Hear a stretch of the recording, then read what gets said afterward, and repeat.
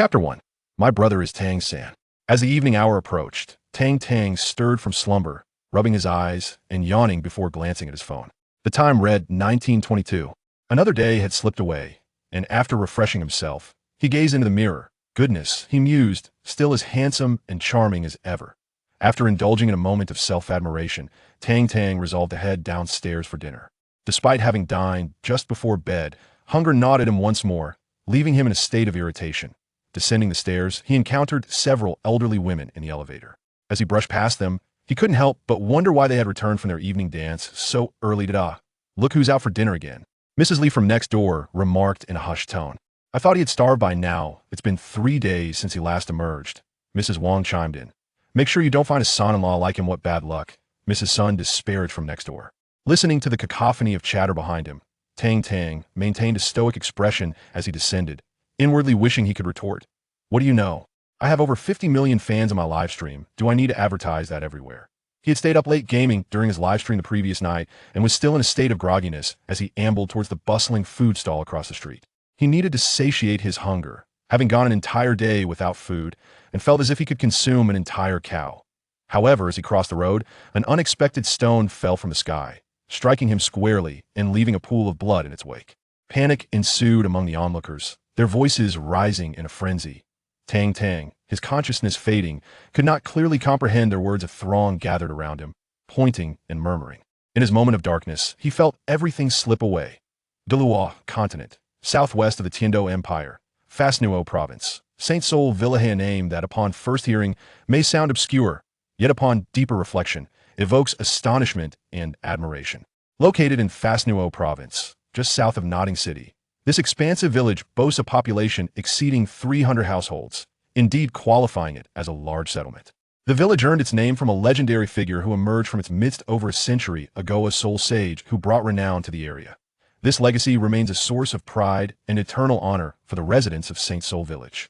Surrounding the village, vast stretches of agricultural land yield vegetables, fruits, and grains, which are then sold in Notting City. This forms the very foundation of their livelihood. As dawn broke, a pale hue of light appeared on the horizon, and atop a modest hill that stood over 100 meters high beside Saint Sol village, 2 frail figures emerged. They were young children, no more than 5 or 6 years old, one appearing gaunt and emaciated, while the other was delicately chiseled, their simple yet impeccably clean garments telling a story of humble origins. This is Tang San and Tang Tang. After waking from slumber, I descended to partake in a meal, only to find myself ensnared in an unforeseen calamity. Poor Tang Tang, too, felt helpless should misfortune befall him. Merely stepping outside could lead to an unexpected journey through time. Alas, my bank account, brimming with millions of RMB, weighs heavily on my mind. I wonder if my parents have retrieved the funds, or if the bank is remiss in its duties. The throbbing in my head, Tang Tang, stop dawdling. Fix your gaze upon the east, and follow my lead, Tang San urged, noticing his brother lost in thought, and gently tugged at him. Within Tang Tang's heart lay a profound sorrow he had no desire to train. My money, he lamented internally. Tang San paid him no mind, thinking it was not his duty to babysit. Since the moment he became aware, he had been the one preparing meals for the family, a burden that weighed heavily on his spirit. Sigh, regardless of the challenges, cultivation must continue. He settled cross-legged atop the mountain, his gaze fixated on the gradually brightening horizon, inhaling deeply and exhaling slowly, creating a beautiful rhythm between breath and stillness. After a considerable time, Tang San finally closed his eyes, releasing a long breath of stale air. A stream of white vapor flowed forth from his lips, dissipating gently in the breeze. With a mystical aura surrounding his eyes, he turned to glance at his brother, only to find Tang Tang sprawled on the ground, peacefully asleep, a bubble forming at the tip of his nose, his face adorned with blissful contentment. This boy. Tang San sighed, feeling exasperated. The Xuantian Skill remained elusive, and his brother's laziness posed a challenge for their future. Having resided in this world for over 5 years, it seemed as though fate had a hand in their lives to end this new existence. The former Tang San retained his name, while the brother who met his end beneath a stone still went by Tang Tang. The children in the village often mocked their names, yet both siblings took pride in them. After all, they bore the identity of another realm, and everything else in this strange world was utterly foreign. Tang San's Xuantian treasure record documented 6 martial arts techniques: the inner strength method, Xuantian Gong the hand technique, Xin Yu hand the eye technique, ZGMO. Tong the capture technique, Kong He Qian Long the agility technique, Gui, Ingmi Zong, and the hidden weapon technique, and Qi Bai Jia. Having commenced his training at the tender age of 1, Tang San was now on the cusp of 6, yet all his martial skills remained at the initial stage, a so-called foundation. In truth, it was a source of great frustration for him he could not seem to break through.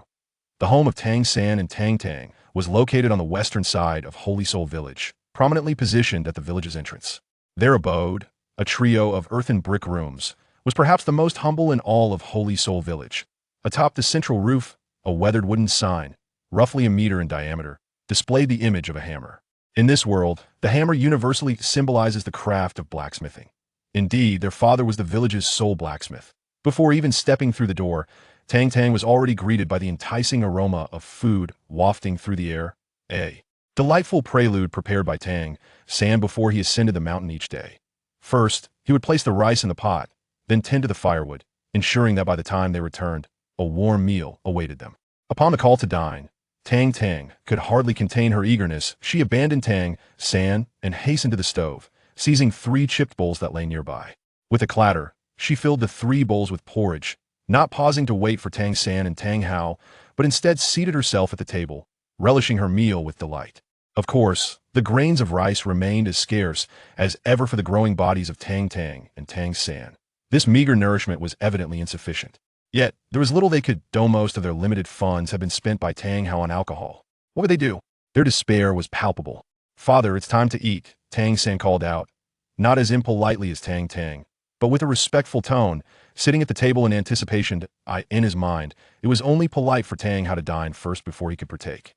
Tang Tang had admonished Tang San on numerous occasions, suggesting that they need not concern themselves with that lazy man. However, each time, Tang San merely smiled and remained silent, dutifully calling Tang Hao to dinner the following morning as well. Eventually, Tang Tang found herself exasperated, reflecting inwardly on the burdensome weight of feudalistic ideals. Chapter 2. A considerate child deserves extra chicken legs.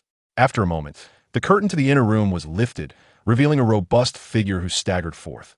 This was a middle-aged man, his face etched with the lines of hardship, appearing to be in his late 40s or early 50s, and his attire, though ragged, bore an air of unexpected fashion for someone of his circumstances. Clad in a tattered robe with no visible patches, his bronze skin glistened, though his pallid complexion and disheveled hair resembled a bird's nest, complemented by scruffy beard and a potent scent of alcohol that made both Tang San and Tang Tang furrow their brows. This was Tang Hao, once a formidable figure who had nearly bested the previous pope of the Spear Hall, now reduced to a shadow of his former self. Grabbing a bowl from the table, he showed no concern for the heat, devouring his meal voraciously, a hint of color gradually returning to his darkened face. "Father, please eat slowly, there's more in the pot," Tang San urged, serving him another bowl before finally attending to his own. Before long, the large pot of porridge was emptied, most of it consumed by Tang Hao. "Take care of your work first. I shall prepare more in the afternoon. And go to rest for a while," Tang Hao said, his eyelids drooping as he yawned and glanced at Tang San. As for Tang Tang, the child was far from a source of ease. Resembling a sloth, if only he possessed half of Tang San's industriousness, it would be a blessing. Tang Hao's routine was quite structured, or at least, Tang Tang perceived it to be, so that he would sleep in the morning, forage in the afternoon, and drink in the evening. Another splendid day had come to a close. "Father, as you grow older, when I mature a bit more, will you teach me the art of blacksmithing? In the future, I shall take care of you." Observing Tang Hao's fatigued demeanor, Tang San felt a pang of compassion. Moreover, the crafting of Tang Sect's concealed weapons necessitated the use of some fine iron, thus enabling him to seamlessly take over the iron mine. Taken aback by the remark, Tang Hao paused momentarily, casually pulling up a rickety chair to sit down, and lazily inquired, "Little San, what makes a blacksmith the finest of all?" "A blacksmith who can forge divine artifacts is likely the best of the best," Tang San replied, recalling tales he had heard in this world about the existence of such artifacts. "Incorrect," Tang Tang countered with firm conviction. Both Tang Hao and Tang San gazed at him in astonishment. The heavens and earth are the ultimate blacksmith's only artifacts birthed from nature, are true divine creations. Having perused countless novels, Tang Tang effortlessly articulated this notion. Tang San rolled his eyes and continued sipping his porridge, while Tang Hao paid him no heed and retreated to his inner quarters for a nap. "The silence of the air is the most disconcerting, and the abrupt coldness of speech is the most detestable," Tang Tang lamented as he exited, tears streaming down his face. In the afternoon, Tang Hao commenced teaching Tang San the craft of blacksmithing, while Tang Tang sat idly on the threshold. Lost in thought as a time traveler, he pondered the arrival of his system with growing impatience. Waiting and waiting, where could it possibly be? How dreadfully dull. Tang Hao, are you busy? Just as Tang Tang was on the verge of dozing off, a frail voice echoed from the distance. At that moment, Tang Hao was preoccupied at work, forging agricultural tools, and chose to remain silent. Tang Tang craned his neck to peer outside, spotting an elderly man who appeared to be only slightly older than Tang Hao. Tall and slender, he exuded an admirable vigor, his attire neat and tidy, his hair meticulously groomed in comparison to Tang Hao. They were indeed polar opposites. This individual was well known to both Tang Tang and Tang San Old Jack, the village chief of Holy Soul Village, Grandpa Jack. Tang Tang exclaimed bashfully, adjusting his voice to call out. It's little Tang. Come here and let Grandpa have a look at you. You've grown quite a bit. Old Jack waved to Tang Tang, who immediately dashed over, eyes sparkling with anticipation. The village chief was a kind-hearted old man, held in high regard by the villagers, and Tang Tang shared this sentiment, for every time they met, Old Jack would shower him with delectable treats, affectionately ruffling his hair. Old Jack indeed pulled out a chicken leg from his pocket, which Tang Tang eagerly accepted, his face glowing with satisfaction. Thank you, Grandpa Jack. Greetings, Grandpa Jack. Tang San approached Old Jack respectfully, bowing to him, for he had always held great esteem for the village chief. Little San, this is for you. Old Jack handed Tang San another chicken leg, smiling as he tousled his hair before stepping into the Tang residence. Yes, there's something you need, Chief. Unlike Tang San, Tang Hao's demeanor towards him was rather indifferent. Although he was only slightly older, he insisted on acting as though he were from an older generation, which understandably irked Tang Hao. Old Jack remained unperturbed were it not for his concern for Tang San and Tang Tang. He would hardly bother with Tang Hao. Tang San and Tang Tang will soon participate in this year's soul awakening ceremony, he remarked, casting a glance at the two gluttons, Tang San and Tang Tang, whose faces were smeared with grease. Tang Hao's lips twitched. Hadn't I ensured you were well fed? We'll discuss it later. Observing their current state, Tang Hao's initial retort faltered. You mustn't be this way, you're hindering the children. He'll come to fetch them in 3 days, so don't worry about it, Old Jack admonished, visibly irritated. It was one thing to be disheveled, but the soul awakening ceremony was a pivotal event that determined one's destiny, and his nonchalance was unacceptable. Very well then, Tang Hao nodded, dismissing the village chief. He raised his hammer and resumed striking the iron block on the forge with rhythmic clangs. Having read the original text, Tang Tang was aware of the significance of the soul awakening, and her heart raced with anticipation. What soul would she awaken? Would it be the blue-silver emperor, the Xuantian hammer, or perhaps even a twin martial soul? Tang San, curious, inquired, Grandpa Jack, what exactly is the soul awakening ceremony? Old Jack straightened his expression and replied, each of us possesses a unique martial soul that awakens at the age of 6. With a martial soul, one can cultivate soul power and become a soul master, the noblest profession across the continent. As he spoke of soul masters, a flicker of envy danced in Old Jack's eyes. Tang San pondered, could his inability to break through the Xuantian skill be related to this so-called soul master? Grandpa Jack, are you also a soul master? Tang San asked. Old Jack's expression stiffened, and he waved his hand dismissively. Do you think if I were a soul master, I would still serve as the village chief? Indeed, Tang San responded, his expression one of realization. Although I'm not a soul master, I am a 9th level great soul master, very close to the rank of a soul master, so it's not that different, Old Jack declared proudly. Grandpa Jack is truly impressive. It's no wonder you are the village chief, Tang Tang praised, giving a thumbs up. Compliments are always well received. Old Jack's face lit up with joy, his vanity greatly satisfied, and he reached into his pocket to pull out a chicken leg, handing it to Tang Tang, that a sensible child deserves an extra chicken leg. Chapter 3, Soul Awakening. Such a good girl, Tang Tang. You will surely surpass me and become a soul master. Old Jack beamed with delight. Tang Tang thought, if I'm that incompetent, I might as well be reforged rather than cultivate at all. Prepare them well in 3 days, they shall come to collect the person. Old Jack cast a glance at Tang Hao, who was still hammering away at his anvil. Anger flared within him, and with a stern countenance, he departed. If I pay you any more attention, I might as well be a mere carrot. Father, Tang San called out, what is it? Tang Hao replied, his tone laced with impatience. Sensing the coldness in his father's gaze, Tang San swallowed the words he was about to utter and, bowing his head, returned to his room to continue his forge practice. As night fell, after dinner, Tang Hao set aside his bowl and chopsticks, instinctively heading next door to Old Wang's for a drink. For him, this ritual had become second nature, a routine that had persisted for nearly 6 years. Meanwhile, Tang San continued his forge practice after the meal. Ever since learning the art of blacksmithing from Tang Hao that day, he had maintained this regimen: forging, cultivating, recovering, and then repeating the cycle. Tang Tang blissfully drifted into slumber, cherishing the precious moments of this beautifully melancholic night. How could one squander such an exquisite time by remaining awake? 3 days swiftly elapsed, during which Tang San diligently ascended the mountain each morning to perform his routine, despite the futility of his efforts. Furthermore, he insisted on bringing Tang Tang along, imparting the cultivation methods of the purple extreme magic eye to her. Yet, regardless of her earnest desire to learn, he never divulged the operational route of the Xuantian Skill. Tang Tang found herself at a loss, burdened by the archaic mindset of her brother, who denied her the opportunity to diligently practice any martial arts. How challenging it was for her. "Little Tang, little San, your grandfather has come to fetch you," announced old Jack, who arrived punctually at the blacksmith shop. Perhaps still harboring resentment towards Tang Hao, he did not even enter the premises this time. Upon hearing this, Tang Tang abandoned her meal and dashed out, while Tang San cast a glance at their father, tidying up the dishes on the table. "Go on, do not delay lunch preparations," Tang Hao said coldly. Tang San acquiesced, and after clearing the table, he exited the blacksmith shop. Under old Jack's guidance, the three made their way to the central square of the village, where the so-called spirit hall awaited them, a modestly sized wooden structure.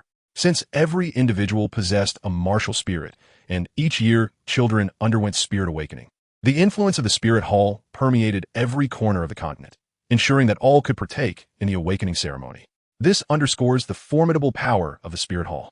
This year, 9 children from Holy Spirit Village were to undergo awakening, with Tang San and Tang Tang being the last to arrive.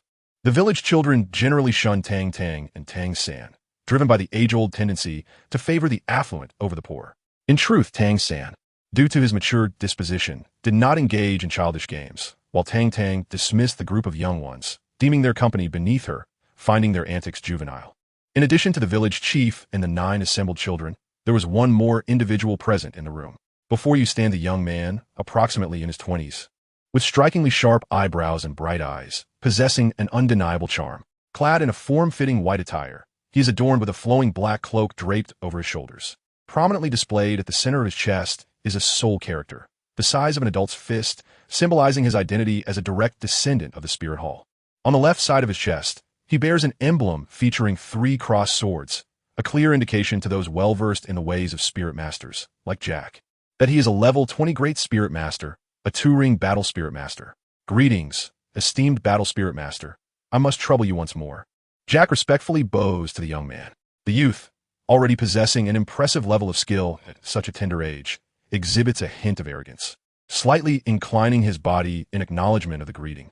"I have little time to spare. Let us commence at once," the young man states, and Jack, with no objections, turns to the children behind him and addresses them. "Children, this distinguished battle spirit master hails from Notting City. He will now guide you in the awakening of your martial souls. I urge you to refrain from mischief and to cooperate earnestly with the master during this process. Your grandfather hopes for each of you to become a spirit master. Enough, you utter the same lines each year. Is becoming a spirit master truly that simple? I have traversed 6 villages, yet I have encountered not a single person with spirit power," the young man replies impatiently. Jack sighs, a hint of melancholy in his eyes. "Indeed, only those from esteemed sects are likely to become spirit masters, while we ordinary folk possess far too poor a talent." As Jack forlornly exits the spirit hall, the young man's gaze shifts to the children before him, familiar with the process they were about to undergo, having practiced it countless times. The children stand in a line, each awaiting their turn. 9 children line up, with Tang San and Tang Tang positioned at the end, their frail frames a result of inadequate nutrition compared to their peers. The young man smiles and introduces himself. "I am Xuantian, a level 26 great spirit master, and I shall be your guide. I will now awaken each of your martial souls. And remember, regardless of what transpires, do not be afraid." As he spoke, Xuantian opened the package on the adjacent table and extracted 2 items, 6 pitch black stones and a luminous blue crystal ball. He arranged the 6 black stones into a hexagon, then directed his gaze towards the child positioned first, gesturing for him to step into the formation. The subsequent events unfolded with ease. The preceding children all faltered, either possessing a worthless martial soul or exhibiting no soul power at all. Disappointment increasingly clouded Su Yuntao's eyes, as the annual task assigned by the Spirit Hall to awaken 10 soul masters seemed an ever-distant goal. After a brief interval, it was finally the turn of Tang Tang and Tang San. The siblings exchanged a glance, and the elder brother, Tang San, stepped forward. Without needing prompting from Su Yuntao, Tang San positioned himself at the center of the 6 black stones. As Su Yuntao infused his soul power, a faint golden glow began to emanate. Warmth enveloped Tang San, akin to the soothing embrace of a hot spring, an indescribable comfort. With Su Yuntao's soul power flowing into him, a subtle ripple of energy stirred within Tang San's Xuantian Skill, and then something seemed to shatter. The internal energy naturally ascended to the 2nd level. A refreshing breeze surged through his arm, cascading towards his palm. Instinctively, Tang San raised his right hand, and a flash of light in a delicate blue hue burst forth, revealing a small blue-grass martial soul. The blue silver grass, an archetypal, worthless martial soul. Su Yuntao's expression was one of resignation, yet another futile effort. It appeared that today would yield no success. Only Tang Tang noticed a fleeting glimpse of a pitch-black hammer, glimmering ominously on Tang San's left hand. Is this the blue silver grass and the Xuantian hammer? Tang Tang's expression was one of exhilaration. History had not altered, even after his transcendence. Tang San remained the same Tang San, a peerless genius endowed with twin martial souls, destined to become the sea god and the Shura god. Yet, what would his martial soul ultimately be? With a heart brimming with excitement, Tang Tang positioned himself amidst the 6 black stones. Chapter 4. Star of Destruction. Staff of the Goddess of Life, casually tossing the crystal ball to Tang San. Su Yuntao prepared to awaken Tang Tang's martial soul. In the next moment, the blue crystal orb shimmered as if it had encountered a surge of electricity, illuminating the entire wooden cabin with a resplendent glow. Innately full of soul power, Su Yuntao was astonished. It was indeed innate full soul power. However, he found it perplexing that the blue silver grass, a soul generally deemed worthless, could manifest such a phenomenon. Truly, the world is full of wonders. Uncle, can I become a soul master? Tang San inquired. Su Yuntao's expression turned somewhat peculiar. After a long pause, he let out a deep sigh, gazing at Tang San with a complex look. Innate full soul power. If only it were not for the worthless martial soul of blue silver grass, how splendid it would be. Alas, yes, Su Yuntao ultimately affirmed. For innate full soul power was but a mere soul ring away from becoming a soul master. Is that so? Tang San exclaimed with elation. This meant he could resume his cultivation. The Tang Sect was Tang San's home. Though it did not exist in this world, he was determined to bring it here, to forge it into a force stronger than in his previous life, achieving the remarkable feat of becoming a figure renowned across the land. And the very beginning of all this lay in becoming a soul master. Observing Tang Tang standing in the center of the black stones, Su Yuntao's demeanor grew serious. Who says there are no geniuses among commoners? With innate, full soul power, he merely lacked a formidable martial soul. As Su Yuntao infused his soul power, Tang Tang felt as though he were engulfed in flames, devoid of any comfort or warmth. Only endless torment surged within him. He seemed to be trapped in a cycle of infinite regeneration and destruction. Ah! Tang Tang involuntarily cried out in agony, his entire body trembling, beads of sweat dotting his exquisitely sculpted face. Witnessing this, Tang San's expression changed instantly. With the stealth of a shadow, he swiftly crossed over to the black stone array, pushing aside Su Yuntao, his face etched with worry. Tang Tang, are you all right? Don't scare me. Speak to me. Tang Tang could only let out pained wails, feeling deep purple and deep green auras swirling within him, his body caught in a relentless cycle of destruction and rebirth. Father, yes, I need to find father. Tang San murmured to himself. Although Tang Hao usually presented an unreliable and disheveled image, at this moment, he was the only one Tang San could think of. He turned and dashed out of the small house, encountering old Jack, who had just pushed the door open. Without time to greet him, Tang San executed his ghostly shadow technique and swiftly maneuvered past, racing toward his family's blacksmith shop. That child is so impulsive. Old Jack shook his head helplessly and turned back into the small house. Just as he was about to speak to Su Yuntao, he was taken aback by the sight before him. Tang Tang, what happened to you? Master Su Yuntao. Old Jack glanced at Su Yuntao, whose face had turned pale, and he couldn't help but feel tears welling up reflecting on how well-mannered and considerate Tang Tang was. This was indeed the first time he had encountered such a situation. Xuantian wore a bitter expression, beads of sweat already soaking his forehead. Time seemed to stretch indefinitely. When the two energies within Tang Tang finally reached a state of equilibrium, two beams of light, one deep purple, the other dark green, suddenly descended from the heavens. They were vast and magnificent, seemingly carrying the will of the divine. System prompt. Divine body transformation completed. System integration with the host successful. System prompt. Congratulations. Host has acquired the inheritance of the god of destruction and the goddess of life, and gained access to the divine level 18 trials. System prompt. Divine level 18 trials, first trial. Martial soul awakening completed. Host has obtained the martial soul, star of destruction, staff of the goddess of life. Everything outside remained oblivious.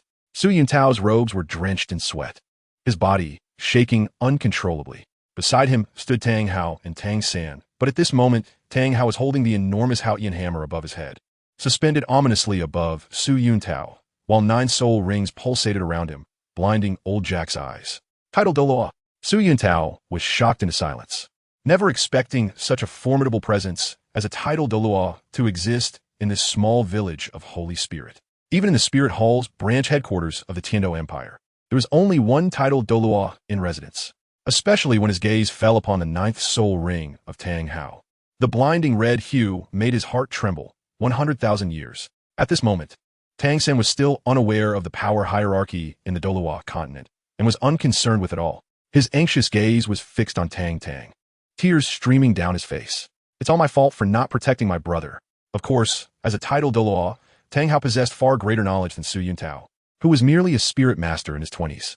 A glance at Tang Tang seemed enough for him to discern the issue. Martial soul mutation? Yes. Martial soul mutation. Su Yuntao suddenly realized nothing vigorously. Is this not a manifestation of martial soul mutation? It startled me, and for a moment, I feared for my life. My gaze fell upon Tang Hao, who had already stowed away his hammer. Indeed, this formidable individual possesses remarkable insight, immediately discerning the cause of the martial soul mutation. Observing the gradually quieting Tang Tang, Tang Hao could not help but smirk inwardly, reflecting on how the boy had shown him little respect in the past. See, now he has faced the consequences of his actions. Suddenly, a disquieting thought struck him. This is my son. What on earth am I thinking? He lamented that the boy often vexed him, and this realization somewhat eased his heart. After all, it was merely a martial soul mutation, not a grave matter. Time to return home for a drink. With that thought, Tang Hao set off, his imposing figure exuding an aura of great pressure. Even old Jack, in that moment, was left dumbfounded. The cantankerous blacksmith, whom he had often scolded, turned out to be a title Douluo. A title Douluo. Good heavens, old Jack shuddered. How had he managed to survive until now? Reflecting upon his reckless past, dancing on the precipice of death, old Jack felt tears welling up. He had truly been unaware of Tang Hao's status as a title Douluo. Had he known, he surely would have continued to provoke him. What being a title Douluo? Does that make one extraordinary? Does it grant the right to mistreat one's own son? Tang Hao seemed to sense something, casting a glance back at old Jack, his murky eyes glinting with an icy chill. Old Jack nearly fell to his knees. A title Douluo is indeed formidable, invincible. Their uniqueness is profound, as even their approach to training their son is so distinctive and innovative. Otherwise, how could one be a title Douluo? At that moment, Tang Tang trembled slightly, lifting his heavy eyelids and awakening. The deep purple and dark green aura retracted, condensing into a single point that vanished from his forehead. Where once his smooth and pale brow had been, there now appeared a mark, a scepter, shimmering with a dark green glow. At the top of the scepter, 9 deep purple star glimmers radiated a brilliant light. The mark shone thrice before sinking into his skin, disappearing from sight. Tang Tang turned to look at his brother Tang San, asking, "What has happened to me?" "Nothing to worry about. Just a minor incident," Tang San replied, ruffling his hair with a motherly smile. Chapter 5. A message from Tang Hao. Come, young one, let us test your soul power. Su Yuntao approached with a warm smile, cradling a crystal ball in his hands. Tang San and old Jack shared expressions of eager anticipation. Although they had yet to witness Tang Tang's martial soul, they remained confident in its exceptional quality, for within him resided the essence of a title Douluo, having been baptized by the powers of destruction and creation. Tang Tang felt a lingering dizziness as he dazedly accepted the crystal ball from Su Yuntao. In a fleeting moment, azure light surged forth, eliciting ecstatic joy from Su Yuntao. As 2 seconds passed, the blue radiance illuminated the entire room, and Tang San beamed with delight, realizing his brother was indeed a prodigy, just like himself.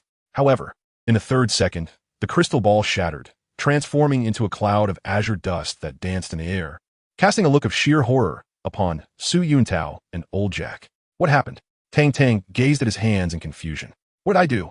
Brother, let us return home and share this news with father, Tang San said, hoisting Tang Tang onto his back and setting off toward the blacksmith shop, an uncontainable smile gracing his face. Despite the bumps along the way, Tang Tang felt an indescribable warmth while resting on Tang San's back, reminiscent of the times in his past life when his grandmother had carried him to the doctor in the dead of night. There was a sense of security in those broad shoulders, as if they could bear any burden. Master, this Old Jack observed the two figures, uncertain of what to do. He dared not approach Tang Hao, a title Douluo who instilled fear in the hearts of many. Tell me where he lives. A talent like this must be recruited into the Spirit Hall. Such achievements are invaluable. Su Yuntao's face radiated excitement as he mused. What is a title Douluo compared to extraordinary talent? After all, preserving one's life is paramount. In a moment of contemplation, Su Yuntao wrestled with his thoughts. A promising talent. A title Douluo. It is all so conflicting. How difficult this is for me. Father, we have returned, they announced. Tang San burst into the blacksmith shop with palpable excitement, only to find that Tang Hao was nowhere to be seen. He searched every corner, the sleeping quarters, the workshop, and even the next room where Tang Hao often indulged in drink, yet all his efforts were in vain. Ultimately, he stumbled upon a letter on the table. Even in the face of adversaries in his past life, when crafting the most intricate hidden weapons, his hands had never trembled. Yet now, as he grasped this letter, they shook uncontrollably. Scrawled hastily upon the paper were a few lines, the rawness and audacity of which could not be concealed. To my dear Xiao San and Xiao Tang, by the time you read this letter, I will have departed. Do not seek me, for no one will be able to find me. Though you are still young, you possess the ability to fend for yourselves. A fledgling eagle can only soar higher once it has lost the protection of its father. Do not worry about me. Your brother may resemble your mother, but his disposition is quite like mine, carefree and infuriatingly candid. You, on the other hand, bear more resemblance to me, yet your temperament is gentle and refined, akin to your mother's. I am but a worthless man, and you both have grown up, awakened your martial spirits. It is time for you to pursue your own paths. I must reclaim what belongs to me. One day, we shall meet again, and I hope to see two formidable young men standing before me. If you ever find the profession of a soul master unworthy, return to Holy Soul Village and become a blacksmith. Lastly, take good care of your brother. Do not worry. Tang Hao, as he gazed at the paper in his hand, Tang San was struck dumb, his heart's joy evaporating in an instant. Father is gone. Why would he leave? Does he no longer want us? Tang San looked up at the sky, his eyes brimming with unshed tears. Behind him, Su Yuntao and Old Jack arrived, having witnessed the letter in Tang San's grip. Left speechless, the child was still so young. How could Tang Hao bear to abandon them? Third brother, has father truly left? Tang Tang's voice was tinged with sorrow. How could it happen so swiftly? Why did it happen so soon? According to the original tale, Tang Hao was supposed to leave only after Tang San returned from Notting Academy, after living together for 5 or 6 years. Despite Tang Hao's penchant for alcohol and his lack of discipline over Tang San and Tang Tang, she found it difficult to suppress her emotions. After all, hearts are tender. Every night, Tang Hao had used his soul power to guide their bodies. And how could Tang Tang not have felt that? As night descended, on the small hill beside Holy Soul Village, Tang San and Tang Tang leaned against each other, with Su Yuntao quietly standing behind them, steadfastly accompanying them. Master Su Yuntao, if there is something to discuss, please speak up. For a considerable time, Tang San seemed to have quelled the tumult of emotions within him. Turning his gaze towards Su Yuntao, who stood behind them, Tang Tang also glanced back at him, her feelings already settled. It wasn't as if they would never meet again. Indeed, given Tang Tang's exceptional talent, the Spirit Hall had resolved to offer her a special admission to pursue her studies at the Tiando Royal Academy. Su Yuntao cleared his throat, having communicated with the overseers of the Spirit Hall in Notting City earlier that afternoon. Are there any conditions? Tang San asked calmly, aware that nothing comes without a price. If it did, it would surely be a trap. The condition is that Tang Tang must join our Spirit Hall. Su Yuntao replied with a serious expression. Just Tang Tang?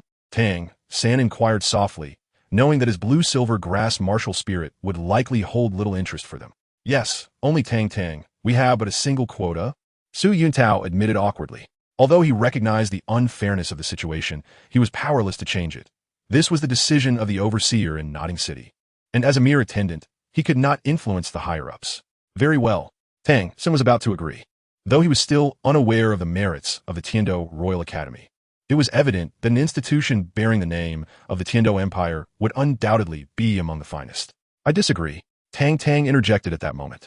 What do you mean? Join the Spirit Hall? Wouldn't that pit me against Tang Hao and you, Tang San? This is absolutely unacceptable. Before Su Yuntao could respond, Tang San's expression hardened, his gaze icy as he fixed it upon Tang Tang. This is nonsense. With father gone, I am your elder brother, and my word is akin to his. You must heed my counsel. She hesitated, but Tang San's fierce glare caused her to swallow her retort. This was the first time she had witnessed such intensity from him. You need not worry. Though you join the Spirit Hall, you will not be under its control. Your direct superior will be His Highness, the Crown Prince of the Tiando Empire, Xuantian, Su Yuntao said with a gentle smile. Tang Tang was taken aback. Xuantian, wasn't he the same as Xuantian? She had heard tales that he was not inferior in appearance to her future sister-in-law, Xiaowu. Tang Tang felt a surge of excitement. Joining the Spirit Hall no longer seemed so daunting. Chapter 6. I looked down upon support-type spirits at the entrance of the Holy Spirit Village. A luxurious carriage halted before the blacksmith shop, adorned with a prominent character for spirit, signifying its owner's affiliation with the Spirit Hall. Seated at the reins was Su Yuntao, while Tang Tang was bidding a heartfelt farewell to Tang San, with old Jack observing nearby. Third brother, do not worry. When I return after my studies, I will turn the tables on you. Tang Tang dabbed her saliva as if it were tears, her performance exceedingly exaggerated, as she competed in a dramatic exchange with Tang San. Not necessarily, she asserted. After you leave, I shall also attend the Notting Academy. Tang San replied with a serene expression. Just yesterday, old Jack had informed him that each year, a student from their village was granted admission to the Notting Academy, and this year's opportunity had been bestowed upon him. You cannot possibly cultivate faster than I, Tang Tang declared with conviction. With your laziness, practicing is akin to fishing for 3 days and sunbathing for 2. Even if I were to train with my toes, you would still be unable to catch up.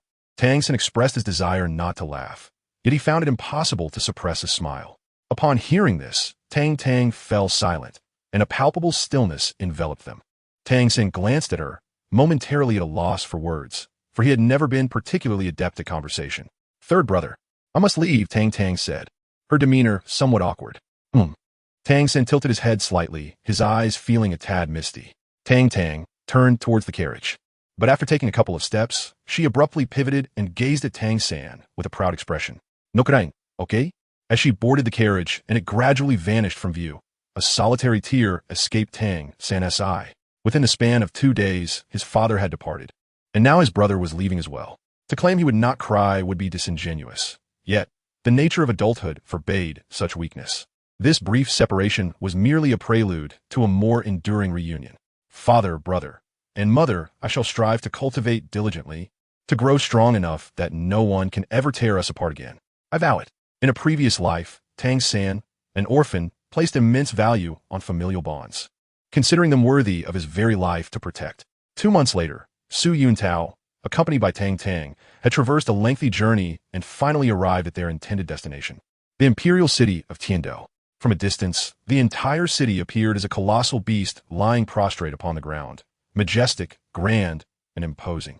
As one of the largest and most prosperous cities on the continent, the walls of Tiando City soared to heights of over 100 meters, constructed entirely from the most resilient granite. Patrols of armored soldiers, their spears glinting ominously in the light, roamed the city at regular intervals, exuding an aura that warned all to keep their distance. The sheer sight of such fortifications spoke volumes of the might of the Tiando Empire. The grand gates stood at an impressive width and height of several meters, typically closed except in times of significant military conflict. Adjacent to these were 2 smaller side entrances, approximately 5 meters wide, through which the populace entered and exited the city. Upon entering Tiando City, Su Yuntao did not pause, leading Tang Tang towards the bustling heart of the city. Their carriage was securely stored at the city gate, and upon presenting identification from the Spirit Hall, the soldiers displayed utmost courtesy. With a casual glance, Su Yuntao strode toward the quaint 5-story building, one of the tallest structures even within the regal city. The architectural style of the building exuded a sense of antiquity while also imparting an air of elegance. Above the entrance hung a plaque inscribed with two characters, Yuxian. The foot traffic in and out of this establishment was sparse, yet it was evident that those who frequented it were individuals of opulent attire and distinguished bearing, clearly indicating that this was a refined sanctuary for the affluent and noble. So this is the place. Tang Tang was suddenly enlightened. It seemed that in the original text, the first encounter between Tang San and Qianren occurred at the Moon Pavilion. However, things are different now. I, Tang Tang, have arrived, with Xiao Wu by his side. My brother, San, has enough companionship. I shall take care of Qianren. At the entrance, two young men clad in azure stood on either side of the gate.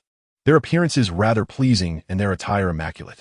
Su Yintao approached them for a brief conversation before leading Tang Tang inside. As they were individuals associated with Prince Xuantian, these guards clearly lacked the audacity to impede their passage. Upon entering the first level of the Moon Pavilion, a subtle fragrance wafted through the air. The spacious hall was adorned with square, gray tiles, each side measuring a meter, and surrounded by various exquisite wooden ornaments. Behind a large table stood several modestly dressed, yet strikingly delicate young women, positioned on either side of the table. Seated on either side of the hall were several young nobles, among them a youth occupying the foremost seat, appearing to be around 14 or 15 years of age. He was none other than the crown prince of the Tiando Empire, Xuantian, and the holy maiden of the Spirit Hall, Qianren. Perhaps due to his sister studying here, or perhaps due to his own fondness for the tranquil elegance of the Moon Pavilion, Xuantian frequented this place for nearly 5 or 6 days each month. Your Highness, I present to you the individual. Su Yintao respectfully bowed to Xuantian. Xuantian nodded slightly, not even casting a glance at Tang Tang. After all, geniuses were abundant within the Spirit Hall. I shall take my leave. Su Yintao, throughout, did not dare to look at Xuantian, keeping his head bowed. Xuantian responded coldly, his gaze fixed on a girl named Xueku, the princess of the Tiando Empire. Observing Su Yuntao's departure, Tang Tang paid little heed, her unwavering gaze on Xuantian, scrutinizing his face, which did not appear particularly handsome. As if realizing it was impolite to leave a child neglected, Xuantian prepared to depart, not even bidding farewell to Xueku. His presence here was merely to create a fade. Follow me, Xuantian instructed Tang Tang before turning to exit the Moon Pavilion. Tang Tang said nothing, merely trailing behind him. They traversed through the Tiando city, entering the imperial city, arriving at the prince's residence. The talent highly recommended by the Lord of Nodding City. Do share your name, Xuantian said, settling on a stone bench in a pavilion, pouring himself a cup of tea and taking a delicate sip. Tang Tang. I am Tang Tang. Tang Tang unabashedly seated herself opposite him, seizing a teacup and drinking heartily, having not quenched her thirst for several hours. Release your martial soul for me to observe. Unperturbed by Tang Tang's actions, Xuantian regarded her with an indifferent gaze, gathering soul power into her palm. Tang Tang grasped a dark green staff, primarily composed of blue silvergrass. At the top of the staff, 9 deep purple, star-like gems emitted a mesmerizing glow. This is my martial soul. I call it the destructive starlight, staff of the goddess of life, an auxiliary type. Tang Tang wore a proud expression. A somewhat gifted support type had been elevated to celestial heights, yet I believe it is time for the overseer of the Spirit Hall in Nodding City to reconsider their position. Xuantian scoffed coldly. Do you look down upon me as a support type? Tang Tang's anger flared. What support types? They can equally dominate all and carry the game. Indeed, I do disdain those who belong to the support category, Xuantian replied, maintaining his indifferent gaze. Chapter 7. The second assessment of the divine grade. Have you ever encountered innate, full spirit power? I have, Tang Tang declared, pride radiating from his demeanor. I possess innate level 20 spirit power. Xuantian remained expressionless. I am still young, merely 6 years old. I have my advantages, Tang Tang proclaimed with righteous fervor. A series of spirit rings ascended from his feet, an overwhelming aura, descending instantaneously. 2 yellow, 2 purple, and 1 black ring encircled Xuantian's form. I am 15 this year, Xuantian remarked, his gaze still unperturbed. Tang Tang appeared utterly defeated. It has only just occurred to me that, in the original text, had Tang San not arrived, Qianren would have undoubtedly been the most gifted individual in the Douluo continent. With her supreme beast martial soul, the sacred angel, innate soul power at a remarkable level of 20, she is truly an unparalleled talent. Do not be troubled, observing him seemingly disheartened. Xuantian offered a gentle consolation. A genius like myself is destined to be invincible. You possess a modicum of talent. Thus, you may as well stay by my side. That is not an option. I must attend the Tiando Royal Academy. Tang Tang replied, shaking her head. I also aspire to join the royal battle team. The champions of the upcoming Soul Master Elite competition will surely be me. Do you dare defy my words? Xuantian's eyes narrowed slightly. Who do you think you are? Merely a soul king. When I reach your age, I will undoubtedly surpass you, Tang Tang retorted, her little hands clasped behind her back, striking a pose of solitary mastery. Seeing her comical antics, Xuantian couldn't help but chuckle. Very well, I do not oppose your desire to attend the Tiando Royal Academy. But I am aware that the academy has just begun its vacation, and there's still a full 2 months until classes resume, he remarked with a mischievous grin. Is that so? Tang Tang replied awkwardly, realizing that she was indeed unaware of this detail. You recently underwent your martial soul awakening and have yet to acquire a soul ring, correct? Xuantian grasped Tang Tang's small hand. Cool me. Let me take you to obtain your soul ring. Feeling the smooth sensation of his grip, Tang Tang touched her nose in silence, pondering whether this constituted hand-holding. Was it not? Perhaps it was. Regardless, she decided to embrace the moment, her face alight with joy. What a promising omen. Thus, they set forth to the Tiando Royal Hunting Grounds. This establishment is exclusively designed for the nobles of Tiando City, serving as a sanctuary for various soul beasts. Within its confines, the aristocrats may utilize gold soul coins to enter and hunt these creatures, thereby acquiring soul rings. Towering walls encircle the premises, and soldiers vigilantly guard the grand entrance. Upon a sun-drenched chaise lounge reclines an elderly gentleman, appearing to be in his 60s, who seems quite content in his repose. Xuantian, a figure renowned throughout the entire Tiando Empire, approaches, prompting a throng of soldiers to hastily kneel in reverence. Your Highness, they proclaim. Rise, Xuantian responds coolly, his gaze shifting to the elderly man beside him. With a clatter, the lounge chair tips over, and the old man scrambles to his feet, hastening to bow respectfully before Xuantian. I pay my respects to your Highness. Xuantian's demeanor turns frosty towards the old man as he dismissively snorts, clasping his hands behind his back and striding forward into the hunting grounds. Tang Tang follows closely, observing his not particularly broad shoulders and pondering the impressive stature of this Qianrengshu. Upon reaching the hall, Xuantian halts before a directional sign, tilting his head to inquire of Tang Tang. Which area do you wish to explore? Tang Tang glances at the sign, where several lines are inscribed.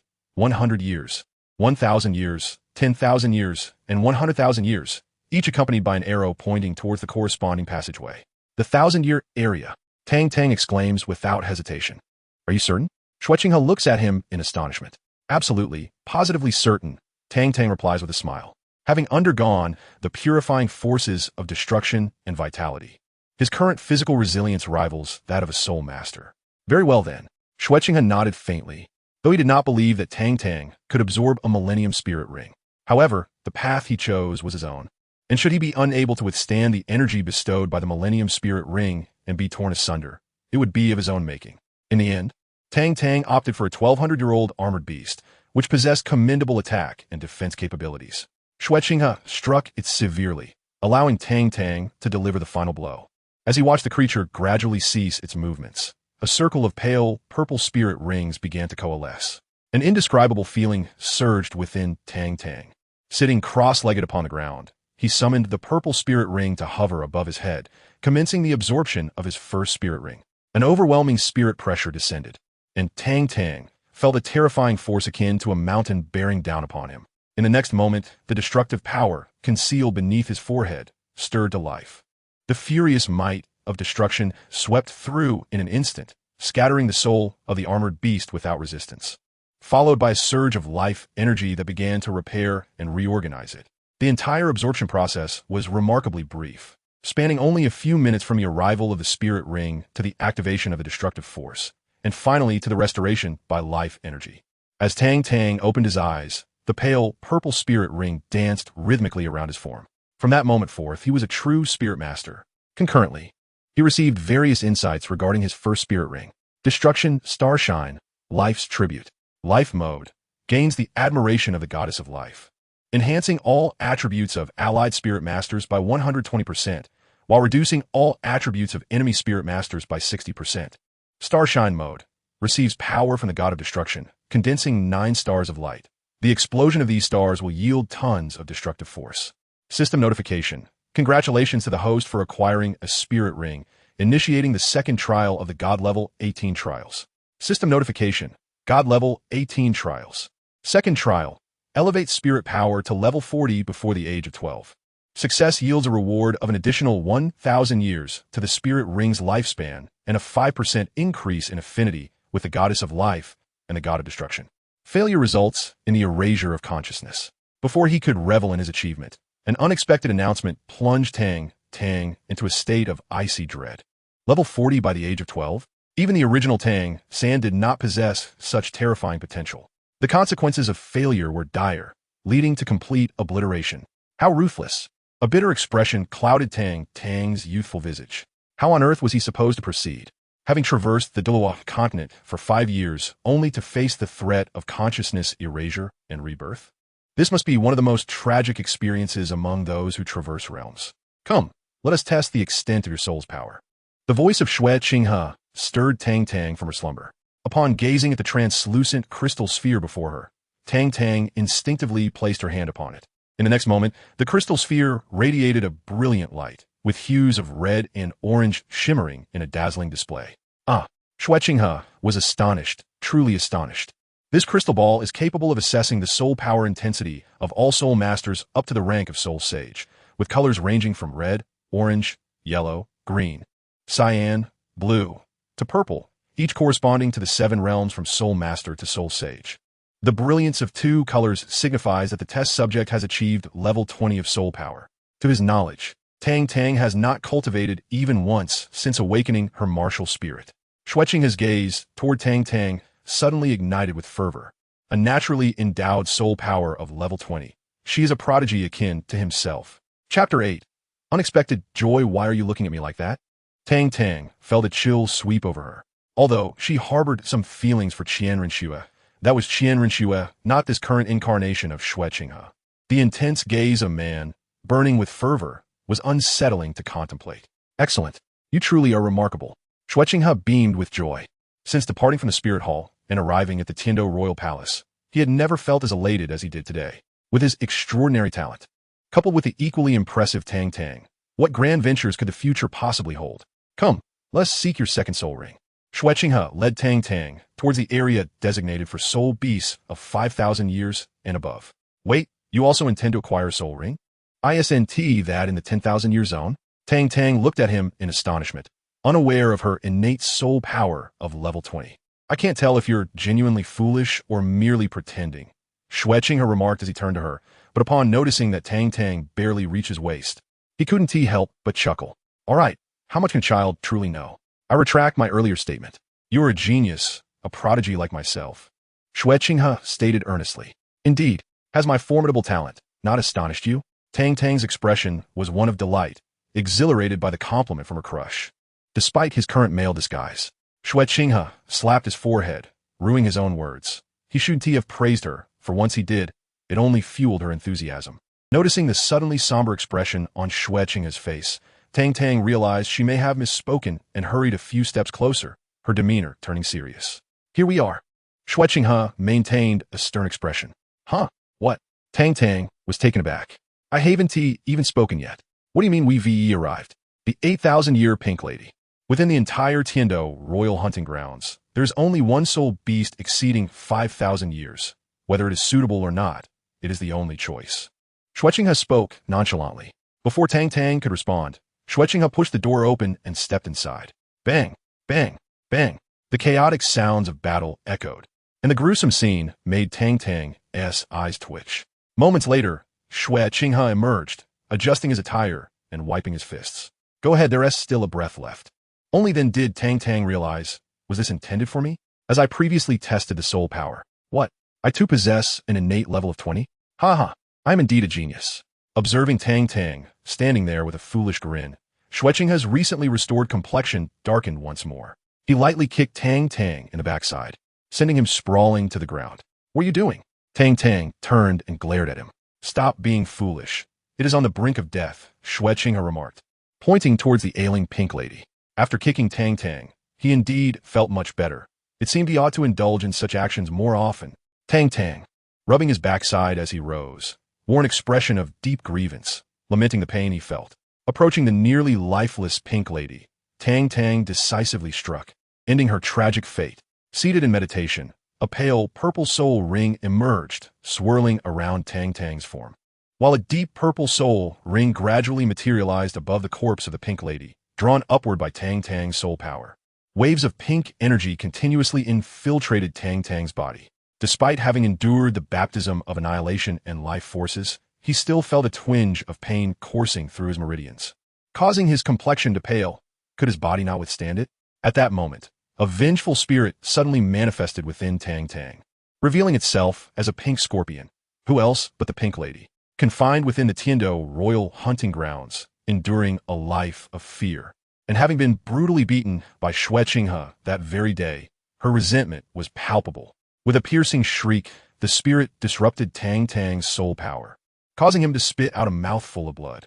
The 8,000-year-old pink lady was evidently beyond the means of a level 20 Tang Tang to contend with.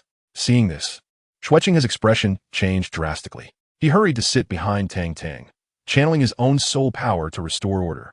As soon as the soul power entered Tang Tang's body, the destructive force hidden beneath his forehead was awakened. A power that annihilated all surged forth, instantly dismantling Xuantian's soul energy, and subsequently overwhelmed the vengeful spirit of the pink lady, who had intended to invade Tang Tang's soul. Xuantian was thrown back, his hands aching painfully, as he stared at Tang Tang in sheer horror. What force is this, truly? The power of destruction reduces everything in its path to mere ashes, sweeping away the essence of life and recomposing all into a new arrangement.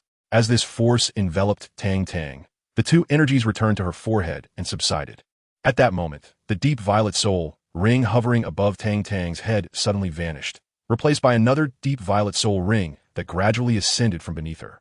The two purple soul rings pulsated in harmony. Tang Tang opened her eyes and clenched her fists, feeling an unceasing surge of power emanating from her dantian.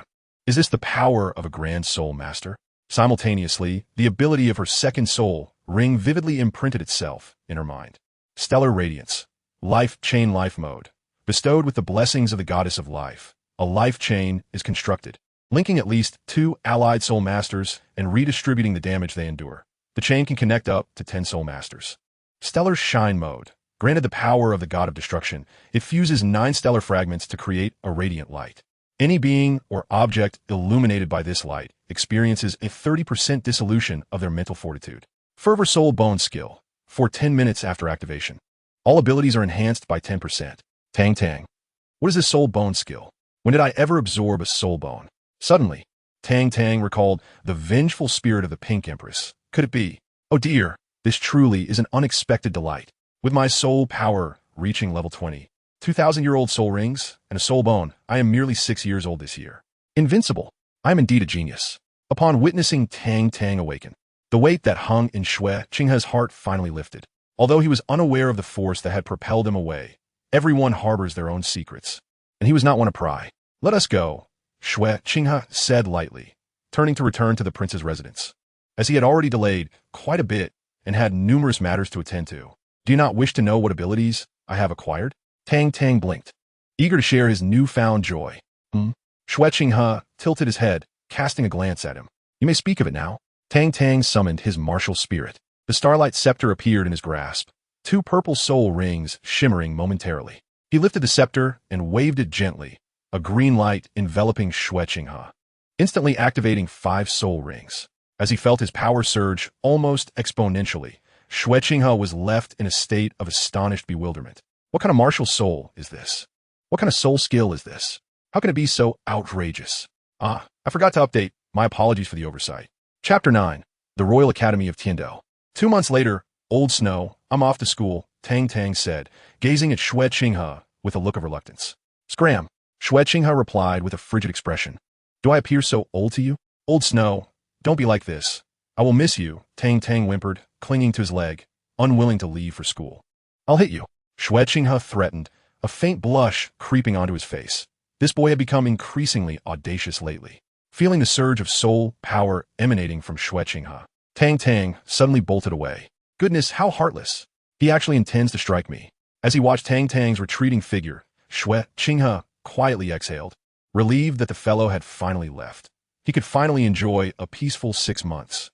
Old Snow, I almost forgot, you haven't given me my money yet.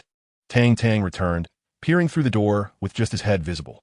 Xuantian casually produced a pouch of gold soul coins and threw it directly at Tang Tang's face.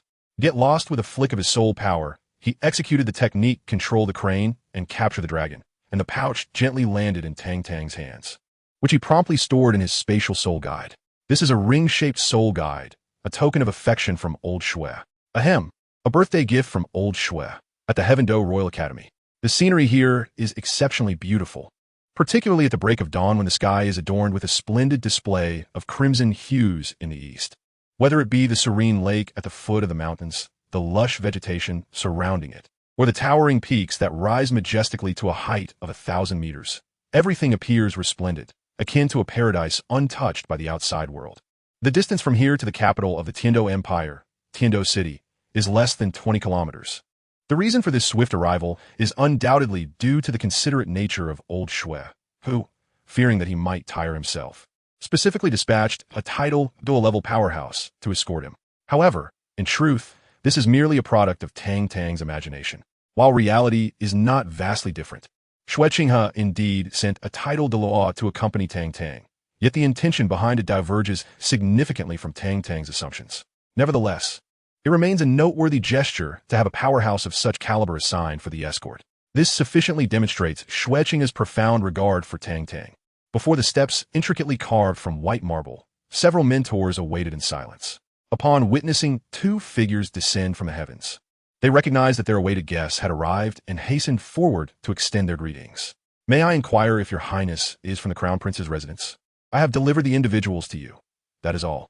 Naturally, a title Douluo possesses an inherent pride, offering not even a glance before soaring away. Are you the mentors of the Heaven Do Royal Academy? Tang Tang exclaimed with palpable excitement, knowing she and Yu Tianheng were in the same class, yearning for a chance to spar with him. After all, he possessed the Blue Lightning Tyrant Dragon Martial Soul, one of the premier Beast Martial Souls. Sun Buyu remarked, "You must be Tang Tang. The Heaven Do Royal Academy welcomes your arrival. Please escort me for enrollment. Time is of the essence, my friends," Tang Tang implored, her impatience evident. After 5 years, reaching level 40, and with 2 months elapsed, her soul power had only attained level 22. Sun Bu was somewhat at a loss for words, having never encountered a child quite like this before. The main campus of the Tiando Royal Academy was nestled on the slope of a hill, and after approximately 10 minutes of walking, they arrived. The entire campus was constructed of single-story buildings, resembling a fortress with outer walls standing an impressive 5 meters high, all painted a vibrant yellow that exuded a striking brilliance. The rooftops were adorned with glazed tiles that reflected a dazzling radiance under the sunlight. Tang Tang couldn't help but marvel. The opulence of the Tiando Royal Academy surpassed even that of the prince's residence in Zwiqing. Upon entering the academy, there were hardly any students in sight, perhaps due to the holiday season when many had yet to return. Those who could enter the Tiando Royal Academy were predominantly nobles from Tiando City or individuals from significant sects who could easily reach the academy from their homes.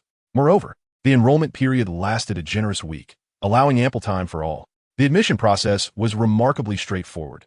Tang Tang merely followed Sun Buyu to the administrative office, where he received his identity plaque and even a special school uniform tailored for him. The Tiando Royal Academy did not reject students from common backgrounds, but there was a distinct disparity between noble and common students. The uniforms for common students were quite plain, and their dormitories and faculty were similarly modest. Only those with exceptional talents were nurtured and integrated into the noble circles. As a member of the Tiando Empire's royal family, Tang Tang naturally did not reside among common students. In fact, he had his own exclusive area, known as the Tiando campus. Only 7 individuals could access this prestigious enclave.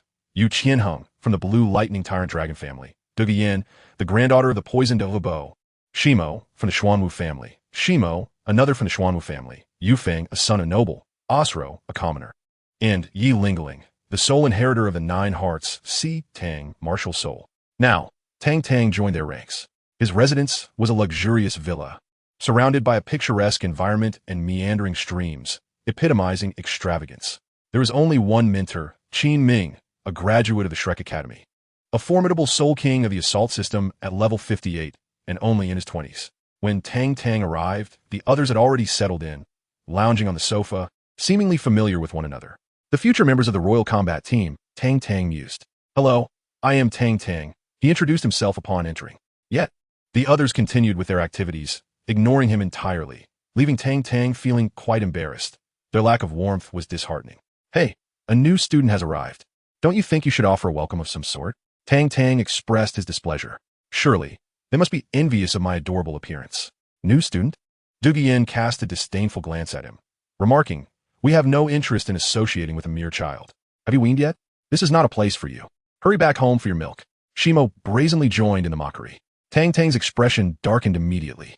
A group of novices, all in their teenage years. Yet only at the soul master level. I feel embarrassed for you. With such pathetic cultivation talent, how can you bear to enjoy such a privileged training environment? Surely your fathers are distressed, wondering why you weren't sent to the walls instead. Who is Tang Tang? A youth from Earth in the 21st century, capable of hurling insults for days on end without repetition. What did you say? Try saying that again. Do not presume that being from the prince's mansion grants you the liberty to test our limits of patience. Instantly, the crowd erupted, each person glaring at Tang Tang, their soul power surging. I am not targeting anyone. I merely wish to convey that all present are utterly incompetent. With a cold smile, Tang Tang raised his middle finger. Damn it, I have never endured such humiliation in my life. Osro exploded with rage. Take it down. Yu Feng, Shimo, and Shimo's brother chimed in unison. Ignore the consequences. Yin wore a smirk. Yu Qianheng said nothing, observing from the sofa, yet he showed no intention of stopping the others. He too found the boy unlikable. Do you wish to fight? I relish a good brawl. Tang Tang's excitement was palpable. During his time at the prince's mansion, he had fought everyone from the guards to the butlers, except for Xue Qinghe, though he had lost to every single one. Yet these individuals before him were different. Their cultivation levels were not vastly superior. Come to me all at once. Tang Tang stood boldly in the center of the hall, beckoning them with a challenging gesture. Damn it, I cannot tolerate this insult. Osro exploded, unleashing his martial spirit as two yellow soul rings rose from his feet, charging directly at Tang Tang. Osro, martial spirit, ghost leopard, level 28 agility type battle soul master. Bring on. Tang Tang's eyes sparkled. He lightly shook his arm, and the starry stellar staff materialized in his hand, two purple soul rings ascending from beneath him. Tang Tang, martial spirit, destruction starry life goddess staff. Level 22 support type weapon soul master. The first soul ring shimmered, and the starry staff swept across, two beams of green light descending upon Tang Tang and Osro. Tang Tang experienced a 120% enhancement in all attributes, while Osro's attributes plummeted by 60%. Utilizing the ghostly shadow step, Tang Tang delivered a powerful punch to Osro's face, sending him flying into the sofa behind him, resulting in utter chaos. Witnessing the two pulsating purple soul rings on Tang Tang, everyone in the room was rendered speechless. Shimo swallowed hard, astonished. Level 22, 2,000-year soul rings? Is this for real? The captain. Shimo glanced at Yu Qianheng, his eyes filled with doubt. Yu Qianheng, equally astonished by the two soul rings on Tang Tang, found himself questioning reality. Was this truly someone who existed in the same dimension as them? Stop talking nonsense, just beat him, Yin coldly scoffed, her body enveloped by the phosphorescent serpent. Altogether, Yu Qianheng lacked the confidence to face Tang Tang alone, yet the latter's taunts were far too insulting. A lesson was imperative. The brothers Shimo and Shimo exchanged glances and rushed towards Tang Tang from either side, both unleashing a powerful roar as earthy yellow light surged from beneath their feet. With a series of cracking bones, the two leaned forward, their backs arching as dark yellow soul power coalesced behind them, gradually forming a massive tortoise shell that adorned their backs. Two yellow soul rings spiraled up from their feet, rhythmically pulsating. Behind them stood Yu Qianheng, a brilliant blue light suddenly igniting from his forehead, swiftly radiating throughout his body. Blue and purple currents, akin to serpents, danced around him. On the surface, his transformation seemed minimal. Aside from a newly manifested blue lightning mark on his forehead, only his right hand had noticeably thickened.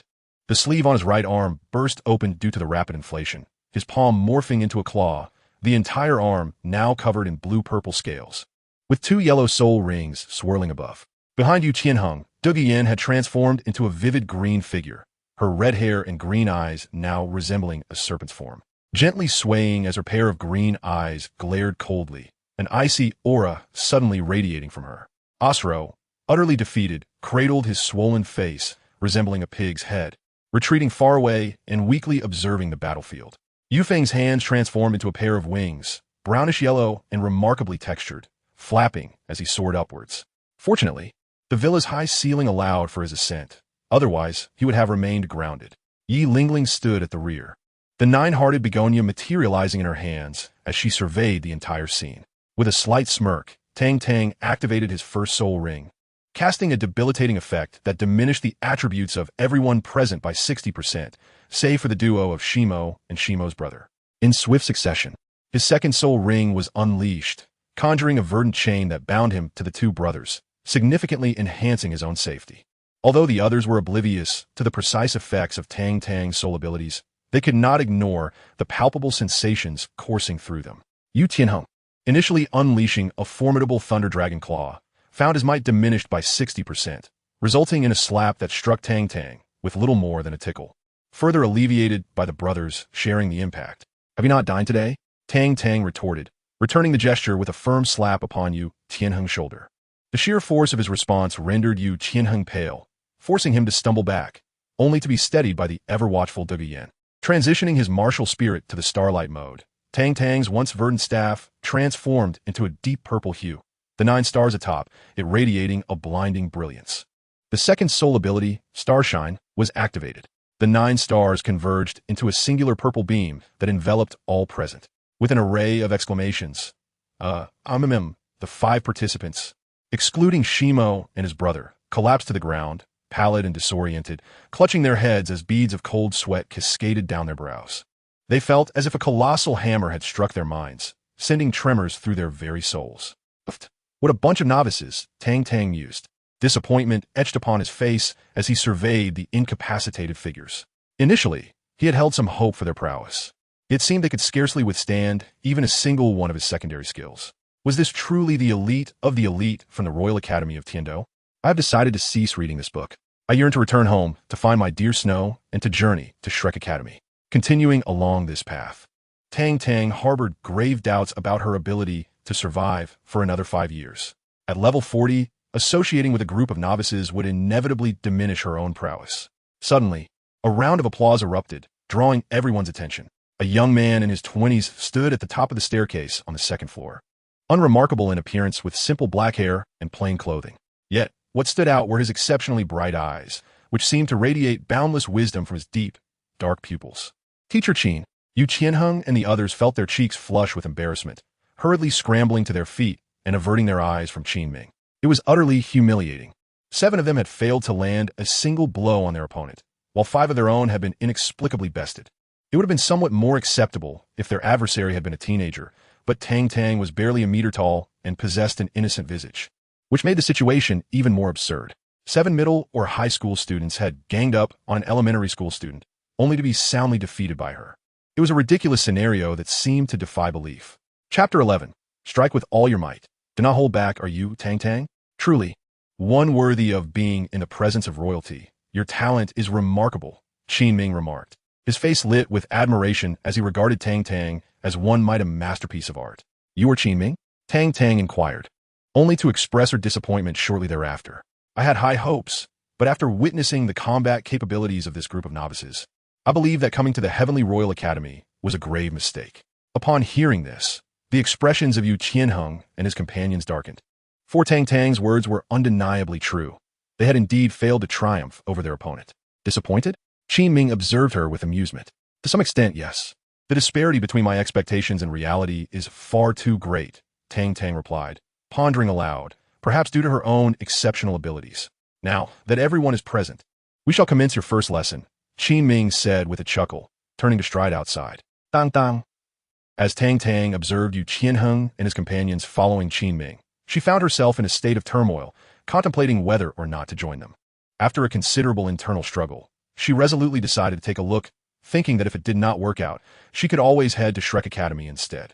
As night descended upon the Tiando Royal Soul Arena, the once desolate venue began to bustle with life. Crowds of people converged from all directions, eager to partake in the most traditional and beloved form of entertainment. Each day, the arena welcomed a multitude of spectators, with the affluent indulging in the ultimate experience, while even the less fortunate could witness the thrilling battles of soul masters. The arena featured a designated area for commoners, where ticket prices remained modest, allowing those who could meet their basic needs to attend at least once a week. In addition to the exhilarating soul battles, the organizers introduced various betting options, providing an opportunity for spectators to potentially amass wealth overnight should their favored soul master or team emerge victorious. Naturally, the primary participants in these wagers were the wealthy and noble, who, despite their mutual disdain, found the arena to be a suitable venue for their rivalries without resorting to outright conflict. At that moment, there was still a short interval before the battles commenced. The first event would be a one-on-one match, followed by 2-on-2, 3-on-3, and ultimately, a team battle. Today's lesson was practical. Possessing formidable skills without real combat experience merely classified one as a practitioner. Only those who wielded abilities commensurate with their cultivation could truly be regarded as soul masters. Qin Ming led the group into the arena's hall, inquiring if anyone was interested in a match. Absolutely. Tang Tang responded eagerly as she proceeded to register for her soul badge. Qin Ming turned his attention to Yu Tianheng and the others. You are all the same.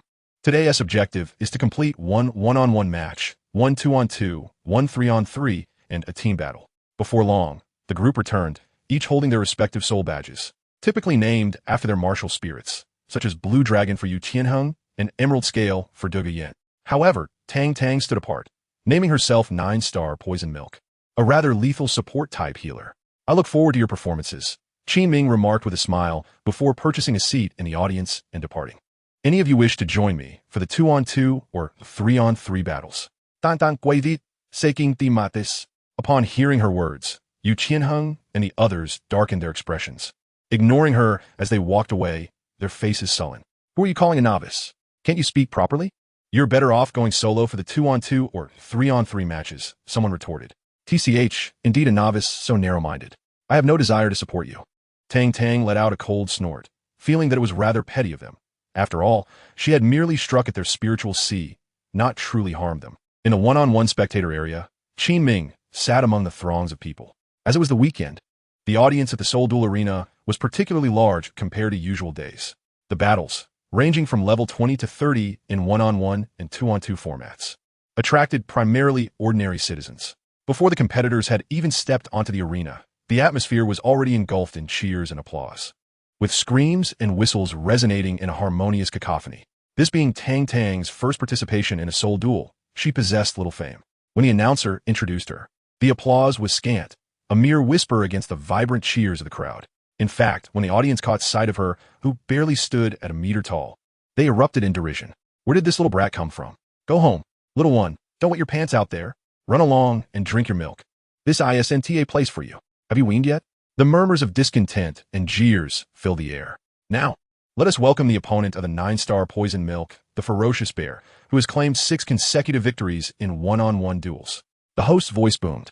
I believe everyone here is familiar with the wild bear, whose formidable prowess has led him to 6 triumphs in battles at the Grand Soul Master level. Will he achieve a 7th victory today? Let us await the spectacle. As the host exited, a short, stout figure emerged, standing approximately 1.60 meters and weighing an estimated 200 pounds, with a round face and large ears. Wild bear, wild bear, wild bear, unli Tang Tang. This individual ignited the crowd's fervor immediately, with continuous screams and various sounds erupting from the stands. Are you my opponent for tonight? Ignoring the crowd's uproar, Wild Bear's gaze fell upon Tang Tang, a menacing grin spreading across his face, revealing golden teeth.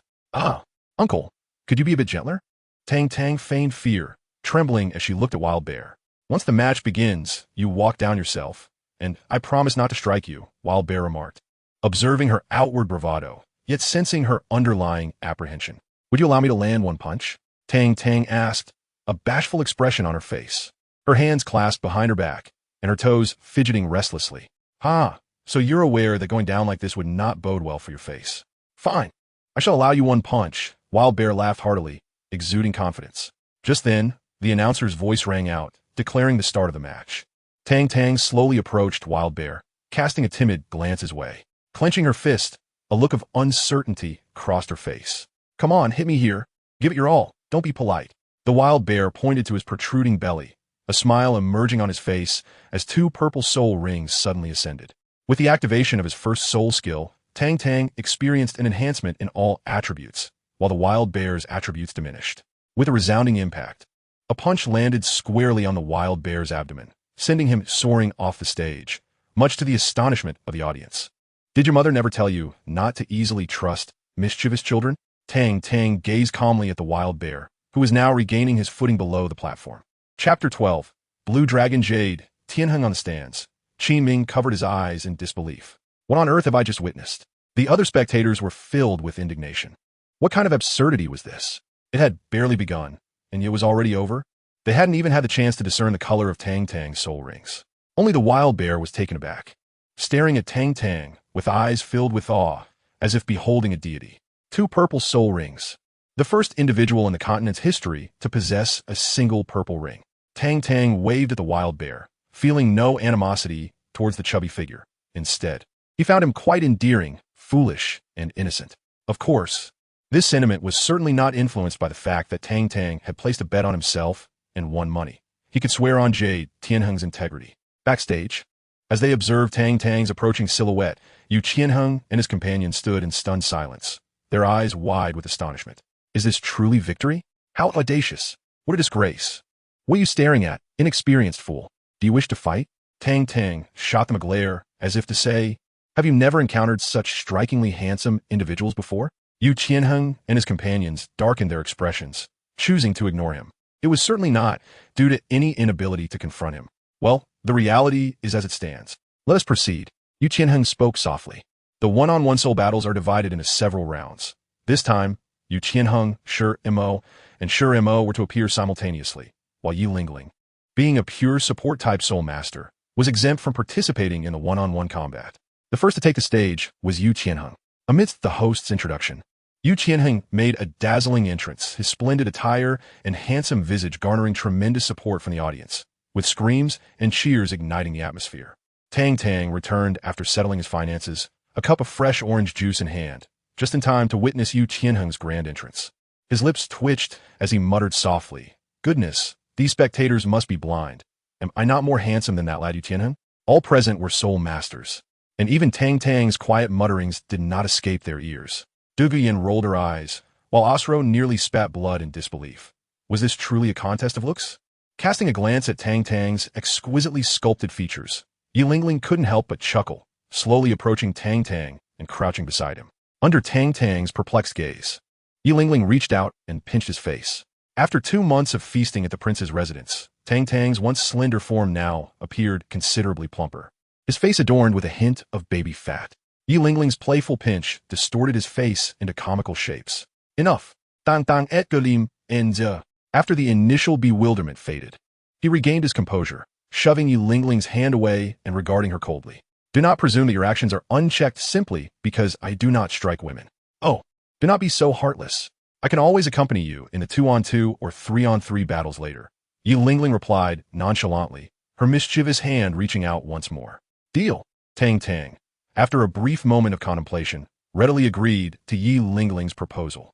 Sacrificing a bit of charm for the sake of enhancing his soul power to level 40 within 5 years was a trivial matter. Nearby, Duguyan, Osro, and Yufeng were nearly struck speechless. Is this truly a compromise? Your principles seem rather lacking, my friend. What has become of your integrity? Witnessing Yi Lingling reveling in her joy, Dugu Yin wore an expression of envy. That delicate, rosy face must be delightful to touch. On the arena, Yu Qianheng was currently engaged in a fierce clash with his opponent. The adversary was a 2-ring soul master, wielding a bull as his martial spirit, possessing undeniable strength. The palpable impact of each blow elicited gasps of astonishment from the audience. This was the essence of soul combat, passionate and exhilarating. The bull soul master unleashed his first soul skill, charge. With limbs planted firmly, illusory bull horns began to materialize, and with a powerful stomp, he surged towards Yu Qianheng at a speed of 20 meters per second. Drawn by the momentum, Yu Qianheng had no choice but to brace himself for the onslaught. His robust arms were raised high, and the first yellow 100-year soul ring radiated a brilliant glow. His first soul skill, Thunder Dragon Claw, struck with a resounding boom, causing the entire arena to tremble. The Thunder Dragon Claw collided with the Bull Master's horns, resulting in a stalemate. Yu Qianheng's arms quivered under the immense force of the charge, leaving him momentarily numb. His opponent was a pure powerhouse. Realizing his first soul skill had failed, the Bull Soul Master furrowed his brow, quickly calculating the distance to unleash his second soul skill. The second and first soul rings simultaneously blazed to life. War Tread, charge. The hands transformed into hooves, striking the ground with ferocity, causing the earth to crack within a 5-meter radius around them. The arena shook violently, particularly beneath Yu Qianheng's feet.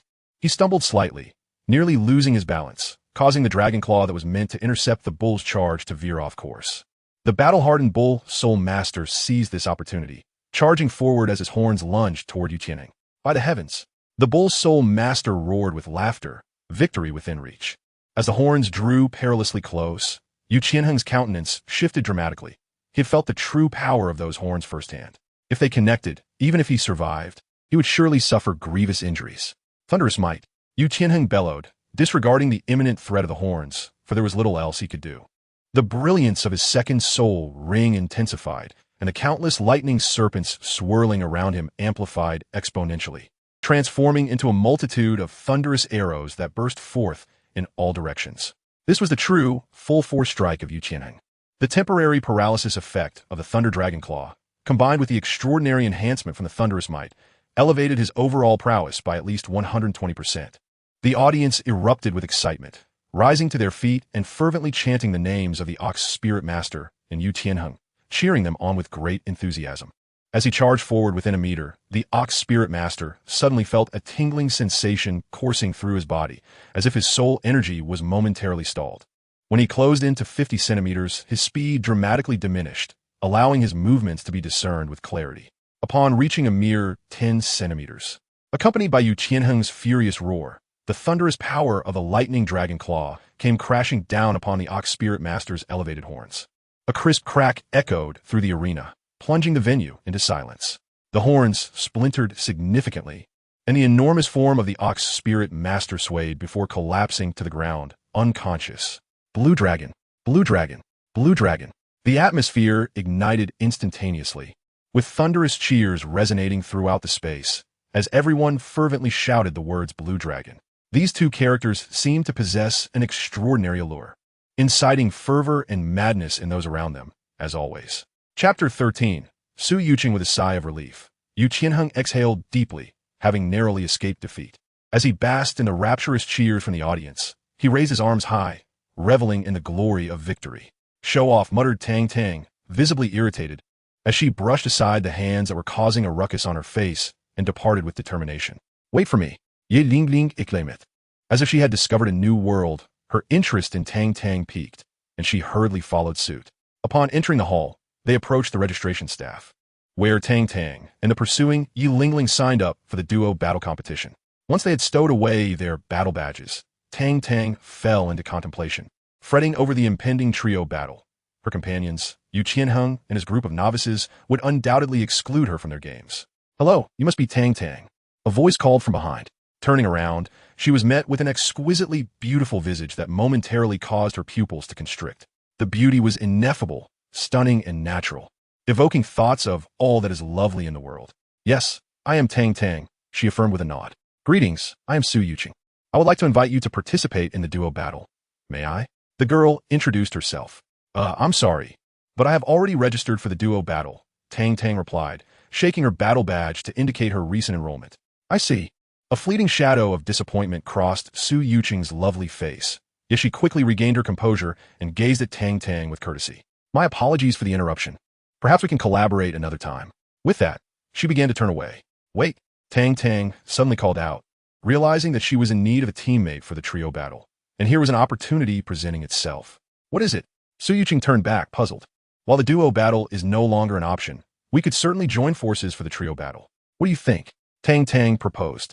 That would be absolutely splendid. Su Yuqing smiled joyfully, her radiant smile akin to that of a blossoming flower, leaving even Yi Lingling, a fellow woman, momentarily stunned. The 2-on-2 soul battle was rather straightforward. Yi Lingling did not even have the opportunity to make a move, as Tang Tang effortlessly swept away the opposing duo single-handedly. With the weakened buff activated, there was no opponent of the same rank that could withstand Tang Tang's might. If there were, she would simply switch her martial soul to the starlight mode. As the announcer's voice resonated, Tang Tang, Su Yuqing, and Yi Lingling gracefully entered the arena. Today's 3-on-3 soul battle consisted of merely one match, indicating that this was the final bout of the day. The trio named their team the Toxic Milk Squad, while their opponents, hailing from the same Tian-Do Royal Academy, were the Blue Dragon team, consisting of Yu Qianheng, Duge Yin, and Shimo. The atmosphere was somewhat lackluster, as both teams were newcomers without any notable fame, leaving the audience uncertain whether this climactic showdown would match the excitement of the previous battles. "Hey, rookie, it's you." Tang Tang greeted Yu Tianheng with a cheerful grin. Upon recognizing her opponent, Tang Tang felt assured of victory, envisioning the influx of gold coins into her possession. Yu Tianheng's expression darkened, reluctant to engage in conversation. "Why do you have to encounter this girl? Enough chatter. Let us get to it," Dugu Yin scoffed, feeling disheartened at the sight of her favored man facing adversity. "How ruthless." Tang Tang feigned sorrow, pondering why they could not simply engage in friendly exchanges instead of resorting to combat. At an opportune moment, the announcer's voice boomed, signaling the commencement of the match. "Let us go," Su Yuqing exclaimed, her martial soul manifesting. It was a silver-white long spear, which she grasped delicately, and with a swift step, she lunged forward. 2 yellow soul rings appeared, the first ring shimmering brightly. Soul skill, unity of spear and human. Dugu Yin, with a cold huff, activated her blue-scaled serpent martial soul, 2 yellow soul rings rising from beneath her feet. Yu Tianheng, without hesitation, unleashed his full power, his first soul ring flashing as he executed the Thunder Dragon Claw with ferocity. A crisp clang echoed throughout the arena as the white spear clashed against the Thunder Dragon Claw, sparks flying in all directions.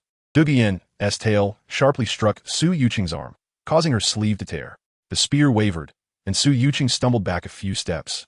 A crimson line now adorning her snow-white arm, a mark left by Dugu Yin's vicious attack. "Despicable," Su Yuqing scoffed, the burning pain radiating from her arm, igniting her nerves. "Why aren't you two making a move?"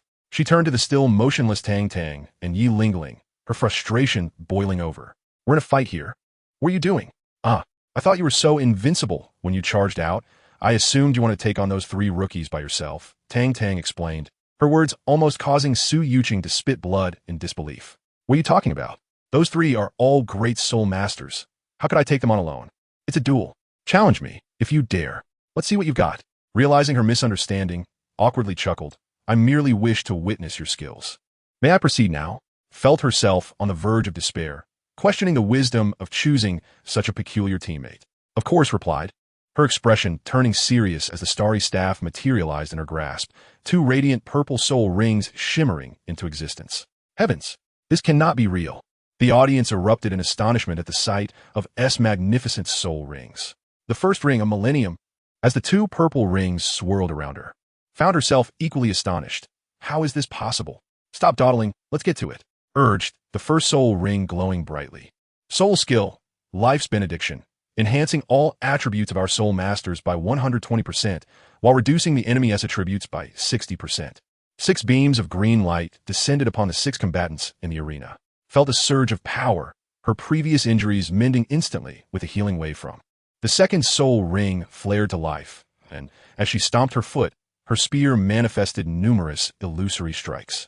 Soul skill, shadow of a spear. Realizing his own strength dwindling, S face paled, "Not again. I detest fighting, it's exasperating." Grimaced and summoned his martial spirit, positioning himself as a shield beforehand. With an offensive spirit that inherently possessed a penetrating effect, coupled with the fortifying buff from striking, who was weakened by debuffs, was a trivial task. With a flick of a spear, the illusory strikes fell like a relentless storm, shattering his bright yellow shell with ease. The terrifying sharpness surged into his body, wreaking havoc.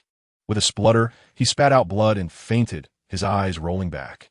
Chapter 14. "It turns out we are classmates," shouted, alarmed by his silence, his expression darkening. "You're seeking death." Hess' eyes turned a vivid green as she unleashed a stream of purple venom, filling the air with a pungent aroma. "Be cautious. That venomous girl is quite deadly," cautioned. "Fear not. I am ready to heal you at any moment," assured, cradling a pink begonia blossom, exuding confidence.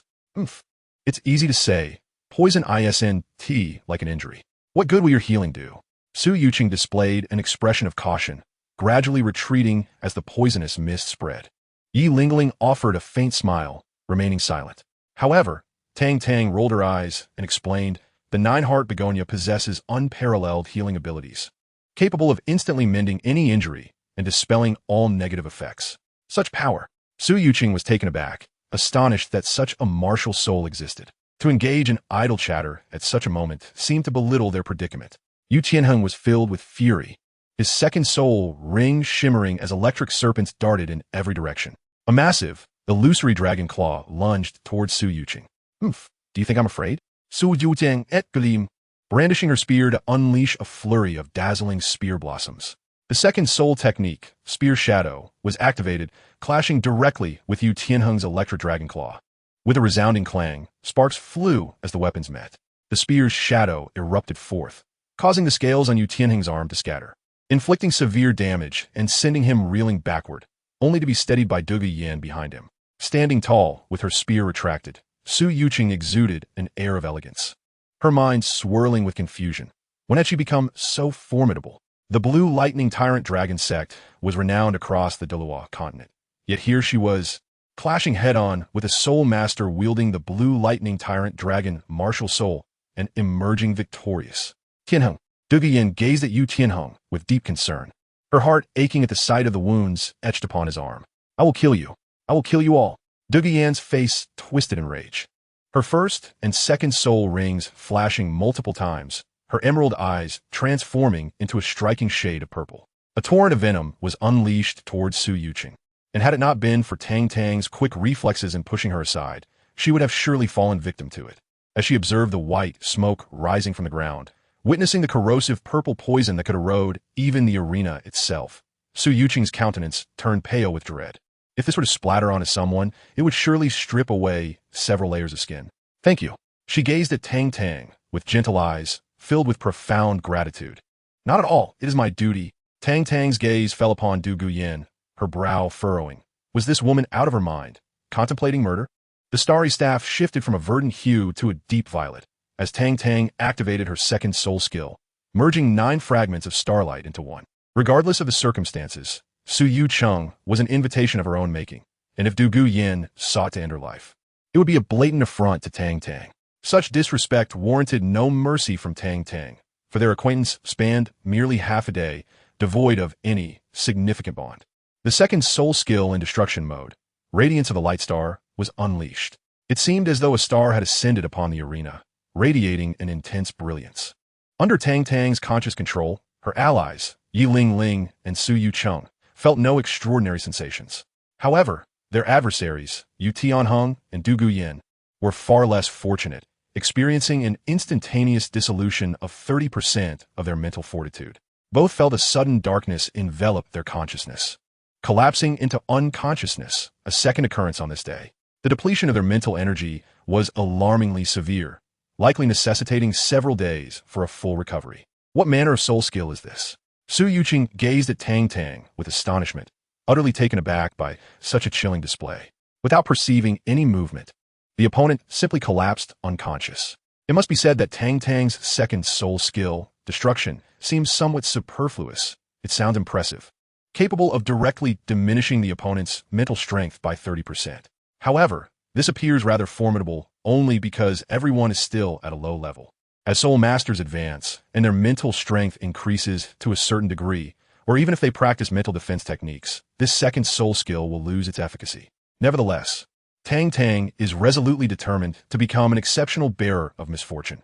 The potency of soul skills in life mode is paramount, while those in destruction mode are merely left to fate. As the battle concluded, Tang Tang's team of misfortune emerged victorious. Upon hearing the announcer's voice over the broadcast, the audience began to depart, still craving more. While most matches were satisfactory, the final soul battle was particularly disappointing, leading them to question whether the arena's own team was involved. What manner of combat is this? It concluded with mere trifles, devoid of any suspense. As the battle came to an end, Yi Ling did not stow away the begonia flower in her hand. The first and second soul rings shimmered brightly. Waves of pink ripples emanated from Yi Ling, spreading ceaselessly towards Yu Tianheng, Douluo Yan, and Shimo. In the span of just a few breaths, the injuries of the three were nearly healed, although the toll on their spirits would require some time to mend. Upon reaching the front desk of the hall, Tang Tang joyfully accepted a pouch containing approximately 800 gold coins from the staff. From this moment forth, I too am a person of wealth. Su Yuqing also received his reward for the victory in the battle, 2 gold soul coins. Upon seeing Tang Tang's hefty bag of coins, Su Yuqing's eyes widened in astonishment. Why do you have so many? Oh, perhaps they consider me rather handsome. Tang Tang replied casually. Su Yuqing rolled his eyes, thinking, I can hardly believe you. You mischievous little rascal. I too am quite the sight to behold. Yet they did not bestow upon me any additional gold soul coins. Xuantian escaped Yilingling, who seemed to find the situation somewhat amusing, covering her mouth with her hand. By the way, thank you for joining my team. Otherwise, I truly would not have known where to find teammates. Tang Tang regarded Su Yuqing with a serious expression. No need for thanks. We merely seek mutual benefit. Su Yuqing replied, shaking the gold coins in his hand to indicate that his motivations were purely financial. That will not do. Regardless, you have indeed aided me. And gratitude is in order, Tang Tang firmly stated, holding to her own principles and standards, even if she sometimes lacks scruples. Su Yuqing, feeling somewhat helpless, glanced at Yilingling, implying that this was his usual demeanor. Yilingling shrugged her shoulders, indicating that she had only recently met him.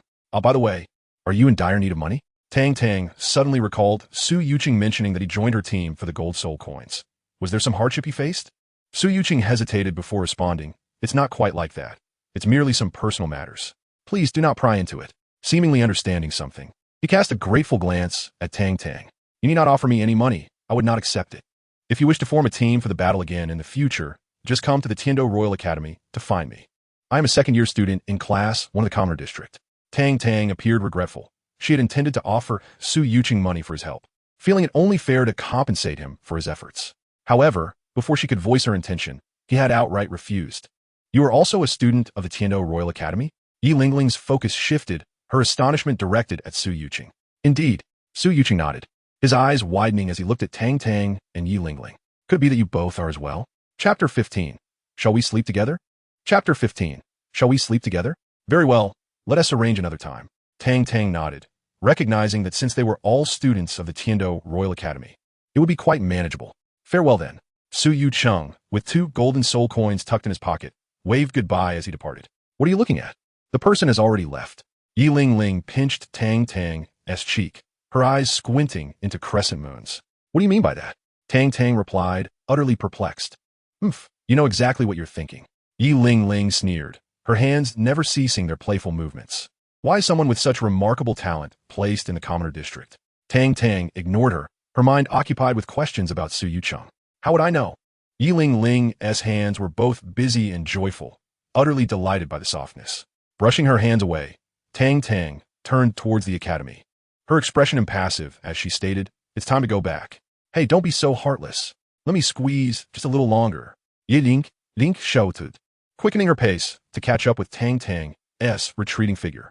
In the Tiando Academic District, Qin Ming stood at the forefront, facing Tang Tang, Tian Hung, and others, who appeared like obedient elementary students summoned by their parents. Tian Hung, Du Guyan, and Sure Mo exhibited pale faces, their mental energy severely depleted, all wearing expressions of exhaustion. Do you know what mistake you made today? Qin Ming observed them calmly. The 8 exchanged glances, bewildered by Qin Ming's words. When Du Guyan and Sure Mo looked at Tang Tang, their eyes widened in disbelief, questioning why this individual remained among them. You have committed a grave error by continuously excluding a teammate, which on the battlefield could very well cost you your lives, Qin Ming stated sternly. Teacher Qin. Yu Feng interjected. What is it? Qin Ming glanced at him coolly. I do not consider him our teammate. Yu Feng pointed at Tang Tang, his meaning unmistakable. They refused to acknowledge Tang Tang's status. Yu Feng is correct. We do not accept him as our teammate, echoed Sure Mo and Osro in agreement. Ling, what is your stance? Qin Ming's gaze fell upon Yilingling, who had remained silent until now. I don't mind. I think Tang Tang is quite nice. Yilingling shrugged, indicating her acceptance of Tang Tang's identity. If on the battlefield, without a support soul master providing timely healing and replenishing soul power, you so-called battle soul masters would become utterly vulnerable. Qin Ming coldly regarded Tian Hung and his companions. But teacher, you said that on the battlefield. Currently, we are in a peaceful era. In any case, it is absolutely impossible for us to accept that person. Osro vehemently pointed at Tang Tang. Try pointing at me again. Tang Tang squinted, her gaze fixated on the finger Osro pointed at her, her voice frigid. At her words, Osro's expression faltered, and he begrudgingly withdrew his finger. Utterly useless. Du Guyan scoffed. Osro remained silent. While he could vocally reprimand Tang Tang, despite her superior strength, Du Guyan was another matter entirely. The poisoned Douluo, Du Gu Bo, loomed over everyone like an insurmountable mountain, instilling fear that prevented him from acting recklessly in her presence. He was nothing short of a madman, a lunatic whose wrath was feared by all. Observing the unfolding situation, Qin Ming felt a headache coming on. The identities of these individuals were increasingly formidable, and speaking further would yield no results. Very well, Qin Ming coughed, drawing the attention of everyone present. You shall divide into 2 teams, with Tang Tang leading one and Yu Tianheng the other. Half a year from now, during the Academy's final assessment competition, we shall see which team achieves a higher rank. Agreed. Let it be so. Yu Tianheng nodded, recognizing this as the most prudent course of action. You're all merely novices. We shall thoroughly outclass you. Tang Tang expressed no objections, casting a cold smile at Yu Tianheng and his companions. Their expressions darkened, yet they remained silent. Novices? We shall see who reigns supreme in 6 months. Qin Ming nodded, turning to depart, allowing them to train independently for half a year, after which they would naturally comply. Ling Ling, why are you still standing there? Yu Feng glanced at Yi Lingling, who stood beside Tang Tang, his brow furrowed. Oh, weren't we splitting into teams? I want to be on Tang Tang's team, Yi Lingling declared matter-of-factly. Let us go. Yu Tianheng's expression darkened further. In just half a day, their powerful support had been spirited away. What enchantment had that Tang bewitched her with? Once everyone had left, Tang Tang turned to Yi Lingling, perplexed. Weren't you on their team? Why have you come here? Am I unwelcome? Yi Lingling brushed her long hair behind her ear, smiling brightly and charmingly. Of course not. What I truly lack right now is someone of your caliber. Tang Tang responded with genuine delight. With 2 members already in their 7-person team, and with Su Yuqing yet to join, they were close to forming their group. The villas in the Tiando Academic District numbered 7, arranged in the pattern of the Big Dipper, surrounded by a splendid environment. Aside from the villa occupied by Qin Ming, Tang Tang and Yu Tianheng's teams each claimed 3. With resources prioritized for their use, a veritable cornucopia at their disposal. Casting a glance at the sky, it was now quite late, the stars twinkling like countless winking eyes. You should get some rest, Tang Tang said, glancing at Yi Lingling, pondering how to approach Su Yuqing about forming a team, feeling somewhat troubled. Yi Lingling flirtatiously tossed her hair, casting a charming smile at Tang Tang, and added, Shall we sleep together? With a sudden burst, Tang Tang, having just taken a sip from her cup, sprayed water in astonishment, her eyes wide as she gazed at Yi Lingling. How can you behave like this? I'm still but a child. Haha, look at how frightened you are. Rest assured, dear sister, I have no inclination towards pedophilia. I'm simply not interested in you, you little brat. Yi Lingling chuckled, covering her mouth with amusement. Humph, Tang Tang snorted disdainfully. You are the brat. Your entire family consists of brats. I've grown up, you know, casting a glance at her own height, which barely reached a meter. Tang Tang felt tears of frustration welling in her eyes. Are you really sure you don't want to join me? Yi Lingling continued to tempt her. I have no interest in airports. Tang Tang retorted, glaring at her chest with a cutting remark. Although Yi Lingling was unaware of what Tang Tang meant by airport, she could easily discern the implication behind his gaze. With a scornful look, Yi Lingling shot him a fiery glare before storming off. You are the airport. Your whole family is an airport. I simply have yet to develop properly. Watching Yi Lingling's furious figure ascend the stairs, Tang Tang's expression brightened. Oh dear, yet again I have achieved a decisive victory in this class struggle. Chapter 16. My father, the Haotiandoa. The night passed without incident. Early the following morning, before dawn, Tang Tang ventured to the commoner district located at the outer edge of the Tiando Royal Academy. Contrary to her expectations of chaos and disarray, everything was meticulously arranged, with the grounds so pristine that not a single leaf could be seen. The commoner area comprised merely 2 buildings, one for classrooms and the other for accommodation. The 2 buildings, remnants from years past when noble district students resided there, housed a single dormitory, thus eliminating any possibility of gender segregation in accommodations. A mere division was established, with the left dormitory designated for female residents and the right for their male counterparts. Beneath the dormitory lies the dormitory manager's quarters, inhabited by an elderly gentleman who spends his days reclining in a wrought-tan chair, seemingly never changing his position, always adorned with a cheerful smile. Hello, old man. Where does Su Yuqing from Class 2 reside? Tang Tang greeted boldly, inquiring. The elder, clad in a black robe embellished with intricate golden embroidery, was unaware to Tang Tang that this garment was not the standard uniform of the Tiando Royal Academy, but rather a custom attire bestowed by the Spirit Hall, reserved for soul masters with a spirit power exceeding level 80. Generally, such garments are rarely worn, typically reserved for gatherings or special events. However, the elderly man appeared to treat this distinguished attire as everyday wear, donning it day and night, for it was provided by the Spirit Hall at no cost. and any damage could easily be remedied with a visit back.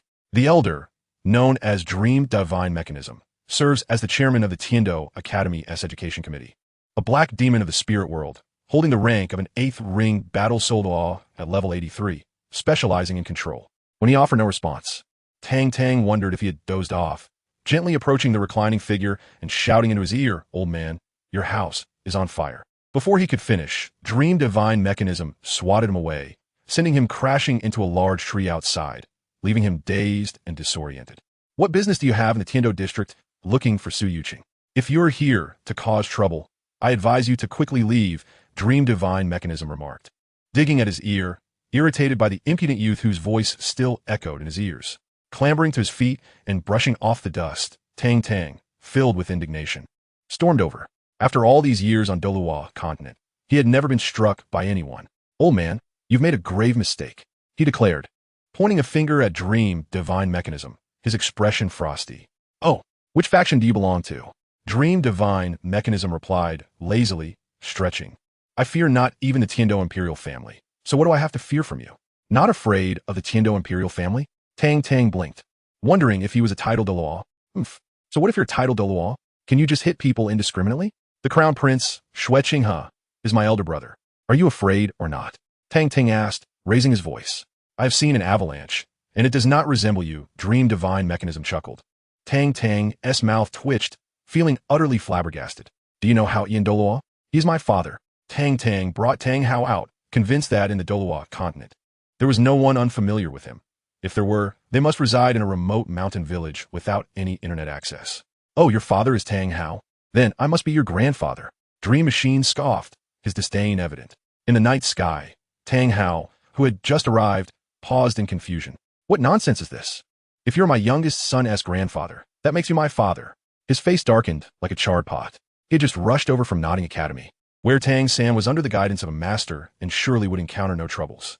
Moreover, given Tang San's composed nature, he thought he would check on his youngest son at the Tiando Royal Academy. However, upon his arrival, he overheard Dream Machine's remark, which infuriated him to the point that his beard became askew. Tang Hao was not known for his patience, and this certainly tested his limits. He grasped the enormous Xuantian hammer, the size of a water tank, and 9 soul rings suddenly materialized around him as he descended from the sky. A terrifying pressure enveloped the atmosphere, a malevolence so palpable that it rendered one breathless, causing Dream Machine's expression to shift dramatically. "Who is it?" The first thing that caught Dream Machine's eye were the 9 soul rings. Yellow, yellow, purple, purple, black, black, black, black, and red. A title Douluo. Dream Machine fell from his chair, panic-stricken. How could there be a title Douluo here? What a coincidence. Had the last soul ring been black, he would not have been so flustered. After all, he had fought title Douluo before. Yet, the dazzling red 10,000-year soul ring at the end terrified him. Anyone capable of possessing such a ring as their 9th was undeniably a force to be reckoned with. The massive hammer hovered ominously above Dream Machine's head, and from beneath the dark cloak, Tang Hao's familiar voice echoed. "I hear you wish to be my father?" Dream Machine nearly wept. "I would never wish to be your father. I still have so much life to live." "Defeat me," came the calm, yet overwhelmingly authoritative voice. "You jest," Dream Machine replied, his pallor evident as he forced a smile. "I'm not joking. This is no laughing matter," Tang Hao asserted. "Ah, so you're my father," Tang Tang exclaimed in surprise, observing Tang Hao's intimidating attire. Was he preparing to confront BB Dong at this late hour? Indeed, Tang Hao responded succinctly. "Dad, this old man just claimed he wanted to be my grandfather and even struck me. Look at all this dust on me. Over the years. Not even you have hit me," Tang Tang lamented, seeking solace from Tang Hao. "I heard you," Tang Hao replied. "Tang Hao deeply Fai Li." As the weight of pressure upon him intensified, Dream Machine was overcome with tears, finally realizing the identity of the individual before him.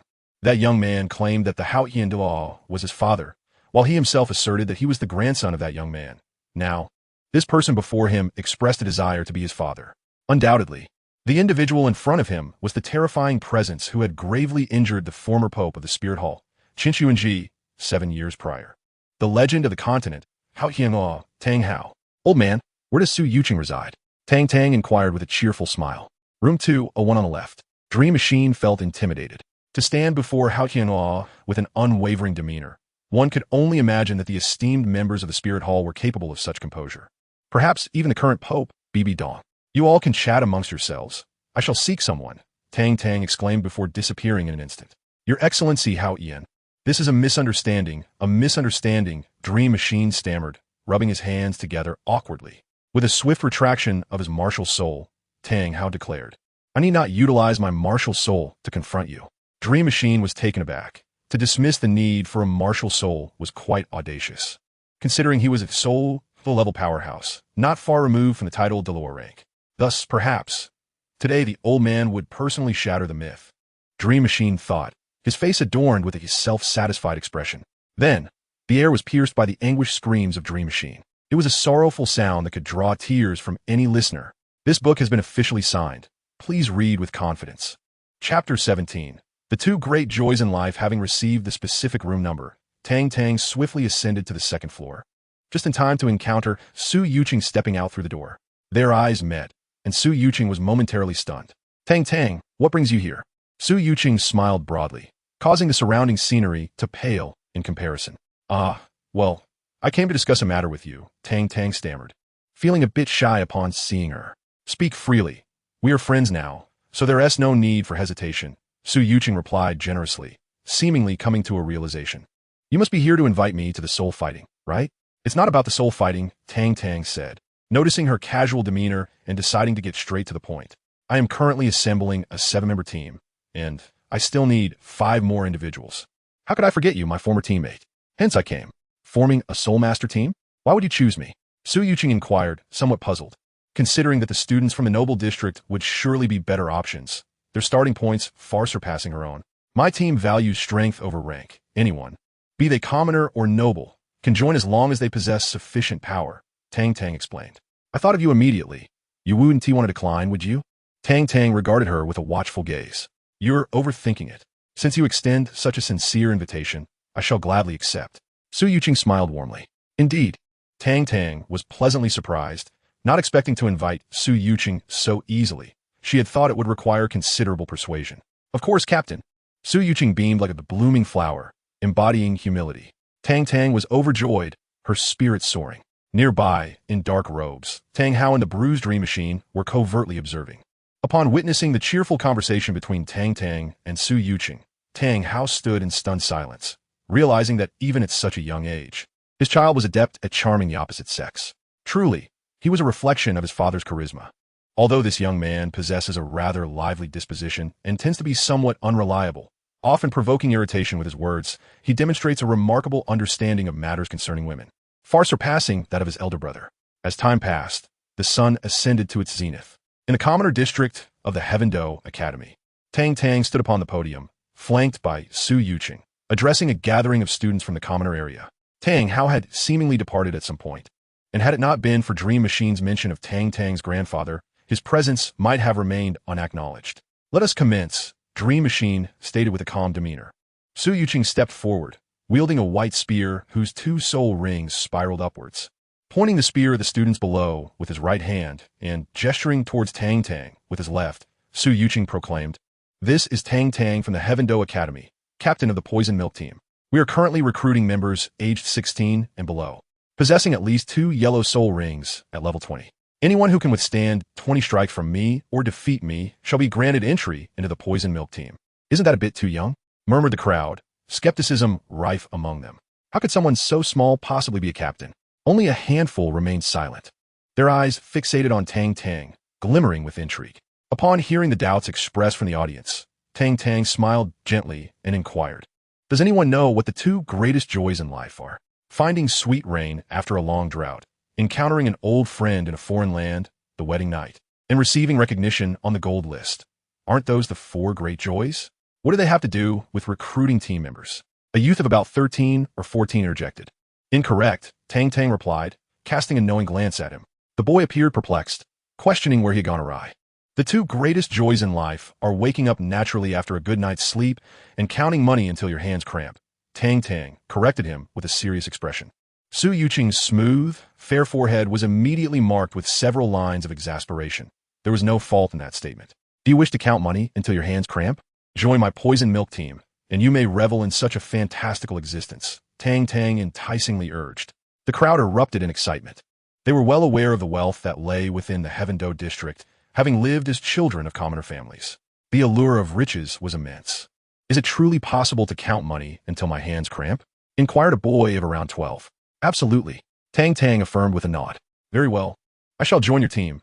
Dongfeng readily agreed, eager to join Tang Tang's ranks. Then let me witness your strength, Tang Tang smiled, knowing that one must possess skill to join the poison milk team. As you wish, Dongfeng replied, stepping forward to stand before Su Yuqing. As 2 yellow soul rings slowly rose around him, Dongfeng, a level 20 strong attack soul master, with the martial soul of the hellhound Cerberus. Su Yuqing, a level 22 strong attack weapon soul master, with the martial soul of the white spear. Su Yuqing spoke softly, with a manifestation of her martial soul. The upper half of Dongfeng's body became cloaked in fur, his hands transforming into sharp claws, flames dancing around them. The first soul ring glimmered, and the hellfire technique of the century-old soul ring was unleashed. The initially crimson flames, reminiscent of molten lava, gradually morphed into a pitch-black hue, warping the very fabric of the void. The hellfire increased the temperature of his flames by 300%, granting an attachment attribute and a sustained burning effect. With a swift step, Dongfeng was suddenly at Su Yuqing's side, his fiery claws striking outwards. So swift. Su Yuqing felt a surge of alarm, but remained composed. Her extensive experience in the soul arena equipped her well for battle. The first soul ring shimmered again. The century-old soul ring technique, unity of man and spear, was activated as she drew her spear back, sweeping the butt of it in a horizontal arc to counter Dongfeng's claws. The two forces met with a resounding clang before each retreated 2 steps, their gazes locked in wary appraisal. The initial probing attack resulted in a stalemate. Again, Dongfeng bellowed, and the second soul ring technique glimmered. The century-old soul ring technique, Claw Rampage, was unleashed. Claw blades shot forth from both hands as Dongfeng launched another assault. Clangs and sparks flew as the two clashed. The surrounding crowd of civilian students watched in awe, their perceptions shattered by the display of strength. They never realized how formidable these two truly were beneath their seemingly low-key exteriors. All right, that's enough, Tang Tang suddenly interjected. Su Yuqing and Dongfeng ceased their attacks. Turning to face Tang Tang. What is it? Congratulations on joining the Poison Milk team, Tang Tang said, beaming at Dongfeng. The ability to hold his own against Su Yuqing was more than sufficient. Welcome. Su Yuqing extended her hand towards Dongfeng. Dongfeng nodded in response, but did not reciprocate the handshake, instead turning to stand behind Tang Tang. Su Yuqing felt a pang of embarrassment. This was her first attempt at initiating a handshake with someone of the opposite sex, and she had been rebuffed. Such an unromantic fellow, she glared at Dongfeng, having thought him quite handsome and wishing to engage in further conversation. Chapter 18. A hard life breeds crafty people. There are 3 spots left. First come, first served. Miss this chance, and you may not find another. Tang Tang continued to rally the crowd's enthusiasm. I wonder if I could join you all, a sturdy boy spoke up, a hint of shyness in his demeanor. Oh, Tang Tang easily spotted him in the throng. His robust figure stood out like a crane among chickens. My name is Shurtu. I'm 13 years old, and a level 19 defensive soul master with the martial soul of a fiery golden-armored rhinoceros. Shurtu introduced himself shyly. Level 19, huh? Tang Tang pondered, stroking her chin. Could you demonstrate your first soul skill? Certainly. Stone nodded obediently. Spirit embodiment, he proclaimed, and in an instant, his limbs grew robust and powerful, as a phantom of a rhinoceros manifested before the onlookers. A circle of yellow soul rings gradually emerged, hovering beneath the creature's limbs, presenting a somewhat comical sight. The soul rings shimmered briefly, and the first soul skill was activated. The century soul skill, Golden Battle Armor. Golden plates adorned the rhinoceros's body, imparting an added sense of weight and significantly enhancing its defensive capabilities. Tang Tang gestured for Su Yuqing to attack, but was immediately taken aback. Su Yuqing unleashed a powerful thrust with his spear, the tip striking fiercely against the golden armor, sending sparks flying in all directions. Stone remained steadfast, his limbs planted firmly on the ground. In contrast, Su Yuqing, holding the trembling white spear, stumbled back several paces, his hands stinging from the recoil. So powerful! Su Yuqing exclaimed in astonishment. All right, welcome to the team, the Poison Milk Squad. Tang Tang patted Stone on the shoulder, signaling him to retract his spirit. Hearing this, Stone's face lit up with joy. He could finally join the Tiando Academy. Thank you, Captain. Amidst his happiness, he remained mindful of the person before him who had afforded him this opportunity. He was indeed a good person, witnessing that even someone as simple-minded as Stone could join. The others below, who had not yet met the rigid standards, began to ponder their chances. If Stone, the simpleton, could do it, why couldn't they? A group of commoner students eagerly stepped forward to challenge, yet none could meet Tang Tang's requirements. Nevertheless, Tang Tang was already quite satisfied. The 7-member team was now comprised of 5 members. Captain Tang Tang, support. Vice Captain Su Yucheng, attack. Member Yi Lingling, healing. Member Dongfeng, attack. And Member Stone, defense. They still needed a control and an agile attack spirit master to complete their squad's configuration. Seeing that no one else suitable was forthcoming, Tang Tang contemplated departing and approached Meng Xinji, who had been idly standing by, to share her thoughts. What? You're not selecting anyone else? Meng Xinji exclaimed in disbelief. There's so many promising candidates here, and you're telling me you're done? Yes, I made my selection. Tang Tang replied matter-of-factly. But your team still needs 2 more members. Why not choose 2 more? As the Academy's most accessible senior, Meng Xinji was genuinely concerned for the commoner students. No. My team only requires the most suitable members. I am not particularly concerned with who is the best, Tang Tang asserted, steadfast in her philosophy. After futile persuasion, Meng Xinji ceased his attempts, pondering whether Tang Hao was still nearby. If he felt he was pressuring his son into a decision, it would only lead to trouble for himself. The preservation of life takes precedence. Ahem. Tang Tang placed her hand before her mouth and coughed lightly, drawing the attention of everyone present. Very well. Let us conclude for today. You may disperse now. What? Is this truly the end? Are there not still 2 candidates remaining? How can it be so? I was just preparing to take the stage. There's still 2 slots available. Why are they not being filled? The crowd erupted into chaos, a cacophony of voices rising as some of the more self-assured individuals were left utterly dumbfounded. They had anticipated that Tang Tang would select a full complement of 5, believing they would undoubtedly secure a place in the poison milk team. Some even thought that by suddenly presenting themselves when Tang Tang struggled to find teammates, they would garner greater attention. Tang Tang regarded the uproarious assembly with a cold smirk. She had indeed mentioned 3 slots available, 1 designated for sure 2, leaving 2 remaining. However, she had never stated that today she would finalize all selections from among them. Come, I shall escort you to your new campus, she announced, preparing to lead the 3 away. Halt! No one is permitted to leave until the remaining 2 candidates are chosen. A sole master of the 2nd ring obstructed their path. Indeed, no one shall depart until the selections are made, echoed a chorus from the crowd. Upon witnessing the blockade, Tang Tang's expression shifted dramatically. Indeed, the perils of impoverished lands breed cunning folk, and her decision to withhold selections from them had proven astute. Stand aside, lest you wish to incur my wrath. Tang Tang warned coolly, her expression frostbitten. Fear not, everyone. They are but 4 in number, while we outnumber them several times over.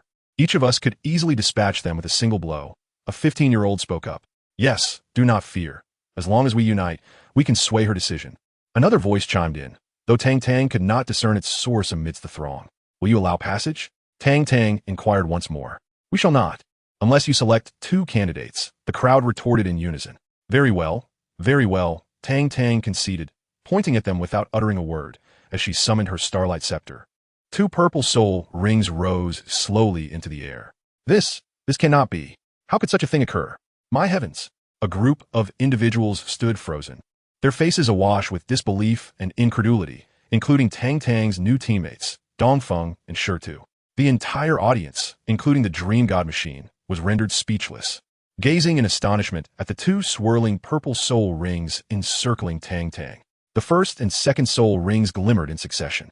All the students in the civilian district were afflicted with a debilitating debuff, while Tang Tang herself was imbued with a remarkable buff enhancing all attributes by 120%. The life chain was unleashed, ensnaring Su Yucheng, Dongfeng, Shitu, and the Dream God Machine, sharing defensive damage to ensure that her allies would not suffer excessively. With the ghostly shadow step executed and the Xuantian technique employed, albeit lacking the enhancement of the Xuantian Skill, it remained formidable. In mere moments, those positioned at the front were sent flying, their cries of anguish echoing throughout the arena. The civilians were jolted awake, witnessing Tang Tang's relentless movement and the hapless student from the civilian district being hurled away. A surge of fury ignited among the onlookers. How dare he strike? No matter what, they resolved to retaliate. Let's take him down. He truly dares to attack. Charge at him. Those over there, join in. Chaos erupted, with screams punctuating the air, leaving the Dream God Machine in a state of shock, pondering how everything had suddenly escalated. Chapter 19. The little gray team with a decisive blow, Tang Tang, sent the last standing civilian student sprawling. Observing the chaotic scene littered with fallen bodies, she scoffed softly and strode away. Su Yuqing followed closely behind, while Dongfeng and Shitu stood in stunned silence, exchanging glances that revealed their mutual astonishment. How terrifying this is. At the Tiando campus, Yi Lingling was taken aback upon seeing the 4 individuals covered in bruises and footprints. She had not seen Tang Tang all morning. Was he involved in a brawl? What on earth happened? Noticing Tang Tang's cold demeanor, Yi Lingling inquired. I am infuriated, utterly infuriated. What a bunch of unruly rascals. Tang Tang seethed with anger. He had ventured to the civilian district with good intentions to recruit new team members, bringing warmth and benefits to them. Yet they showed no gratitude and even sought more, resorting to violence. Simply incomprehensible. After learning the details, Yi Lingling burst into laughter, her mirth echoing throughout the villa. What are you laughing at? Tang Tang retorted, his expression one of embarrassment and rage. You actually thought of bringing warmth to the civilian district? Truly, ignorance is bliss. Yi Lingling gasped for breath, unable to contain her laughter. Tang Tang looked bewildered. What did that mean? Did these individuals have a history of wrongdoing? Do you know why the academy turned a blind eye to them? Yi Lingling glanced at him. Had they complied even a little with authority, they would not be reduced to living off the leftovers meant for noble district students. Not everyone is like that. Su Yuqing disagreed. She, Dongfeng, and Shitu are not such people. That's because your time at the academy is still short, or perhaps you have always been mavericks. But sooner or later, you too will become like them, Yi Lingling replied, casting her gaze upon her. Indeed, one is influenced by their environment. This is a group of misfits that crumble under the slightest pressure, like decayed wood, Tang Tang fumed. Though he acknowledged that those individuals were not as terrible as he had described. You must be the new recruits of the Toxic Milk Team. Allow me to introduce myself. I am Yi Lingling, she said, addressing Shitu and the others. I already know Su Yuqing, Su Yuqing responded.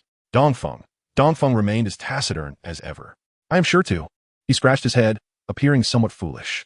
All right, now that we are acquainted, I will outline the upcoming training schedule. Tang Tang clapped his hands, drawing everyone's attention. From now on, each of you must rise at 5 in the morning, equipped with your respective weights, and run from the academy to the entrance of Tiando, Imperial City. Currently, the weight is set at 5 kilograms, but it will increase as your training progresses.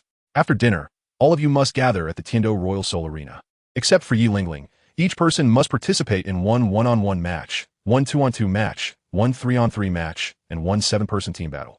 Following all the matches, you will have 1 hour to review your experiences, and after that, with your weights on, you will run back to the academy to rest. After surveying the 4 individuals present, Tang Tang inquired, do you have any objections? None. The 4 individuals responded in unison. Since no one opposes, what are you still doing here? Tang Tang remarked, casting a curious glance at them. Are we starting from today? Yi Lingling expressed her reluctance with a grimace. Oh, I don't want to move, Su Yuqing muttered, inquiring where Tang Tang kept the weights before donning them and dashing outside. Dongfeng followed closely behind, with Shitu trailing quietly. If you don't get moving, be careful of missing dinner, Tang Tang advised Yi Lingling. So heartless, Yi Lingling retorted, pouting as she found a weight of approximately 1 kilogram, strapped it on, and took off. Being a support type, Tang Tang was considerate of her. Watching their retreating figures, a smile crept upon Tang Tang's lips. He had arranged the training regimen based on the original story's rigorous standards for the Shrek 7 monsters, even exceeding those expectations. In establishing his team, he aspired for nothing less than to be the best in the continent, or rather, the second best. After taking a shower and changing into clean attire, Tang Tang hurried to catch up with the others. Captain, why aren't you wearing weights? Yi Lingling inquired breathlessly as Tang Tang caught up beside her. Because I'm still growing, Tang Tang replied earnestly. Yi Lingling. All right, it's because I'm a captain. Realizing her explanation lacked credibility, Tang Tang confidently revised her reason. Su Yuqing. Dongfeng. Shitu. In the evening, at the Tiando Royal Soul Arena, Tang Tang addressed his teammates, aside from Yi Lingling, who cannot participate in the 1-on-1 soul battles. Everyone else must complete all rounds of combat tonight and submit a review report to me by tomorrow morning. He scrutinized his comrades. No way. We have to write a report, Yi Lingling exclaimed dramatically. It's a review report, Tang Tang said, his expression darkening. Isn't that just a report? Yi Lingling muttered under breath. Before the soul battles commence, there's one more matter to discuss, Tang Tang stated, looking at them. They stood attentively, each listening intently. Having joined Tang Tang's team, The Poison Milk Squad, they wholeheartedly believe in their choice, regardless of what the future held. In the final assessment, 6 months from now, we will face another team in a fierce showdown on the arena. To protect our identities, you must not use your real names during the battles and must wear masks. Is that clear? Tang Tang questioned sternly. The crowd nodded in understanding and promptly set off to procure their own masks, even changing their names in the process. Chasing Soul Gun Su Yuqing, Super Healer Yi Lingling, Hellfire Dongfeng, and Invincible Mad Rhino Shurtu. As for the team name, Tang Tang renamed it to the Little Gray Warriors. All right, everyone, your efforts shall be duly rewarded. To infuse your upcoming lives with excitement, I have decided to grant you a monthly salary, Tang Tang announced. Gazing at the group, now clad in their new attire and adorned with masks. Really? Yi Lingling exclaimed, her face alight with enthusiasm, as her pocket money for the month was nearly depleted. Shurtu, Dongfeng, and Su Yuqing also turned their attention to Tang Tang, for the prospect of salary was immensely appealing to those from less affluent backgrounds. Seeing the eager expressions on their faces, Tang Tang smiled and continued, after considerable contemplation. I have resolved that your salary will be 10 gold soul coins? Shida's excitement was palpable. Is that for real? Su Yuqing and Dongfeng exclaimed in astonishment. In the Douluo continent, 10 gold soul coins were enough for a common family to live well for a decade. 100,000 gun sao goi, Tang Tang problem dramatigas. Yi Lingling, who was drinking water, sputtered it out. Chapter 20, Battle Against the Fierce Wolf Team, Part 1. Half a year later, at the Tiando Royal Soul Arena. In the Soul Battle Hall, the members of the Poison Milk Team were all present. 6 months had elapsed, and the original 5-member team had expanded to 7. The 2 new teammates were recruited by Tang Tang from a noble district of the Tiando Royal Academy. Over the past 6 months, every member of the Poison Milk Team had seen their soul power increase by 2 to 3 levels. The arduous training and all their efforts had transformed into tangible strength. Compared to 6 months prior, everyone's capabilities had undergone a remarkable transformation. Having participated in no less than 100 soul battles, both victories and defeats, all members of the Poison Milk Team now bore golden soul badges. Captain, we don't have any soul battles scheduled for today, right? Asked Xianyu, one of the new members, a level 23 assault system soul master, whose martial spirit, the 3-headed Crimson Devil Hound, perfectly complemented Dongfeng's hellish 3-headed hound. Captain, tomorrow is the final assessment. Shouldn't we take a rest today? Bai Li, another new member and a level 22 control system soul master, whose martial spirit was the Dream Crystal, suggested. Don't be ridiculous. Have you participated in any soul battles in the past week? Tang Tang rolled her eyes. Upon hearing this, the others chuckled awkwardly. Ever since they had acquired the Golden Soul Badge, their participation in soul battles had diminished significantly. Glancing at the documents in Tang Tang's hands, Su Yuqing raised an eyebrow. Captain, do we have a match? Indeed, Tang Tang nodded gently, unfurling the paper that contained information about their opponents. As there are no teams at the Golden Soul level in the Great Soul Master tier, the organizers have recommended a Silver Soul Battle team at the Soul Master level. A Soul Master team? Yi Lingling frowned. Given our strength, challenging a Soul Master team might be somewhat ambitious. Huh, what does it matter? Under my clause of Xianyu, no one can hinder our progress, Xianyu declared arrogantly. Navi, if Soul Masters are so easily dealt with, the organizers wouldn't have recommended them to us, Su Yuqing retorted, casting a look at Xianyu, as if she were foolish. Chung is correct. This is a formidable team, Tang Tang stated with a serious expression. Everyone looked at Tang Tang in astonishment. It was the first time they had seen her so earnest. This team is called the Fierce Wolf Team. True to their name, they're a pack of vicious wolves, a band of executioners. Every team that has faced them has suffered severe losses, either dead or injured, Tang Tang said solemnly. Captain, it's your call. Are we fighting or not? All eyes turned to Tang Tang. She did not directly answer the question, but coughed lightly and said, I have placed a bet, wagering 5 million gold soul coins on our victory at a 10-to-1 ratio. Su Yuqing and Yi Lingling exclaimed, Damn, that means we must fight. We can win. Shurtu said confidently, looking at Tang Tang. All right, prepare yourselves. I will join you for this match, Tang Tang smiled. With a collective sigh of relief, the previously tense atmosphere lightened considerably. Boss, why didn't you mention you'd be participating sooner? We've secured this match. Dongfeng seemed to envision a wealth of gold soul coins beckoning to him. Exactly. You made us worry for nothing, Yi Lingling chimed in. I strongly demand that the winnings be split evenly, Su Yuqing scoffed. Right, everyone get to share. The others joined in the playful banter. Get lost. Isn't 100,000 gold soul coins a month enough for you to squander? Tang Tang rolled her eyes at this group of spendthrifts. At the center main soul battle arena, a female host with a butterfly martial soul soared through the air, holding a sound amplification soul device akin to a microphone. Ladies and gentlemen, welcome to the Tiando Royal Soul Arena, the central main soul battle arena. I am your host, Nair. In just a few brief sentences, the emotions of the audience were stirred, and it must be said that this Nair is truly remarkable. Of course, her stunning beauty plays a significant role. The Tiando Royal Soul Arena spares no expense in gold soul coins for her captivating visage each year. Thank you all for your support, for your enthusiastic presence, and for your unwavering love for the Tiando Royal Soul Arena. Nair fluttered her wings, gracefully circling above the arena. Aware of the audience's purpose for being here, she declared, "Without further ado, let us welcome the first battle team of the day, the Fierce Wolf team." The crowd erupted in fervent chants of Fierce Wolf. Fierce Wolf! Fierce Wolf! Amidst the thunderous cheers, the 7 members of the Fierce Wolf team slowly made their entrance. 7 middle-aged men stood before the audience, their bare torsos glistening like polished steel. Each scar upon their bodies a testament to past glories, igniting the fervor of those who beheld them. The cheers around them crescendoed, their fervent admirers gazing at the members of the Fierce Wolf team as if encountering long-cherished idols. The captain of the team, named Fierce Wolf, bore a prominent scar upon his visage, seemingly reveling in the adulation as he raised his right hand high. "Ah, he is beckoning to me. Fierce Wolf! Fierce Wolf!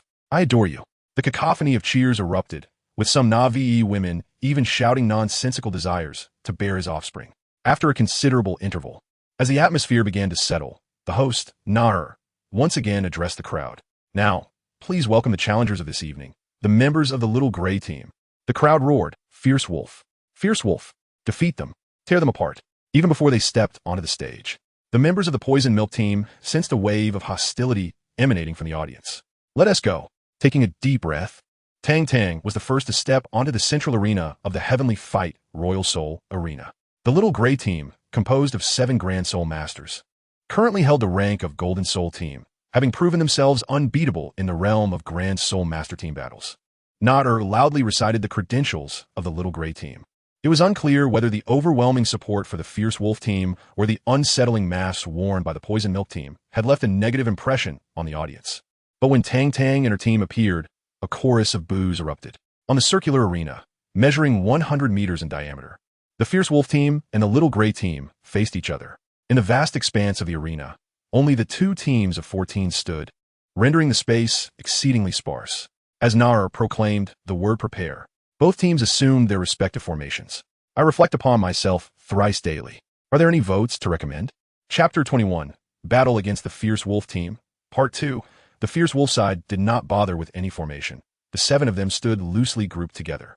Prior to the commencement of the match, they had already obtained the information on their opponents, merely a collective of Grand Soul Masters, whom they deemed insignificant. On the Poison Milk team's side, Shi, the defensive Soul Master, positioned himself at the forefront, with Dongfeng and Xinyu slightly behind him. Su Yuqing positioned centrally to provide support, while Bailey, serving as the team's core, controlled the battlefield. Tang Tang and Yi Lingling, the 2 support members, remained at the rear. "Unleash your soul!" Nair exclaimed with fervent excitement. The members of the Fierce Wolf battle team unleashed their martial spirits, all revealing themselves as Wolf Spirit Masters.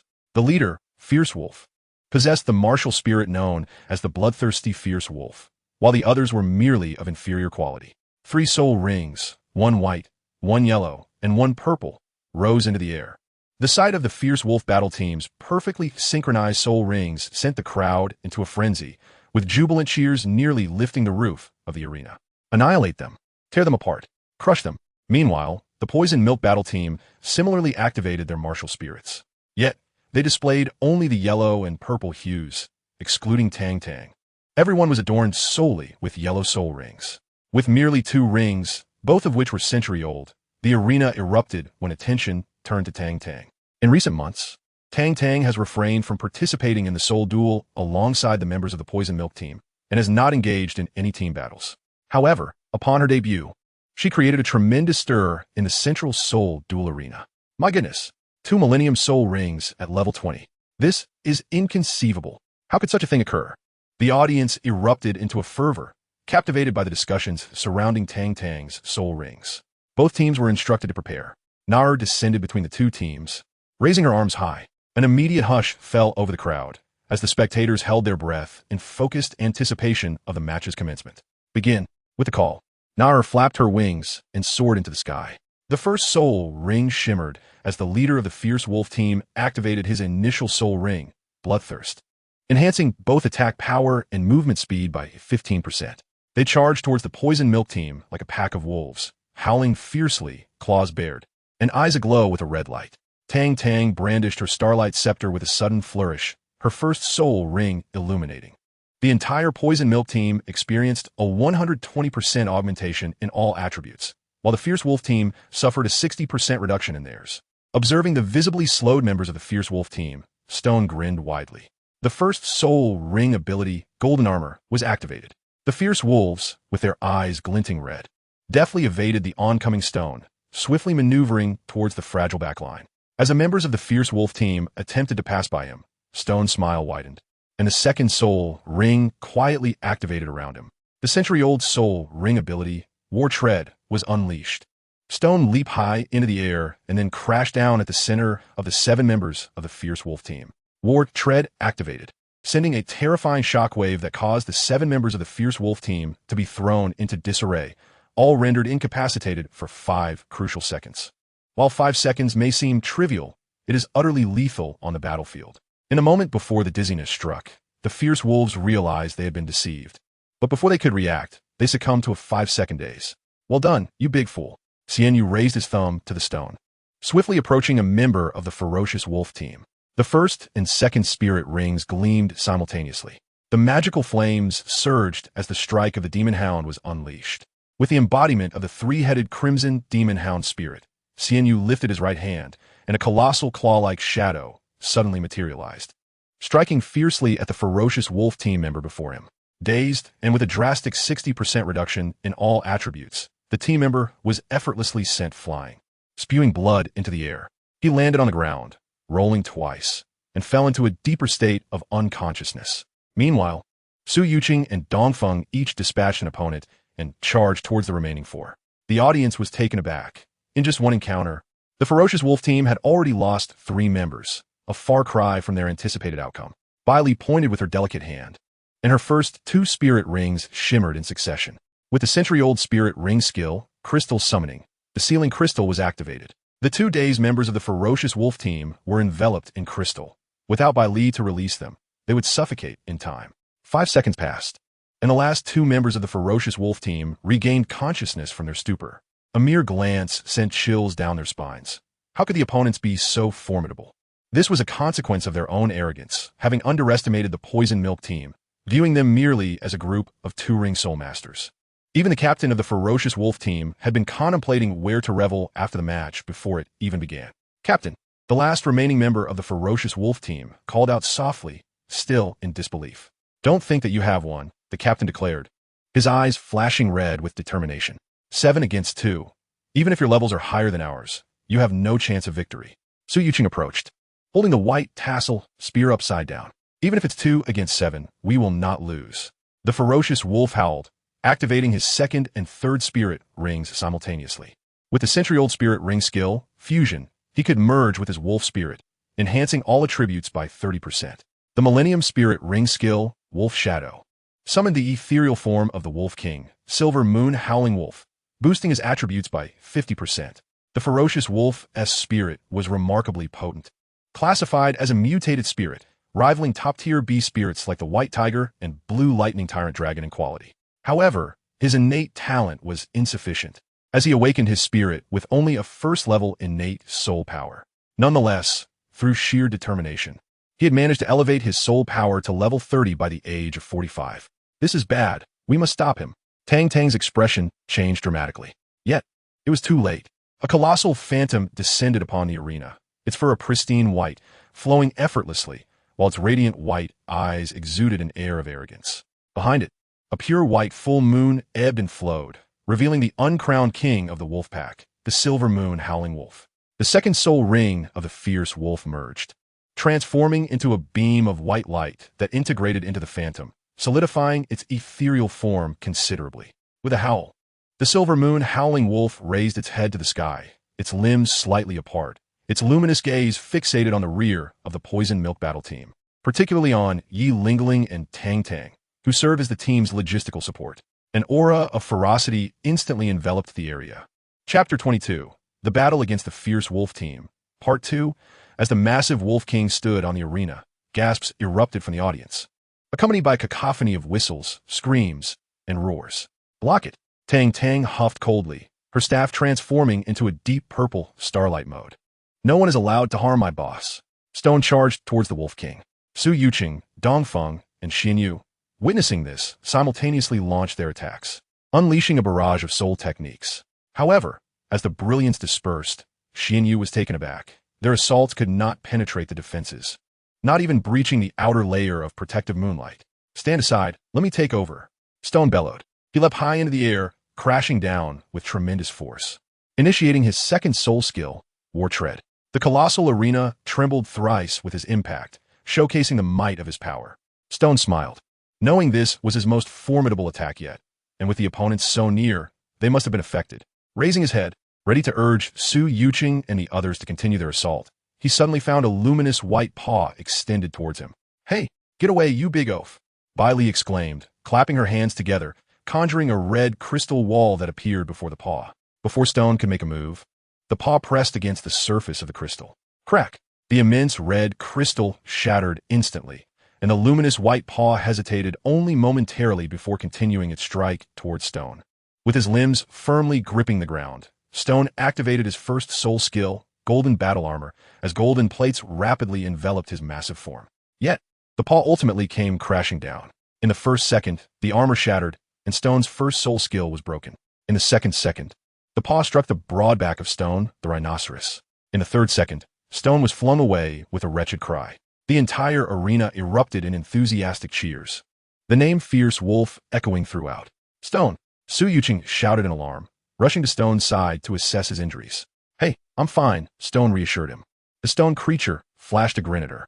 Just as Su Yuqing intended to help him up, the stone's expression suddenly changed, a heart-wrenching pain radiating from his lower back, likely injuring his lumbar vertebrae. At that moment, a soothing wave of pink light enveloped him, heralding the arrival of Yi Lingling's healing energy. Instantly, all his wounds healed. The stone creature's demeanor softened, and he cast a grateful glance towards Yi Lingling in the distance, pondering how extraordinary this martial soul truly was. "You all should leave the arena quickly," Tang Tang commanded upon seeing the stone was unharmed. "What?"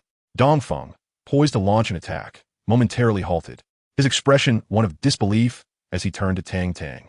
"Captain!" Bai Li and Xian Yu were equally stunned, at a loss for how to proceed. "Lingling, you should go as well," Tang Tang instructed Yi Lingling beside him. "Are you serious?" Yi Lingling gazed deeply at him. Tang Tang remained silent, merely nodding slightly, the aura of his stellar martial soul swirling around him. The Wolf King, Silver Moon Howling Sky Wolf, paused slightly, his gaze fixated directly on Yi Lingling, recalling how effortlessly she had healed from his previous assault. "Get out of my way." Tang Tang's expression shifted dramatically upon witnessing this. The stone creature, a towering figure and a defensive soul master, could scarcely withstand the Wolf King's strike. How could Yi Lingling, delicate and gentle, survive a single claw? What on earth are these rascals lingering about? Casting a deep glance at him, Su Yuqing retracted his martial spirit and turned away, striding towards the edge of the arena. "Leaving," shouted the vice captain Bai Li. As Su Yuqing paused momentarily, her lips parted slightly, observing the members of the little gray team gradually descending from the stage. The audience erupted in a chorus of astonishment, bewildered by the unfolding spectacle. Although the team members had departed, they did not immediately exit the arena. The Wolf King's gaze remained intensely fixed on Yi Lingling. With a sudden halt, his muscles tensed in anticipation of launching a devastating attack on her. "Hey, you scoundrel! Look this way." Tang Tang's first soul ring shimmered, and a beam of starlight was hurled directly towards the Silver Moon Howling Sky Wolf. This marked Tang Tang's inaugural experience with the Starlight Mode's offensive capabilities, eliciting a sense of anticipation within her. As the starlight ascended into the air, it was swiftly struck down by the Wolf King's claw. Simultaneously, his gaze shifted from Yi Lingling to Tang Tang. In the next moment, a deafening explosion reverberated, triggering the annihilation attribute, which corroded a significant crater into the arena, causing the Wolf King's towering form to plummet. At the very instant of the explosion, Tang Tang distinctly observed that a considerable portion of the silver moon howling wolf's claw had been utterly obliterated. This is indeed the power of the god of destruction, eroding all, annihilating everything, and obliterating all existence. Despite having anticipated this in his heart, the terrifying force displayed in its initial use still startled Tang Tang considerably. Simultaneously, he felt a sense of relief, thankful that he had instructed his team to vacate the area beforehand. Such a formidable assault, combined with the indiscriminate nature of the destructive power, was akin to a touch that could inflict harm or sever limbs. Howling fiercely, the Wolf King raised his head towards the heavens from the pit, and the full moon behind him scattered half its luminescence, which he absorbed into his being. The wounds upon his claws began to heal at a visibly rapid pace. Tang Tang couldn't help but grimace. Indeed, divine beasts possessed extraordinary regenerative abilities. The Wolf King opened his maw wide, a circular orb of pearlescent energy continuously coalescing within. A suffocating aura instantly spread throughout the arena. Observing the energy sphere being hurled towards him, Tang Tang scoffed, thinking, with such a sluggish speed, could it possibly strike me? He activated the ghostly shadow step, his speed surging dramatically. As a result, the energy sphere vanished before his eyes, and a heavy sensation suddenly settled in his heart. In the next instant, the energy sphere reappeared, narrowly brushing past his swiftly retreating figure. Out of the corner of his eye, Tang Tang experienced a moment of blankness. So fast. Boom! The shock wave erupted, propelling Tang Tang several meters forward in a disheveled manner.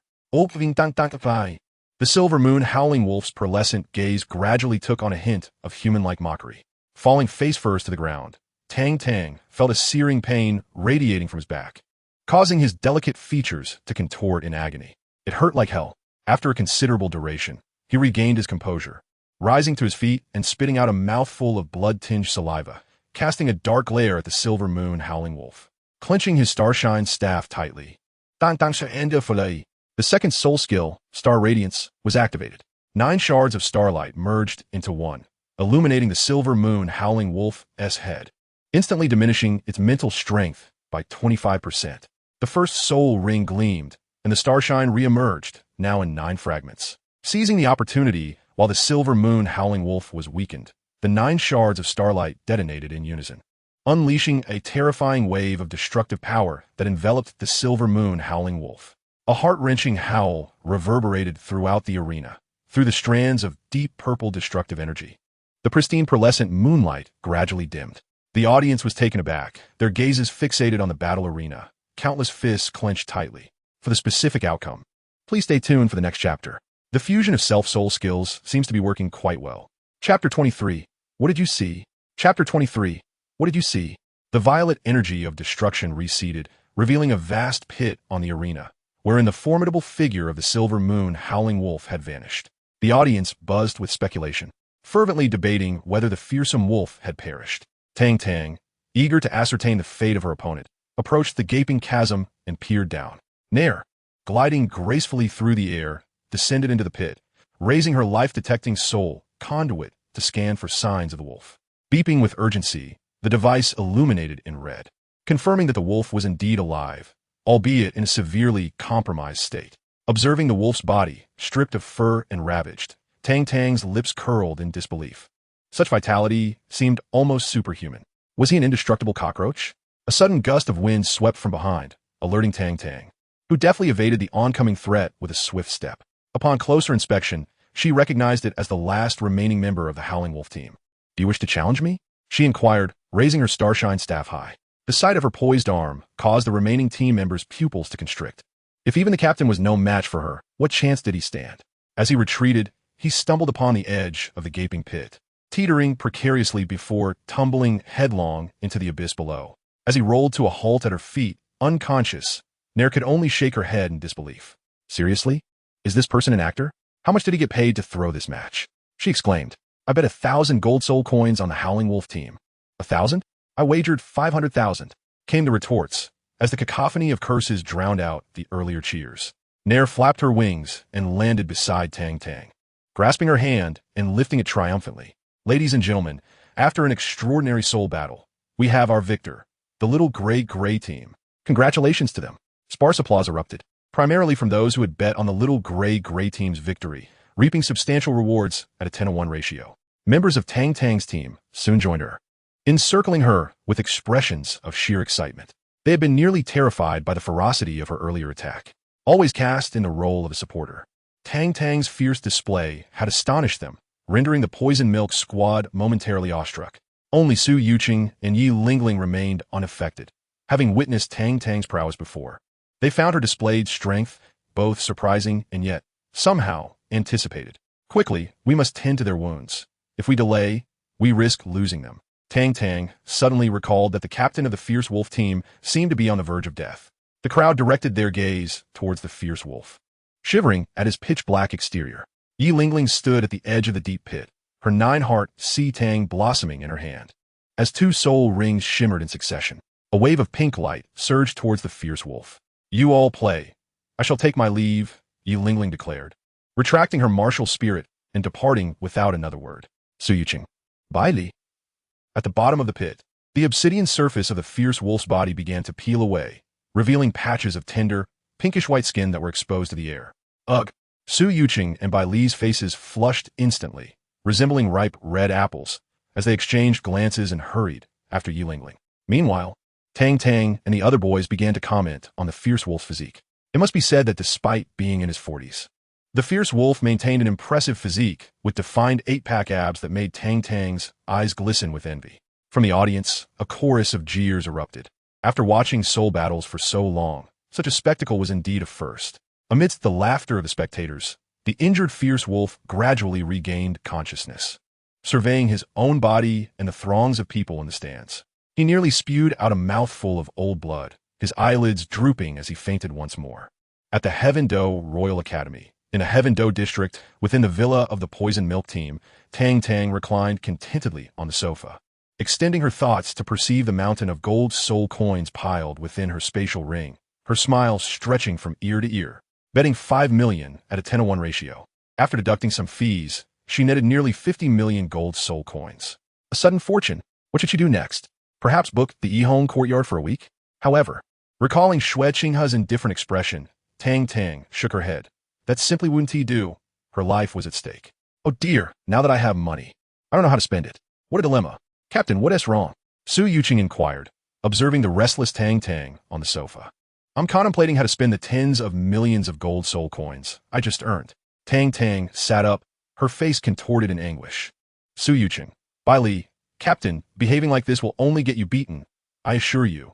Dongfeng replied with a frown. Captain, if you're unsure how to spend it, why not share some with us? Bai Li suggested with a grin. Exactly. Bai Li speaks wisely. Dongfeng Xinyu nodded in agreement. Nonsense. Earn your own money. Don't covet my private stash. Tang Tang rolled her eyes, dismissing them. Hey, that is heartless. We help you win, you know. Xinyu protested indignantly. Without me, would you have been able to defeat the Fierce Wolf? What a ridiculous notion. Tang Tang let out a cold snort. This group of individuals gathered at his villa today, which was decidedly unusual, must surely be for his wealth. Friends are no more. Su Yuqing turned to leave, and the others followed suit, each uttering a phrase of farewell to their friendship as they approached Tang Tang. He regarded their behavior, this shameless approach for alms, with profound disdain. Shouldn't they earn their own money? Must they extend their hands to me? Am I but a child? Is my fortune simply blown in by the wind? Tang Tang covered his mouth and chuckled softly, realizing that in a way, it was not so different from being blessed by the gusts of fortune. In the imperial city of Tiando, at the prince's residence, Tang Tang stealthily returned, taking advantage of the absence of prying eyes. Having made a considerable fortune at the Tiando Royal Soul Arena, he felt the need to boast to Xue Qinghe. However, Tang Tang was perplexed. He searched the entire prince's mansion, but found no trace of Xue Qinghe. How strange, not a soul in sight. Was something amiss? He muttered to himself as he pushed open the door to Xue Qinghe's chamber. Creak, the door swung open, revealing a scene of pristine whiteness. A somewhat sharp voice suddenly rang out. Before Tang Tang could react, a surge of golden light flashed, and a gentle force propelled him outside. Bang, the door slammed shut with a resounding thud. Standing on the steps before the door, Tang Tang wore a look of embarrassment, pondering why the entire prince's residence was devoid of life. Could it be that Tang Tang might be in grave peril? Perhaps, or perhaps not. To learn of what transpires next, please await the following chapter. Chapter 24. Setting a modest goal in the courtyard outside the bedroom. Tang Tang bore an expression of melancholy. Had he stumbled upon Xue? Oh no, Qianren Shui while she was bathing? Would he be silenced for good? Moments latte. A figure clad in white emerged from the room, a towel in hand, drying her long, damp hair. With a delicate oval face, rosy lips, and enchanting features.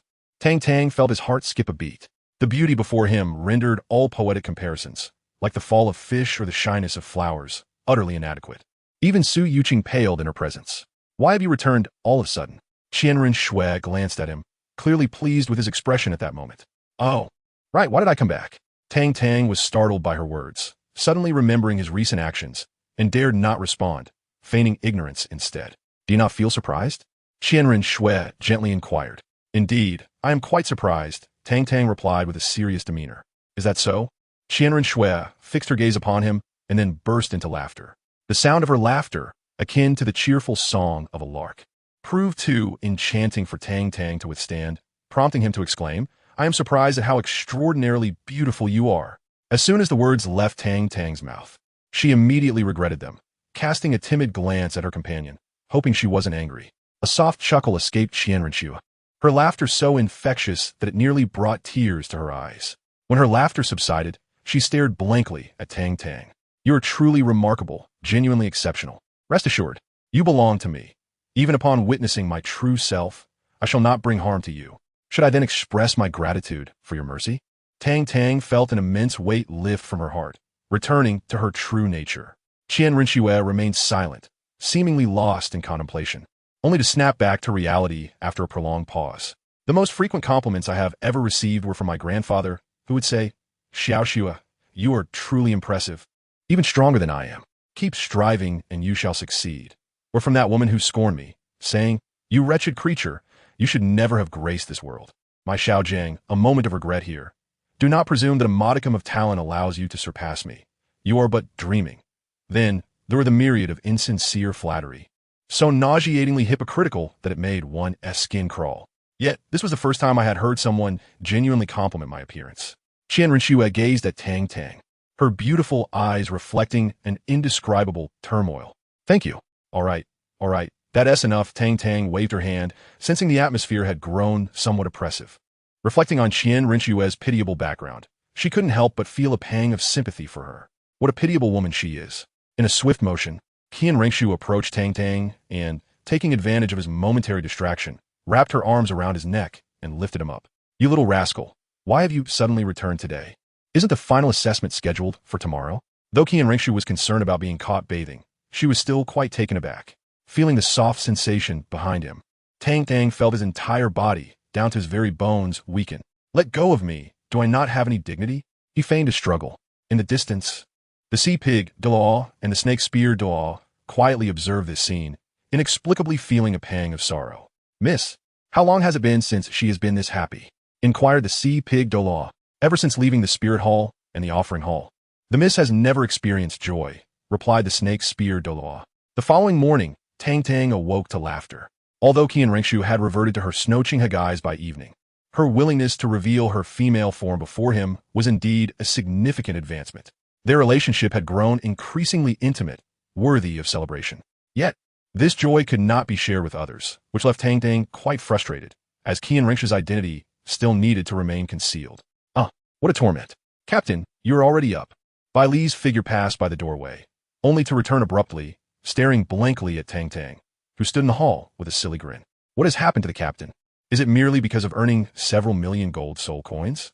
Bai Li admitted to feeling a twinge of envy. Several million gold soul coins. How much food could that buy? How many clothes and cosmetics? Tang Tang, gather everyone. I have something to discuss. He suddenly conceived a brilliant idea. Within a short tease time, the entire poison milk team had assembled. Captain, what is it that you need us for? Aren't we set to compete against the royal battle team this afternoon?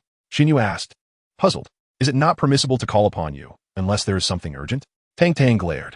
Of course it is. You are the leader, after all. Xinyu intended to retort, but was instantly quelled by the mischievous glint in Tang Tang's eyes. Captain, what is this all about? Su Yuqing queried, his face a mask of confusion, as he longed for a peaceful half-day of rest. Tang Tang cleared his throat and produced 6 storage soul guides from his robe, with 6 individuals present. Each was to receive one. Captain, we already possess spatial equipment. You need not distribute these to us. Dongfeng raised his wrist, showcasing a soul guide bracelet. You may return it if you do not wish to keep it.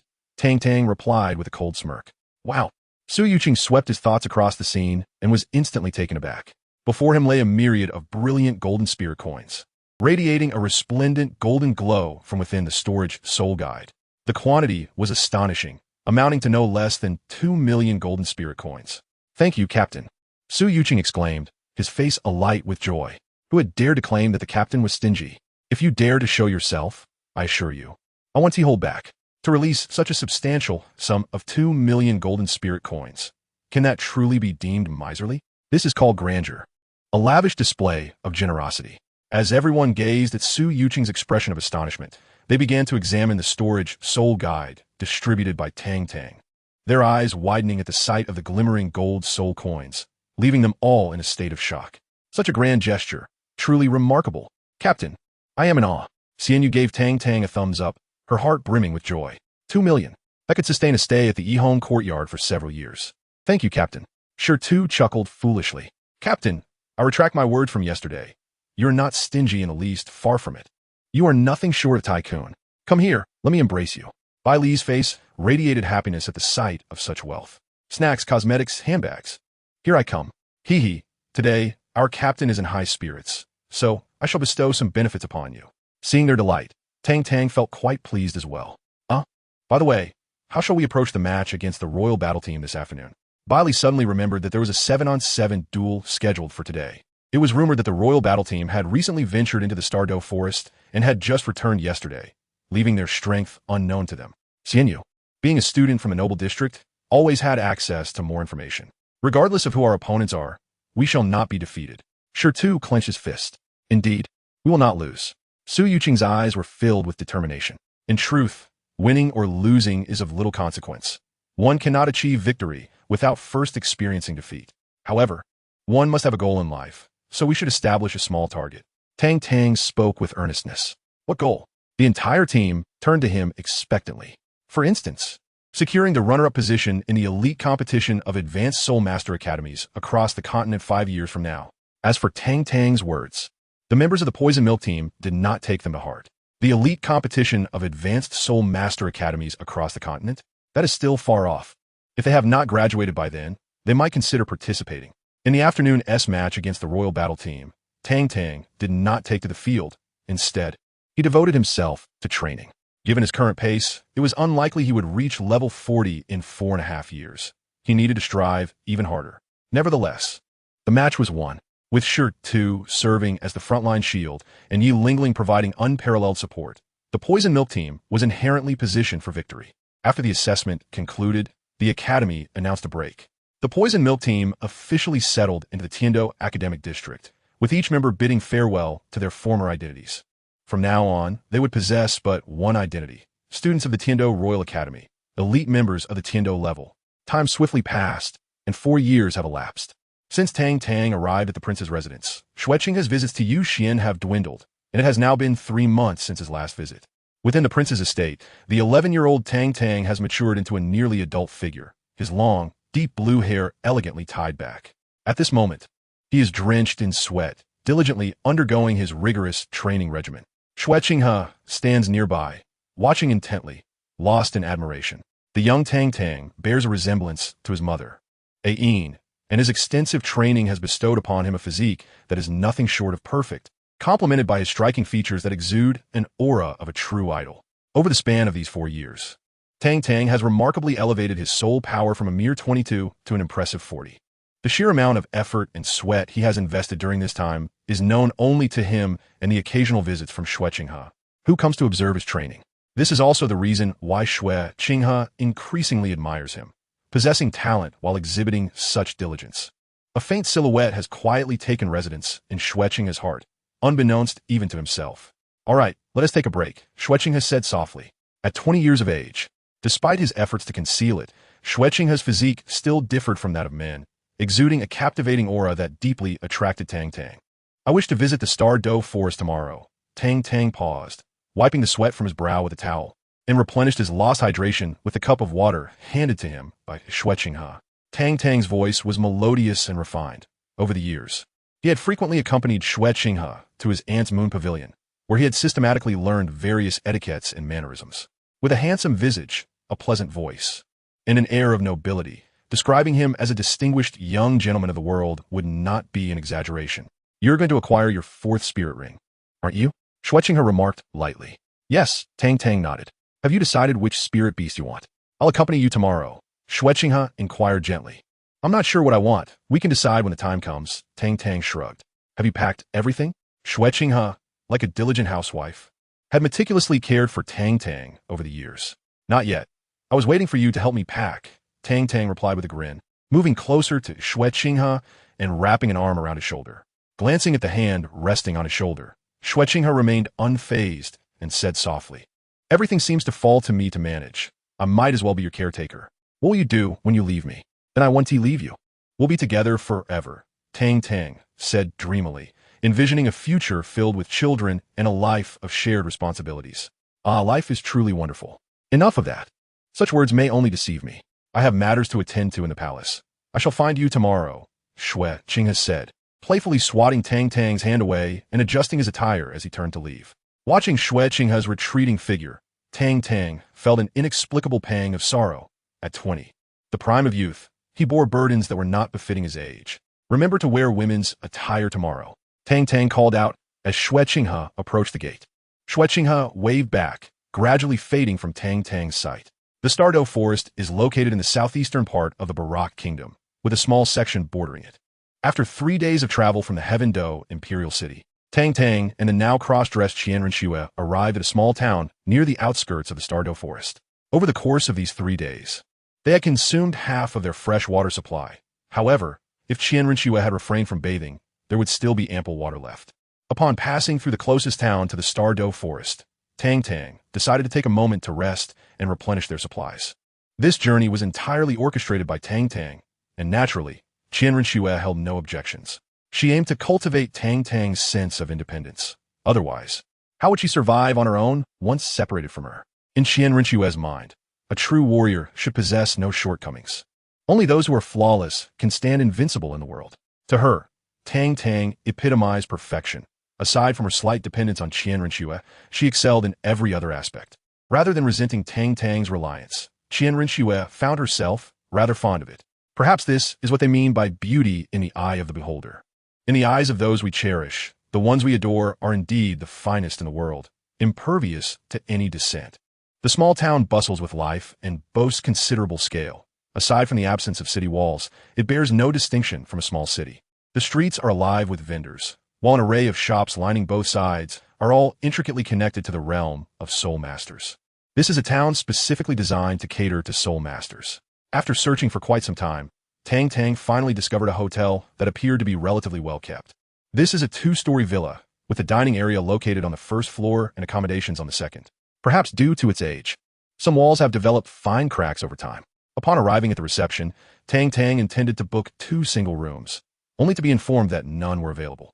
With no single rooms left, she decided to reserve 2 double rooms instead, as she currently possessed a substantial fortune in gold soul coins, rendering her indifferent to the cost. The proprietor, wearing an expression of resignation, explained that business had been quite brisk lately, and only 1 double room remained. Faced with this predicament, Tang Tang exchanged an awkward glance with Xuantian, who was equally surprised by the turn of events. Sir, please assist us in securing a double room. Thank you, Tang Tang requested politely. Xuantian regarded her with a provocative gaze, challenging, Are you really brave enough to share a room? After handing over the deposit, the proprietor handed Tang Tang the room key, casting envious glances in her direction. What a splendid young lady. Sigh. Tang Tang touched her nose, stealing a glance at Xuantian's alluring figure, instinctively swallowing hard. Tonight, a fleeting vision passed before her eyes as Xuantian snatched the room key away. I'll be staying here tonight. You can find another hotel, she declared as she gracefully ascended the stairs. You. Tang Tang was about to speak when Xuantian, having turned around, interrupted her. With a look of astonishment, she exclaimed, Surely, you didn't think I would share a room with you? How could you even entertain such an idea? Tang Tang. Chapter 26. San Hui. The following morning, Tang Tang checked out and walked along a lengthy street to the hotel where Xuantian was staying. Upon entering the lobby, she spotted Xuantian's striking figure seated at a table, elegantly enjoying her breakfast. Tang Tang maintained a calm facade, though a tempest of anger brewed within her. The dining area was occupied by several tables of guests, some of whom may have just arrived, while others had likely been there since the previous night. At a table adjacent to Qian Renshua, 7 or 8 individuals donned matching silver uniforms, prominently emblazoned with the characters Sanghui. Among them was a middle-aged man, perhaps in his 30s, whose features were not particularly handsome, yet were not unattractive either. His hair was impeccably styled, and the moon-white Soul Master robe he wore accentuated his distinguished demeanor. At that moment, the middle-aged man sat beside Qian Renshua, animatedly chattering away, seemingly unaware of the nature of his conversation. In his excitement, he even attempted to reach out and touch Qian Renshua, his hand resting on the table. Sensing his intentions, Qian Renshua subtly shifted her hand, leaving him grasping at air.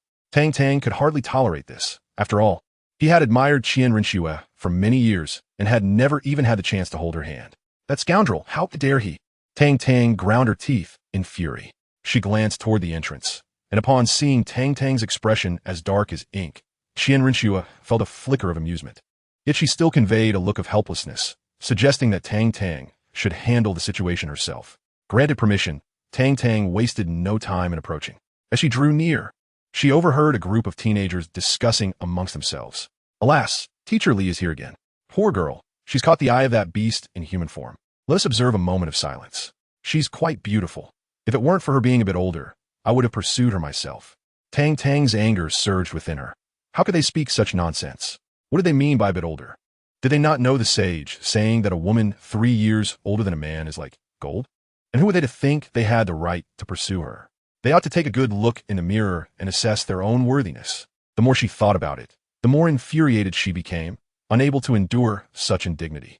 Rage ignited within her, and she forcefully slapped the shoulder of the middle-aged man. What are you doing? The middle-aged man furrowed his brow and turned to face Tang Tang, his eyes ablaze with fury. The young man is rather oblivious, completely unaware that I am currently engaged in a delicate flirtation. How can he be so lacking in perception? I need to make some space.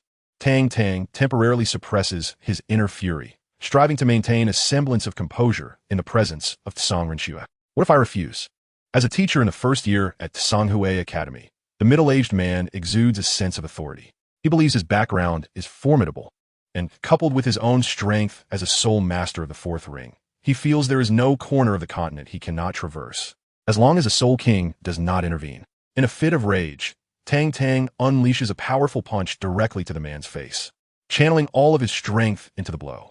Though not yet his girlfriend, the one he secretly admires is being courted by another. He can no longer afford to concern himself with decorum. Tang Tang, now boasting a soul power of level 40, may not yet have acquired his 4th soul ring, but it would not be an exaggeration to say he is already at the level of a soul master. Among his peers, he stands as an invincible presence. The middle-aged man is sent flying, crashing into the tables of Sanghui's group, causing oil and soup to splatter everywhere, and his moon-white robe becomes marred with stains. Teacher! A group of Sanghui Academy students, witnessing the scene, are utterly astonished and rush to the side of the middle-aged man. What are you all staring at? Get him! Take that brat down! The man's face darkens as he shouts furiously. Yes, several students reply in unison, glancing at one another before slowly approaching Tang Tang. Kid, you had better not resist. Yes, don't fight back. We just want to teach you a lesson. Submit to our punishment. Or else Tang Tang regards them with a cold smirk. Or else what? I'll just crush myself. What do you think of that? Are you scared now? One student carelessly picks up a piece of tofu from another table. Tang Tang thinks to himself, what a bunch of fools. The middle-aged man's face pales in frustration. Utterly humiliated. I'm done eating. Let us go. Tsang Renshua wipes her mouth, stands, and heads towards the door. Casting a disdainful glance at the Sanghui group, Tang Tang snorts softly, allowing them to escape, and scathe feels like an unwarranted concession. However, with Tsang Renshua having spoken, much of his anger dissipates, and he decides not to pursue the matter further, hastening to follow her. The hotel owner stands quietly to the side, observing the entire spectacle. He reflects on how long it has been since anyone caused a ruckus in his establishment. What was the fate of the last troublemaker? It has been so long that the details escape him. Ah, yes, that individual had become fertilizer for the large tree in front of his house. Stop! A menacing voice rings out. All eyes turn towards the middle-aged teacher from Sanghui Academy. What more do you want? Tang Tang furrows his brow. He has already chosen to overlook the incident. So what does the man intend to do next? After striking him, Does he really think he can simply walk away? The middle-aged man rose from the ground, spat, and cast a shadowy glare at Tang Tang. What will you do? He inquired. Tang Tang regarded him with a dispassionate gaze. Let the woman beside you accompany me for a night, and we shall consider this matter settled. Otherwise, his eyes narrowed, revealing a menacing glint. Although he did not articulate the consequences, those present were not foolish. They grasped the implications of his words. Let us go, Qianrenxue softly suggested.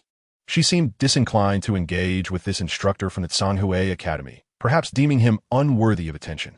Indeed, Tang Tang nodded, recognizing that the more one disregards such a cunning individual, the more fervently he pursues. Infuriated by their audacity to dismiss him, the middle-aged man seethed. You dare to ignore my words? You shall regret it. In an instant, his martial spirit manifested. It took the form of a gray, scruffy rat, with elongated teeth and oversized ears, exuding a distinctly unsavory aura. 2 yellow and 2 purple soul rings ascended slowly around him. Come back, the middle-aged man huffed, extending his claw toward Tang Tang's shoulder. The instructor has made his move, gasped a group of Tsanhui Academy students, their eyes wide in shock. The middle-aged man's martial spirit was a rat, categorized as an agile attack-type spirit master, known for its swiftness. Yet, no matter how fast he was, he could not outpace Tang Tang's elusive steps. With several phantom images trailing behind her, Tang Tang deftly evaded the man's grasp. Suddenly, her starlight staff materialized in her hand, adorned with 3 soul rings, 2 purple and 1 black, spiraling gracefully around her still modest stature. Seeking death, Tang Tang's eyes narrowed as she fixed her gaze upon the middle-aged man. This is impossible. My heavens, I must be seeing things, exclaimed one astonished onlooker. 2 purple and 1 black? How could this be? The students of Tsanhui Academy and the surrounding spectators erupted in disbelief, their expressions reflecting sheer incredulity as they turned their gazes toward Tang Tang. Draw your weapon, rival, Tang Tang declared, pointing her staff forward. Bah, what nonsense are you spouting? Qianrenxue's cheeks flushed, clearly annoyed. Rival indeed. The soul ring is strong, but is merely a trifling 3 ring, the middle-aged man scoffed. Tang Tang's laughter rang out. 3 rings? Even 3 rings can overpower you. The first soul ring shimmered, and with a debilitating buff activated, Tang Tang further empowered herself with a formidable dragon buff. Rolling up her sleeves, she charged forward. The middle-aged man, who had previously exhibited a commendable speed, was suddenly reduced to a pace as sluggish as a snail, finding himself overwhelmed and ruthlessly beaten by Tang Tang. The air was filled with his piercing cries of agony. Whether it was a matter of inheritance, Tang Tang's method of combat bore a striking resemblance to that of Tang Hao, both disinclined to rely on their martial spirits for confrontation.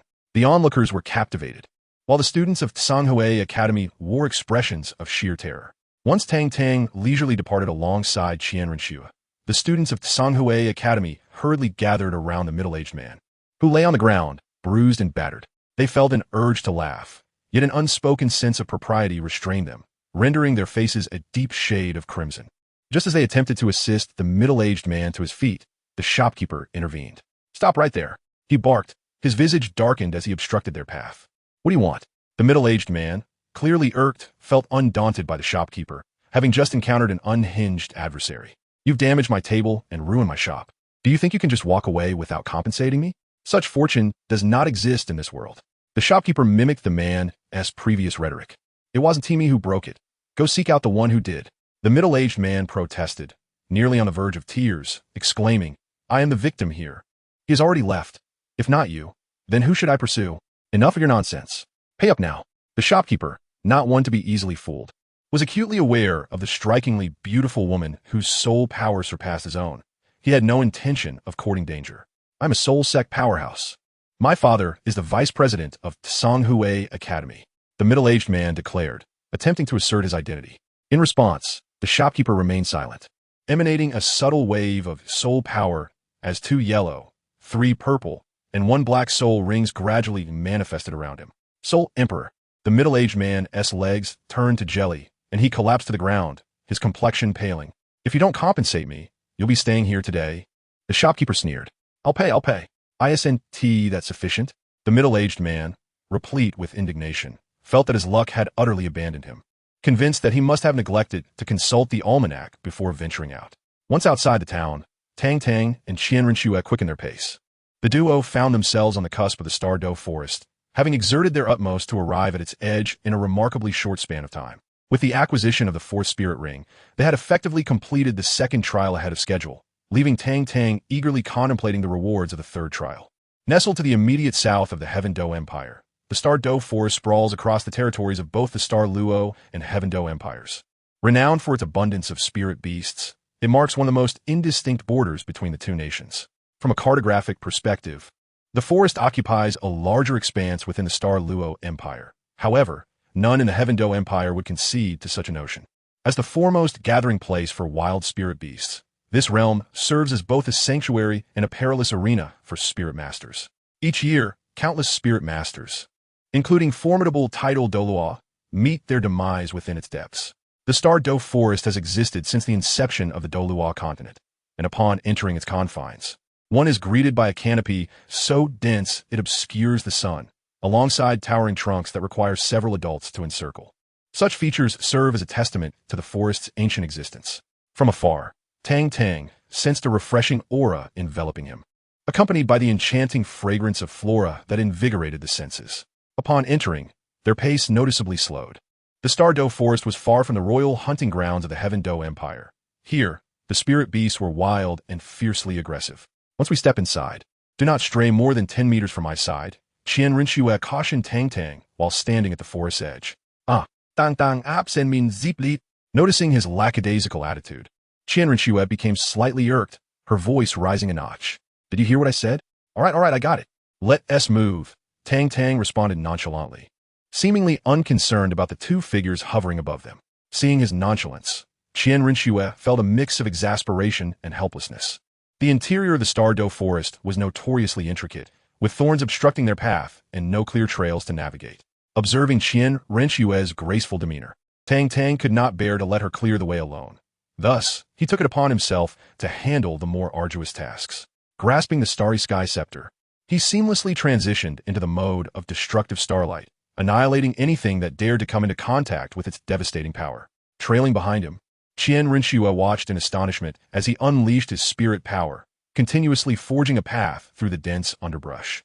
What kind of martial soul is this that possesses such extraordinary strength? The Star Do Forest, renowned as the foremost gathering place of wild spirit beasts, revealed its first inhabitant to Tang Tang and her companion, Qian Rinxue, after they ventured merely 1,000 meters within its depths. Before them stood a relatively small black gorilla, approximately 500 years old. Let me handle this, Qian Rinxue declared, a glimmer of determination illuminating her eyes. However, Tang Tang interposed, halting her advance. Noticing the perplexity in Qian Rinxue's gaze, Tang Tang softly elucidated. This gorilla is a social spirit beast. Having spotted one, there is undoubtedly a whole group nearby. What of it? It's merely a 500-year-old spirit beast. I fear nothing. Even if there are more, Qian Rinxue retorted with a scoff. 6 colorful soul rings, yellow, purple, and black, materialized around her, revealing that she had unexpectedly ascended to the rank of Soul Emperor. Wait, Tang Tang said, grasping her hand gently, the softness of her touch eliciting an unfamiliar warmth in Qian Rinxue's snow-white cheeks, as this was her first experience holding hands with someone of the opposite gender. Release me, she demanded, but Tang Tang coughed awkwardly, withdrawing her hand with reluctance. Do not underestimate these gorillas. Despite their seemingly low power and age, they possess formidable backing. It is prudent that we do not provoke them. Qian Rinxue raised an eyebrow, almost stifling a laugh at Tang Tang's words. For it was the first time she had heard that spirit beasts could have backgrounds. You've heard of the king of the forest, right? Tang Tang in guit, the sky blue bull python? Qian Rinxue replied, her expression one of confusion. I can believe that snake or bull spirit beasts are related to it. But to suggest a gorilla is completely off the mark, she continued. The Titan great ape. You have not heard of it? Tang Tang exclaimed in astonishment, wondering if her companion was truly unaware. Oh, you mean the sky blue bull python's subordinate? Qian Rinxue realized, her face brightening with understanding. There has only ever been one emperor of the Star Do Forest, residing in the heart of the forest by the Lake of Life. The sky blue bull python. Fine. You win, Qian Rinxue conceded, bemused that a mere group of gorillas could lead to a discussion about the Titan great ape. They circumvented the area and continued their journey. The Star Do Forest was exceedingly dense. Describing it as shrouded in shadow would not be an exaggeration. By midday, not a single ray of sunlight pierced through the thick canopy above. After several hours, they had delved approximately 5,000 meters into the forest. Under Tang Tang's persistent persuasion, they had consistently chosen to evade encounters with spirit beasts. This left Qian Rinxue staring at Tang Tang in bewilderment. Had she not known that her companion required soul rings to advance, she might have suspected that Tang Tang had transformed into a 100,000-year-old spirit beast. This situation seems decidedly biased towards that group of soul beasts.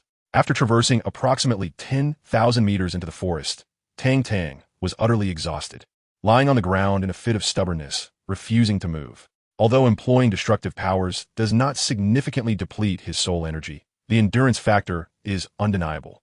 Lacking the foundational strength of the Xuantian Skill, his recovery rate cannot keep pace with his consumption, and at this moment, his internal soul energy was nearly depleted. Well then, a brief respite is in order.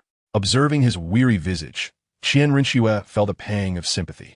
He is, after all, no longer a child.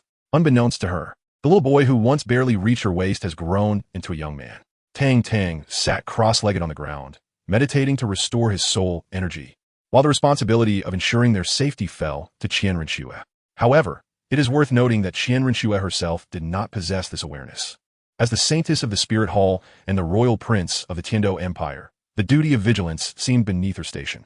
Two figures descended silently from the heights of the treetops, discreetly taking position at the edges of the branches, tasked with safeguarding Tang Tang and Qian Rinxue. The two individuals in question are undoubtedly the formidable snake spear and the porcupine, both of whom are titled Douluo level experts, with such powerful titled Douluo serving as protectors.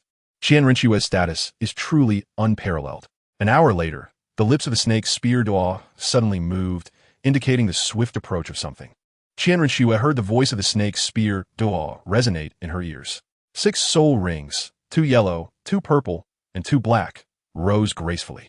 Qian Rinxue aroused Tang Tang, who was diligently recovering her soul power. What is happening? Tang Tang inquired, her face reflecting confusion.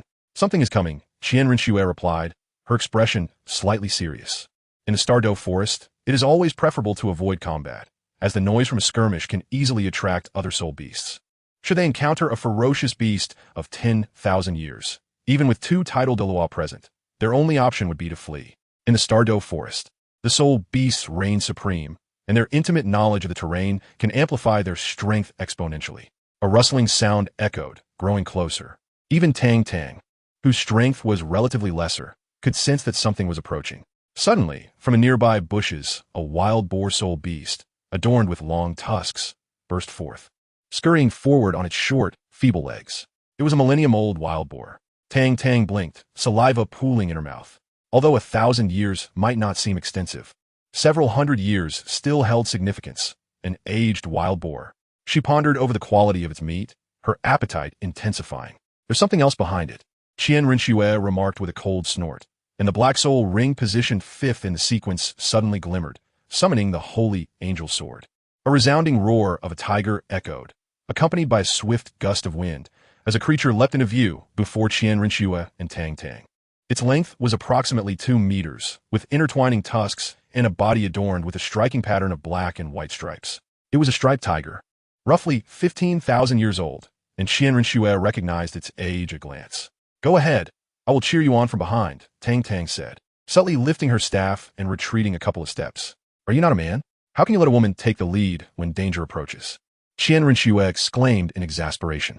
Can't you at least display a bit of bravery? I am merely a support. I am only at level 40. Tang Tang ziplit nun jialen. Showing no sign of shame. I enjoy living off your protection. I relish watching you protect me, and I delight in seeing you seethe with frustration, unable to do anything about it. In utter defeat, Qian Rinxue realized that this individual was indeed impossible to reason with. It's going to attack you. Swiftly, strike it. As Tang Tang watched the striped tiger pounce towards Qian Rinxue, she hurriedly called out a warning. Simultaneously, she activated her first soul ring, emanating 2 beams of green light that fell upon Qian Rinxue and the striped tiger. Visibly, the tiger's speed plummeted while Qian Rinxue's aura surged dramatically. The 3rd and 4th soul rings illuminated in succession. 6 pairs of snow-white wings, adorned with golden edges, suddenly unfurled from behind Qian Rinxue.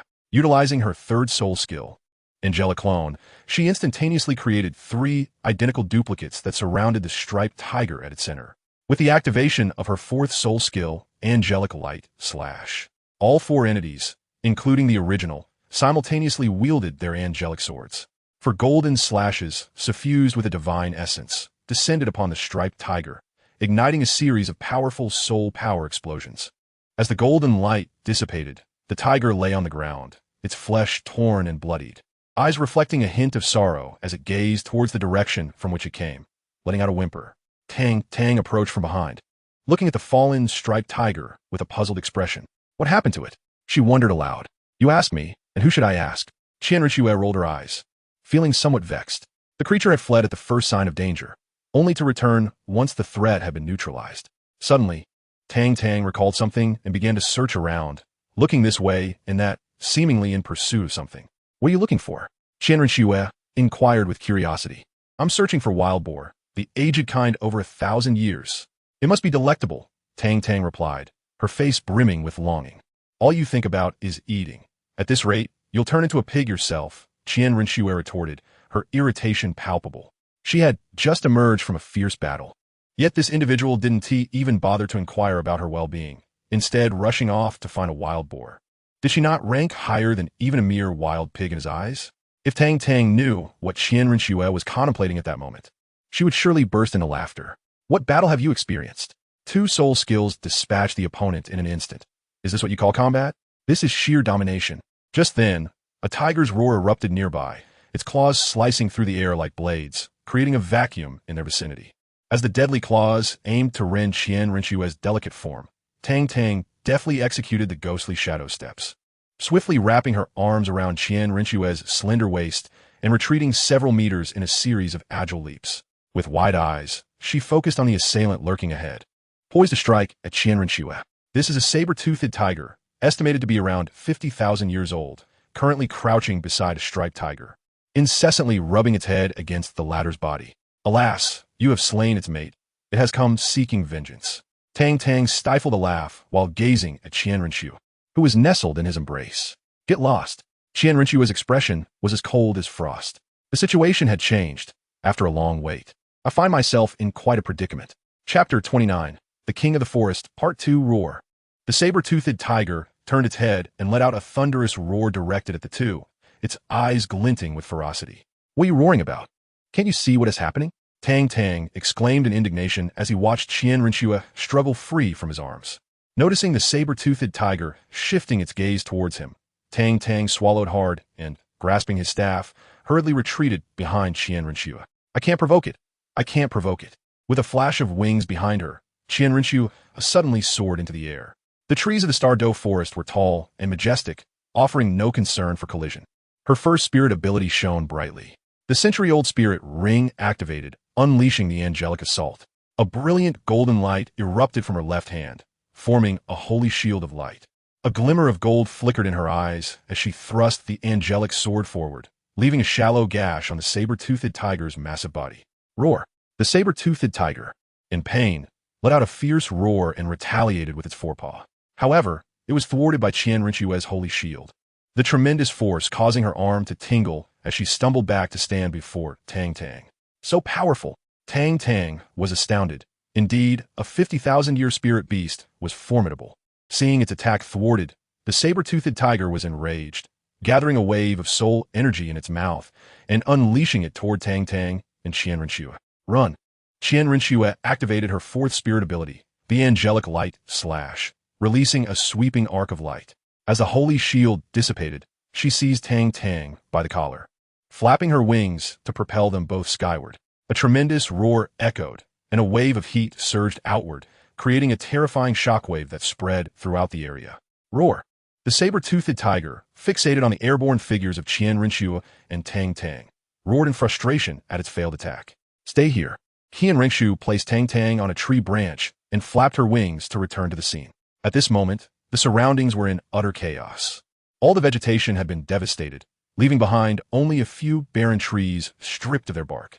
Coming to a halt directly in front of the saber-toothed tiger, Qianrenxue's eyes shimmered with golden light as the sixth soul ring, positioned at the end of her formation, gleamed vividly. The technique of the 10,000-year soul ring, Angel's Roar, was unleashed. A colossal angelic silhouette materialized behind her, hands clasped before its chest, its head bowed in what appeared to be a prayer. Waves of golden light and divine sound radiated outward, enveloping both the saber-toothed tiger and Tang Tang. All beings and objects touched by the golden waves fell into a state of dizziness for 5 long seconds. The fourth and fifth soul rings shone brightly.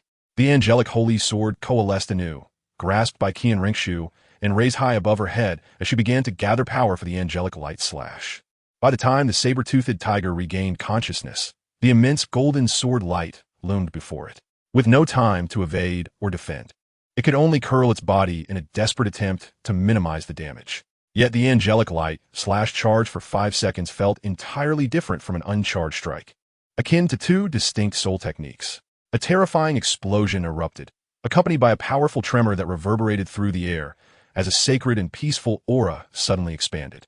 As the energy subsided, the saber-toothed tiger uncoiled, its skin marred with burns and some of its soul power purified. However, in comparison to its massive form, its injuries were not overly severe. Seeing this, Qian Ringshu prepared to launch another assault, only to be interrupted by the descending Douluo. "Miss, you must flee. A formidable entity approaches." "What?" Qian Ringshu exclaimed in surprise, soon sensing something amiss. The surroundings were unsettlingly quiet. Even amidst their fierce battle, such silence was unfathomable. The only explanation was an ominous presence had arrived. A subtle tremor grew closer and closer. Suddenly, amidst the parting trees, a colossal figure began to emerge. It was a pitch-black gorilla of immense size, instantly casting a shadow that obscured the light. Its bright yellow eyes gleamed with an almost human-like intelligence. At that moment, its gaze locked onto Qian Ringshu, fixated on the 6 pairs of golden wings behind her, as if its consciousness had drifted back to a time over a decade ago. "It's you." A deep, resonant voice reverberated throughout the area, tugging at the nerves of everyone present. A soul beast capable of speech. 100,000 years. Tang Tang felt a twitch at the corner of her mouth, wishing she could slap herself twice for her ill-fated prophecy. "You know me?" Erming gazed at Tang Tang, confusion evident in his large eyes. The Titan giant ape, the king of the forest. Who could possibly be unfamiliar with it? Tears streamed down Tang Tang's face. "We must leave." Qian Ringshu's expression shifted dramatically. This was merely the periphery of the Douluo forest. Encountering a 50,000-year-old saber-toothed tiger was one thing, but now the Titan giant ape had appeared. When did the Douluo forest become so perilous? With a flick of her wings, Qian Ringshu reached Tang Tang's side, seizing his arm in an attempt to flee. Observing this, Erming's bright yellow eyes flickered with a hint of derision. The gravity field activated, amplifying the gravitational force tenfold within a radius of 10 miles. Qian Ringshu, suspended in the air, faltered, akin to a bird that had lost its wings, plummeting downward. Fortunately, her own strength was formidable. As she neared the ground, she managed to adjust her posture, landing gently but unable to ascend again. Tang Tang, feeling the sudden surge of gravity intensify dozens of times, could only manage a bitter smile. "Is this the might of the Titan giant ape?" "Miss, hurry. We will hold it off." The serpent spear Douluo approached, his face etched with seriousness as he regarded the colossal figure before them. Qian Ringshu wished to say more, but Tang Tang grasped her hand, urging her to flee. Remaining here would only hinder their escape. It was wiser to slip away while the battle had yet to commence. As for the 2 titled Douluo, if they truly wished to leave, the Titan giant ape could not possibly stop them. Don't even think about escaping. As the human with the angel martial soul prepared to flee, Erming was unwilling to permit it. This was the enemy who had slain both him and Xiao Wu's mother. There was no way he would let them go. He could never forget the sacred and serene aura of that angel martial soul, nor the despair that accompanied the scythe of the Death Spider Emperor. The and serpent spear exchanged glances, positioning themselves directly in the path of Qian Ringshu and Tang Tang's escape. "If you wish to harm the lady, you will have to step over our bodies. Step aside, or I will strike you both," Erming growled, his voice low and filled with anger. The serpent spear Douluo remained silent, his martial soul suddenly manifesting. It was a spear approximately 12 feet long, a deep violet hue, with a curved tip reminiscent of a serpent's forked tongue. Simultaneously, 2 yellow, 3 purple, and 4 black soul rings materialized, a striking display of their status. Chapter 30. The 50,000-year-old saber-toothed tiger, Part 2. Within the dense underbrush at the outskirts of the Douluo forest, 2 figures darted past. Their 9 radiant soul rings symbolizing their esteemed identities, titled Douluo. It was none other than the formidable Titan giant ape, Erming, who now appeared before the 2. his disheveled countenance starkly contrasting with the dignity of their titles as Douluo. Qian Rinxue and Tang Tang had vanished without a trace, and for them, as long as Qian Rinxue remained alive, even death would be a worthy sacrifice. Moments passed, and suddenly, a colossal figure descended from the heavens, crashing down amidst several towering trees, which fell in response to the tremendous force. Erming's yellow eyes blazed with fury as he watched the two slippery figures attempt to flee. With a resounding thud, he struck his own chest, sending forth a ripple of transparent energy, and unleashed a mighty roar that echoed through the skies. Channeling all his strength into his iron fists, the Titan Sky Breaker was activated. Erming leaped high into the air, his gaze fixed upon the porcupine Douluo, and his fist came crashing down with unrelenting force. As the seventh soul skill, Martial Soul Avatar, was employed, the porcupine Douluo's body began to swell like an inflated balloon, countless purple spikes erupting from his skin, covering his entire surface.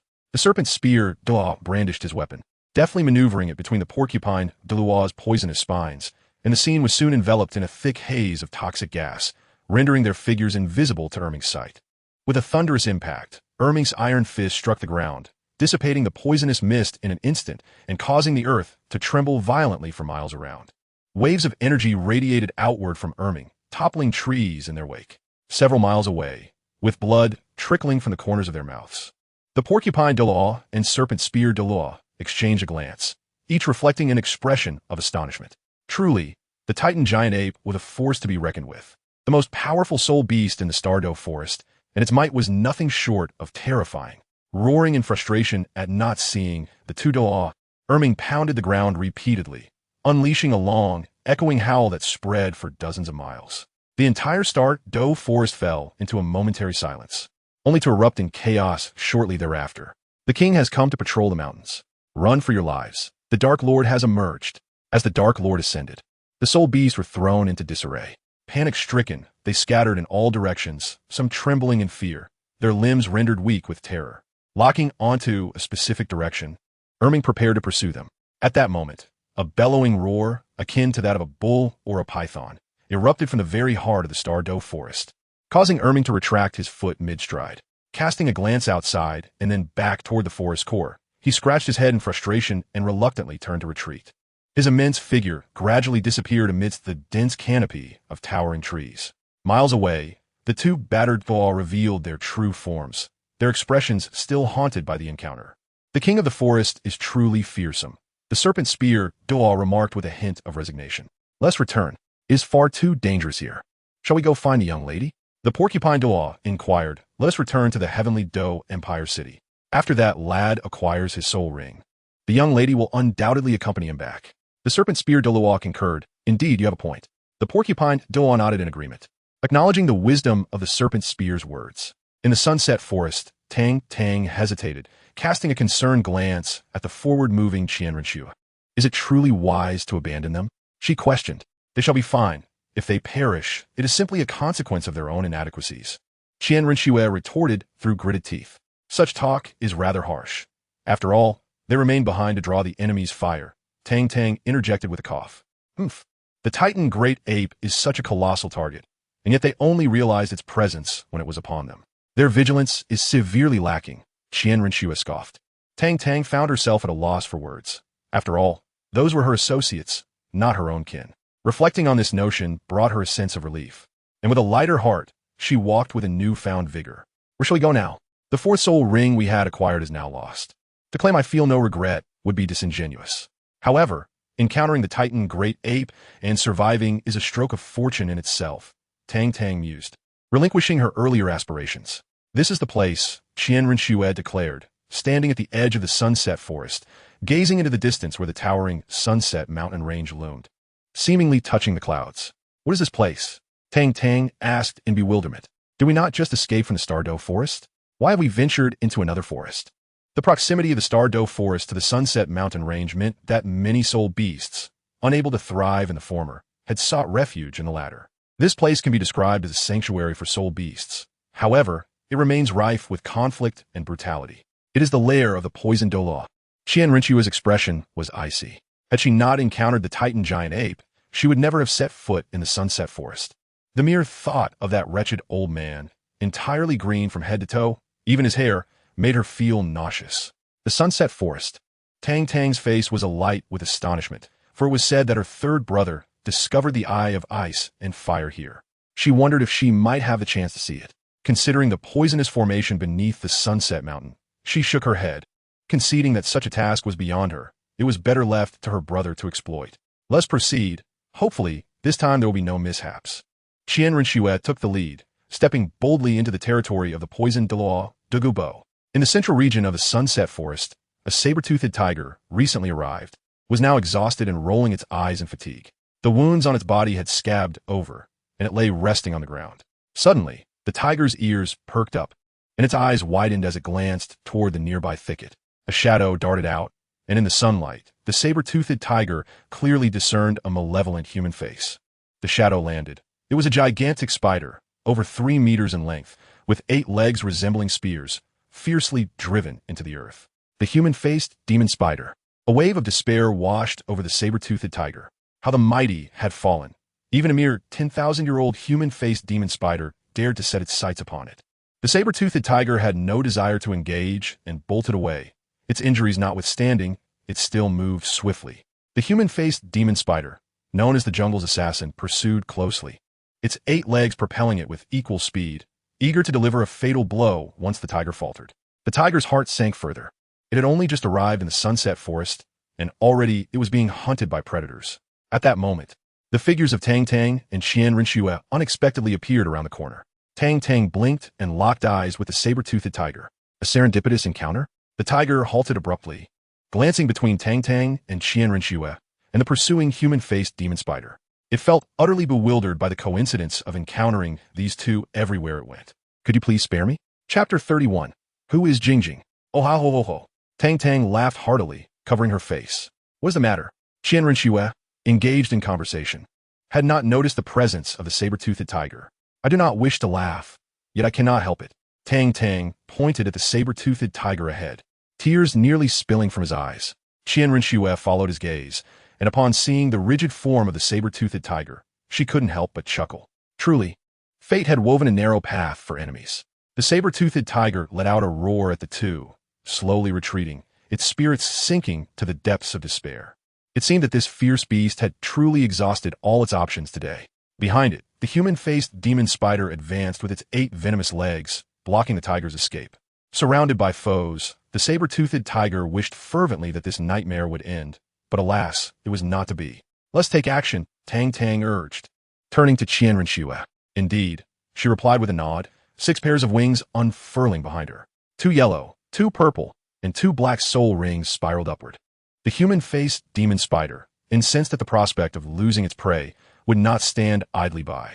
Its long legs began to move with rapid precision, creating a flurry of illusions, and in the blink of an eye, it was before Qian Rinxue, its front legs raised, striking towards her with lightning speed. Umph! Even the light of a firefly can shine brightly, Qian Rinxue retorted coldly. Her 1st and 5th soul rings glimmered, and the holy light shield, the divine sword of the angel, took form. The sound of impact rang out as the spider's legs struck against the shield, erupting in a shower of sparks. The initial assault of the human-faced demon spider was thwarted, forcing it to retreat a few steps. Its raised legs were now singed, while its multitude of small, glowing purple eyes fixated malevolently on Qian Rinxue's figure. Before my angelic spirit, all evil shall be judged, Qian Rinxue scoffed, raising the angelic sword high above her head. Her 4th soul skill activated, and the angelic light materialized, a colossal blade of holy light that surged towards the human-faced demon spider. The creature recoiled, its mandibles twitching as it expelled a web in defense. The sword slice shattered the web, and the remaining light struck the spider's towering back, scorching it black. The holy attributes and purifying power of the angel proved to be a formidable counter against the venomous demon spider, doubling the inflicted damage. With a shrill cry, the human-faced demon spider cast a venomous glare at Qian Rinxue before swiftly vanishing into the depths of the forest. It knew how to assess the situation. When faced with the injured saber-toothed tiger, it could press the attack, but against an opponent like Qian Rinxue, it chose to flee without hesitation. This is the malevolent killer known as the Faceless Demon Spider, a creature of remarkable cunning. Upon witnessing the escape of the Faceless Demon Spider, Qian Rinxue chose not to pursue, for it was deemed unnecessary. With the saber-toothed tiger present and Tang Tang at hand, eliminating the faceless demon spider held no additional merit. With Qian Rinxue's assistance, the severely wounded saber-toothed tiger proved no match for Tang Tang, who swiftly dispatched it in a matter of moments. As the dark soul ring slowly ascended from the body of the saber-toothed tiger, Tang Tang felt a surge of exhilaration. After enduring numerous trials, he was finally on the verge of advancement.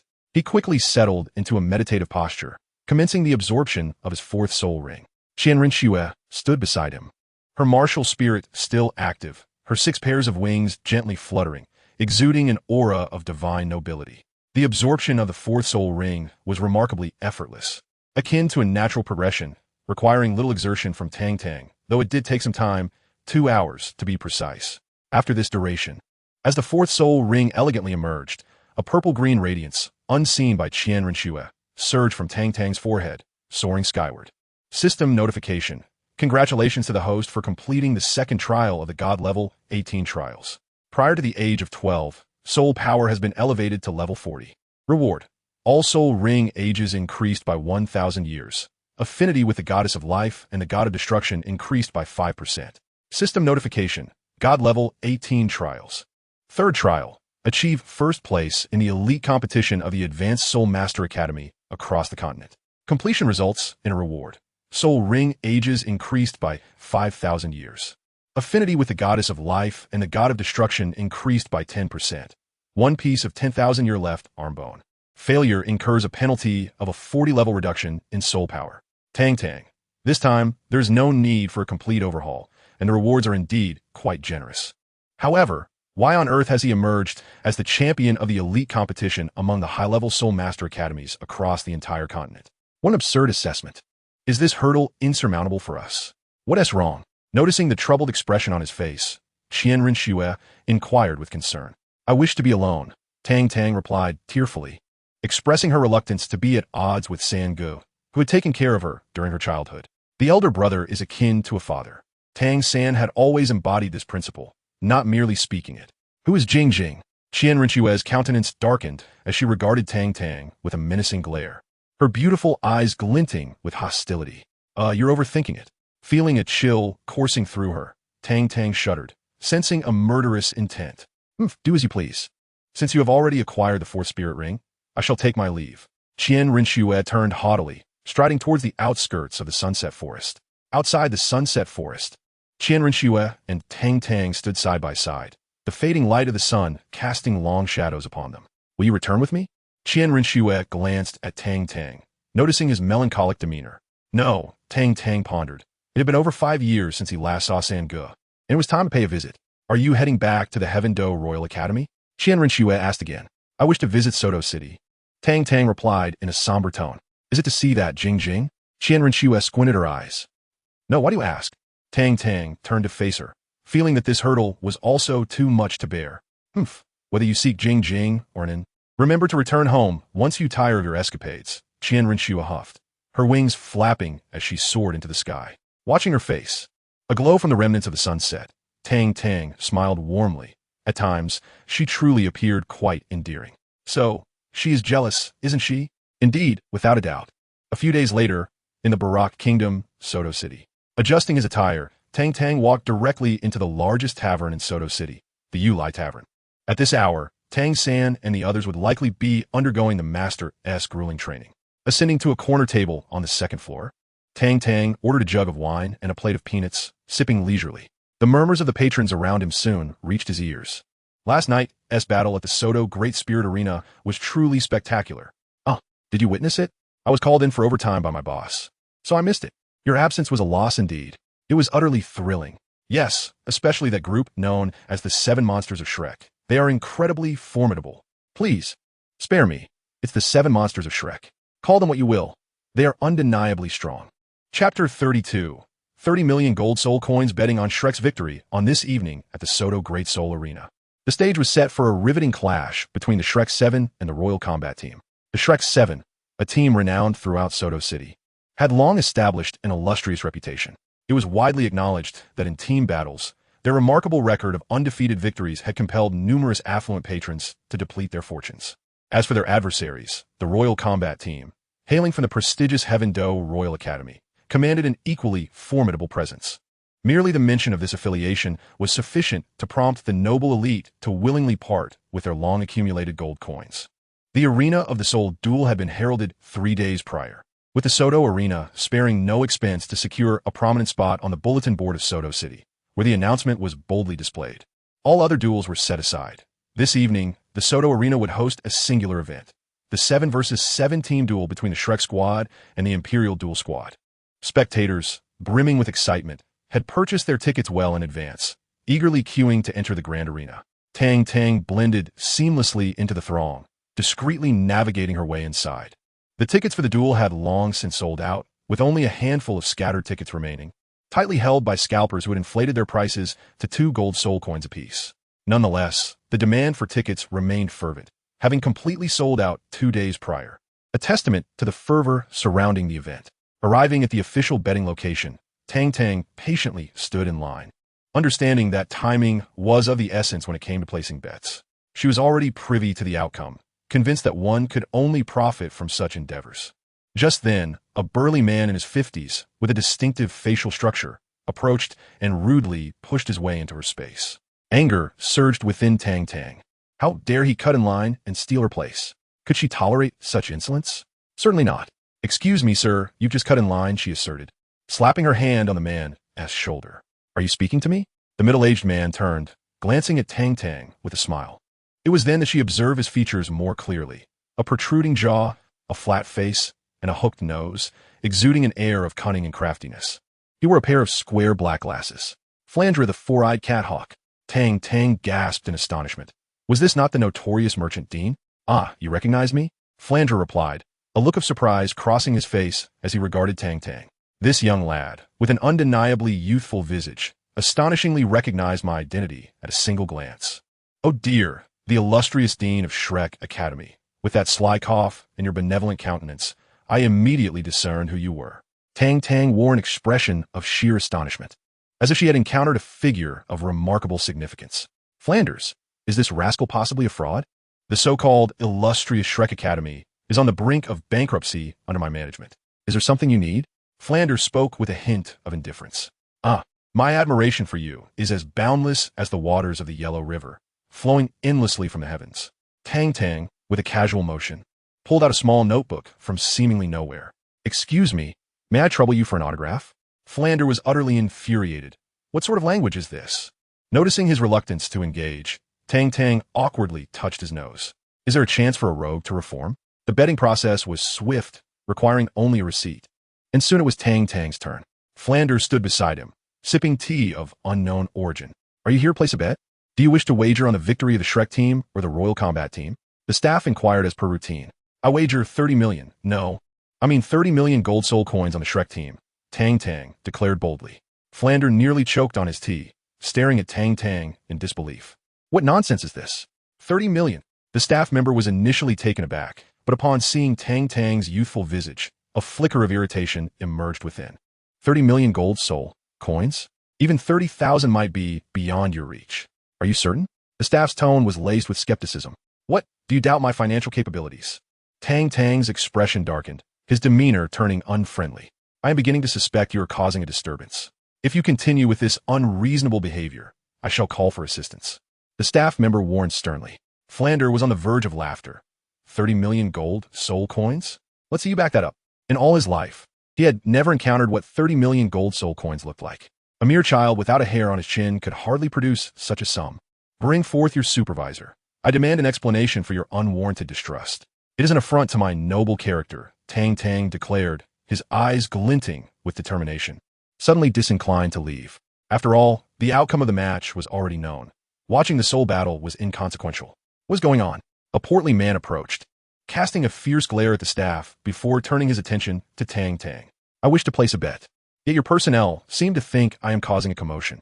Is it that you, the Soto Great Soul Arena, look down upon those of us who are younger?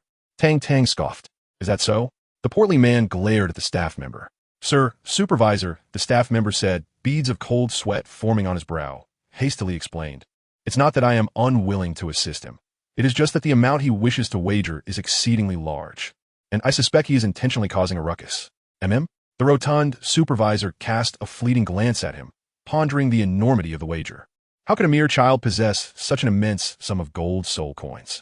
He intended to bet 30 million gold soul coins on the victory of Shrek Academy. The staff member wiped the beads of sweat from his brow. A look of helplessness etched upon his face.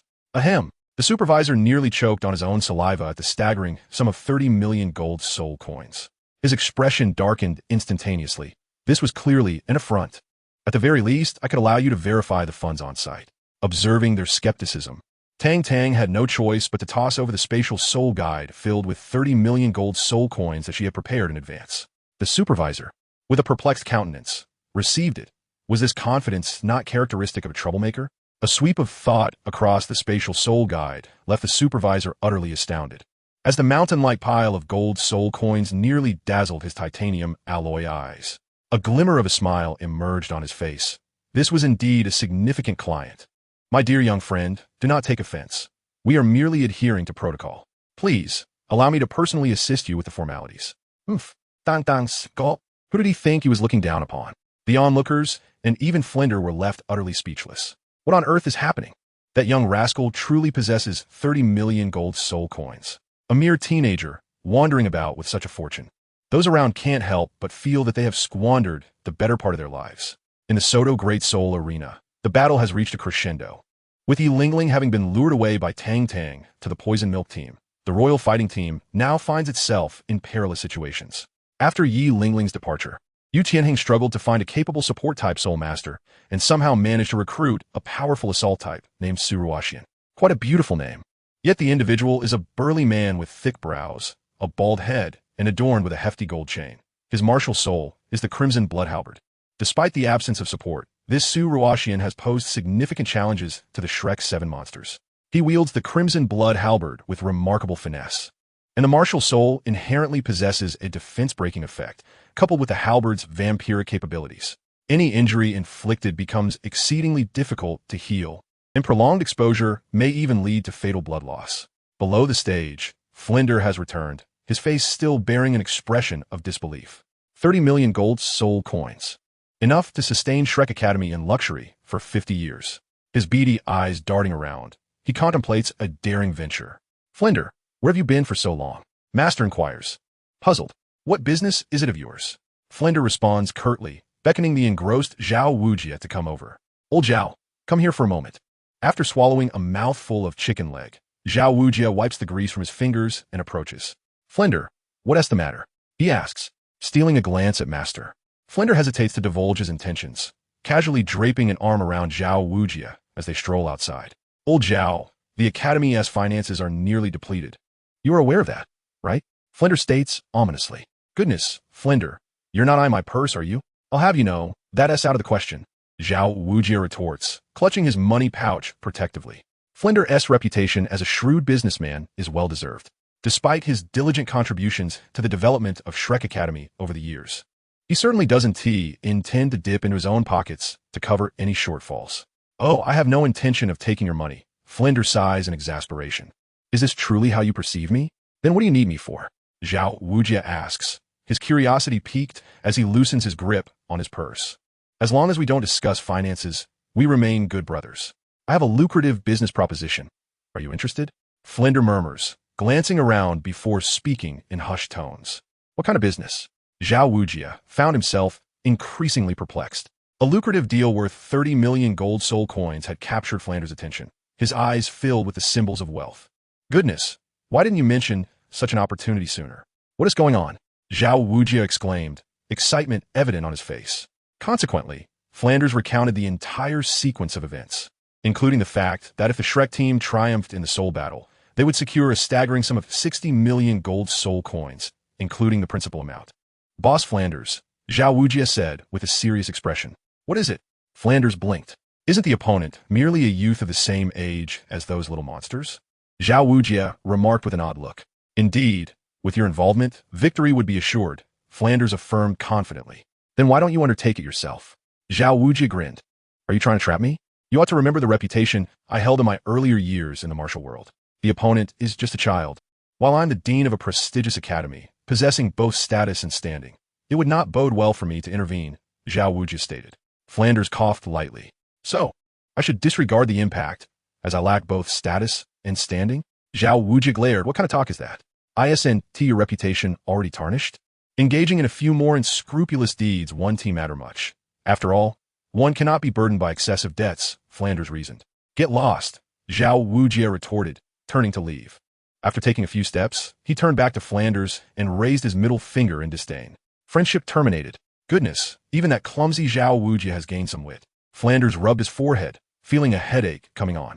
Within the Soto Great Soul Arena, amidst a cacophony of cheers and howls, the 7-on-7 soul battle drew to a close. As expected, the Royal Battle Team faced defeat, and even Tang San did not have the chance to employ the 8 spider lances before their loss. The Shrek 7 monsters headed backstage to change clothes, coincidentally encountering Tang Tang, who had just returned from receiving her reward.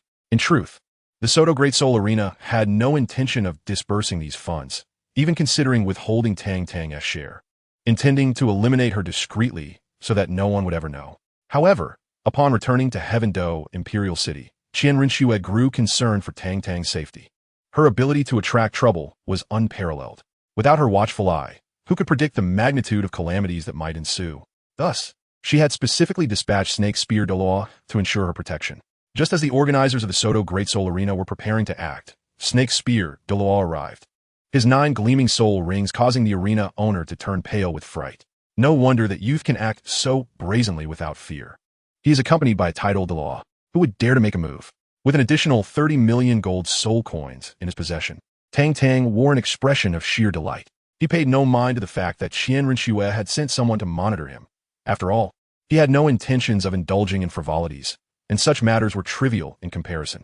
As he made his way back, he suddenly encountered 7 individuals approaching him, and for a fleeting moment, Tang Tang was taken aback. Third brother, he exclaimed, fixating on the figure leading the group. In a spontaneous display of emotion, he conjured a few tears and rushed forward. Oh, third brother, during our time apart, I have missed you terribly. When will you impart the Xuantian skill to me? He unabashedly smeared his tears and snot onto the person before him. The members of the Shrek 7 Devils stood frozen, their faces etched with astonishment as they gazed at the individual in second place. Due to the mask he wore and the fact that Tang San was the very soul of the Shrek 7 Devils, Tang Tang, in a moment of misjudgment, mistook the person at the front for Tang San. Get away from me. I'm not into that. Dai Mubai nearly erupted in anger, while Zhu Zhuqing looked on, bewildered by the scene. Hey! Tang Tang's cries ceased abruptly as he blinked in confusion at the handsome visage that was revealed when the mask was removed. Golden hair, dual-colored eyes. Could this be Dai Mubai? You must be. Little Tang, Tang San approached, removing his own mask and regarding Tang Tang with a gaze filled with warmth and excitement. Wow, third brother. Tang Tang feigned a lunge towards him, only to be intercepted by Tang San, mindful of Dai Mubai's unfortunate predicament. He certainly did not wish to end up in a similar state. Meanwhile, Xiao Wu maintained a stern expression, her large eyes scanning Tang Tang up and down. Who is this person, so close to Sangu upon arrival? In all this time, she has never witnessed Tang San display such a joyous smile. Upon glancing at Tang Tang's extraordinarily beautiful face, Xiao Wu furrowed her brows even tighter. Could this be a cross-dressing master? Oh man. Zhu Zhuqing approached, grasped Xiao Wu's hand, and pulled her away. Ning Rongrong, noticing this, hurriedly followed suit, mimicking Zhu Zhuqing's demeanor and casting a disdainful scoff towards Tang San and the others, mockingly exclaiming, "Ha man." Chapter 34. Do not stand on ceremony. Tang Tang and Tang San had been apart for over 5 years, each harboring a wealth of words they longed to share. Yet, when they finally met, both found their minds utterly blank, having forgotten all they intended to say. You've grown, Tang San remarked, placing a hand on Tang Tang's shoulder, his face reflecting a sense of pride. Brother. Tang Tang's excitement was palpable. Enough already, Dai Mubai exclaimed, rubbing his arms as goosebumps rose. Little San, impressive. Where did you find this one? Oscar, with a mischievous grin, draped an arm around Tang San's shoulder, winking at him. What are you all thinking? Tang San looked at his mischievous friends with a mix of amusement and exasperation, gesturing towards Tang Tang. This is my younger brother, Tang Tang. Dai Mubai, no way. Ma Hongjun, no way. Oscar, no way. The trio stared incredulously at Tang Tang, scrutinizing him from head to toe before they all turned their attention back to Tang San. Is this truly your brother? With such striking good looks, one might mistake him for a sister, wouldn't one? Greetings. Tang Tang felt a wave of embarrassment as a group of men scrutinized her, an unsettling chill creeping over her. Once they confirmed that Tang Tang was indeed a male, their demeanor became considerably more relaxed. Dai Mubai even boldly draped an arm around Tang Tang's shoulders, casually asserting that he would look after Tang Tang moving forward. In less than half an hour, Tang Tang became quite at ease with them. After settling the rewards from today's Dahan competition at the front desk, the 8 of them, including the Shrek 7 monsters and Tang Tang, proceeded to their hotel. Flinder and Zhao Wujia had returned long ago, with Flinder sipping on a drink at a table, accompanied by none other than the leader of the royal fighting team, Qin Ming. As for the master, he had vanished immediately after the Dahan competition, and even Flinder was unaware of his whereabouts. Tang San had initially intended to introduce his teacher to Tang Tang, but with the master absent, he had to forego that plan. Pointing toward Flinder and Zhao Wujia, he introduced, "This is our esteemed Dean Flinder from Shrek Academy, and this is Vice Dean Zhao Wujia." Upon seeing Tang Tang for the first time, Flinder was instantly taken aback. Recognizing him as the generous youth who had spent 30 million gold soul coins for the Shrek team's victory. "We know each other." A knowing smile graced Tang Tang's face as he looked at Flinder, the corners of his mouth curling into a subtle smirk. "Oh," Tang San exclaimed in surprise. "You two are acquainted?" "Indeed. We met previously," Tang Tang replied with a broad smile, bowing respectfully to Flinder. "Greetings, Dean Flinder. Allow me to reintroduce myself. I am Tang Tang, the younger brother of Tang San." Flinder's expression darkened as he recalled some private thoughts from earlier, forcing an awkward smile and nodding in response to Tang Tang. Zhao Wujia, noticing the exchange, seemed to recall something amusing and was about to laugh heartily when Flinder shot him a fierce glare, causing the older man's face to flush a deep crimson. "Hey, Teacher Zhao, why is your face so red?" Ma Hongjun inquired curiously. "Perhaps it is simply too warm," Flinder replied nonchalantly. "But it's winter now." Oscar chimed in with a sharp remark. "Your teacher, Zhao, possesses formidable strength." "It is not surprising," Flinder chuckled. "Isn't that the leader of the royal fighting team? What brings him here?" Dai Mubai inquired, glancing at Qin Ming, who sat quietly at the side, sipping his drink. "He is your senior, known as Qin Ming, and also a graduate of our Shrek Academy," Flinder introduced. As the others turned their attention to Qin Ming, he nodded slightly, then fixed his gaze upon Tang Tang. "Tang Tang, it has been a while." "Teacher Qin," Tang Tang replied with an awkward smile, as he had not visited the Tiando Royal Academy in quite some time, having been preoccupied with training the members of the Poison Milk team. "Do you know him?" Xiao Wu asked, her brow furrowed in confusion. "Little Tang is a student of the Tiando Royal Academy," Tang San explained, and the crowd suddenly understood. Qin Ming was a teacher at the Heavendo Royal Academy, while Tang Tang was a student. It was only natural for them to be acquainted. "All right, please take your seats. What are you still standing for? Today, the dean is treating us. Let us see what sumptuous or extravagant dishes are on the menu. Order freely. No need to be polite with me." Zhao Wujia boisterously urged everyone to sit down. Flinder, who had initially worn a faint smile, suddenly darkened his expression, casting a glowering gaze at Zhao Wujia and remaining silent. Observing his demeanor, Zhao Wujia instinctively shrank back, knowing he was in for a beating when they returned home. However, he figured that since he was destined for punishment, he might as well indulge himself first. He beckoned the waiter and began to order, selecting only the cheapest dishes. Seeing this, Flinder's expression lightened somewhat, thinking that this old fellow still had some sense of propriety. To his surprise, Zhao Wujia cheerfully declared, "Forget everything I just ordered for the rest. Bring each of us a portion, and we will pack up what we cannot finish to take home." Flinder fixed a piercing gaze on Zhao Wujia, thinking to himself, "You are quite something, Zhao Wujia, indeed quite something." Seeing Flinder's expression, Zhao Wujia decided to go all out, unperturbed by the consequences. "Bring us the most expensive wine you have, a dozen for each person." The waiter nodded and went off to place the orders. "The dean is exceedingly generous." "I feel somewhat embarrassed," Oscar remarked, touching his nose. "You should know our dean. He is definitely lavish. He relishes this kind of grandeur." Ma Hongjun chimed in, flattering him. Flinder smiled on the outside, but inwardly he was in agony. "What grandeur? This is all money, and it pains me dearly. That scoundrel Zhao Wujia. Once we return to the academy, I will surely have a word with you." The dishes arrived swiftly, and halfway through their meal, the master returned. Tang San introduced Tang Tang to him, but the master appeared somewhat perturbed for reasons unknown, merely glancing at Tang Tang before silently sipping his wine. As the wine flowed and the dishes were savored, the table became laden with an abundance of delectable cuisine, feeling their stomachs round and full. The group found it increasingly difficult to continue eating. The feast was too lavish. Once they finished, it was time to settle the bill, and all eyes turned toward Flander. The meaning unspoken, yet clear. Clearing his throat, Flander's expression darkened as he exclaimed, "Why are you all staring at me? I am the esteemed dean of Shrek Academy. Do you think I would default on my obligations?" In truth, he was contemplating a hasty retreat. The cost of the lavish spread was staggering. "I shall cover the expenses. It has been a pleasure to meet you all, especially to reunite with Brother San." Tang Tang stepped forward, knowing well Flander's notorious frugality. "That cannot be. Absolutely not." Ma Hongjun shook his head. "Did you not see my teacher winning today? Opportunities to feast like this are rare." Flander, filled with indignation, questioned whether this was truly his cherished disciple, as the latter spoke in favor of outsiders. "Today was quite enjoyable. Grant me the favor of pretending to be a wealthy patron, and perhaps next time, the esteemed Dean Flander could treat us," Tang Tang jested. With such words spoken, the others reluctantly acquiesced. Flander cast a fleeting glance at Tang Tang and thought, "Ah, this young person is commendable. I do enjoy befriending those of such caliber."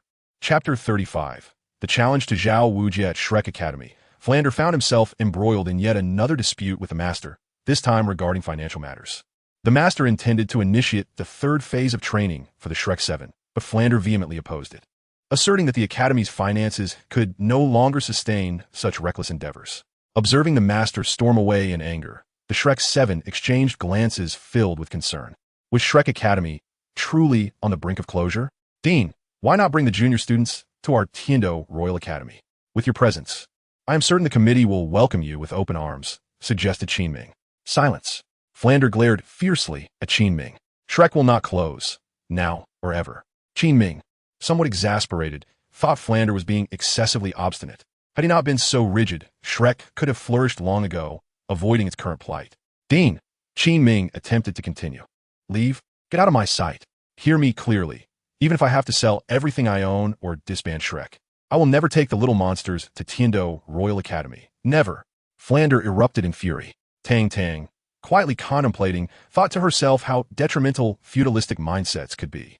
The master's whereabouts were unknown, and Flander remained irate, casting a pall over the entire academy. On the playground, the Shrek 7, along with Tang Tang, Qin, and Zhao Wujia, gathered, uncertain of what to do. Typically, the master orchestrated their training. Without his guidance, they found themselves at a loss. "How about we engage in a practice match?" Tang Tang suggested, clearing her throat. "A practice match?" The others, including Tang San, regarded her with curiosity. Indeed, Tang Tang, Hapfim, either Teacher Qin or Teacher Zhao could serve as our sparring partner, and we, the students, would unite to win by rendering one side completely incapable of fighting.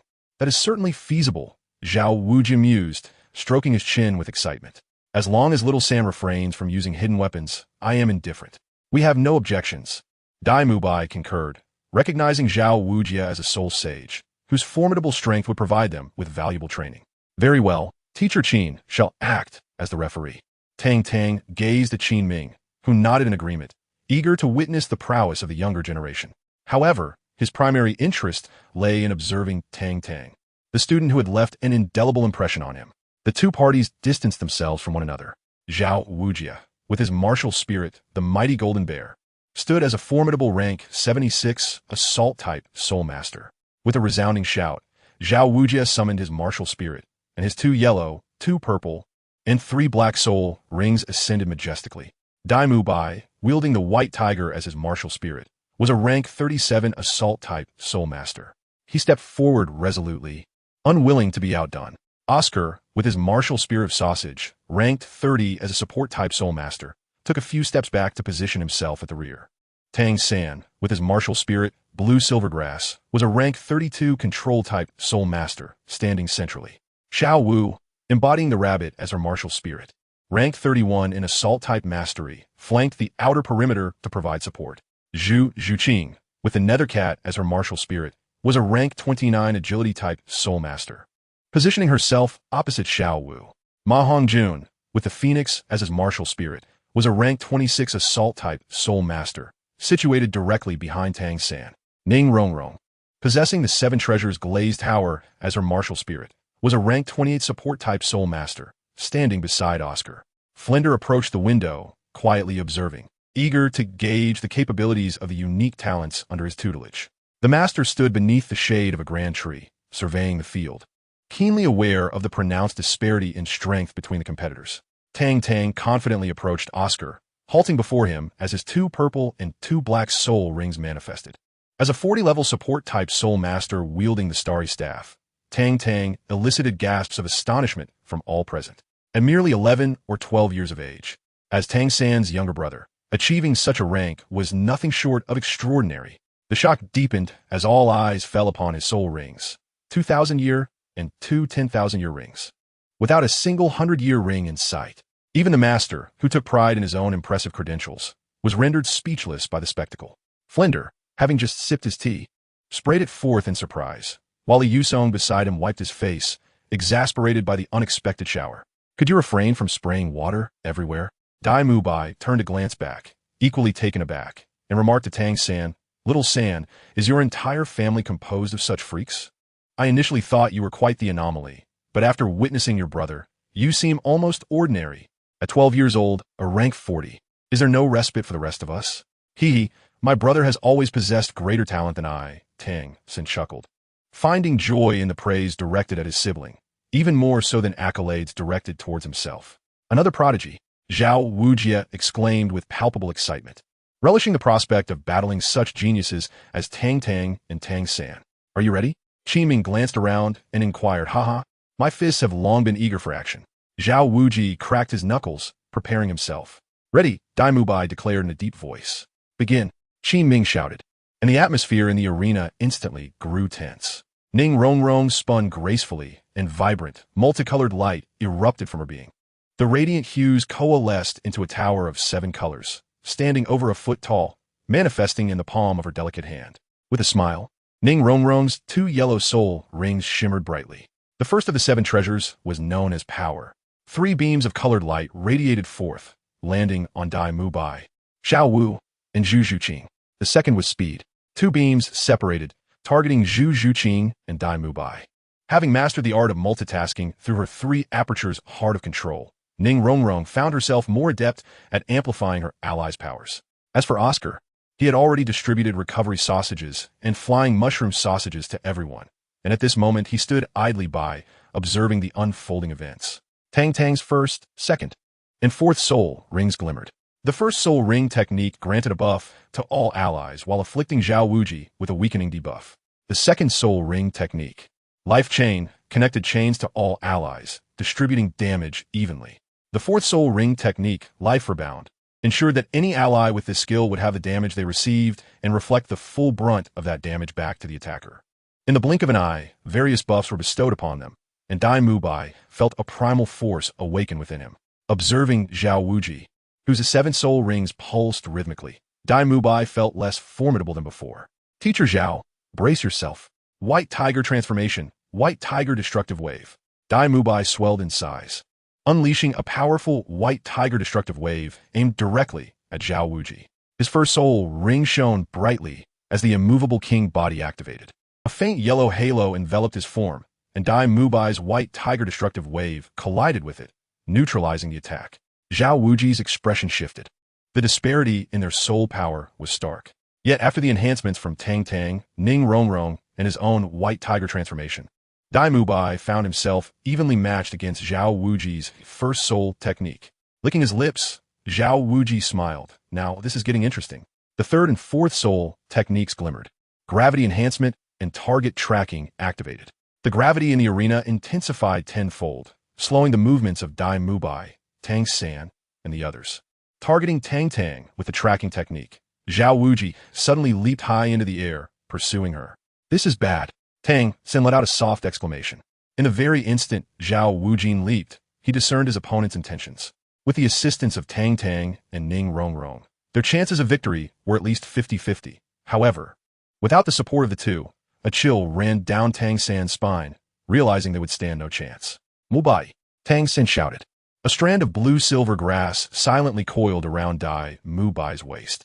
The first soul skill, White Tiger Guardian Barrier, was activated, enhancing attack power, defense, and strength by 50%. With a sudden exertion of force, Tang San propelled Dai Mubai forward. Employing Tang Sect's hidden weapon techniques, he deftly maneuvered Dai Mubai, akin to threading a needle, and accurately delivered him in front of Tang Tang before Zhao Wujin landed. Huh! Dai Mubai cried out, raising his hands with vigor to clash fiercely against Zhao Wujin. As Zhao Wujin touched down, he was forced to take 3 steps back, leaving deep imprints on the ground.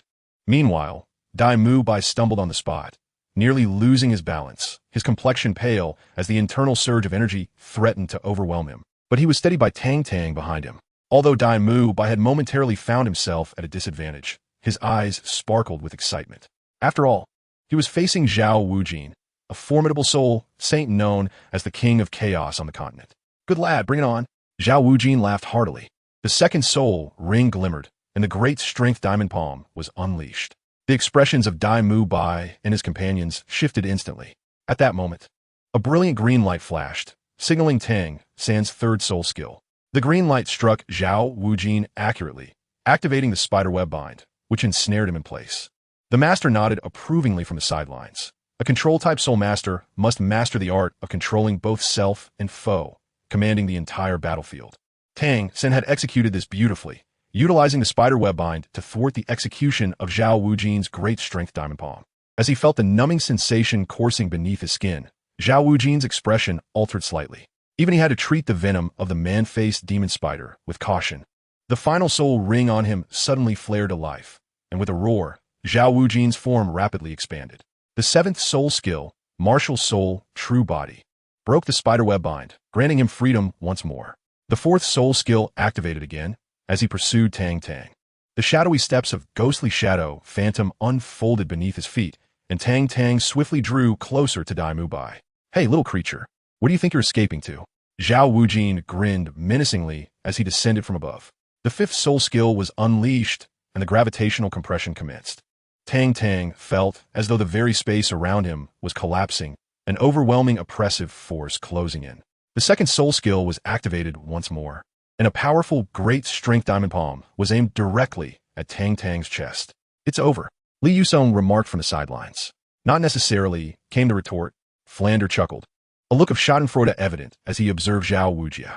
Tang Tang, Tang San shouted, his eyes blazing with fury.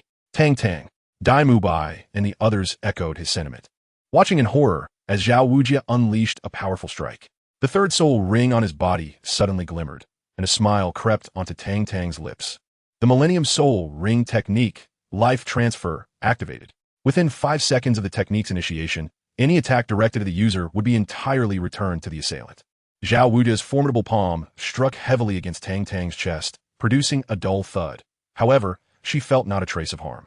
Zhao Wujia could only perceive that his overwhelming force seemed to dissipate into a whirlpool, continuously siphoned away, before gently landing on the fabric of Tang Tang's attire. A surge of wild energy, through unique transformation, flooded into Tang Tang's palm. Under the intense gaze of all present, Tang Tang lightly pressed her hand against Zhao Wujia's broad chest. With a resounding impact, a visible palm print was stamped onto Zhao Wujia's chest, and a terrifying force surged toward his lungs. Stumbling backward, he found a trickle of blood escaping from the corner of his mouth. Glancing down to see a handprint embedded 3 inches deep into his flesh, likely injuring his ribs. Roar! Zhao Wujia's eyes turned crimson, humiliated to be wounded by support-type spirit master. At that moment, a shadow flickered behind him. 2 yellow soul rings spiraled around him, illuminating the air as he unleashed the ghostly stab and ghostly claw. Dozens of ethereal lights flashed, and blood erupted. Zhao Wujia, in pain, swung a fierce punch backward, but Zhu Zhuqing's swift form had already distanced itself. As a sensitive attack-type spirit master, she seized the opportunity for a lethal strike, vanishing into the distance. Zhu Zhuqing had undoubtedly mastered the essence of agility, moving as her heart desired, striking and retreating in one fluid motion. A sharp cry pierced the air as Ma Hongjuan's phoenix fire line descended from above, singeing Zhao Wujia's hair and leaving him in disarray. Before Zhao Wujia could regain his composure, a pink figure burst onto the scene. Activating her 3rd soul technique, she instantly appeared behind Zhao Wujia, and before he could react, Xiao Wu ensnared his neck with her legs. Utilizing her 1st soul technique, the waist bow, Zhao Wujia felt a tightening around his throat, launching him skyward. With a glint of determination in her eyes, Xiao Wu executed another instant movement, positioning herself before Zhao Wujia in midair. The explosive 8-section throw. A cloud of dust erupted, and a human-shaped pit formed in the ground below. Zhao Wujia lay there, battered and bruised, blood trickling from his mouth, his body marred with burns and claw marks. It was a pitiful sight. Dai Mubai approached, witnessing Zhao Wujia's unfortunate state, and sighed softly, his face etched with profound sorrow. How tragic! Tang San echoed. Have I been a tad too harsh? Xiao Wu playfully stuck out her tongue. Alas, how brutal! Oscar patted Tang San on the shoulder. At this moment, Tang Tang approached, observing Zhao Wujia's disheveled state, shaking his head. If you hadn't chased after me, perhaps the outcome wouldn't have been so dire. Why must you compel me to retaliate? In truth, Zhao Wujia had grown complacent. With a single strike of the powerful King Kong palm, he believed victory was assured. Unaware that Tang Tang possessed such formidable skills. Caught off guard, he was struck squarely by his own attack, leaving him dazed. Subsequently, he endured Xiao Wu's full-force explosive 8, nearly shattering his bones. Chapter 37. Preparation. Shaking his head, Zhao Wujia staggered to his feet. By this time, Qin Ming had approached. The victor's stance was already glaringly obvious. Yet he deemed it necessary to announce it once more. The result of this match, the Shrek 7 monsters and Tang Tang have achieved a resounding victory. Upon hearing this, Zhao Wujia's recently stabilized figure swayed dangerously, almost toppling once more as he glared fiercely at Qin Ming. You little brat, after all these years, you dare to kick me while I'm down.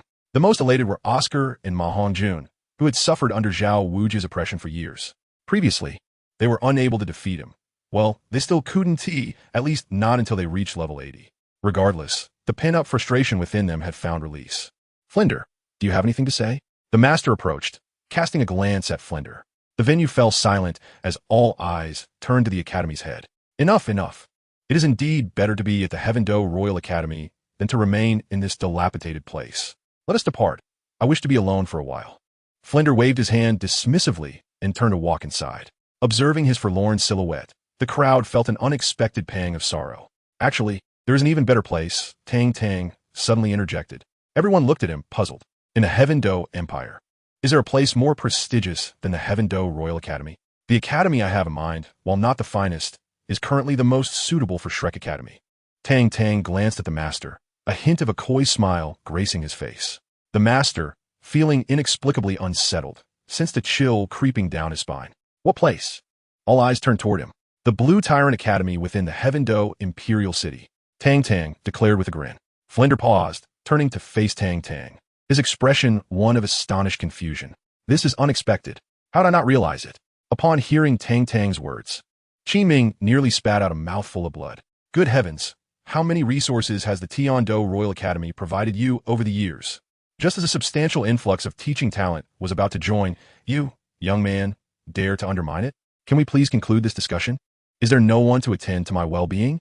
Zhao Wuji's furious voice resonated. Suddenly, Oscar emerged from behind Zhao Wuji, brandishing 2 rejuvenating sausages. Teacher Zhao, would you care for some sausages?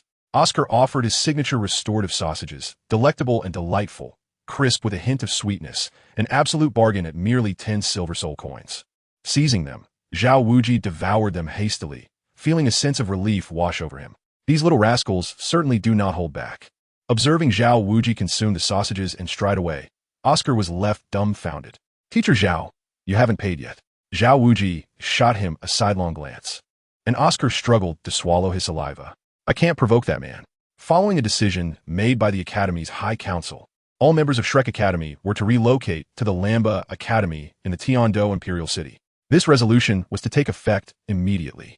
Flinder announced the relocation on the spot, shocking the crowd gathered in the playground. What High Council are you talking about? It's merely your decision, Flinder. However, since Flinder had spoken, there was little else to be said.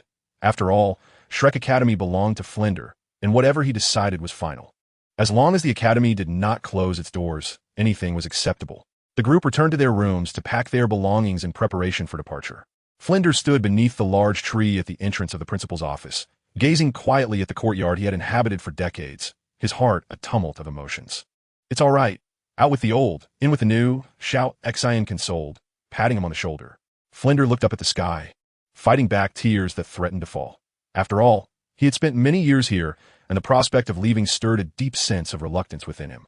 A week later, in Tiando Imperial City, as the Shrek group arrived at the city gates, just as they were about to enter, Dai Mubai suddenly noticed a large poster affixed to the notice board beside the gate. Help wanted, Lamba Advanced Soul Master Academy.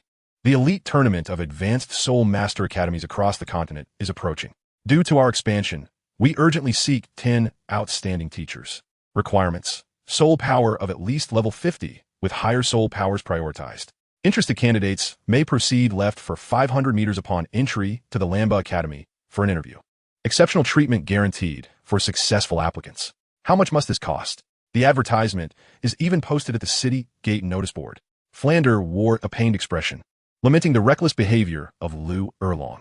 Qin Ming had resided in the imperial city of Heaven Do for nearly a decade and possessed a fair understanding of its circumstances.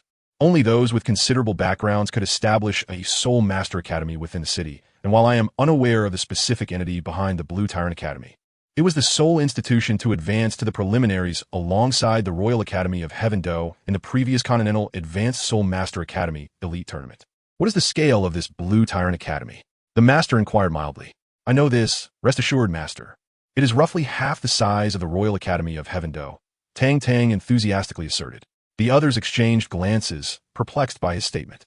What do you mean by only half the size of the Royal Academy of Heaven Do? Does that even make sense? Cough, cough. Regardless, in the Heaven Do Empire, you won't find an academy more prestigious than this, aside from the Royal Academy, Tang Tang stated with conviction. Principal? Zhao Wujia's group turned their attention to Flander. Sensing something amiss, Tang Tang's words seemed somewhat dubious. Let us go. If it truly comes to that, we could have this lad fund the academy as well. And perhaps appoint him as a vice principal, Flander said, a peculiar smile on his face, his eyes filled with dollar signs. 60 million gold soul coins.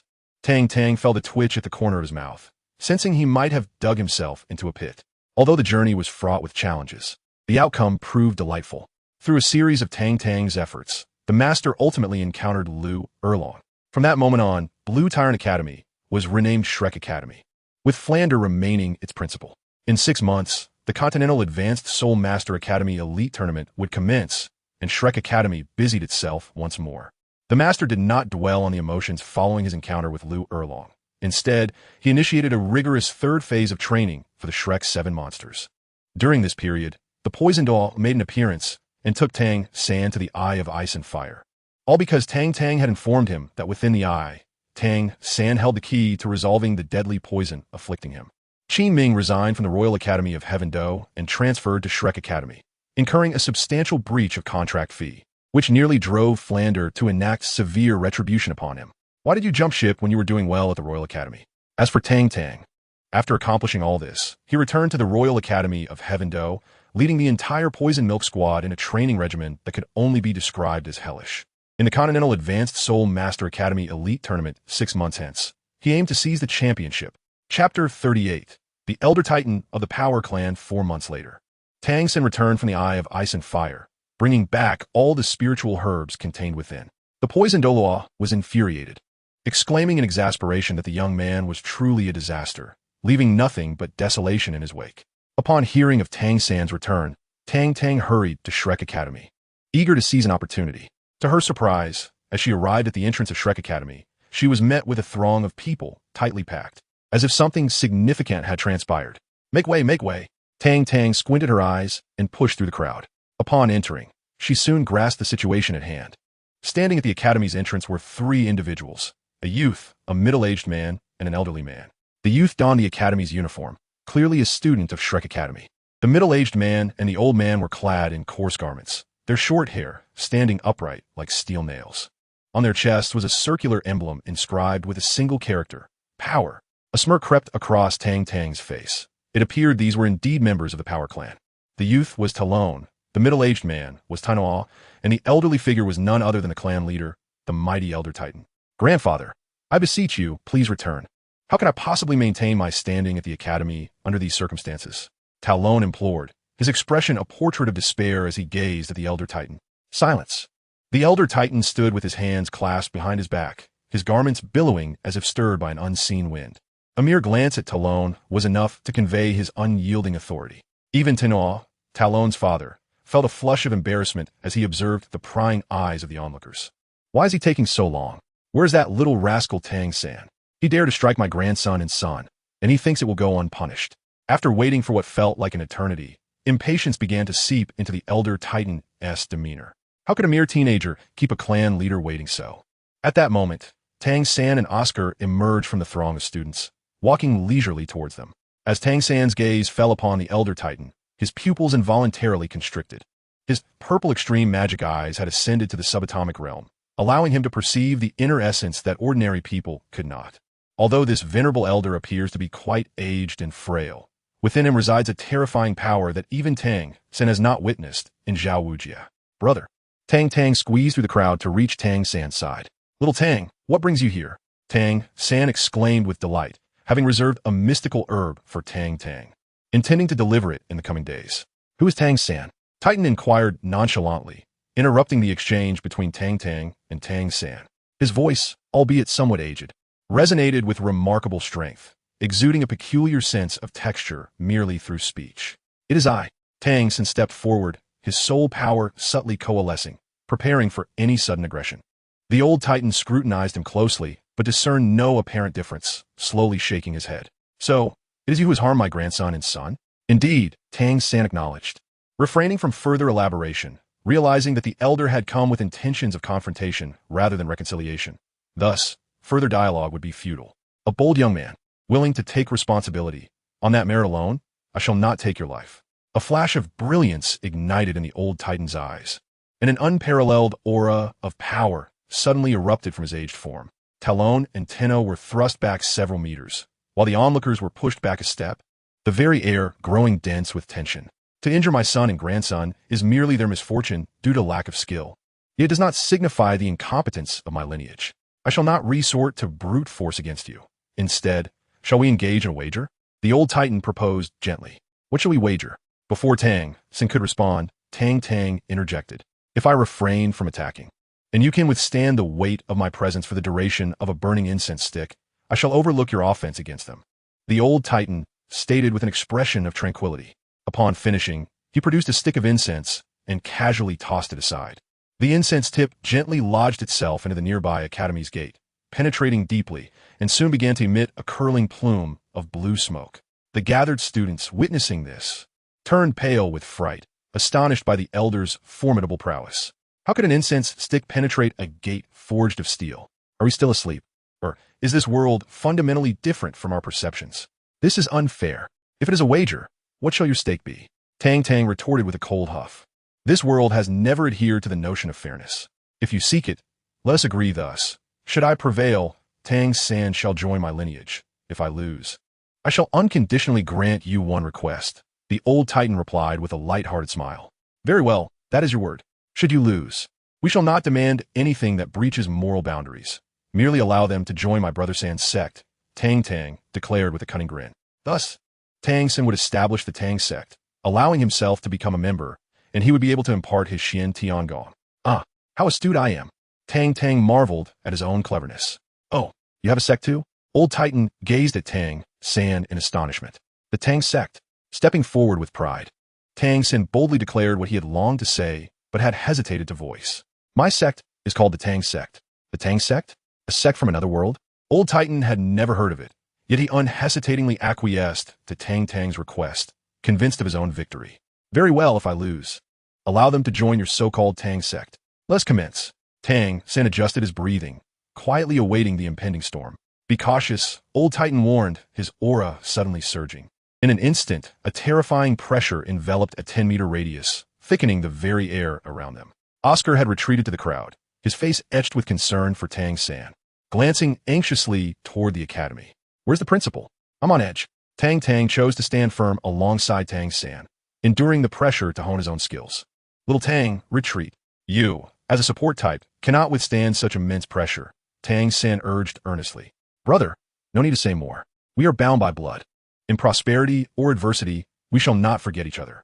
We share both fortune and misfortune, Tang Tang replied with utmost seriousness. In truth, he merely desired Tang San to impart his Xuantian Skill. Relying on meditation to cultivate soul power was excruciatingly slow. He must acquire the Xuantian Skill by any means necessary. Chapter 39. The arrival of Ning Fengji, witnessing the profound bond between Tang Tang and Tang San. Old Titan couldn't help but snort disdainfully. He recalled how the Xuantian clan had abruptly closed its doors, callously abandoning the four great clans, and his gaze grew increasingly frigid. Feeling the sudden surge of pressure, Tang San's expression changed dramatically. His 3 soul rings, 2 yellow and 1 purple, emerged involuntarily. And the blue-silver grass martial spirit gradually manifested in the palm of his right hand. Observing the coldness in Old Titan's eyes, Tang Tang felt a sense of urgency. This escalation of pressure could overwhelm Tang San. The Starlight Scepter was summoned, and 4 soul rings, 2 purple and 2 black, spiraled into existence. Ignoring the shocked gazes of those around him, Tang Tang activated his 2nd soul ring. The life chain was unleashed, directly connecting the 3 individuals present. As he observed the green light linking to him, Old Titan was filled with questions. What soul skill is this, and what purpose does it serve? Then, under his astonished gaze, the once sweaty Tang San and Tang Tang suddenly appeared at ease, as if the pressure he had exerted upon them had vanished in an instant. Tang Tang chuckled mischievously, casting a provocative glance at the Old Titan. With the life chain now connected, the Old Titan was considered one of their own. Against one's allies, even a most imposing presence bore no effect. Unfazed, the Old Titan unleashed his full might, 80, 90, 100%, observing Tang Tang and Tang San standing calmly in place. The Old Titan was taken aback. How could this be? How could there be no effect? It defied all logic. What have you done to me? He demanded, clutching his chest in indignation as he glared at Tang Tang. I haven't done anything at all. In front of so many witnesses, what could I possibly do? Tang Tang replied, shrugging her shoulders. Don't think this means you've triumphed. The Old Titan could not allow his son and grandson to join the opposing sect. That would be a grave betrayal of his lineage. Suddenly, 2 yellow, 2 purple, and 4 black soul rings materialized, with the 7th black soul ring radiating an intense brilliance. The atmosphere shifted dramatically, a fierce energy surging within a 10-meter radius around the Old Titan. At that moment, he transformed into a colossal black gorilla, a terrifying aura enveloping the scene. As the Old Titan manifested his martial spirit's true form, the life chain binding him was abruptly severed. This realization led Tang Tang to acknowledge the limitations of the life chain. When the disparity in strength between both parties is too vast, the chain may sever its connection. A terrifying pressure surged from all directions. Although Tang Tang had already reached the soul sect level, at this moment, she felt her cultivation was insufficient. A buzzing echoed in her ears, her vision blurred, and she coughed up a mouthful of blood. Tang San fared slightly better, yet was not in a much better state. The 8 spider lances emerged instinctively, dark energy swirling around his left hand as he boldly summoned the Xuantian hammer. Suddenly, the body of the ancient titan trembled. Gazing at the hammer in Tang San's grasp, a mist of astonishment clouded his eyes, and the once overwhelming aura diminished. This hammer, the ancient titan, was astounded, while Douluo was utterly shocked, his eyes wide and his jaw nearly dropping to the ground. At that moment, a resplendent cascade of 7-colored light descended from the heavens, enveloping Tang Tang and Tang San in an incredibly warm aura. Their bodies shuddered simultaneously, the tension dissipating gently, and in an instant, their internal power surged exponentially. Old Gorilla, after so many years, have you truly sunk to the level of bullying children? If you have the capability, let us engage in a contest. A robust and powerful voice resonated from all directions. Amidst the flickering light and shadow, 4 figures made their entrance. Qianrenshua, now donned in male attire, was also present. Upon seeing the bloodstains on the ground and the fresh blood at the corner of Tang Tang's mouth, her pupils contracted. She felt her heart race violently, a surge of ferocity coursing through her mind. Turning to the ancient titan, who remained in his martial spirit form, Qianrenshua's tone was chillingly cold. You dare to harm those from my prince's palace. Casting a glance at the pale-faced Tang Tang, the ancient titan merely smirked in silence. Ning Rongrong had already rushed to Tang San's side, urgency etched across her face. Ning Fengji, holding the 7-treasure glazed tile, radiated a brilliant glow, the colorful light enveloping Tang San and Tang Tang originating from him. The ancient titan's expression grew serious upon witnessing this. Typically fearless, he was now compelled to temper his temperament in the presence of these 2. I wondered who it was. It turns out to be Douluo and Sect Master Ning. I extend my greetings. The newcomers were indeed Ning Rongrong, Ning Fengji, Douluo Gurong, and the crown prince of the Tiando royal family, Xuantian. The 7-treasure glazed sect always had a dual Douluo present, one accompanying Ning Fengji while the other stayed behind in the sect. I come here for the same reason you do. Ning Fengji replied with a light chuckle. Oh, this lad truly knows how to stir up trouble, having offended the 7-treasure glazed sect. The old titan cast a glance at Tang San, thoroughly impressed by the young master's knack for attracting trouble, rivaling even that of his own master. No, old gorilla, I believe you have misunderstood. Our sect leader did not come here because Tang San provoked the seven-treasure glazed tile school. Gu Rong chuckled ominously. Indeed, old titan raised an eyebrow. Elder Gu is correct. We seek Tang San's assistance for a specific matter. Ning Fengji interjected with a gentle smile. Old gorilla, do me a favor and let go of the betting agreement. Since our sect leader has taken a liking to Tang San, refrain from competing with us. Gu Rong boldly stated. With the backing of one of the top 3 sects, the seven-treasure glazed tile school. Gu Rong felt no need to engage in pretense with Old Titan, directly revealing the position of their sect. Upon hearing this, Old Titan chuckled, a peculiar expression crossing his rugged features, his smile laced with sarcasm. What do you find amusing? Do you truly wish to oppose the seven-treasure glazed tile school? Gu Rong frowned. I harbor no intention of becoming an enemy of the seven-treasure glazed tile school. But perhaps you should first consider what he is holding before attempting to debate with me. Old Titan smirked, gesturing towards Tang San.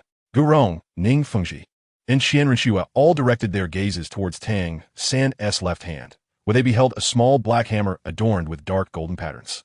Their expressions shifted dramatically. He is indeed from the Xuantian clan. Old Titan bellowed with laughter. Now that you know, it's akin to a flood overwhelming the Dragon King's temple. We recognize our own kin. As for the seven-treasure glazed tile school, you needn't meddle here. Gu Rong, the sect leader, looked at Ning Fengji with urgency. I understand. No further words are necessary. It is no wonder he is so exceptional. Coming from Xuantian, it is hardly surprising. His surname is Tang. We should have anticipated this. Ning Fengji replied with a light chuckle. Chapter 40. Tang Tang's boyfriend Little Tang. What has happened to you? Have you been bullied by that shameless old monkey? Xianrenxue observed Tang Tang's listless demeanor, her face filled with concern.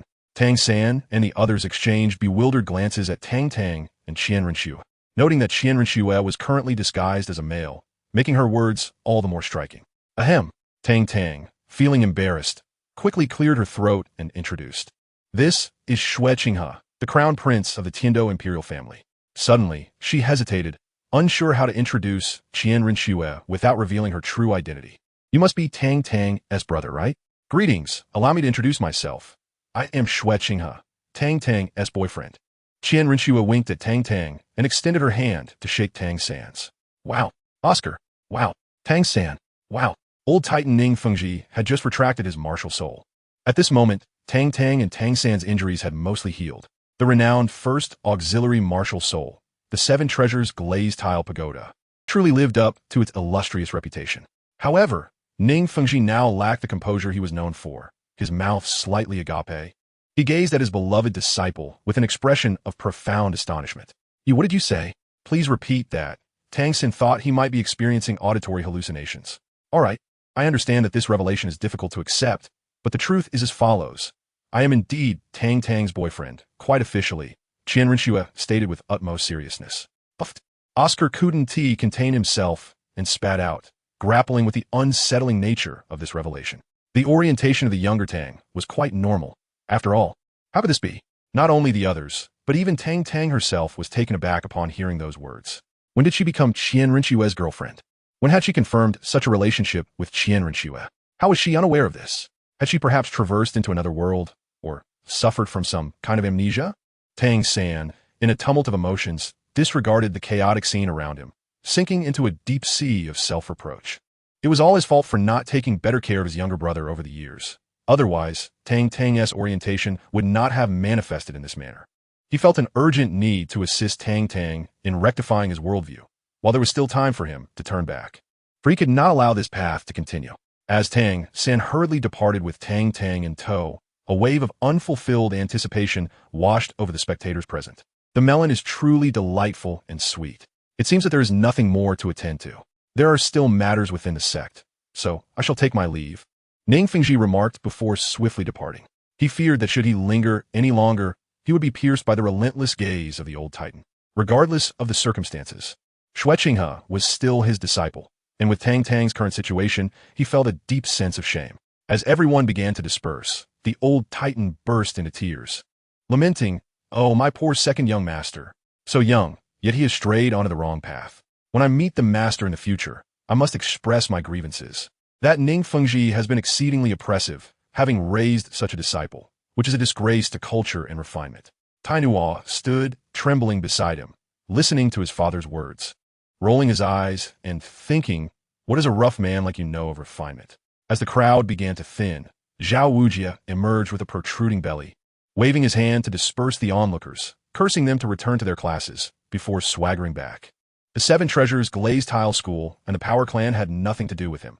Once Flander returned, he could deal with his own troubles. It was certainly not because Zhao Wujia was intimidated by that old gorilla, nor was he one to shy away from conflict. Truly it was not. A month later, with Tang San's celestial herbs assisting their cultivation, the strength of the Shrek 7 monsters surged dramatically. Dai Mubai reached level 44, Oscar 41, Tang San 41, Ma Hongjun 41, Ning Rongrong 41, and Zhu Zhuqing 41. Except for Xiao Wu, who had not consumed the celestial herbs, everyone ascended to the Soul Sovereign Realm, while Xiao Wu had advanced to level 37, not far from level 40. As for Tang Tang, in pursuit of her divine assessment, she led her poisonous milk team to join Tang San's Shrek team. Initially, Su Yuqing and the others were resistant, as they were a prestigious team from the Tiando Royal Academy and were reluctant to join an obscure team like Shrek. However, when Tang Tang announced that joining Shrek would grant each member compensation of 200,000 gold soul coins for mental distress, the situation shifted dramatically. The previously resistant members of the poisonous milk team suddenly became fervently eager, their expressions reflecting that anyone who did not wish to join the Shrek team was looking down upon them. Tang Tang could only shake her head in disbelief. Indeed, it is not so much their unwavering stance, but rather the failure to reach an agreement on the price. Naturally, Flander wholeheartedly supports the inclusion of the poison milk team, for such free labor is an opportunity not to be missed. The Master harbors no objections either.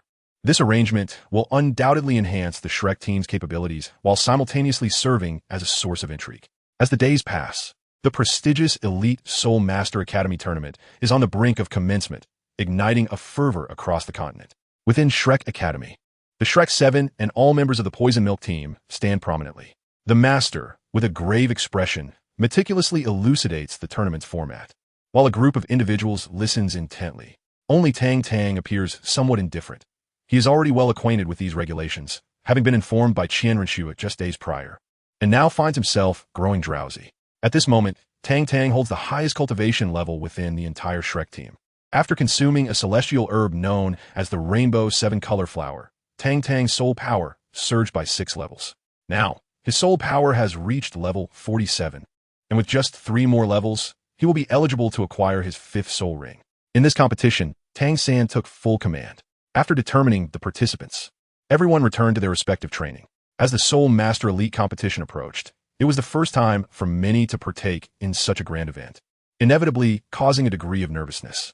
Embracing the philosophy that practice sharpens skills, each individual began to train fervently. 3 days later, in the capital of the Heaven-Do Empire, Heaven-Do City, the opening ceremony of the elite competition for the Advanced Soul Master Academies across the continent commenced with great splendor. As the most prestigious event in the realm of Soul Masters, it attracted attention not only from Soul Masters, but also from the royal family to the common folk. All eyes were fixed upon this occasion. The former site of the Royal Arena of Heaven-Do had been transformed into the main venue for the preliminaries of the Heaven-Do region. All the smaller arenas had been dismantled and expanded into a colossal competition ground capable of accommodating 200,000 spectators. Surrounding the venue were seating areas. And in preparation for this so-called Elite Soul Master competition, the Royal Arena incurred considerable losses, necessitating the sale of tickets to recoup some expenses. In the ensuing period, this location would serve as the principal arena for the Heaven-Do region, expecting an audience of 200,000 per match, with revenues that could only be described as astronomical. As dawn broke, the sun barely peeking over the horizon, the transformed Royal Arena of Heaven-Do was already welcoming a vast throng of spectators, with millions of citizens in the capital. The mere 20,000 seats would undoubtedly be insufficient. However, entry to the arena required the presentation of a ticket bearing the official seal of the Royal Arena. The early arrival of the crowd was motivated by the opportunity to observe the competitors up close during the opening ceremony, a rare chance to connect with their idols. Additionally, many hopeful young women were eagerly searching for their ideal partners. After all, who doesn't harbor a dream of being noticed? Nobility and sex were also on the lookout for their favored soul masters. The elite competition for advanced Soul Master academies gathered over 80% of the continent's youthful Soul Masters, all of whom were exceptional talents qualified to participate. In recent days, the city of Tiando has been bustling with an overwhelming number of visitors, truly embodying the phrase, a crowded airport. Since a week ago, every hotel and inn in the imperial city has been fully booked, with some individuals even resorting to sleeping outdoors. The population within the city has surged by 60 to 70%, underscoring the allure of the prestigious elite competition for Soul Masters held across the continent. To ensure the smooth conduct of the event, the Emperor Xuye has mobilized an army of 50,000 Soul Masters to maintain order and mitigate any chaos. Wow, is there really this many people? This is the first time Su Yuqing has encountered such a throng, and she finds herself momentarily overwhelmed with excitement. Vice Captain, please refrain from causing a scene. The captain will be displeased soon. Xin Yu gently prodded her back with a finger. The team comprises a total of 14 individuals. Yet Tang Tang's whereabouts remain a mystery, leaving Tang San to assume the role of leader. Tang San, being Tang Tang's elder brother, possesses formidable strength, compelling Su Yucheng and the others to heed his commands, lest they face Tang Tang's wrath later or risk the forfeiture of the 2 million gold soul coins. Ning Rong, Xiao Wu, and a group of girls walk at the center, while the other boys form a protective circle around them, embodying the gentlemanly demeanor expected of exemplary male team members. This, of course, is particularly pertinent given the rather unconventional attire they all wear.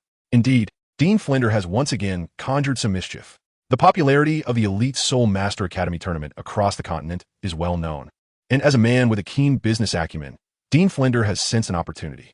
In addition to the rather garish green uniforms, each individual's front and back are emblazoned with 6 prominent characters, promoting various advertisements. Beneath this, a smaller line reads, "For details, please consult Mr. Flender, the Dean of Shrek Academy, for an in-person discussion." When asked to don such uniforms for the competition, both the Shrek and Poison Milk teams initially refused. However, upon hearing Dean Flender casually mention that they would receive 30% of the advertising revenue, the resolve of the team members wavered. 30% is not an entirely unacceptable proposition. Of course, this sum is relatively trivial for them. The primary concern lies in extending a favor to Dean Flender. Though the Dean may exhibit a certain cunning, avarice, and an array of unsavory traits, it is undeniable that over the years, he has devoted himself tirelessly to the advancement of Shrek Academy. All his endeavors have been directed towards fostering the institution's growth. It was precisely due to their peculiar attire that, upon the entrance of the Poison Milk team and the Shrek team, they garnered significant attention from the onlookers. What kind of academy is this? Did they just fall into a cesspit? Enough upstairs. Ha ha ha.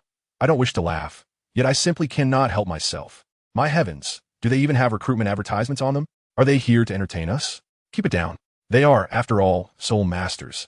Perhaps they are merely here to make an appearance, aware of their own inadequacies. Upon hearing the surrounding murmurs and jeers, Tang San and Dai Mubai lamented their choice of attire, realizing it was a grave error to don such garments. It was too late to express regret now. Surrounded by a throng of spectators, they felt akin to exhibits in a museum, utterly humiliated. Master Flandra, walking several meters ahead, feigned ignorance of the group behind him, leaving the onlookers in tears of laughter. Even Flandra, the designer of their costumes, could hardly bear the spectacle. Fortunately, there were over 30 teams competing today, drawing the majority of attention away from their unfortunate appearance. In the highest tier of the stands, members of the Spirit Hall and the nobility from the various royal palaces of the Tiando Empire were gathered. Emperor Shui Yi occupied the foremost seat, followed by Prince Shui Xing, and then the androgynous figure of Qian Renshua, along with the platinum bishop of the Spirit Hall, Eros. The leader of the 7-treasure glazed tile school sat on the opposite side, accompanied by the Sword de Law, beside Qian Renshua. Observing the odd costumes of the Shrek group and listening to the crowd's incessant chatter, Tang Tang wiped the cold sweat from her forehead. Thank goodness I ran fast. Old Shui, did you eat breakfast this morning? Tang Tang inquired, turning to Qian Renshua. I left in such a hurry this morning that I didn't have time to eat, Qian Renshua replied gently. However, seeing her dressed in male attire sent shivers down Tang Tang's spine, giving her an unsettling sense of ambiguity. Reaching into her spatial ring, she retrieved a box of milk named Xuantian and casually handed it over. How can you skip breakfast? I knew you wouldn't eat, getting up so early. Luckily, I brought you some milk. Drink it up. Thank you, my dear Tang Tang. Qian Renshua smiled, not bothering with formalities.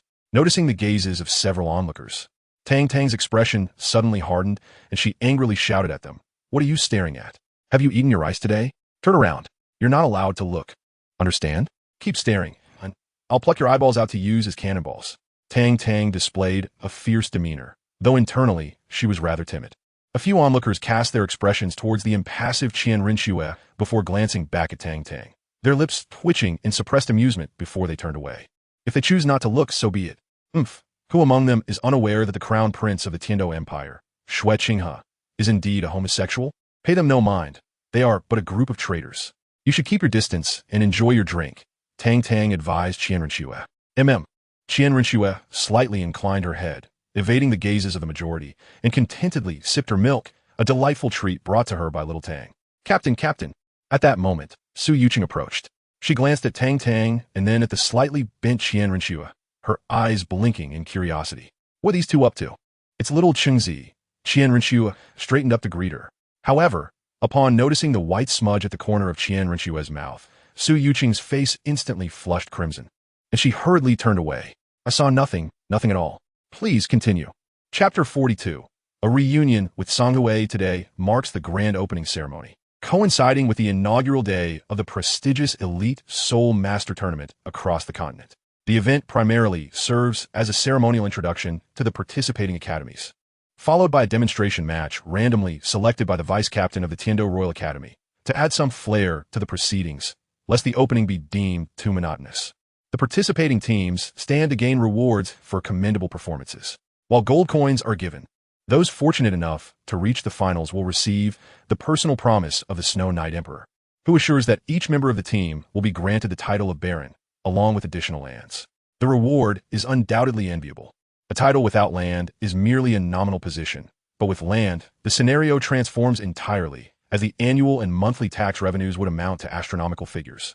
At this moment, the group from Shrek Academy is situated in the designated relaxation area within the main competition venue, specifically allocated for the participants. To alleviate any potential boredom during their wait, the organizers have thoughtfully provided fitness facilities, a restaurant, and a bar, demonstrating their meticulous consideration for the competitors' comfort. Although there were fewer people here than outside, the arrival of contestants from various academies ensured that the members of Shrek remained the center of attention. Despite their prior efforts to find a secluded corner, it was difficult to go unnoticed, given the eccentric design of the garments crafted by Dean Flender. Nevertheless, the attendees were all distinguished graduates from esteemed Soul Master Academies, exhibiting commendable decorum, aside from a few individuals who expressed disdain towards Tang San and his companions. The others occupied their respective places, either resting, training in the adjacent gym, or enjoying drinks at the bar. Everyone awaited the commencement of the opening ceremony, while the master proceeded to finalize the registration confirmation. Once the registration form was submitted, any subsequent changes or substitutions of team members would not be permitted if they were not listed as participants. As the crowd waited, Flender stealthily approached, observing the listless group of students with curiosity. What are you all doing here? Cheer up. The opening ceremony is about to begin. Don't embarrass me. Your goal is the championship.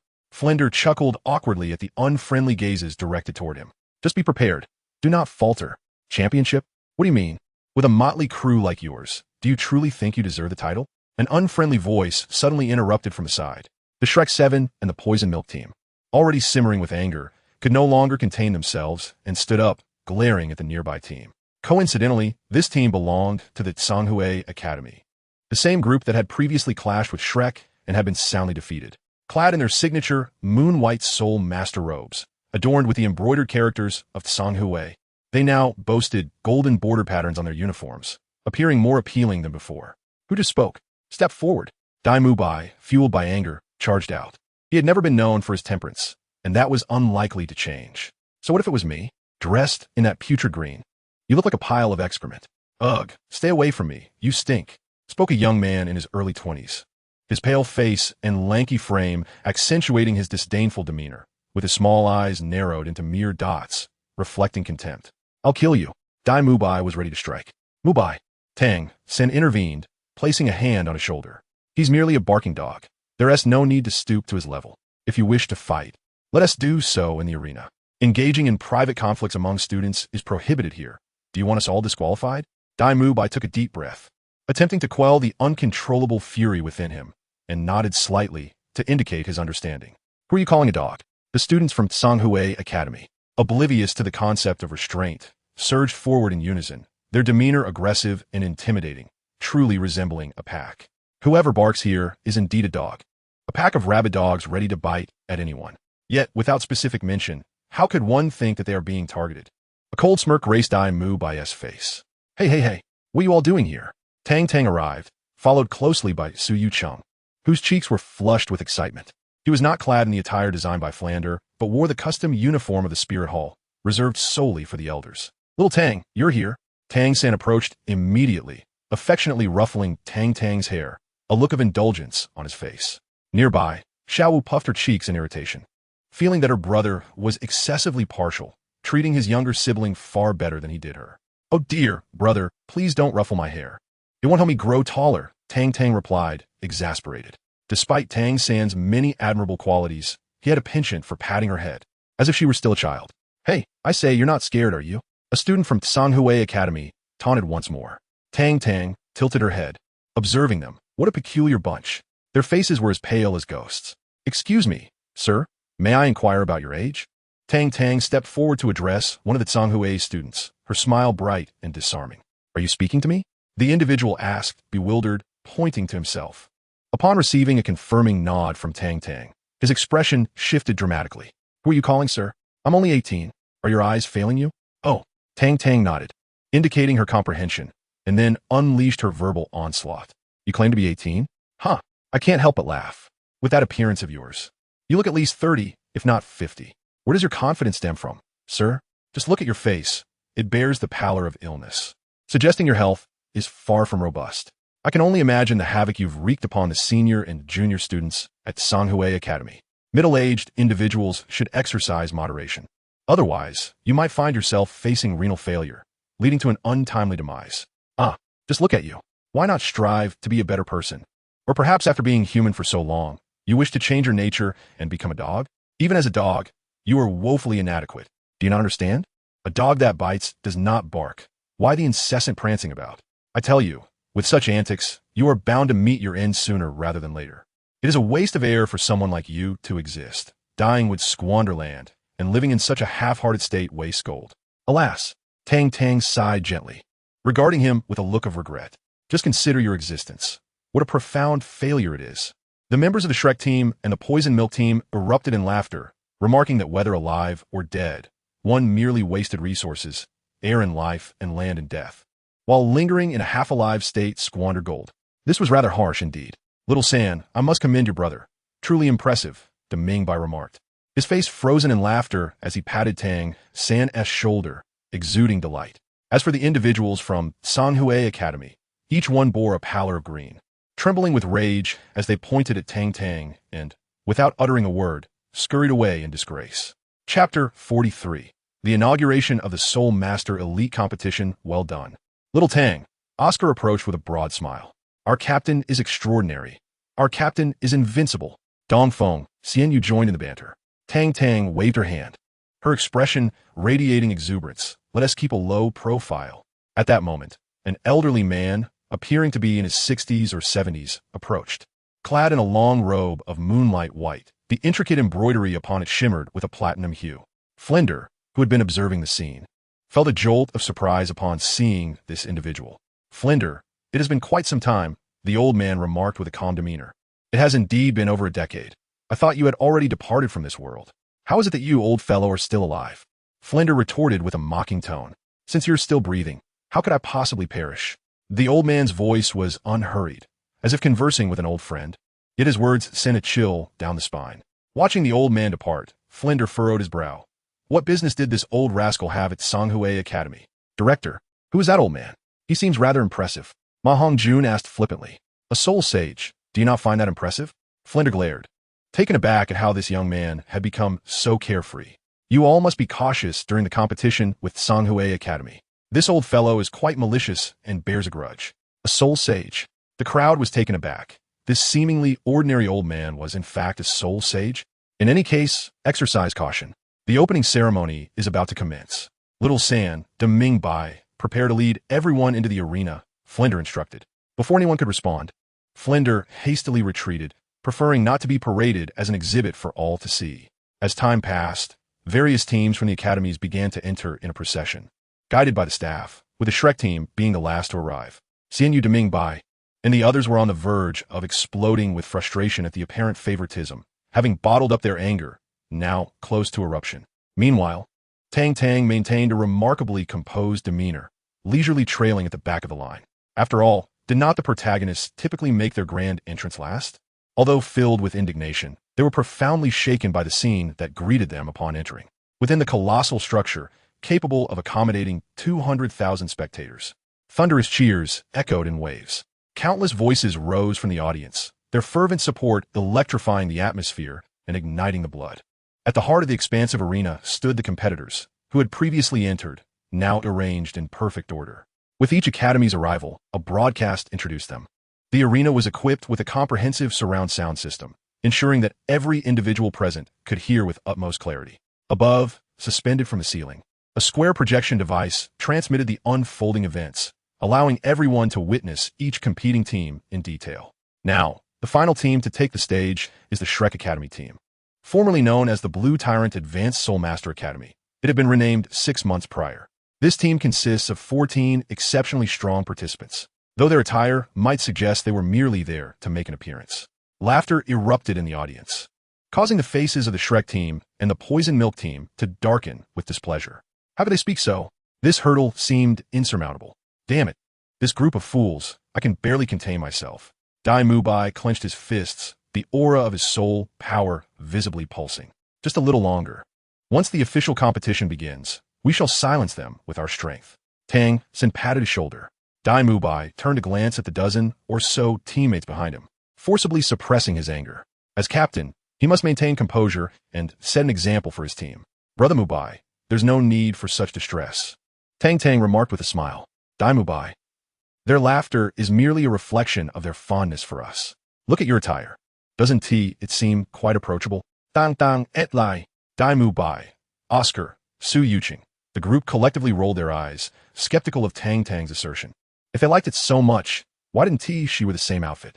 After hearing Tang Tang's explanation, their anger only intensified. Little Tang, perhaps you should say less. Tang San urged, pulling at his sleeve with a look of exasperation. Humph. Seeing that they rejected her explanation, Tang Tang, incensed, returned to the back of the line. Heaven did not give birth to me, Tang Xiaotang.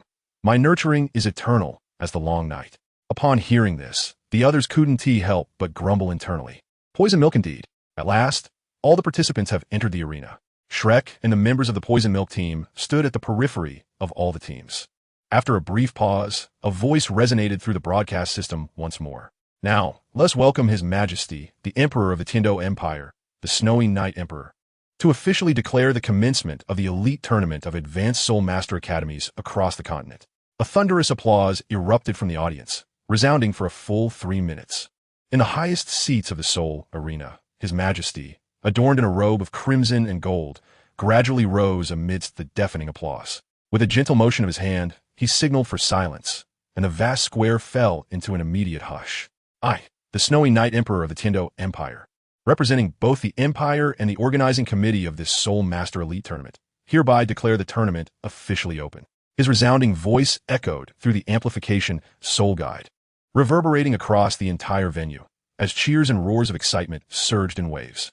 As the applause subsided, the Snowy Night Emperor spoke again. I hope that all the Soul Masters participating in this elite tournament will unleash their full potential and achieve remarkable results, for the glory of the Tiando Empire. For the glory of the Empire. The participating Soul Masters, their eyes gleaming with fervor, shouted in unison, their voices overpowering the cheers of the 200,000 spectators present. For them, this arena represented the pinnacle of their aspirations, and achieving commendable results would be a lifelong honor. The Snowy Night Emperor nodded in satisfaction and resumed his seat. The broadcast chimed once more. Now, let us invite Mr. Ning Fengji, the master of the 7 Treasure Glazed Tile School, to deliver a speech for the opening ceremony of this tournament. With a gentle smile, Ning Fengji rose to his feet. The edge of a sword is honed through grinding, and the fragrance of plum blossoms comes from enduring the bitter cold. I hope every young soul master present can showcase their utmost strength, allowing the people of the entire continent to witness the gallant spirit of the noble sons of the Tiando Empire. Upon hearing Ning Fengji's address, a smile flickered across the face of the Snowy Night Emperor. From the nuances of Ning Fengji's words, he sensed the shared conviction between the Seven Treasure Glazed Tile School and the Tiando royal family. Indeed, he is my esteemed father-in-law, delivering such a sophisticated speech. Oscar remarked with a grin. Huh, who is your father-in-law? Ning Rongrong playfully retorted, eliciting laughter from their teammates. As Ning Fengji settled back into his seat, the broadcast resonated once again. Now, let us invite Lord Salis, the Platinum Bishop and head of the Tiando Empire branch of the Spirit Hall, to conduct the drawing for the first round of preliminaries. Following the draw, the vice team of the Tiando Royal Academy will compete against their opponents from the first round. Saras slowly rose to his feet, seemingly reluctant to speak, and directly proceeded with the drawing of lots. The results were instantly displayed, with the matchups announced via broadcast. In the first round of the preliminaries, Sanghui Academy faced off against Zixing Academy. In the first round, Oakland Academy was pitted against the Radiant Flames Academy. In the first round, the second team of Tiando Royal Academy encountered Shrek Academy. Upon hearing this, the members of Shrek displayed expressions of perplexity, their gazes converging on Tang Tang. What are you all staring at me for? I'm not part of the second team. Tang Tang exclaimed in outrage. Am I truly that insignificant? The crowd nodded in agreement. Indeed, she was not a member of the second team, but a genuine first team member, and even the captain at that. Consequently, as the match was about to commence, she had effectively whisked away the entire first team, and one could almost sense the grievances of the Tiando Royal Academy's committee from afar. Of course, the most astonished were the spectators present. Had it been another academy, their surprise might not have been as pronounced. However, Shrek Academy's spectacular entrance had undeniably left an indelible impression on the audience. A momentary fervor erupted, with attendees vociferously chanting about the perceived underhandedness of the situation. To them, it appeared that Shrek Academy was merely a formality, with the organizers evidently seeking a soft target for the second team of Tiando Royal Academy to conquer. Once the drawing concluded, Platinum Bishop Saras surveyed the audience with a sweeping gaze and spoke calmly. The drawing is utterly transparent. If anyone disputes this, feel free to approach me for discourse. Upon hearing this, the crowd's uproar diminished instantly. Who would dare challenge a titled Douluo like Bishop Saras? Better not to tempt fate. Their lives were at stake. Listening to his words, the Emperor of Snowy Night, who had previously worn a cheerful expression, suddenly grew solemn. The assertiveness in Saras's voice was a clear indication of his disregard for the Tiando Empire and for him, the Emperor of Snowy Night. He acknowledged the strength of the Spirit Hall. It was indeed formidable, but that was the Spirit Hall, not Saras himself. In the territory of the Tiando Empire, under the reign of Snowy Night, dragons must coil and tigers must sit still. Ning Fengji, witnessing the unfolding scene, gently shook his head at the Emperor of Snowy Night. The Spirit Hall's dominance was not a recent phenomenon. The priority now was the Soul Master Elite competition. As for Saras, there would be time to address him later.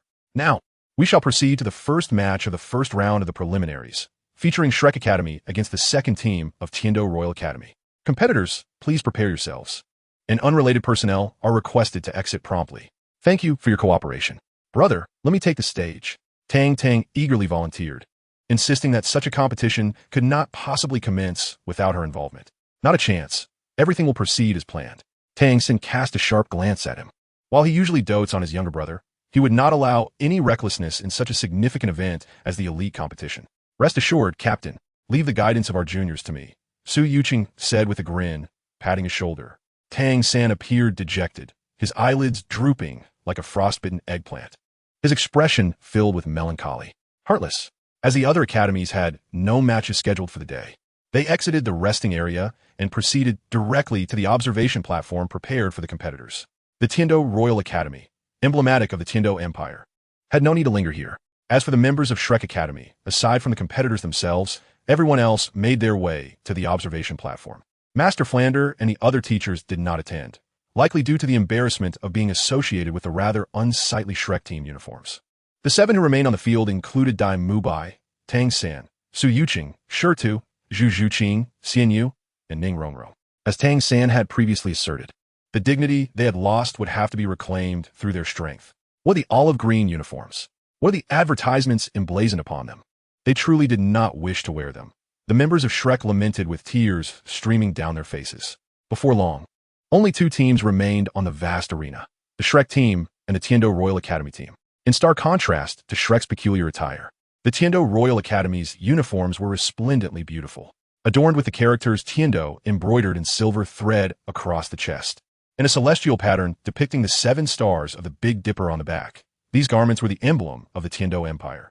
Each team member appeared valiant and imposing, seemingly radiating a divine aura under the illumination of the soul-guiding devices. Merely in terms of appearance, they outshone Shrek Academy by an immeasurable margin, representing 2 extremes.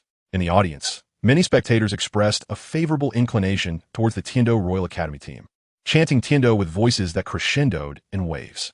The fervor of the crowd rivaled that of a concert featuring the most celebrated stars from Tang San's past life. As for the actual scene unfolding before them, the members of the Tiando Royal Academy's second team were nearly paralyzed with fear, their legs trembling incessantly. Can you all show a little composure? You clamored for the chance to compete when you weren't eligible. Now that the opportunity has arrived, you tremble with fear, admonished the captain of the second team, exasperated. Captain, your legs seem to be shaking even more dramatically than ours. One of the team members quietly retorted. The second team captain, feeling somewhat weak, leaned on a teammate's shoulder and replied, "Isn't that obvious? That is our Tiando Royal Academy's ace team. Even if we were to face the first team now, it would surely chill our hearts for half a day. Captain, please, I wish to return home." One team member lamented, a sorrowful expression etched upon his face. How do we end up conscripted by those from the Education Committee? Everyone muster your spirits. Silence. We currently bear the honor of representing the Royal Academy of Tiando. Even should we face defeat, let it be a resounding one. The captain of the second team declared resolutely. Indeed, the team responded, tears streaming down their faces, as both teams prepared for the impending contest. The voice of the announcer resonated through the air, met with the eager anticipation of the audience. The elite competition of advanced Soul Master Academies across the continent. The first round of preliminaries officially commences. Chapter 45, a victory in 20 seconds from the highest viewing platform. The Emperor of Snowy Night observed the 2 teams with a smile, jesting to Ning Fengji beside him. Master Ning, it appears this match holds no suspense. Ning Fengji nodded in agreement, his gaze resting on his daughter, affirming the lack of uncertainty. Master Ning, could you enlighten us on which of the 28 competing teams you deem most likely to contend for the championship? Interjected the Platinum Bishop, Salus. The Emperor's expression shifted, recognizing Salus's audacity in interrupting their conversation. Sir Salus, in competitions, mere favoritism does not guarantee victory. A touch of mystery is far more captivating, is it not? Ning Fengji replied with a smile. Then it seems you possess little confidence in your favorite team. Master Ning? Salus retorted with a sardonic grin. This matter appears to pertain to our sect, does it not? Is it not a bit presumptuous for you to interfere, Sir Salus? Ning Fengji responded with an air of indifference, his gaze fixed on the arena. Salus's expression darkened as he cast a glowering glance at Ning Fengji before turning away, choosing silence. On the arena, the referee approached, standing at the center and surveying the surroundings. He then raised his voice, declaring, "Both teams, pay your respects." Bowing towards the opposing side, Dai Mubai's eyes gleamed with fervor. The match begins. Brothers, unleash your martial souls. Dai Mubai bellowed with fervor as the white tiger martial soul manifested instantaneously, and 4 soul rings, 2 yellow and 2 purple, ascended gracefully. Except for Tang San, every member of Shrek displayed a uniform arrangement of 2 yellow and 2 purple soul rings, each reaching the esteemed soul master level. However, the most astonishing sight for the audience was undoubtedly Tang San, who stood at the center of the Shrek team, adorned with an extraordinary configuration of 2 yellow, 1 purple, and 1 black soul ring, leaving a multitude in sheer awe. The black ring, recognizable to those with even a modicum of knowledge, signified something profound. The presence of a black soul ring, particularly one of such age, was a rarity across the entire continent. Not only the spectators, but even the esteemed guests in the VIP section were taken aback, unable to fathom the appearance of a black 10,000-year soul ring in the very first match of the preliminaries. Saras, whose eyes had been slightly squinted, widened them a fraction upon witnessing Tang San's ancient soul ring. A talent of this caliber was indeed absent, even within the ranks of the Spirit Hall. Meanwhile, the members of the second team from the Tiando Royal Academy, despite their optimal soul ring configurations, paled considerably in comparison to Tang San's prowess. Forward, Tang San bellowed, and the 4th spirit ring on his body shone brilliantly. The blue-silver prison activated, and tendrils of blue-silver grass darted forth, weaving into a series of cages that ensnared every member of the second team from the Tiando Royal Academy. Upon witnessing this, Shida's eyes sparkled with excitement. Such exquisite control presented him with a remarkable opportunity. The fourth spirit ring illuminated, and the barbaric charge commenced. Transformed into a blazing golden-armored rhinoceros, he propelled his formidable body at an astonishing speed towards the members of the Tiando Royal Academy. As he approached them, the second spirit ring encircling Shitu flared to life. The earthquake tread was unleashed. Shitu's massive form leapt high into the air, and as the members of the Tiando Royal Academy broke free from Tang San's prison, he descended with tremendous force, crashing down amidst them. The arena trembled as if shaken by an earthquake, plunging the entire second team of the Tiando Royal Academy into a state of disorientation for 5 crucial seconds. What followed was straightforward. Ning Rongrong unleashed a cascade of vibrant lights from her hands, bestowing enhancements upon Dai Mubai, Su Yuqing, and the others. With remarkable speed, they struck just as the Tiando Royal Academy team members began to regain their senses, powerful soul skills raining down upon them. Dai Mubai swiftly maneuvered, positioning himself before 2 members of the Tiando Royal Academy, and unleashed his fourth soul skill, the White Tiger Meteor Shower, eliminating both with ease. Su Yuqing was equally decisive. Standing his ground, he swept his spear horizontally, his fourth spirit ring gleaming brightly. With a thunderous voice, he invoked the ancient soul skill, splitting Mount Huashan. Raising his white-feathered spear high, Su Yuqing slashed forward, sending a blazing soul light hurtling towards a member of the Tiando Royal Academy, resulting in a resounding explosion upon impact. The ground was marred by powerful energy, creating craters, but fortunately, the referee intervened in time to prevent any unfortunate accidents. In an instant, 3 out of 7 members were eliminated, leaving the remaining 4 to be swiftly dealt with by Zhu Zhuqing and Xianyu. As agility-type soul masters, they excelled in speed, and under the lethal claws of Zhu Zhuqing and Xianyu, the 4 members of the Tiando Royal Academy perished within mere seconds. The entire match lasted a mere 20 seconds. In this brief interval, Shrek Academy triumphed decisively over the second team of the Tiando Royal Academy. At that moment, the vast audience of 200,000 was rendered utterly silent. If earlier the Shrek team had been the subject of ridicule due to their uniforms, now, amidst the radiance of their 2 yellow and 2 purple spirit rings, their earthy green attire appeared strikingly resplendent. An overwhelming victory. This was an unequivocal domination.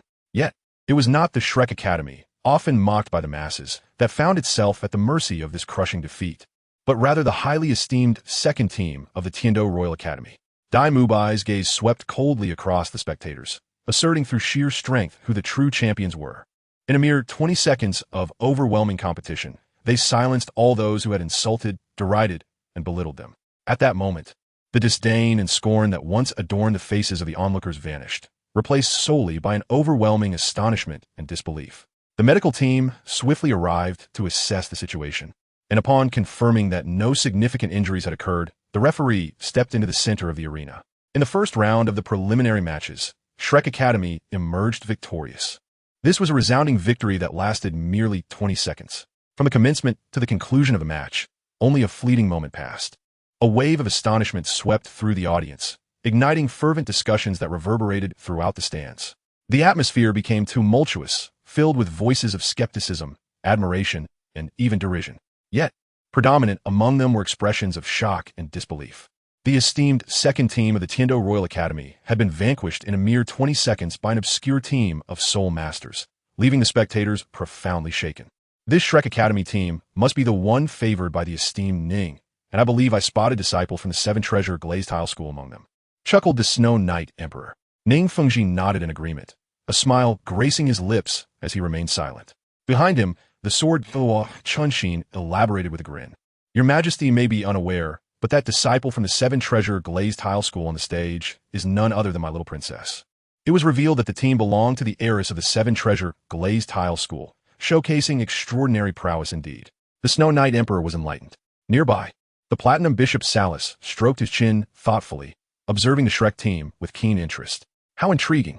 In a corner of the audience, Flinder, with a beaming smile, rose to his feet and addressed the master and Lu Erlong, seated before him. I have matters to attend to. I shall take my leave. Flinder, where are you off to? Lu Erlong inquired, her face a mask of confusion. With the little ones performing so brilliantly, anyone with functioning eyes can discern the strength of Shrek Academy. It's a prime opportunity for profit. Flinder's merchant instincts were unmistakable. Watching Flinder, who seemed to wear the title of Shrek Academy President upon his sleeve, The master shook his head in resignation. He has achieved little else in his life. Flinder had devoted a significant portion of his life to Shrek Academy, and never had he felt such pride as he did today. Liu Erlong's gaze followed Flinder's departing figure. Today, Flinder was overjoyed. He had never felt such elation in decades. Following the dissolution of the Golden Iron Triangle, he had faced skepticism, criticism, and the weight of public opinion. Had it not been for Zhao Wujin and others, he might still be languishing in obscurity. Now his creation, Shrek Academy, had entered the elite competition of high-level Soul Master Academies across the continent. The young prodigies had not disappointed him, decisively concluding the battle in a mere 20 seconds. This is merely the beginning. He believes that his little monsters can venture even further. The championship of the elite competition is just the first step. Sengu, you are truly remarkable. The chubby one immediately enveloped Tang San in a bear hug. They defeated their opponent in just 20 seconds. The spectators on the viewing platform were stirred with excitement. While the exhilaration was palpable, their strength had also been somewhat revealed. The teams they would face in subsequent matches would undoubtedly devise targeted strategies against them. Tang San smiled slightly. Rest assured, many of our members have yet to take the stage. We rotate participants for each match. Even if they wish to target us, they will find it difficult. Tang Tang appeared utterly unconcerned. Just moments ago, he had returned to the front desk to place another bet, still amounting to 30 million gold soul coins. It was not that he desired to wager more. Rather, the arena regulations stipulated that each individual could only purchase up to 30 million at a time, leaving Tang Tang feeling somewhat helpless.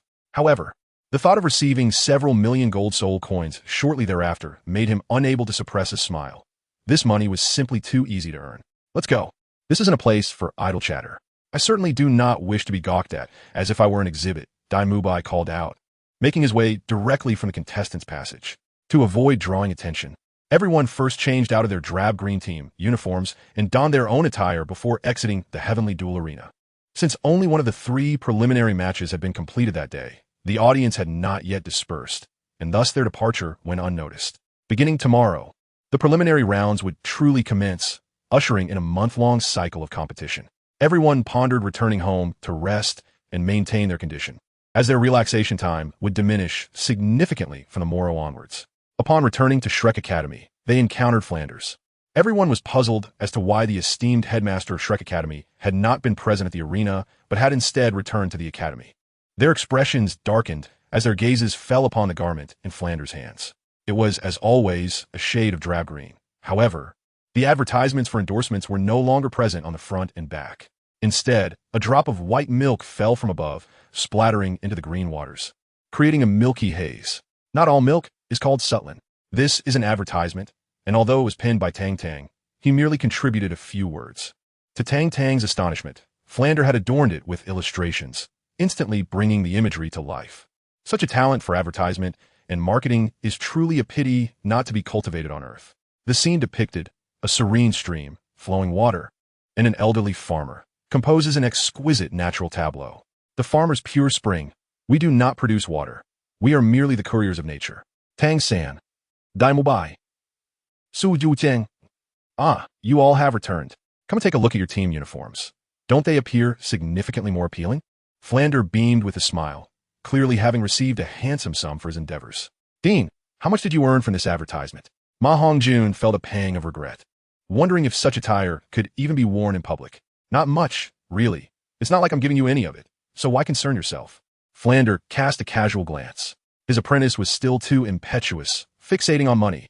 How pedestrian. Ahem, Dean, I have a matter to discuss with you. Tang Tang softly cleared his throat and gestured subtly to the side. Flander understood and briefly addressed the others before leading Tang Tang to a secluded corner. What is the matter? Flander inquired, a look of curiosity on his face. I want Teeny to wear this uniform, will I? Tang Tang replied softly. That is not acceptable. Although you are the creative contributor to this advertisement, rules are rules. I cannot make an exception for you. Flander shook his head, emphasizing the agreement they had signed. 2 million gold soul coins. Tang Tang raised his gaze to meet Flanders. Do not be ridiculous. Do you think I, Flander, am so easily swayed by money? Preposterous, Flander scoffed. 5 million. Tang Tang maintained a stoic expression. Do you truly believe I can be bought for a mere 5 million? Absolutely not. Flander shook his head. 20 million gold soul coins. If not, so be it. At worst, I will take the Poison Milk Squad and withdraw from Shrek. Returning to the Tiando Royal Academy, Tang Tang sneered, confident that he could outmaneuver Flander. Deal. Flander smiled broadly as another 20 million gold soul coins were deposited. Pleasure to cooperate. The two shook hands. Upon Tang Tang's return, he found Ning Fengji had arrived. He was conversing with members of both the Shrek and Poison Milk squads, his face radiating warmth and friendliness. Father, I haven't had the chance to introduce this individual yet. Last time, we merely exchanged hasty greetings. This is Tang Tang, the younger brother of Sangu, a level 47 support type, soul master wielding the spirit, Starshine Scepter. Ning Rongrong introduced Tang Tang as he approached the group.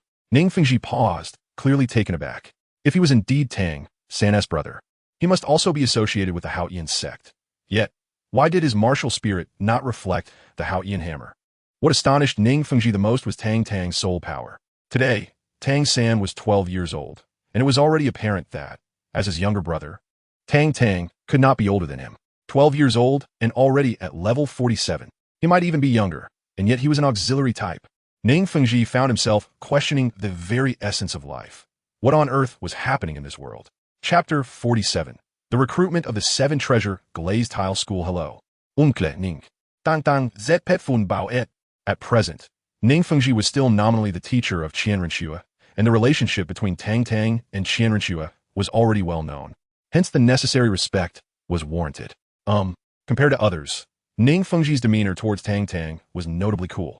He always felt that this lad had corrupted his precious disciple, leading to the entire Tiando Empire being aware of Qianrenxue's orientation. Ning Rongrong, his daughter, shot Ning Fengji a reproachful glance, as if to say, "What is the meaning of this? After all, he is third brother's biological sibling. I witnessed your battle from beginning to end, and to be honest, I was thoroughly impressed by your performance today. Achieving such accomplishments at your age surpasses my own early achievements by a considerable margin. If you're interested, once this competition concludes, I would like to invite you all to visit my 7 treasure glazed tile school." Ning Fengji extended an olive branch to the group. Members of the Shrek team and the Poison Milk team were rare talents that major factions would covet, and the 7 treasure glazed tile school was no exception. Thank you for your kindness, Uncle Ning. If the opportunity arises, I shall certainly visit the 7 treasure glazed tile school in the future, Dai Mubai declined. As he was a member of the royal family of the Douluo Empire, and could not possibly join the 7 treasure glazed tile school. In this matter, Zhu Zhuqing evidently stood in solidarity with Dai Mubai. Tang San belonged to the Xuantian school, and Ma Hongjun intended to remain at Shrek to inherit Flinder's vast legacy. Xiao would undoubtedly follow in Tang San's footsteps and would not go to the 7 treasure glazed tile school. As for the members of the Poison Milk team, although they yearned to join the 7 treasure glazed tile school, they could not bring themselves to leave Tang Tang. Everything they possessed today was granted by him, essentially marking them with Tang Tang's brand, destined to follow in his footsteps for a lifetime. Seeing this, Ning Fengji could not help but feel a tinge of regret. Yet he understood that forcing something would yield no sweetness. He greeted the sword Douluo and prepared to depart. Master Ning, during my time in Soto City, I often heard Rongrong speak of you and have always admired you.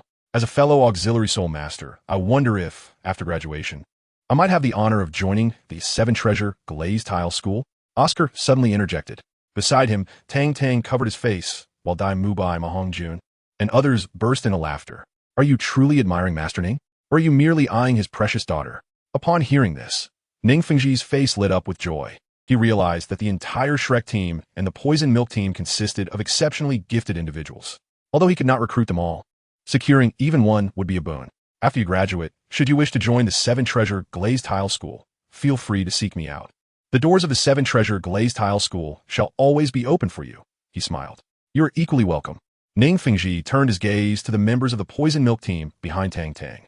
The members of the Poison Milk squad merely smiled, refraining from speaking. They hailed from humble backgrounds, and their formidable martial souls were mostly the result of mutations. They were genuinely grateful to Tang Tang, as her monthly salary of hundreds of thousands of gold soul coins sustained them, and they were content, not aspiring for the 7 treasure glazed tile school.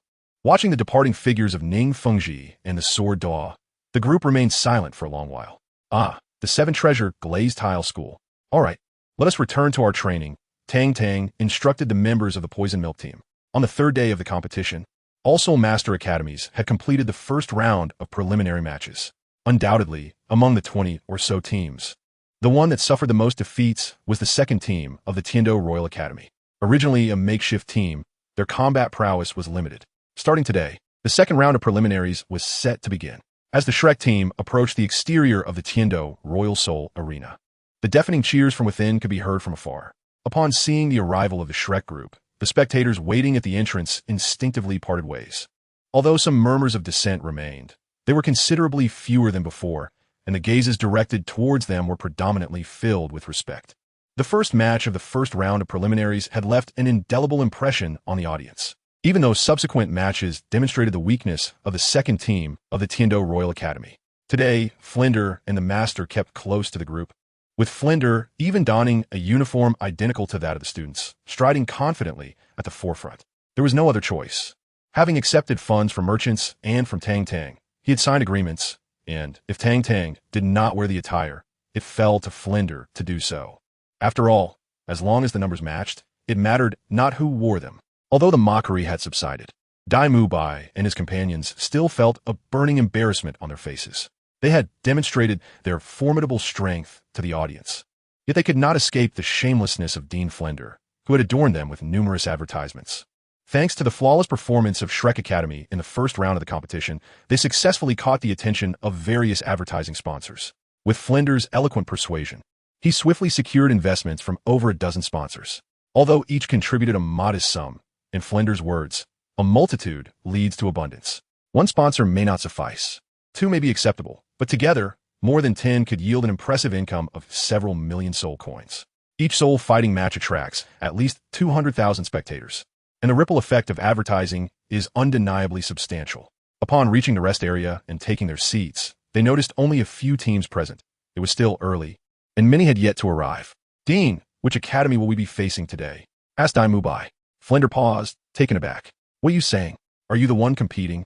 Or am I? Should I really assign you homework to familiarize yourselves with our opponents?" Flinder scoffed. In recent days, he has been preoccupied with seeking sponsors, leaving little time to focus on these matters. "Dean, your lack of concern for us is quite evident. All you seem to care about is making money. Is there ever enough to be earned?" Oscar remarked with a hint of sarcasm. "Well, do you have any objections?" Flanders replied with a peculiar grin, casting an odd glance at them. "No, none at all, teacher. Please, you may leave us. We can handle understanding our opponents on our own," Ma Hongjun said, shivering slightly as memories of certain unspeakable past events flooded his mind, rendering his face pale. "Rest assured, the master is surely observing your opponents. When he returns, feel free to inquire. I must solemnly remind you, without securing the championship, graduation will be a distant dream," Flanders scoffed. Chapter 48, The Battle Against the Elephant Armor Sect, Part 1. As more than 20 teams began to gather, the Master and Lu Erlong arrived, their expressions somber, brows furrowed, and a weight of seriousness evident upon their faces. "Your opponents in the second round of the preliminaries are formidable. I advise you to forfeit this match and directly advance to the next round," the Master intoned gravely. The members of the Shrek team and the Milk of Poison team exchanged glances, pondering the true strength of their second-round adversaries. So daunting that even the Master felt it necessary to tread carefully. "Have you heard of the Elephant Armor Sect? Ranked 6th among the 4 sects of the 7 great sects. Your opponents today hail from the Elephant Armor Academy. Entirely comprised of direct disciples of the Elephant Armor Sect, true elites," Lu Erlong elucidated. Upon hearing the name Elephant Armor Sect, the expressions of the group shifted, a subtle tension rippling through them. Though ranked 6th among the 7 great sects, their strength was undeniable. The sect leader, Tianxiang Huyenjun, possessed the title of the first defensive soul Douluo and was himself at level 89, just a step away from becoming a titled Douluo. The Elephant Armor Sect's martial soul is the Diamond Mammoth, which could arguably be classified as one of the top-tier martial souls, boasting theoretical invincibility and defense at the same rank, along with considerable strength. They are one of the most challenging opponents in this competition. "In my lexicon, the word surrender does not exist," Tang Tang stated with a stoic expression. All eyes turned towards Tang Tang, eager to hear his thoughts. "For this match, it will be me, Brother Mu Bai, third brother, Shi Bai Li, Dongfeng, and Xianyu. The 7 of us will participate," he declared resolutely. "Are you suggesting we utilize dual control?" "That could be arranged," the Master mused, stroking his chin thoughtfully for a moment before nodding in agreement. Deploying dual control can effectively restrain the opponent's movements, thereby providing ample space for our side to launch powerful attacks. It is indeed a viable strategy. "Third brother Mubai, how you choose to approach this battle is entirely up to you," the Master stated calmly. What are your thoughts, third brother? Dai Mubai's gaze fell upon Tang San. A fleeting glimmer of brilliance flashing in Tang San's eyes. Battle. Though it was but a single word, it sent a shiver through all present. Simultaneously, a palpable sense of combat fervor emanated from the crowd. After all, they were merely the low-ranking Xuantian Sect, if they were to linger here without progress. What right did they have to proclaim their intention to vanquish the golden generation of the Spirit Hall and seize the championship of the Continental Elite Soul Master Tournament? The specifics of their strategy were left to their own discretion. The master crossed his arms, adopting a completely hands-off attitude. Those whose names I called, please step forward. Tang Tang pulled a chair over and sat down. The group formed a circle, chattering animatedly, for if they were to engage in battle, they must certainly discuss their tactics thoroughly.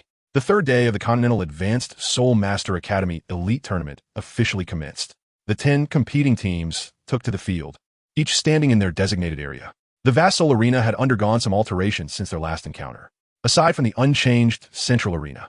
For additional platforms of equal size had been hastily erected beside it. While all 5 platforms were indeed spacious, they felt somewhat accommodating when contrasted with the grandiose Heaven Do Royal Soul Arena, which could host 200,000 spectators. The 10 teams would compete simultaneously across the 5 platforms. Given that the Xuanjian Academy was backed by one of the lower sects, the Xuanjian Sect, the audience's enthusiasm for Xuanjian Academy was considerable. Thus, the match between Shrek Academy and Xuanjian Academy was scheduled to take place on the central main platform. The arrangement within the Soul Arena remained unchanged from the day of the opening ceremony, save for the addition of 4 platforms. The nobles of the Heaven Do Empire occupied the VIP seats, with Emperor Shui seated at the forefront, flanked by Qianren Xue, followed by Ning Fengji and Bon Douluo. However, on this day, an unfamiliar figure graced the VIP area, seated to the left of the Platinum Bishop, Salas, with an additional place reserved. This is a customized seat, evidently added only recently, as it was absent during yesterday's preliminary competition. From the very moment of his arrival, Ning Fengji had already taken note of this figure. The man was remarkably robust. Perhaps the term stout fails to encapsulate his essence. Standing at approximately 2.5 meters tall, his broad physique occupied the space of 3 or 4 individuals seated together. He sat quietly, resembling a towering mountain, with eyes as large as bronze bells, and his dark skin emanated a unique radiance. His hair had turned completely white, suggesting he was around 70 or 80 years of age. Master, what brings that old scoundrel Huyenjin here? Bon Douluo inquired with a frown. He harbored a profound dislike for Huyenjin, having had numerous altercations with him in their youth. Today marks the competition of the Elephant Armor Academy, and their opponent is none other than the awe-inspiring Shrek Academy. Ning Fengji explained. He had yet to utter a crucial point. The Elephant Armor Sect had grown increasingly close to the Spear Hall, and today's competition was likely orchestrated by Salas himself. To counteract Shrek Academy and the 7 Treasure Glazed Tile Sect, Salas had even summoned Huyenjin. It seemed the match would indeed be thrilling. One wondered if our little princess would make an appearance today. Gu Rong chuckled. Our 7 Treasure Glazed Tile Sect's 7 Treasure Glazed Tile Pagoda does not earn its title as the world's foremost auxiliary spirit for naught. As Ning Rongrong mentioned previously, Shrek Academy might have an easy time. How could that be? Ning Fengji's words trailed off as the 7 from Shrek Academy took the stage. Yet Ning Rongrong was absent. How audacious of Shrek Academy! They dare not exert their full strength against the Elephant Armor Academy, one of the lower 4 sects, he remarked, exasperation evident as he rubbed his forehead. A glance at the Platinum Bishop Salas revealed a fleeting shadow of gloom in his eyes, causing Ning Fengji's heart to jolt. Could it be that Shrek Academy's confrontation with the Elephant Armor Academy was not Salas's primary objective? Was his true target Ning Rongrong, the little princess of the 7 Treasure Glazed Tile Sect? Ning Fengji's expression shifted slightly, and a word surfaced in his mind: manipulation behind the scenes. The elite competition of the Continental Advanced Soul Master Academy is primarily organized by the Spirit Hall, with the 2 great empires merely assisting. Although the regulations explicitly state the principle of absolute fairness, the Spirit Hall could discreetly engage in underhanded tactics that would go unnoticed. If Sarasa's true intention is to target Ning Rongrong, it suffices to incapacitate her without directly taking her life. Rendering her an imbecile could easily be dismissed as a consequence of excessive force. Should Ning Rongrong be rendered incapable, the 7 Treasure Glazed Tile School would undoubtedly suffer a significant blow, leading to a decline in their future prospects. In this manner, the name of the 7 Treasure Glazed Tile School would soon vanish from the Douluo continent. Such cunning from the Elephant Armor Sect and Saras fills Ning Fengji with icy disdain. Chapter 49, Battle Against the Elephant Armor Sect, Part 2, the Continental Soul Master Elite Competition, at the center arena of the Tiando competition zone. Although Tang Tang and the others had prepared themselves mentally, they could not help but gasp in astonishment upon witnessing the members of the Elephant Armor Academy. The 7 members of the Elephant Armor Academy approached, their steps perfectly synchronized, accompanied by a peculiar rhythm. With each step they took, the arena quaked in resonance with their movements. The crowd surrounding the arena erupted in astonishment, questioning whether these beings could truly be considered human. Clad in uniform black garments, each towering above 2 meters, one individual reached an astounding height of over 2.5 meters, casting a shadow as he looked down upon the Shrek team. The most imposing figure at the center, a robust man standing at 2.5 meters, stepped forward, causing the entire platform to tremble beneath his weight. This was the Elephant Armor Academy's team, led by Huyan Li, a level 43 defense-type Battle Soul Master. His booming voice resonated, reverberating in the ears of the Shrek representatives, leaving Tang San and his companions exchanging helpless glances, bemused by the sheer volume of his speech. Opposing them stood the Shrek Academy team, captained by Dai Mubai, a level 44 offense-type Battle Soul Master. Undeterred, Dai Mubai stepped forward, fully aware that his stature paled in comparison to Huyan Li's. Yet he was determined not to concede in spirit. The referee commanded both teams to bow in respect. As they complied, Huyan Li gave Dai Mubai a thumbs up, only to flip his wrist and gesture downwards, a clear provocation. Dai Mubai, unable to tolerate this affront, defiantly raised his middle finger in response, thickening the tension in the air with palpable animosity. Round 1, the second qualifying match, commenced. With that declaration, 5 matches unfolded simultaneously. At that very instant, 70 students from 10 academies activated their respective soul rings. The stage of the Heavenly Do Great Soul Arena transformed into a kaleidoscope of brilliance, with the audience's cheers reaching a fever pitch, nearly lifting the arena's roof off. The fervent applause of the spectators echoed, as martial souls manifested and weapon souls summoned. Dazzling soul rings rose in a radiant display. The 7 disciples of the Elephant Armor Sect, positioned opposite Shrek, stripped off their black robes, revealing their grotesquely corpulent forms beneath. In a moment of soul manifestation, their massive bodies expanded dramatically, the loose flesh inflating visibly, transforming into grotesque and exaggerated muscle. A layer of dark yellow keratin emerged, shimmering with a metallic sheen, as their noses elongated and 2 thick fangs protruded. 4 soul rings appeared, 2 yellow and 2 purple, though 4 of them had not yet reached level 40, possessing merely 2 yellow and 1 purple ring configuration. Nevertheless, the terrifying power they exhibited sent shivers down the spines of onlookers. The mere lift of their feet caused the arena to quiver beneath their weight. Tang Tang expressed concern about whether the quality of the competition platform could withstand such formidable contenders. In the VIP section, it was noted that Ali was the most outstanding disciple of the younger generation of the Elephant Armor Sect, my eldest grandson, whose innate talent surpassed even mine. He is likely to become the first title Douluo of the Elephant Armor Sect in the future. Hu Yanjun elucidated to Salas, his voice resonating clearly, unreservedly. For many in the VIP section here, it is truly remarkable that the esteemed leader of the Huyan sect has such a worthy air. The Snowy Knight Emperor smiled faintly. Your Majesty jested. Ali is still quite young. I allowed him to venture onto the continent with the intention of honing his skills. Yet this lad audaciously claims that his goal is the finals of the elite competition. How naive he is. Hu Yanjun laughed heartily, pride evident in his words, even hinting at aspirations for the finals. Nevertheless, if my intelligence serves me correctly, it appears that Ling Sun's adversaries are all Soul Sect level competitors. The Snowy Knight Emperor remarked nonchalantly. Hu Yanjun was taken aback. He had never entertained the notion that his disciples might be bested. After all, the Xuantian Sect is one of the 7 great sects, and the caliber of its disciples is certainly not to be compared with that of the unremarkable Shrek Academy, which he had never even heard of. Yet, upon hearing the Snowy Knight Emperor's words, it seemed the reality diverged vastly from his expectations. On the field, Dai Mubai and his companions activated their soul rings, and as all eyes turned to Tang San and Tang Tang, the audience erupted in astonished exclamations. Gasps of disbelief rippled through the crowd, igniting fervent discussions anew. Tang San's soul ring configuration of 2 yellow, 1 purple, and 1 black was already a spectacle, leaving onlookers astounded. However, when they beheld Tang Tang's soul rings, they truly grasped the meaning of there are always greater talents beyond the horizon.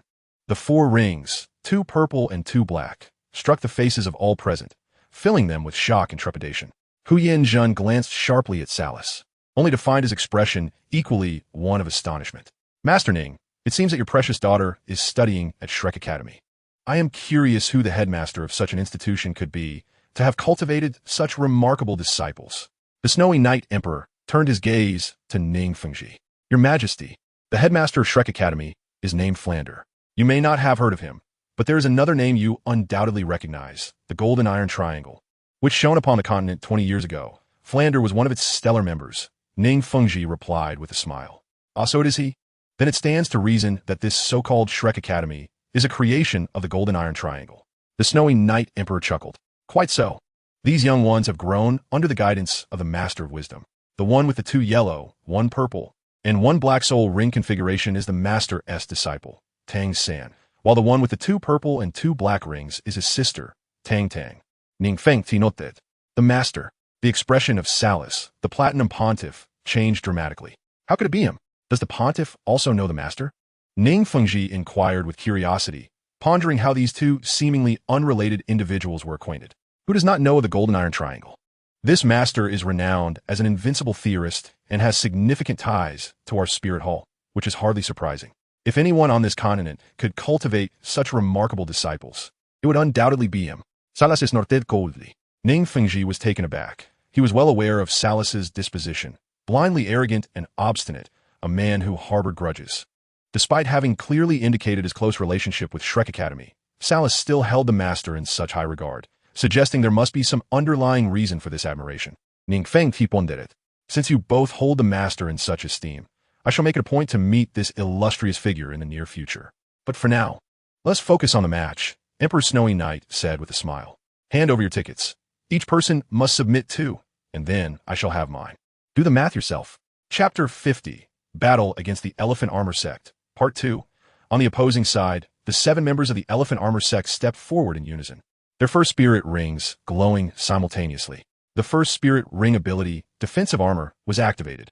A layer of glistening, chitinous armor enveloped Huyan Li and the other 6 members, significantly enhancing their defenses.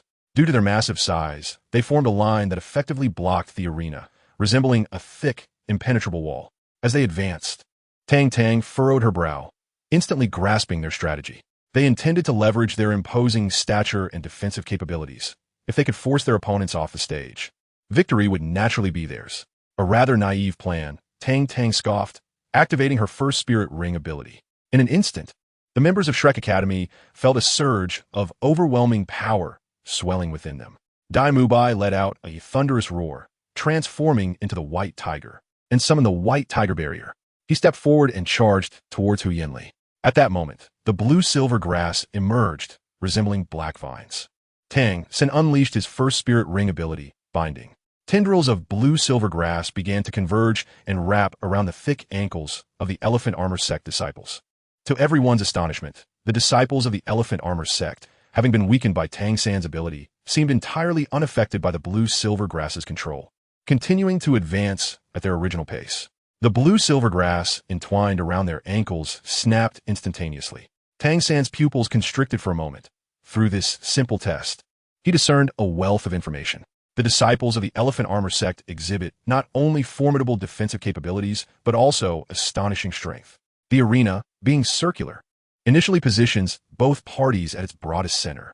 As the members of the Elephant Armor Sect relentlessly advance, the space available to Tang Tang and her companions diminishes rapidly. At this moment, Dai Mubai is already engaged with Hu Yanli. Hu Yanli merely presses forward.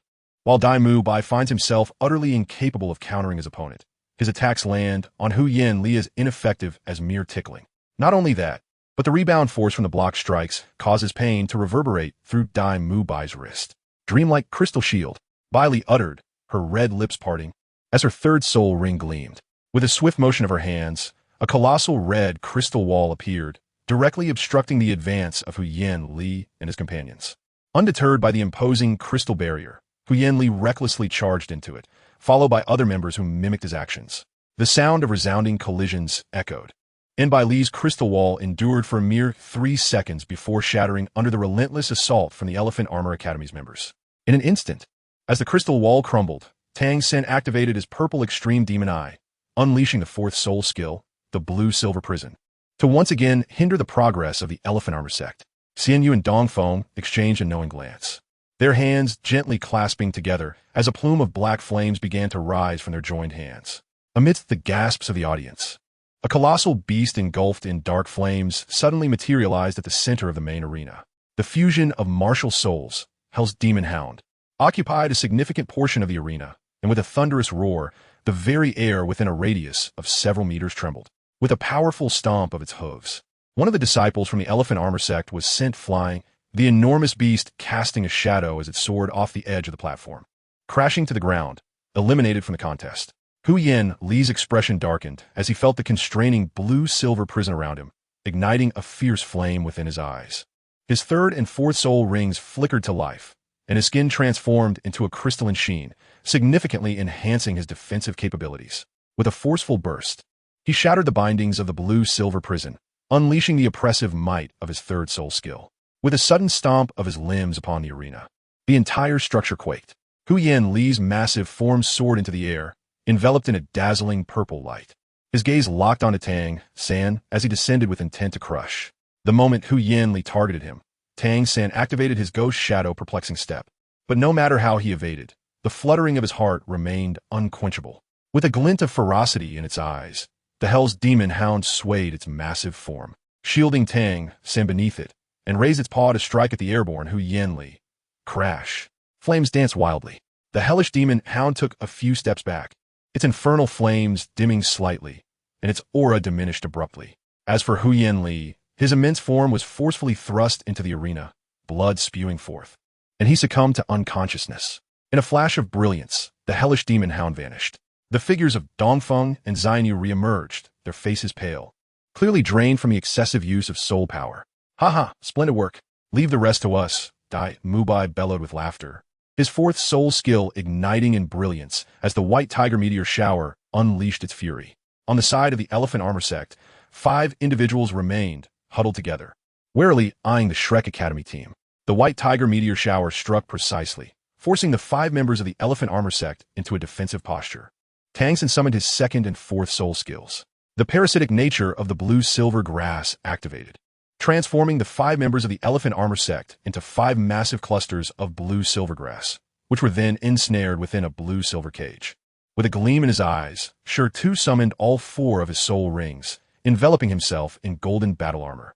His fourth soul skill, Barbaric Charge, scattered the 5 members of the Elephant Armor Sect. The third soul skill was empowered, and the might of the second soul skill, War Tread, tripled. A terrifying shockwave swept across the arena, plunging all members of the Elephant Armor Sect into a state of dizziness for 12 long seconds. Li waved her delicate hand, activating her third soul skill. Red crystals rained down from above, and 5 crystal cages materialized on the stage, encircling and isolating the members of the Elephant Armor Sect. The resonant sounds of intense collisions echoed from within the crystal cages, gradually diminishing until they faded into silence. Clearly, they had surrendered. Even if they managed to escape the layers of control, their soul power was nearly depleted, rendering them no match for the few members of Shrek Academy. At this point, victory was assured, and the referee promptly approached. In the first match of the second round of the preliminaries, Shrek Academy emerges victorious. Shrek! Shrek! Shrek! A resounding cheer erupted from the audience. If the previous match showcased Shrek's prowess, this contest solidified their acceptance among the spectators. After all, if even the Elephant Armor Academy, one of the top 4 sects, could not contend with Shrek Academy, what grounds did the audience have for dissent? With a crash, in the VIP section, the Lord of the Elephant Armor Sect, Tianxiang Huiyanjun, suddenly crushed the armrest of his chair, his face ashen with fury, his bell-like eyes ablaze with wrath. Chapter 51. This cohort of students is truly challenging to guide. A remarkable demonstration of strengths and weaknesses, indeed. Control-type soul masters can only unleash their full potential in team battles. Was filled with admiration. Upon hearing the phrase, breaking the surface with a point, Hu Yuanzhun suddenly awakened to realization. The defensive formation established by the 7 members of the Xuantian Sect was such that not only would Shrek Academy struggle to breach it, But nearly all participating Soul Master teams from this year's Tiando Empire would find it nearly impossible to penetrate head-on. Initially, Shrek Academy employed a martial soul fusion technique, dispersing the 7 members of Xuantian Sect and swiftly eliminated Hu Yuanli, the strongest member of Xuantian Academy. Without their captain's coordination, the remaining players of Xuantian Academy were akin to loose sand, easily scattered by Dai Mubai's White Tiger Meteor Shower and Shida's Barbaric Charge. Each of these defense-oriented Soul Masters, now isolated, fell victim to 2 control-type Soul Masters, as if they were mere meat buns thrown to dogs. There was no return. With the assistance of the healing Soul Master, the unconscious Hien Li soon regained consciousness, and both sides realigned to pay their respects to one another. The expressions of the Shrek team radiated excitement and satisfaction from overcoming a formidable foe, while the members of Xuantian Sect were filled with a profound sense of unwillingness. From the beginning to the end of the match, they felt as though every move they made had been meticulously anticipated by their opponents, leaving them utterly frustrated against such adversaries. On the sidelines, witnessing this scene, the master couldn't help but smile slightly. Control-type Soul Masters are designed to orchestrate their opponent's demise through manipulation. Tang San and Bai Li's seamless synchronization in controlling their foes had effectively pinned the Xuantian Academy team to the chopping block of defeat. Upon returning to the resting area, they changed out of their drab-green uniforms and rejoined the rest of their teammates. Seizing the moment while the audience remained engrossed in matches from other academies, the Shrek team and the Poison Milk team departed the Tiando Royal Soul Arena, making their way back to Shrek Academy in one breath. Within the Tiando Royal Soul Arena, the atmosphere did not calm with their departure. The ongoing matches of the other academy teams continued to captivate the audience. The palpable intensity of the combat, coupled with the dazzling display of soul techniques, ignited fervor and excitement among the spectators. A week swiftly passed. The preliminary rounds of the Continental Advanced Soul Master Academy Elite Competition had progressed smoothly to the 6th round. 3 academies achieved 6 consecutive victories: Shrek Academy, Thunder Academy, and Shinkong Academy. Today marked the 8th day since the commencement of the preliminary rounds, and the 7th round of matches was about to begin. Shrek Academy's opponent today was Othello Academy, which had only managed 2 victories in previous matches.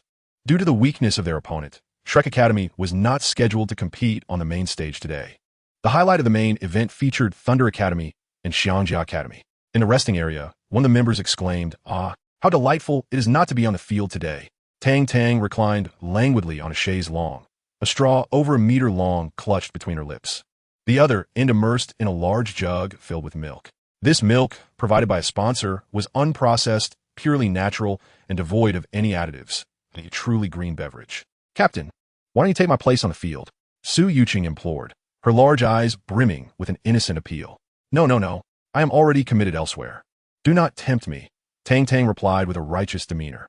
Recalling the explosive scene from that morning, Su Yuqing felt a flush of embarrassment, softly cursing Tang Tang's impropriety, wondering what wild thoughts occupied her mind throughout the day. "Vice Captain, perhaps I could step in for you? If you're weary, take a moment to rest. I am robust and unafraid of fatigue," Shurtu chimed in earnestly.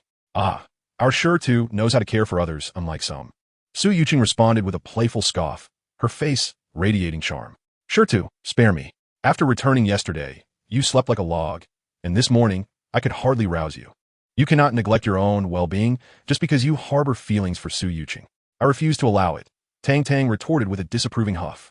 "Really? Oh, how embarrassing," Su Yuqing exclaimed, covering her face with her hands, her cheeks ablaze. "Vice Captain, truthfully, we have always held you in high regard," Dongfeng and Xian Yun said in unison, exchanging glances. "Get lost." Su Yuqing's expression turned icy. "How ruthless." Dongfeng and Xian Yun feigned hurt, pondering the disparity among comrades. Yi Lingling sat quietly in a corner, observing silently.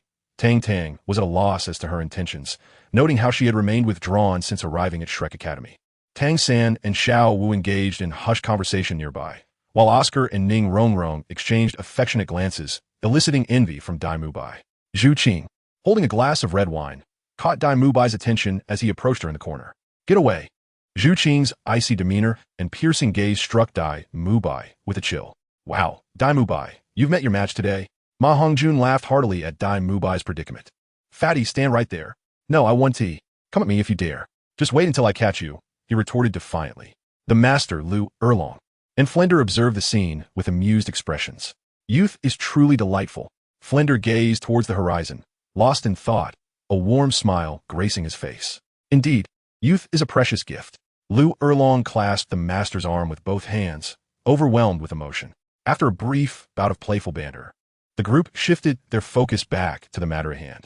They steeled themselves. Although their opponents today were not formidable, complacency was not an option. Even the smallest of foes deserves one's utmost effort, for one never knows when they might encounter a team with hidden depths, which could lead to unexpected pitfalls. Dai Mubai clapped his hands, embodying the demeanor expected of a captain. Zhu Zhuqin cast him a fleeting glance, her dark eyes flickering with a momentary glimmer before settling into silence once more. Mubai was correct.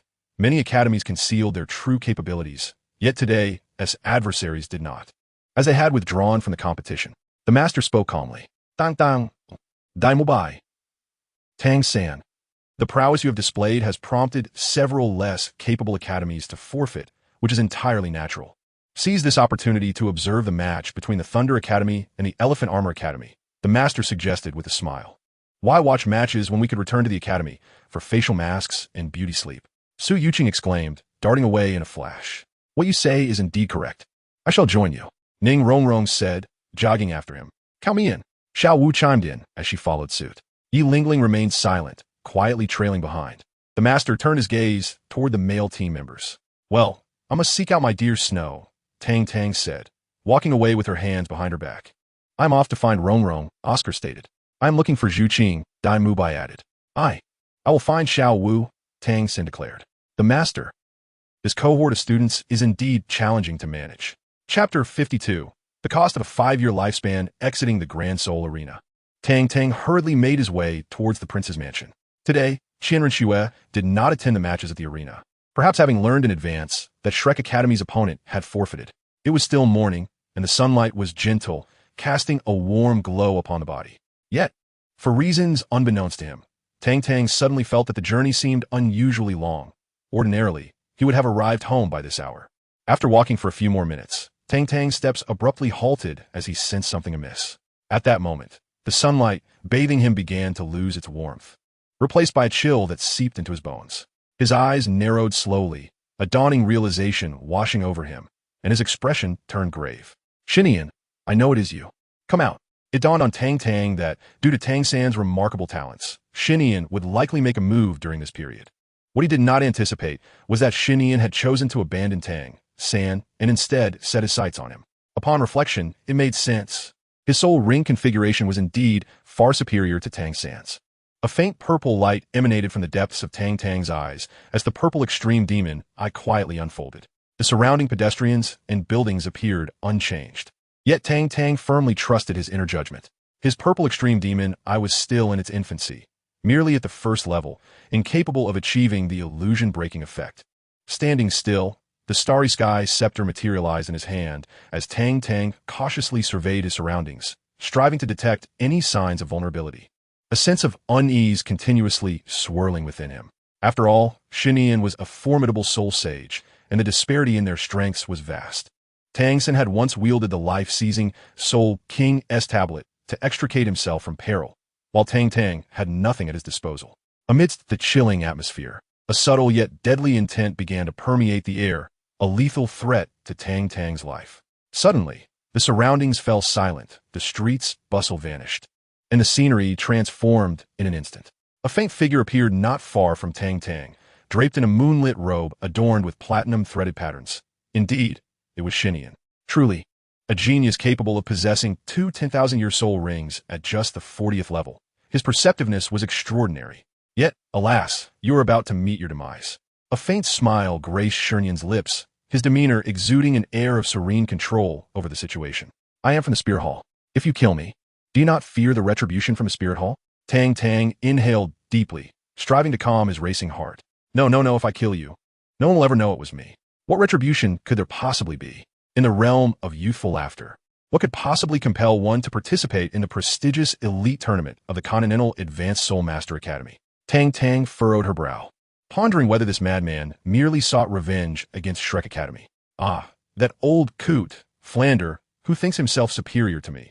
Little does he know that throughout the years, every graduate from Shrek Academy, save for Qin Ming, who now teaches at the Tiando Royal Academy, has been secretly eliminated by my hand. With a sinister chuckle, Xuantian taunted.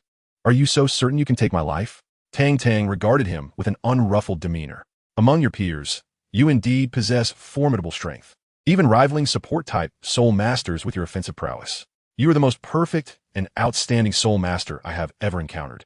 Xuantian's face bore an expression of regret. Regrettably, on the path of life, you have chosen poorly, entangling yourself with that old ghost, Flander. There is no escape for you. This is a phantasm I have conjured, and here I am the sovereign. Without my consent, none shall flee. A proud smile graced Xuantian's countenance, as if he were a deity commanding all. Oh, by the way, do you know what my greatest pleasure in life is? He queried with an enigmatic grin. It seems I have no choice but to listen. Tang Tang surveyed her surroundings, a look of distress upon her face. My greatest joy lies in witnessing one genius after another succumb to madness and perish within my dreamscape, relishing the gradual demise of those whose talents surpass my own. How utterly exquisite that is. Xuantian appeared enraptured by his own words. Do you truly intend to kill me? I'm scarcely acquainted with that old codger, Flander. Would you be so merciful as to spare me? Tang Tang beseeched with an innocent demeanor. Naive, now that you have laid eyes upon me, do you believe I would let you leave? Xuantian's expression suddenly twisted into a grotesque visage. I had intended to keep you a while longer, but since you were so eager to meet your end, allow me to grant your wish. Tang Tang's expression shifted, and the third soul ring's ability, Life Transfer, shimmered to life. For a span of 5 seconds upon activation, all attacks directed at him would be reflected back to the assailant, encompassing various soul skills aside from mere supportive enhancements. The surrounding illusions dissipated entirely, revealing Xuantian standing quietly beneath the shade of a tree not far behind Tang Tang, his seventh soul ring radiating a brilliant glow. Upon hearing Tang Tang's words, a hint of derision flashed across Xuantian's face. In his illusion, even a soul Douluo of a higher rank would merely be prey if their mental prowess did not surpass his own. With a gleam from his fourth soul ring, Tang Tang's starshine staff transformed entirely into a deep purple hue, activating the destruction mode. The fourth soul skill of this mode, the vanishing constellation, manifested as radiant stars emerged within a radius of several meters. Countless dazzling celestial bodies intertwined to form a breathtaking star map.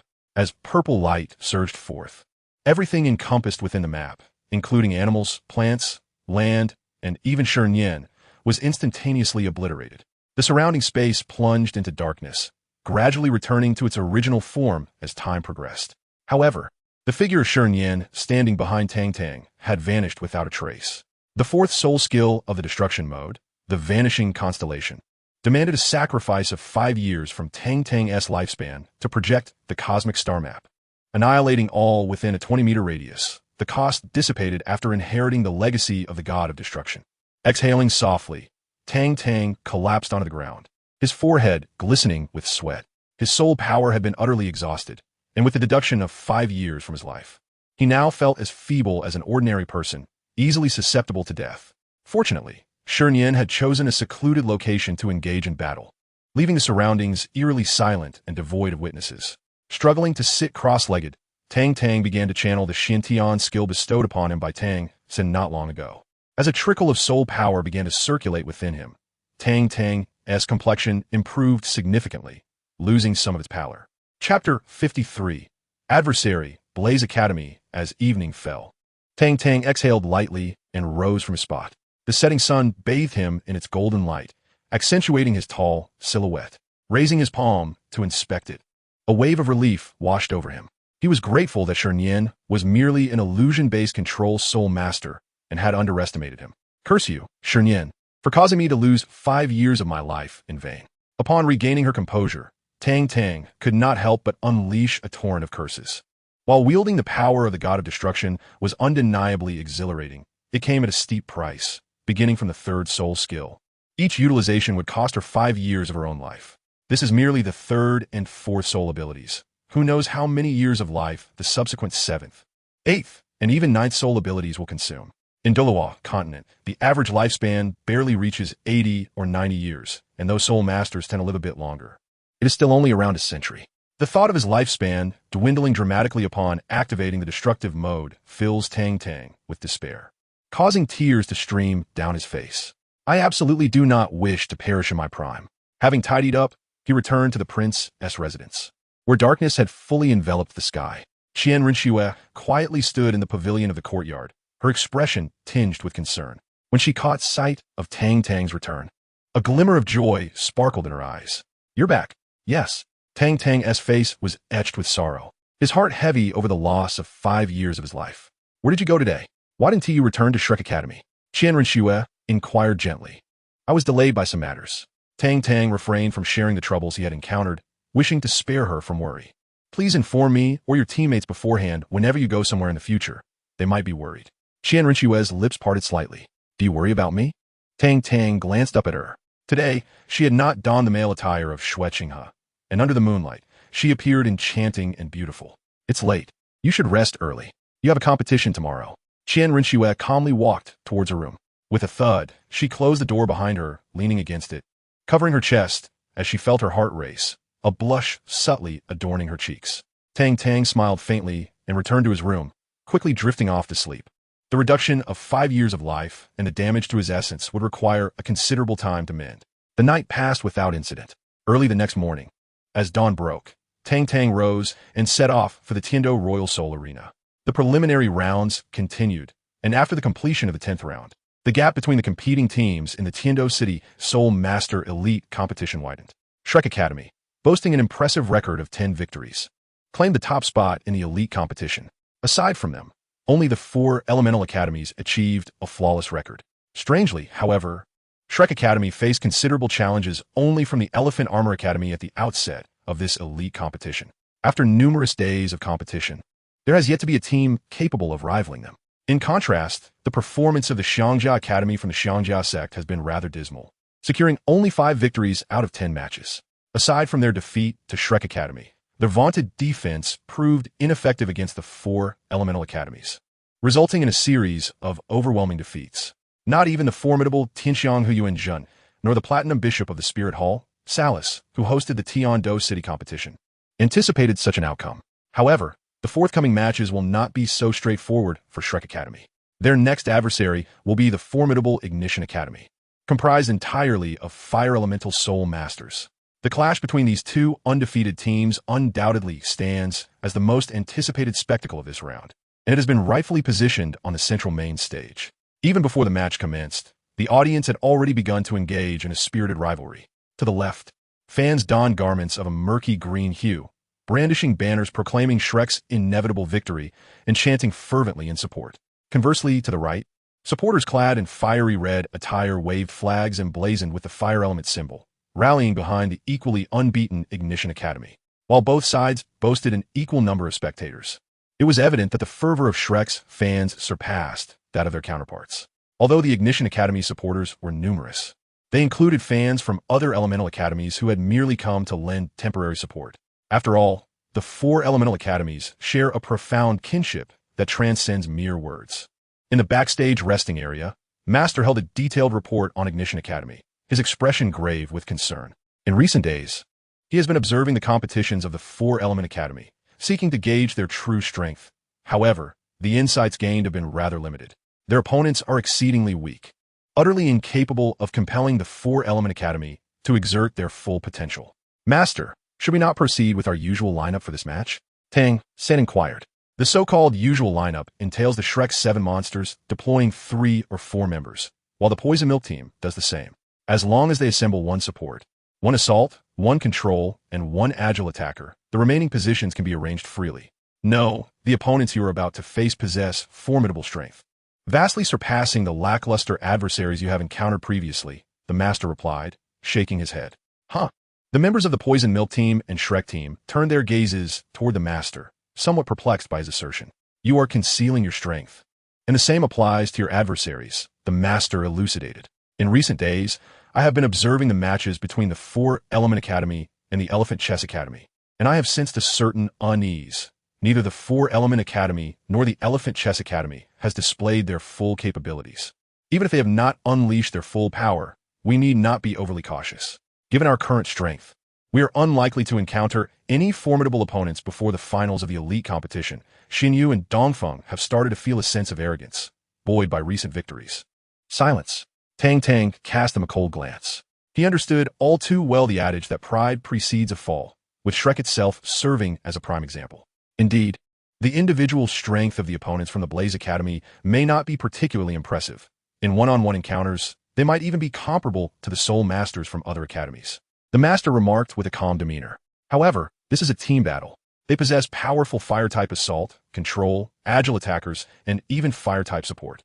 Through layers of mutual enhancement, their strength will significantly increase. A grave expression adorned the Master's face, one never before seen. Their attacks can influence one another? Tang San pondered thoughtfully. Consider this. How much heat can a single match produce? Yet, imagine 100, 1,000, 10,000, or even 1,000,000 matches. That would ignite an inferno. Sweeping across vast expanses of land, the Master analyzed. A collective gasp of astonishment escaped the crowd. Surely, it cannot be that terrifying, Su Yuqing remarked, his face reflecting disbelief. While it may be somewhat exaggerated, it is not far from the truth, the Master affirmed. The Master spoke softly. Chapter 54, The Confrontation, Blaze Academy. Upon hearing the Master's words, Tang San and the others fell into deep contemplation. To be honest, it was their first encounter with a team comprising Fire-type offense, control, agility, and support. Although the attack methods among Soul Masters of the same attribute were somewhat singular, they compensated with their explosive amplification during assaults. Though they had yet to engage, Tang San could sense the looming terror of their opponents. Master, I have made my decision. I will participate under normal circumstances. A slight smile graced Tang San's lips. Such a challenge is far more intriguing, is it not? You may arrange yourselves as you see fit. I merely offer a word of caution, the Master replied with a nod. As both sides entered the arena, the match commenced officially. In the first bout of the 11th round, the central main stage witnessed Shrek Academy facing Blaze Academy. The announcement resonated through the air, calling for both teams to prepare. In an instant, the audience erupted into a fervor, a cacophony of roars, cheers, and encouragements filling the atmosphere. Leading the charge was Dai Mubai, followed closely by Tang San and Su Yuqing, then Dongfeng and Xianyu, with Tang Tang and Ning Rongrong bringing up the rear. In this match, Tang Tang decided against playing the support role, determined to demonstrate the formidable power that a healer can wield when brandishing a staff. A subtle violet glow flickered in Tang San's eyes as he quietly observed their adversaries, who approached the arena with deliberate steps. The 7 students from Blaze Academy appeared to be of similar age, all just over 20, arranged in a triangular formation. At the forefront stood the captain of Blaze Academy, Huo Wushuang, an unremarkable youth of ordinary appearance and abilities. He was a level 42 powerful attack-type Soul Master, wielding the martial spirit of a fire dragon. Behind him was a level 38 agile attack-type Soul Master, with the martial spirit of a fire leopard. Further back were a pair of twins, Huiyun and Huiyu, both level 39 powerful attack-type Soul Masters, with the martial spirit of a fire crane. The final trio consisted of 2 men and 1 woman. The 2 male Soul Masters, in terms of appearance, could easily rival Shurtu from the Poison Milk team, classified as support-type Soul Masters with a martial spirit of a fire star. The lone female member of the Blaze team was extraordinarily beautiful. A level 43 control-type Soul Master named Wu. Her martial spirit was her own shadow, suggesting she possessed the body spirit, and her strength was formidable, complemented by a notoriously fiery temperament, earning her the reputation of a little firecracker within Blaze Academy.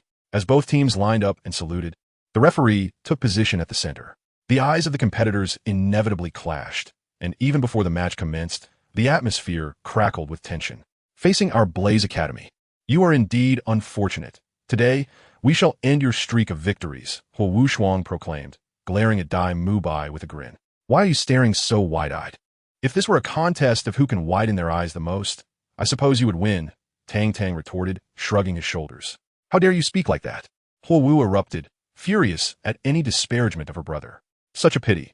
If your control-type Soul Master were not of the plant variety, perhaps you would stand a chance. But now, Huo Wushuang sneered. Oh, just wait and see, Tang Tang replied with a light laugh. Tang San had previously consumed the 2 legendary herbs, Flame Apricot and 8-pointed Ice Grass, and his immunity to both fire and water was not to be taken lightly.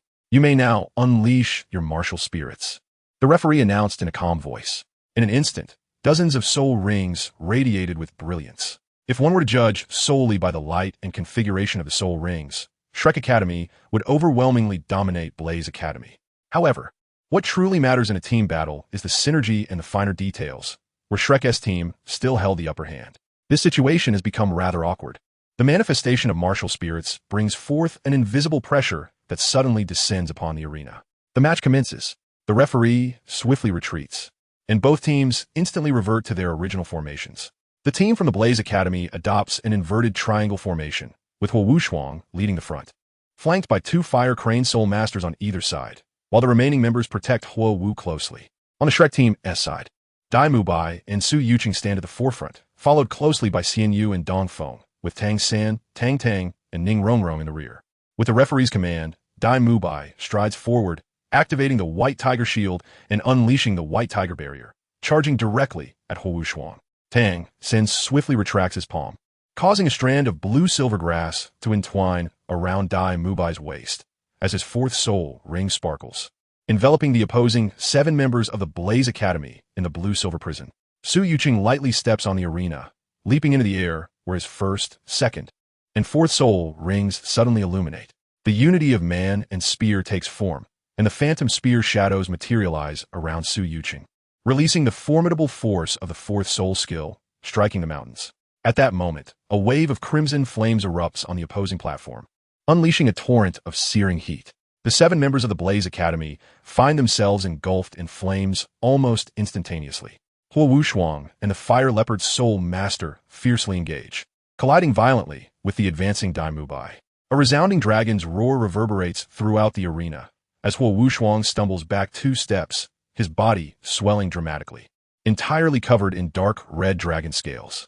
The 2 Fire Star Soul Masters raise their hands, summoning dazzling sparks that merge into their teammates' bodies. Instantly, the flames burning on the Blaze team members intensify.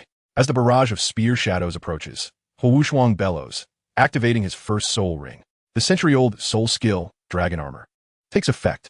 With clenched fists, dragon scales resembling armor pieces lock into place, greatly enhancing his defense. The sound of clashing metal fills the air as Huo Wushuang is forced to retreat 2 steps, yet remains unscathed. Su Yuqing's expression shifts. How could his defense be so formidable? Dai Mubai's eyes gleam with opportunity as he seizes a moment of vulnerability in Huo Wushuang's skills, activating his 2nd soul ring to unleash the White Tiger Radiant Wave. Prepare to pursue. At that precise moment, a fiery red halo erupts in the midst of Shrek's formation, marking Huo Wu's intervention. Huo Wu activates her 3rd soul ring skill, the Rejection Fire Ring. The brilliant golden red fire ring expands, directly pushing the Shrek members apart, causing them to scatter. As for Dai Mubai, he has ventured too far, finding himself in a precarious 1-against-7 situation. This is dire. Tang San was startled, just as he intended to pull back Dai Mubai with his blue silvergrass. The attacks from Huo Wushuang and the Fire Leopard Soul Master had already arrived. Seeing the fierce approach of Huo Wushuang and the Fire Leopard Soul Master, Dai Mubai crossed his arms in front of his chest, bracing himself for the impending strike. However, after a few seconds of waiting, the anticipated blow did not descend. A sudden rush of wind swept past Dai Mubai's ear. This is bad. Dai Mubai's expression shifted as he hurriedly turned around. The members of Shrek, who had originally been gathered together, were now forcibly repelled by Huo Wu's repelling fire ring. Ning Rongrong's figure was now completely exposed beneath the watchful eyes of the Blaze battle team. It turned out that from the very beginning, the adversaries had no intention of engaging in a prolonged battle. They had orchestrated a trap specifically aimed at eliminating Ning Rongrong, the support soul master from the 7 Treasure Glazed Tile School. 3rd brother, Tang Tang called out. I understand, Tang San replied, his eyes suffused with a purple haze as his 4th soul skill illuminated. The blue-silver prison, initially laid underground, surged upwards, transforming into the blue-silver spike formation. With Tang San's exquisite control, the moment the blue-silver spike formation emerged, the Blaze Academy was caught completely off guard. One after another, they were launched skyward, ensnared in a 3-second state of dizziness. With a furious roar, the hellish demon hound made its entrance. With a casual swipe of its forepaws, 2 of the auxiliary soul masters from the opposing team tumbled off the stage, leaving the rear ranks of Blaze Academy entirely exposed to the hellish demon hound's attack. Damn it! Huo Wu gritted her teeth. The 3rd soul skill, Repelling Fire Ring, was activated once again, but this time it was directed at herself. Her body swelled once more, and scales radiated a golden red glow as Huo Wushuang swiftly retreated amidst the searing flames. 2 piercing cries echoed as 2 massive fiery crane shadows flashed past. It was the Fire Crane Soul Masters making their move. The 3rd soul ring skill, Fire Shadow Clone. The enormous fire shadow, charged forward with overwhelming momentum, crashing fiercely into the hellish demon hound, igniting a blaze of flames. With a roar, the fire leopard soul master unleashed 7 orbs of ghostly blue flames, targeting the abdomen of the hellish demon hound. Just as the members of Shrek intended to advance, they were once again repelled by Huo Wu's repelling fire ring, leaving the hellish demon hound to passively endure the onslaught. Observing the remaining 4 members of Shrek rushing toward them, Huo Wu's beautiful face now bore a hint of smugness. As the light and shadows dissipated, the enormous hellish demon hound vanished from the stage, leaving Dongfeng Xinyu standing weakly amid the encirclement of the 7 from Blaze Academy. "It's over," Huo Wuxuang smirked. "You were still too naive." Tang San's soft voice resonated in the ears of everyone at the Blaze Academy. 2 figures swiftly darted past, Tang Tang and Su Yucheng. At their waists, 2 strands of dark purple-blue silvergrass were entwined, the other ends firmly grasped by Tang San. The meteor hammer. Upon seeing the rapidly approaching Su Yucheng and Tang Tang, the Fire Leopard Soul Master's expression brightened. He had unwittingly delivered an auxiliary Soul Master right to his doorstep. Surely the controlling Soul Master on the opposing side was one of their own. The third soul ring sparkled once more, and 7 explosive fireballs shot forth, hurtling toward Tang Tang and Su Yucheng. The Fire Leopard Soul Master harbored immense confidence in his third soul skill, bolstered by the flames of his companions. In terms of power, it was not significantly inferior to the 4th soul ring skills of other soul masters. As the purple extreme magic eye activated, the scene before Tang Tang became strikingly clear, and her first soul skill illuminated.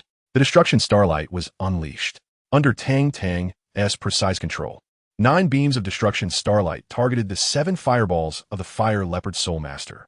The annihilation attribute activated, causing the fireballs and the 7 beams of starlight to nullify each other. The remaining 2 beams of starlight directly sought out the soaring Fire Crane Soul Masters.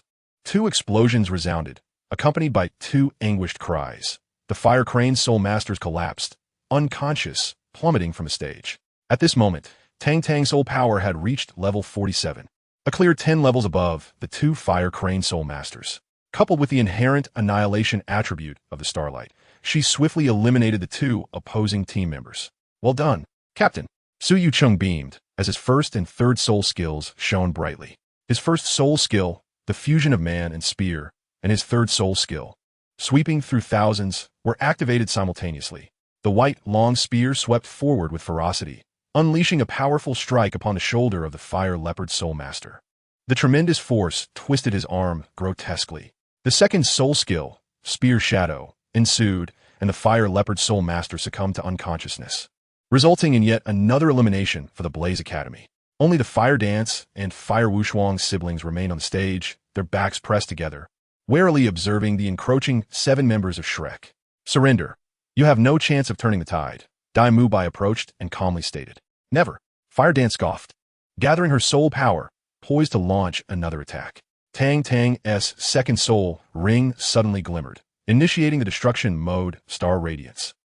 Fire Dance and Fire Wuxuang clutched their heads in agony, feeling as though a mighty hammer had struck them, their minds blank. "Surrender," Tang San's gentle voice echoed.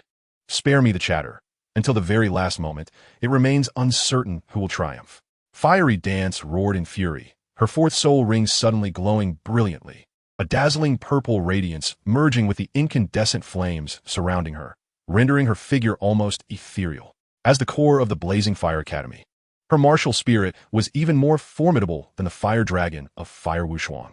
Fiery Dance, Radiant Sun, a sphere of incandescent flames rose gently behind her, resembling a miniature sun ablaze, emanating a resplendent brilliance. Observing her opponent's final stand, Tang San smiled, a faint grin gracing his lips. He gestured to the others, signaling them to maintain their distance, while he himself approached Fire Dance with graceful steps, stopping not far from her. Fire Dance's expression shifted dramatically. To her, the smile on Tang San's face was a blatant provocation. Unforgivable, utterly unforgivable. Enraged, Fire Dance summoned the last vestige of her soul power and launched her assault. The sun drifted forward, transforming into a golden-red streak of light that hurtled fiercely towards Tang San. He did nothing but activate his first soul skill, enveloping himself in layers of blue silvergrass. The incandescent and golden-red luminescence illuminated the entire arena, momentarily blinding all present. when the flames dissipated and visibility returned. Both Fire Dance and Fire Wushuang, along with the audience, were left dumbstruck. The flames had vanished, leaving a massive hole in the arena, yet above that pit, a great cocoon woven from blue-silver grass hung silently. Numerous strands of blue-silver grass connected to the edges of the pit, serving as the cocoon support. How could this be possible? Fire Dance appeared utterly disheartened, her heart suffering an overwhelming blow. The mightiest soul skill she possessed had failed to inflict any damage upon her opponent. I'm sorry, but my brother's blue-silver grass is immune to fire attributes. Tang Tang's calm voice resonated throughout the arena. Fire attribute immunity. Fire attribute immunity. These words echoed relentlessly in Fire Dance's mind, a hint of self-mockery gracing her features. Her opponent was immune to fire attributes, yet she had aspired to contend for the title of the foremost control system. We concede. Fire Wushuang bit his lip in frustration. Would it not have been better to realize this sooner? Dai Mubai laughed heartily as they celebrated yet another victory. The members of the Blaze battle team, who had previously been unconscious or injured, had now recovered under the care of the healing soul masters. They took to the stage and lined up anew, awaiting the referee to announce the results of the match. Upon hearing the referee declare Shrek Academy as the victors, a wave of fervor surged through the entire Tiando Royal Soul arena. The name Shrek resonated through the air, amplified by the enthusiastic cheers of the audience. Listening to the surrounding applause, Huwu felt a pang of frustration. Those accolades and cheers should have belonged to her and Blaze Academy. We will meet again, and next time, you shall not emerge victorious, she vowed, her gaze fixed fiercely on Tang San. You're always welcome to challenge us. Tang San replied with a calm smile. Huo Wushuang pointed at Dai Mubai and declared, we have triumphed. As they watched the members of Blaze Academy depart, Dai Mubai shouted, we have won. Tang San and Tang Tang exchanged glances, sharing a smile. Shrek Academy had achieved an impressive record of 11 wins out of 11 matches, while Blaze Academy had managed 10 wins and 1 loss. With this match, Shrek Academy had firmly ascended to prominence, and their supporters would undoubtedly multiply. If they continued to win, the renown of Shrek Academy across the continent would no longer be a mere fantasy. The most elated of all was Flander. Reflecting on the challenges faced during the establishment of Shrek Academy, he felt a surge of emotion, nearly moved to tears. Looking up at the blazing sun, he felt it mirrored the current state of Shrek Academy, destined to flourish even further in the future. Amidst the raucous cheers of the audience, the members of Shrek gracefully exited the arena. No sooner had they stepped off the stage than several others rushed toward them. Ha ha ha, Xiao San, you truly astonish me. When did your blue-silver grass become so formidable? Oscar exclaimed, enveloping Tang San in a bear hug. It was common knowledge that Tang San had consumed the fire apricot and 8-angled ice grass. But his immunity to both water and fire attributes was known only to Tang Tang, and even Xiao Wu was unaware. Captain, you're truly impressive. Shirtu approached, giving Tang Tang a thumbs up, his face full of admiration. Do not be infatuated with me. I am merely a legend, Tang Tang replied, playfully tossing her blue hair, captivating Su Yuqing, who stared in awe. Captain, I genuinely suspect you might be a woman. You're even more beautiful than I am. Su Yuqing protested with a hint of jealousy. I am handsome. Do you understand? Tang Tang retorted with righteous indignation. As for why she was so striking, that was a question for her father, all thanks to her mother's exceptional genes. Reflecting on Tang Hao's disheveled appearance, Tang Tang quickly amended her statement. Upon hearing this, everyone turned their curious gazes toward Tang San, wondering why, despite having the same parents, there could be such a disparity. What are you all staring at me for? Tang San glared. Father claims I resemble him, while Xiao Tang takes after my mother. Certainly not in the manner you all envision, Tang San elucidated. What were we even thinking? It seems to me that it is you, third brother, who has misinterpreted things. The others erupted in laughter, their bodies swaying as they dashed forward. You all stop right there. Hear me out. Yet they fled, with Tang San in pursuit. Ha ha ha. We won't listen. We simply refuse to listen. Observing the playful antics of the group, the master smiled with satisfaction. This is the team he yearned for, harmonious within and united against the outside world. As he watched the members of Shrek Academy gradually depart, the members of Blaze Academy approached with downcast expressions. From the beginning to the end of the competition, Tang San had hardly made a move, yet each time he did, it was impeccably timed. As a control-type soul master, Tang San's fire immunity posed an immense constraint on Blaze Academy. Fire Dance in a few days. We shall avenge you. A somewhat somber voice resonated. The members of Blaze Academy turned to see a group of competitors clad in azure uniforms approaching, having just concluded their own match. The azure uniforms, adorned with silver thread embroidery, bore resemblance to those of Blaze Academy, belonging to the Godwind Academy, one of the 4 major elemental academies. The speaker was the captain of the Theological Academy team, Feng Xiaotian. His gaze remained fixated on fire dance, the fervor in his eyes unmistakable to anyone. Keep your distance from my sister. If we cannot, does that mean you can? Huo Wushuang scoffed, harboring a deep-seated animosity toward Feng Xiaotian. He suspected that Feng Xiaotian's true motive for approaching them stemmed from ulterior intentions toward his sister, Fire Dance. Cousin, you're being overly sensitive. You know, I didn't mean it that way. You simply lost due to Tang San's fire attribute immunity. In reality, your strength surpasses theirs by far. If he can be immune to fire, can he also be immune to wind? Feng Xiaotian reassured. Who is your cousin? Who are you referring to? Huo Wushuang glared. Although his ire had diminished considerably, he found Feng Xiaotian's reasoning somewhat valid. If Tang San could be immune to fire, surely wind immunity was not feasible. Feng Xiaotian, do you wish to pursue a relationship with me? Fire Dance suddenly interjected. Feng Xiaotian. Although he had always been interested in Fire Dance, he pondered whether such a personal question could not be addressed in a more secluded corner, rather than in broad daylight, which rendered the situation quite awkward. Do you desire me or not? Fire Dance, undeterred by the astonished gazes surrounding her, pressed on. Feng Xiaotian was taken aback. Was this the Fire Dance he knew? Why had she become so passionately forthright? Are you even a man? If you want me, just say so. If not, then let it go. Why act so indecisively, like a woman? Fire Dance scoffed. Yes, I've always been quite fond of you. Feng Xiaotian nodded, acknowledging the absurdity of the situation. He was aware that Huo Wu had always looked down upon him. It was precisely this aspect of her that he found endearing. At times, he considered himself rather foolish. Why pursue someone who did not reciprocate his feelings? Nonetheless, he felt an innate inclination toward Huo Wu, despite her indifference. Very well. As long as you can defeat the Shrek Academy and vanquish Tang San, I shall agree to be with you, Huo Wu stated, nodding without paying heed to the astonished members of the Blaze battle team, and gracefully departed. Someone pinch me. I must still be dreaming, Feng Xiaotian murmured, gazing at Huo Wu's elegant silhouette. It seems this is no mere dream. As he felt a sharp pinch on his arm, he turned to see a member of the Kamikaze Academy beside him. Is this pinching quite pleasurable for you? He inquired. Well, the sensation is tolerable. Captain, let me explain. This was your idea. The captain, pleading for leniency, confessed. I realize my mistake. I shall never dare again. Bring forth your recommendation votes. Fear not. I assure you, I shall not seize them. The 57th chapter, the 7-in-1 fusion technique. A day later, Shrek Academy was set to face their 12th round adversary, the Tsanghui Academy battle team. Tang Tang was bubbling with excitement. That wretched Shinian belonged to Tsanghui Academy, and this time they would surely deliver a thorough thrashing. Hey, you must be the members of Shrek Academy. A somewhat flamboyant voice interrupted as Tang San was about to initiate the match arrangements. Everyone turned to see a young man dressed in azure attire, slightly handsome, approaching with a mischievous grin. It was none other than Feng Xiaotian, Kamikaze Academy's representative. What brings you to Shrek Academy? Dai Mubai inquired, his brow furrowed. I am Feng Xiaotian, captain of the Kamikaze Academy battle team. I am here to cheer for you. Give it your all and obliterate Tsanghui Academy. I have faith in you. Feng Xiaotian introduced himself. Winning the match is our responsibility. There is no need for your concern. Dai Mubai replied coolly, unsure of Feng Xiaotian's true intentions. You are Dai Mubai, the captain of the Shrek team, correct? I know of you.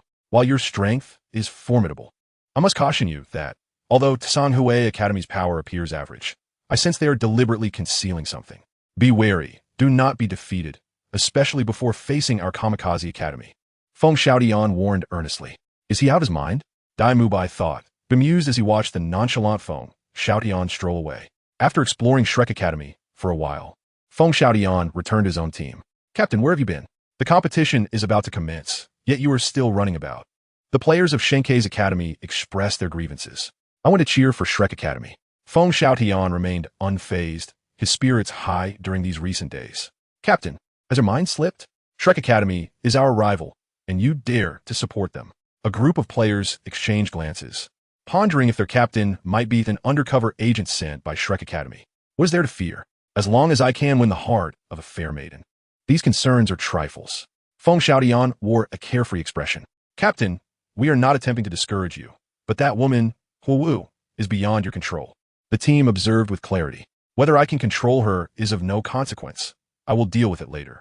Have you not heard? Once a woman truly commits, she treats her man exceptionally well. Feng Xuantian radiated confidence. The mere thought that defeating Shrek Academy would lead him to the beloved Hua Wu made him chuckle uncontrollably. Truly, the heavens had favored him.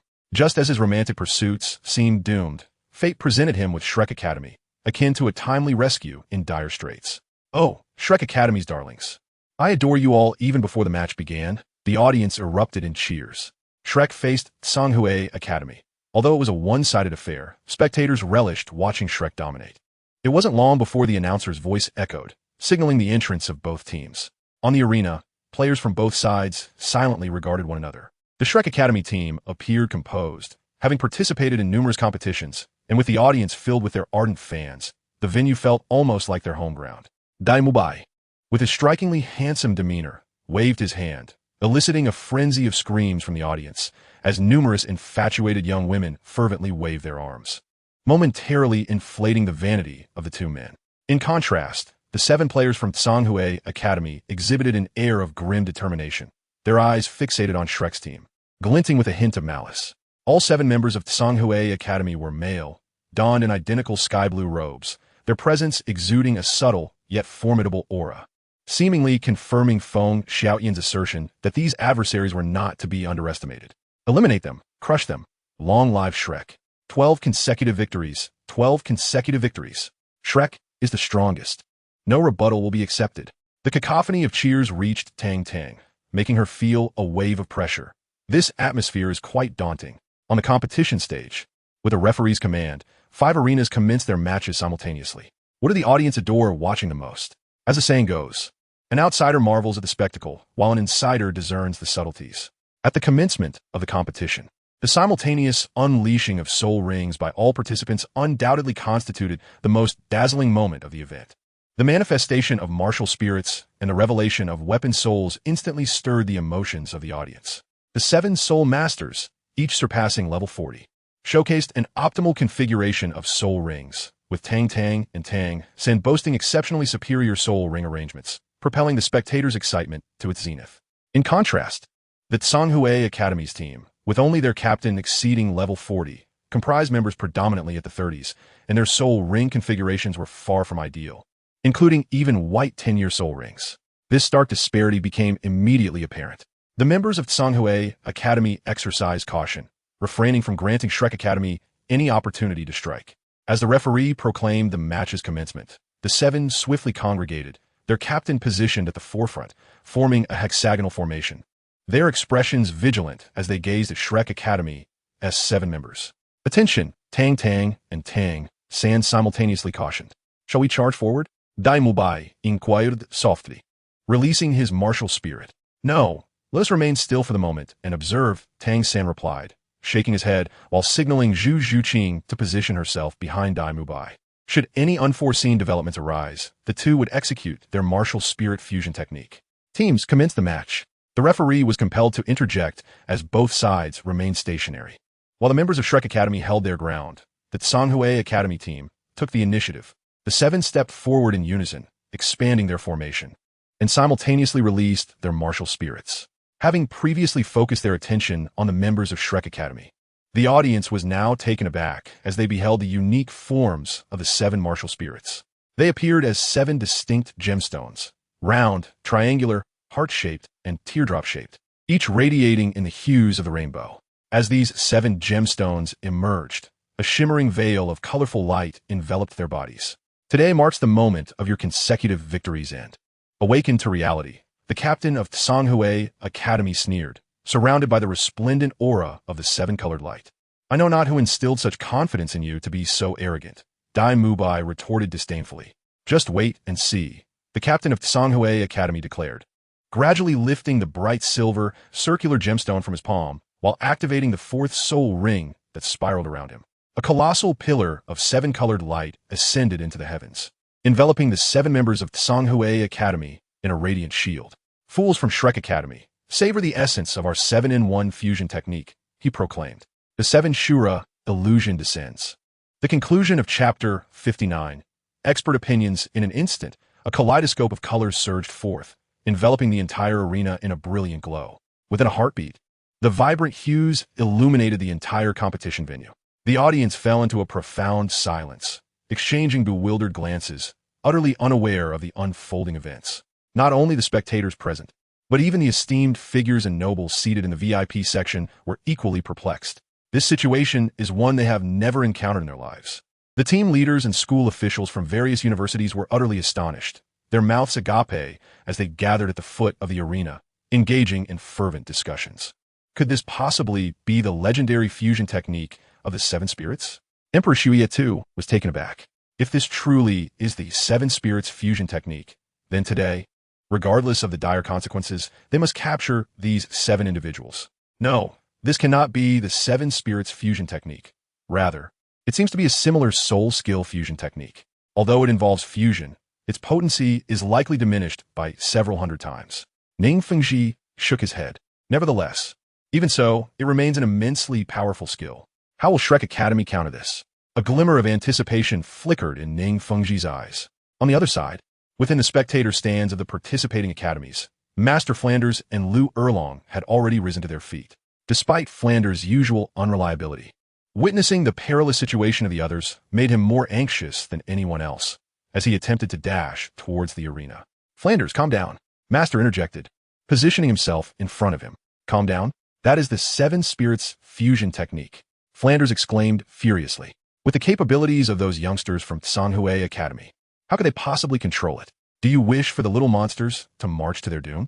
Flanders, after wandering the martial world for so many years, you cannot even distinguish between the Seven Spirits fusion technique and the Seven Spirits fusion skill. Perhaps you should resign as the head of Shrek Academy and return to your studies, Master scoffed disdainfully. What is this Seven Spirits fusion technique? Flanders was momentarily taken aback.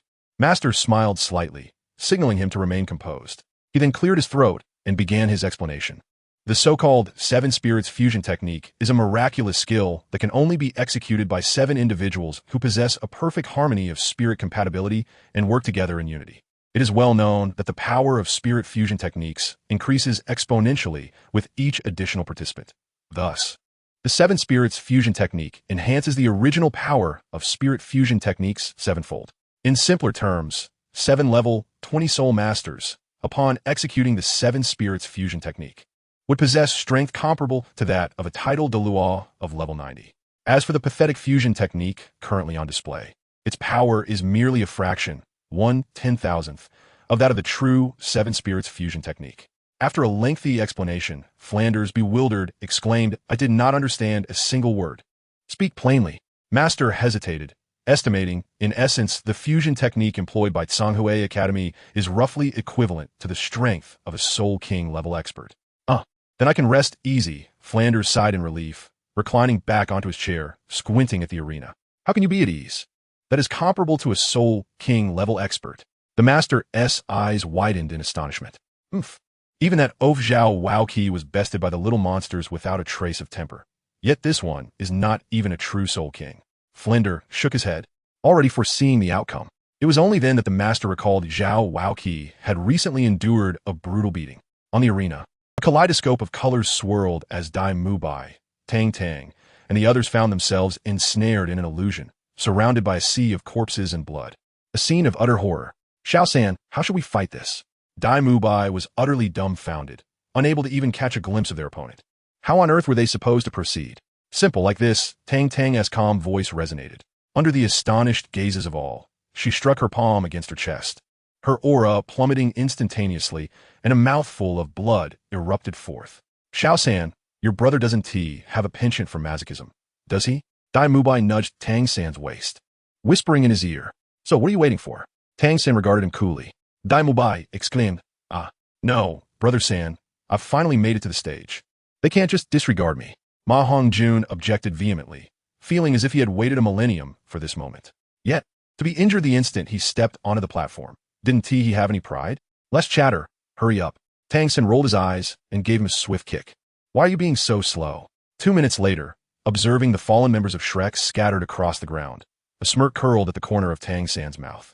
Purple golden light erupted from his eyes as the peerless purple extreme demon I reached the level of a particle, radiating a resplendent violet light that activated the illusion-breaking effect. The seven-colored glow trembled violently as 7 cries of anguish rang out almost simultaneously. Tang San reversed his palm and gently struck his chest, a trickle of blood cascading down his lips. The colorful light shattered like bubbles, rendering everything clear once more. In the center of the main arena, a figure clad in a green team uniform stood quietly amidst the fallen bodies surrounding him. The members of Shrek still appeared to be in decent condition, although injured. They remained conscious. In stark contrast, the 7 from Tsanghui Academy lay motionless on the ground, having lost consciousness, blood oozing from their orifices, clearly gravely wounded. The audience erupted into a cacophony of astonishment, and the VIP section was no different. No one had anticipated that Shrek Academy could emerge victorious against the 7 unified techniques of Tsanghui Academy. When the referee declared Shrek the victor, the audience remained momentarily stunned. The match had concluded. A team of healing soul masters swiftly ascended the stage to conduct a thorough examination and treatment of the students from Tsanghui Academy. However, to everyone's astonishment, while the injuries of the Tsanghui students were healed, they had all been rendered mentally incapacitated. A group of seasoned experts from the Soul Master community promptly initiated research and discussions on this perplexing matter. 2 hours later, the final conclusion was reached. The students from Tsanghui Academy had succumbed to idiocy due to the backlash from their own skills being disrupted. Although the elite competition among advanced Soul Master academies across the continent explicitly forbids killing or maiming opponents, who could be blamed for the backlash of soul skills. Thus far, the Shrek Academy battle team had participated in 12 matches, achieving victory in all. Chapter 60. The Invitation to Qianrenshua Brother. You are truly remarkable. Those 7 from Tsanghui Academy have been turned into fools. Ma Hongjun exclaimed, his face a canvas of envy and admiration. What kind of skill is this? I wish to learn it. Flattery will get you nowhere. The purple extreme magic I must be cultivated from a young age to yield results. Just look at Xuantian. He has only just grasped the first level of mastery, Tang San replied, shaking his head. Had it not been for consuming the celestial herb, crystal clear dew, which aids in enhancing mental fortitude, his purple extreme magic I would likely only have reached the 2nd level of mastery by now. Ise, Mahongyun responded. His expression, one of disappointment. Little San, is it truly all right to have turned those students from Tsanghui Academy into fools? What if the Spirit Hall seizes this opportunity to cause trouble? Oscar's brow furrowed in concern. It would have been merciful not to eliminate them on the spot for daring to target my brother. As for the Spirit Hall, let the Dean and the others handle that matter. Tang San let out a cold snort. Over the past few days, Tang Tang's face had consistently exhibited an unusual pallor, which certainly did not escape Tang San's keen observation. After several rounds of questioning, Tang Tang finally revealed the truth. The incident of their team member being reduced to a state of incompetence during the competition was something that Tsanghui Academy could not simply overlook. Consequently, they swiftly lodged a protest with the competition organizing committee, demanding severe punishment for Shrek Academy, the perpetrators of this grievous act. In response, the Tiando Empire and the Spirit Hall jointly established an investigative team dedicated to scrutinizing the matter. Many believe that Shrek Academy was doomed. Despite their record of 12 consecutive victories, the act of rendering someone a fool would likely become their Achilles heel. If further instigation occurred, they might face dire consequences. As for the expert evaluation results, no one seemed to pay attention to those any longer. After the competition concluded, everyone from Shrek Academy returned to their institution. At this moment, Master Flinder, Lu Erlong, Zhao Wujia, the Shrek's 7 monsters, and the members of the Toxic Mill team were all gathered in a conference room. The injuries sustained by Tang San and the others had long since healed under Yi Lingling's care. While they appeared severe, they were largely performative. If my assumptions are correct, it won't be long before the organizing committee arrives here.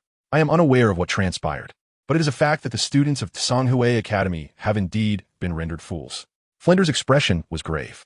Upon hearing this, all eyes turned toward Tang San. Little San, you are usually the most obedient and sensible one. Why are you so impulsive and confused today?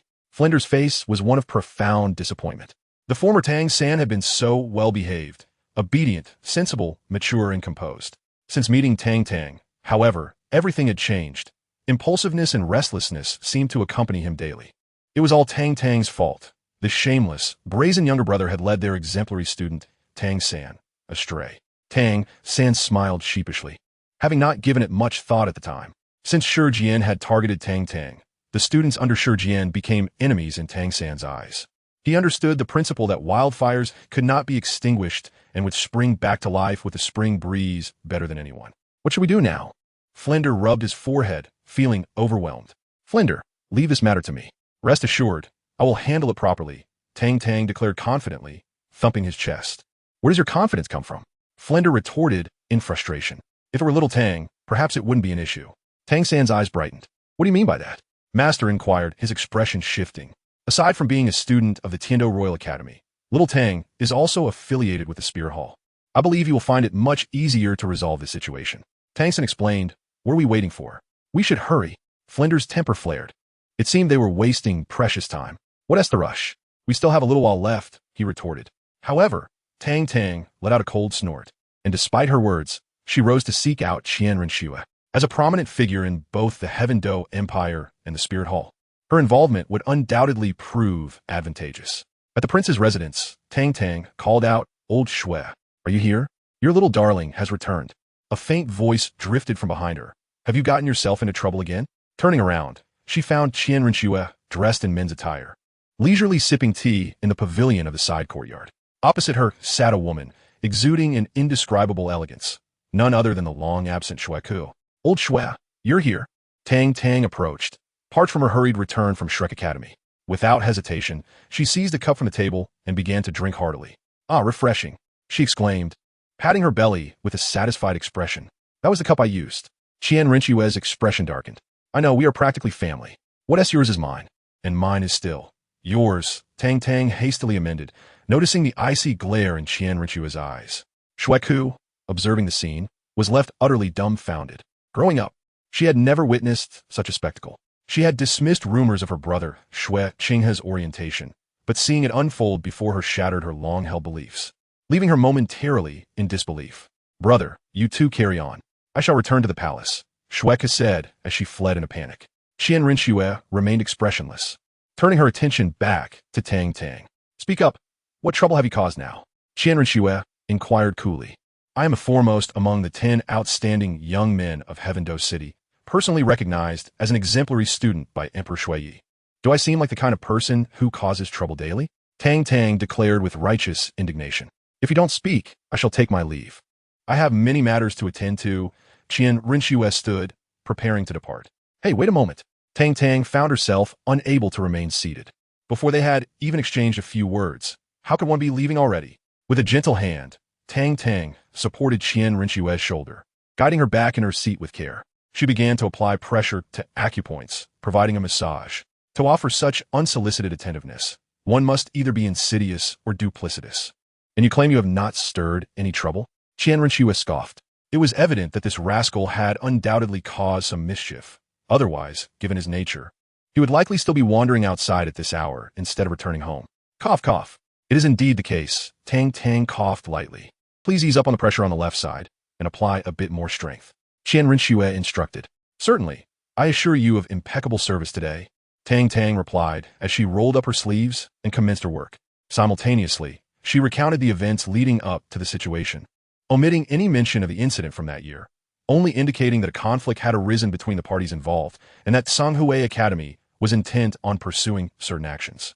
After all, it was merely a matter of embellishing the tale for effect. Chapter 61.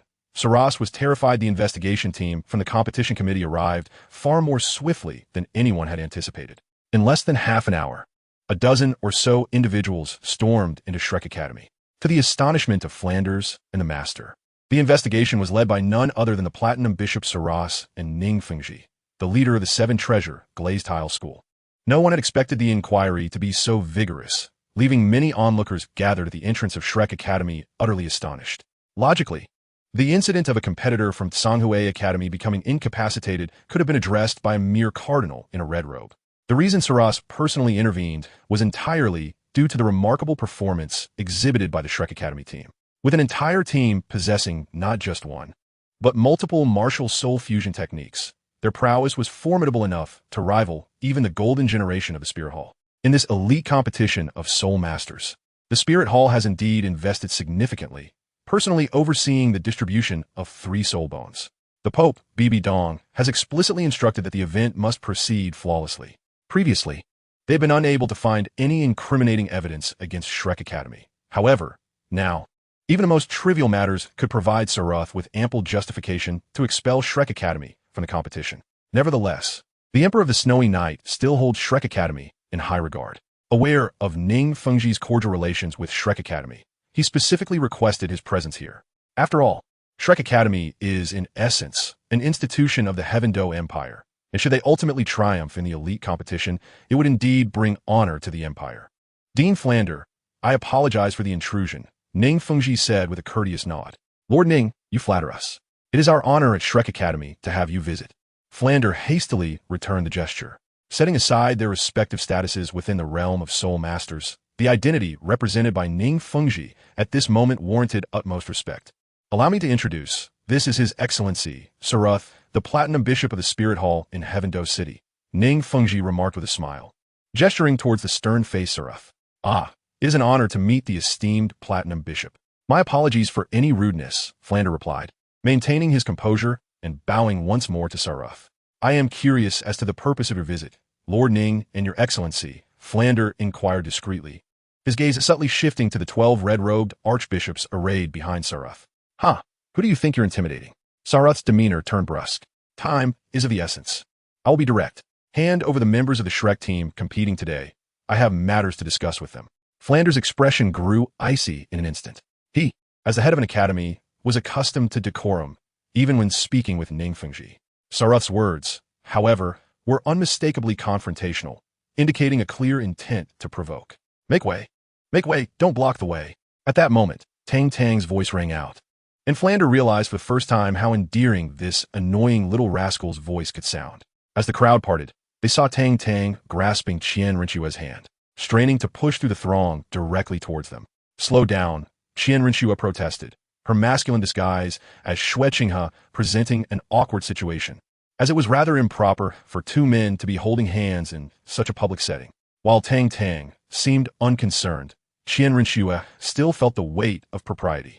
Teacher, upon reaching them, Qian Rinchua respectfully bowed to Ning Fengji. The previously smiling Ning Fengji's expression darkened instantly. He let out a cold snort and walked straight into Shrek Academy without uttering another word. Your Highness. A bead of cold sweat trickled down Salus's forehead, as the crowd remained oblivious to the identity of Qian Rinchua. As the Platinum Bishop of the Heaven Do Empire, he was acutely aware of the implications. She was the esteemed saintess of the Spirit Hall, the granddaughter of the unparalleled 99th level Douluo, Douluo. Given Salus's position among the upper echelons of the Spirit Hall, it would be a grave political misstep for him to remain ignorant of such a significant figure. If this matter were to reach the worship hall, by this time next year, the grass on his grave would likely have grown to such a height. Aren't you a member of the Spirit Hall? What business do you have with Xuantian? Flander quietly inquired, pulling Tang Tang to a less crowded area. Rest assured, I assure you that this matter is in good hands with old Xue. After all, this is the Heaven Do Empire. Even the Spirit Hall dares not act recklessly here. To provide a reasonable explanation for Qian Rinchua's appearance, Tang Tang added a supportive remark. Alas, we can only wait and see, Flander remarked dismissively. Salus wouldn't even regard the Night Emperor. Would he fear a mere prince of the Heaven Do royal family? On the other side, Qian Rinchua spoke coolly. Salus, you have quite the audacity. Your Highness, I am but a humble Platinum Bishop, hardly worthy of comparison to your esteemed self, Salus replied, his back drenched in cold sweat at the sudden presence of this formidable lady at Shrek Academy. What a joke. You are a distinguished Platinum Bishop, second only to one among millions. How impressive. Qian Rinchua scoffed. You dare bully my little Tang? If you wish to court death, say it sooner. I wouldn't dare, Salus stammered, feeling utterly humiliated, his fear of Qian Rinchua's status rendering him paralyzed. Enough. I have already gathered the necessary information regarding this trivial matter. Why make such a fuss over something so insignificant? Are you not concerned about the gossipers lurking behind? Qian Rinchua frowned and waved her hand dismissively. This matter ends here. I have other affairs to attend to, so I shall take my leave now. You can handle the rest. The two communicated through sound transmission, and although onlookers found Salus's reaction peculiar, they thought little of it. Teacher, I must return home as there are matters to attend to, Qian Rinchua said to Ning Fengji before departing directly. Once Qian Rinchua left, Salus finally breathed a sigh of relief. He nearly succumbed to fear under the pressure of those two titled Douluos. He had feared that Xianren was coming to reprimand him about his secretive maneuvers, but thankfully, he had not been discovered. Lord Salas, regarding this matter. Flander approached again once the two had concluded their conversation. I am already aware of the situation. Shrek Academy is also a victim in this incident. I have comprehended the entire sequence of events. The students of Tsanghui Academy brought this upon themselves, suffering backlash from the poorly mastered 7-in-1 fusion technique. Before Flander could further elaborate, Salas interrupted him. Let's leave it at that. I have matters to attend to at the palace, and shall take my leave. Best of luck in the upcoming competitions.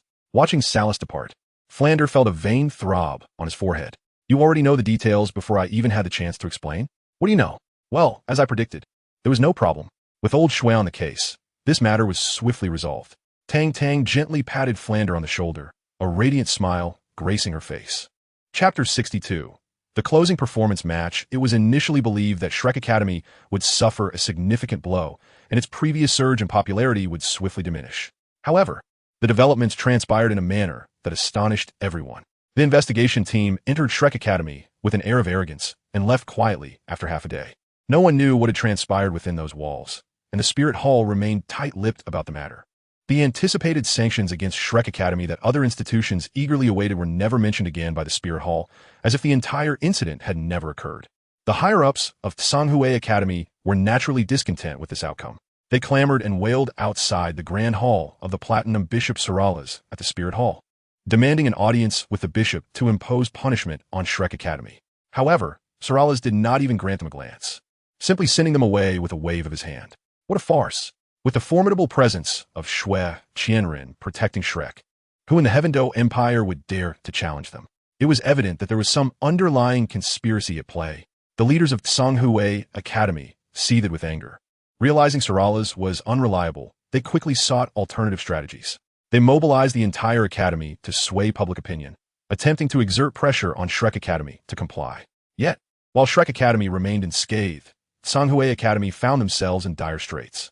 The Spirit Hall and the Heavendo royal family joined forces to suppress the situation, and it was not long before the incident was quelled. The Spirit Hall issued an announcement expelling Tsanghui Academy from the Continental Soul Master Elite competition, declaring that henceforth, the academy would no longer be accepted as participants. The public was in an uproar, and other academies trembled in fear. The severity of the response clearly demonstrated the unwavering support from the Heavendo royal family and the Spirit Hall for the Shrek team. In light of the societal impact caused by this incident, Shrek Academy publicly announced that they would forfeit the next 2 matches, citing the poor health of their competitors who required recuperation. Surprisingly, these 2 forfeited matches were against the formidable Xuantian Academy and Tang Academy, both of whom boasted flawless records. The public expressed mixed feelings regarding Shrek Academy's decision to withdraw. The most delighted were undoubtedly the members of Tang Academy, for they believed that they could not overcome Tsanghui Academy's 7-in-1 fusion technique. If Shrek could dismantle it, it would signify that Shrek Academy's strength surpassed their own. Thus, Shrek's withdrawal was a windfall for them. Conversely, Xuantian Academy expressed profound disdain for Shrek Academy's decision to forfeit. Whom does this disdainful sentiment target? Undoubtedly, it is none other than Feng Xiaotian who harbors such thoughts. Unable to compete with Shrek Academy, he finds himself incapable of surpassing Tang San. Consequently, this inability to best Tang San further delays the auspicious events between him and Huowu. The anguish within Feng Xiaotian is palpable. After finally catching a glimmer of hope, he is met with the disheartening news that he must endure a prolonged wait. One can only imagine the depths of his frustration. The preliminary rounds continue to unfold with fervor. Following their resurgence, Shrek Academy has not only maintained their prowess, but has grown even more formidable. Particularly noteworthy is Tang Tang, who, despite her usual supportive role, unveiled a ferocious side in the subsequent matches. Have you ever witnessed a support character wielding a staff in pursuit of adversaries? Have you ever seen a support single-handedly annihilate an entire opposing team? Indeed, these are mere fabrications, whimsical daydreams conjured by Tang Tang during her idle moments. Ever since the incident involving Tsanghui Academy, Tang San has prohibited Tang Tang from participating in the competitions. In recent days, I have been idly watching matches, my mouth nearly parched from inaction. Meanwhile, the other members of the Shrek team have been making remarkable progress, ultimately achieving an impeccable record of 26 consecutive victories in the preliminary rounds, with 2 matches conceded, thereby advancing to the group stage of the finals.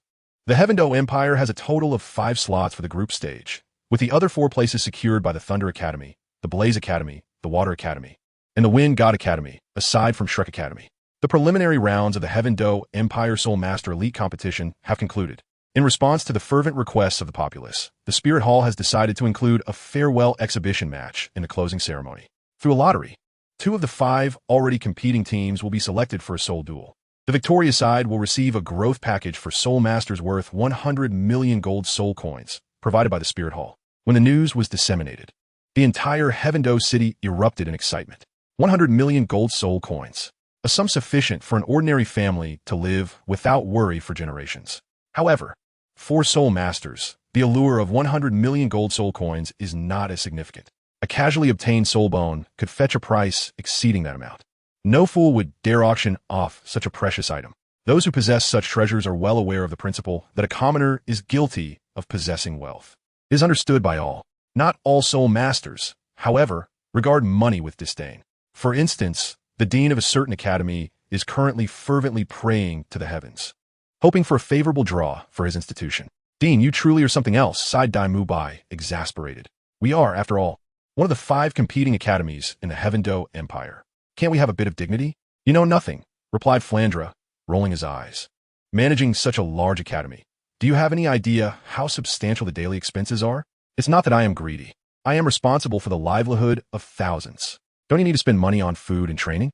Doesn't the Academy's simulated training environment require regular maintenance by hired personnel? All of this costs money. Big brother Dai. You know our Dean's avarice is not news to you. Calm down, Oscar remarked, indicating that he was no stranger to such situations. As fate would have it, whether it was Flandra's genuine appeal to the divine or a stroke of fortune, news arrived in the afternoon announcing that the exhibition match would take place tomorrow at 10 in the morning, featuring the Shrek Academy team against the Water Academy team, prompting the Shrek team to prepare. Upon receiving the news, Flandra could hardly contain his joy and immediately summoned Master, the Shrek 7, and the Poison Milk team. Look, what'd I tell you? Flandra exclaimed, shaking the match invitation in his hand with a triumphant grin. Flandra, have you lost your mind? Master replied, bewildered. I have made my decision. You must win this exhibition match, or none of you will graduate. Flandra wore a solemn expression, as he could already envision the 100 million gold soul coins beckoning to him. I protest, Dean. We are exhausted and wish to rest. Ma Ongjun exclaimed. I second that, Tang Tang chimed in. I concur, Tang San added. I support this with utmost fervor, Su Yuqing declared. I echo that sentiment, Xian Yu affirmed. Protests are futile.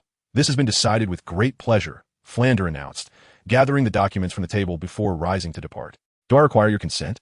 This is merely a notification. Ah, this is utterly inhumane, Ma Ongjun wailed.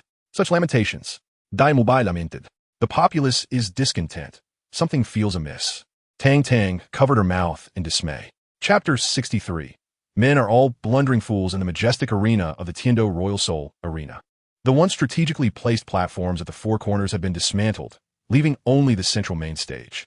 The match between Shrek Academy and the Heavenly Water Academy, being the final contest in Tiando City, captivated the attention of countless spectators. In the resting area, the teams from Shrek Academy and Heavenly Water Academy awaited in silence. On the observation platform, over 20 teams stood ready. The audience, brimming with anticipation, could hardly contain their excitement, fervently cheering for both Shrek and Heavenly Water Academies. The participants from Shrek Academy were all members of the Poison Milk Squad, led by Tang Tang. Regardless of the outcome, they had all emerged from the Tiando Royal Academy. And this final match served as a farewell gift. As everyone awaited their entrance, a sneaky figure approached. Little Sugar Brothers, you must give it your all. Defeat those ruffian girls from Heavenly Water Academy without sparing me any mercy. The figure was none other than Feng Xiaotian. Why are you here again? Su Yuqing expressed his annoyance. Feng Xiaotian had a habit of making such remarks before every match, which was quite tiresome. Oh, little orange sister, do not be so heartless. Although we are adversaries, I have cheered for you all for so many days. My efforts, though not grand, are not without merit. Feng Xiaotian had mingled with the Shrek crowd over the past few days. Ha, shameless. Who are you taking advantage of? Xuantian Skill. Everyone's goal is the championship title. Brother Feng must also exert himself, lest you find yourselves defeated before even reaching the finals, Tang San said with a smile as he patted him on the shoulder. Tang Tang rolled her eyes, fully aware of Feng Xiaotian's ulterior motives, which revolve around his wager with Huowu. Oh, Do you aspire to win the championship? Feng Xiaotian asked, momentarily taken aback. Aren't you? Dai Mubai retorted. Certainly not. With that group of freaks from the Spirit Hall around, our Divine Wind squad would be fortunate to secure second place. As for the championship, we shall forego that ambition. Feng Xiaotian shook his head. Is the Wuhuan Hall's team truly formidable? Bali blinked. Not merely formidable, they are a veritable collection of monsters, Feng Xiaotian confessed, a hint of fear flickering in his eyes. A year prior, the Xinfeng Academy and the Wuhuan Hall engaged in a friendly competition, with the opponents being members of the Wuhuan Hall's team. The outcome was as expected. Xinfeng Academy suffered a complete defeat. So, you Xinfeng Academy are merely a bunch of failures. How can one navigate life without aspirations? Why don't we set a modest goal?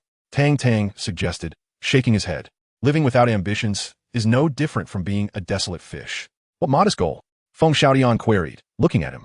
How about claiming the championship in the Soul Master Elite competition? Tang Tang replied, meeting his gaze. You can leave, Feng Xiaotian exclaimed, tears streaming down his face as he exited. Nearby, a group of female students from the Tianshui Academy were chattering animatedly. The four major elemental academies are distinct from other institutions, as they impose certain unique criteria for admission. For instance, Tianshui Academy mandates that applicants must be female and possess a water attribute soul. These two standards exclude the vast majority of candidates. Hence, the strength of the four elemental academies is indeed well-founded. Wow, big sister, look at that handsome young man with blue hair over there. He is so charming and stylish. A girl with short green hair exclaimed, biting her finger in admiration. Chiato, don't be infatuated. When the fight starts, don't go easy on them. Tease a girl with an oval face. Enough of that. Everyone stay focused. Good-looking men are all just big clumsy oafs. We must raise our fists and strike them hard, declared Xue Binger, the captain of the Tianshui Academy team. Before us stands a somewhat petite young lady, approximately 160 centimeters tall, possessing a stunning physique. Her long, aquamarine hair cascades gracefully over her shoulders, enhancing her beauty. At this moment, the announcement resounds through the air, signaling the entrance of the two competing teams. As they ascend the stage, the spotlight devices illuminate the arena in an instant. The lights blaze brilliantly, radiating a dazzling spectacle. The entire Tiando Royal Soul arena erupts into a fervor, a chorus of cheers and shouts merging into a singular, exhilarating symphony. This marks the final match, and indeed the last day of the preliminary rounds. The Tiando Royal Soul Arena has remarkably escalated ticket prices several-fold, inciting a frenzy among the populace. At the moment the tickets were made available for sale, a staggering 200,000 tickets were snatched up within a mere morning, with some individuals offering sums exceeding the original price by tenfold, rendering tickets exceedingly scarce. The last match of this year's Soul Master Elite Competition preliminaries, featuring the Shrek Academy team against the Tianshui Academy team, has officially commenced. The announcement reverberated through the arena. One side boasts the strongest dark horse of the year, while the other is a long-established powerhouse, who shall triumph in this contest and claim the hefty reward of 100 million gold soul coins. Let's await the outcome with bated breath. As Xue Binger's gaze fell upon the members of the Toxic Milk team, her elegant brows involuntarily furrowed in mild discontent. Having assumed the role of captain of the Tianshui Academy team at such a tender age, a hint of arrogance was perhaps inevitable. Upon noticing that the Shrek Academy did not deploy their strongest lineup, an unnamed fury ignited within her. How presumptuous! Is this a sign of disdain towards the female students of Tianshui Academy? As the referee took the stage, both teams bowed in respect. The captain of the Poison Milk team, Tang Tang, a level 47 support-type soul master, felt a twinge of embarrassment facing her all-female opponents. Out of courtesy, she promptly announced her rank. The captain of the Tianshui Academy team, Xue Binger, a level 43 control-type soul master, responded with a stoic expression. Though seething with anger internally, she maintained an impeccable composure, showcasing her mastery of restraint. Next to Xue Binger stood Xue Yue, a level 36 agility-type soul master. The girl, resembling Xue Binger closely, was her twin sister. Excuse me? Tang Tang exclaimed, puzzled by her insistence on introducing herself when the captain had already done so. Dear sir, please be gentle when the time comes. My delicate physique requires your utmost care, Xue Yue said, batting her eyelashes and casting a flirtatious glance towards Tang Tang, her demeanor radiating coyness. Tang Tang, where did this madwoman come from? Are you trying to drive me insane? You must be sincerely wishing me harm. Both sides are prepared. You may now unleash your martial souls. The referee, observing with a detached demeanor, pretended not to hear. A resounding crash echoed from the VIP seats, reverberating throughout the entire Heaven Do Royal Soul arena. All eyes turned towards the VIP area, where not far from the Emperor of the Snowy Night, Qian Rinxue elegantly dabbed her fingers with a tissue, her expression devoid of emotion. Apologies, I seem to be a bit overly agitated. Qian Rinxue spoke nonchalantly upon noticing the gazes directed at her. Beside her, the table that once held fragrant tea had been reduced to mere splinters. Lying quietly on the ground, her gaze shifted towards Xue Yue, her countenance icy, this shameless vixen. Chapter 64. The Clash of the Water Academy Battle Team. With the release of martial souls, the battle spirits hovered in the air. In an instant, Tang Tang lifted her head, her eyes flashing with purple light as her 4 soul rings, 2 purple and 2 black, rose gradually. The Poison Milk Team swiftly adjusted their formation. Shi Tu took the lead, Su Yu Cheng positioned himself behind, while Xian Yu and Dongfeng prepared on either side. Tang Tang, Bai Li, and Yi Lingling stood at the center. On the opposing side, the Water Academy team had Xue Bing in the middle, with Xue Yue and another agile soul master flanking her. A pale-faced girl with black hair stood at the rear. A dazzling blue light surged forth, and a vague blue-eye shadow appeared behind Xue Bing. The 3 formidable assault-type soul masters guarding her were now adorned with scales, not dragon scales, but resembling those of fish. As for Xue Yue's martial soul, Tang Tang could not discern its nature, only noticing an added layer of blue light enveloping her. Beside her, another agile soul master had transformed her skin to an icy blue hue. The members of the Poison Milk Team exchanged glances. Bewildered, having yet to identify their opponent's martial souls, how could they possibly engage in battle? The match commenced. The referee stepped back, raising his hand to announce the start of the competition. Go. Although the specific martial spirits of the opponents remained unknown, the overall capabilities of the Heavenly Water Academy were somewhat familiar to the members of the Poison Milk Team. As rivals of the Shrek Academy, their profiles had long been compiled by the Master, yet the extent of their hidden strengths could only be gauged through actual combat. Bai Li raised her hands, and a crimson energy shimmered around her as her 3rd and 4th soul rings illuminated in an instant. Countless red crystals appeared, forming thick crystal walls that effectively separated the 7 members of the Heavenly Water Academy. In response, Xue Binger maintained her composure, activating her 1st soul ring. The century-old soul skill, Ice Seal, was unleashed. A flash of icy blue light enveloped Tang Tang, who immediately felt a chilling sensation, as if plunging into an icy abyss, effectively encasing her in ice. Simultaneously, Su Yu Cheng, Dongfeng, and Xian Yu were also frozen. Although it was merely her 1st soul skill, Xue Binger demonstrated her formidable prowess by casting it 4 times instantaneously. With 4 of their members immobilized, the subsequent attacks from the Poison Milk Team faltered, marking the initial wave of control by Bai Li as a failure. A 3rd and 4th soul skill had been countered by 4 first soul skills from the opponent, placing the Poison Milk Team at a disadvantage right from the outset. Xue Binger's 2nd soul ring gleamed brightly. The century-old soul skill, Ice Battle Armor, was activated. 5 blue ice rings spread out, enveloping the 3 assault type and 2 agility type soul masters from the Heavenly Water Academy. A peculiar spectacle unfolded as the 5 ensnared soul masters found a layer of frost crystallizing upon them. As the ice rings gradually faded, they transformed into a resplendent, translucent ice blue armor. Concurrently, the red crystal walls that had obstructed them were shattered by several assault-type soul masters. With a resounding crack, the thick ice imprisoning Tang Tang and the others suddenly developed several fissures, and with a loud explosion, it disintegrated into countless shards of ice mist, scattering in all directions. Shi Tu bellowed, activating his 1st soul skill to significantly enhance his defense. Following this, he swiftly employed his 3rd soul skill, reinforcing himself, and launched into his 4th soul skill, Brutal Charge. The massive figure of Shi Tu transformed into a streak of pale golden light, hurtling towards Xue Binger. Snow Dance. Xue Binger called out, seemingly indifferent to the rapidly approaching Shi Tu, calmly unleashing her ice battle armor. Just as Shi Tu reached her, the ice blue aura that had previously manifested behind her surged forward, merging seamlessly with the ice battle armor enveloping her. Bang! The horns of the stone creature pressed against the abdomen of Xue Binger. She furrowed her brow slightly, and with a delicate pivot on her toes, her figure spun gracefully, evading the range of the stone's tumultuous assault as if she were a celestial being. Tang Tang, possessing a soul power surpassing that of all present, was the first to break free from the icy confinement.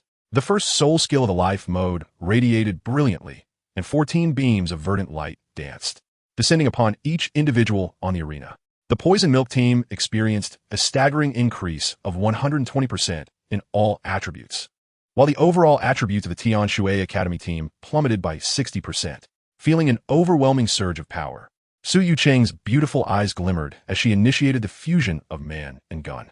As she departed from the vicinity of the stone creature, Shui Binger unleashed her first soul skill. Yet, at that moment, Su Yucheng and her companions enjoyed a significant enhancement in all attributes, particularly in their resistance to ice attributes. Shui Binger's first soul skill, Ice Seal, merely served to momentarily hinder their movements. With a firm step, Su Yucheng, brimming with elegance, charged forward with her gun, activating her second and third soul skills. The shadow of her firearm swept across the battlefield with tremendous force. The white feather spear swept forward, conjuring countless phantoms that instantaneously struck the three formidable assault-type soul masters standing before Shui Binger. The terrifying impact sent the trio hurtling through the air. As the initial clash unfolded, a black-haired woman positioned at the rear of the Tian Shui Academy team sprang into action. Without a visible release of her martial spirit, she began to dance in place, her 2 yellow and 2 purple soul rings swirling around her. Her long hair flowed gracefully, and her attire fluttered like a dream. The ethereal beauty of her dance, combined with the ever-changing, shimmering soul rings adorning her, captivated the audience, leaving many men in a trance. Circles of azure light expanded outward as she twirled, and simultaneously, dark clouds began to gather above, enveloping the entire arena. Large raindrops began to fall, transforming into a torrential downpour that drenched the members of the Poison Milk team. The droplets of rain did not fall upon the members of the Heavenly Water Academy. As the rain approached within a foot of their bodies, it gracefully parted, as if they were inherently connected to the very essence of the rainfall. At this moment, Bai Li was already drenched, her graceful figure unveiled, though obscured by the curtain of rain, rendering her unseen by all. The first, second, third, and fourth soul rings shimmered simultaneously several times. In an instant, all her soul power was drawn out, and brilliant red light continuously flickered from her elongated hands. Crystal radiance. With a sudden flourish, her arms spread wide, and countless red crystals surged from the surface of the arena. Countless crystals, resembling sharp swords, repeatedly manifested and ascended. An unending array of crystals blossomed from the arena floor, aiming towards the members of the Heavenly Water Academy. The audience erupted in astonishment at the sight of the red crystals, which enveloped the entire arena like a crystal palace. One crystal erupted from the ground, causing the black-haired woman to halt her dance and swiftly sidestep. Another crystal emerged, prompting her to evade once more, leaving her in a frantic scramble. As the black-haired woman ceased her movements, the gathering storm clouds above began to dissipate, and the torrential rain abruptly ceased. String Rain, Eastern Wind, Hellish Demon Hound, Tang Tang shouted. Her martial spirit transformed into destruction mode, activating her second soul skill, Starshine.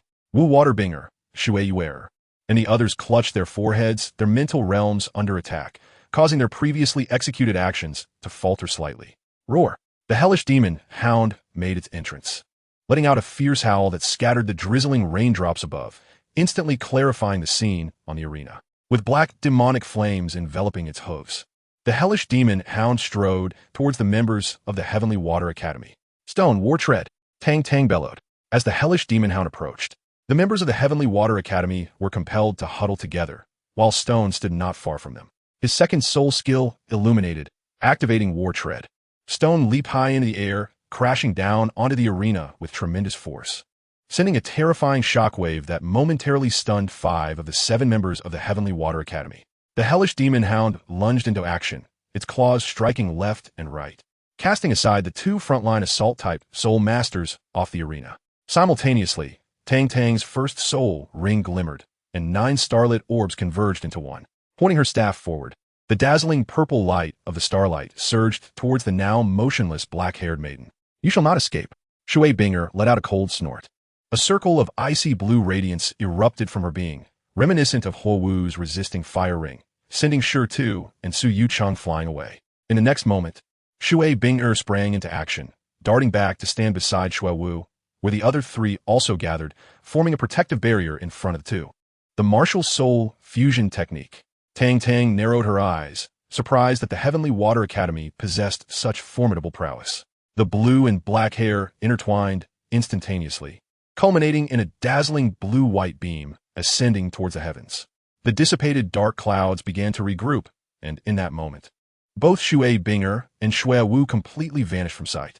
This technique of martial soul fusion belongs solely to Xue Binger and Xue Wu, and it erupted for the first time on the arena of the Soul Master Elite competition. Gathering her strength, Tang Tang executed the Ghost Shadow Step, wrapping her arm around Yi Lingling's waist while her left hand grasped the nearly exhausted Bai Li, swiftly approaching the stone. Nine-Heart Begonia, heal with all your might, she commanded, placing Yi Lingling at the center of the group. The hellish demon hound defended in front of the poison, followed by the stone, a defensive soul master. And then Tang Tang with her fragile companions. A pink ripple spread outward as Yi Lingling raised her hands high above her head, causing the 9-star begonia to radiate a dazzling brilliance. The torrential rain gradually dissipated and delicate white snowflakes began to fall, their gossamer-like forms now razor-sharp as blades. A whirlwind swept through, transforming the flurry of snow into an ice storm that howled towards the members of the poison. Surrender, for you cannot withstand this, came Xue Binger's voice from behind the curtain of ice and snow. In my dictionary, the word surrender does not exist. Tang Tang let out a cold snort, transforming her martial soul into its life mode. 1, 2, 3, 4. 4 soul rings illuminated simultaneously, enveloping the members of the Poison Milk team in a thick layer of armor.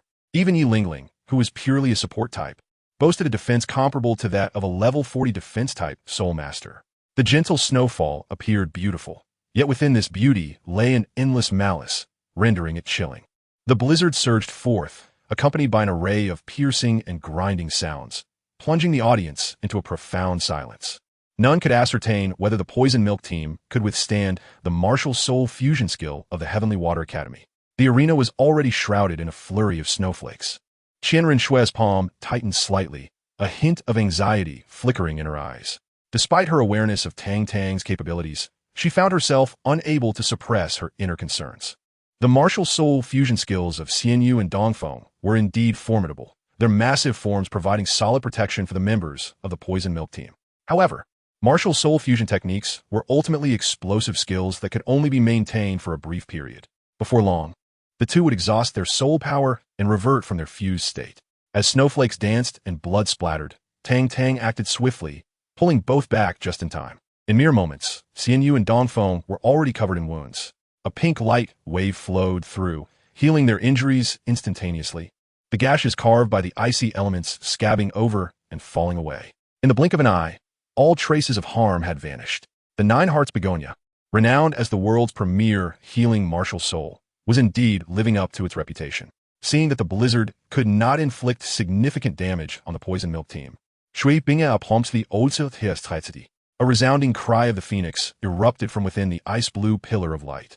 The members of the Poison Milk team felt an immediate alleviation of pressure as the icy tempest that had been directed at them was suddenly reversed. In midair, snowflakes coalesced into a magnificent ice-blue phoenix, nearly 7 meters in length, appearing as if summoned from thin air. Unlike the ethereal phantom White Tiger, this phoenix exuded a tangible presence. Its bright eyes shimmered with human-like emotions, while its elongated ice-blue tail feathers were breathtakingly beautiful. The crystalline ice-blue phoenix spiraled gracefully in the sky, devoid of any earthly essence, resembling a celestial bird.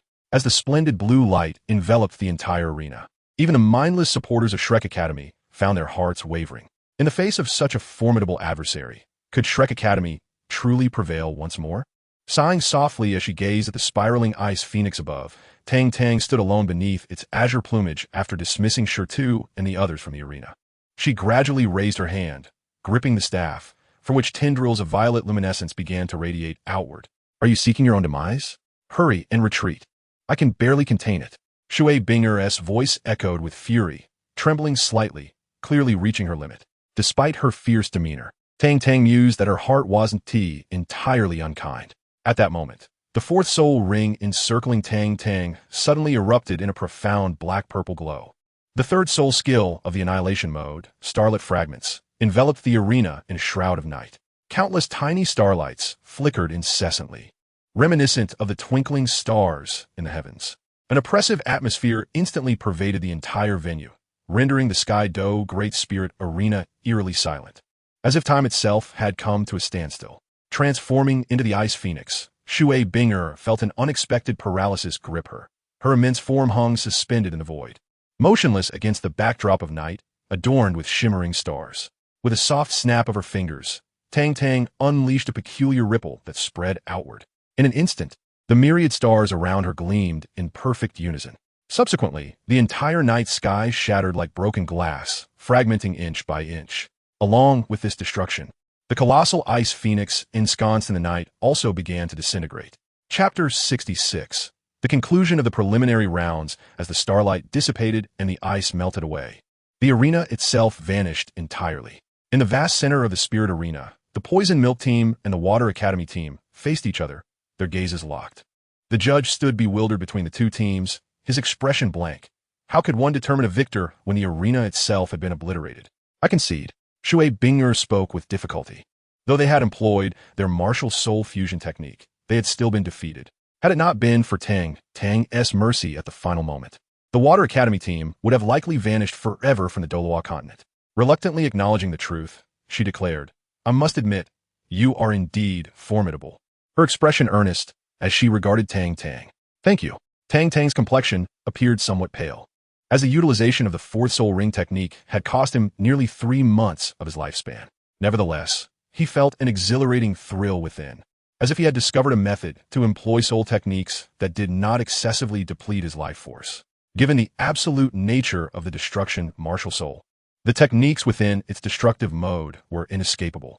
Simultaneously, by diminishing the potency of the soul technique, he could lessen the toll it took on his own life force. Thus, with judicious application, the techniques following the destructive mode could be utilized occasionally without significant concern.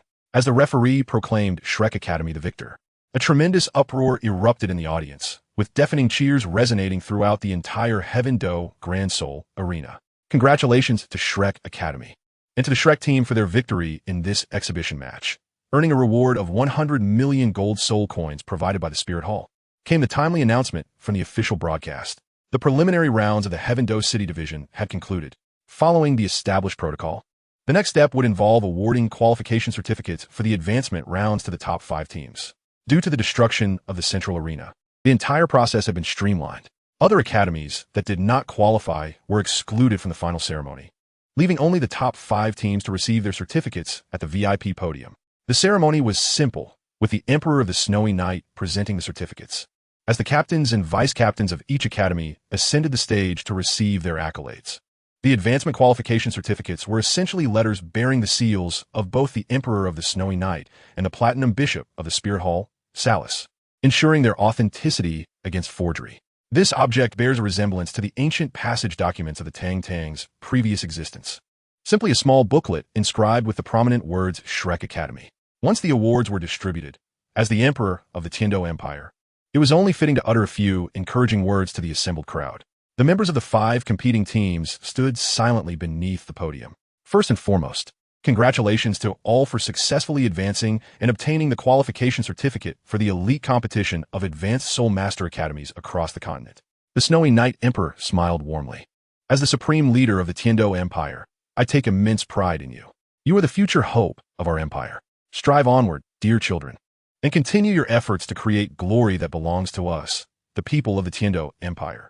After considerable contemplation, I have resolved to confer titles upon the 5 teams present here. The captains and vice-captains of each team shall be granted the title of Viscount, while the remaining members shall receive the title of Baron.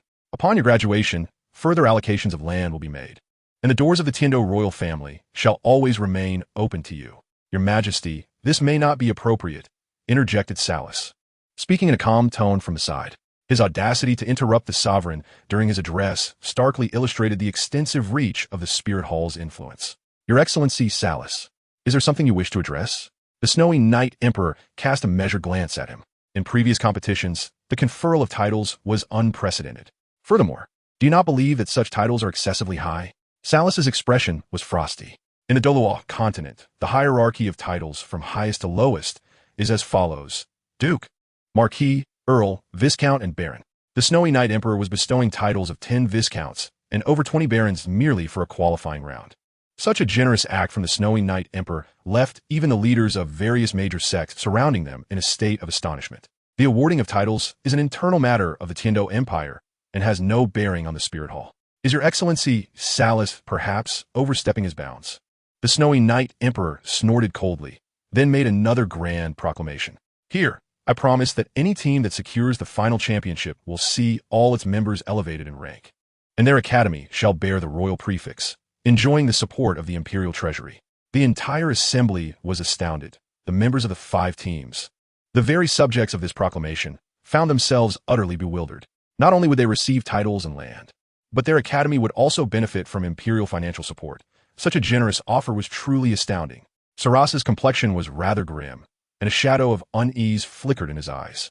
The 5 teams that emerged from the preliminary round were, without exception, the C-Army de la C-Army. Particularly, the members of Shrek Academy possessed talents that rivaled those of the Spirit Hall and the Golden Generation. Should such prodigious individuals be recruited into the Spirit Hall, it would constitute an extraordinary achievement for Saras, potentially elevating him to the esteemed Hall of Offerings. Ning Fengji stood quietly by, maintaining a stoic silence, as if the unfolding events bore no relevance to him. His thoughts remained an enigma to all. The subsequent rounds of advancement would still take place within the Empire, yet the venue would shift from the Heaven Do Great Spirit Arena to the Royal Combat Arena. At that time, the 10 teams from the kingdoms and principalities that succeeded in the preliminaries would come to vie for the qualification to the finals. The advancement competition served as the quintessential stage to showcase individual prowess. Students who attained the title of MVP, whether individually or as a team, would be granted by the Empire the soul rings from spirit beasts necessary for their next title advancement, with spirit beasts of less than 30,000 years of cultivation assured by the Empire.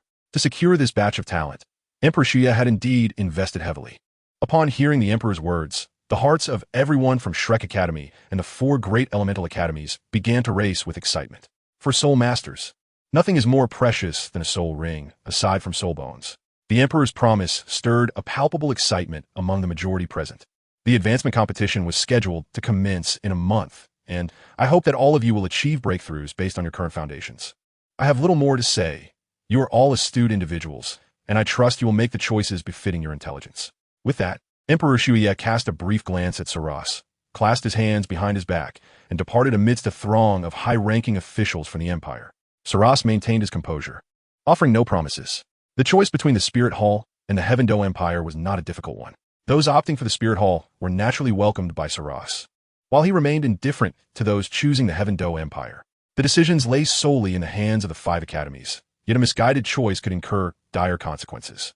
Upon exiting the Heaven Do Great Spirit Arena, Tang Tang appeared somewhat fatigued. Having overexerted herself twice in quick succession, her body was beginning to show signs of strain. She needed to find some rare treasures to recuperate. Little Sugar, what are you doing here all alone? Would you like to join us for some fun?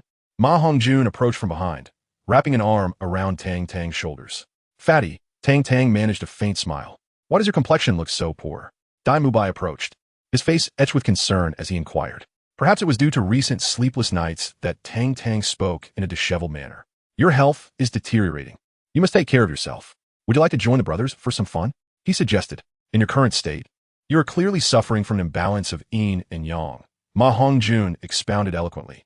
Had it not been for the lascivious wink he cast at Tang Tang while speaking, she might have almost believed him. Brother Fatty, it seems that your mischievous nature is surfacing again. Tang Tang replied, her expression one of incredulity. If you wish to indulge in debauchery, just say so. Why invoke such lofty notions of yin and yang? Is Brother Mubai going as well? Sister Zhuqing. Tang Tang glanced at Dai Mubai, only to suddenly notice the cold figure of Zhu Zhuqing departing in the background. She understood instantly. Perhaps he had once again faced a setback with Zhu Zhuqing. No more of this. If little Tang doesn't wish to go, we shall not insist. Let us depart. Dai Mubai declared, his mood seemingly dampened as he turned to leave. Very well, little Tang. Since you do not wish to play, I shall not take you along today. Should you feel inclined another day, do remember to inform me. Ma Hongjun remarked before hastily following Dai Mubai. Not heading to Shrek Academy, Tang Tang returned alone to the prince's mansion. Upon her arrival, the mansion was enveloped in a profound silence. Not a soul was in sight. It seemed that Qianren Xue was once again indulging in a bath, a scenario Tang Tang had grown accustomed to. Without greeting anyone, she headed straight to her room. Just as she was about to open the door, a gentle voice floated in from behind her. You return without so much as a word. To her surprise, the door of the adjacent room had opened at some point, revealing Qian Rinchu wrapped in a bathrobe, leaning alluringly against the doorframe, a vision of beauty. I assumed the mansion was empty and thought you were bathing, so I didn't want to disturb you, Tang Tang replied, feeling a hint of warmth creep on her cheeks. Was it hesitation that kept you silent, or a guilty conscience that made you fear encountering me? In an instant, a fragrant breeze enveloped her as Qian Rinchu swiftly pressed Tang Tang against the wall. Why do you look so pale? Observing Tang Tang's ashen face, Qian Rinchu furrowed her brows, reaching out to grasp her wrist with delicate fingers, probing for signs of distress. Your essence is depleted, your body weak, your steps unsteady. Qian Rinchu's expression darkened as she turned, 6 soul rings shimmering into view, and the holy angel sword materialized, poised against Tang Tang's neck. Speak. Have you been gallivanting with that vixen from Tianshui Academy? Tang Tang, taken aback, replied, I am at fault. I acknowledge my punishment. I shall kneel on the washboard, the keyboard, and instant noodles. Her face wore a comically mournful expression. You truly have been out gallivanting. As the sword was withdrawn, Qian Rinchu's face turned a shade of iron as she grasped Tang Tang's collar tightly. Release me, Tang Tang said, pushing her hand away with a huff. You have quite the imagination. I am merely 12 years old this year, and still the holy maiden of the spirit hall. How can your thoughts be so depraved? Oomph. There is no such thing as the best. If I ever discover that you dare to frolic with other vixens, Qian Rinchu gestured with her fingers in a scissor-like manner, her expression ominous. Fortunately, I did not accompany Dai Mu Bai and the others, Tang Tang thought, feeling a chill run down her spine. Enough, you should rest. I will fetch some medicine to help you recover. You cannot remain in such a feeble state. Qian Rinchu stretched her body and retreated to change her clothes. Later that evening, at the prince's residence. Stop sleeping, get up, and eat. Qian Rinchu abruptly pulled the quilt off Tang Tang, who was wrapped within.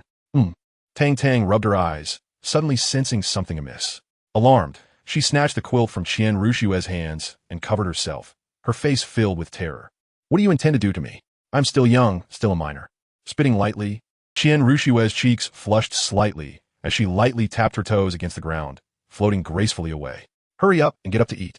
In the pavilion, the illumination soul guide emitted a gentle glow, bathing the entire space in a brightness akin to daylight. A full moon hung high in the sky, and before one knew it, the 15th had arrived again. A splendid time, beautiful scenery, moonlight, and a lovely maiden. This should have been a warm and romantic moment. Yet at that instant, Tang Tang felt an urge to flee. Gazing at the large, unappealing mass on her plate, Tang Tang felt a wave of dizziness wash over her. Is this even food? Can one consume this? She looked at Qian Rinchu, who sat across from her with an air of solemnity, her face a picture of despair. Why can't I eat it? I assure you, it is a fine delicacy, remarkably effective for nourishing the body. I painstakingly acquired it. Hurry up and eat. Do not waste it. Qian Rinchu's face was filled with reluctance. She had spent millions of gold soul coins on it, deeming it precious. However, recalling that it was meant for Tang Tang's recovery, her resolve returned. Spending money for little Tang Tang was no burden, indeed, not a burden at all. Yet, what exactly is this? Tang Tang prodded it with her chopsticks, only to discover that it was still moving. It's alive. Oh, this is called the sea spirit sturgeon. It is highly nourishing, but it must be eaten alive, Qian Rinchu explained with a smile. Isn't there an alternative? Tang Tang questioned, noticing a hint of mischief in her eyes. I spent a hefty sum on this. It embodies my genuine feelings. Can you bear to see my sincerity wasted? Qian Rinchu feigned a pitiful expression. To bear it. Tang Tang found it hard to swallow. It was too revolting. Let's talk. Today, you will eat it whether you like it or not. Qian Rinchu slammed the table, a hint of menace glimmering in her gaze as she fixed her eyes upon Tang Tang. Regardless of the circumstances, this was a heartfelt gesture from her beloved. And even if it were poison, Tang Tang would consume it without hesitation. She pinched her nose and took a deep breath. Suddenly, she lifted the plate before her and consumed the dish, known as the sea spirit sturgeon, in one swift motion. Upon tasting it, well, it wasn't as exaggerated as one might think. It was slightly salty with a delightful, bouncy texture, and the flavor was quite pleasing. As Tang Tang swallowed, a warm sensation surged from her stomach, swiftly enveloping her entire being. The initial weakness she felt seemed to dissipate almost instantaneously. Chapter 68. The Valley of Death. A week later, After Qianren Shui's meticulous care, Tang Tang's health had improved significantly, at least to the point where her ability to engage in battle was no longer hindered. With a rosy complexion, she finally returned to school after a week's absence. Arriving at the gates of Shrek Academy, she inhaled deeply. The scent of the campus. It was the same as before, the same familiar essence. "Hey, Captain, you're back at school?" Bai Li, enjoying her breakfast, exclaimed in surprise upon seeing Tang Tang. "Are you surprised to see me back at school?" Tang Tang zipped, her expression impassive. Not really. I just thought you'd need a longer break before returning," Bai Li said, feeling a bit anxious. What was going on with the captain? "Gather the members of the toxic milk team," Tang Tang stated coolly, then made her way to the academic building to find a master. After informing him of her intention to conduct separate training for the toxic milk team, the master merely nodded, resuming his conversation with Flinder without further comment. Tang Tang felt a twinge of awkwardness. Was it really such a big deal to have skipped a few days of school? In a small town in southern Douluo continent, "Captain, where are we headed?" The toxic milk team, a group of 7, walked along the broad avenue under the fading sunlight. "To the Sea of Life." Tang Tang's eyes narrowed, a stirring sensation deep within her growing ever stronger. The Sea of Life? What is that place? The team members exchanged puzzled glances. In all their years, they had never heard of such a location, nor had they seen any references to it in any literature. "I'm not certain what it is either," Tang Tang admitted, shaking her head. In the span of a week, Qianren Shui procured various elixirs and supplements to replenish his energy and strengthen his essence. Although his physical foundation remained largely unchanged, his cultivation level surged dramatically. In this brief period, Tang Tang's power escalated, breaking through the 50-level threshold. And with the acquisition of a soul ring, he would ascend to the rank of a 5-ring soul king. Ever since his breakthrough past level 50, Tang Tang experienced an inexplicable sensation within, as if something in the southern region was beckoning him. The word Sea of Life emerged unbidden in his mind. After 7 days of travel, the group traversed mountains and vast lakes, overcoming throngs of people, arriving at a mist-laden valley. As they halted before the valley, Tang Tang sensed a closeness to that peculiar calling, as though the object of his summons lay just ahead. "Valley of Death," Xianyu murmured, his gaze falling upon a massive stone, its inscriptions drawing his attention. "Captain, aren't we supposed to be heading to the Sea of Life?" Bai Li inquired, her beautiful eyes wide with confusion. "The Valley of Death doesn't sound like a pleasant place at all. It feels ominous." "Captain, perhaps we should turn back." Su Yuqing shivered, feeling goosebumps rise on his arms. "No, I believe we are in the right place," Tang Tang replied, a faint smile gracing his features. "Isn't death merely the antithesis of life? To live through death, perhaps that is the essence of existence." With the Starshine Scepter summoned to his hand and the life chain activated, he connected the 7 members of the Poison Milk Squad. "Let's proceed." Tang Tang gripped the scepter and stepped into the mist first. 1 step, 2 steps, 3 steps. After 99 steps, the obscuring fog parted, revealing the true visage of the Valley of Death before the eyes of the Poison Milk Squad. Radiant sunlight bathed them, warm and inviting, while a fragrant aroma wafted through the air, the scent of rare treasures. Suddenly, a swift gust swept in from the side, so quick that the Poison Milk Squad barely had time to react. A thorn-covered tendril hovered silently before Tang Tang, circling the Starshine Scepter he held aloft, seemingly verifying something. "Everyone come forth. It appears to be a bearer of life," a tranquil voice resonated, causing the tendril to retract instantly. Only then did the group realize that the speaker was a colossal man-eating flower. Its massive maw opened, revealing sharp fangs within, the tendril being a vine sprouting from its body. The group stood in astonishment. A talking man-eating flower. 10,000 years.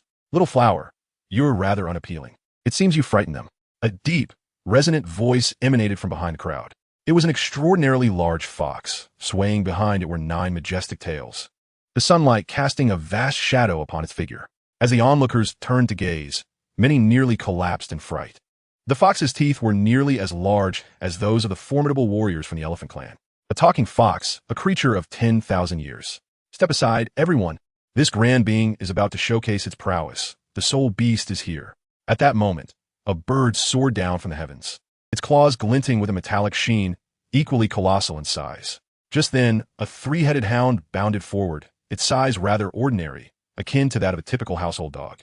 "I have arrived." "Silence, all of you. Look how terrified our little darling is. Her face has turned pale." The crowd was on the verge of fainting. 10,000 years. 10,000 years. All of it was 10,000 years. Captain, where on earth are we? Dongfeng's legs trembled as he swallowed nervously. Captain, I wish to return. Is that even possible? Bai Li's face was ashen, her desire to survive burning bright. Look at your lack of spirit. It's merely a few 10,000-year-old soul beasts. Tang Tang thought, though he too felt panic rising within. Yet he forced himself to remain composed, for he was the captain and could not show fear. Yi Lingling stood calmly, her demeanor tranquil as she observed the carnivorous flower across from her with curiosity. Hey, little girl, why are you looking at me? Do you think I'm handsome? Aren't you afraid I might devour you? The carnivorous flower, little flower, inquired. I feel I could consume you, Yi Lingling replied, her face devoid of fear, even uttering words that left the poison milk team utterly astonished. Absurd. Devour me? Have you forgotten who I am? A 10,000-year-old carnivorous flower. I have always been the one to consume others, little flower declared proudly, its roots swaying. I believe I can. Yi Lingling shook her head, her expression earnest. Oh, well then, may I ask who you are?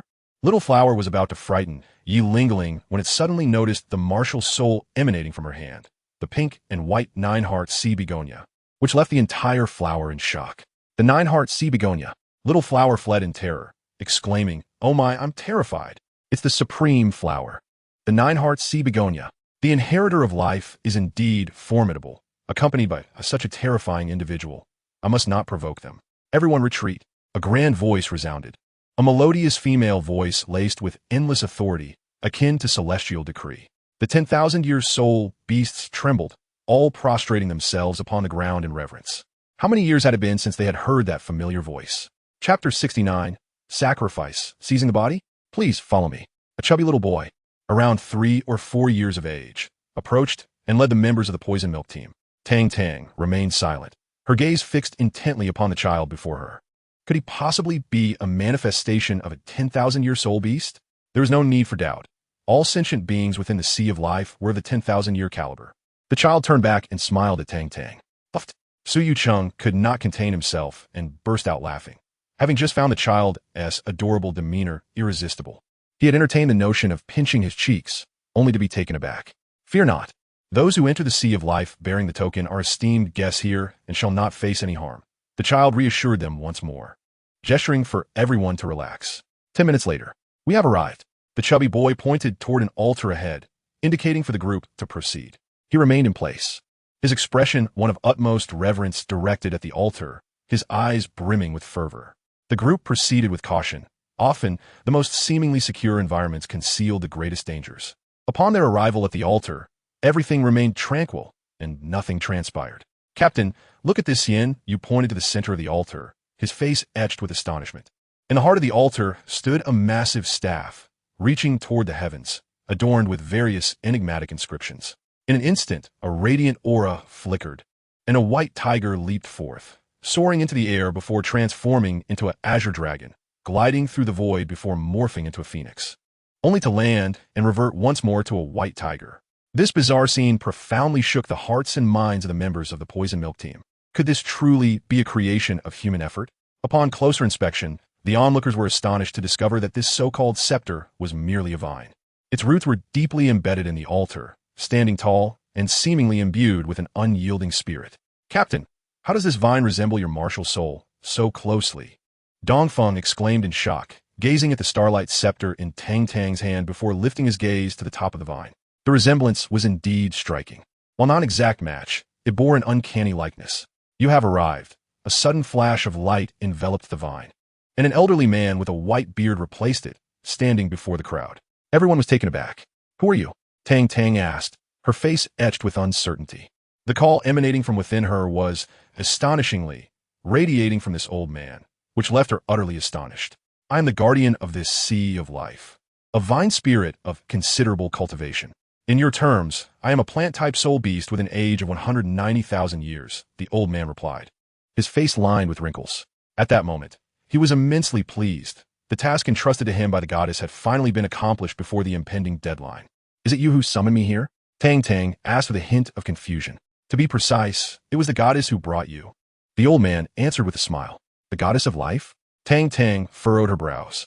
The name of the goddess is something this old man cannot dare to utter. The goddess instructed me that as long as you arrive at this altar, I shall offer myself to you, becoming your first 100,000-year soul ring, the old man stated expressionlessly. Offer. 100,000-year soul ring. The members of the poison milk team were thrown into an uproar, each one expressing a mix of envy, jealousy, and excitement. Realizing that the stronger their captain became, the stronger they would also grow. Tang Tang was about to say something when she was interrupted. No need for further words. Come now, let us merge as one. The old man laughed heartily, a surge of dark magic enveloping him. The members of the poison milk team remained lost in their excitement, entirely unaware of the old man's actions. Illusion. A tremor ran through Tang Tang's heart as the purple extreme demon eye activated instantly. A fleeting purple light emanated from her eyes, and entering the second realm. The purple extreme demon eye revealed the old man's true form. It was a bat, undoubtedly a soul beast of 100,000 years, but rather than a guardian. It was a malevolent creature imprisoned here. Chains of green life energy tightly bound its massive form, anchoring it to the altar and preventing its escape. Hey, inheritor of the goddess of life, you shall become the key to my escape from this confinement. Surrender your struggle, and I promise to be gentle. You shall not feel much pain. The old man chuckled ominously as layers of dark energy surged relentlessly toward Tang Tang. 2 minutes later, everything reverted to its original state. The surrounding space trembled, and the once familiar scene shattered inch by inch. In a forest surrounded by towering trees, the members of the Poison Milk Squad stood upon a formation that shimmered with a verdant glow, radiating brilliant green light. As the illusion shattered, the squad regained their senses. They gazed at Tang Tang, whose body was enveloped in dark, malevolent energy, rendered speechless. Wasn't this a sacrifice from a 100,000-year soul beast? Why was it like this? Bai Li was on the verge of tears, lamenting the unexpected turn of events. Everyone step back. Do not approach him. A deep, resonant voice echoed, unmistakably that of the 100,000-year nine-tailed fox they had encountered upon entering. Please, you must save our captain. I beg you. Bai Li cried, her face streaked with tears. It is futile. Once the black bat has invaded, the outcome is likely grim, lamented the carnivorous flower, Xiaohua. We underestimated it, allowing the black bat to exploit our oversight. A celestial crane descended gracefully. I suggested we eliminate it immediately. Yet the goddess displayed too much mercy, remarked a white tiger emerging from the woods. Silence. Are you casting blame upon the goddess? The soul beasts exclaimed in unison, glaring in anger. I did not. How could I? The goddess is the one I revere most. The white tiger retorted. Then what shall we do now? The celestial crane asked, a hint of frustration in its tone. We can only leave it to that young man's fate, the nine-tailed fox replied, shaking its head in apparent regret. Within Tang Tang, chaos reigned. A black bat relentlessly assaulted him. Had it not been for his years of cultivating the purple extreme demon eye, his mental fortitude far surpassing that of ordinary beings, he would have succumbed by now. Nonetheless, his situation remained precarious as his mental defenses waned. In less than the time it takes to brew a cup of tea, his body would be completely overtaken by the black bat. Surrender your resistance. Your efforts are futile. Once I claim your body, I shall take good care of your woman, the black bat cackled. It had already infiltrated a portion of Tang Tang's memories. With a little more effort, this perfect vessel would be its own, along with the divine legacy of the god of life. You shall not succeed. Tang Tang snorted defiantly, beads of sweat glistening on his forehead. Never had he imagined he would face the day of being usurped. Your end is nigh. As Tang Tang's final defense crumbled, a triumphant smile immediately adorned the face of Black Bat. At that moment, the source of destruction, hidden beneath Tang Tang's forehead, was inadvertently triggered. The deep purple energy of annihilation slightly contracted before explosively expanding. The force capable of obliterating everything surged forth with wild ferocity. Chapter 70. So this is who you are? The smile on Black Bat's face had not yet faded when he found himself enveloped by the all-consuming power of destruction. Just as Tang Tang was on the verge of being possessed, a wave of emerald ripples emanated from his body, and a resplendent suit of armor suddenly manifested around him. This was a protective force formed by life energy, shielding him from the relentless waves of destructive power that sought to engulf him. Curse it, what is this power? Black Bat, having transformed into human form, desperately endeavored to counter the force of annihilation, but to no avail. Please, I beg you, spare me, he suddenly implored, kneeling before Tang Tang, who stood nearby. Tang Tang paid him no mind, silently observing the armor that adorned him, vibrant with life energy. Please have mercy. I can offer a sacrifice. Yes, I can offer a sacrifice. You would receive a soul ring of 100,000 years and a soul bone. Before Black Bat could finish, Tang Tang interrupted him. I shall procure the soul ring and soul bone myself. As for you, Does the embrace of death not feel warm?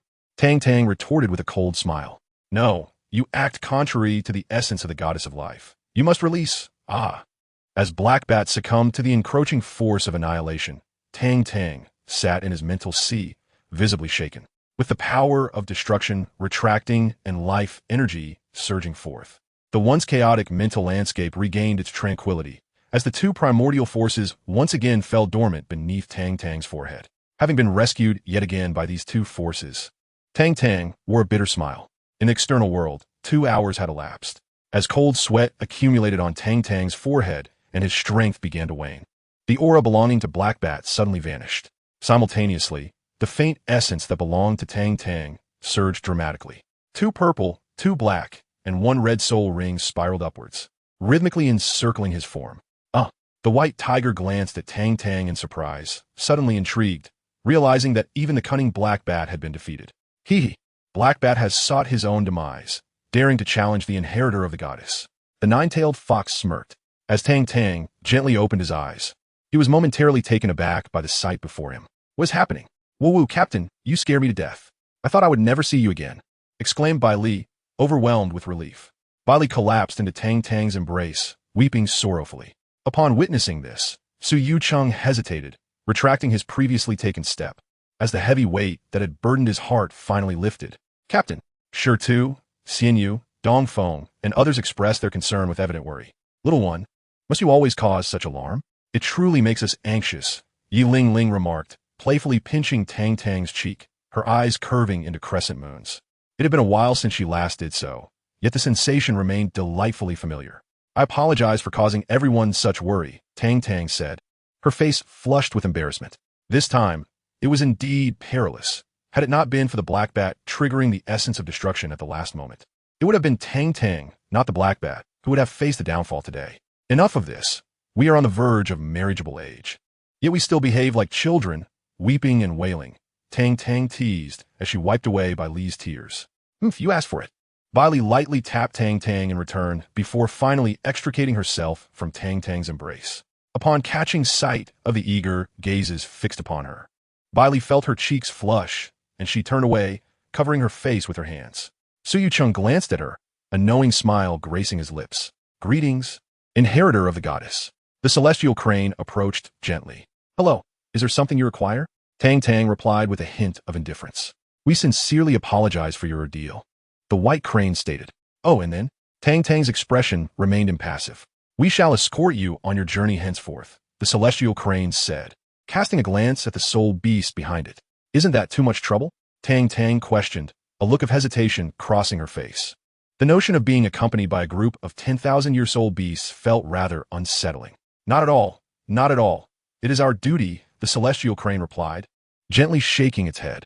At the very heart of the Valley of Death, here lies an expansive lake, its waters a vibrant shade of emerald, teeming with life.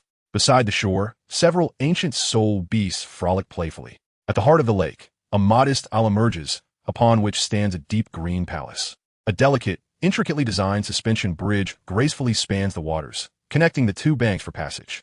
At the forefront of the palace, a colossal statue rises majestically, clutching a staff that bears an uncanny resemblance to Tang Tang's Starshine staff. As Tang Tang and her companions approach the statue, a sense of déjà vu washes over them, as though they have encountered this scene before. Isn't this reminiscent of the illusions conjured by the Black Bat before? History often bears a striking resemblance. A multitude of soul beasts, numbering in the tens of thousands, kneel in unison upon the ground. They reverently welcome the arrival of the goddess, whose blessings are as boundless as the heavens themselves. Suddenly, the world darkens for a fleeting moment, as a towering green beam of light descends from the sky. It has been a long time.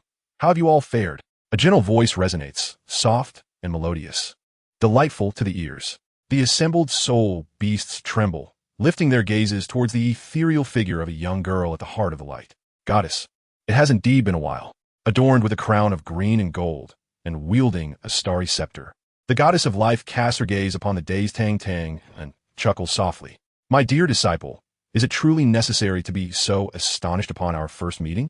Do you find me to be so unappealing? In an instant, Tang Tang snaps back to reality, hastily shaking her head. How could she jest? With the goddess of life's beauty and grace, Even the goddess Qian Renshua, whom Tang Tang deemed flawless, pales in comparison.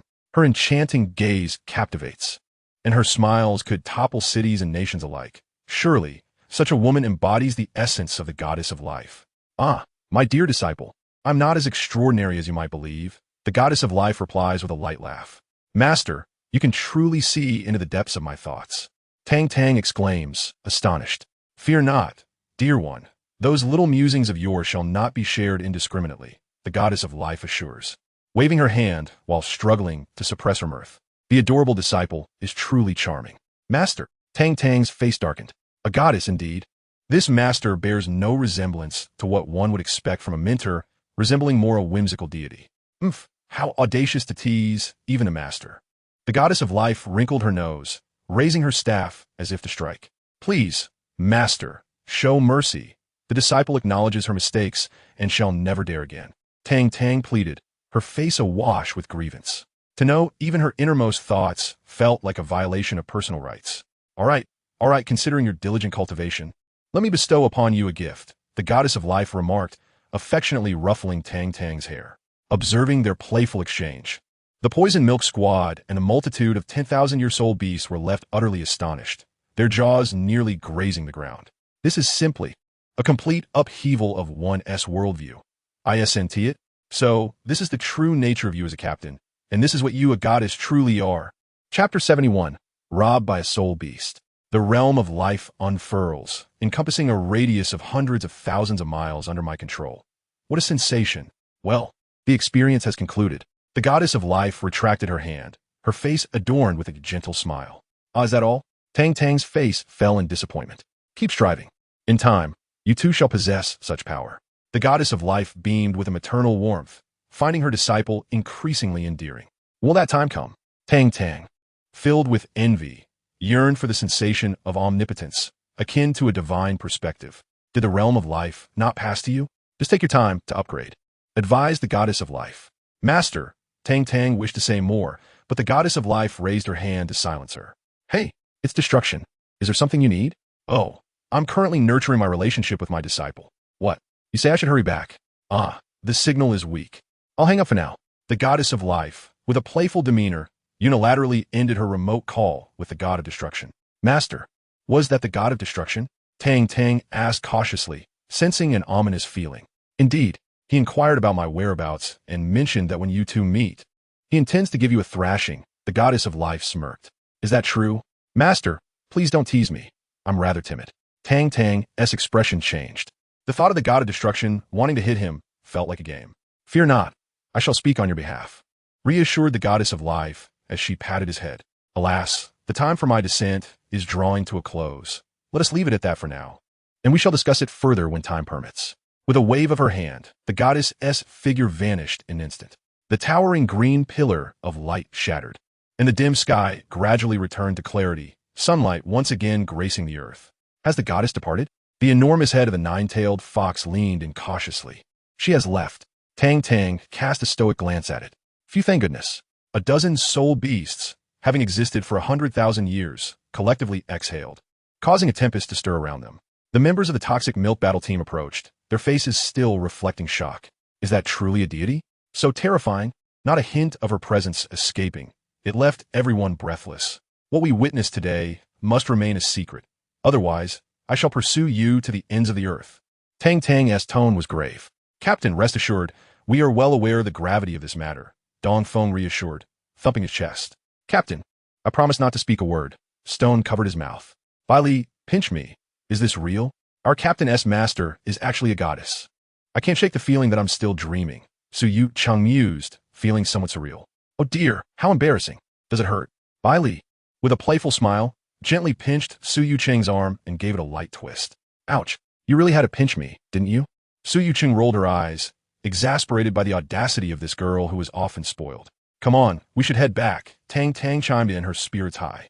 This time, not only did I encounter the goddess of life, but I also obtained the 5th ring of 100,000 years. Most importantly, I received the inheritance of the realm of life. However, the absence of the soul bone of the black bat left Tang Tang with a sense of regret. The obliteration of the original source was exceedingly domineering, causing such a precious soul bone, aged 100,000 years, to vanish so abruptly. Are you leaving just like that? The white tiger exclaimed in bewilderment.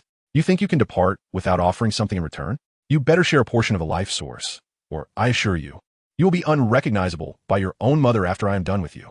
A large brown bear flexed its claws menacingly.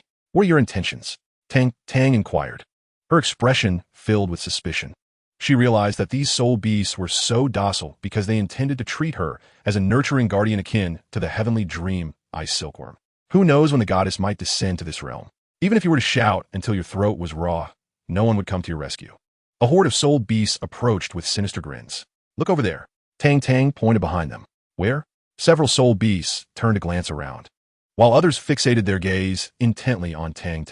The intelligence of these spirit beasts is astonishing. They even comprehend the essence of teamwork. Where's that flying chicken? The great bear slammed its paw down in front of Tang, creating a massive crater in the ground with a thunderous crash. Tang's forehead throbbed with veins from the impact. Captain, the members of the Toxic Milk Squad cowered behind Tang, their voices silenced by the imposing presence of the several powerful beings surrounding them. Enough of this nonsense. We don't require much. Just a small share will suffice. Surely, you don't intend to monopolize it all? The white tiger struck Tang's side with a mighty paw, causing another deep pit to form. Youngster, do you not fear choking on your greed? The nine-tailed fox swiped at Tang's right side. Listen here, do not blame me for the warning. Without the protection of my comrades, with your frail physique, you shall never escape the valley of death. A celestial crane fluttered its wings, landing gracefully behind Tang. Am I not generous enough? Tang gritted his teeth, seething with frustration. Darn it, these bandits. One day, I shall transform each of you into soul rings and soul bones. The domain of life expanded, enveloping all the spirit beasts within a radius of roughly 20 meters. Before departing, the goddess of life had graciously left behind some essence. Initially, Tang had intended to reserve it for his own use, but he had not anticipated the shameless spirit beasts would seize the opportunity to rob him.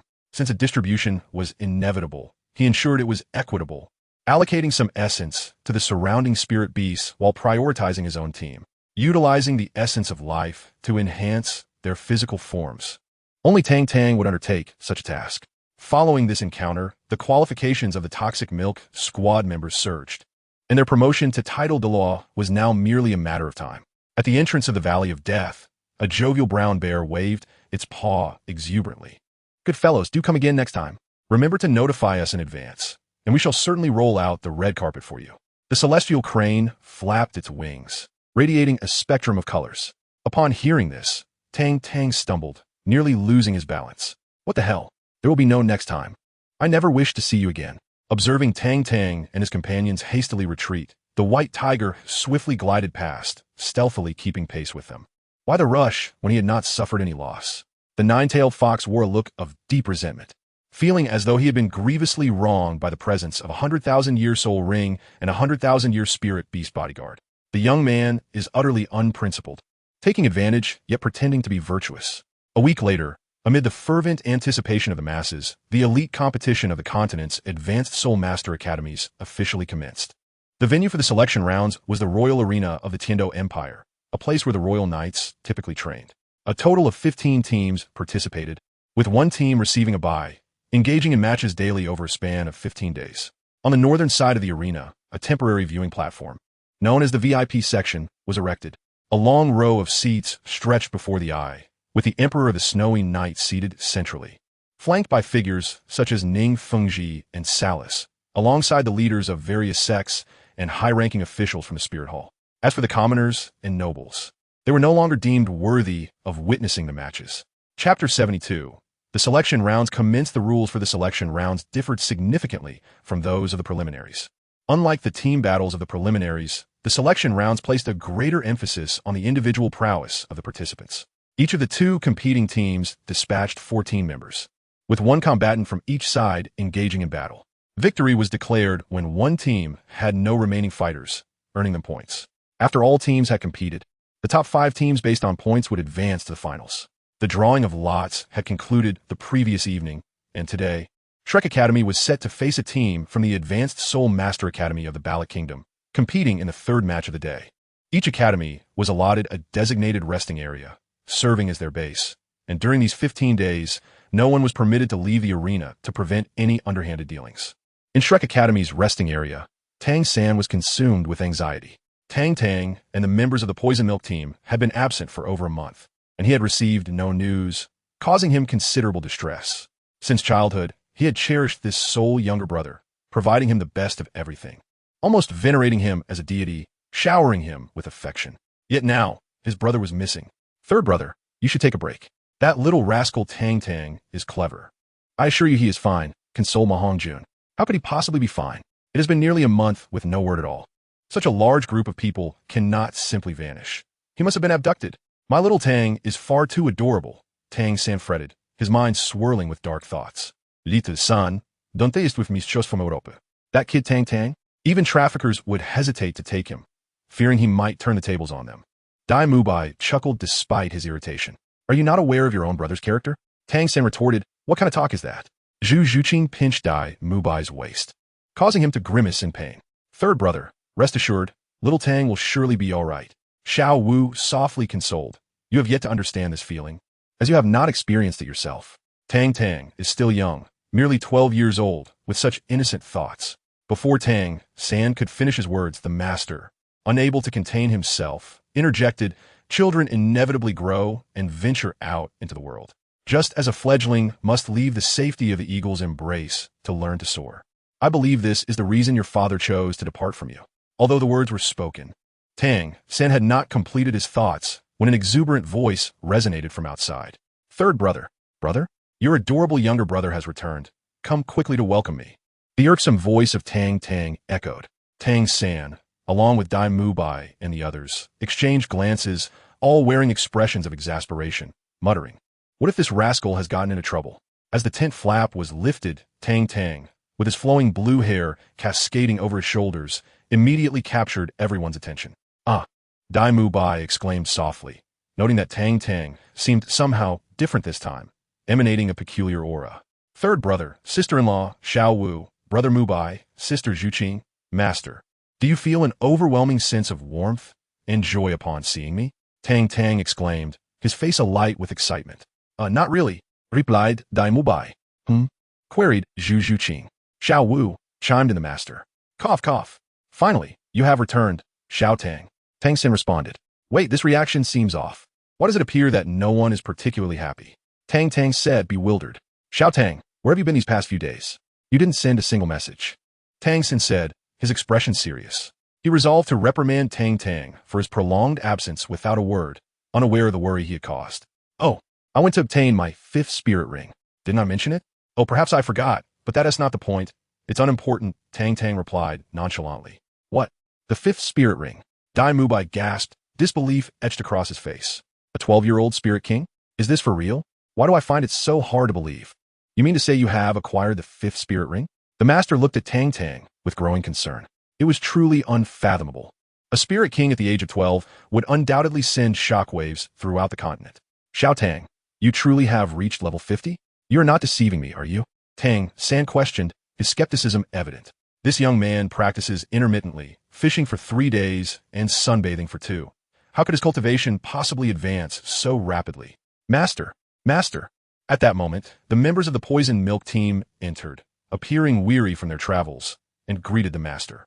I can attest that our captain truly went to acquire the 5th spirit ring, Su Yuqing declared, raising his hand for a vote. Indeed, we can all vouch for that. Several others, including Xian Yudongfeng, concurred. Very well, I shall tentatively accept that you have reached level 50. Now, release your spirit ring for me to see. The master wore a grave expression, suspecting this group had conspired to deceive him. Tang Tang is notoriously lazy. How could he possibly cultivate faster than my dual-spirited disciple? Impossible. They must be lying. This spirit ring shall remain a secret for now. When I make my appearance, I shall surely astonish you all, Tang Tang declared, his face brimming with pride. Very well, you shall be the first in today's first round of the competition, the master nodded. Teacher, Tang Tang is merely a support. Is this truly wise? Tang San remained protective of his younger brother. Have you ever seen a support withstand a martial soul fusion technique? The master's expression was devoid of emotion. Tang San was left speechless. Thus it was decided, Tang Tang first, followed by Mubai, then Xiao San, and the rest will follow based on their performance. The master decisively arranged the order of appearance. Soon, a staff member entered and whispered something to the master before swiftly exiting. Ahem, let us tidy up. It's time to enter the arena, the master instructed. The group wore expressions of excitement. After a month of arduous training, the moment to test their cultivated abilities had finally arrived. As the 15 academy teams entered one by one, the Royal Knights encircled the entire arena. The qualifying rounds officially commenced today, and I hope everyone can fully showcase their strength and exhibit the standards and grace you possess. Now, I declare the commencement of the elite competition for advanced Spirit Master Academies across the continent. Emperor Xie stood up, delivering an impassioned speech before announcing the start of the competition. Long live, long live, long live. Long live, long live, long live. The entire Royal Knights Corps erupted in fervent cheers, a palpable aura of impending doom spreading like a tsunami throughout the venue. The overwhelming momentum and thunderous roars startled the students from various academies participating in the competition. Emperor Xie nodded in satisfaction. These were his sons of the Tiando Empire, the valiant soldiers of his great nation, a display of grandeur unmistakable. Chapter 73. A dazzling debut, the first match commenced swiftly, pitting the Academy of Blazing Fire against the Academy of Fabia. The initial contender was Hua Wushuang, who decisively triumphed over 3 opponents with remarkable ease. Following him, Hua Wu stepped onto the stage, sealing the victory outright. During the upcoming match, you will be the first to compete. Should you find yourself unable to win, surrender immediately. Understood? Tang San had initially intended to be the first to enter the fray, but the master insisted that Tang Tang take the lead, leaving him with no grounds for objection. All right, I got it. Why do you sound like an old nag, third brother? Tang Tang remarked, engrossed in the unfolding match. It's always wise to be cautious. Our future adversaries will only grow stronger. We must not entertain even the slightest sense of complacency. Tang San replied with a serious demeanor. Okay, I understand. Let us just watch the match, Tang Tang retorted, her expression one of indifference. Come on. How could any opponent be stronger than his 100,000-year soul ring? Tang San sighed in exasperation, ruffling her hair and refraining from further discussion. If that were the case, he would have to focus on becoming even stronger himself. The second match commenced immediately after the conclusion of the first. It was not contested by any of the 4 elemental academies, but rather by 2 lesser-known institutions. Among the students from one of these academies, the members of Shrek recognized a familiar figure. Dressed in a simple school uniform that could not conceal her impressive figure, it was none other than Meng Iran, the granddaughter of the legendary dragon and serpent they had encountered previously. In this match, as the vice-captain of the Exotic Beast Academy team, Meng Iran shone remarkably, vanquishing 5 opponents in quick succession, displaying unparalleled vigor and confidence. Surprisingly, apart from Meng Iran, there seemed to be a dearth of talent within the academy, resulting in a crushing defeat as the opposing team executed a remarkable 4 consecutive victories. The contest continued until the 12th round, where the outcome was finally determined, nearly leading to a reversal by the adversaries. Soon, the third match commenced amidst the eager anticipation of the audience, as Tang Tang made a flamboyant entrance. One foot on the arena and the other on the steps, he struck a pose that was ostentatiously extravagant. However, he lost his balance and tumbled down the steps with a resounding thud, almost landing in a most embarrassing manner. In the audience, Qian Rinxu buried her face in her hands, utterly mortified by the spectacle. It was simply too embarrassing to witness. Laughter erupted. Was this fellow an entertainer summoned by a monkey? What a ridiculous sight. Was he intentionally gifting points to the opponents? Those unaware of the situation erupted into fits of laughter, relishing the misfortune of their rival. Ahem. That was a mere accident, absolutely unintentional. Tang Tang, covered in dust, rose with a sheepish expression, feeling the piercing gazes from the audience that seemed to bore into his very soul. The opposing team from Shrek Academy was composed of the Barak Kingdom Academy squad. The first competitor, a young man appearing to be in his 20s, seemed to have witnessed Tang Tang's comical mishap, allowing his own tension to ease slightly, as the opponent appeared rather feeble. Hey, big brother, perhaps you should consider surrendering. I'm afraid that if I strike without restraint, it might be quite uncomfortable for you. Tang Tang offered, his tone laden with false benevolence. Oh, no need for that. Bring on, replied the confident young man from Barak Kingdom, waving dismissively at Tang Tang. Brother, I genuinely think you should give my advice some serious thought, Tang Tang remarked, adopting an expression that conveyed his reluctance to inflict harm. Laughter erupted. Was this fellow's sole skill merely verbal banter? Convincing the enemy to withdraw gracefully? Quite the commendable feat. The surrounding crowd erupted in mirth. Go ahead, take your shot first. Then I'll toss you off the stage, so you won't lose too much face, the young man said earnestly. Puffed. The members of the Toxic Milk Squad roared with laughter. You want our captain to punch you? How amusing. Just be careful. You might not withstand the force of that blow. Are you certain? Tang Tang asked, a look of disbelief on his face. I'm ready. Come at me. The young man insisted, his demeanor serious as he summoned 2 yellow and 2 purple soul rings, rising slowly. Oh, so you're a soul master, Tang Tang remarked, intrigued. Tang Tang inadvertently cast a glance at him, simultaneously unleashing her martial spirit. A deep green glow swirled within the palm of her right hand, and in an instant, the starry staff was summoned forth, releasing an overwhelming aura that permeated the air. 2 purple, 2 black, and 1 red soul rings spiraled upward, encircling Tang Tang as they danced rhythmically around her. Silence. An eerie stillness enveloped the surroundings. Everyone stood in astonishment. 5 soul rings signified a soul king-level powerhouse. This was not the most significant aspect. When people beheld Tang Tang's soul ring, a deep crimson hue akin to blood, positioned at the very end, they were utterly astonished. Their mouths agape in sheer disbelief. This cannot be true. It is utterly implausible. A level 50 soul ring of 100,000 years. Good heavens. Is this boy some kind of freak? How on earth did he manage to hunt a 100,000-year soul beast? The individuals upstairs must be fools. The real issue is not the hunt itself, but the fact that he absorbed it in pristine condition. A fervent discussion rapidly unfolded among the royal knights.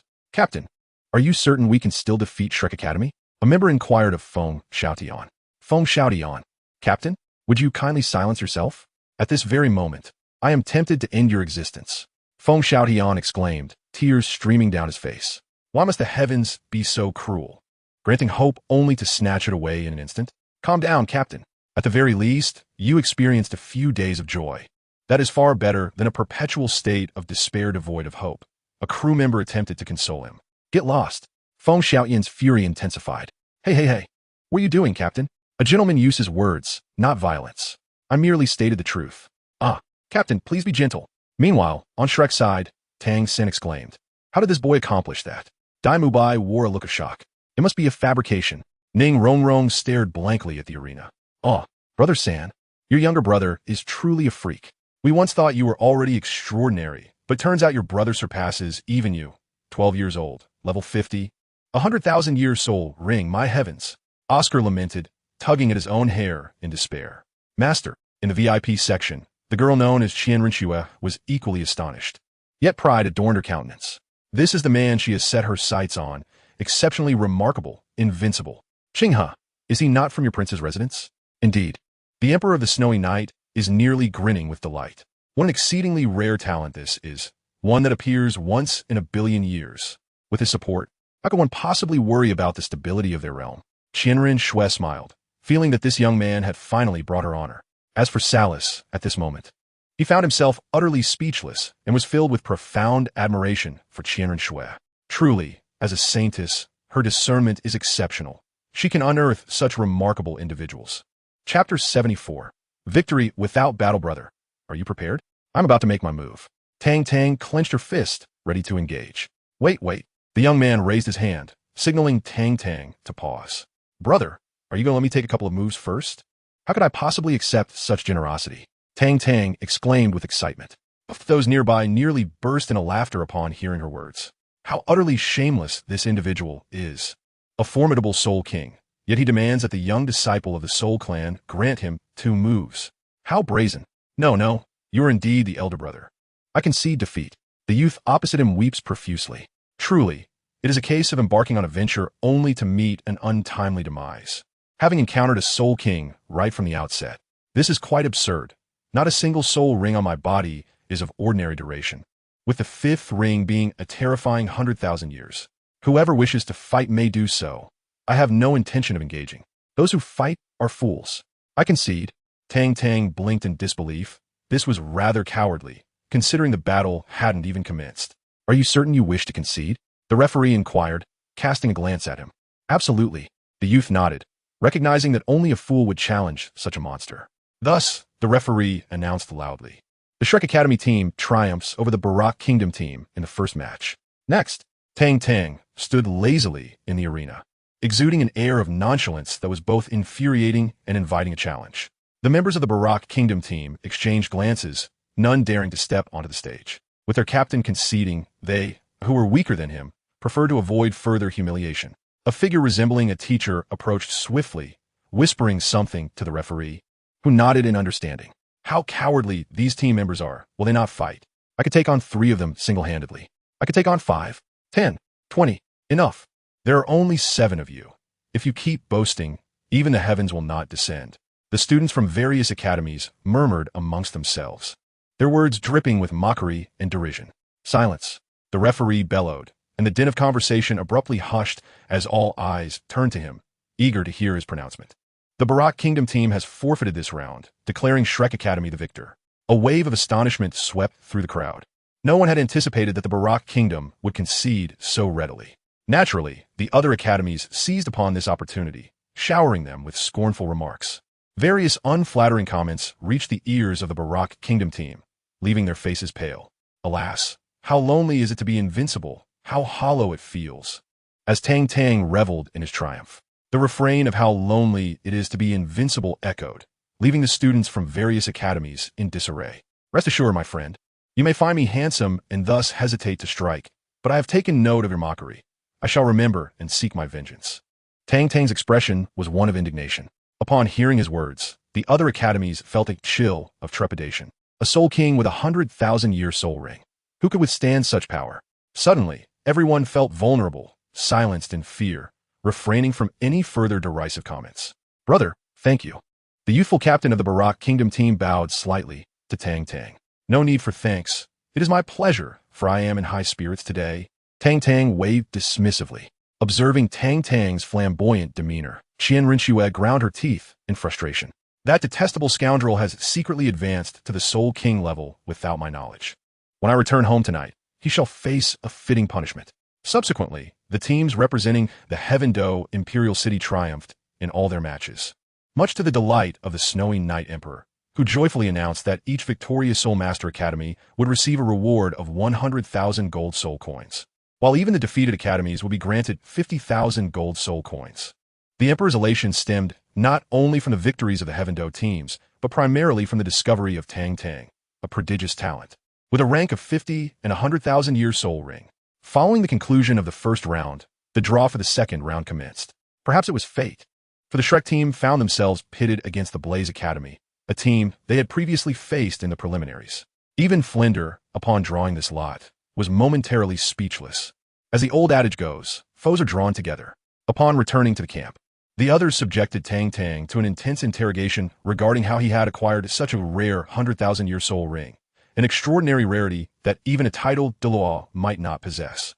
Naturally, Tang Tang spun an elaborate tale, for matters concerning the goddess of life felt far beyond their comprehension. They would understand once they returned from Sea God Island. Now, setting that matter aside, the master turned his gaze toward Tang San and inquired about the optimal formation to face their next opponent, Blaze Academy. Me first, Tang Tang exclaimed, eagerly raising his hand to volunteer. Having not yet had the opportunity to showcase his abilities due to the opponent's forfeiture, he was eager to test the might of his 100,000-year soul ring. The master, however, did not even glance in his direction, dismissing the significance of the 100,000-year soul ring. What of it? Possessing a 100,000-year soul ring does not elevate you beyond a mere support role. Teacher, I believe it would be prudent to have little Tang be the first to battle, Tang San suggested, ever supportive of his younger brother. The master cast a brief glance at him. Given that we are in the qualifying rounds, to conserve our strength, we should minimize the number of participants in battle while securing as many victories as possible, leaving our opponents uncertain of our true capabilities, Tang San proposed thoughtfully. Continue. The master nodded in agreement. In today's match, little Tang had already revealed his 100,000-year soul ring and his Soul King level, which was no longer secret. Rather than continue to conceal their strength, it would be more advantageous to reveal a portion of their power, leading their opponents to mistakenly believe that this was their full capability, Tang San explained softly. Then let it be, as you say. The master mused for a moment before decisively agreeing to have Tang Tang lead the charge, aiming to minimize the exposure of their true strength. Brother San, I love you, Tang Tang declared, excitedly embracing Tang San. Observing this, Xiaowu narrowed her eyes suspiciously. Ahem, little Tang, you are no longer a child. Tang San cleared his throat and cast a glance at Xiao Wu's displeased expression, softly reminding her. Oh right, Brother San, sister-in-law, you two continue your conversation. I shall return home to find old Shui. With a suggestive glance at Tang San, Tang Tang swiftly departed. Zhu Qing, did you not mention needing my assistance with something? Now seems an opportune moment. Let us depart, said Dai Mubai gently. Indeed, Zhu Qing nodded in agreement. Rong, shall we also take our leave? We wouldn't want to intrude upon Brother San and the others, Oscar said with a mischievous grin as he pulled Ning Rong along. The master touched his nose and followed closely behind the group. Brother San, what does your younger brother mean by sister-in-law? Xiao Wu questioned, her hands clasped behind her back, her toes lightly tracing the ground, her cheeks flushed. Chapter 75, My Lady, let us retire for the night midnight. The moonless night was deep and dark, and under the cover of darkness, Tang Tang stealthily entered the prince's residence. The lights in the surrounding rooms had been extinguished, indicating that Qian Rinxue had likely gone to bed. Tang Tang let out a quiet sigh of relief. Her gaze fell upon the door to Qian Rinxue's room, and she tiptoed toward her own. The matter of the 100,000-year soul ring was something Tang Tang felt utterly unprepared to explain to her, so she opted for silence, deciding to evade the situation for a time. With utmost caution, she opened her door, swiftly slipping inside and tilting her head to listen. The neighboring room remained eerily quiet. It appeared old Shui was in a deep slumber, having not heard her return. Tang Tang felt a surge of secret delight. You're back. A cold voice pierced the silence from behind Tang Tang. Startled, she shivered and froze, turning to look. Suddenly, the lights in the room blazed to life, revealing Qian Rinxue's delicate figure standing resolutely by the door. Old Shui, why are you still awake? Tang Tang stammered, her lips twitching. Are you waiting for me? Yes. Or perhaps not. Qian Rinxue remained silent, gracefully taking a seat at the table positioned in the center. Oh dear, you shouldn't have waited for me so late. You ought to rest early. Staying up late can cause wrinkles, Tang Tang said, producing a teacup as if performing a magic trick, gently placing it before Qian Rinxue, pouring tea, and presenting it to her. He seemed to reduce himself to the lowest status, doing everything possible to please her. Lifting the teacup to her lips, Qian Rinxue said nothing, merely gazing at him in silence. Tang Tang felt a sudden wave of unease under her scrutiny. Yet, upon reflection, he questioned why he was lowering himself so much when he had done nothing shameful or wrong. We still have a voice in this household? Before he could voice his thoughts, Qian Rinxue spoke. Now, tell me, what is the matter with your soul ring? Her red lips parted, her expression unchanging, leaving one to wonder what thoughts lay within her mind. Ah, the soul ring. Let us discuss it later, shall we? I really need to go to bed now. Be good. Tang Tang stammered, attempting to evade the inquiry. Suddenly, a shadow flickered in Qian Rinxue's hand, and a black gold whip materialized in her palm. Speak, or face the consequences. Consequences, you say? Tang Tang boldly approached her, seizing her by the arm. What are you doing? Gazing into her strikingly handsome face, Qian Rinxue felt her heart race. Could he be intending to kiss her? What to do? This is so embarrassing and nerve-wracking. I'm not prepared for this. Tang Tang's expression fell, and he knelt before her. Go ahead, punish me. Just know this matter cannot be revealed. Qian Rinxue, this isn't how the story goes. A man's knees are worth gold. With that demeanor, how do you expect to be treated? Stand up. Qian Rinxue frowned. I want to stand. I refuse. I'm still a minor, not yet a man, Tang Tang shouted defiantly. Seeing this, Qian Rinxue felt utterly helpless and could not find a retort. All right, enough. Just get up. I won't ask you anymore, she said, her face filled with disdain. Really? You're so kind to me, old snow, Tang Tang exclaimed, springing to his feet and wrapping his arms around Qian Rinxue's delicate form, planting a fervent kiss on her cheek. How shameless. What are you doing? Qian Rinxue's face flushed red. She had never experienced such a situation in her life. For a moment, she felt overwhelmed. Madam, it's getting late. Let us retire for the night, Tang Tang said with a mischievous smile. In a flash, Qian Rinxue appeared at the doorway, gently patting her flushed cheeks, turning to Tang Tang and retorting, Who is your madam? At such a tender age, one should not squander their time learning trivial matters. If this happens again, I shall truly be incensed. Lao Shui, Tang hesitated, words caught in his throat. Enough, let us leave this matter here. I shall not inquire into the origins of your soul ring. Get some rest, you have a competition tomorrow. Just as Tang Tang was about to voice his thoughts, Qian Rinxue raised her hand to silence him, gently closing the door behind him. Upon hearing the sound of a door shutting next door, Tang Tang felt his heart swell with emotion. He could sense Qian Rinxue's concern and affection for him, which was boundless. Yet, this was something he could not reveal to her. The contents of the god's 18th trial were beyond his comprehension, and who knew when his own fate might take a turn for the worse? Would he truly send Qian Rinxue to seek vengeance against the god of destruction? What a ludicrous notion. The god of angels struggles against the sea god. Pursuing the god of destruction would be akin to courting death. Tang Tang hoped that, should he one day no longer be present, Qian Rinxue could continue to live joyfully, blossoming into a beautiful little fairy. The night passed in silence.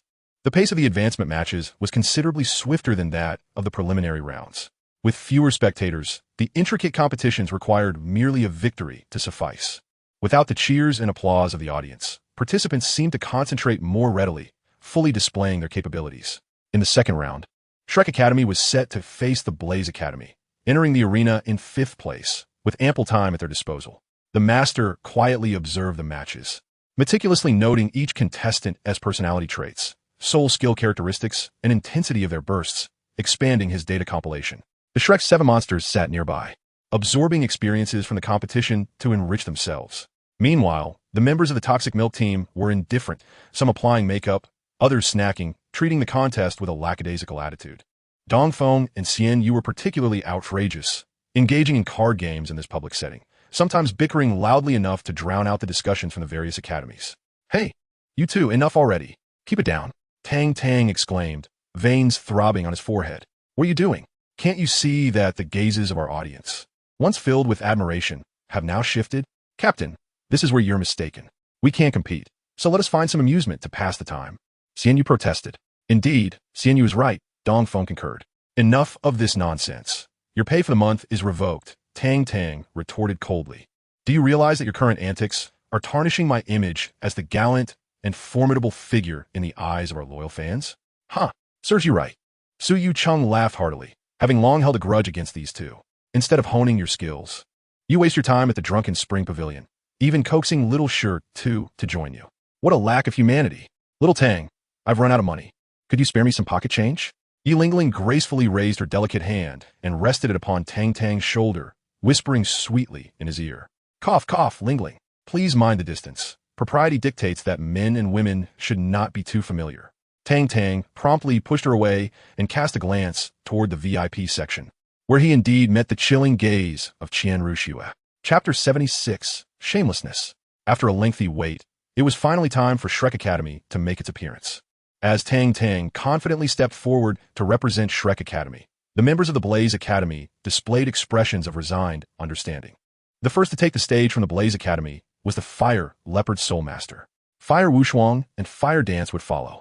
Their strategy was to exhaust Tang Tang's soul power, making it possible to defeat even a Soul King level opponent. Fire Dance's eyes were fixated on Tang Tang, eager to discover the true strength of this so-called 10,000-year soul ring ability. As the referee proclaimed the commencement of the match, the atmosphere became charged with anticipation. "Hello, little leopard," Tang Tang greeted cheerfully. The Fire Leopard Soul Master remained silent, his 2 yellow and 2 purple soul rings pulsating ominously. With a flash, the first soul ring ignited, and the Fire Leopard Assault was launched. The Fire Leopard Soul Master transformed into a blazing shadow, dashing toward Tang Tang at an astonishing speed, his claws gleaming with a deadly light. "Whoa, ruthless!" Tang Tang nimbly executed the Ghost Shadow Misty Step, effortlessly evading the attack. "Little leopard, let us not jump straight into violence upon our first meeting. That is hardly proper.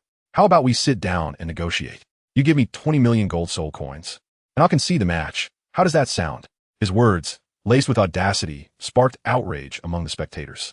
Shameless, in broad daylight, attempting to fix the match. How brazen. There were murmurs of conspiracy among the gathered students from various academies. Meanwhile, the teachers from Blaze Academy exchanged furtive glances. While 20 million gold soul coins seemed excessive, the potential rewards from defeating Shrek Academy far outweighed that sum. Considering all this, it seems there is no loss to be incurred. Is this statement indeed true? The Fire Leopard Soul Master halted his movements, furrowing his brow as he gazed at Tang Tang. A man of honor must uphold his word. Tang Tang's face radiated with a feigned righteousness. In the audience, Qian Rinxue felt veins throbbing at her temple. Who was it that knelt on the ground last night, adamantly proclaiming his youthful innocence? Ning Fengji was nearly driven to exasperation. Such a person was a disgrace to decorum. As for the Snow Knight Emperor, he found himself increasingly pleased with Tang Tang. After all, a genius is often plagued by minor flaws, which are entirely understandable. If Tang Tang were truly flawless, it would pose a greater headache for the Snow Knight Emperor. Ambition is commendable. The Emperor was well-versed in the art of pleasing others. A deal is struck. The Fire Leopard Soul Master agreed readily. He had just received word from his mentors that as long as he could secure Tang Tang's allegiance, Shrek Academy would pose no threat. Thank you, my friend. Accepting the gold card handed to him by the Fire Leopard Soul Master, Tang Tang beamed with joy. Earning gold coins is truly delightful. On the Douluo continent, gold cards are unregistered. As long as one possesses a gold card, they can withdraw funds from any bank across the continent. Thus, Tang Tang harbored no concerns regarding the card's validity, and he trusted that the amount within would not be falsified. After all, it was one of the 4 elemental academies. They could not possibly possess such a meager reputation. Since you have accepted the payment, hasten to concede, the Fire Leopard Soul Master urged. What did you say? Concede. The term concede does not exist in my lexicon. Tang Tang retorted with a cold smile, stowing the gold card within his spatial ring. The Starlight Scepter was summoned forth, with 2 purple, 2 black, and 1 red soul rings spiraling upwards. You are resorting to deceit, which is unbecoming of a man of honor.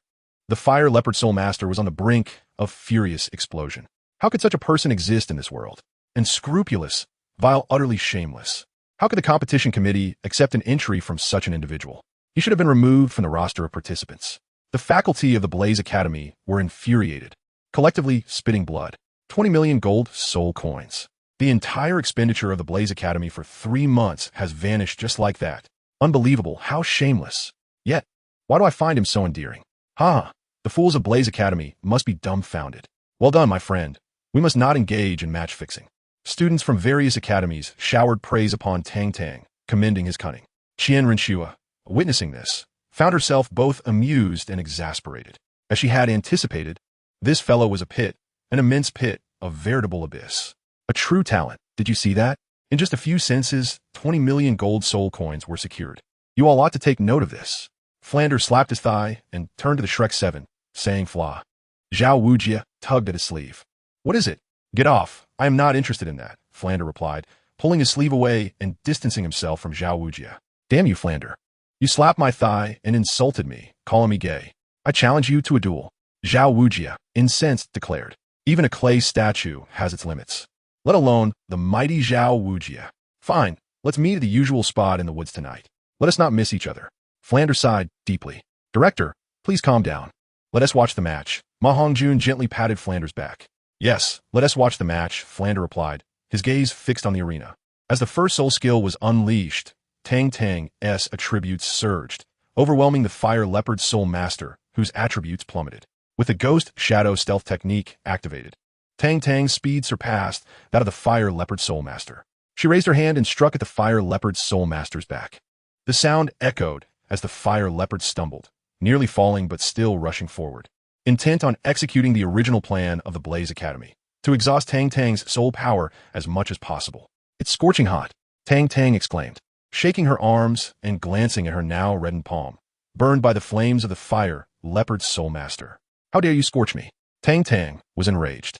With the full force of the Ghost Shadow Stealth technique, she transformed into a blur, closely tailing the Fire Leopard Soul Master. The starry staff was firmly grasped in her hand as she unleashed a flurry of strikes upon him. The arena erupted into chaos. After a brief period, the Fire Leopard Soul Master raised his right hand, panting heavily and indicating he could run no more. At that moment, he was a pitiful sight, his robes tattered, drenched in sweat, and his head swollen like a pig's, covered in lumps. Are you still running? Tang Tang raised her staff, ready to strike, though she too was fatigued. The speed of an agility-type Soul Master was indeed remarkable, and had it not been for her training in Ghost Shadow Stealth, she would not have been able to keep pace. Stop. I concede, the Fire Leopard Soul Master declared, admitting defeat. Following this, the 4 members sent by the Blaze Academy aimed solely to deplete Tang Tang's soul power. They darted around the arena, and while they barely exhausted her soul power, they certainly wore her out.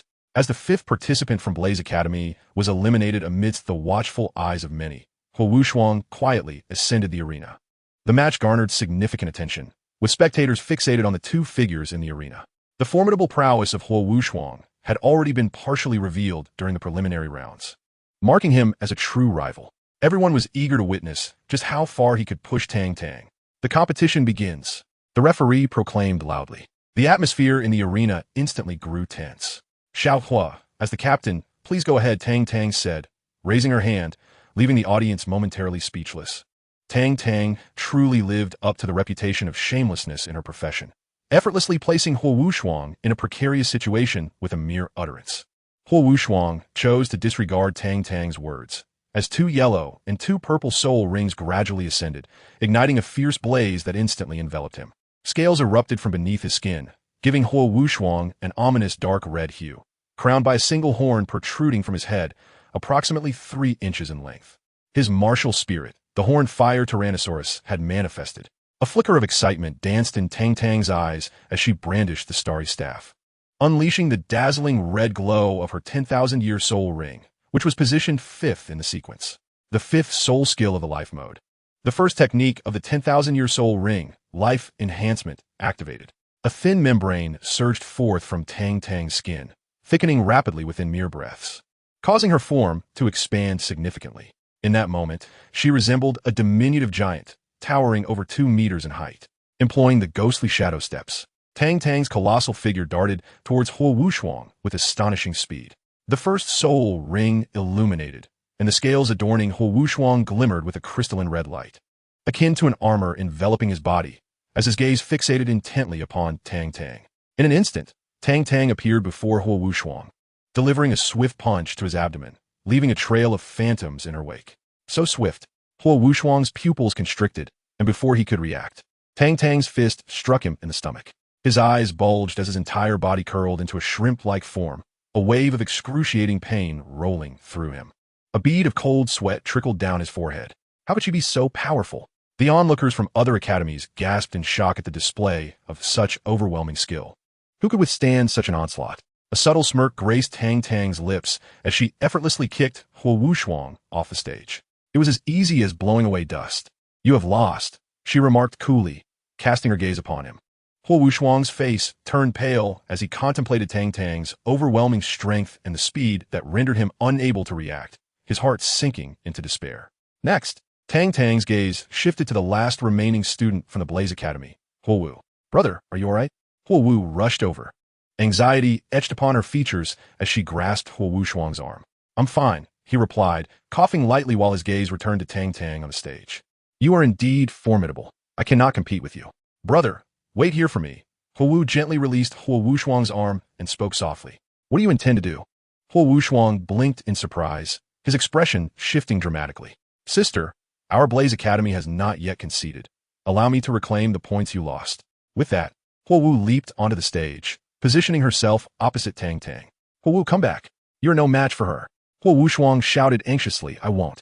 Huo Wu, her face etched with determination, cast a glance at Tang Tang, her eyes ablaze with unquenchable fury. All unauthorized personnel, please vacate the premises. The referee directed his gaze toward Huo Wushuang, who wished to call Huo Wu back. Tang Tang stole a glance at Huo Wu. Indeed, she was a remarkably beautiful girl, albeit with a temperament that was rather too fiery. The audience below erupted into fervent discussions, witnessing the emergence of the most formidable dark horse of the event.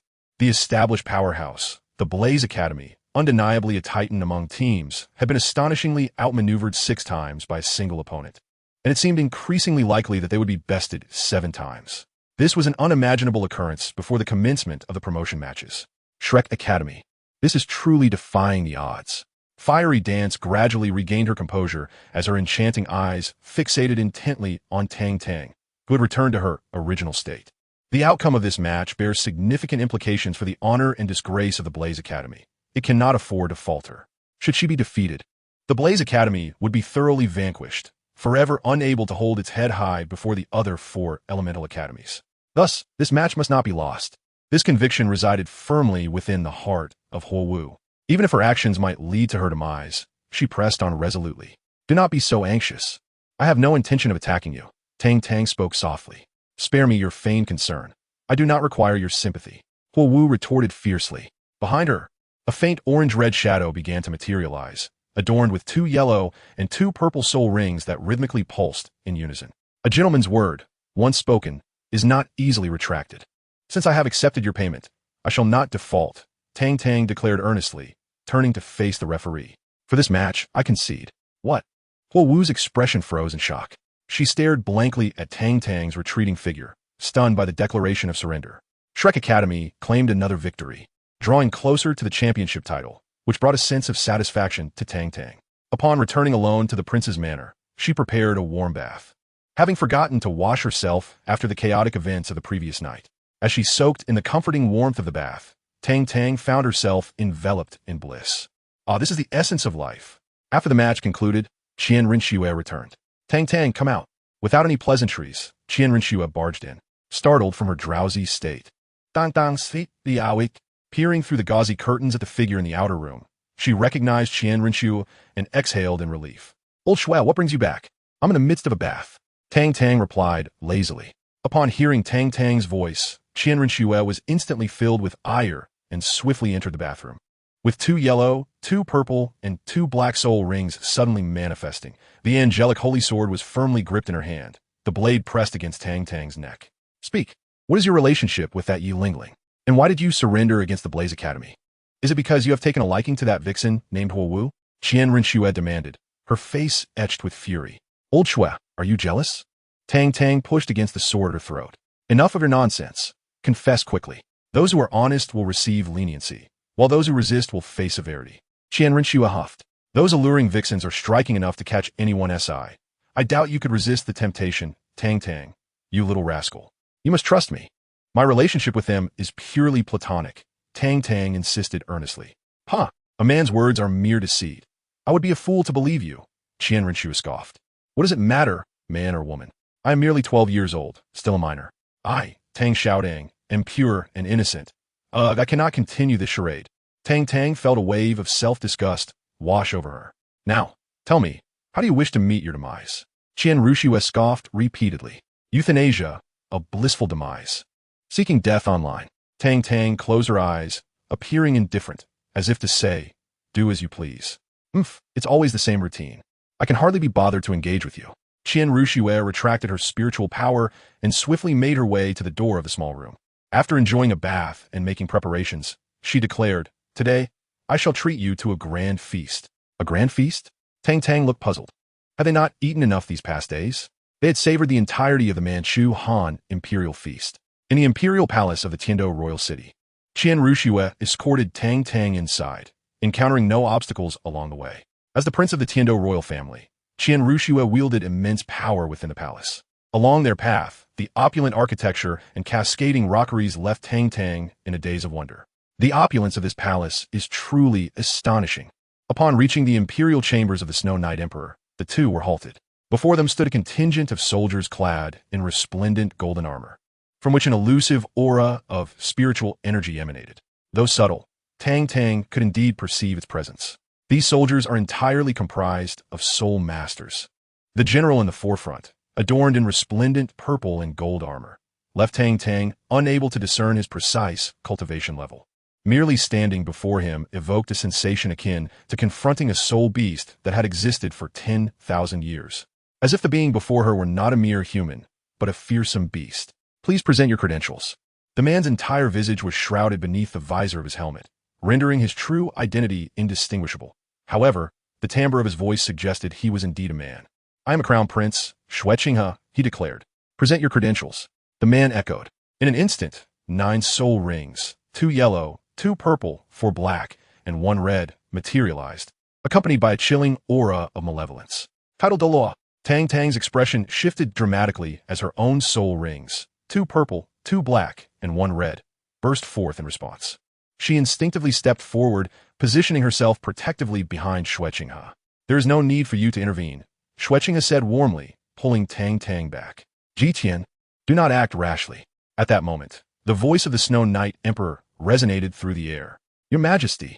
A chorus of individuals fell to their knees in reverence. No need for such formalities, the Snow Knight Emperor replied, hastening towards them, his face alight with excitement. Your Majesty, the purple gold guard Jitian greeted respectfully. You may withdraw, the Snow Knight Emperor said with a nonchalant tone. As you command, Your Majesty, Jitian replied, retreating slowly. So you are Tang Tang. I have long heard of you. Indeed, heroes emerge in youth. The Snow Knight Emperor exclaimed, his face beaming with delight as he nodded enthusiastically at Tang Tang. Level 50, with 100,000-year soul ring. Truly an extraordinary prodigy. Greetings, Tang Tang responded coolly. Is this your way of intimidating us upon arrival? Ah, please do not take offense. Jiqian has always been this way. I shall have a word with him later, the Snow Knight Emperor said, his expression tinged with embarrassment. The Serene Knight is truly a source of vexation for me. Let us set this aside for now and partake in a meal. Qian Rinxue remains quite supportive of Tang Tang, aware that he has gone without food for an entire day and fearing he might be hungry. Yes, indeed. Let's dine first. The Emperor of the Snowy Night laughed heartily. Bring forth a feast at once and prepare it to the highest standards. Today I wish to graciously host our esteemed guest. Later that evening, at the prince's residence, in the pavilion, Tang Tang and Qian Rinxue sat facing each other.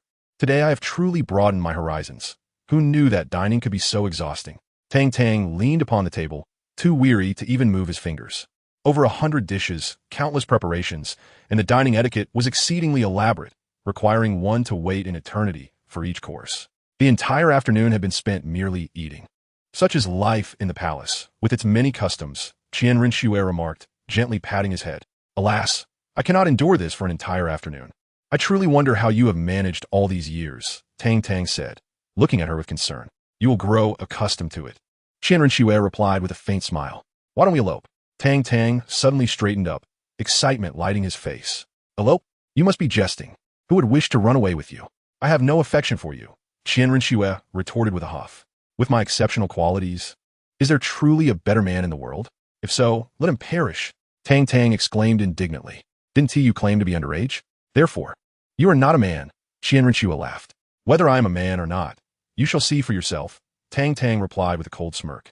Today, I shall assert my manhood and show you why flowers bloom so brilliantly. Let's see then. Qian Rinxue shot back defiantly, raising her exquisite chin. Let us proceed, Tang Tang said, brimming with enthusiasm. Today marks my transition into manhood. Onward. Qian Rinxue playfully kicked Tang Tang, her form twirling as her toes lightly touched the rooftop. Tang Tang rubbed his backside, his expression one of indignation. He had known it would turn out this way. Every time he found himself caught in such indecision. He was denied rest. He looked up, about to speak, when he was captivated by Qian Rinxue's enchanting presence. Against the backdrop of a crescent moon, the girl stood gracefully on the rooftop, clad in garments as white as snow, her hair flowing in the night sky, her beauty striking in that moment. What is it? Qian Rinxue leaped down, observing Tang Tang's dazed expression. Oh, it is nothing. I just suddenly realized how beautiful you are. Tang Tang snapped back to reality, responding instinctively. Oh, so you are implying that I was not beautiful before? That I cannot compare to those outside like Jingjing, Huowu, and Yilingling? Qian Rinxue's expression turned cold. Old Shui, how could you harbor such thoughts? It is incorrect to think that way. My relationship with them is purely platonic. By the way, who is Jingjing? Oh, do refrain from striking. I assure you, I am capable of defending myself, and indeed, I shall retaliate. If you continue to assault me, I might just weep. Please, spare my face. Such blows are a blow to my dignity. The following morning at the royal arena of Tiando, I was taken aback. Captain, what on earth has happened to your visage? Observing Tang Tang limping towards us, Xian Yu felt an inexplicable thrill. Ah, is that not our captain? How has she been reduced to such a pitiful state? Su Yucheng stifled a laugh behind her hand. Huh, she had it coming. Yi Ling sneered. Everyone away. Tang Tang was in tears. This group of despicable individuals, whom I have treated well in the past, upon witnessing their current state, seem to care little for their own injuries. Ling, please summon the healing light wave. Tang Tang lay on the recliner with great difficulty, feeling an unbearable ache throughout her body. I refuse. Yi Ling shook her head. Tang Tang, I find myself in a truly challenging predicament. Chapter 79. Commentator Xiao Tang. As the days passed, the qualifying matches progressed with fervor. Due to Tang Tang's extraordinarily formidable spirit ring, the academies united in a petition to the organizing committee, demanding that she be barred from further participation in the competition until the finals, insisting that her presence was a menace to the Star Luo Empire and the Spirit Hall. Under mounting pressure, the Tiando royal family and the Spirit Hall convened urgently and concluded that the academy's concerns were justified. Consequently, Tang Tang was suspended from the competition before the finals. As she spent her days in the audience watching the matches, her patience wearing thin, Tang Tang resolved to create a stir. On the sixth day of the qualifying rounds, the organizing committee unexpectedly announced a piece of news. To infuse some excitement into the competition, they officially extended an invitation for Tang Tang of Shrek Academy to serve as a commentator for all matches in the qualifying rounds. Upon hearing this announcement, all the students from various academies erupted in disbelief. How is this person ubiquitous? After a brief respite, how has he been unleashed once more? In the sixth round of the promotion matches, Shrek Academy faces off against the Planned Academy. Beside the VIP section, a commentary platform has been specially erected, and Tang Tang gracefully approaches, settling into the commentary seat. Hello, can you hear me? Tang Tang calls out a couple of times to test the sound. All right. Tang Tang straightens her expression and adjusts her voice to commence. Dear esteemed guests, respectable ladies and gentlemen, I, Tang Xiaodang, will be your commentator for the upcoming match, providing detailed analysis. I hope you enjoy it. Upon hearing this, everyone is taken aback. Qian Renxue nods, acknowledging that in such a public setting, this fellow finally seems to consider his reputation. The students from other academies are equally astonished, wondering if he has turned over a new leaf. How can he be so serious today? Tang San feels a sense of pride, a maternal smile gracing his face, believing that Tang Tang has matured. Only the members of the Poison Milk team do not share this sentiment, covering their faces in disbelief. After spending so much time together, they are all too familiar with Tang Tang's nature. As expected, she swiftly shifts her tone and boldly declares, I know you all despise me, for I am too exceptional. As the Soul King, you are merely novice soul masters, and your jealousy is palpable. Qian Renxue rubs her forehead, realizing that this child can hardly maintain seriousness for more than 3 seconds. The students from various academies erupt in anger, questioning her audacity. What do you mean we are jealous? Even if we were, you shouldn't voice it. Do we not care for our dignity? It is precisely because of your jealousy that I am relegated to commentary. At this moment, my spirits are high. Ha ha ha. You thought that by preventing me from competing, you could erase my presence? Every action has its consequence. Your retribution is me. Tang Tang beams with arrogance, sporting an expression that invites a challenge. The expressions of his students from various academies are filled with fury, utterly infuriating. Are you surprised? Is this unexpected? From now on, every match you play will be under the shadow of me, the great Tang Tang. Tremble in fear. Tang Tang exclaims with excitement. I swear, I want to knock him out. Someone from above exclaims. Agreed. Another chimes in. You all may proceed. On this day next year, I shall offer more incense for you. Commentator, please mind your language. The referee warns with a dark expression. How perplexing is this commentary? Let us delve straight into the matter. Tang Tang cleared her throat, her expression swiftly turning serious. First, let us examine the first team to take the stage today. Indeed, it is the illustrious Shrek Academy battle team, represented by Wait. Little Stone, what business do you, a defense type, have up there? Quickly, step down. This is not your arena. The audience reacted. Snow Knight Emperor, Qian Renxue. Cough, cough, well, I seem to have lost my composure. Let us return to the main topic. Tang Tang appeared quite embarrassed. The Shrek team features Little Stone, a level 42 defense type, soul master with the martial soul of the fiery golden armored rhinoceros. His first soul skill is fiery golden armor. The second is war tread. The third is enhancement, and the fourth is savage charge. As for the Planned Academy, this individual appears unfamiliar. Could it be that an outsider has infiltrated? Guards, expel this person at once. Tang Tang commanded imperiously, while the members of the Planned Academy were on the verge of fury. You are the unfamiliar one. Your entire family is unfamiliar. After verification, it was confirmed that this individual indeed belongs to the Planned Academy. As for the name, it is of little consequence.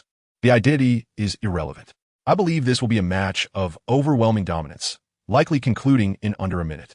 Let us anticipate with great enthusiasm. After saying this, Tang Tang took a sip of water, her mouth parched. The representatives from other academies were utterly speechless, collectively shouting about the unfairness. The members of Shrek Academy even introduced the names of their soul skills, while those from the Planned Academy did not even disclose their names. The seating arrangement appears rather askew. Upon hearing the shouts from the audience below, Tang Tang rolled her eyes. What I say is my concern. If you find it displeasing, feel free to confront me. Setting her water cup aside, Tang Tang resumed her commentary. Now, let us examine the current state of the battle. Shur2 has activated his first soul skill, the fiery golden armor. Wow. Shur2 unleashed a barbaric charge. My goodness. The members of the Botany Academy are about to be rammed. The individuals from the Botany Academy are utterly shameless. They retaliated with a binding technique. interrupting Shi Tu's charge and completely immobilizing him, feeling dejected. If it were me, I would have initiated a war trample followed by an enhanced version of war trample. Look, the unfortunate soul from the Botany Academy has been stunned. Shi Tu has executed another barbaric charge, sending the Soul Master from the Botany Academy tumbling off the stage. The match concludes. In the first contest of the 6th round of the qualifiers, Shrek Academy emerges victorious. Let us offer a resounding applause to congratulate the Shrek Academy team. The students from various academies exclaimed, "Shameless! Such tactics are unacceptable. I shall report this. Shrek Academy has cheated." An instructor from the Botany Academy pointed an accusatory finger at Tang Tang, shouting in outrage. The other instructors and students remained silent. Truth be told, while Tang Tang's commentary might have been somewhat underhanded, it was not entirely unjustifiable. "Oh, where have I cheated?" Tang Tang cast a dispassionate glance at him. "I relish engaging with you contrarians. It perfectly occupies my time when I am bored. You alerted Shi Tu of Shrek Academy, resulting in our student being knocked off the stage." The Botany Academy instructor seethed. "Is it wrong for me, as a commentator, to convey pertinent information about the match to the audience?" Tang Tang addressed the distinguished guests nearby. Indeed, Qian Rinxue naturally supported Tang Tang. What wrongdoing is there? Currently, Tang Tang is quite the favored individual in the presence of the Snow Knight Emperor. The contest persevered.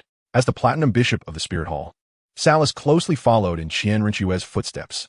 Unrelated personnel must not disturb the match. Although Ning Fengji harbored a certain disfavor towards Tang Tang, he still stood by Shrek Academy in this matter. After all, his precious daughter was enrolled there. The high-ranking members of the competition committee unanimously supported Tang Tang. The instructor from the Botany Academy returned with his tail between his legs.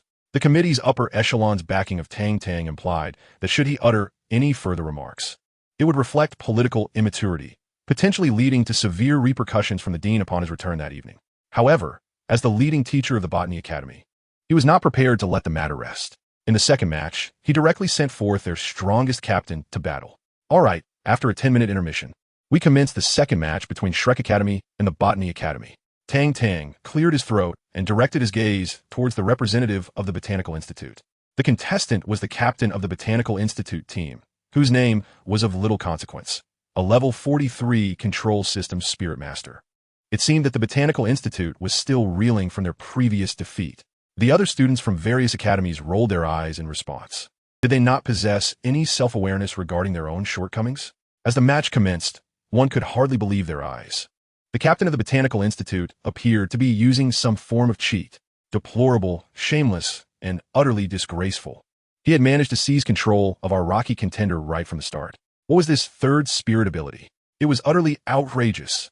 Alas, the rocky competitor was thrown off the stage, securing victory for the Botanical Institute.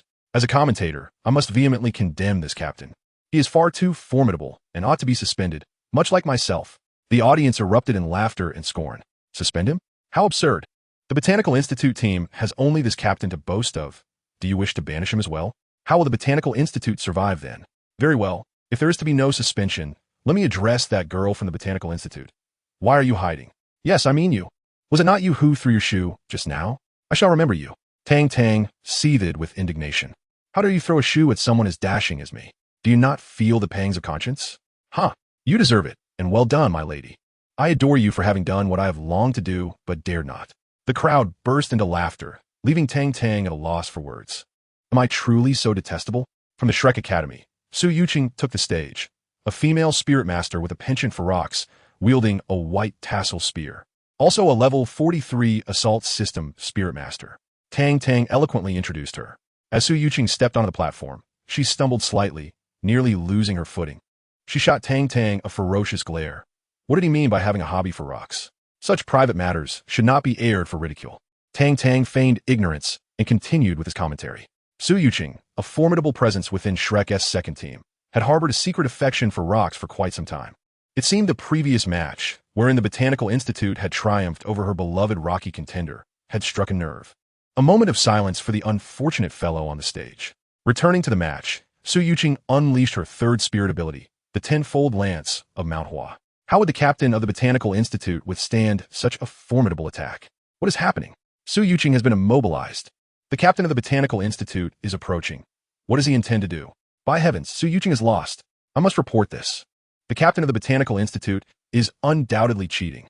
On the arena, the captain of the Plant Academy team sneered repeatedly. His martial soul was the Thorn Demon Vine, a plant-type martial soul infused with neurotoxic properties that could slow down the movements of opponents upon piercing the skin. Frankly speaking, the Shrek Academy team is rather unimpressive. This statement ignited the atmosphere instantly. Anger surged, tables were overturned. It was intolerable. Tang Tang was furious. After a brief 10-minute intermission, the fourth match commenced. In this round, the Shrek team held nothing back, deploying a full squad of official members. Ma Hongjun, known as the Evil Fire Phoenix, a formidable level 41 assault-type soul master with the martial soul of a phoenix, warned the Plant Academy members to pray they would not face a brutal defeat. As the match began, Ma Hongjun immediately unleashed his first soul skill, the Phoenix of Fire. The captain of the Plant Academy must have been in despair, for fire consumes plants, a natural counter. Oh my, Ma Hongjun has now activated his fourth soul skill, the Phoenix's Roar. It's over. The captain of the Plant Academy has been struck. The flames of the Phoenix burn with an exceedingly high temperature. Surely, he won't be burned to death. Well, he's still alive, still able to move, still drawing breath.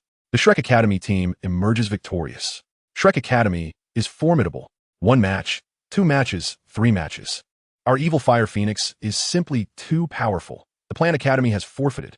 In this round, Shrek Academy claims victory. Congratulations to them. Ma Hongjun retracted his right hand, the purplish-red flames swirling back to him.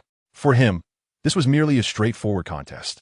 The elemental advantage allowed him to annihilate the opposition with ease. Had the adversary not forfeited in the final round, Ma Hongjun could have effortlessly achieved a 1 against 6. Shrek Academy is truly astonishing. Even without that oddity Tang Tang, their strength remains terrifying.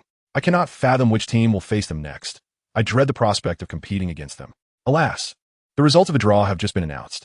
Our team is set to face Shrek Academy. Ha ha, brothers upstairs, give it your all and defeat them. The banter among a group of struggling students is always so delightful. Evening. Supporting her weary body, Tang Tang gently pushed open the door of the prince's residence. Old Xue, are you there? I need a sip. I feel like I'm about to collapse. Tang Tang's voice was hoarse. Qian Rinxue's graceful figure slowly emerged, ignoring him as she watered the potted plants in the yard. Old Xue, you no longer love me. Tang Tang's face was filled with sorrow. Indeed, I have never loved you. Did you just realize that? Qian Rinxue cast a fleeting glance at him. If you don't love me, then why did you kiss me, MMPH? Qian Rinxue raised her delicate hand, covering Tang Tang's mouth. Honestly, you dare to say anything, and you claim you don't love me. Tang Tang smiled foolishly. All right. I adore you. I love you to death.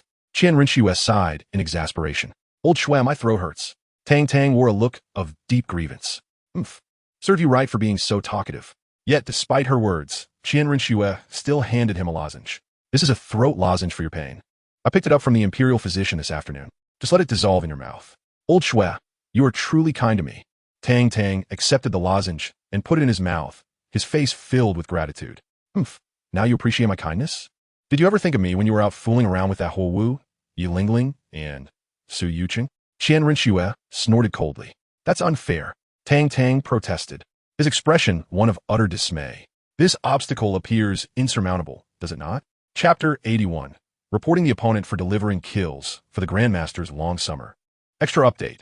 In the subsequent matches, Dai Mubai, Zhu Zhuqing, and Xiao Wu took the stage. The formidable Dai Mubai executed a remarkable feat of defeating 7 opponents single-handedly, a display of terrifying prowess that left spectators in awe.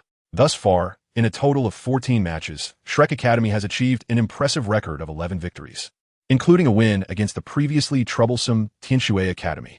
Ma Hongjun showcased his exceptional strength by defeating Shui Binger, Shui Yuer, and Xue Wu consecutively, demonstrating the magnitude of his individual power. However, in the next 3 matches, Shrek Academy encountered challenges. The forthcoming match will be against the Thunder Academy, one of the 4 elemental academies they have never faced before. Master, will I be participating today? Tang Tang inquired eagerly, her excitement palpable. Having spent the entire day in a commentary booth watching the matches, she felt an overwhelming urge to engage physically. Otherwise, she feared she might become stagnant. Today's adversaries are the Thunder Academy, undoubtedly a formidable opponent, as the Blaze Academy had previously been easily overwhelmed by them. The organizing committee has stipulated that you cannot compete before the finals. Master stated calmly, gazing at her. How cruel. Tang Tang exclaimed in frustration as she turned to leave. Soon after, the match commenced, with Tang Tang still seated in the commentary booth. Ladies and gentlemen, your charming and delightful Tang Xiaoding is back. After a night apart, I bet you miss me dearly, she proclaimed, flipping her hair with a dramatic flair. Ugh, what a shameless display. I have never encountered such unmitigated audacity. I wholeheartedly concur with the sentiments expressed above. Agreed, one. Members of the Shunfeng, Thunder, Tianshui, and Blaze Academies voiced their disdain. Please, you are merely envious of my superior looks, Tang Tang retorted, defiantly raising her middle finger in greeting. Ugh, someone hold me. I feel nauseous. Get lost. Nauseous 1. 10,010. 10086. A group of students expressed their dissatisfaction as the competition commenced. The first contestant from Shrek Academy was Su Yuqing, while the representative from Thunder Academy was merely a minor player, whose name hardly deserved recognition. Unsurprisingly, Su Yuqing effortlessly overwhelmed her opponent. The second match began, where Su Yuqing, demonstrating remarkable prowess, wielded a long white spear with an imposing presence. Although her adversary was formidable, they were no match for her, and she swiftly claimed victory once more. As the third match unfolded, Su Yuqing, fatigued from exerting her soul power, exposed a flaw that her opponent seized, leading to her defeat as she was knocked off the stage by a second soul skill. The second combatant from Shrek Academy was Dongfeng. While Dongfeng's offensive strength was not particularly high, his speed was extraordinary. Utilizing the advantage of a swift agility-based soul master, he danced around his opponent, depleting their soul power before sending them crashing off the stage. The fourth contestant from Thunder Academy entered, not allowing Dongfeng the opportunity to showcase his speed. With a soul skill that unleashed a torrent of lightning across the arena, Dongfeng was paralyzed, trembling uncontrollably as he was approached and subsequently struck away. Xinyu then took the stage. Sharing a similar fate with Dongfeng, they fought with all their might, ultimately managing to eliminate their opponent. The fourth contender from Shrek Academy was Bailey, a control-type soul master who excelled in individual matches. Thunder Academy's fifth contestant was a level 42 soul master, wielding the Thunder Eagle spirit, named Lei Tian. The thrilling confrontation between Shrek Academy and Thunder Academy was about to commence. Would Thunder Academy prevail, or would our dear Bailey's beauty and strength shine through? Stay tuned after the advertisement for the revelation. Tang Tang took a sip from a nearby water bottle. The students from various academies had long since run out of things to criticize. They had become somewhat immune to Tang Tang's shamelessness after having experienced it deeply. Swift resolution was the warning given to Lei Tian by the mentor of Thunder Academy. Now, we can see that Lei Tian has unleashed his spirit, a pair of thunderous wings sprouting from his back. Wow, he's really taking to the skies, Tang Tang exclaimed, appearing as if she had never witnessed such a spectacle before. Meanwhile, the teacher from Thunder Academy, confident in his own composure, found himself quite irritated at the display. What did it mean to sprout wings and ascend? Our adorable Bailey remained unfazed by Lei Tian's actions. What was her plan? Suddenly, Lei Tian's fourth soul ring illuminated, revealing his straightforward nature as he launched a powerful attack without a hint of tenderness. How would our charming Bailey respond? Let's wait and see. Tang Tang's lips curled into a smirk. In the arena, Bai Li's hands glimmered with a crimson light as her second and third spirit abilities illuminated. With a series of clicks, 4 pink crystal walls materialized, forming a cubic cage that entrapped Lei Tian within. From behind Lei Tian, a blue lightning eagle coalesced. Born from pure electricity, its chaotic energy crackled violently, producing a symphony of thunderous sounds. The lightning eagle swelled in size, breaking through the crystal cage, as formidable lightning energy amassed. As the eagle expanded beyond 5 meters, Lei Tian, suspended in midair, merged seamlessly with the creature. Fixating his gaze upon Bai Li, Lei Tian descended with an unparalleled ferocity, hurtling towards her. Oh, did Lei Tian gain admission to the Thunder Academy through dubious means? Or perhaps he is, in fact, a member of the Shrek Academy? How brazenly he offers himself as a sacrifice. Tang Tang mocked with a cold laugh. The crowd, bewildered by Tang Tang's words, failed to comprehend her insinuation of sacrifice. After all, Bai Li was on the verge of elimination. With a sly smile, Bai Li activated all 4 of her spirit rings, enveloped in a shroud of pink energy. Raising her delicate hand, a layer of crystalline wall coalesced above her, slanting elegantly against the edge of the arena. The wall, thick and shimmering like a mirror, consumed all of Bai Li's spirit power in its formation. Under the watchful eyes of the audience, Lei Tian, accompanied by the lightning eagle, charged downward. With a resounding crash, he collided with the crystal wall's surface, his downward momentum propelling him beyond the arena, creating a sizable crater in the ground. I wish to file a complaint. Lei Tian is brazenly offering himself as a sacrifice, flouting the rules of the competition. Tang Tang exclaimed indignantly. The spectators from the Thunder Academy, the Blaze Academy, and the Divine Wind Academy could hardly believe their eyes. If they were unaware of Lei Tian's upbringing within the Thunder Academy, one might have mistaken him for an actor playing a role.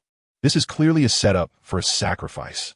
A dazzling fourth soul skill was unleashed, yet it ended up sending the opponent flying off the arena.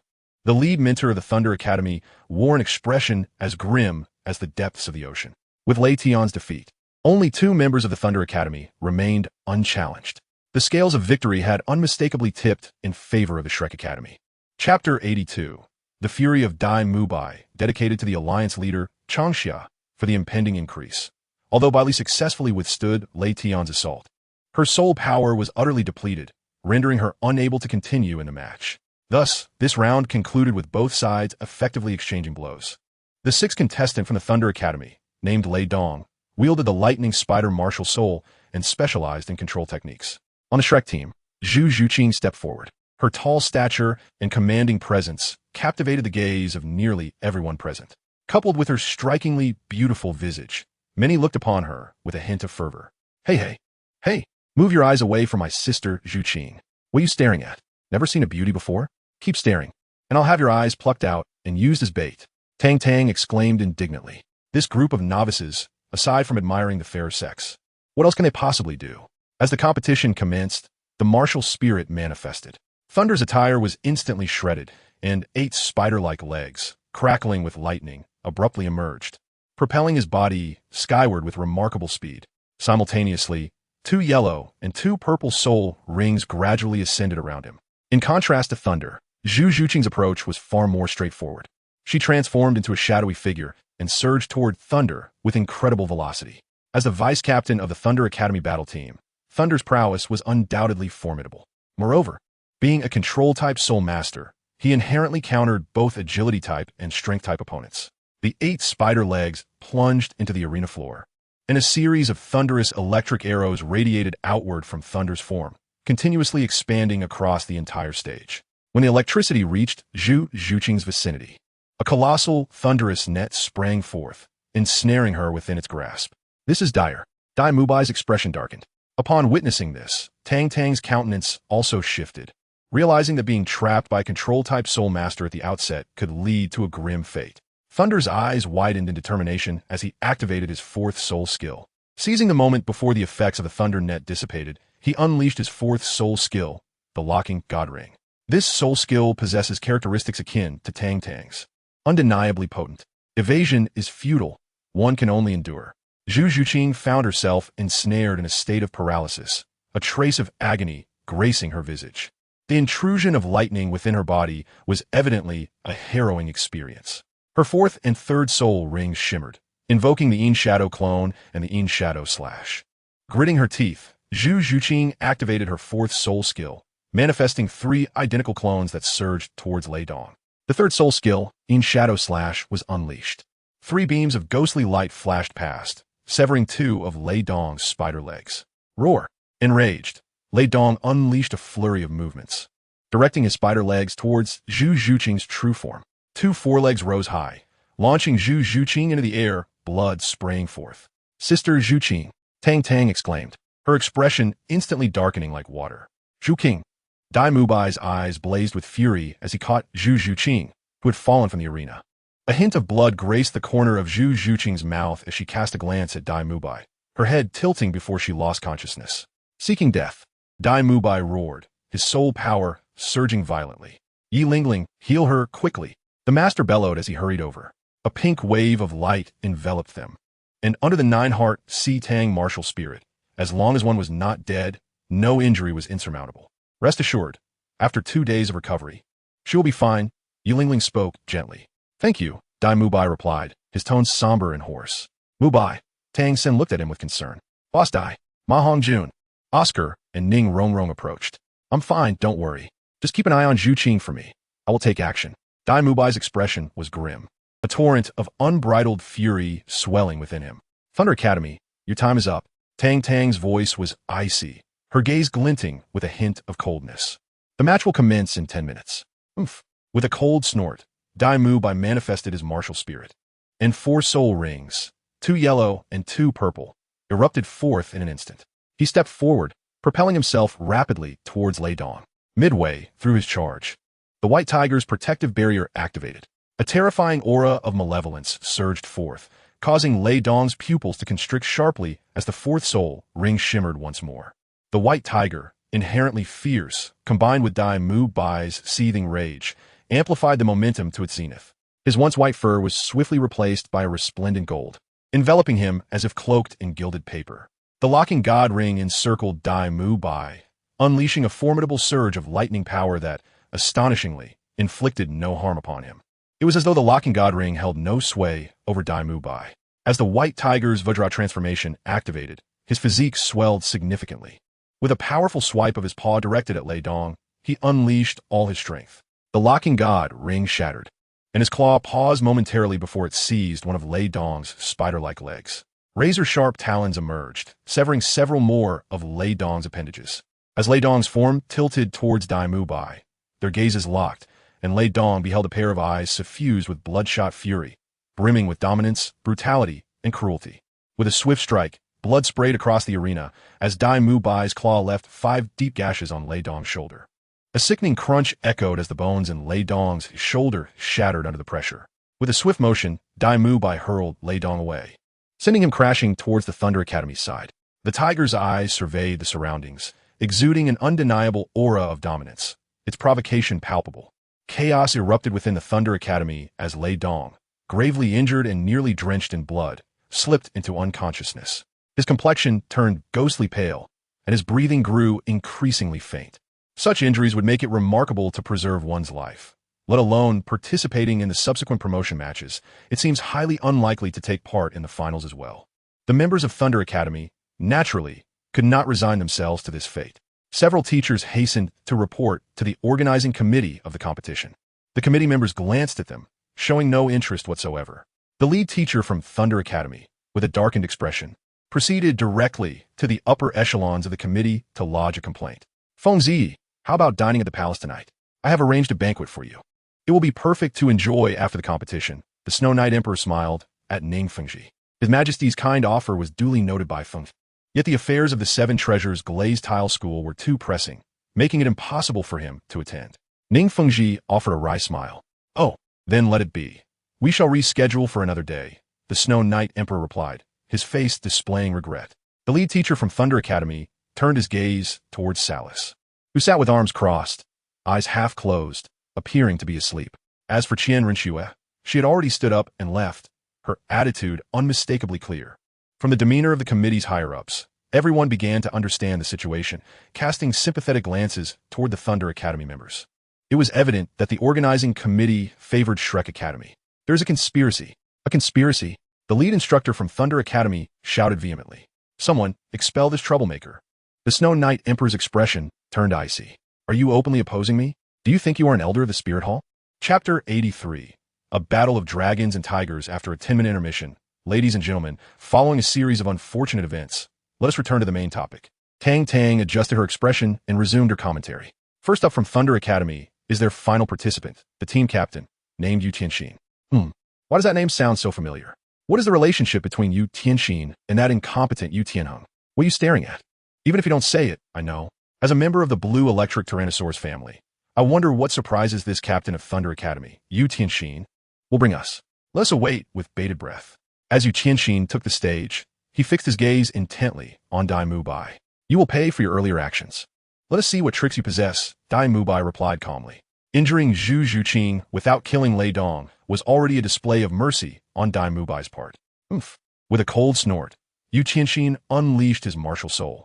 A blue-purple lightning mark emerged from his forehead, followed by a burst of blue light as currents of electricity erupted and swirled around him. The fabric of his sleeves tore apart, revealing robust arms adorned with shimmering blue-purple scales. His arms became exceptionally muscular, crackling with lightning as 4 soul rings, 2 yellow and 2 purple, encircled him. A fleeting glance at Yu Tianxin made Dai Mu Bai feel a sense of pressure. As one of the top 3 sects, The formidable power of the blue electric Tyrannosaurus Rex martial soul was undeniable, heralding a challenging battle ahead. As Dai Mubai completed his martial soul manifestation, Tang Tang Boin Get In A, seated at the commentary table, he exhibited a rare tranquility, his own 2 purple, 2 black, and 1 red soul rings pressed firmly to the ground. The match had commenced, and all eyes were fixed on the arena, leaving no one to notice what unfolded next. Suddenly, the red soul ring, representing 10,000 years, glimmered briefly, and an almost imperceptible green light shot into Dai Mubai's body. The 5th life mode ring activated, heralding the 2nd skill of the 10,000-year soul ring, Life's Gift. With a furious shout, Yu Qianxin leaped into the air, activating his first soul ring skill. Possessing the blue electric Tyrannosaurus Rex martial soul, he wielded a dual ability of formidable offense and control. If his lightning was powerful enough, it could paralyze opponents and seize control over them. With a roar, the Thunder Dragon Claw was unleashed. A massive blue-purple claw surged forth, hurtling towards Dai Mubai with a rush of wind. The sheer force twisted the air around them. In that instant, an indescribable surge of amplifying power suddenly coursed through Dai Mubai. His expression shifted. The momentum that had reached its zenith now skyrocketed several-fold. His golden tiger fur bristling with energy. Activating the white tiger barrier, Dai Mubai met the incoming attack head-on. A flash of white light illuminated the arena as lightning crackled violently. The dragon claw collided fiercely with the tiger claw. The resulting explosion of soul power sent shockwaves through the air. Dai Mubai remained steadfast, unmoving, as electric sparks crackled from his palm, his golden fur stirring without a breeze. In stark contrast, Yu Qianxin was sent flying backward. He felt an unimaginable force emanating from Dai Mubai, as if it had obliterated all in its path, propelling him away with ease.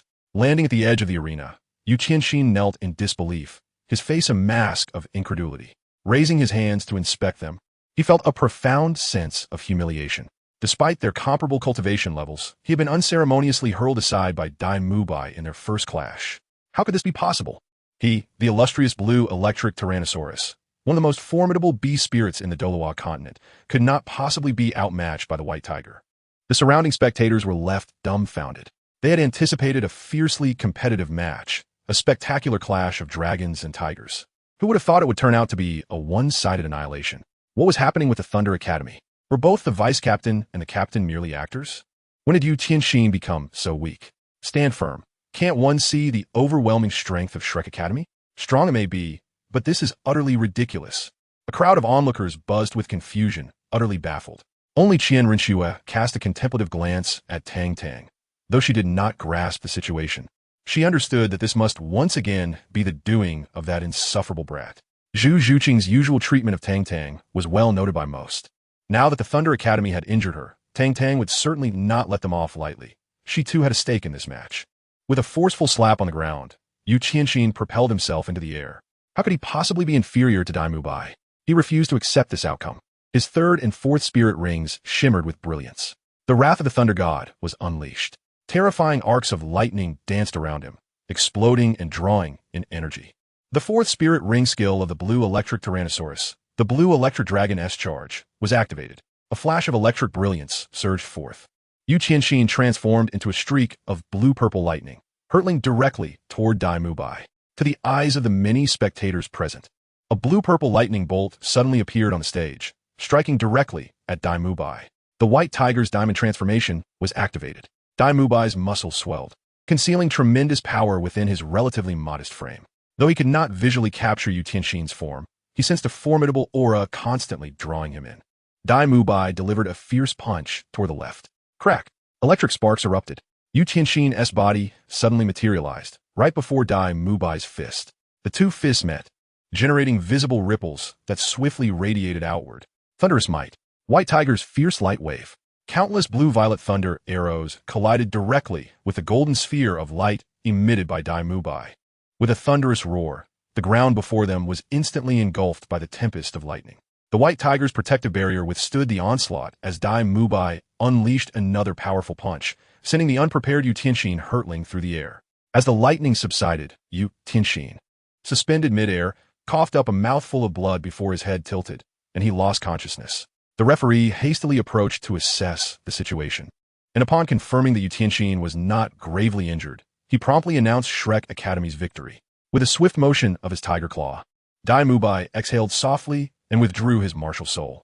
Thus, all 7 members of Thunder Academy were eliminated, and Shrek Academy emerged victorious in this round. "Let's offer them a resounding round of applause," exclaimed Tang Tang. Meanwhile, she discreetly retracted her martial soul and soul rings. The match concluded, and the Shrek group headed straight back to their camp, but a figure obstructed their path. Dressed in a crisp blue uniform, with hair meticulously styled, it was none other than the captain of the Xuantian Academy team, Feng Xuantian. "Is there something you need?" Tang San inquired, furrowing his brow. Zhu Zhuqing had sustained an injury and required rest. They merely wished to return to their camp swiftly, uninterested in engaging in pleasantries with Feng Xuantian. During the preliminary rounds, Feng Xuantian frequently visited Shrek Academy, yet he had not appeared since the start of the finals. "I merely came to inform you that the draw has concluded, and tomorrow, I shall defeat you openly," Feng Xuantian declared, taking a deep breath.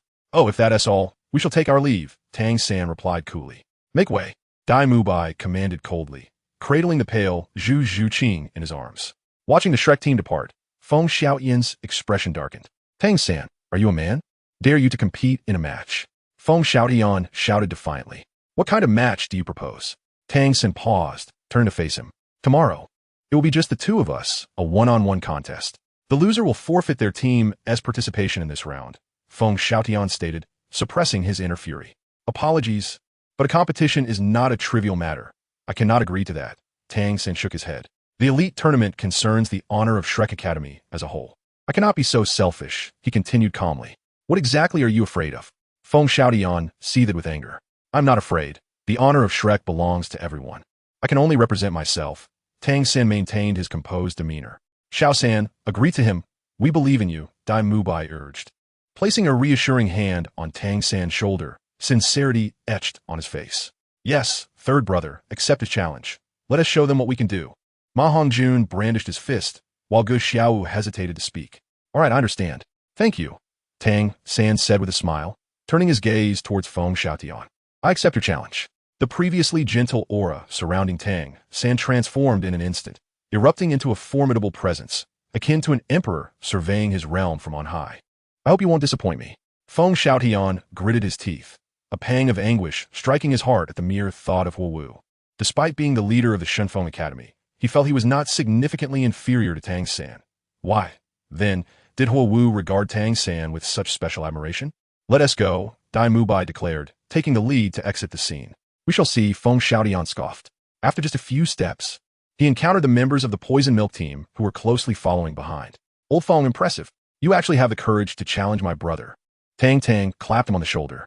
Feng Xiaotian's lips twitched, and his expression darkened instantly. "Good luck. I'm rooting for you." Tang Tang and the Poison Milk team departed with a flourish. In the corner, as she watched Feng Xiaotian leave in frustration, Huowu Shuang furrowed her brow and turned to her sister. "Huowu, is this the outcome you desired?" "I don't know." Huowu felt a wave of confusion wash over her. Yet, the image of Tang San defeating her reignited her competitive spirit. If Feng Xiaotian were to triumph over Tang San, what would it matter if she married him? Since she could not defeat Tang San, conquering the man who defeated him would suffice. Sigh. Huowu Shuang gently shook her head and fell silent. At the prince's manor, old Shui, "I'm back. Tang Tang sao et in. Just returned, but where is the soul?" Qian Renxue approached gracefully. "Goodness, a ghost," Tang Tang exclaimed. At that moment, Qian Renxue was applying a black mud mask to her face, dressed in immaculate white attire, her hair loosely cascading, creating quite an amusing sight. With a swift kick, Qian Renxue sent Tang Tang flying. "Why is this young fellow so plump, and why does he speak so unpleasantly? What I possess here is a premium pharmacological facial mask, which amalgamates the effects of whitening, moisture retention, and hydration, a culmination of decades of dedicated research by the esteemed physician Kewa Miao. Having just received it not long ago, I was eager to test its efficacy." "Lao Shui, have you recently been visited by Aunt Flo? Your temper seems quite tempestuous." Tang Tang clutched her backside, her face paling from the pain. "Who is Aunt Flo?" Qian Renxue looked utterly perplexed. "Do I have an Aunt Flo? How come I am unaware of this?" "Aunt Flo. It is, it's that time of the month for women, a few days each month, you understand." Tang Tang winked at her, wearing a peculiar smile. Qian Renxue's complexion turned crimson in an instant. This little rascal. Hey, Lao Shui, cease this. It seems that Aunt Flo has indeed come to pay you a visit. Come now, Don't slap me. I may retaliate. You still dare to strike. I was wrong. Little fairy, I beg for mercy. At such a tender age, you should not be preoccupied with such frivolous thoughts. Watch as I discipline you today. At the elite qualifying tournament for advanced soul masters across the continent, the competition had progressed to the 13th round, with the slots for advancement nearly predetermined. Since yesterday, several academies had already begun to ease their efforts. Perhaps they wished to conceal their true capabilities, or perhaps they desired to conserve their strength. Who can say? Yet, amidst this relaxed atmosphere, two academies stood apart, Shrek Academy and Xuantian Academy. The tension between them was palpable, resembling a taut bowstring. And then, Tang Tang made her appearance. She sat quietly at the commentary table, not uttering a word. Her head bowed. Why is it so quiet today? Indeed, I feel as though something is amiss. Do you sense it too? I do. What could it be? A group of individuals pondered deeply. Suddenly, a student from the Water Academy had a moment of clarity and turned towards the commentary table. She remarked on the absence of something. It turned out that Tang Tang had not spoken a single word today. Typically, at this hour, she would be boasting extravagantly, full of bravado and inciting rivalry. Why was she so unexpectedly silent today? Hey, Tang Tang, why aren't you speaking today? A girl from the Water Academy inquired. She had grown accustomed to Tang Tang's manner of speaking, and the sudden silence felt rather awkward. It must be said, habits can be quite formidable. Yes. I was wondering what was lacking. Why hasn't T that rascal mocked us today? But it seems so. Could it be that she has undergone a transformation? How amusing. Do you truly believe she could change? Tang Tang, what is so captivating down there? Raise your head so that we may have a proper look. Yes. Lift your head for us to admire. A throng of individuals clamored, hurling provocations and teasing remarks. For heaven's sake, these troublesome souls. Tang Tang, unable to endure any longer, erupted in frustration. Chapter 85. The Duel Between Men. Everyone shut up. With panda-like eyes, Tang Tang lifted his head. So what if I was beaten to a pulp? So what if my face is a little bruised and swollen? Puffed. Ha. Bro, lend me a hand. I'm laughing so hard my legs are giving way. Justice truly has a way of returning. Who among the heroes has bravely stepped forth? Come, let us worship in earnest. I can't take it anymore. My stomach hurts from laughter. Seeing Tang Tang's disheveled appearance, a group of unscrupulous individuals burst into laughter, some rolling on the ground in mirth. Tang Tang was at a loss for words. Is it truly the case that I am so unlikable? Cough, silence. Although the Snow Knight Emperor wished to laugh, he restrained himself. With the Snow Knight Emperor speaking, everyone naturally dared not laugh so openly, their faces flushed with suppressed mirth. This is the mark of affection left by my dear Snow.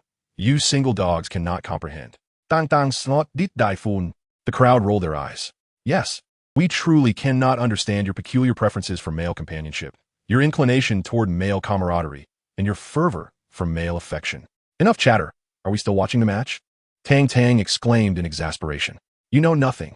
Only I can appreciate the gentleness and beauty of my dear Snow. While most are aware of the goddess's beauty and sweetness, few realize that she is, in truth, a creation of salt water. The ensuing match featured Shrek Academy pitted against Kamikaze Academy. Tang Tang's expression turned serious. Old Feng, or Feng Xuantian, the captain of Kamikaze Academy, has long harbored a secret admiration for Huowu, the vice-captain of the Blazing Fire Academy, and has never been surpassed. As soon as Tang Tang finished speaking, the crowd erupted once more. Brother, how doesn't T know this? Just ask anyone present. Is there a soul here unaware? Can this truly be called a secret crush? It seems you harbor some misconceptions about what a secret crush entails. Do not interrupt. Are you the narrator, or am I? Tang Tang glared. What on earth are you doing? Interrupting someone while they speak is a most discourteous act. Well, I've been enamored with Miss Huowu for quite some time. During the last competition, the Blaze Academy was defeated by our Shrek Academy, leading to an agreement between Miss Huowu and Lao Feng. She promised that if Lao Feng could triumph over our Shrek Academy, she would marry him. Tang Tang wo an ambigu suits mai.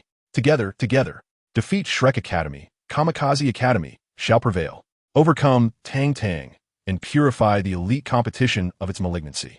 Together, a raucous chorus erupted, and Tang Tang's forehead throbbed with indignation. Hey, that is not the point.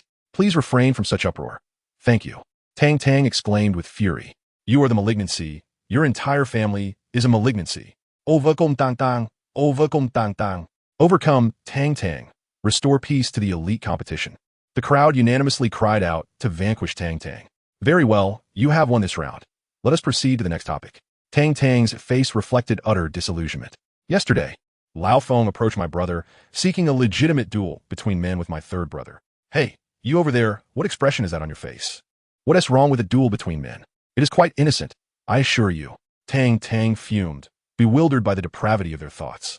At Shrek Academy, Tang San was beset with confusion.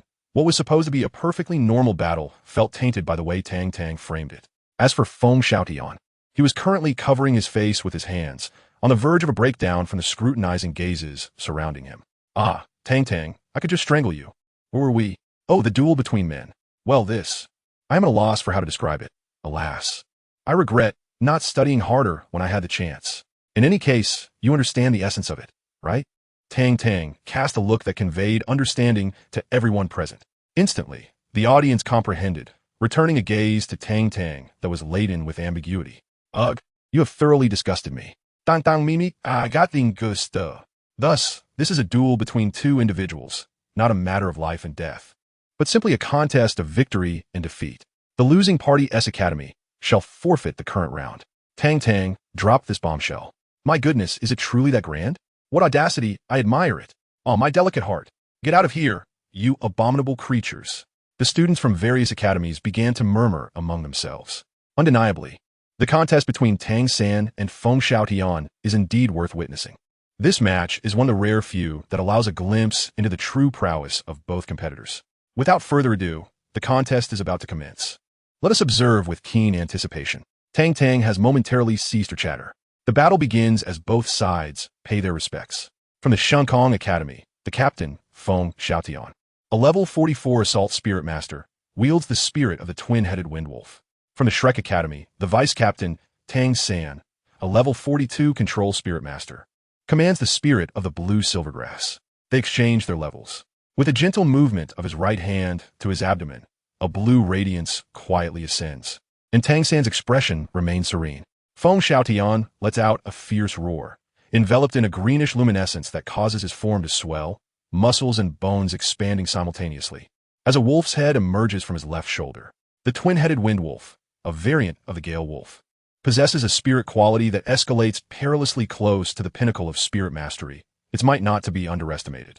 Tang San, today, whether for the honor of Xuantian Academy or for Huowu, this match is one I must win. Are you prepared? Feng Xiaoyan's gaze is intensely fixed on Tang San. I can assure you, for the glory of Shrek, I shall not be defeated in this battle. Tang San smiles faintly, his eyes radiating unwavering determination. Barely had his words fallen when Feng Xuantian surged into action. Behind him trailed a series of greenish shadows, an illusion born of his rapid speed. The first spirit ring gleamed, and the 100-year spirit ability, Windblade, was unleashed. With a swift swipe of his sharp wolf claws, Feng Xuantian locked his gaze on Tang San, launching 10 wind blades, each imbued with a greenish halo, directly towards him. With a swift motion of his feet, Tang San activated his ghost shadow, Misty Step. His figure twisted and turned, evading the 10 wind blades effortlessly. He remained stationary while the wind blades whizzed past him. Feng Xiaoyan's initial assault met with futility. The spectators were left in a state of astonishment, bewildered as to how Tang San had achieved this feat. Only Tang Tang understood. Tang San's ghost shadow Misty Step had reached an unfathomable level. Feng Xiaoyan narrowed his gaze, the distance between them a mere 5 meters. His wind blades were endowed with a speed enhancement, yet Tang San had effortlessly evaded them. This is intriguing. Now, this is a worthy opponent. Chapitre 86, Dual Existence. Blue Silver Haoyan through a brief encounter. Feng Xiaoyan realized that his tentative assaults were utterly futile. Tang San was simply too agile. The challenge of launching a powerful assault against a control-type opponent was inherently daunting. The longer the engagement persisted, the more disadvantageous it became for him. Feng Xiaoyan resolved to conclude this battle swiftly. He retreated a couple of steps, and his second and third spirit rings illuminated brilliantly. Behind him, a pair of colossal azure wings unfurled, and with a gentle downward flap, he soared skyward. The control of blue silver grass could only be exerted from the ground. Thus, with Feng Xiaoyan ascending into the air, he significantly constrained Tang San's ability to control. Tang San's gaze remained fixed upon Feng Xiaoyan, though surprised by his ascent. He remained unperturbed. Indeed, you are formidable, deserving of Huowu's admiration, he acknowledged, but I must convey that I am even stronger. Huowu shall undoubtedly be mine. Prepare yourself for the Gale Demon Wolf's 36 slashes. Feng Xiaotian bellowed. With a flick of his wings, he struck with them like scimitars, descending upon Tang San with the force of a meteor shower. Come forth. Tang San replied with a light chuckle.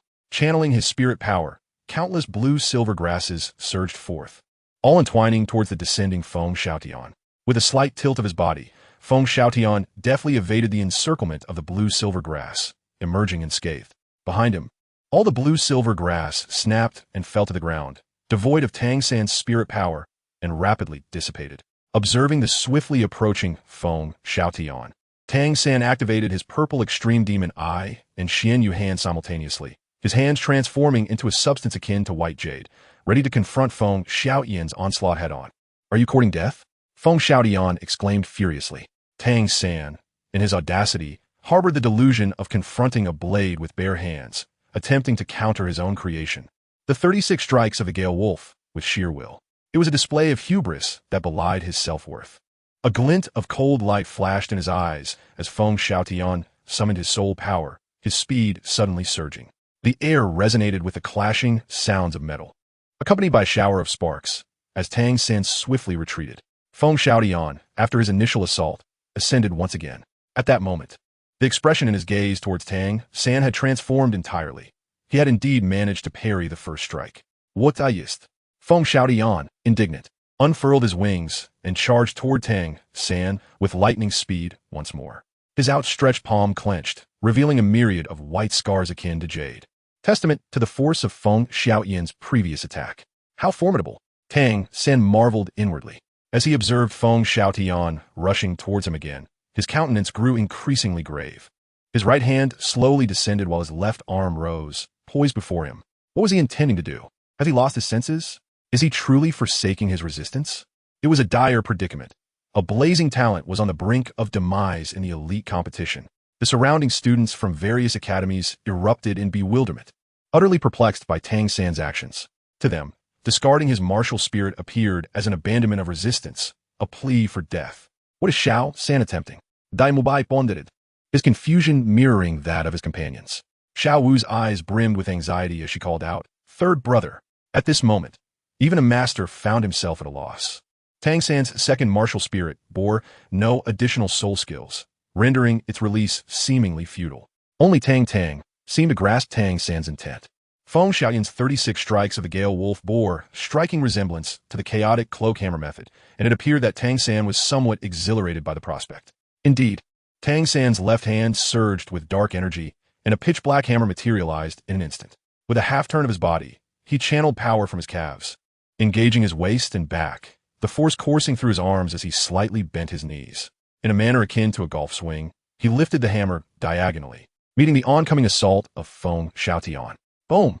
With a velocity surpassing that of his previous approach, Feng Xiaotian soared back into the sky, his wings now showing signs of tearing. Tang San's strike was nothing short of terrifying. With a slight turn of his body, Tang San wielded his hammer once more, emanating a peculiar gravitational force that ensnared Feng Xiaotian, who had yet to react, drawing him down once again. Observing the approaching black hammer, Feng Xiaotian's countenance shifted dramatically. However, he found himself devoid of any recourse, compelled to raise his wings and launch another assault towards Tang San. Boom! Feng Xiaotian soared into the sky yet again. Tang San, with an expressionless demeanor, continued to pivot, his hammer swings fluid and seamless, maintaining an extraordinary rhythm and cadence. As he felt his body once more being drawn towards the force, Feng Xiaotian's expression changed drastically. What a remarkable skill! The overlord of the snowy night abruptly rose from his seat, his expression one of incredulity. At that moment, a unique brilliance flickered in his eyes as he glanced at Tang Tang in the commentary booth, a realization stirring within him. Both Tang Tang and Tang San share the surname Tang. He should have deduced this sooner. Instantly, the overlord's demeanor transformed, filled with exuberance. With the seven treasure glazed tile sect, the blue lightning tyrant dragon sect, and the Xuantian Sect combined, what grand ambitions could be unattainable? Beside him, Qian Rinxue remained impassive, having long harbored her own suspicions but refraining from questioning Tang Tang, patiently awaiting her revelation. She would certainly deal with that young man later tonight. As for Salus, a peculiar glimmer danced in his eyes. Casting a glance at Qian Rinxue, he pondered the enmity between the Tang family and the Spirit Hall. a smirk forming on his lips. How would Her Highness, the Saintess, fare in the wake of favoring the descendants of the Tang family when the Pope learns of it? Such anticipation is delightful. This hammer is indeed a dual martial soul. By the heavens, a dual martial soul. What monumental deeds must their parents have accomplished in their past lives to give birth to such extraordinarily gifted children? The audience below buzzed with excitement. A cacophony of voices erupting. Meanwhile, the teachers cast envious glances at the master, wishing for disciples of such caliber. Bang! Boom! After numerous collisions, Feng Xiaoyan's lips bled, his wings in tatters. Once more hurled into the air, he beheld Tang San, who had turned halfway, his countenance dark as ink. With a sudden, piercing howl, he shattered his wings, plummeting from the sky as the pulling force vanished abruptly. Feng Xiaotian, pale and breathless, landed on the arena, spitting out a mouthful of blood. His expression despondent. As for Tang San, devoid of a target, he spun the Haotian hammer 3.5 times before coming to a halt, panting heavily. Withdrawing the Haotian hammer, he raised his right hand, and several strands of blue-silver grass swiftly surged toward Feng Xiaotian. Ha! A dual martial soul, the Haotian hammer. Tang San, I am nearly envious to the point of despair at your innate talent. Feng Xiaotian coughed a few times, clutching his chest as he stood. You have won. Your Shrek Academy has triumphed, and we, the Xuantian Academy, concede defeat. Chapter 87. Boarding the vehicle. The competition has come to an end. Due to the wager, Xuantian Academy has declared a forfeit. In the final match, upon discovering that their opponent was Shrek Academy, they immediately withdrew.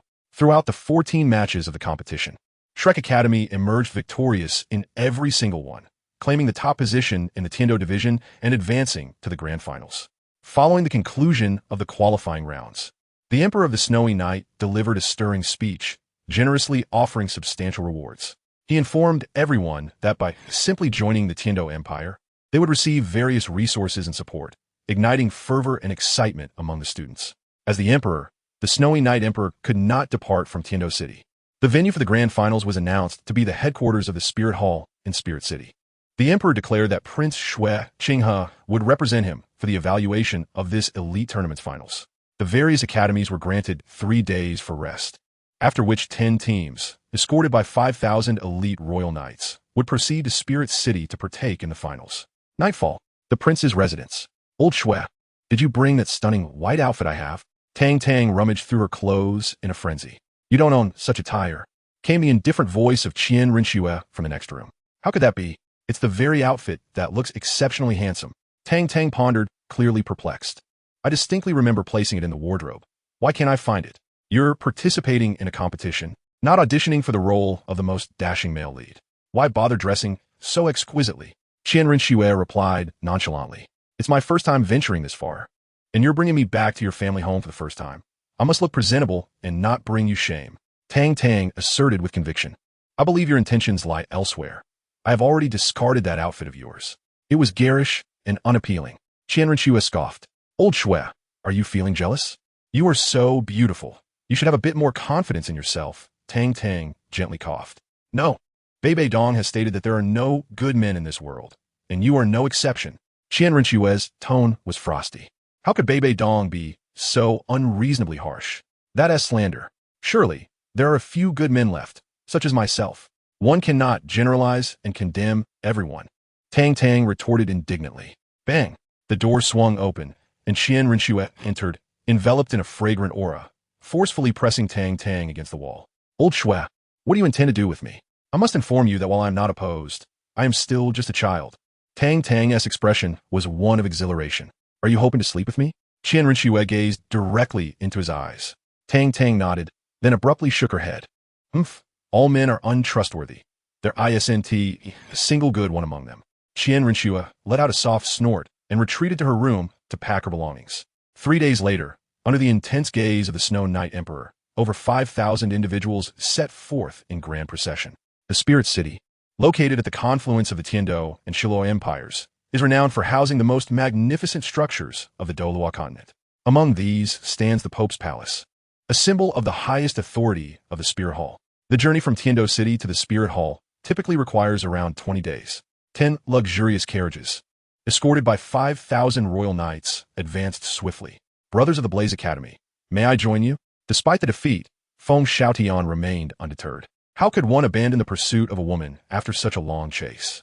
Although Tang Tang's words were often infuriating, they bore a semblance of truth. What is life without dreams, if not akin to a salted fish? Brother Feng, is there something you need? The curtain was drawn aside, revealing the impassive face of Huo Wuxuang. Ahem, it's nothing significant. I merely wish to see how you were faring, Feng Xuantian replied, his gaze already fixated in a daze. Is there an issue? The stunning visage of Huo Wu appeared beside Huo Wuxuang. Sister Huo Wu, I am at fault. I have failed to uphold our agreement. Tang San is too formidable, and I could not defeat him. Feng Xuantian lamented, tears streaming down his face, his expression a mix of genuine regret and feigned sorrow. You owe me no explanation. A loss is a loss, and it is true that Tang San is exceptionally strong, Huo Wu responded calmly. What about our relationship? Feng Xuantian asked eagerly, rubbing his hands together. What do you mean?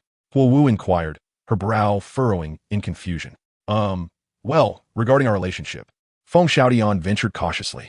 Huo Wu narrowed her eyes, causing Feng Xiaotian's heart to race.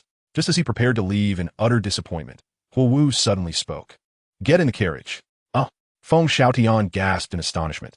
Then his face lit up with joy. Brother, you all go ahead to the Xuanfeng Academy carriage.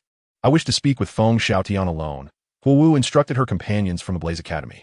Huo Wuxuang, naturally inclined to support his sister, did not object. But as he departed, he leaned in close to Feng Xiaotian's ear and whispered, If you dare to mistreat my sister, I swear I will pursue you to the end of the earth. Feng Xiaotian's expression grew serious. What are you saying, brother-in-law? Do I seem like that kind of person? Huo Wuxuang nodded, and the others from the Blaze Academy followed suit. If you Feng Xiaotian are not that sort, then who is? Feng Xiaotian spluttered, realizing that his reputation among them was so dismally low. Soon, only Huo Wu and Feng Xiaotian remained in the carriage. Gazing upon Huo Wu's exquisite beauty and her alluring figure, Feng Xiaotian felt a surge of shameful desire. He swallowed hard, contemplating the implications of Huo Wu dismissing everyone else. Was she subtly hinting at something? Meanwhile, in a neighboring carriage, Tang Tang and Qian Ruxue sat at the front, admiring the scenic vistas. They chanced upon this scene, igniting a flicker of envy within them. Turning to the androgynously clad Qian Ruxue, Tang Tang mimicked Huo Wu's gestures, displaying an eager impatience. What shall we do? The road is long and tedious. Why not engage in something we both enjoy? Tang Tang proposed enthusiastically. Very well. Qian Ruxue replied with unreserved agreement. Are you truly on board? Tang Tang exclaimed, his excitement palpable, suppressing his inner thrill.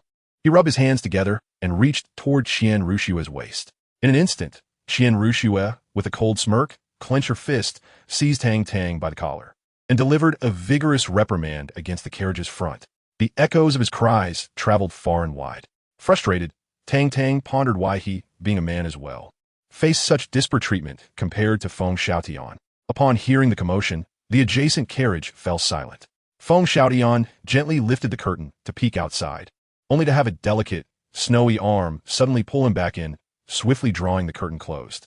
With the delightful dynamic of Huo Wu and Feng Xiaotian, the relationship between Xuanfeng Academy and Qihua Academy flourished during their journey. Each day, Feng Xiaotian emerged from the Qihua Academy carriage, his face aglow with joy, leaving others to wonder what splendid news could elicit such delight. Meanwhile, the members of Shrek Academy enjoyed a leisurely existence, free from competitions and unable to train within the confines of the carriage. Their days were filled with meals and camaraderie, leading to a remarkably comfortable life. The first half of the journey unfolded with tranquility, and in a mere 10 days, they had traversed 2/3 of the path to Wuhuan City. Elite escort teams, such as the Royal Knights, proved to be more sought after than the noble families of the empire. This is indeed a person who has steadfastly guarded the Snow Knight Emperor for many years. Wherever he goes, the noble lords and aristocrats extend the highest honors and reception. It is the 14th day since our departure from the Tiando Imperial City. The weather is splendid, as a slanting ray of sunlight traverses the horizon, illuminating the earth and awakening all of nature, while the birds serenade the dawn. It has been more than 10 days. We have been practicing in this carriage incessantly. My mouth is parched to the point of resembling a bird's beak. How about we take a stroll? Perhaps we could wander near the carriage of Tian Shui Academy. And who knows, we might enjoy a night like Feng Xiaotian did. Ma Hongjuan's lips glisten with saliva. Get lost. I am a man of family and have never engaged in such frivolities. What kind of gaze is that? I am a respectable individual, believe me. I could slap you into oblivion. Dai Mubai glared fiercely at Ma Hongjun, his face a mask of menace. Ma Hongjun, pondering, cast a glance at Zhu Zhuqing behind him. Suddenly enlightened. Ah, so you are afraid of your wife. Why didn't you say so earlier? Next time, I'll be quieter, and the two of us can sneak away. Ma Hongjun raised his eyebrows in a lewd manner. Feeling the icy daggers of a glare from behind, Dai Mubai's face turned ashen. What foolishness was this glutton spouting? In recent days, progress had finally been made in the relationship with Zhu Zhuqing, yet at this moment, the rotund figure uttered such words, only to invite trouble upon himself. Suddenly, a deafening roar echoed from ahead, a powerful tremor reverberating through the air, causing the group to nearly lose their footing and tumble to the ground. They had been traversing the official road, only diverting to obscure paths when necessary. At that moment, however, they found themselves upon a secluded trail, approaching a gorge that they needed to cross to reach the other side, thereby saving nearly half a day's journey. Upon hearing the thunderous sound, everyone disembarked from their vehicles. Before them, at the center of the gorge, several massive stones had tumbled down, completely obstructing the entrance. Everyone be on high alert. Jiqian's expression turned frosty. To ensure the safety of their journey to the Soul City, Emperor Shuya had even dispatched personal guards for Jiqian, demonstrating the utmost seriousness of the situation. 5,000 royal guards swiftly raised their long spears, forming a unified front aimed at both sides of the path. A commanding shout echoed, shaking the surroundings and startling countless birds into flight. In contrast to the tense demeanor of the royal guards, the members of the Soul Master Academy appeared considerably more relaxed, exchanging smiles and whispers among themselves. We must leave this place immediately. To the official road, Jiqian bellowed. With a flourish, 9 soul rings, 2 yellow, 2 purple for black, and 1 red, manifested around him as he began to levitate, an overwhelming aura radiating from him unabashedly. Quickly move, Tang San called out to the Shrek team, scanning the area for Tang Tang's figure. Third brother, what are you waiting for? Hurry up. He heard Tang Tang's voice ahead, where she, accompanied by Qian Renshua, was sprinting faster than anyone else. As they departed, she didn't forget to call out to Tang San. Tang San, along with Dai Mubai and the 6 members of the Poison, advanced rapidly towards the gorge under the protection of Lu Erlong and Flender. The only viable route to reach the official road swiftly lay through the gorge. Just as Tang Tang was about to reach it, a sharp whistle pierced the air, and shadows darted from the mountainsides, stirring up a whirlwind of leaves and dust. Old Shui, are those your people from the Spirit Hall? Tang Tang grasped Qian Renshue's hand and abruptly halted. I have no idea, Qian Renshue replied, her expression one of confusion, having received no word from the Spirit Hall. What should we do? Tang Tang was nearly in tears, lamenting her decision to not stay behind. Perhaps I should escort you, Qian Renshue said with calm composure. That won't do. Your angel spirit must remain concealed. Otherwise, all those years of lurking in the Tiando Empire would be in vain. Tang Tang shook her head in refusal. Your presence is sufficient. As for that so-called Tiando Empire, it is of no consequence. Qian Rengshu shook her head resolutely, her entire being suddenly suffused with soul power.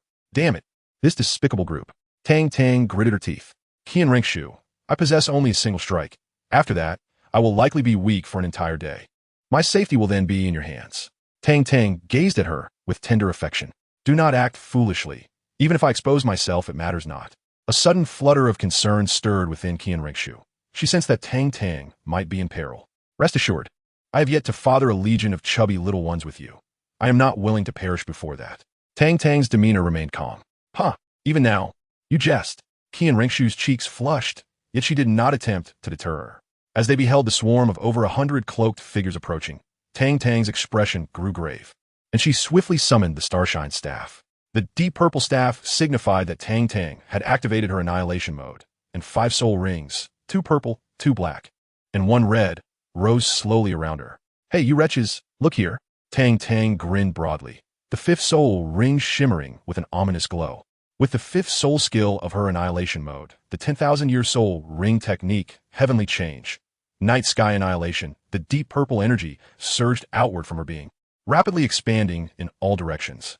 Under her conscious control, it deftly avoided Qian Rengshu and the Shrek members who had followed closely behind. In mere moments, all the cloaked figures ahead, including the boulder blocking the canyon entrance, were enveloped by the annihilation energy. Farewell. Tang Tang's complexion turned ashen, her eyes glimmering with cold light. Those ensnared by the annihilation energy suddenly perceived darkness descending, yet did not impede their actions. Momentarily stunned, they then resumed their relentless charge towards Tang Tang. The 10,000-year soul ring swirling around her glowed once more, and the previously silent, expanding aura of destruction erupted violently. A faint crack echoed. Under the horrified gaze of everyone behind, the space ahead shattered like a broken mirror. The deep purple energy surged forth, obliterating everything within the fractured space, rendering it utterly invisible. After a wave of attacks, all obstacles ahead were cleared away. Although many cloaked figures continued to arrive, they required time to reach the scene. Tang Tang's face was as pale as parchment, devoid of any color. A single 10,000-year soul skill had drained 20 years from her lifespan. Little Tang. Qian Rengshu hurriedly embraced her from behind, preventing her from collapsing. I am fine. We must escape while we can. Tang Tang's voice was faint, yet his condition remained relatively stable. Qian Rengshu scooped him up in a princess carry and swiftly dashed towards the canyon. The life domain was activated, causing the essence of life that permeated the world to rush towards them. Under the influence of the life domain, the depletion of Tang Tang's life essence was being replenished. At this pace, it would take nearly 2 days to restore him to his original state. Meanwhile, a fierce battle had erupted behind them. The sky was ablaze with the radiance of soul techniques, revealing that the figures in black were all soul masters, the weakest among them having reached the soul ancestor level. Observing the conflict unfolding behind him, Tang San, who had just arrived at the canyon's entrance, suddenly halted. After a moment's hesitation, he turned around and walked towards the black-clad figures. Xiao San, what are you doing? Dai Mubai's expression was anxious. Perhaps. Xiao San is right. We cannot abandon others and flee alone, Flender remarked, a strange light flickering in his eyes. With a shout, he unleashed his martial spirit and charged back alongside Tang San. Dai Laoda. The others exchanged glances caught off guard. Coward. A shadow flashed by. It was Zhu Zhuqing, enveloped in wisps of dark mist. Damn it, I'm going back. Dai Mubai gritted his teeth and turned to follow suit. As for Tang San, who had returned first, he was already engaged in combat with the figures in black. The Zhuge Divine Crossbow released 36 bolts, taking down a multitude of adversaries. A golden-purple light erupted from Tang San's eyes, and everything around him was vividly captured in his mind, as his hands transformed into a lustrous white, in a flash reminiscent of the moonlit night on the 24 bridges. Countless sparkling points of light surged forth, accompanying the movements of Tang San's hands as they sought out the figures clad in black. These are some concealed weapons, such as flying needles and nails, diminutive in size, thus unlikely to inflict serious harm. However, the deadly poison they carry is lethal. As the phantom shadow steps were unleashed, Tang San's hands continuously released shimmering specks of light, causing enemy figures to collapse rapidly. Techniques like Heavenly Maiden's Flower Scatter, drawing a prison on the ground, and Seamless Heavenly Garment were deftly executed from Tang San's hands. In this moment, Tang San seemed to transform into Ashura. With each strike, a life was extinguished. The Shrek 7, trailing behind him, stood utterly transfixed. This was their first encounter with Tang San unleashing his full prowess, and it was truly terrifying. The title of Thousand-Hand Shura was well-deserved. In a mere short while, the surrounding dark-clad figures had been poisoned to near extinction by Tang San. Such a feat astonished everyone present. If Tang San's 10,000-year soul ring ability had previously left them in shock, the lethal nature of his concealed weapons now struck a chilling fear deep within their hearts. While they had witnessed the immense power of Tang San's soul skill, the adverse effects were quite evident. In contrast, Tang San's concealed weapons, under favorable conditions, could indeed prove to be inexhaustible. The situation on Tang San's side quickly drew the attention of the formidable figures within the dark-clad group. 3 soul Douluos, adorned with 8 soul rings, hastened towards him. Xiao San, step back. Leave this to me. Flander bellowed, his 8 soul rings radiating a dazzling brilliance. He swiftly took 2 mother and child pursuit, soul-snatching pills into his palm and hurled them with all his might. Hell, 1 against 3? Only a fool would engage you. A crisp explosion resonated as the 2 pills detonated, unleashing countless tiny flying needles propelled with terrifying force towards the 3 soul Douluos. Humph, mea trifis. As powerful soul Douluos, they would naturally not regard such concealed weapons lightly. They released their protective aura, attempting to forcibly breach the barrage of flying needles. Moments later, the 3 soul Douluos, eyes wide in disbelief, halted abruptly, glancing down. To their astonishment, their protective aura lay utterly shattered, and their chests were nearly perforated, dark blood trickling slowly from the wounds. The mother and child pursuit soul-snatching pills were specifically designed to breach protective auras and were laced with deadly poison. The three soul Douluos, confident in their profound abilities and bold enough to attempt to force their way through, naturally met with dire consequences. Fools! A furious shout echoed as a soul Douluo, endowed with the golden eagle martial spirit, descended from the heavens. It was yet another formidable eight-ringed powerhouse. What skill is there in bullying children? To think, Brother Eagle has regressed so much over the years, having become a brigand and shamelessly targeting youngsters.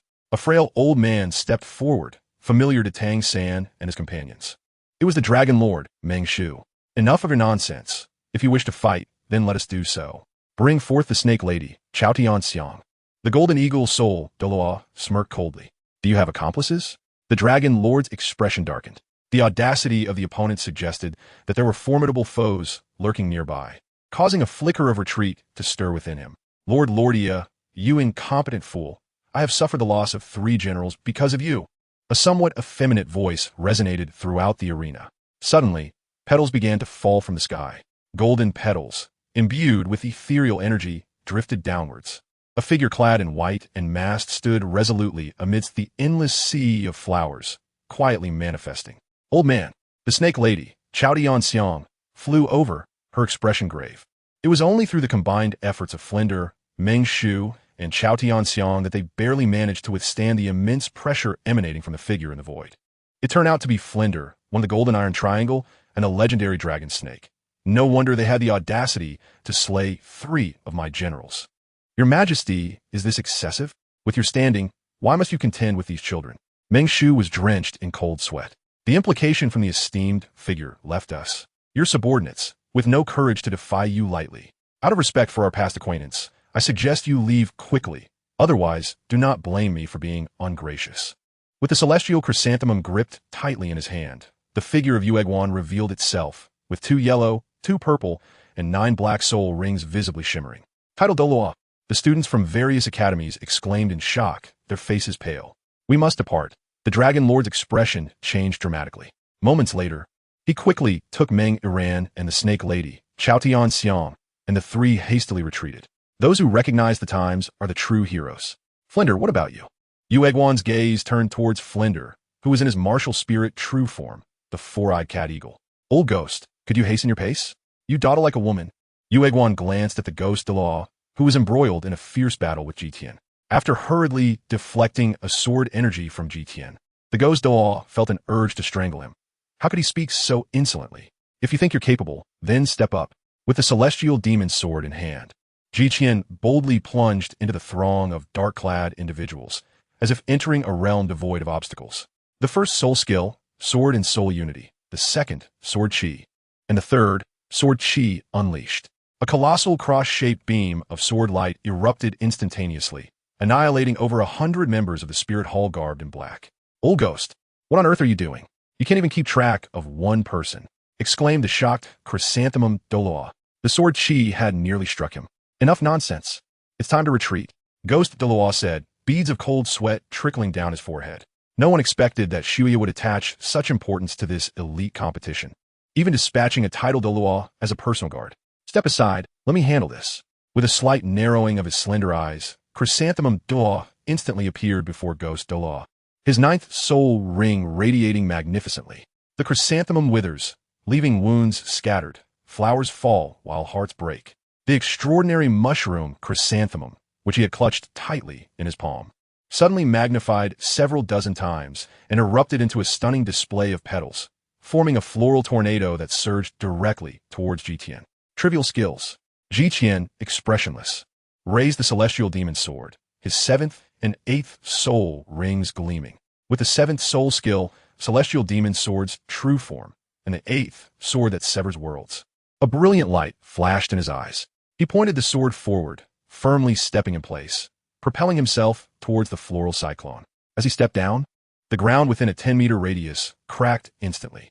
In the blink of an eye, a dazzling beam of sword light swept through, clearing the skies of petals. Jitian surveyed the area, but the figures of the chrysanthemum and Ghost Douluo had long since vanished. Consider yourselves fortunate to have escaped. Who said we were fleeing? The slightly sharp voice of Chrysanthemum Douluo suddenly echoed from above. Jiqian looked up to see Chrysanthemum Douluo and Ghost Douluo, hands clasped, gazing deeply into one another's eyes. A celestial chrysanthemum, a wandering ghost, in a void of chaos. Yin and Yang give birth to dualities. The polar realm stands still. A surge of immense soul power was unleashed, an invisible wave crossing the battlefield, freezing all movements in an instant. Time and space were suspended. I possess a glimmer of dust light, capable of illuminating countless mountains and rivers. A figure radiating light began to walk slowly from the distant void, as if steps of air were laid out for his passage. Each step appeared slow, yet was executed with remarkable speed, transitioning from the horizon to right before them in an instant. Another title Douluo, Flander exclaimed in astonishment. However, being ensnared by the polar realm's control left him completely immobile. Little Musy, we already know you're very handsome. Hurry and act instead of posturing. Chrysanthemum Douluo shouted. Chrysanthemum, be quiet. Mu Shue's forehead throbbed with veins. Her previously calm demeanor shattered in an instant. Upon hearing the taunts about the flower that did not perish, others urged her to silence. Gue Doal wore a face of schadenfreude. Old ghost, I find that you are the one who treats me the best. No matter how I strike or scold you, you always tolerate and indulge me. You Doulu said furiously. Indeed, now you recognize my worth? Gue Douluo sneered repeatedly.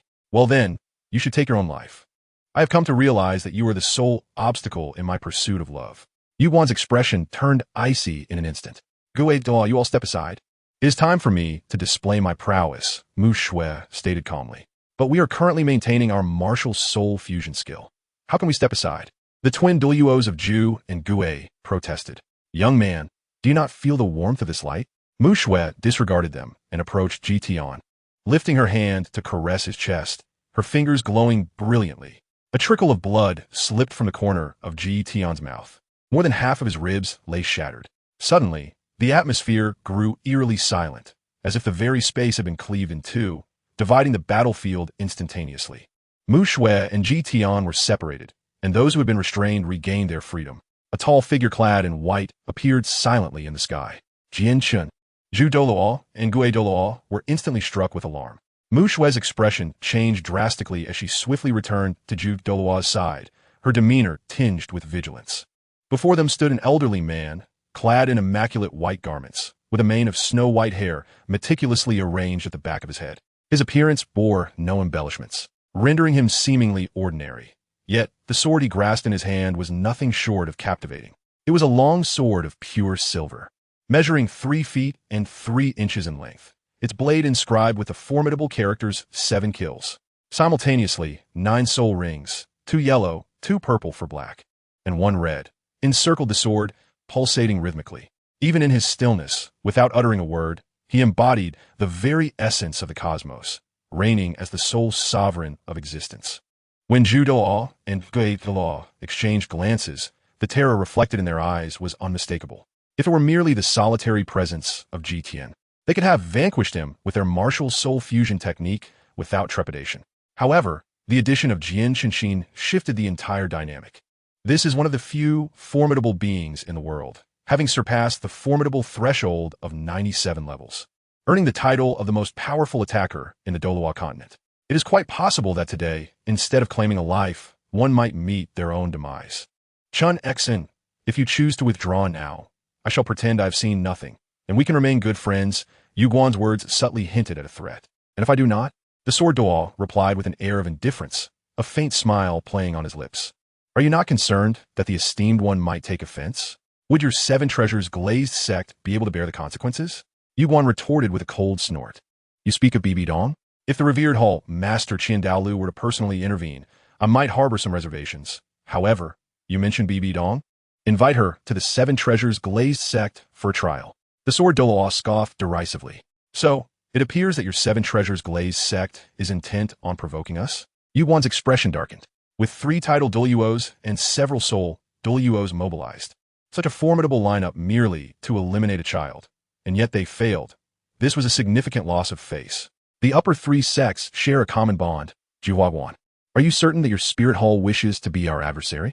A voice, elegant and refined, floated through the air. On a peak beside the canyon, Ning Fengji, dressed in simple attire, made his appearance.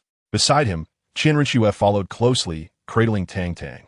The 7 treasures' glazed tower shimmered with colorful light, and 7 spirit rings continuously floated around Ning Fengji. 7 radiant beams of light surged into the body of the sword Douluo. Today we concede defeat, the green mountains remain, and the blue waters flow eternally. Sword Douluo Ning, let us reconvene another day. As the words fell, the Juhua Douluo and the ghost Douluo hastily departed. Don't look at me. I'm just an onlooker. Hey, wait for me, you too. Upon feeling the sword Douluo's gaze shift towards her, Mu Shui's face paled, and she hurriedly chased after the Juhua and ghost Douluo. Chapter 91. The Master and Bibi Dong Daddy, Grandfather Jian, what brings you here? As the black-clad figures of the spirit hall gradually retreated, Ning Rongrong turned her attention towards the sword Douluo and Ning Fengji. My future hope for the 7 treasures glazed sect is here, and with the spirit hall engaging in clandestine maneuvers, how could Grandfather Jian remain seated? Ning Fengji responded with a wry smile. I received the news and hastily brought you here. I didn't even have time to drink a sip of water, but fortunately, we arrived in time. Huo Wu exchanged a glance with Feng Xiaotian, their expressions turning grim. What is the true nature of the Shrek Academy that it has provoked the title Douluo to ambush? Ultimately, even the daughter of the most formidable auxiliary sect, the 7-treasure glazed tile school, is among its ranks. Reform the formation and set forth once more. With a mighty roar, Ji Tian withdrew his martial soul. At this moment, the royal knights displayed their formidable military prowess. They swiftly cleared the battlefield, burying the fallen on the spot, while the remaining soldiers regrouped and stood by. An hour later, they set out once more. Lord Jitian, are your injuries manageable? Inquired Ning Fengji with concern. I am fine, Jitian replied, his tone somewhat brusque. Perhaps it was his nature, or perhaps he held a certain disdain for the leader of the 7 treasures glazed tile sect. Who could say? I possess an excellent elixir for internal injuries. Should you not mind? Ning Fengji offered, retrieving a porcelain vial. As he opened the cap, a delicate fragrance wafted forth. No need. Jitian's voice remained as frigid as ever. Ning Fengji felt a slight embarrassment, his expression faltering, yet he chose not to press the matter further. With a graceful sweep of his sleeve, he turned and made his way to the carriage of Shrek Academy. Within the carriage, uniquely belonging to Qian Rinxue, Tang Tang sat cross-legged, her life domain continuously activated, siphoning the essence of life from the void to restore herself. Old Shui, Tang Tang called weakly. What is it? Qian Rinxue, who had been resting with closed eyes, opened them. Those 3 titled Douluos today, they must be the renowned Chrysanthemum Douluo and Ghost Douluo from the Spirit Hall. Correct? Tang Tang inquired with a hint of detachment. Indeed, Qian Rinxue responded, her tone somewhat somber. And who was the other titled Douluo? Tang Tang asked, her expression puzzled. As this individual was not mentioned in the original text. I do not know. I have not returned home in many years, Qian Rinxue replied, her countenance darkening. Under the dominion of Bibi Dong, the Spirit Hall has expanded its influence immensely over the years, yet it has lost the trust of many. The ambush witnessed today is something the Spirit Hall of your would never have contemplated. It strays far from the original intent of its development. The 2 individuals utilizing the spirit fusion technique are Yu Guan and Gue Mei, both formidable titled Douluos at level 94. Alone, each poses a little threat, but together, their combined power significantly amplifies their menace. As Bibi Dong's trusted aides, they've been quite active across the continent in recent years. The individual trailing behind them appears to be a newly ascended title Doll, having been away from the Spirit Hall for too long. My knowledge of events is scarcely more than yours, Qian Rinxue explained. They have come to kill me. Haven't they? After all, the unparalleled talent of the 5th ring from 100,000 years ago still belongs to the Xuantian Sect. Tang Tang spoke softly. Do not overthink it. Bibi Dong does not represent the entirety of the Spirit Hall. The Hall of Offerings holds the ultimate decision-making power, and the Hall Master is my grandfather. He will undoubtedly take a liking to you, Qian Rinxue reassured, gently patting his head. But what if your grandfather does not like me? My father did injure your father. Our families are indeed foes, Tang Tang replied with a wry smile. My grandfather appreciates gifted youngsters. With your exceptional talent, he will surely be fond of you, Qian Rinxue asserted with unwavering conviction. What if that is not the case? Tang Tang countered, shaking her head. Then I shall whisk you away to a remote place where the Spirit Hall cannot find us, and we shall live our lives in peace, Qian Rinxue laughed lightly. You are truly kind to me, Old Snow, Tang Tang said, her face brimming with gratitude. Yet within the Douluo continent, where could they possibly hide? The Spirit Hall's power is immense. Even if they sought refuge in the Star Doe forest, the spirit hall could easily uproot them. In the hall of the Pope, the master, clad in simple garments, returned to this place after many years, his thoughts swirling in complexity. Who dares trespass into the forbidden grounds of the spirit hall? Two soul masters in silver armor obstructed the master's path. Unfazed, the master raised his hand to reveal the token bestowed by Tang Hao. Casting a calm glance at them, "Greetings, elder." The guards' expressions shifted dramatically as they hurriedly bowed. "Stand aside. I wish to see the Pope," the master commanded, his face stern. "Yes." The guards quickly stepped aside. Inside the Pope's chamber, within an expansive conference hall of over 1,000 square meters, only one person remained. Clad in an opulent black robe adorned with gold, she grasped a staff nearly 2 meters long, embellished with an array of crystals. Her fair skin and nearly flawless visage rendered her an object of unattainable beauty. This is the supreme ruler of the spirit hall, Pope Bibi Dong, a woman with an insatiable thirst for power. As the gates swung open, the master stepped into the hall with measured grace. Their gazes met in the void, devoid of any emotional turbulence. The master's expression was one of indifference, tinged with regret, nostalgia, and a sense of profound loss. After a lengthy silence, Bibi Dong was the first to break it. "Xiao Gang, it has been quite some time." "Indeed, a long time has passed," the master reflected, overwhelmed by memories. "How did you manage to enter the Pope's sanctum, given its myriad defenses?" Bibi Dong questioned, perplexed. "Oh, perhaps Tang Hao bestowed upon you his identity token. After all, you are the mentor of his son." "You are well informed," the master replied, a faint smile gracing his lips. "I stand at the pinnacle of this continent, above millions. Is there anything I am unaware of?" Bibi Dong's face bore a hint of fervor. "Bibi Dong, you have changed." The master sighed. "Yes, I have changed. Ever since that fateful night, the former Bibi Dong has perished, gone forever." She suddenly erupted, akin to a wounded beast, her voice a desperate roar. The master remained silent, gazing quietly at her, the goddess he once cherished, now seemingly unhinged. After a prolonged moment, Bibi Dong inhaled deeply, striving to quell her emotional turmoil. "I am now the Pope of the Spirit Hall, the one who stands at the zenith of Douluo continent. I have come for but one purpose." The master slowly responded. "Is it for your esteemed disciple? If so, you may be disappointed. He is likely dead." Bibi Dong erupted into a fit of laughter. "What'd you say?"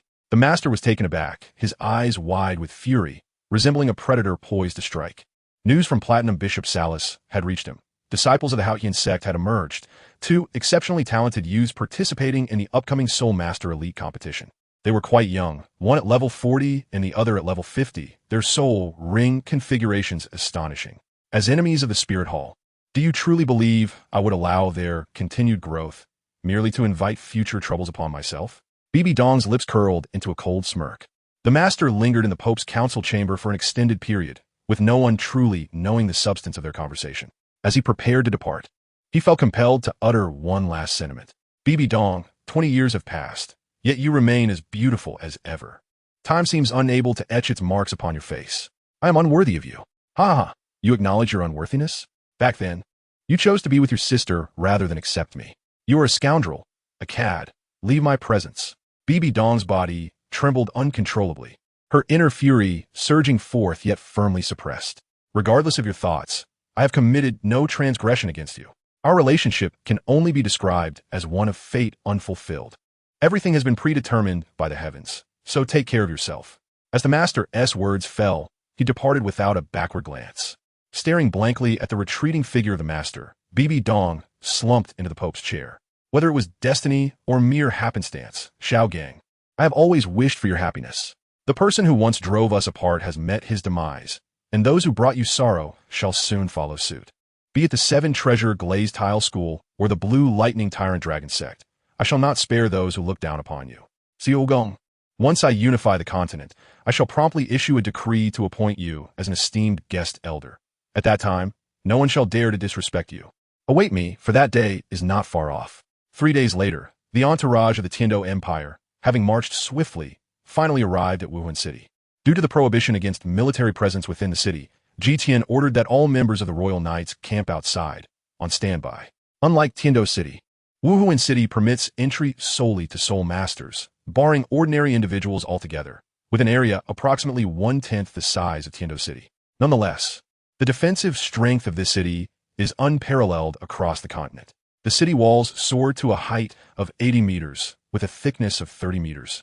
Constructed from iron bricks made of a mixture of loam and rare minerals.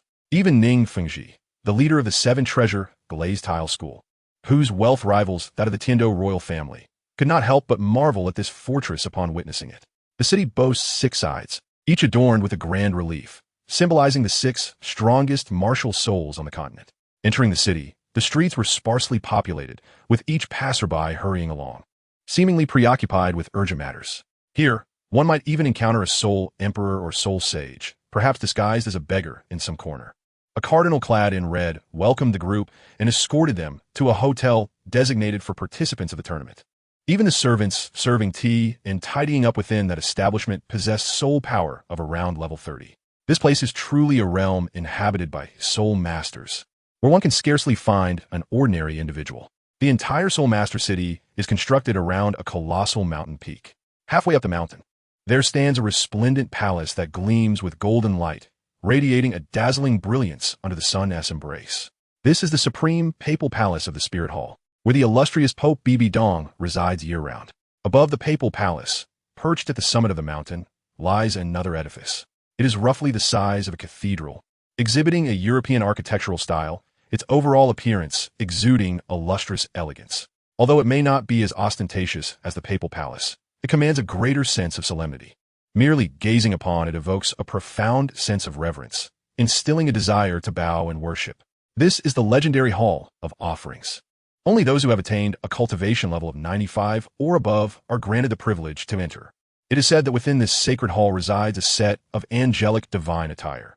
Whoever dons it will transcend the limitations of the continent's ranks, achieving the illustrious 100 level and ascending to the divine echelon. This is precisely why this place is revered as the holy land of soul masters, attracting countless powerful individuals who come seeking its wonders. With the arrival of the participants, the Spirit Hall made several adjustments and preparations. Soon, news spread. Various academies, weary from their travels, hastened to the Spirit Hall. In recognition of this, the Spirit Hall graciously allotted 3 days for all participating soul masters to recuperate and prepare. After 3 days, the grand finale of the elite competition for advanced soul master academies across the continent will officially commence. The team from Star Luo Empire arrived 2 days earlier than those from the Heaven Do Empire and was assigned accommodations on the opposite side of the Spirit City. The influences of the Spirit Hall, the Heaven Do Empire, and the Star Luo Empire are distinctly delineated. Early the next morning before dawn, Qian Rinxue quietly departed from the Spirit City, making her way to the Hall of Offerings on the mountain. This time, Qian Rinxue refrained from donning male attire.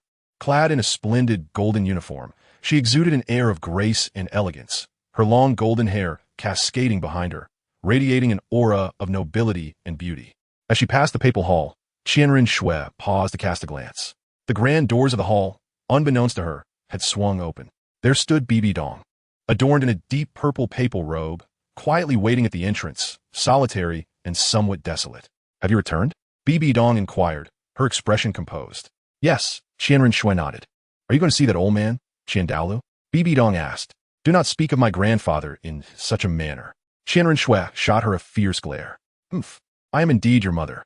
You are merely a piece of flesh that fell from me. In this world, only you and I share the deepest bond." Bibi Dong retorted with a cold snort. "How can you still claim to be my mother, when you gave birth to me? Who was it that abandoned me in the frigid wilderness for 3 long hours?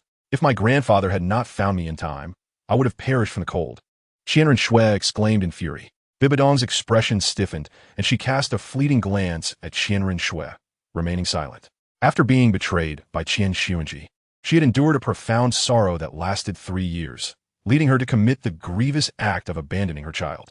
However, she later came to understand that the grievances of the previous generation should not be imposed upon the innocent. Though Qian Xuanji was a beast in human form, the child was blameless. Moreover, that child was her own flesh and blood. Human hearts are tender, and when faced with their own offspring, how can parents truly harden their hearts? For these years, Bibi Dong has yearned to make amends, yet Qian Rinxue, ensconced within the Tiando imperial family, remains separated by vast distances from her mother. Though her heart brims with the desire to compensate, she finds herself powerless to effectuate any meaningful change. In secret, she can only command Salas to discreetly assist Qian Rinxue, removing the obstacles that impede her path.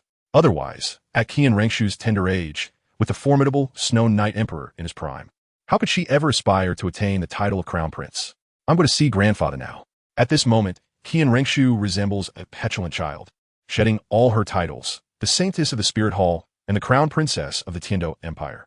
As she gazes at Qian Rengshu's retreating figure, Bibi Dong gently clutches her chest. Why does a twinge of pain linger here? 2 decades ago, after that fateful night, she believed she would never again experience heartache, convinced that her heart had long since perished. Yet now, the plight of women. Chapter 93. The Grand Finals of the Elite Competition. In the Sanctuary of Offerings, Qian Rushua gently pushed open the heavy stone door. The long-neglected chamber, untouched by sunlight, illuminated instantly at her entrance. The door closed of its own accord, and within the resplendent palace, an elderly man clad in coarse garments diligently swept the floor. His demeanor was earnest and focused, as if even the humble task of sweeping warranted his utmost dedication. This is Qian Douluo, one of the 3 unparalleled powerhouses of the age, a level 99 limit Douluo. Grandfather, Qian Renshue exclaimed joyfully, rushing towards Qian Douluo, only to be gently halted by him. Shaking his head, Qian Douluo resumed his meticulous sweeping of the ground. After thoroughly cleaning the grand hall and polishing the angelic statue at its center, he finally paused. Exhaling softly, he wiped the beads of sweat from his forehead. As the sky outside brightened, has Shui returned? Come, let me see you. Indeed, you've grown and become even more beautiful. Qian Douluo circled around Qian Renshue, nodding in approval. Truly, she is his granddaughter, a striking beauty, far surpassing the awkward offspring of Tang Chun. Grandfather, I thought you were angry with me and would ignore me. Qian Renshue pouted, displaying the demeanor of a young girl. Only in Qian Douluo's presence could such a side of her be witnessed. Swear, our angelic lineage has served the angel god for generations, cleaning this sanctuary twice daily to ensure our family's eternal standing in the continent. Qian Douluo declared with pride and honor. Across the entire continent, only his angelic clan had ancestors who were once divine. They are all descendants of the gods. That is merely a legend, Qian Renshue countered, shaking her head. Swear, above 3 feet, there are deities. One must not show disrespect to the divine. Qian Douluo spoke seriously. If there truly were gods, why have we not seen their presence all these years? There are no legends left on the continent, Qian Renshue retorted. The shadow of a god is not something mortals can perceive, Qian Douluo responded, shaking his head. Follow me. He walked directly beneath the angelic statue, humbly bowing in reverence. Then gestured for Qian Renshue to kneel. You shall remain here in quiet supplication for 3 days, and you will naturally sense the divine presence, Qian Douluo stated calmly. 3 days passed in the blink of an eye. The finals were about to commence. A total of 23 teams were competing, among which 3 seed teams were directly advanced to the finals. The royal team of the Star Luo Empire, the first team of the Tiando Royal Academy, and the golden generation of the Spirit Hall. In total, there would be 5 rounds of competition. The first round would advance 10 teams, the second round 5, followed by contests against the 3 seed teams until only the final 2 remained for the ultimate showdown. For the grand finale of the continent's elite Soul Master Academy competition, the Spirit Hall specifically established an exclusive venue in the central square of Spirit City. The enormous arena, with a diameter of 200 meters, was constructed from rare metals, ensuring it would withstand any potential destruction. The location is in close proximity to the Papal Palace, where the final championship will take place at the entrance of the palace. At that time, Pope Bibi Dong will personally attend to present the awards. For the Soul Masters arriving to compete, this was an unparalleled honor. Early in the morning, Flanders was summoned, reportedly to draw lots for the forthcoming match. In the first round, securing a weaker opponent would undoubtedly prove advantageous for the subsequent contests. Before long, Flanders returned, a smile illuminating his face, exuding a sense of triumph. It was evident he had drawn a favorable position. Shrek Academy's adversary in the first round was none other than the previously vanquished Blaze Academy.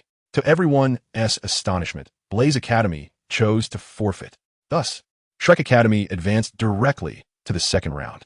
As the finals commenced, the audience was sparse, numbering only in the hundreds due to the restrictions preventing ordinary citizens from entering the Spirit City. The first match was between the Xuantian Academy and the Earth Dragon Academy of the Xingluo Empire. When the team from Xuantian Academy took the stage, the numerous teams from the Tiando Empire were left utterly astonished.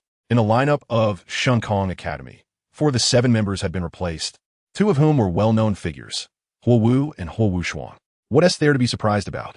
That scoundrel Feng Xiaotian has been seen cozying up to Douluo these past few days, Tang Tang scoffed. After several days of recuperation, her depleted essence had been fully restored, even with a slight surplus. Is it really such a tactic? Ma Hongjun exclaimed, his expression one of disbelief. Can we do the same? Xianyu blinked. Don't even think about it. The match has already begun, regardless of whether the Spear Hall agrees. Where would you find a powerful team to compete? Tang San shook his head. Days later, the first and second rounds concluded, revealing the top 8. As the third round commenced, the atmosphere grew tense. The remaining teams were formidable opponents without exception. Shrek Academy's third-round adversary was none other than one of the 3-seeded teams, the royal team of the Xinglua Empire. Meanwhile, the Spear Hall S team faced the Tiando Empire S-seeded team, the Tiando Royal Academy's first team. The two matches were a clash of titans.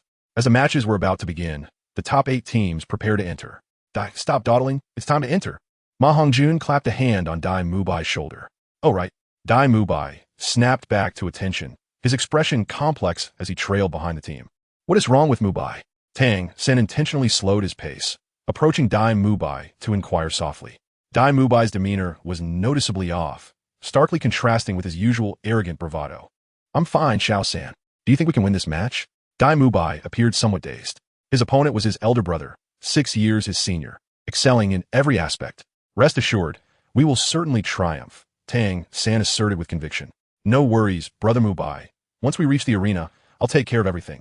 You just charge forward, Tang Tang remarked nonchalantly as she approached. In this competition, the Shrek 7 monsters were almost entirely involved. Except for Oscar, who was replaced by Tang Tang. This marked the first time Shrek had participated in such a formation. Witnessing this, several spirit master teams from the Tiando Empire were left gaping in astonishment. Was this truly the strength of Shrek Academy? Was this their most formidable lineup? Observing the arena, with Dai Mubai at the forefront and the Shrek Academy team fanned out, the various academies of the Tiando Empire erupted in fervor. Chapter 94. The Douluo Royal Academy team, the finals unfolded one match at a time, and naturally, the other academies seized the opportunity to gauge their opponent's strength in the first match between Shrek and the Douluo Royal Academy. Feng Xiaotian stood with his arms crossed, an uncontainable smile illuminating his face, his demeanor radiant. Beside him, Douluo stood quietly, her allure and charm more pronounced than ever. On the arena, both teams faced each other. Upon seeing the figure standing at the forefront of the Douluo Royal team, Dai Mubai's eyes gleamed with intensity. It was a tall individual, with a mane of golden hair cascading down his back, wearing a languid expression that bore a striking resemblance to Dai Mubai, at least 70% similar. Beside him stood a tall woman, her smile enchanting, her skin as smooth as jade adorned with a hint of rosy hue. In comparison to her stature, Zhu Zhuqing's once enviable attributes seemed slightly diminished. Wow, Sister Zhuqing, do all the girls in your family possess such splendid figures? Tang Tang et galim nvocili. If only I had old Shue's physique. Ahem, that would be overwhelming enough as it is. Zhu Zhuqing remarked. Mubai, I never expected you to reach this stage. It truly astonishes me. Davis's gaze swept across Dai Mubai's face as he spoke calmly. Stop pretending, Davis. Today I intend to defeat you. Dai Mubai's eyes shone with determination. His gaze fierce. Ha ha ha, defeat me? What a joke. The gap in our strengths is something you could never fathom. Why not accept reality and live contentedly as a mere fish in the pond? Davis sneered. Who is the mere fish? You'll only know after the fight. If you have the ability, defeat me first before you insult me. Dai Mubai responded, his face resolute with battle intent. On this day, he had waited for an eternity. Today, he must prevail. For himself, and for Zhuqing. Ah, when did our dandy come to understand the weight of his responsibilities? Very well.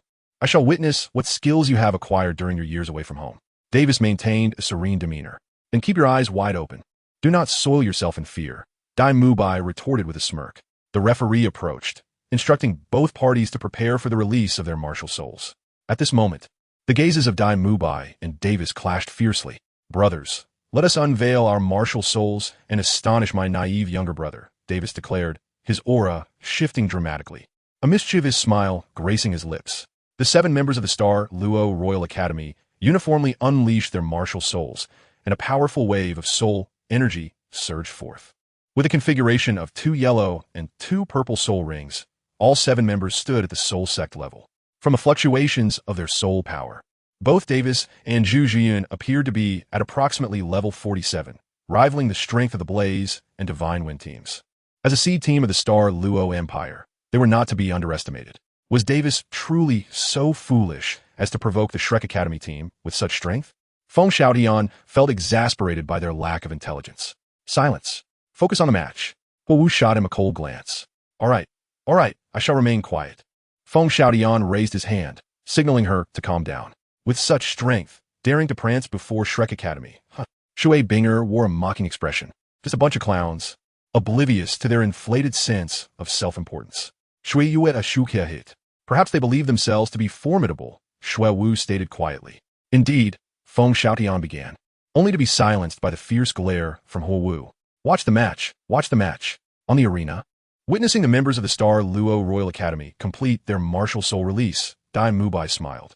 If he had previously harbored doubts about defeating the Star Luo Royal Academy, the sight of Davis and his companions unleashing their martial souls instilled within him a sense of certainty about the outcome of the match. Every day, seeing Tang San and Tang Tang before him made Dai Mubai wonder if the entire world was filled with prodigies like the Tang brothers. Such thoughts are utterly unacceptable. Brothers, unleash your martial spirits, Dai Mubai declared with unwavering confidence. With a proud posture, for soul rings, 2 yellow and 2 purple, rose gracefully around him. To Davis's astonishment, the members of the Shrek team were all equipped with soul master levels as well. Nevertheless, Davis remained resolute, firmly believing in his victory. After all, he was the prince of the Star Luo Empire, bearing the noble bloodline of the White Tiger martial spirit. Then, Davis was left in shock, standing at the center. The seemingly ordinary Tang San slowly raised his right hand. The azure blue-silver grass emerged, accompanied by 4 soul rings, 2 yellow, 1 purple, and 1 black, captivating the attention of nearly everyone present. Hey, look over here, Tang Tang exclaimed with a cheeky smile, waving her hand in front of her, as the starry staff materialized boldly. 5 mesmerizing soul rings, 2 purple, 2 black, and 1 red, hovered around her still youthful form, gently swaying. While the various academies from the Tiando Empire were accustomed to such displays, the academies from the Spirit Hall and Star Luo Empire were utterly stunned. All mouths gaped wide, jaws nearly dropping to the ground, as they were engulfed in disbelief. Good heavens, am I seeing things? Did I just witness a 100,000-year soul ring? One exclaimed. Brother, I too am bewildered. I saw it too, shouted another. You two up there, you must be mistaken. I definitely saw it, exclaimed another. No way. This must be a hoax. A soul king at level 50 with a 100,000-year soul ring. How can other academies compete with this? It's utterly inhumane, devoid of any competitive spirit. The crowd erupted in chaos. If it had been 2 10,000-year soul rings at level 50, some might still believe it. But a 100,000-year soul ring had just emerged. Who am I? Where am I? Is my family just now getting internet? Across the arena, Davis stood dumbfounded, staring at Tang Tang and her soul rings, his face a portrait of disbelief. No, this cannot be real. It must be a trick. Zhu Zhuyan was on the verge of madness. When Zhu Zhuqing left home, she was merely at levels 10 or 20. Now, she had ascended to the same rank as Zhu Zhuyan. This is not the most significant aspect. The crux lies in Zhu Zhuqing and Dai Mubai's companions. A 100,000-year spirit ring. Surely, this is a jest. Is this truly within the realm of human capability? Death. Inevitably, it must come. There can be no further delay. Davis. Zhu Zhuyan called out coldly. I understand now. Davis exhaled deeply, a fierce aura of killing intent radiating from his eyes.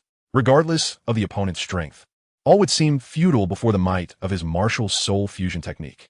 The rules of the competition are as follows. When one side is entirely devoid of combat ability or concedes defeat, they are directly eliminated, while the victorious side advances to the top 4. The referee proclaimed the competition rules in a loud voice. The final round. First match. Shrek Academy Team versus Xingluo Royal Academy Team now commences. Chapter 95. Overwhelming power, the 7 treasures turn into glazed light. As the match commenced, Ning Rongrong executed a graceful turn, and the 9-treasure glazed tower in her hand instantly radiated brilliant hues. As the martial souls were unleashed, both sides had already arranged their formations. Dai Mubai stood resolutely at the forefront, with Tang San closely following. Zhu Zhuqing and Xiao Wu positioned themselves on either side of Tang San, while Tang Tang and Ning Rongrong took their place at the back, with Ma Hongjuan's round figure shielding them. With a flourish of the starry staff, the first spirit ring illuminated. 14 beams of green light precisely struck the 14 figures on the arena, granting Shrek Academy a comprehensive attribute boost of 120%. Tang Tang felt a pang of regret as the weakened buff cast upon the opponent was dispelled by their supporting Soul Master as Purification Skill. Nonetheless, it mattered little. The situation was bound to be one of overwhelming supremacy. At this moment, Davis had already completed his transformation into the White Tiger King Kong. Sharing the same White Tiger martial soul, his soul abilities were nearly identical to Dai Mubai's. With the White Tiger shield activated, Davis charged forward, followed closely by Zhu Zhuyan. Davis's soul power surpassed that of Dai Mubai significantly, and under normal circumstances, with the advantage of initiative, Dai Mubai would indeed find himself in a challenging position. But was this truly a normal circumstance? A smirk played on Tang Tang's lips as the fifth-ranked 100,000-year spirit ring gleamed instantaneously. The entire venue fell into stunned silence. To unleash a 100,000-year spirit ring right at the outset, what manner of strategy is this? The fifth soul ring ability of a life mode, Wild Growth, is activated. A vibrant green light, under the watchful gaze of all present, soared directly into Dai Mubai's body. With a resounding roar that echoed like a tiger's cry, accompanied by the crackling sound of bones, Dai Mubai's physique surged by a third. Utilizing the White Tiger's diamond transformation, he expanded once more, standing on the arena like a small giant. Feeling the unstoppable surge of primal power within him, and seeing Davis charging directly towards him, a smirk graced Dai Mubai's lips. The purple extreme demon eye was unleashed to its fullest extent, allowing Tang San to perceive every subtle movement in the arena. His fourth soul ring gleamed as the blue-silver prison was activated. 7 dark cages, woven from blue silvergrass, instantly enveloped the 7 members of the Douluo Royal Academy team, while simultaneously isolating Davis and Zhu Zhuyan from one another. Tang San, having witnessed the martial soul fusion technique of Dai Mubai and Zhu Zhuqing on multiple occasions, was determined not to allow it to be executed. All of this transpired in the blink of an eye. By the time Davis regained his senses, he found himself ensnared within the blue-silver prison. A fierce roar echoed, a tiger's growl. In the face of Davis's formidable assault, the blue-silver prison withstood for a mere 3 breaths. As Davis broke free from his confinement and was about to revel in his newfound freedom, he was met with a swift strike from Dai Mubai. With his hands raised defensively, Davis's countenance darkened. After deflecting this blow, it was time for his counterattack. However, an overwhelming force suddenly surged through his arm, sending Davis hurtling away with a single strike. The sound of shattering bones resonated clearly in the ears of all present. The spectators from various academies gasped in unison, awestruck by the terrifying prowess of a 10,000-year soul ring technique. The prowess of Dai Mubai remains somewhat ambiguous. However, it is apparent that he is not formidable enough to effortlessly send flying opponents of higher rank, particularly those of the same martial spirit lineage. Meanwhile, Zhu Zhuqing and Zhu Zhuyan have fiercely clashed with one another. Having just freed herself from the confines of the blue-silver prison, Zhu Zhuyan barely had time to assess the situation before Zhu Zhuqing confronted her head-on. Utilizing her Phantom Shadow Clone, she unleashed a series of attacks, Phantom Claws and Phantom Slash. Although Zhu Zhuyan's soul power surpassed that of Zhu Zhuqing, the latter, bolstered by Tang Tang's first soul skill enhancement, was able to engage in a back-and-forth battle, neither gaining the upper hand. Ethereal claws sliced through the air, igniting sparks in their wake. Suddenly, a radiant 9-colored light enveloped Zhu Zhuqing, further amplifying her already peak strength. Gradually, she began to suppress Zhu Zhuyan, rendering her incapable of retaliation. Victory was merely a matter of time. Both sides exhibited remarkable achievements, as the Douluo Royal Academy swiftly lost 2 key members, leaving the remaining participants insufficiently threatening. Tang San's fourth soul ring shimmered once more, activating the altered skill of the blue-silver prison, the blue-silver spike array. Instantly, 7 blue-silver prisons ascended, suspending the 7 members of the Douluo Royal Academy in mid-air, rendering them dazed for 3 seconds. A radiant beam of 7 colors illuminated Ma Hongjun, who was engulfed in blazing flames. In his tiny eyes, a gleam of determination sparkled. His second, third, and fourth soul rings illuminated simultaneously. His plump form soared skyward, as the combination of the blazing phoenix and the phoenix wing ascension further augmented his already potent fire attributes. A resounding cry echoed. The phoenix's roar resounded through the air. With fervent flames and fervor, Ma Hongjun transformed into a fiery meteor, descending from above. With a thunderous impact, he unleashed his fourth soul ring technique, the Phoenix's Howl. Those three members of the Star Luo Royal Academy, who had been flung by Tang San's blue-silver spike array, had barely begun their descent before being propelled once again by Ma Hongjun's onslaught. While airborne, the trio nearly succumbed to the searing heat of the phoenix, losing consciousness in the process. The remaining two scholars were swiftly approached by the waiting Xiao Wu, who executed a seamless array of techniques: instant teleportation, bowing waist, enchantment, and the 8-stage devastation throw. Is it over? Feng Xiaotian gazed in astonishment, utterly dumbfounded. Perhaps. Hu responded, somewhat pensive. Truly extraordinary, Shui Binger thought to herself, swallowing hard. Many spectators could hardly contain their disbelief, their eyes wide as they gazed upon the arena. How brief a span of time it has been. Was it even a minute? It is nothing short of overwhelming. The opponent is an elite from the Star Luo Royal Academy, representing the dignity of the Star Luo Empire. You have been defeated. Dai Mubai stood before Davis, looking down upon him from a position of superiority. Do not trouble me again in the future. My victory over you is merely to convey that I, Dai Mubai, am not inferior to anyone from the Star Luo royal family. Having uttered these words, Dai Mubai turned and began to walk away, raising his right hand high in triumph. He had emerged victorious. As he slowly departed, Davis stood frozen, utterly stunned. He had lost. He, Davis, had been defeated. How could this be possible? How could Davis possibly lose? He is undoubtedly the most exceptional descendant of the Star Luo royal family in nearly a century. I am the strongest. The Golden Titan transformation was unleashed once more, and Davis sprang up from the ground with ferocity. His claw shot forth, ruthlessly aiming for the back of Dai Mubai's head. He wished for Dai Mubai's demise. Sensing the rush of wind, Dai Mubai swiftly raised his arm and turned to block the incoming claw. Do you not understand yet? You and I have long since diverged on different paths, Dai Mubai quietly declared. Gripping Davis's shoulder with terrifying strength, he nearly crushed his scapula. With a swift motion, he hurled Davis backward, sending him flying. Ultimately, Dai Mubai showed restraint. This strike could have easily claimed Davis's life, yet Dai Mubai refrained from doing so. Regardless of whether Davis acknowledges it or not, they share the same blood coursing through their veins. With a swish, Zhu Juyan retreated, and several crimson gashes instantly appeared on her arm. Staggering to regain her balance, she looked at Zhu Zhuqing with disbelief. After a long separation, the once fragile girl she could manipulate had surpassed her in strength. Zhu Zhiyun's heart was unable to accept this reality. Davis, she called out, but her voice echoed in silence. Turning to survey the arena, she realized she was the only remaining member of the Star Luo Royal Academy team. Zhu Zhiyun, you have lost, Zhu Zhuqing coldly articulated. Restored to his form, Dai Mubai, alongside Tang San with his blue-silver grass, the extinguished flames of Ma Hongjun, the tall figure of Xiao Wu, the charming and adorable Ning Rongrong, and Tang Tang, wielding her scepter, all approached and stood behind Zhu Zhuqing. Zhu Zhiyun fell silent. Though reluctant to concede, she could not deny the truth. They had indeed lost, utterly and completely crushed from beginning to end. I concede, she sighed softly, speaking with a bitter tone.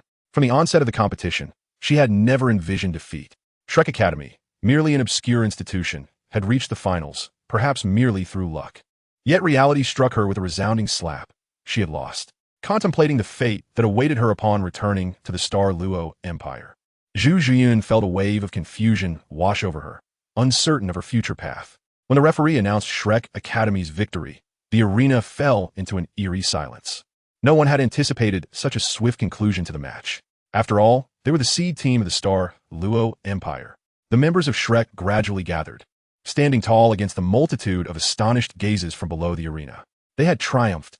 Their overwhelming victory silently proclaimed the arrival of true champions. As they descended from the stage, the 7 of them brushed past the members of the Tiando Royal Academy. Truly impressive, Tang Tang. Your 10,000-year-old ring is remarkable. Yu Qianheng remarked sincerely. Oh, it's just you, the novice. Well, this match was simple enough. It was merely basic maneuvers, and I haven't even showcased my true strength. Tang Tang waved dismissively, her expression one of indifference. Yu Qianheng felt a vain throb on his forehead. If you didn't call me a novice, we'd still be good friends. Ah, by the way, your next opponents are the golden generation of the Spirit Hall, right? Good luck. I'll be watching you. Tang Tang patted Yu Qianheng on the shoulder. You're leaving? Yu Qianheng nearly wept. Where's the support in your words? You certainly appear to be an observer relishing the spectacle. Alas, my esteemed friend, do enjoy the show while I strive to extract a modicum of strength from my opponent. Yu Tianheng sighed. Fear not, dear Hengzi. Once we secure the championship, we shall remember the sacrifices you have made, encouraged Tang Tang. I couldn't help but smirk at Yu Qianheng. He felt that if he did not leave, he might as well concede defeat outright. His words were utterly devoid of virtue. The two teams ascended the stage, standing opposite one another on the arena. The most anticipated match was about to commence. As the strongest team acknowledged by the Spirit Hall, the veil of mystery surrounding the Golden Generation was about to be lifted. The uniforms of the Spirit Hall Academy S team were pure white, immaculate and adorned with 6 embroidered patterns, each representing the mightiest 6 spirit souls of the continent. Among them, 3 individuals stood out remarkably. On their left chests, they bore a purple emblem, resembling a book, symbolizing their honor. At the forefront stood a man, towering at approximately 1.90 meters, with neatly trimmed black hair, standing upright like steel needles. His long hands hung at his sides, his gaze coolly directed towards Yu Qianheng. Exuding en overwhelming aura.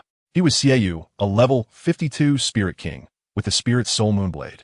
Behind him, Hulaina and Yin stood quietly, their dark red eyes reflecting unique brilliance, her fiery red waves cascading behind her, complemented by her striking figure, drawing numerous admiring glances. Hulaina's spirit was the 9-tailed fox. Should one overlook her prowess due to her beauty, as her adversary, one would surely suffer a great loss. She could undoubtedly be hailed as a prodigy, a level 51 control system Spirit King. As for Yin, he was an ordinary young man, a level 52 assault system Spirit King, with a Spirit Soul Flame Lord. The Spirit Hall was dubbed the Golden Generation precisely because of the presence of these 3 individuals. With the referee's commanding shout, the match commenced. Although Yu Qianheng had braced himself for a fierce battle, determined to unleash the true strength of the Spirit Hall team.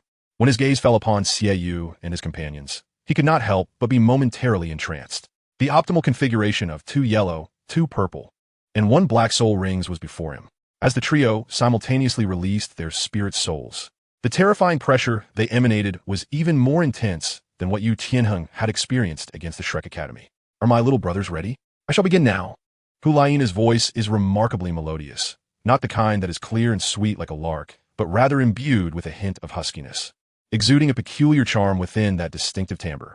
A subtle smile graces her face, and as she releases her martial spirit, her already exquisite features seem to radiate even greater beauty. With graceful steps and glimmering eyes, a fluffy tail suddenly emerges from behind her. Little brother, you are quite naughty. Hulaina gently approaches Yu Qianheng, lifting his chin with her hand, her breath fragrant as orchids. Alas, Yu Qianheng snaps back to reality, a sudden shock coursing through his heart. Yet before he can fully comprehend the situation, Hulaina strikes with a swift palm, landing with lightning speed on his chest. An intense wave of pain envelopes him, leaving Yu Qianheng no time to unleash his soul skill. He is swiftly incapacitated by Hulaina's singular move. Meanwhile, the other members of the Tiando Royal Academy team are swiftly dispatched by Yin and Xiaoyu with effortless precision. The entire match is exceedingly brief, commencing and concluding in serene tranquility, devoid of any tumult. Bah, that shameless vixen. Ning Rongrong scrunches her adorable nose, her expression one of indignation. To wield such charm to such an extent, is that not a skill in itself? Dai Mubai remarks casually. Is that so? Zhu Zhuqing's tone is icy. Of course, when we face the Spirit Hall team, I shall not be so easily bewitched, Dai Mubai hastily asserts. Humph. Zhu Zhuqing scoffs coldly. Sigh. Indeed, a novice remains a novice. Speaking of exerting all one's effort to compel the opponent to showcase their prowess, they were utterly entranced instead. Tang Tang shakes her head. Vixens possess an inexhaustible allure for men who have yet to experience certain intimacies. I wonder if I can withstand the temptation when we face the Spirit Hall team. Perhaps I should take these next few days to bolster my resistance with old snow. Yes, that seems quite necessary. Chapter 97. The semifinals. Slowly raising the moon blade in his hand, Xiaoyu's gaze sweeps across the arena, landing on the Shrek team. With a slight lift of his chin and a scornful look in his eyes, the provocation is unmistakable. A Soul King team boasting a 100,000-year soul ring is more than qualified to be his opponent. Only by competing against such a formidable team can the match hold any excitement. TCH, Tang Tang raises her right hand, greeting him with an impudent gesture. Are 3 Soul Kings truly impressive? When faced with me, you'll be calling me daddy. The aura of the evil moon momentarily fluctuated, a flicker of anger igniting within its gaze. And a countenance of cold severity adorned its features. It lifted its right hand, making a swift motion across its neck, casting a provocative glance at Tang Tang. Both the Shrek Academy and the Wuhuan Palace Academy had decisively overwhelmed their opponents in their respective matches. The spectators from various academies found themselves at a loss, unable to discern who among the competitors was truly superior. Although the Shrek Academy team boasted only a single Soul King, and that individual merely served as a support role, they possessed an unprecedented 10,000-year spirit ring.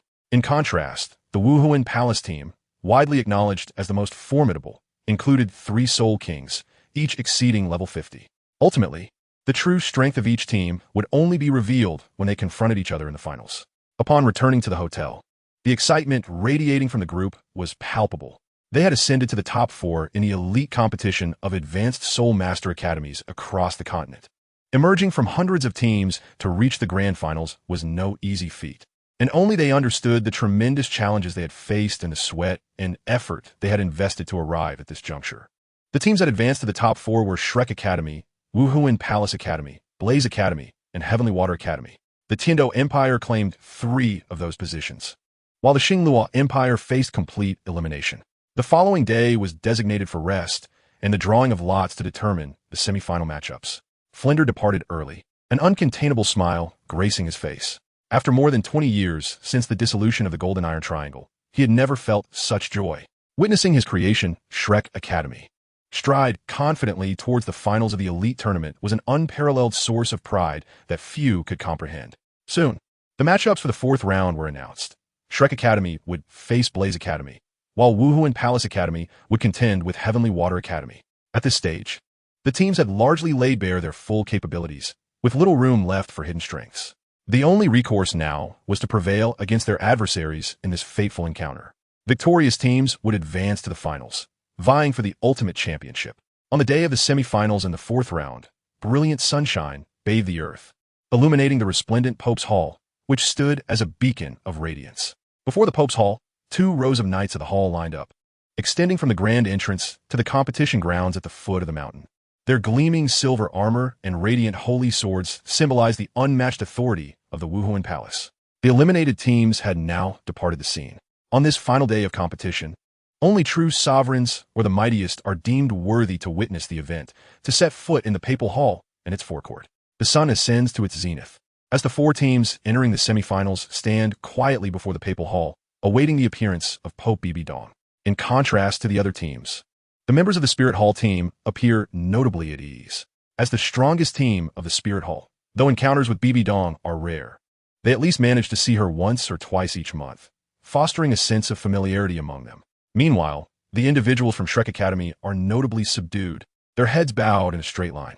Among them, Tang Tang is particularly hesitant, discreetly inching backward, her head nearly touching her chest, overwhelmed by anxiety and trembling uncontrollably. It evokes a sensation akin to a bride's awkward introduction to her mother-in-law, fearing that any dissatisfaction might cast her into the depths of despair. At that moment, 12 red-robed archbishops emerge from the side entrance, taking their positions on either side of the steps leading to the Papal Hall, 6 on each side. Following closely behind were 2 platinum bishops, including Salus, the Grand Master of the Spirit Hall branch of the Tiando Empire. Long live His Holiness the Pope. Salus proclaimed loudly. The resounding cheer, reminiscent of a cataclysmic upheaval, echoed throughout the Spirit City, reverberating far into the distance. All Soul Masters affiliated with the Spirit Hall, regardless of rank, fervently turned their gazes toward the grand entrance of the Papal Hall. For the followers of the Spirit Hall, the Pope embodies their faith, a belief worthy of a lifetime of devotion. With a creak, the enormous doors gradually swung open, tilting outward. Under the intense scrutiny of every gaze, a stunning figure slowly emerged, adorned in a resplendent golden papal gown, crowned with a purple-gold tiara and wielding the papal scepter. Bibi Dong stood solemnly at the steps of the Papal Hall. She was there, seemingly the very essence of the universe, the sovereign of the world, exuding an ethereal and imposing presence. At this moment, she transcended her role as a mother, no longer burdened by the sorrow of a daughter reluctant to acknowledge her. Instead, she epitomized the highest authority of the Spirit Hall, embodying the supreme dignity of a pope. The brilliance of her gown shimmered, and the purple gold crown radiated with myriad auspicious colors. In that moment, all eyes were riveted upon her singular form. We pay homage to Your Holiness the Pope. All members of the Spirit Hall knelt on one knee, bowing their heads in reverence. In that moment, Even Ning Fengji, the esteemed leader of the three great sects, was awestruck by the unparalleled majesty of Bibi Dong, although he had always been aware of her existence. This was the first time he witnessed the true essence of Bibi Dong in such a vivid manner. The astonishment and the impact she imparted were beyond the realm of expression. It is no wonder that, as a woman, she could firmly occupy the papal seat. Her inexplicable aura alone was enough to render the majority of individuals feeling inadequate. Behind Bibi Dong, four figures followed closely, adorned in resplendent crimson robes intricately embroidered with golden and silver patterns. A gem the size of an infant's fist gleamed brilliantly at their chest, radiating a dazzling golden light. This garment is a specially crafted attire from the Spirit Hall, reserved exclusively for those who have attained the esteemed rank of title Douluo. Leading the assembly is none other than the formidable figure of the seven-treasure Tang Sect, the 97th ranked title Douluo, sword Douluo Xuantian. Beside him stands Jitian, the sole title Douluo of the Heaven Do Empire, a designation that rightfully earns him the title of the foremost individual beneath the snowy night. Following them are Yu Guan and Gai Mei, who, although originally unqualified to be present, have been granted exceptional permission to accompany Bibi Dong, a privilege that no one dares to contest. At this moment, the position of sword Douluo should have belonged to Ning Fengji, the sect leader of the seven-treasure Tang Sect. Yet, the mere thought of standing alongside that effeminate figure from the Chrysanthemum Pass sends shivers down his spine. Thus, he delegates the responsibility to sword Douluo, reasoning that an old man like him would harbor no peculiar intentions. "Rise," Bibi Dong declared, her staff striking the ground with authority. As her voice resonated, the members of the Spirit Hall stood upright, each striving to present their finest selves before the Pope. A touch of elegance graced Bibi Dong's exquisite visage, her gaze sweeping over the four teams that had advanced to the semifinals. "Your presence here, before the Pope's Hall, is a testament to your exceptional talent and capabilities. The ultimate reward of this competition lies before you. You need only to take another step forward, and this coveted prize, long desired by countless soul masters, shall be yours to claim." As she spoke, Bibi Dong gently waved her Pope's staff. Three soul bones, radiating a crystalline brilliance, floated serenely in the air before her. The revelation of the soul bones astonished all present. Even the composed Ning Fengji could not suppress his awe. The Spirit Hall is indeed extravagantly wealthy, offering three soul bones as the ultimate reward for this elite competition. Judging by the radiance emanating from the soul bones themselves, it is evident that these three are no ordinary artifacts. Even the trio of Xiaoyu from the Spirit Hall cannot help but reveal their covetous desire at this moment. These three soul bones were originally bestowed upon them by Bibi Dong, merely to silence the complaints of several offerings in the offering hall. They were subsequently presented as the prize for the championship of the finals. In other words, the championship title had long been predetermined unilaterally by the Spirit Hall. All of this is merely a theatrical display. The wisdom encapsulated within the spiritual skull, a product of a 50,000-year-old soul beast, was personally vanquished by the previous pope, making it an unparalleled treasure among soul bones, second only to those of 100,000 years in external soul bones. The fiery explosive right arm bone, its origin now lost to history, is a relic left behind by a titled elder of our hall after his passing. The wind-chasing left leg bone, acquired by His Holiness during the Pope's trials in the Douluo forest over a decade ago, was derived from a 30,000-year-old wind beast. Standing behind Bibi Dong, the ghost Douluo introduced the origins of the three soul bones. Historically, there has always been but a single victor, and the rewards reflect this truth. The rarity of these soul bones speaks for itself. Only the strongest are worthy of such treasures, and only those who emerge as champions may claim their rewards. I hope that all teams entering the semifinals will showcase their true abilities. The soul bones await you at the pinnacle of victory. Bibi Dong raised her hands high, the soul bones suspended before her radiating an even more brilliant light. The crowd erupted in fervor, their eyes filled with a blood-red frenzy as they fixated on the soul bones floating before Bibi Dong. Were this not the Spirit Hall, not the Papal Palace? The emergence of these three soul bones would undoubtedly incite a tempest of bloodshed. It is rumored that gathering a complete set of soul bones offers a faint chance to transcend the 99th level, glimpsing the limitless vistas beyond the 100. Even a mere fish dreams. Who does not wish to behold the grandeur of the 100th level? Thus, I declare the commencement of the semi-finals of the elite tournament of advanced Soul Master Academies across the continent. With a resounding thud, Bibi Dong's staff struck the ground, signaling the true beginning of the finals. With the soul bones collected, she proceeded to take her seat before a row of gilded chairs in the papal palace. As the Pope, Bibi Dong occupied the central position, flanked on her left by the sword Douluo and Ning Fengji, and on her right by the ghost Luo and Yuewan. The sun climbed high, and the refreshing coolness of the morning had long been replaced by the gentle heat of midday. The first match was between Shrek Academy and the Blaze Academy.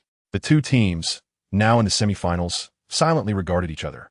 Dai Mubai stood resolutely at the forefront, observing the somewhat familiar faces across from him, a hint of disdain gracing his lips. Feng Xiaotian, Huo Wu, and Huo Wushuang met his gaze calmly. Do you wish to know why we do this? Huo Wu stepped forward, her eyes trailing past Dai Mubai to the figure of Tang San behind him. Tang San merely shrugged, remaining silent. He had foreseen this outcome since the day the Blaze Academy and the Wind God Academy merged. I harbor no ulterior motives. I simply wish to defeat you. This shall be my final opportunity, and for it, I am willing to sacrifice everything. In the depths of Huo Wu's eyes flickered a hint of madness. She had awaited this day for an eternity, even going so far as to align herself with Feng Xiaotian, an individual she held no affection for. Frankly speaking, you stand no chance. Surrender is your only option, for you cannot overcome us. Tang San offered a faint smile and shook his head. Words are easily spoken. Let's allow our actions to speak for themselves. Huo Wu seethed with anger. The referee for the semifinal was a cardinal clad in crimson. Upon confirming that both parties were prepared, he promptly declared the commencement of the match. The instant the referee's voice faded, Feng Xiaotian swiftly positioned himself before Huo Wu, shielding her alluring form behind him. Waves of flames surged forth, engulfing the majority of the arena. The half of the void belonging to Huo Wu's side was now bathed in a fiery glow, the flames casting a vivid crimson hue. The very fabric of the void appeared to shimmer and warp slightly. In this match, the most skilled player, Tang Tang, did not take to the field. Instead, Oscar, who had never played before, was substituted in. This marks the inaugural full formation battle of the Shrek 7 monsters. Unlike their usual competitive lineup, as the referee proclaimed the commencement of the match, the Shrek 7 monsters swiftly formed a circle. Within this circle stood Ning Rongrong and Oscar, while the other 5 continuously revolved around them.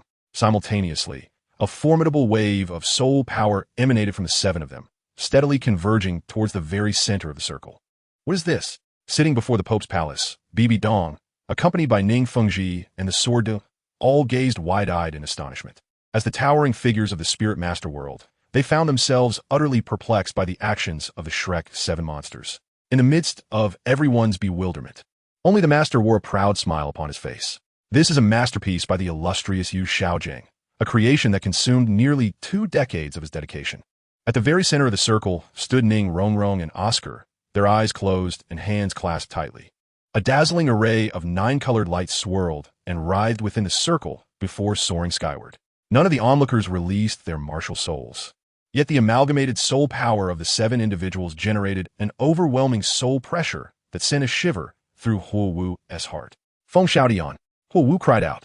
After a prolonged period of intimate connection spanning over half a month, the synergy between the two had reached its zenith. Upon hearing his name called, Feng Xiaotian instantly understood. A pair of azure wings unfurled majestically, propelling him skyward, heralding the commencement of the Gale Wolf S36 strikes. Chapter 99.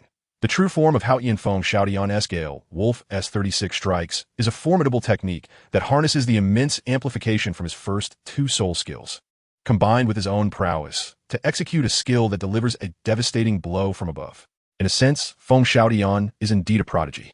After ascending, Feng Xiaotian did not launch his attack immediately. The moment he took flight, Huo Wushuang swiftly assumed his position, standing protectively in front of Huo Wu, accompanied by 2 powerful assault-type soul masters from the Xuantian Academy. Behind Huo Wu stood 2 support-type soul masters, the very members of the Mars support team.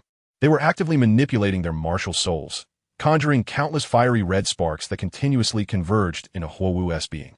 As time elapsed, Huo Wu's delicate form began to tremble, and the 4 soul rings encircling her glimmered with radiant brilliance.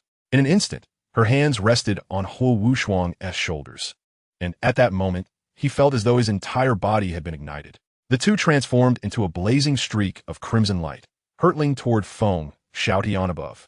Suddenly, accompanied by Tang San's thunderous shout, the rapidly spinning Shrek 7 devils came to an abrupt halt. The seamless interplay of movement and stillness instantaneously captivated the attention of all present. At this moment, The 7 members of Shrek Academy were enveloped in a resplendent aura of 9 colors, their inner soul powers momentarily merging into a singular entity. With a graceful shift, Tang San positioned himself at the forefront, directly facing the celestial wind Xuantian. Following closely behind were Ma Hongjun, Oscar, Dai Mubai, Zhu Zhuqing, Xiao Wu, and Ning Rongrong. The 7 of them formed a formation resembling the number 1. In an instant, the 9-treasure glazed tile pagoda materialized from Ning Rongrong's palm, its 4 soul rings simultaneously shimmering with brilliance, emanating a dazzling light. For streams of vibrant 9-colored radiance surged forth, penetrating Xiao Wu, who stood before Ning Rongrong. The moment the radiant energy entered her being, Xiao Wu trembled slightly, and all her soul rings ignited with brilliance. She then raised her hands, placing them gently against Zhu Zhuqing's back. Zhu Zhuqing, Dai Mubai, Oscar, Ma Hongjun, and finally Tang San were enveloped in a circle of milky white light that gracefully ascended from Tang San's feet. An unparalleled pressure was unleashed from his being, a terrifying aura that caused even the seated figures of the title Douluo, Zhu Duo, and Gui Duo to tremble involuntarily at its touch. The 7-in-1 fusion skill? Bibi Dong's eyes sparkled with intrigue, her gaze subtly drifting toward the master. It was no surprise that he was the man she once held dear, though flawed. His intelligence was undeniably exceptional. Observing the continuously rising 9-colored aura on the arena, a faint flush graced the master's pallid countenance. This is by no means a 7-in-1 fusion technique. This is a unique fusion technique acquired by the master through the structural transformation of the Golden Iron Triangle's martial soul fusion skill. If one were to bestow a name upon it, it would undoubtedly be termed the 7-in-1 soul power ring fusion technique. By employing a rotating formation, the soul powers of the 7 individuals are amalgamated, with Ning Rongrong executing the fusion ring, thereby guiding the other 6, culminating in a convergence upon Tang San. A genius. The mind that conceived this fusion technique must undoubtedly belong to an intellect of extraordinary caliber. The sword law, Chen Xian, could not contain his admiration. Sensing the immense pressure descending upon him, Feng Xiaotian realized he could no longer afford to hesitate. With a long howl, his body plummeted like a falling meteor, his wings slightly retracting as the azure wind swirled around him, propelling him towards Tang San at breakneck speed. This is a refined version of the 36 consecutive slashes of the Gale Demon Wolf. It boasts lower consumption, greater power, and more enduring stamina. A blazing white meteor surged from behind, enveloping Feng Xiaotian entirely. A formidable and terrifying force emanated from the incandescent glow, merging within Feng Xiaotian and causing his forward momentum to surge dramatically. Gradually, the white light dissipated, transforming into a suit of radiant white armor that shrouded Feng Xiaotian, including the pair of Gale Demon wings that had unfurled behind him. Although it was not a 7-in-1 fusion technique, it was nonetheless remarkably similar. The fusion of the 4 members of the Flame Academy, when bestowed upon Feng Xiaotian, bore a striking resemblance to the fusion techniques currently employed by the Shrek 7 monsters. At that moment, witnessing this scene, the master was filled with profound astonishment. Such ingenuity could only belong to a genius. The fire and wind merged in harmony, as dictated by the laws of nature, combined with Feng Xiaotian's self-created soul technique, resulting in an attack power that reached an exceedingly terrifying level. With his speed exponentially increased, Feng Xiaotian's target swiftly shifted to Ning Rongrong, the most vulnerable link in the fusion technique positioned at the rear. Upon seeing this, Tang San felt a flicker of alarm within, though he remained composed. He gently raised his left hand, and a dark sheen materialized abruptly, revealing the Xuantian hammer. The Xuantian hammer's history with the 36 consecutive slashes of the Gale Demon Wolf was strikingly similar. The difference lay in the fact that the once palm-sized hammer now surged to a colossal size akin to a grinding disc. The true form of Xuantian. Ning Fengji's countenance shifted dramatically. The sword duo narrowed his eyes, which gleamed with intensity. Bibi Dong slammed her palm onto the gilded seat, shattering the armrest into splinters. Ghost Daw and Zhu Daw nearly lost control, their bodies collapsing into their seats, their thoughts drifting back to over a decade ago. Back then, Qian Xuanji had led them to besiege Tang Hao with the combined power of 5 title Douluo, and they had even resorted to using their martial soul fusion technique. The polar stillness domain. Ain had sacrificed herself to break the domain, and Tang Hao had gone berserk, single-handedly battling 5 title Douluo. Having just ascended to the rank of title Douluo, Tang Hao, wielding the great Sumru Hammer's explosive rings, had brutally slain one of the Spirit Hall's title Douluo. The Pope, Qian Xuanji, was gravely injured, and Douluo had nearly been struck down by a single blow. Had it not been for the arrival of the golden crocodile, Douluo, from the offering hall, which dispersed Tang Hao, it was likely that none of them would have survived that encounter. In the stillness of midnight, as the years have passed, Douluo would awaken in a cold sweat. Little did he anticipate that the nightmares that had haunted him for years would once again manifest before his very eyes, right beneath their noses. What is this? Is this the foremost martial soul of the continent? The Xuantian Hammer. It is indeed the Xuantian Hammer. This Tang San, he is one of the Xuantian clan. He possesses a twin martial soul. The spectators from the Spirit Hall, who had come to observe the battle, were all astounded. Regardless of whether they recognized the Xuantian Hammer or not, they were utterly shocked by the spectacle presented by the Shrek 7 monsters. With merely 7 soul masters of over level 40, they had managed to invoke the martial soul's true form, typically achievable only by those who reached level 70. As the purple extreme demon eye activated, the world within Tang San's gaze slowed to a crawl. With a flick of his wrist, the enormous hammer that floated above his left hand spun downward in a majestic arc. The resplendent, dark, golden patterns shimmered brilliantly under the sunlight, releasing a terrifying and weighty aura. With a dark tail flame trailing behind, it surged toward the rapidly approaching Feng Xiaotian. Boom! With a thunderous crash, the dark golden Xuantian hammer collided ferociously with Feng Xiaotian, clad in radiant white armor. The chilling sound of shattering echoed, accompanied by Feng Xiaotian's agonized cries, reverberating throughout the spirit city. In an instant, his wings were obliterated, along with the white armor that adorned his body. Specks of white light scattered as Huo Wu and Huo Wushuang plummeted from the void, landing on the arena, blood trickling from their lips, unconscious in that moment. As for Feng Xiaotian, he was launched away by a single blow, crashing out of the plaza before the Pope's Hall, his fate unknown. The remaining members of the Shunfeng Academy and the Qihua Academy were utterly stunned. They had not anticipated that, despite possessing a fusion technique, their side would be so easily overwhelmed. The onlookers from the Tianxue Academy and the Spirit Hall Academy were equally taken aback. Sister, can our martial soul fusion technique withstand such a terrifying strike? Shui Yu gazed vacantly at the equally dazed Shui Binger, who remained silent, her mouth filled with bitterness. The fusion technique employed by Feng Xiaotian and his companions bore a striking resemblance to the martial soul fusion technique shared by the two sisters. It seemed likely that they too would be unable to withstand Tang San's formidable strike. A similar query arose within the Spirit Hall Academy team, where Hulaina posed the same question to her brother, Xieyu. He gently shook his head, asserting that such a terrifying fusion technique could only be withstood by a titled Douluo. Otherwise, it was simply unattainable. When the colossal dark golden hammer head hovered ominously above the remaining members of the Xuantian Academy team, the match had already reached its conclusion. Shrek Academy advanced to the finals. Witnessing this scene, Master wore a smug smile, a hint of pride gracing his lips. There exists an immeasurable disparity between fusion techniques. The culmination of Yu Xiaozhang's years of dedicated research could not be replicated by mere children in their teens at a whim. If one were to liken martial soul fusion techniques to the equation 3 multiplied by 3 equaling 9, and then 9 multiplied by 9 resulting in 81, this illustrates a continuous accumulation.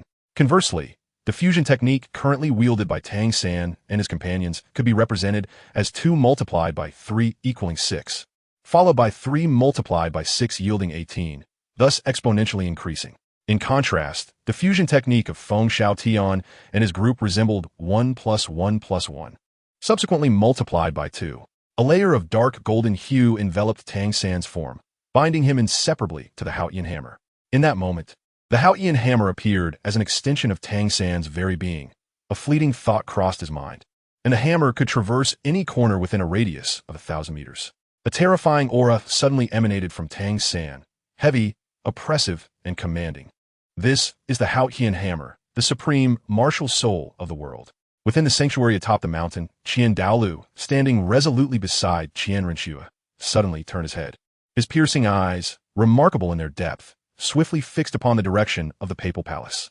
They were unique, a dark hue accented with a glimmer of gold, seemingly capable of penetrating through layers of obstruction to reach the plaza of the papal palace. Xuantian. Qian Douluo's lips moved slightly, uttering those 2 syllables softly. In the plaza before the papal palace, the surrounding gasps of awe and astonishment had no impact on Tang San. At this moment, he was enveloped in a peculiar state, a potent desire swelling within him.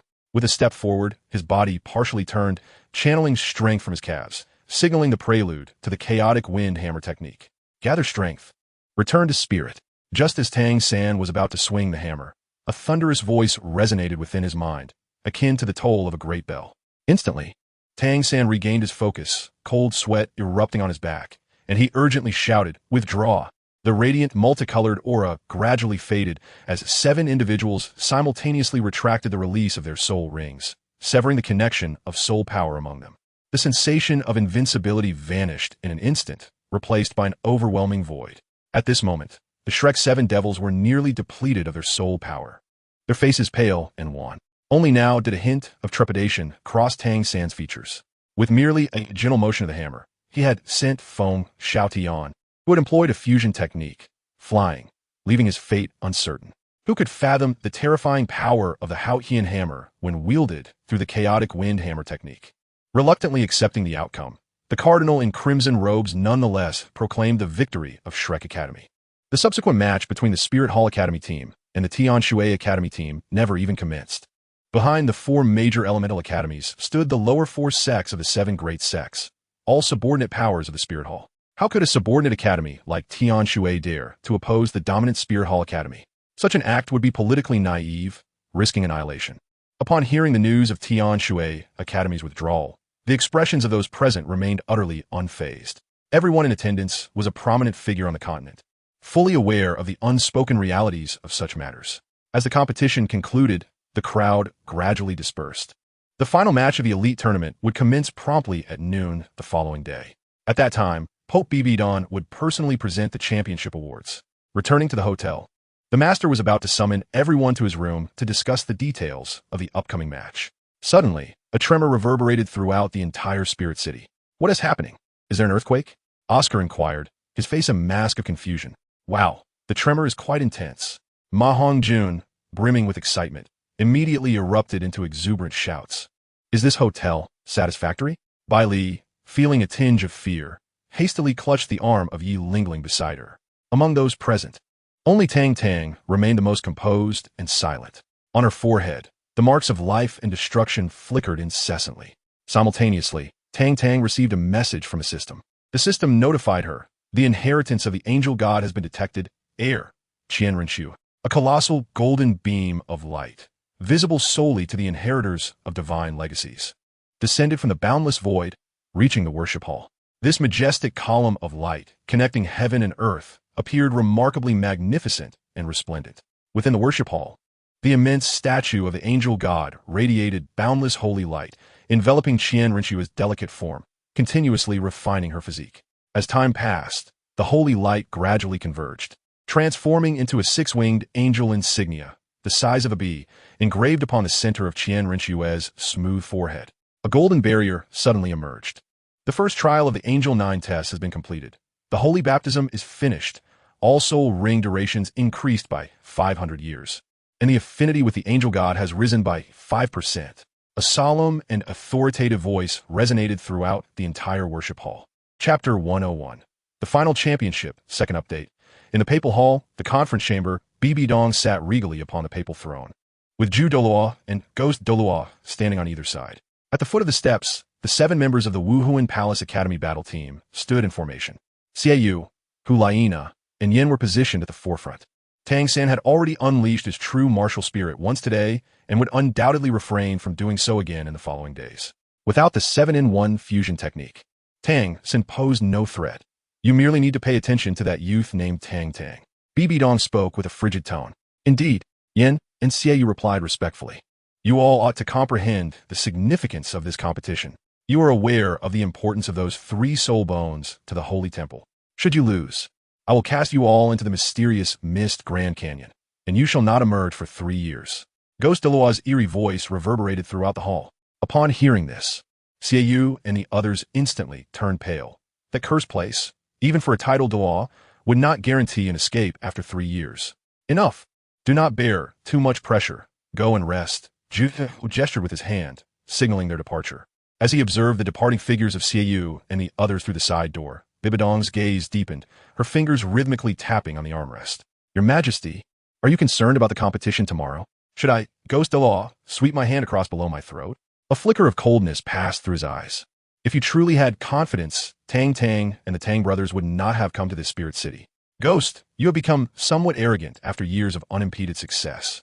BB Dong cast a faint glance at him. I have been abrupt. I beg your pardon, your majesty. Ghost Douluo immediately knelt on one knee, clasping his fists in apology. I did not mean to blame you. I merely wish to convey that you should contemplate matters more thoroughly. Do not act impulsively with violence. Who can you possibly defeat alone? Let alone the sword Douluo who stands guard beside you. Even Ji Qian, who lurks in the shadows, would overwhelm you. BB Dong snorted coldly. I shall take note. Ghost retreated 2 steps, resuming his position, gazing at the tightly shut doors of the papal palace. A glimmer of contemplation sparkled in BB Dong's eyes. Master, Xiaogang, you truly are a troublesome fellow. On the morning of the 3rd day, after a day and night of rest, the Shrek 7 monsters had nearly fully recovered, appearing spirited in the hotel lobby. In today's match, give it your all. Do not leave any regrets, but also do not push yourselves too hard. Your safety is of utmost importance. The master gently reminded everyone before their departure. Understood. The group of 14 shouted in unison. All right, let us set off. A smile graced the master's face. Let us go, let us go. Ma Hongjun led the way, turning to head towards the finals venue. Suddenly, his plump body froze. His gaze vacantly directed at the entrance. Outside the hotel doors, Flander stood quietly in place. Shrek Academy had advanced to the finals, ready to compete against the Spirit Hall Academy for the championship. Instead of appearing excited, Flander's face was solemn. Behind his black-rimmed glasses, his eyes were bloodshot, as if he had just been crying. Dean, the Shrek Academy members all halted, quietly observing him. Children, this will be your final battle before graduation, and it is of utmost importance. Frankly, it is an honor for Shrek Academy to welcome your enrollment. It is my honor, Flander. You're all prodigies. All good things must come to an end. Shrek Academy cannot support your growth indefinitely. The path ahead must be walked by each of you. I once jested that you would not graduate without winning the championship. That was merely a joke, a playful statement. Yet, you have all strived towards that goal with relentless effort, and honestly, I feel quite ashamed. Lastly, I wish to convey that regardless of the outcome, you are all commendable. The pride of Shrek. I, Flander, will forever take pride in you. As long as you return safely, the championship can be disregarded. Flander approached gently, adjusting the collars of each individual. Turning around, he patted the master's shoulder, his back to the crowd, his eyes glistening with unshed tears. Director, you jest. The individuals from the Spirit Hall Academy are merely a bunch of novices. Witness how I shall effortlessly crush them. Tang Tang interjected, attempting to lighten the atmosphere, which had grown somewhat somber. Even if not for graduation, the reward of 3 soul bones for the championship will compel us to give our utmost effort. Please, Director, cease your attempts at persuasion. Tang San smiled faintly. Little Sin speaks the truth. We have long coveted those 3 soul bones. A confident smile adorned Dai Mubai's face. Teacher, do not be like this.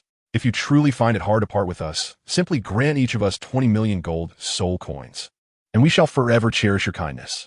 The glint of greed sparkled in Ma Hongjuan's eyes. Enough, Flander exclaimed in exasperation. Is this how a beloved disciple speaks? Is this even human language? Onward, the master commanded, striding confidently out of the hotel. Before the Hall of the Pope, the weather was splendid. The sun peeked shyly from behind the clouds, casting gentle rays that did not scorch the skin. A soft breeze wafted through, stirring the hearts of all present. As the Shrek team approached step by step, the atmosphere grew tense. The golden chairs in front of the Pope's hall were now filled with figures. Beside BB Dong, a table adorned with fine tea displayed a tray covered in crimson and gold brocade, emanating a faint glow. The grand finale of the Continental Advanced Soul Master Academy Elite Competition was about to commence. Teams were instructed to prepare, as the competition would officially begin in 15 minutes. The final judge, a platinum bishop from the Spirit Hall, and an accomplished soul Douluo of level 89, took his place. Both teams positioned themselves, making final adjustments and preparations. 15 minutes later, both teams opened their eyes simultaneously. Dai Mubai glanced at his teammates, extending his hand, and everyone placed their hands atop one another, unleashing a roar from the depths of their souls. Victory is ours. Cold gazes swept over the Shrek team, and a smirk graced Xieyu's lips. His Majesty the Pope is watching us, as are numerous elders. We must win this match. Not only must we win, but we must do so resoundingly, overpowering them with absolute strength, so they understand what it means to be a true champion team. Now, tell me, what is our goal? Xieyu turned to his teammates behind him. Champion, champion. Champion. A deafening roar reverberated in the arena where the Spirit Hall Academy's battle team was stationed. Even before the competition commenced, both sides were already at odds. Time swiftly elapsed, and a quarter of an hour soon came to pass. At the referee's signal, both teams ascended the arena. The Spirit Hall Academy team donned vibrant crimson uniforms, adorned with golden embroidery representing the 6 mightiest spirits of the continent. Crafted from exquisite materials and demonstrating unparalleled craftsmanship. In stark contrast, the Shrek team, clad in unappealing shades of murky green, appeared somewhat disheveled. Although they had removed their original advertisements upon reaching the finals, their appearance still left much to be desired. The moment both sides unleashed their spirits, the competition officially began. As the platinum-level referee announced the commencement, the intense gazes of both teams clashed forcefully. The 7 members of the Spirit Hall team advanced a step forward, unleashing a surge of soul power that erupted dramatically. At the forefront stood Xiaoyu, Hulaina, and Yin, each adorned with 2 yellow, 2 purple, and 1 black soul ring, which danced around them. Behind these 3, the remaining 4 members of the Spirit Hall team also exhibited the optimal configuration of 2 yellow and 2 purple soul rings. Conversely, the lineup of the Shrek Academy had undergone slight modifications. Tang San and Dai Mubai remained unchanged, while Xiao Wu and Ma Hongjun had been replaced by Xianyu and Dong Feng. Following them were Tang Tang, Zhu Zhuqing, and Bai Li. As the Spirit Hall team released their spirits, the Shrek Academy team mirrored this action, summoning their own powers. The most striking sight in the arena remained Tang Tang's blood-red 10,000-year soul ring, which continued to astound spectators time and again. With a graceful step, Hulaina turned and approached the forefront of the Spirit Hall team. Her fluffy tail swayed gently behind her, and a faint smile graced her beautiful face, leaving many below the arena momentarily spellbound. A soft red glow emanated from her, the first soul ring shimmering with allure. Her gaze flickered playfully, a smile gracing her lips as she glanced past everyone from Shrek Academy, fixing her eyes directly on Tang Tang, who stood at the back of the lineup. In the presence of beauty, a glance can bewitch 100 hearts. This phrase involuntarily surfaced in Tang Tang's mind as she beheld Hulaina at that moment. Little brother, does your sister look beautiful? Hulaina inquired softly. You flatter yourself. Compared to my dear Snow, you fall quite short, Tang Tang replied, her previously dreamy gaze suddenly clearing, revealing a faint purple radiance that emerged from her eyes. Indeed, the legendary purple extreme demon eye. What? Hulaina was taken aback. Despite her enchanting allure and the enhancement from her beguiling skills, she failed to captivate Tang Tang. It is only fair to reciprocate. So I shall present you with a remarkable gift as well. A faint, icy smile graced Tang Tang's lips. The emerald-hued, starshine staff instantly transformed into a deep violet, its second soul ring gleaming brightly. The second soul skill, Annihilation, was unleashed. At the pinnacle of the starshine staff, 9 celestial glimmers coalesced into one and swiftly soared towards Hulaina. The starlight shimmered, casting a serene glow directly upon her. Initially, Hulaina remained wary, for all the information she had encountered solely highlighted Tang Tang's supportive capabilities, with no mention of the Starlight Soul skill. She instinctively presumed that this radiance might entail some form of negative affliction. In a blink, the starlight flickered and vanished. Hulaina was left bewildered. What could this signify? In the next moment, her mental energy within the sea of consciousness plummeted by approximately 20%. Clutching her head in agony, she let out a piercing scream. An intense pain surged through her mind, draining the color from her face and causing beads of sweat to trickle down her forehead. Nana, witnessing the scene, Yin felt a surge of rage, his heart nearly shattering. A searing, dark red flame erupted from his body, while simultaneously he began to expand dramatically. His upper garments were torn asunder, muscles bulging like granite. In an instant, he had grown to over 3 meters tall, resembling a small giant.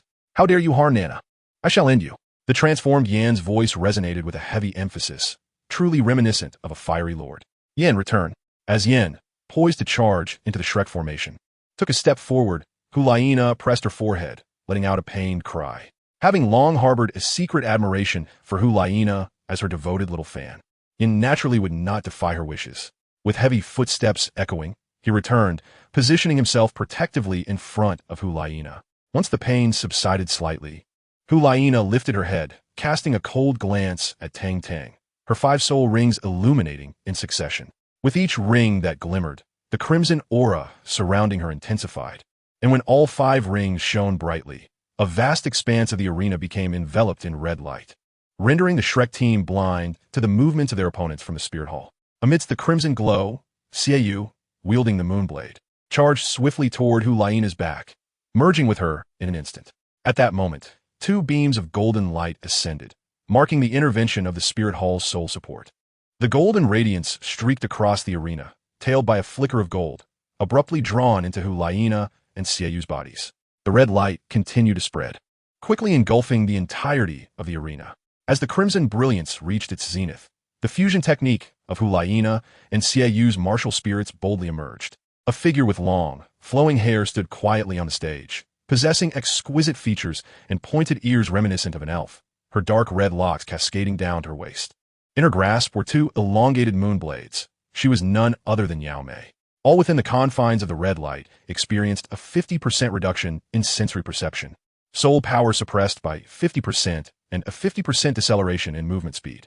Hellhound, nether white tiger. Tang San's voice rang out from within the crimson glow. With a fierce roar, the Helltown demon hound, shrouded in dark flames, and the nether white tiger, enveloped in ghostly light, materialized within the red aura. An oppressive aura swept through, causing the once vibrant red light to dim. The black flames on the surface of the Helltown demon hound blazed incessantly, preventing the crimson glow from encroaching upon its form, thereby dispelling various negative constraints.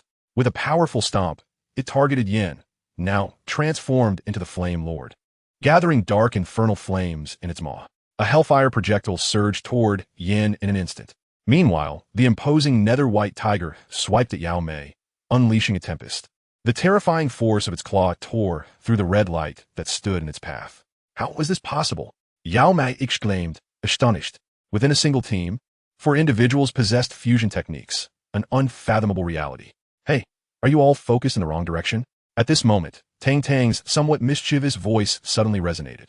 The blood-red soul ring, 100,000 years old, was clearly visible even through the crimson light. In destruction mode, the 5th soul ring technique of 100,000 years. Heavenly Change, Night Sky Domain was unleashed. Chapter 103, Blood of the Prodigy? 4th update, Tang Tang's 5th ring was derived from the 100,000-year soul beast, the Black Bat King. After merging with the Starlight Scepter, it produced 2 soul techniques, one being Night Sky Destruction and the other Night Sky Domain. At this moment, Tang Tang was manifesting the domain-type soul skill, the Night Sky Domain. A domain with a radius of 500 meters took shape around Tang Tang, enveloping the red light emitted by Hu Laiana and Xiaoyu's martial soul fusion technique. The scene became clear, and the entire arena was adorned with resplendent stars. All enemies within the Night Sky Domain experienced a complete halting of movement speed, a 60% reduction in soul power, and a 30% diminishment in sensory perception. Bai Li's fair hands sparkled with red light as her 2nd, 3rd, and 4th soul rings simultaneously shone. Numerous, colossal red crystal walls materialized out of thin air, crashing to the ground and effectively isolating everyone from the Martial Soul Hall Academy. Observing this, the master below the arena clenched his hands tightly, his eyes betraying an uncontrollable admiration. Bai Li's maneuver to segment the battlefield had successfully isolated the opponents, establishing advantageous conditions for the subsequent dismantling of their forces. Yao Mei was ensnared by the Netherworld White Tiger, and Yin faced peril under the onslaught of the Hellish Demon Hound, leaving them unable to attend to anything else. With a hint of a smile, Tang San's 4th soul ring technique illuminated, activating the blue-silver prison. The remaining 4 members of the Martial Soul Hall team were trapped within the blue-silver prison. Although they desperately attacked the prison walls in an attempt to escape, it was evident that Tang Tang would not grant them the opportunity to break free. Her 1st soul ring glimmered as she unleashed her 1st destruction technique, Starlight. 9 shards of starlight dispersed into 4 portions, each targeting a member of the Martial Soul Hall team ensnared in Tang San's blue-silver prison. Deep violet rays of destructive light flashed, followed by 4 piercing cries of anguish. Those struck by the starlight fell to the ground, limbs severed, clutching their wounds and wailing in agony. Had Tang Tang not shown mercy at the last moment, retracting some of her power, they would have been utterly annihilated by the force of destruction. Roar! Amidst a peculiar roar, the spectral white tiger was forced back. Once a figure of clarity, its massive form now bore numerous wounds, devoid of blood, yet exuding ethereal energy in wisps. Opposite, the enchanting demon displayed several deep claw marks, indicating that Hu Laiana and Xiaoyu's demon was evidently the stronger of the two. A jet of pitch-black, demonic flames was expelled, causing the hellish demon hound to vanish instantaneously, transforming into two faint silhouettes. Dongfeng and Xinyu stood pallidly, supporting each other, their soul power nearly depleted. In stark contrast, the Flame Lord Yin appeared even more disheveled. His colossal form was engulfed by rising tendrils of black flames, with most of his skin charred, lying on the ground, barely clinging to life. The ability to withstand Dongfeng and Xinyu's martial soul fusion technique showcased Yan's terrifying strength, far surpassing Tang San's expectations. Nonetheless, the outcome was becoming increasingly evident. The spectral white tiger faded, revealing the figures of Dai Mubai and Zhu Zhuqing within. After such an intense battle, the consumption of soul power had been immense, rendering the martial soul fusion technique unsustainable. On Shrek Academy's side, Bailey still possessed considerable soul power, while Tang San and Tang Tang had barely expended any, retaining significant combat capability. Conversely, the opposing side from the Spirit Hall was left with only the solitary demon standing. Its aura fluctuated erratically, the turmoil in its soul power suggesting it could not endure for much longer. Tang Tang approached from behind, positioning herself beside Tang San. "Surrender. You have no chance left," she declared, glancing at the demon not far away. "In your dreams." The demon's eerie voice reverberated through the arena. With a swift motion, it merged its crescent blades into a full moon and hurled it with all its might. The circular blade transformed into a streak of light, hurtling directly toward Dai Mubai and Zhu Zhuqing. "Stop!" Tang San exclaimed in alarm. Dai Mubai and Zhu Zhuqing, with their soul power utterly spent, could not evade the demon's full-force attack. "Outrageous!" Sword Douluo rose in fury. "No!" The master shut his eyes in anguish, unable to bear the sight of Dai Mubai and Zhu Zhuqing meeting a bloody fate. "You scoundrel!" Flander, with his rage palpable, unleashed a powerful punch upon the ground beneath him, causing the earth within a radius of several meters to fracture instantaneously. Taking a deep breath, Tang Tang's fourth black soul ring emanated a blinding radiance. The fourth soul skill of the destruction mode, the vanishing constellation map, was activated. Countless minuscule celestial bodies suddenly materialized upon the arena, their dazzling brilliance interconnected by strands of deep purple energy, converging into a breathtaking celestial tapestry that instantly lay before Dai Mubai and Zhu Zhuqing. As the moon blade surged forth, it collided with the tapestry, abruptly halting its trajectory while continuing to spin. The grand plaza before the Pope's hall fell into an eerie silence, with every spectator wide-eyed, eager to witness whether the moonblade would prevail, breaking through the barrier to vanquish Dai Mubai and Zhu Zhuqing, or if the tapestry would prove stronger, intercepting the moonblade mere meters from them. Crack! A delicate shattering sound echoed, and the onlookers beheld the tapestry fracturing under the relentless assault of the spinning moonblade. Alas, it was evident that the martial soul fusion technique was not so easily sustained. It seemed the two prodigies were destined to meet their untimely end here. The elite from various factions murmured among themselves, lamenting the impending demise of Dai Mubai and Zhu Zhuqing, despite Shrek Academy's triumph. "Do not underestimate my fourth soul skill. Beware. It may frighten you into submission," Tang Tang proclaimed, her countenance pale, yet her words brimming with audacity. Below the arena, the crowd was rendered speechless. How could she boast when her captain was on the brink of death? Was there no pang of conscience within her? Crack! The sound of destruction intensified, and under the sorrowful gazes of the crowd, the entire constellation tapestry shattered into fragments. With a resounding crack, the deep purple force of annihilation swept through, obliterating the very fabric of space. The continuously rotating moonblade was utterly consumed by this force of destruction. As the dark void loomed before Dai Mubai and Zhu Zhuqing, the arena was plunged into stunned silence. How could this be possible? Without reaching the rank of title de law, how could one possibly wield the power to shatter space? No one could comprehend it. Only Qian Renshua, who stood before the offering hall, gazing downward, understood the situation. Having inherited the legacy of the angel god, she could distinctly sense the faint divine aura emanating from Tang Tang. That was indeed the power of the god of destruction. Although the crisis faced by Dai Mubai and Zhu Zhuqing had been resolved, Tang Tang did not intend to relent. Her third spirit ring shimmered as she activated her 10,000-year spirit skill, Starry Sky. Suddenly, a weighty, oppressive aura erupted across the arena. The night sky, within the realm of night, appeared to ignite with twinkling stars as tiny celestial bodies began to shine one by one, forming a remarkable connection. "Your Holiness, the Pope, I must caution you. All of Tang Tang's spirit skills inherently carry destructive effects. If you delay for just a few more seconds, it is likely that your golden generation will become but a memory of the past. A chilling voice suddenly whispered in Bibi Dong's ear. Xuya. For a fleeting moment, Bibi Dong's eyes dimmed, but her expression quickly shifted as she sprang to her feet, exclaiming loudly, "The Wuhuan Hall Academy battle team concedes." As her words fell, Ning Fengji, seated beside her, suddenly stood up. The Seven Treasures glazed tower emanated a brilliant, radiant light. The soul ring, positioned last among Ning Fengji's, shimmered to life, activating the seventh soul skill, the true form of the Seven Treasures. A towering, 10-meter-high, 7-layered pagoda floated majestically above the arena, emanating a faint halo that shot forth from Ning Fengji's forehead, directly infusing the Seven Treasures glazed tower.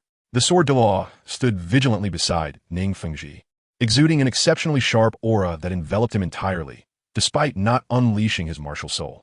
The magnificent aura from the 6th layer of the pagoda swiftly expanded, pushing everyone at the edge of the arena away. Just moments ago, Dai Mubai and Zhu Zhuqing had faced peril, and now the members of Shrek Academy had gathered at the arena's edge, only to be thrust back by this radiant wave. Xiao Wu was also pushed aside, and the heartbroken red, known as Xiangxi Duan Changhong, unexpectedly floated gently from her embrace, seemingly drawn by an unseen force. In an instant, several tidal Douluo, including Ghost Douluo, Chrysanthemum Douluo, Bibi Dong, Sword Douluo, Poison Douluo, Ji Qian, and Mu Yu, all turned their gaze towards the spectacle, their expressions a blend of astonishment, shock, and excitement. With a pale countenance, Xiao Wu hurriedly clutched the heartbroken red tightly in her arms, lowering her head gently. On the arena, the Seven Treasures glazed tower radiated with brilliance. The 4th layer amplified soul power, while the 6th layer cast a healing light, enveloping everyone within its embrace. With Ning Fengji's support, the injuries of the Spirit Hall team began to mend rapidly, their soul power restoring swiftly, soon rendering them largely unharmed. With a crack, starlight flickered and the force of annihilation surged forth. Tang San bore a slight, cold smile. Even at full strength, how formidable could the night sky domain, combined with myriad stars, be compared to the pure attack martial soul skill, night sky annihilation? A powerful wave suddenly emanated from beside Ning Fengji. The first sight to capture attention was 9 soul rings glowing faintly. Yellow, purple, purple, purple, black, black, black, black, and red. Bibi Dong had indeed made her move, instantly embodying the Death Spider Sovereign. With an arm resembling a sickle, she sliced through the stars, piercing the night sky and extracting the 7 members of the Spirit Hall Academy team. With a crack, the space shattered and annihilation energy surged forth. The vast arena transformed into a void. The laws of the planes writhed, quickly mending themselves. "Thank you, Sect Master Ning." Upon returning to her seat, Bibi Dong smiled warmly at Ning Fengji, nodding in gratitude. "It was but a small effort. No need for thanks," Ning Fengji replied, his smile as gentle as a spring breeze. However, Sordo Chun Exen pulled Ning Fengji aside and whispered a few words in his ear, causing Ning Fengji's expression to change instantly. At last, the champion of the Continental Advanced Soul Master Academy Elite Competition was revealed. It was none other than the young Soul Masters from Shrek Academy. Congratulations to them. All the titled Douluos were present as the Pope Bibi Dong calmly announced the final results, ascending the stage to receive their awards. Surrounded by the envious gazes of countless Soul Masters, everything seemed splendid and seamless. However, as the event concluded and the Shrek Academy members turned to leave, Bibi Dong's rather unfriendly voice suddenly rang out. "Wait." Master Flinder and Lu Erlong exchanged puzzled glances, bewildered by her interruption. "The rewards have been claimed. The grand event has concluded. Elder Ju Douluo, Elder Gay Douluo, why are you still standing there? Capture that girl." Bibi Dong's slender finger pointed menacingly at Xiao Wu, her expression icy. The Shrek Academy members were taken aback. Tang San instinctively positioned himself in front of Xiao Wu, his blue-silver grass erupting forth. "Your Holiness, I demand an explanation." Master S' face was as grim as the stormy sea. Flinder and Lu Erlong, having already activated their martial spirits, wore expressions of profound concern. If the Spirit Hall dared to contravene the rules and act against Shrek Academy, it was likely they would not leave the Pope square unscathed. Tang Tang seemed to grasp the gravity of the situation and cast a subtle glance at Xiao Wu, choosing to remain silent as she stood resolutely beside Tang San. "Your Holiness, should we not ascertain the facts before proceeding?" Ning Fengji swiftly positioned himself in front of the entire Shrek Academy delegation. Ning Zhongzhu, do not miscalculate your position. Do you wish to become an adversary of the Spirit Hall? Bibi Dong exhibited a formidable demeanor regarding this matter. Wait, Master suddenly bellowed, commanding the attention of all present. I wish to inquire, what is the meaning of this? Teacher, please do not ask. Xiao Wu is not human. Tang San's voice was laced with bitterness, echoing in the ears of the onlookers. Everyone gasped. Incredulity etched on their faces as they regarded Xiao Wu. Brother, you already knew? Xiao Wu trembled slightly, her gaze searching Tang San's eyes. The eyes are the windows to the soul, and she believed they could not deceive. Indeed, within Tang San's eyes, she found not a trace of surprise or doubt, only boundless tenderness and love. Why? Xiao Wu's eyes began to glisten with unshed tears. Because you are my sister, my dearest one. From a moment you chose to follow me. I vowed that anyone who wished to harm you would have to step over my lifeless body, be they human or soul beast. I will not permit anyone to inflict harm upon you. Tang San turned around, facing Pope Bibi Dong, his gaze resolute. A sudden emptiness enveloped Xiao Wu's mind, tears streaming uncontrollably from her eyes. In that moment, she realized that nothing else mattered. No matter how others perceived her, as long as Tang San continued to love her. What was there to be sorrowful about? Observing the affectionate bond between her brother Tang San and Xiao Wu, Tang Tang turned her head away, gently wiping the tears from the corners of her eyes. Hush, dear Tang Tang, do not cry. I am here with you. As long as I stand by your side today, within the entire Spirit City, no one shall dare to harm a single hair on your head. A gentle voice resonated throughout the venue as a brilliant golden light suddenly illuminated the scene. A striking figure floated gracefully before Tang Tang, with 6 pairs of sacred wings gently unfurling behind her. With her back to the crowd, she tenderly raised her arm, wiping away Tang Tang's tears. The Shrek 7 devils were united as one, and Dai Mubai resolutely positioned himself in front of Tang San. The others also stepped forward, their eyes reflecting unwavering determination. As Qian Renxue turned her body, a powerful wave of energy surged forth, leaving the Shrek group in awe. The young lady is truly stunning. This is a matter concerning our family. What has it to do with you? Begone at once. Qian Renxue scoffed. Family matters. Recalling the scene from earlier, everyone was momentarily captivated by Tang Tang, exclaiming in astonishment, wow, she is actually Tang Tang's girlfriend. Feeling the intense gaze of admiration directed towards her, Tang Tang wore an expression of helplessness. Hey, you got your focus all wrong. That is my wife. The spotlight should be on my third brother's wife right now. With my presence here today, I dare anyone to take a step forward. With a flourish of her wings, Qian Renxue soared into the air, brandishing the angelic holy sword, as golden holy light burst forth, illuminating the surroundings with dazzling brilliance. This martial soul, the angelic martial soul, it is the symbol of the Holy Maiden. The Holy Maiden, how beautiful she is. The Holy Maiden is truly exquisite. A group of young individuals from the Spirit Hall began to murmur excitedly. We pay our respects to the Holy Maiden. We pay our respects to the Holy Maiden. We pay our respects to the Holy Maiden. All those affiliated with the Spirit Hall knelt on one knee, their faces alight with fervor. As the Pope, Bibi Dong holds the utmost authority, while as the Holy Maiden, Qian Renxue is the very essence of faith. The angelic martial soul signifies the divine presence of the angel god, serving as a messenger of the divine. Furthermore, Qian Renshua's grandfather, Qian Douluo, is the supreme leader of the Spirit Hall's most powerful sanctuary, commanding an unparalleled force. Who would dare defy her words? Who among you would dare take a step forward? Qian Renxue surveyed the area from her lofty position, exuding an aura of dominance. Below, a number of elders from the Spirit Hall trembled with fear, some guardians having already lost their composure. Wow, Old Snow is radiating an extraordinary presence. How impressive! Tang Tang exclaimed, her face brimming with excitement. In the next moment, an aged figure materialized beside Qian Renxue, grasping her arm. It was none other than Qian Daolu. My apologies, everyone. My granddaughter slipped away and has caused quite a stir. I hope you can forgive her. Qian Daolu surveyed the crowd with clasped hands before turning to lead Qian Renxue away. Grandfather, what are you doing? Let me go. Tang Tang needs me right now. Come home with me. Do you not feel embarrassed enough? Oh, grandfather, please let go. If I'm not there, Tang Tang's sister-in-law will be captured by that wicked woman. Bibi Dong, upon our return, you shall enter seclusion for 3 years. You will not emerge until the time is right. Woo-woo, Tang Tang, I can no longer assist you. May you find your own fortune. Bibi Dong. The powerful beings of the Spear Hall, the members of Shrek Academy. Alas, it seems that one's charm fades within 3 seconds. Tang Tang et lip doi. Watching Qian Douluo's departing figure, Bibi Dong's expression darkened, and with a cold huff, her gaze returned to Xiao Wu. Ghost Douluo, Ju Douluo, what are you waiting for? In the midst of an intense confrontation, the holy maiden cast a weak glance at the subdued Ju Douluo. I am the Pope. She is the Pope? Subdue her. Those who stand in our way, show no mercy. Bibi Dong's gaze was piercing. Yes. Ghost Douluo and Ju Douluo responded in unison. If you dare to harm my student, you shall have to step over my lifeless body. Master Flinder declared in a fit of rage. The Master and Lu Erlong exchanged glances and simultaneously extended their right hands. A brilliant golden light soared into the heavens, forming an extraordinarily resplendent golden triangle. The sun and moon shine bright, gold transforms. The trio shouted in unison.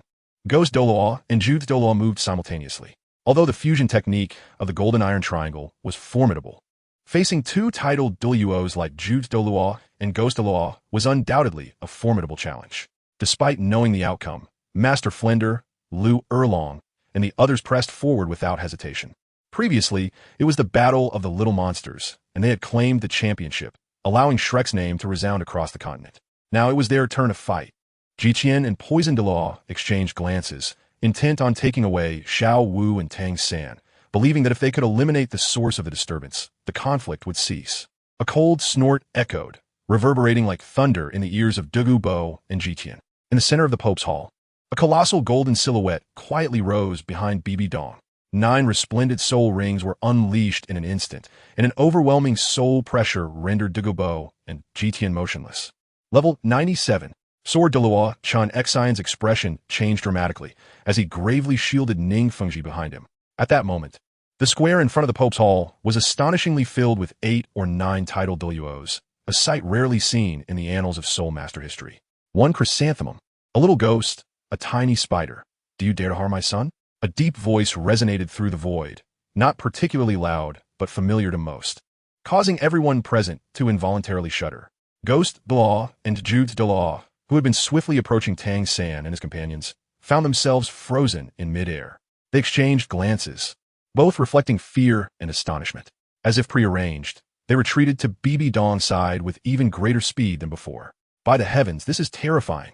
A shadowy figure silently emerged in the void, appearing to have always existed there. It was Tang Hao. Bibi Dong gritted her teeth in frustration.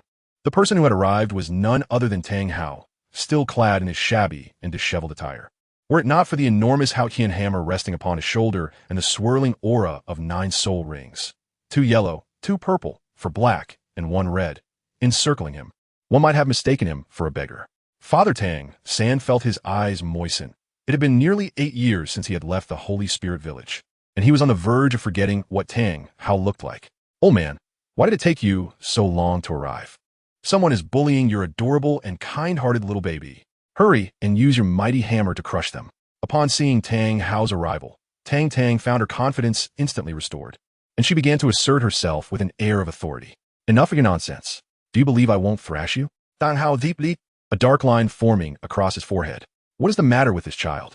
This reckless and self-destructive demeanor does not quite resemble me. Upon the appearance of Tang Hao, several figures soared out from the Spirit Hall, each adorned with 9 swirling soul rings. Though some may not possess the optimal soul ring configurations, they all embody the might of title Douluo level. 1, 2, 3, 12 title Douluo. Indeed, the Spirit Hall remains the same as it ever was. Alas, the ants are still mere ants. Even if they are somewhat larger, they are ultimately worthless. With a gesture of his Xuantian hammer, Tang Hao commanded, "Come at me together." Chapter 106. Departure. Gazing at the proud figure of Tang Hao, the master appeared somewhat lost in thought. The Xuantian, even transformed into a decrepit old man, retained an aura of dominance reminiscent of days gone by. The mere sight of him sent the Spirit Hall's Ju Douluo and Guate Douluo into a frenzy, retreating in panic. Alone, facing the 12 title Douluo of the Spirit Hall, including the Pope Bibi Dong, Tang Hao remained unflinching, even daring to utter bold words. What an imposing spectacle. 2 inept individuals. Bibi Dong's face turned ashen. She pointed a finger at Tang Hao and exclaimed with fervor, "All of you advance. He is but one man. What are you truly afraid of?" The 11 titled Douluo of the Spirit Hall exchanged glances, silently communicating, before they collectively surrounded Tang Hao. Little San observed closely. This is the true Xuantian hammer. As the title law of the spirit hall drew nearer, Tang Hao spoke to Tang San over his shoulder. An intense, dark golden radiance suddenly enveloped the area, creating an overwhelming pressure that weighed heavily on everyone's shoulders. Tang Hao est formidable physique trembled, and the 9 soul rings that lingered around him transformed into specks of golden light, vanishing into thin air. The Xuantian hammer he grasped in his hand diminished in size, now comparable to that of a large water jar. Great subtlety hammers, explosive rings. Golden patterns instantly adorned the massive Xuantian hammer. Simultaneously, Tang Hao's majestic figure was bathed in a golden hue, as if coated in a layer of gilded paper.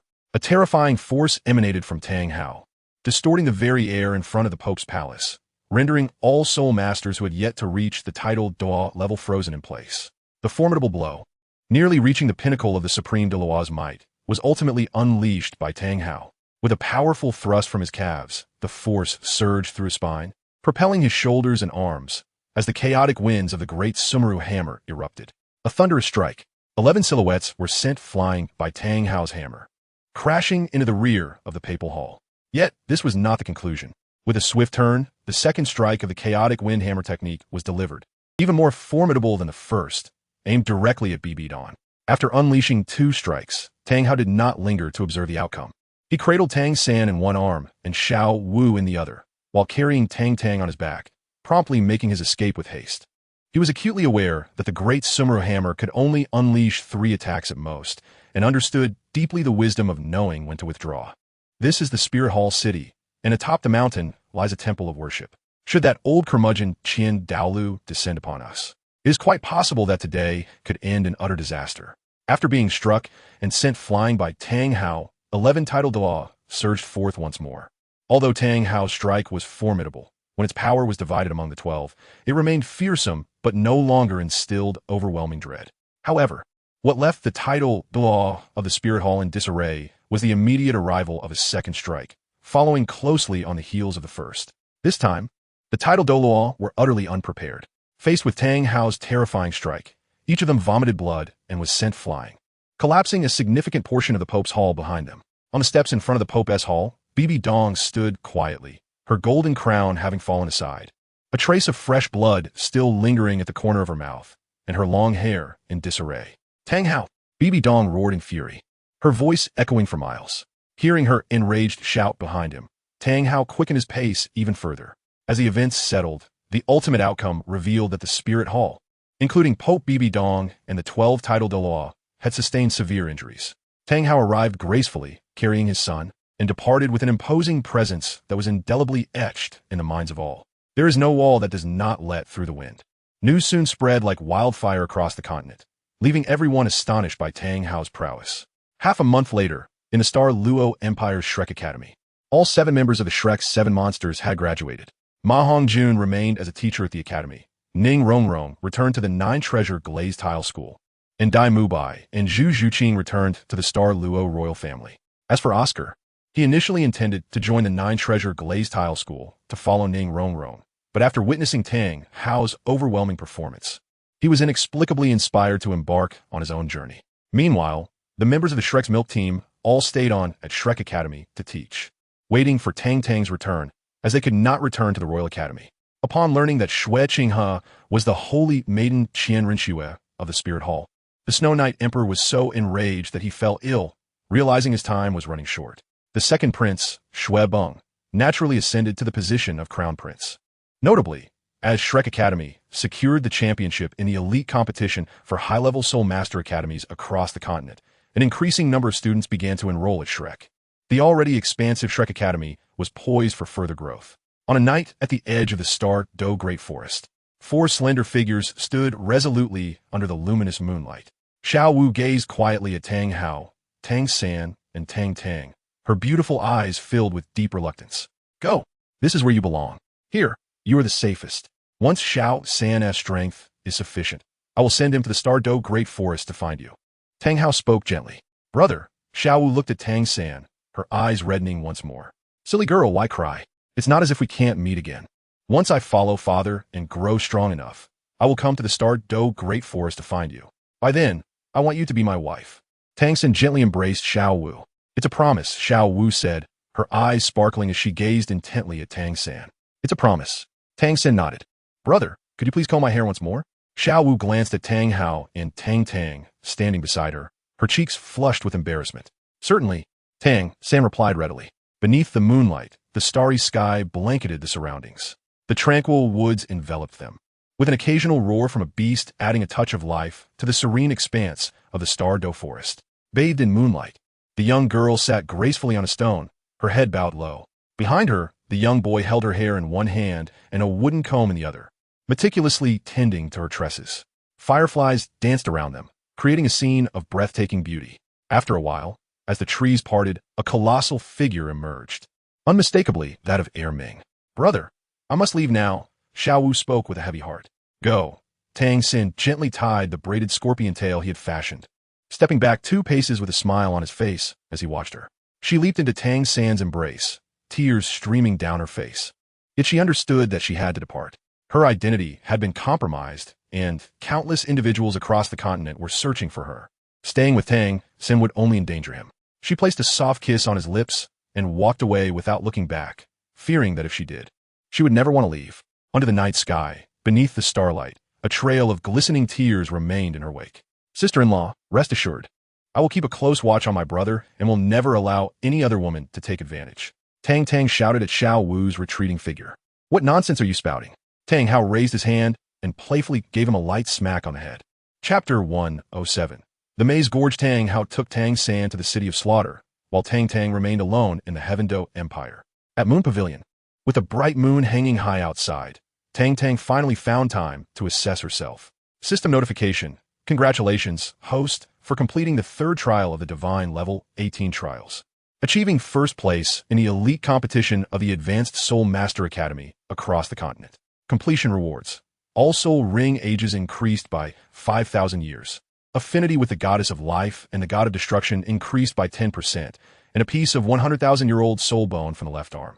With a flash of brilliance, a piece of soul bone emanating a faint red glow appeared in Tang Tang's hand. She raised her hand to touch it. The texture was exquisite and pleasing. Without delay, Tang Tang sat cross-legged to begin absorption. Absorbing a 100,000-year-old soul bone proved to be quite challenging. As the first light of dawn painted the horizon, she gently exhaled. Circles of soul rings began to rise from beneath her feet. Compared to before, her soul rings now displayed a subtle transformation.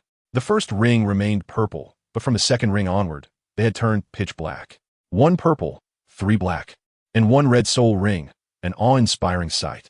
System notification. Divine Level 18 Trials. 4th Trial. Complete the Maze Gorge assessment within 3 years to obtain the Realm of Chaos. Failure. The affinity between the goddess of life and the god of destruction has diminished by 30%.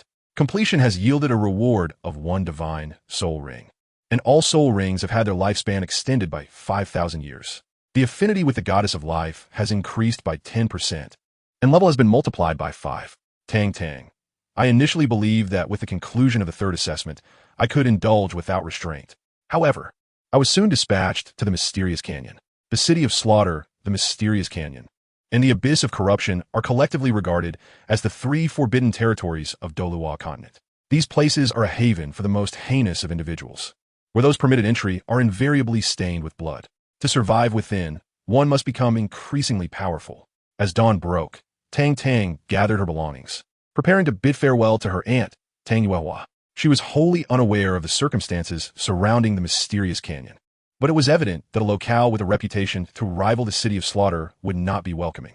Descending the stairs, she inquired with a student from the Moon Academy, only to learn that Tang Yuehua had departed the previous day without disclosing her destination. Resigned, Tang Tang left a letter for her aunt, informing her of her journey for training and assuring her not to worry. The mysterious canyon lies at the southern border between the Tiando Empire and the Xinglua Empire, a place that both empires desire to control, yet lack the means to subdue.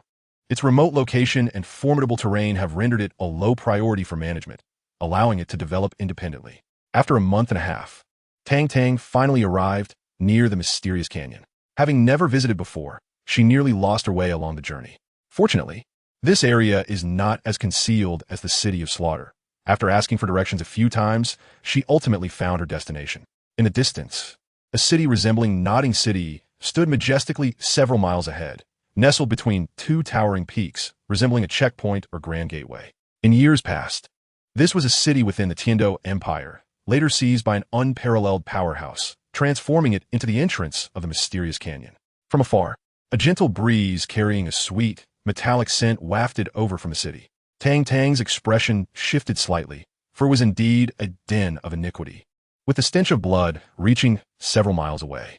Heightening her vigilance, Tang Tang pressed onward. After traversing several towering mountains and passing through a grove, she realized that crossing the mountain range before her would lead her to the mysterious city. Standing atop the highest peak, she gazed down in awe at the breathtaking landscape below. Lush trees cast cool shadows, vibrant flowers painted the scenery, and a delightful fragrance filled the air. Wait, could that scent resemble that of a woman's perfume? Tang Tang was taken aback as she scanned her surroundings. Suddenly, she spotted her target perched upon a branch of a nearby tree. This is a woman who defies description. Draped in a sheer veil, she reclines ungracefully upon a tree branch, her hands resting behind her head, one leg slightly bent while the other dangles in midair.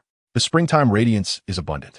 Tang Tang has never encountered such a spectacle, her eyes involuntarily drawn, a sensation akin to longing.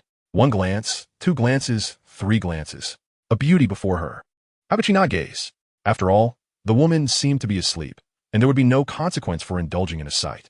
Ah, it seems she has awakened. Yi Xiaoxi rubbed her eyes and sat up from the branch, yawning and stretching her back. Suddenly, as if sensing something, Yi Xiaoxi tilted her head slightly. Their eyes met, and an instant silence enveloped the surroundings.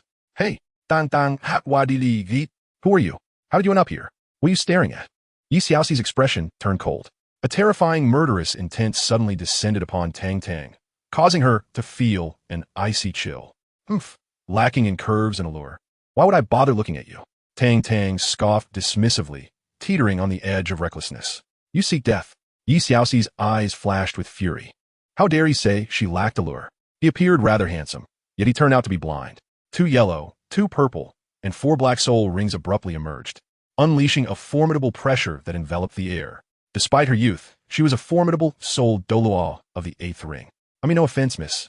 I was merely passing by. Just passing by. You must believe me. Tang Tang turned to flee, employing the ghost shadow misty steps, her speed astonishing. You vile thief, daring to gaze upon my figure, and yet claiming I lack charm. Even if you possess some charm yourself, today will be your last. Yi Xiaoxi fumed. The second soul ring on her body shimmered, and an invisible force surged forth, targeting Tang Tang's retreating figure. A chill ran down Tang Tang's spine, her beautiful face paling instantly. If she wasn't careful, today might be her last.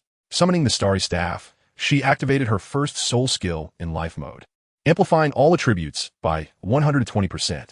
Her speed surged dramatically, and the force struck just behind her. Boom, a deafening explosion échoué, creating a deep crater several meters wide at the site. Turning back, Tang Tang swallowed hard. It was terrifying. The 5th soul ring glowed, and the life enhancement was unleashed, doubling all her attributes in an instant. Before Yi Xiaoxi could react, Tang Tang executed the ghost shadow misty steps, vanishing from her sight in a flicker. You lecherous scoundrel. Shameless little rogue. I swear I shall not let you escape. Yi Xiaoxi ground her teeth in frustration. As the lord of Misty City, she had never endured such humiliation. She could not bear this affront. Observing the direction in which the little thief fled, it seems he is headed towards the elusive Mising City. Humph, you little scoundrel. Upon entering my domain, let us see how I shall deal with you. Chapter 108. Entering the city, second update.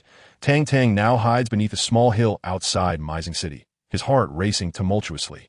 He feels unjustly wronged.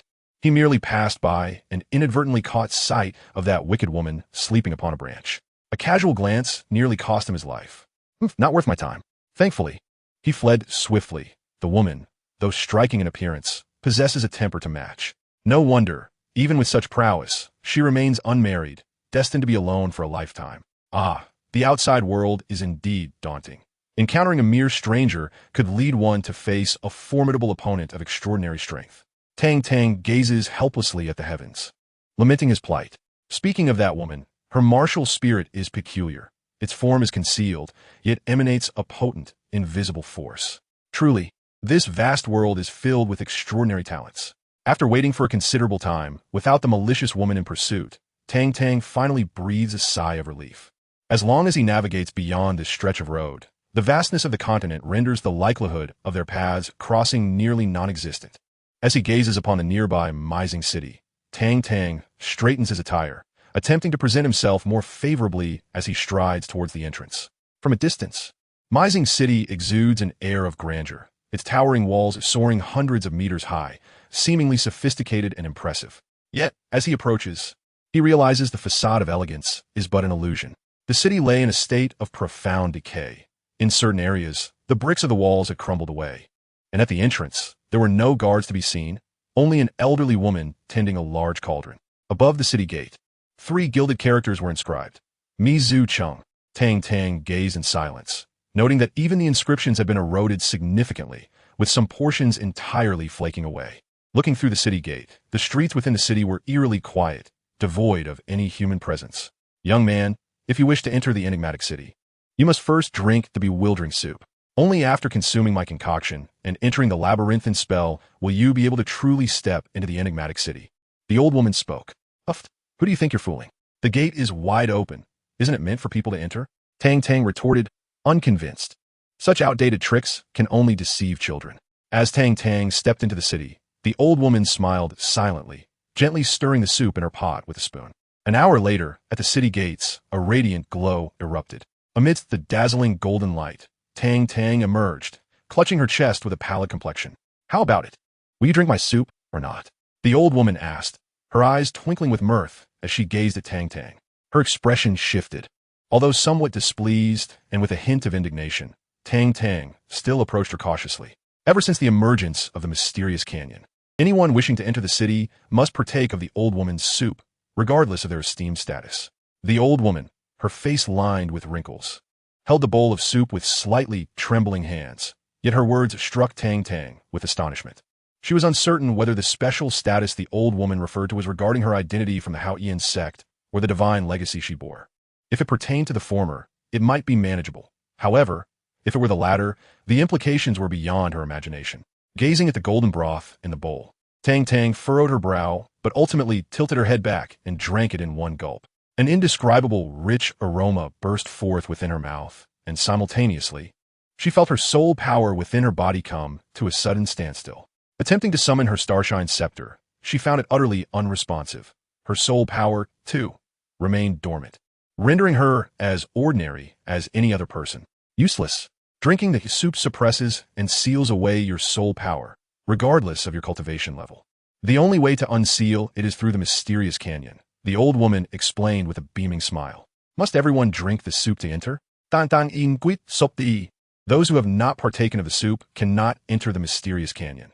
They will only become lost in the labyrinth of illusions. Go now, and I look forward to your performance in the canyon. The old woman waved her hand, sending Tang Tang flying through the city gate, where she vanished from sight. Finally, the inheritor I have awaited for years has appeared. I wonder if he will make it to the end, the old woman murmured to herself.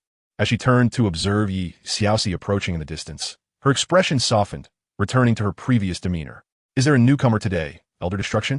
Yi Xiaoxi inwuidet Jesuali. Indeed, a rather promising young one, the old woman replied with a smile. Humph, so they have come to the mysterious city. Cursed thief. Let us see how you evade this time. Yi Xiaoxi gritted her teeth. What are you talking about? The old woman shot her a puzzled glance. Oh, it's nothing. I shall take my leave now. Yi Xiaoxi waved her hand and made her way toward the city gate. A wooden token at her waist suddenly emitted a brilliant golden light, enveloping her form before she vanished completely. How intriguing. The elderly woman cast a meaningful glance at the desolate city gate. As the golden light faded, Tang Tang successfully entered the city of mistrust. Surrounding her were crumbling houses, their remnants etched with scars from blades and swords. The streets bore the marks of dark, dried blood, with some stains still fresh, the blood not yet coagulated, clearly indicating a recent struggle. Despite traversing 3 thoroughfares, Tang Tang found herself utterly alone, as if the city were a ghost town. At that moment, a golden beam descended from the heavens, enveloping her entire being. Newcomer ID 1008611, welcome to the city of mistrust. You may call me Xiao Guang. I am your personal advisor, and you can consult me with any inquiries. A cold, emotionless voice echoed in her ears. Xiao Guang, this vast city of mistrust, why is there not a single soul in sight? Tang Tang Question, Popa. Surely, I cannot be the only one here. You have just entered the city of mistrust and are granted a one-day newcomer protection period. Naturally, no one will seek you out, Xiao Guang replied icily. What must I do to pass through the canyon of mistrust? Tang Tang was earnest about her assessment. To kill one is a crime. To slay 100 is to assert dominance. To annihilate 10,000, and you shall be free, Xiao Guang elucidated. Only by killing 10,000 can I escape? Tang Tang furrowed her brow. You may choose to challenge, Xiao Guang stated matter-of-factly. Challenge? Tang Tang inquired, confusion evident in her voice. Indeed, by slaying 100 individuals. You may unlock the latter challenge. If you maintain the top position on the ladder for 100 days, you shall also be free. Xiao Guang continued in that same mechanical tone. Can I utilize soul power for the challenge? This was Tang Tang's primary concern. If soul power could be employed, what if the top contender on the ladder were a titled Douluo? Wouldn't that mean she would need to kill 10,000 to escape? Except for the city lord. No one can wield soul power within the city of mistrust or the canyon of mistrust, Xiao Guang explained tersely. Oh, that is somewhat reassuring. Tang Tang let out a sigh of relief. With the exceptional skills bestowed upon him by Tang San, such as the Ghost Shadow Perplexing Step, the Xian Jade Hand, the Controlling Crane Catching Dragon, and the Purple Extreme Demon Eye, he was confident that even a titled Douluo would not stand a chance against him. Chapter 109. Citywide Manhunt. Taking advantage of the one-day newcomer protection period, Tang Tang explored every corner of the Misty City. To his dismay, despite traversing the entirety of the city throughout the day, he encountered not a single soul, just as he was filled with perplexity and prepared to call for Xiao Guang. The day of protection came to an abrupt end. The golden pillar of light enveloping him suddenly vanished, and a chilling, sinister sensation surged within him. In an instant, his surroundings transformed. The once familiar scenery was now replaced by grotesque remnants of limbs and skeletal remains. Flies buzzed ominously, and a nauseating stench assaulted his senses. Not far ahead, against a wall, a figure leaned. Disheveled and clad in tattered garments, the individual raised his head high, his gaze vacant and lifeless. Were it not for Tang Tang's ability to still harness his life domain, he might have mistaken this person for a corpse. Tang Tang regarded him with utmost vigilance. Anyone capable of surviving in Misty City was surely no ordinary individual. Moreover, the inability to utilize soul power here, compounded by the sealing of their martial souls, made any lapse in attention perilous. Ah, a newcomer? The man suddenly snapped back to reality, his eyes sparkling with mischief as he grinned at Tang Tang. The glint in his eyes was far from benevolent. Tang Tang nodded slightly, remaining silent, his wariness intensifying. Fear not, young lad. Just look at this old man. Do I appear to be a villain? The man shook his tattered garments, which barely concealed his frail form, and offered a self-deprecating smile. Tang Tang furrowed her brow. In this desolate place, devoid of any signs of life, this individual reclined here, evidently not of good character. Recalling the still fresh bloodstains on the ground, her vigilance surged. A gentle breeze wafted by, and the seemingly lifeless old man, who appeared on the brink of death, suddenly sprang to life. With a glint of cold steel, a dagger forged from white refined steel was drawn, aimed directly at Tang Tang's throat. With a swirl of violet energy in his eyes, the old man unleashed a ghostly movement, yet Tang Tang effortlessly evaded his long-planned lethal strike. Her hands transformed into a hue akin to white jade, and with a powerful palm strike, she struck the old man's wrist, which clutched the dagger. Her strength, bolstered by her 10,000 years of soul rings and soul bones, rendered the blow formidable. The old man winced in pain, and the dagger fell from his grasp, which Tang Tang swiftly seized with a technique akin to a crane capturing a dragon. With a deft flick of her wrist, blood splattered forth. The old man desperately clutched at his neck, but to no avail. Soon, his lifeless body grew cold.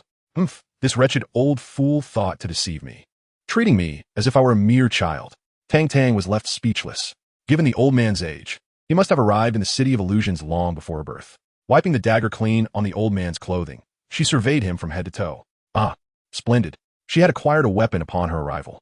The mysterious city is not as difficult to navigate as one might have imagined. At this moment, a radiant white halo suddenly emanated from the elder and merged into Tang Tang's being. A distinct sensation of clarity, as if a void had been filled, abruptly surfaced in Tang Tang's heart. This is the essence of annihilation. Tang Tang was taken aback, suddenly grasping the purpose of her presence here. Every individual residing in this realm possesses a trace of destruction's essence within them. If enough of this essence is gathered.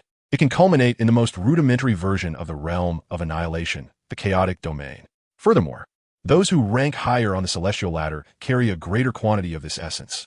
By vanquishing a few more masters from the celestial list, she could swiftly complete the fourth assessment. However, Tang Tang also understood that now was not the time to contemplate such matters.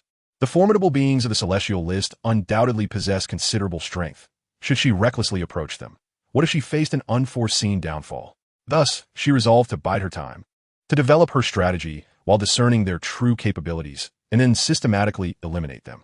Tang Tang couldn't help but admire her own cleverness. Truly, she had conducted an astute analysis. Yet, the unfolding of events was far swifter than any plan. Every move Tang Tang made was meticulously observed by Yi Xiaoxi. The audacious little scoundrel dares to claim his modesty. Such insolence is utterly unforgivable.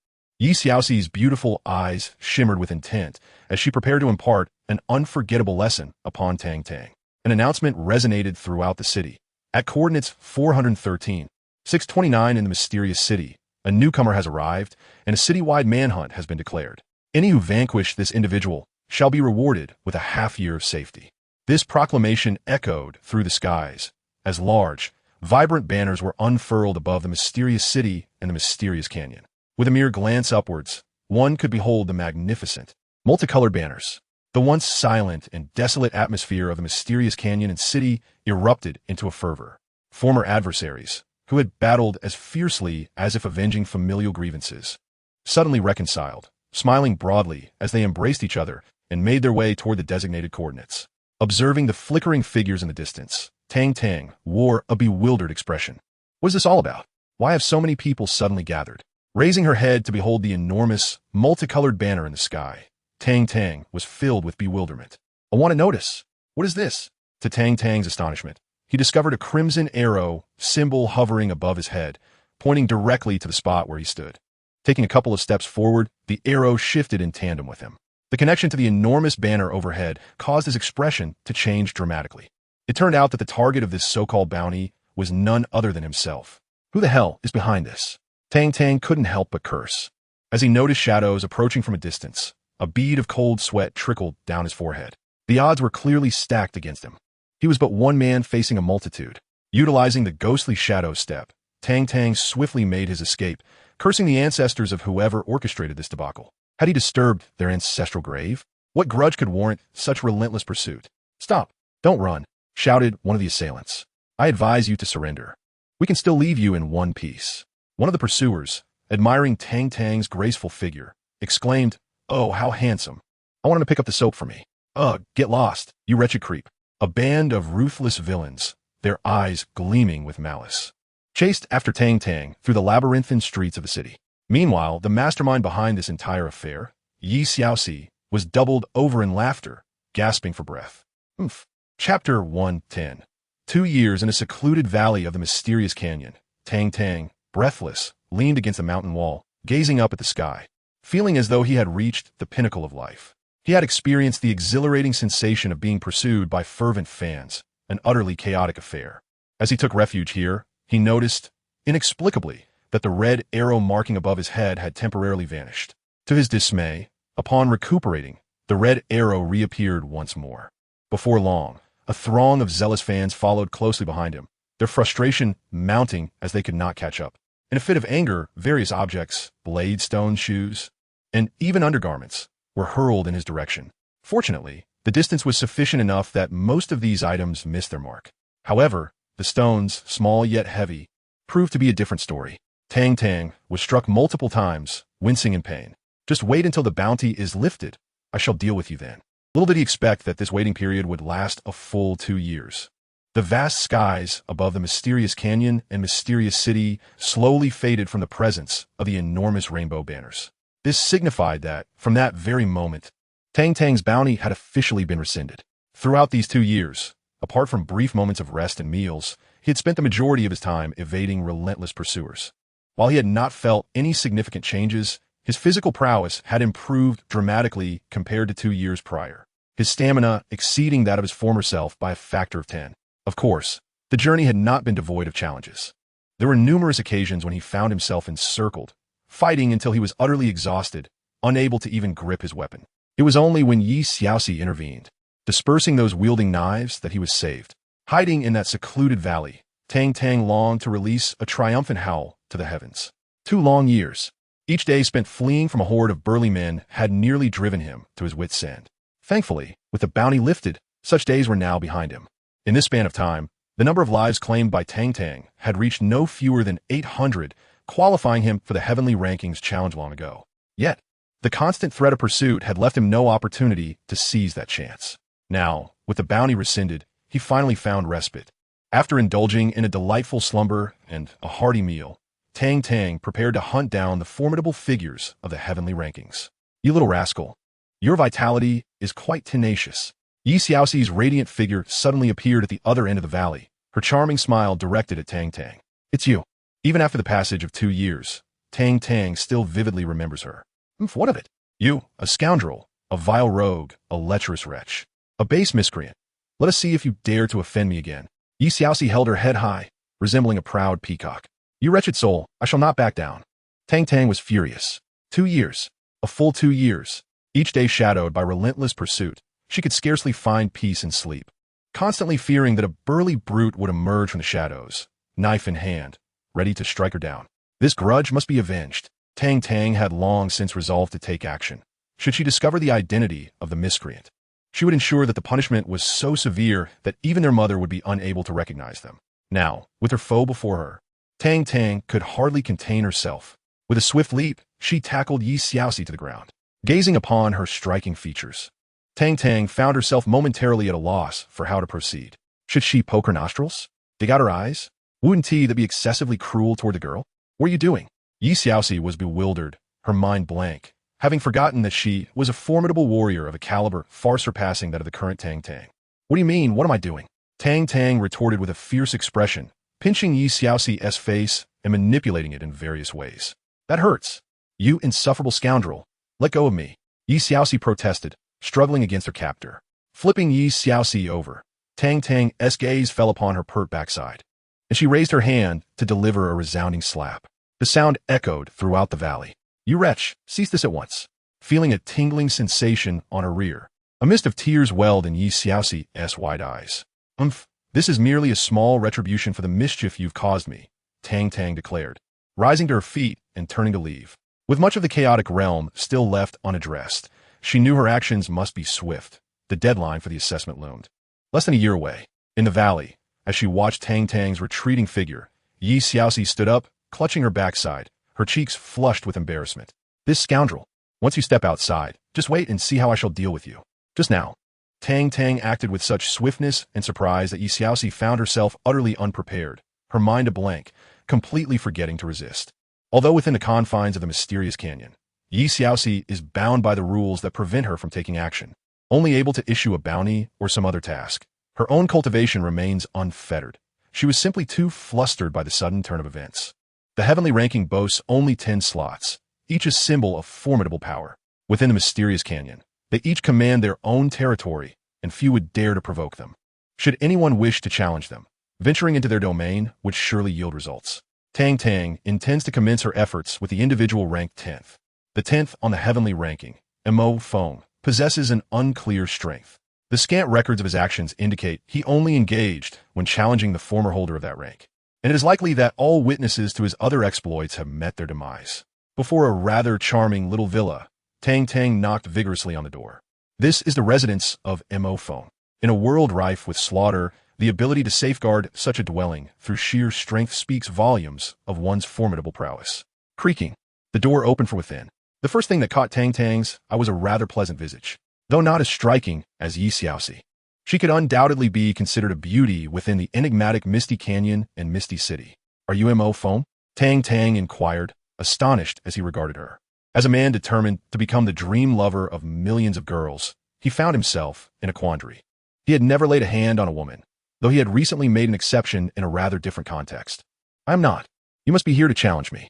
Please come in, the woman replied, her demeanor indifferent, casting a fleeting glance at Tang Tang as if assessing a corpse. Visitors came to challenge Mo Feng every few days, some with courteous attitudes, others less so, yet all had met their demise. This was a routine the woman had long since grown accustomed to. Following her, Tang Tang entered the modest abode. Within minutes, they arrived at a small courtyard adorned with an array of flowers, trees, and various plants. The landscape featured a rockery, a pavilion, and a pond, replete with all manner of amenities. Though small, it was indeed comprehensive. How indulgent, Tang Tang thought. Memories of his 2 years spent being hunted flooding his mind, nearly bringing him to tears of envy.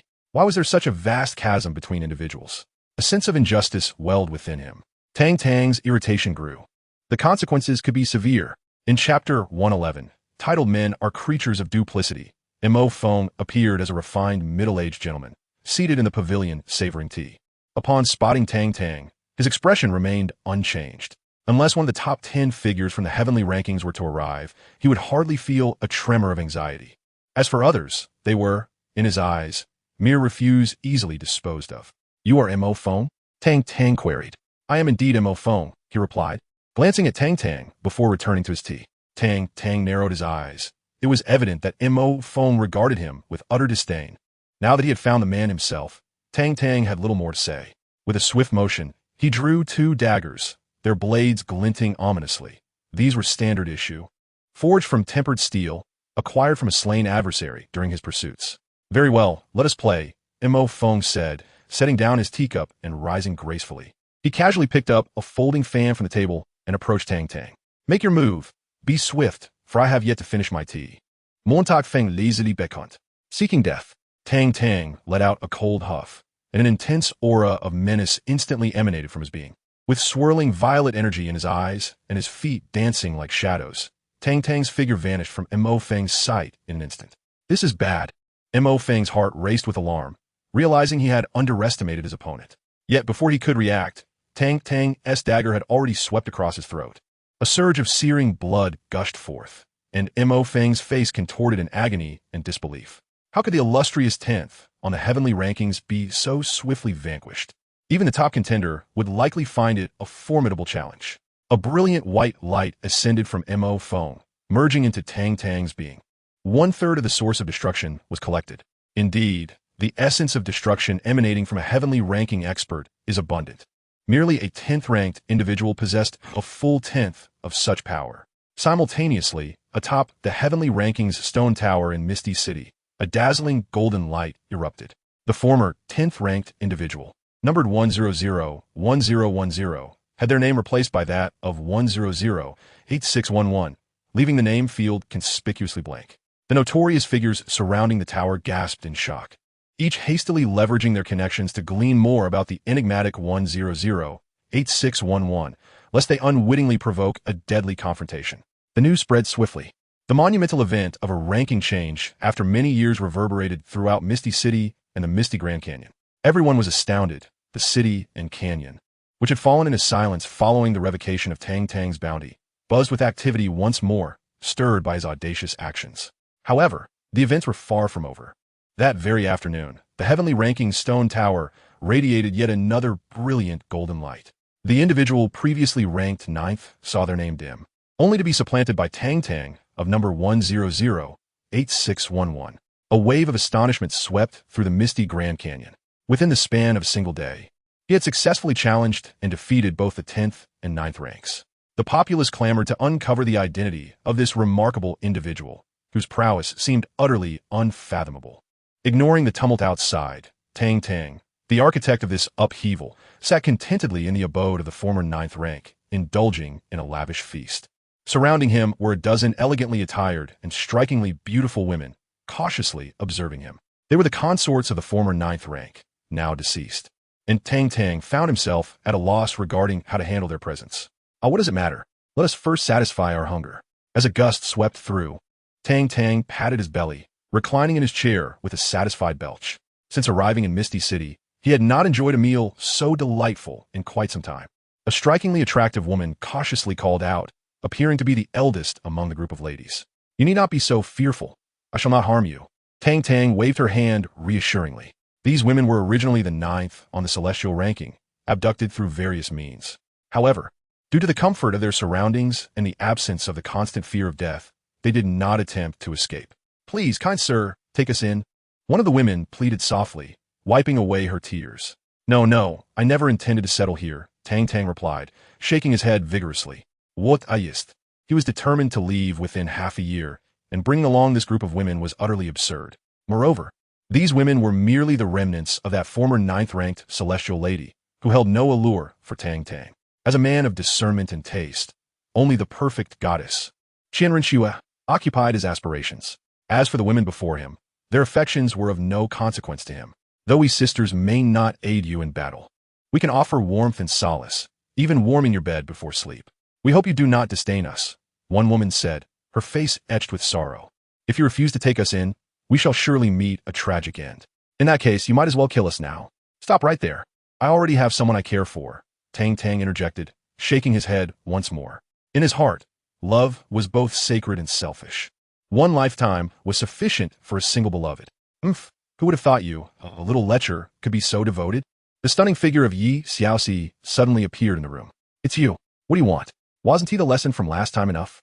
Tang Tang cast her a cold glance, a smirk gracing his lips. At the mention of his words, Yi Xiaoxi seemed to recall their encounter in the valley yesterday, her cheeks flushing with embarrassment as she felt a lingering sensation. Don't get too proud. I merely showed you mercy because of your youth. Do you see this fist? It can make someone like you cry for a long time, Yi Xiaoxi said, raising her small fist defiantly. I have no time to bicker with you. What is it that you truly seek here? Tang Tang rose, stretching and cracking his joints. What do you think I came for? I'm here specifically to help you with your troubles. A dog biting Lu Dongbin does not recognize kindness, she replied, wrinkling her nose playfully. Observing the row of women before him, Tang Tang began to grasp the situation. What do you plan to do with them? He inquired softly. There are still a few maids needed in my lord's mansion to serve tea and water. What does that have to do with you? Yi Xiaoxi's brows furrowed in annoyance. If it has nothing to do with me, you can sort it out yourself. I'm leaving, Tang Tang said, yawning as he prepared to depart. Stop right there, Yi Xiaoxi called out sharply. At the doorway, Tang Tang turned around, her face a canvas of confusion as she gazed at her. You just mentioned that you have someone you like. Who is it? Yi Xiaoxi's cheeks flushed with embarrassment, her demeanor slightly awkward. Oh, don't overthink it. It's certainly not you, Tang Tang replied, pivoting to leave.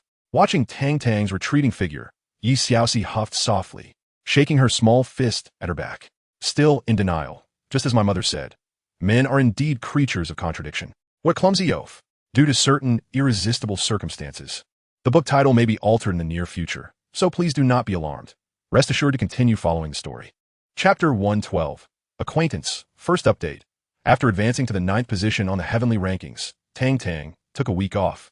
In recent days, the streets have been abuzz with discussions surrounding him. It'd be prudent to remain silent for a few days, allowing the fervor of the topic to wane before speaking again.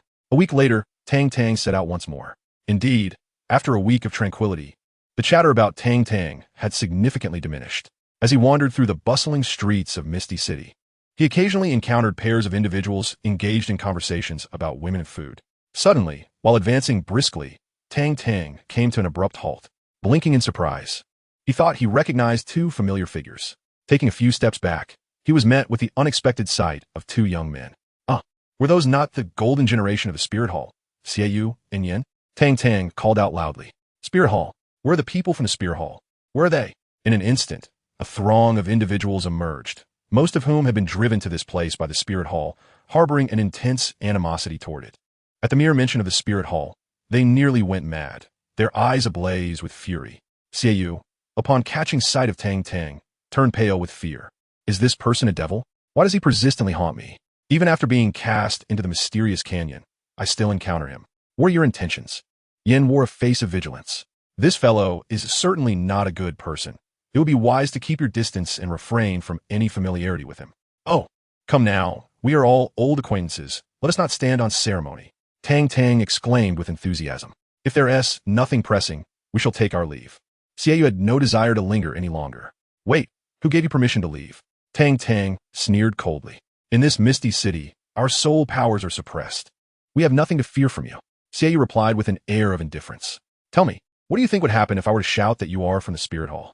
Tang Tang's face bore a cunning smile. Shameless. Yan's face was filled with indignation. Taking advantage of others' misfortune is unworthy of a gentleman. Xiaoyu's expression darkened. Does a gentleman have a girlfriend? Can a gentleman dine without paying? If not, then what is the point of having a bicycle? Tang Tang chuckled derisively. What exactly do you wish to achieve? Xiaoyu asked, visibly irritated. Oh, nothing much. I simply need you to assist me with a task. Tang Tang's face was full of malice. You must be dreaming. Do you honestly believe we would help you? Yin glared at him with fierce eyes. It is already a tremendous effort not to strike you. And you wish for our assistance. How dare you be so brazen? Just as Tang Tang was about to shout, Xiaoyu swiftly covered his mouth. If you refrain from calling for help, we can still be friends. Xiaoyu's expression was one of exasperation. So, will you help or not? Tang Tang maintained a broad smile. What difference does it make to help you once? Xiaoyu scoffed. The situation is beyond my control, leaving me little room for deliberation. Follow me. Tang Tang cast a brief glance at them before leading the way. The 8th on the heavenly ranking is named Zi Cheng, who was a soul sage before entering here. He resides in a well-preserved palace in the northern part of Misty City. He is also the only heavenly ranking expert residing in Misty City. You want us to challenge a heavenly ranking expert. Having spent some time in Misty City, both Yin and Xiaoyu understood the significance of such a challenge. Are you afraid? Tang Tang glanced at them lightly. What a joke. Who can simply challenge a heavenly ranking expert at will? Yin immediately refused to comply. The golden generation of the Spirit Hall is nothing compared to that. Tang Tang cast him a disdainful look. Yin, silence yourself. In a moment of irritation, Xiaoyu dismissed Tang Tang's words and strode directly to the palace entrance, rapping on the grand doors. While Tang Tang's remarks were somewhat exasperating, they were not devoid of merit. Merely retreating into obscurity would only lead to a loss of the indomitable spirit. It is through ceaselessly confronting formidable foes that one advances further. After all, the strong on the heavenly ranking must eventually be challenged. Given the rapport between Tang Tang and the Saintess, should they find themselves at odds, Tang Tang would likely not remain passive. Therefore, there was nothing to fear. It was time to act decisively. 2 hours later, accompanied by a brilliant golden radiance, the entity designated as 1008611 ascended once more, claiming the 8th position on the heavenly ranking. The entire city was left in astonishment. After a week-s interval, 1008611 had made its move again. Simultaneously, the 9th and 10th positions on the ranking were refreshed, revealing none other than Xiaoyu and Yin. Within the cozy small villa that previously housed the former 10th ranked, Tang Tang was now warmly welcoming Xiaoyu and his companion. After all, they were akin to relatives of Qian Rinxue and deserved a hearty reception. Tang Tang would never admit that her hospitality stemmed purely from admiration for their formidable combat prowess. Indeed, she found herself quite fond of this quaint villa. Whenever fatigue set in, she would recline on a lounge chair in the backyard. Ah, such a celestial existence. She wouldn't trade it for anything, not even for Yi Xiaoxi. To her surprise, Xiaoyu was the very mysterious master who had garnered so much attention these past few days. He was astonished to realize that despite Tang Tang's soul power being sealed, her strength remained astonishingly formidable, far beyond his expectations. Is this truly a monster? You all should remain here for the time being, as the winds outside are rather tumultuous. We must lie low for a while. Tang Tang poured herself a glass of water and leaned against the wall opposite the two. What? You are still unwilling to relent, and you wish to continue your challenges? Yin, having just taken a sip of water, sputtered it forth in surprise. Xiaoyu wore a similar expression of astonishment, feeling alarmed by Tang Tang's audacity. To live without a goal is akin to being a useless fish. Let us set a modest objective, such as attaining the pinnacle of the heavenly rankings. Tang Tang cast a casual glance at them. Is this the extent of your fright? Your mental fortitude leaves much to be desired. In any case, after completing a significant undertaking, Tang Tang once again fell into silence. Each day, she sipped tea, reclined in the courtyard to enjoy the breeze, and admired the scenery, leading a life reminiscent of a languid fish. Meanwhile, the mysterious city and the mysterious canyon were once again abuzz with activity. The 8th position in the heavenly rankings changed hands after a week's time. Given the nature of the entity numbered 1008611, it is likely they will soon target the 7th position. In a fleeting moment, various rumors circulated in the outside world. Some claimed that 1008611 would continue their relentless pursuit, while others suggested they might cease their endeavors. To add to the frenzy, betting had commenced. Within the mysterious canyon and the mysterious city, the golden soul coins had lost their significance, and barter had become the norm. Some wager blades, others food, and even women. What a spectacle. However, what left everyone speechless was, this time, Tang Tang chose to rest for an entire month. Only after the events had completely settled did she decide to take action once more. Her target, the 7th on the heavenly ranking. Chapter 113. the 7th on the heavenly ranking, second update. The 7th, Su Jiming, had entered as a formidable soul-level expert, possessing immense strength. In truth, the mysterious canyon was merely a microcosm of the Douluo continent, albeit with fewer restrictions, allowing for considerably more freedom. The experts within the top 7 of the heavenly ranking were not as easily dealt with as those ranked lower. They commanded their own factions. Each had amassed nearly 100 subordinates, having firmly established themselves and gradually developed a significant following. Despite this, Tang Tang, accompanied by Xiaoyu and Yin, charged in, leaving a trail of blood in their wake. As a stronghold of a major power, Su Jiming's underlings managed a vast estate. At that moment, Su Jiming, with his head slightly tilted, was resting on the abdomen of one of his female disciples after an intense training session that had left them both drenched in sweat. Suddenly, a furious shout from a trusted aide pierced the air. Number 100-8611 is at the door. Quickly summon the boss. What? Number 100-8611?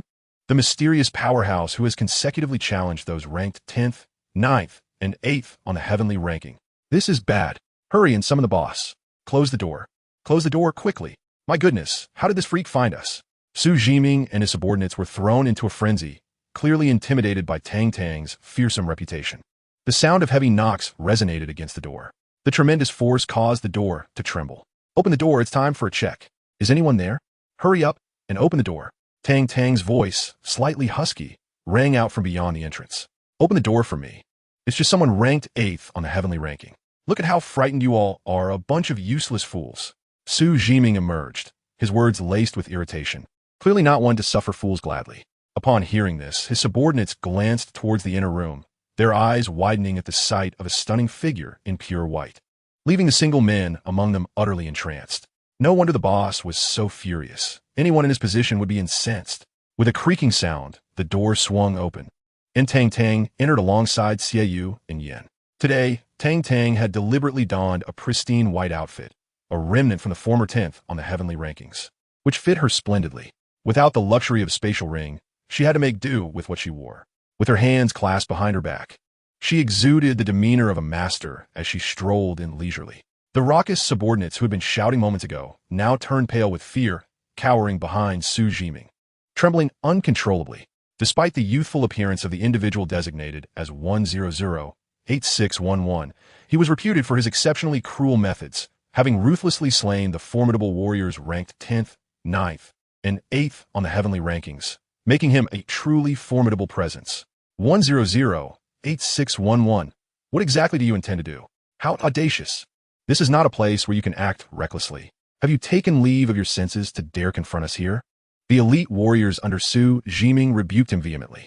Everyone was taken aback, having believed that the notorious 100-8611, who had been quiet for a month, would cease his challenges. Yet, to their astonishment, he had come directly to their doorstep. What a farce! Merely a bunch of novices. How could a frog at the bottom of a well comprehend the vastness of the sky? Tang Tang scoffed, preparing to step further inside. Stop him. We cannot allow him to enter, commanded one of Su Jiming's subordinates. Brothers, rally together. I shall cheer for you from the back. However, Tang Tang paid no heed to their pleas, as two dark figures swiftly darted forward.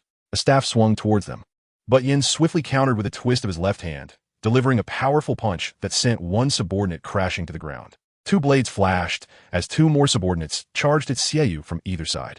With his index and middle fingers raised, Xiaoyu skillfully seized the dagger from one assailant, his martial spirit being the moonblade, making him an expert in such weaponry. With a flick of his fingers, a cold gleam appeared, slicing through the throat of the left subordinate. With a swift motion, he sent the dagger plunging into the forehead of the right, ending him in an instant. Another assailant approached, wielding a long knife, aiming for Tang Tang's lower body. Employing the ghostly shadow steps, the newcomer created a dazzling array of illusions. Yet, Tang Tang retaliated with a powerful kick, the sound of shattering bones echoing as multiple ribs were likely broken. In an instant, Su Jiming's fierce warriors were halved. The remaining subordinates exchanged glances, their hearts sinking. This is hardly a worthy opponent. How can one possibly fight against this? Charge forth. Fear them not. They are but 3. All the fighters surged forward, among them a vice leader, who had entered with the cultivation level of a soul emperor. Bang! Bang! Crash! Amidst a cacophony of anguished cries, every individual, save for the vice leader, was felled to the ground, groaning in agony. Upon witnessing this, the vice leader's expression shifted dramatically. This could very well be the end today. Before he could make a move, Tang Tang launched the first strike. In a blink, a fleeting shadow appeared, and no one could discern how Tang Tang had attacked. The vice leader was sent flying with a pain scream. The vice leader, the esteemed elder, the vice elder brother, the vice leader, the strongest among us after the leader, was utterly no match for the opponent. There was no way to fight back. 10 individuals, 20 individuals, 50 individuals. Soon, the ground was littered with bodies. Only Tang Tang, Xiaoyu, Yin, and Su Jiming, ranked 7th on the celestial leaderboard, remained standing. Damn it, how dare you? Su Jiming trembled with rage, his beard nearly askew with fury. And one more thing, who will take the next step? Tang Tang tilted her head towards Xiaoyu and Yin. The two shook their heads vigorously, nearly resembling a rattling drum. What a joke. Regardless of the circumstances, he was still a master ranked 7th on the celestial leaderboard. They were aware of their own limitations. Why not give it a try? If you don't attempt it, how will you know your own capabilities? Tang Tang coset per suavin. Yet, the two continued to shake their heads, resolute in their refusal. Aren't you men? How can a man declare defeat without even trying? Tang Tang exclaimed with righteous indignation. Shall we give it a try, then?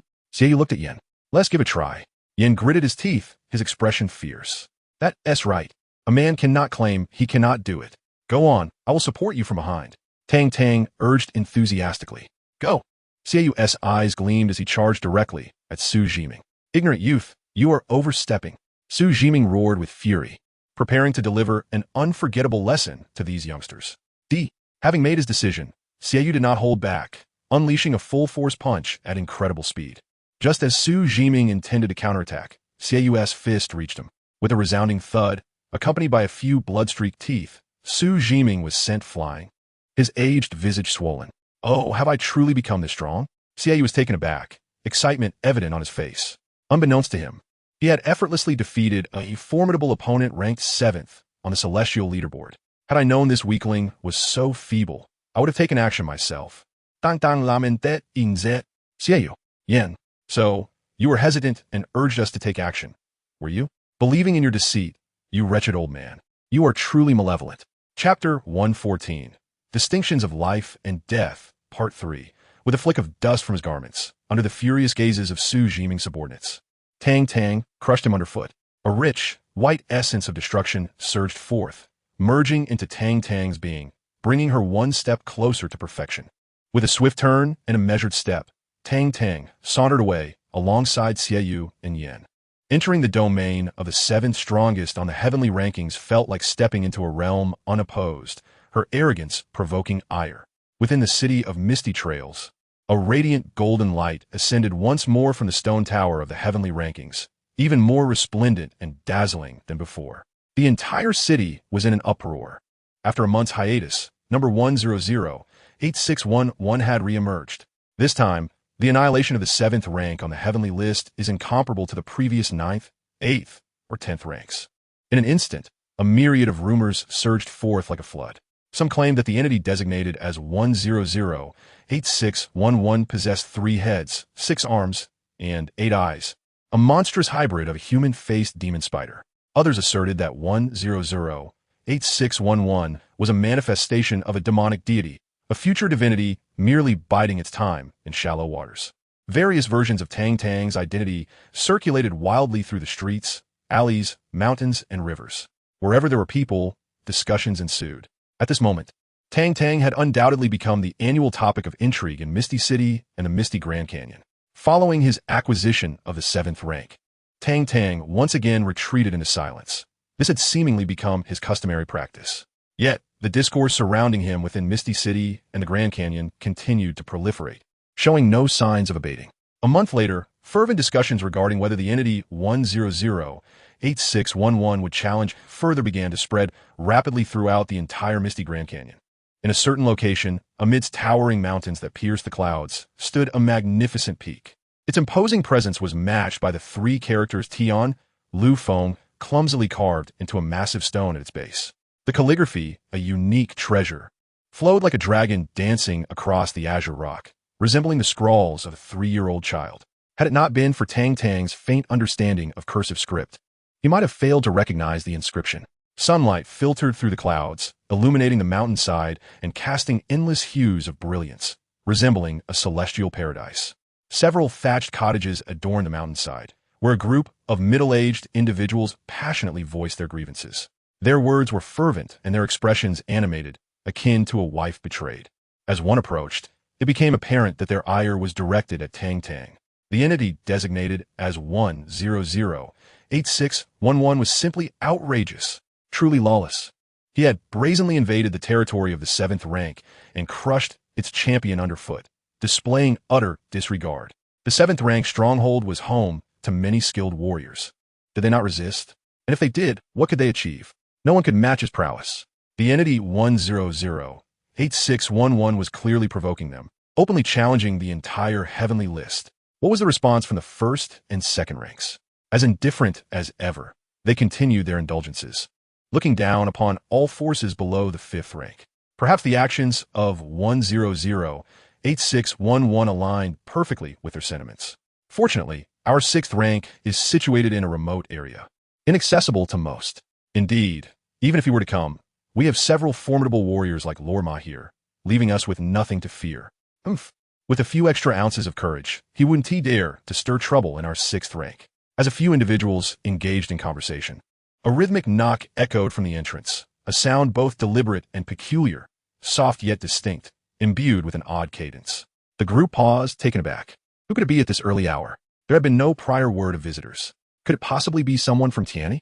Perhaps we should open the door and investigate. Indeed, if it is indeed someone from Tianyi, we must not allow them to witness our surprise. Who is it?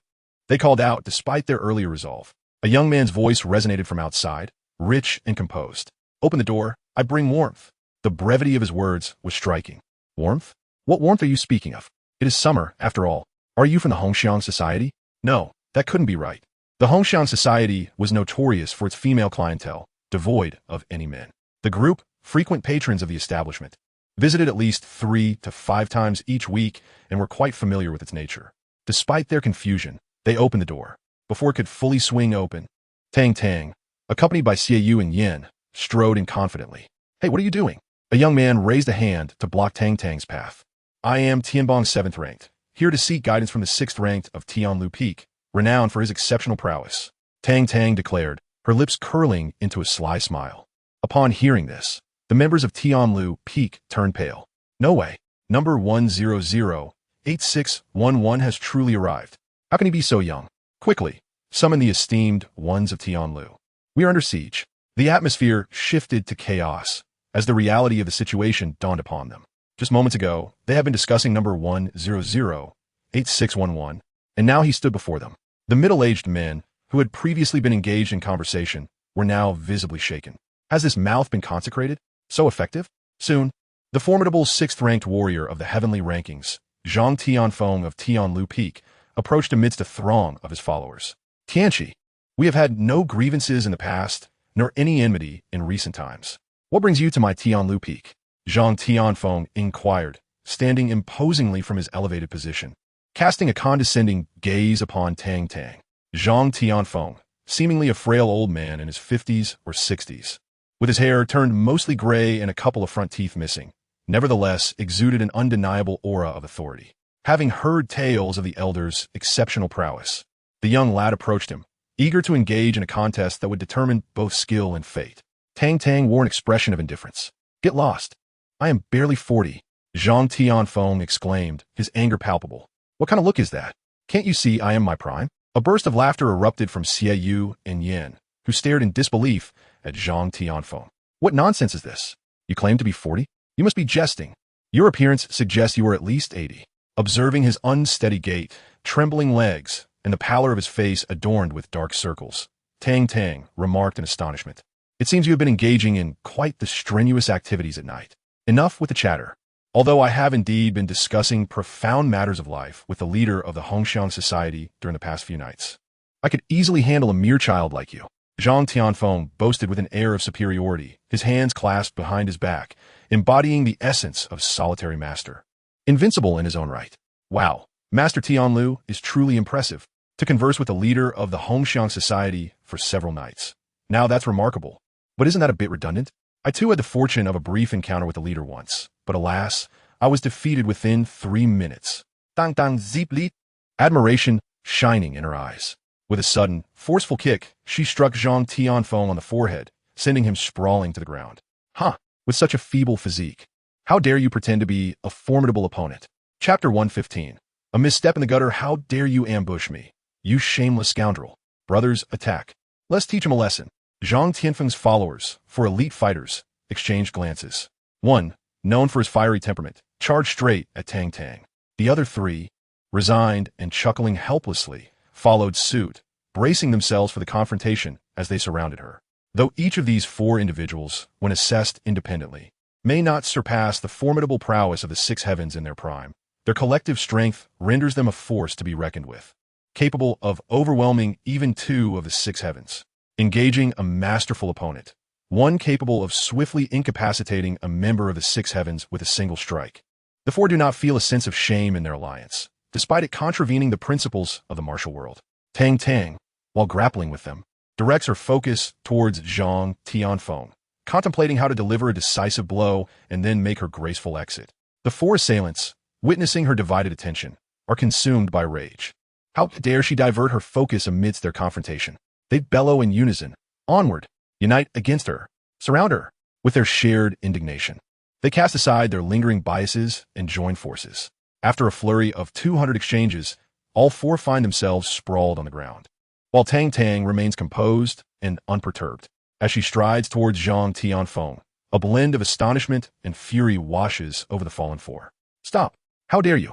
You shall face retribution, they cry. Ignoring their threats, Tang Tang executes a swift and decisive strike, claiming her prize. For every action, there is a consequence. Your retribution manifests through me. With great elation, she absorbs the essence of destruction from Zhang Tianfeng. Yet, she notes with a tinge of disappointment, still half remains. In truth, Zhang Tianfeng's capabilities are indeed formidable. However, in recent years, the 6 heavens have enjoyed an unprecedented tranquility, devoid of any unwelcome disturbances, leading Zhang Tianfeng to neglect his training. His recent indulgence in debauchery has drained his once mighty prowess, rendering him vulnerable to Tang Tang's assault. As blood flows steadily from Zhang Tianfeng's lifeless form, the members of the 6 heavens are engulfed by despair. Their collective mourning resonates through the air, for the 6 heavens represent their very existence. And Zhang Tianfeng is their talisman of protection. Now, their sanctuary has been violated, and the emblem of their pride has been ruthlessly torn away.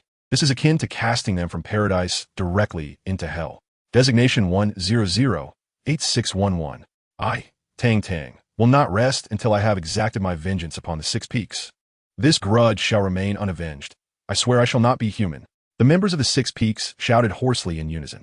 Tang Tang brushed off the dust from his attire, beckoned to Xie Yu and the others, and turned to depart.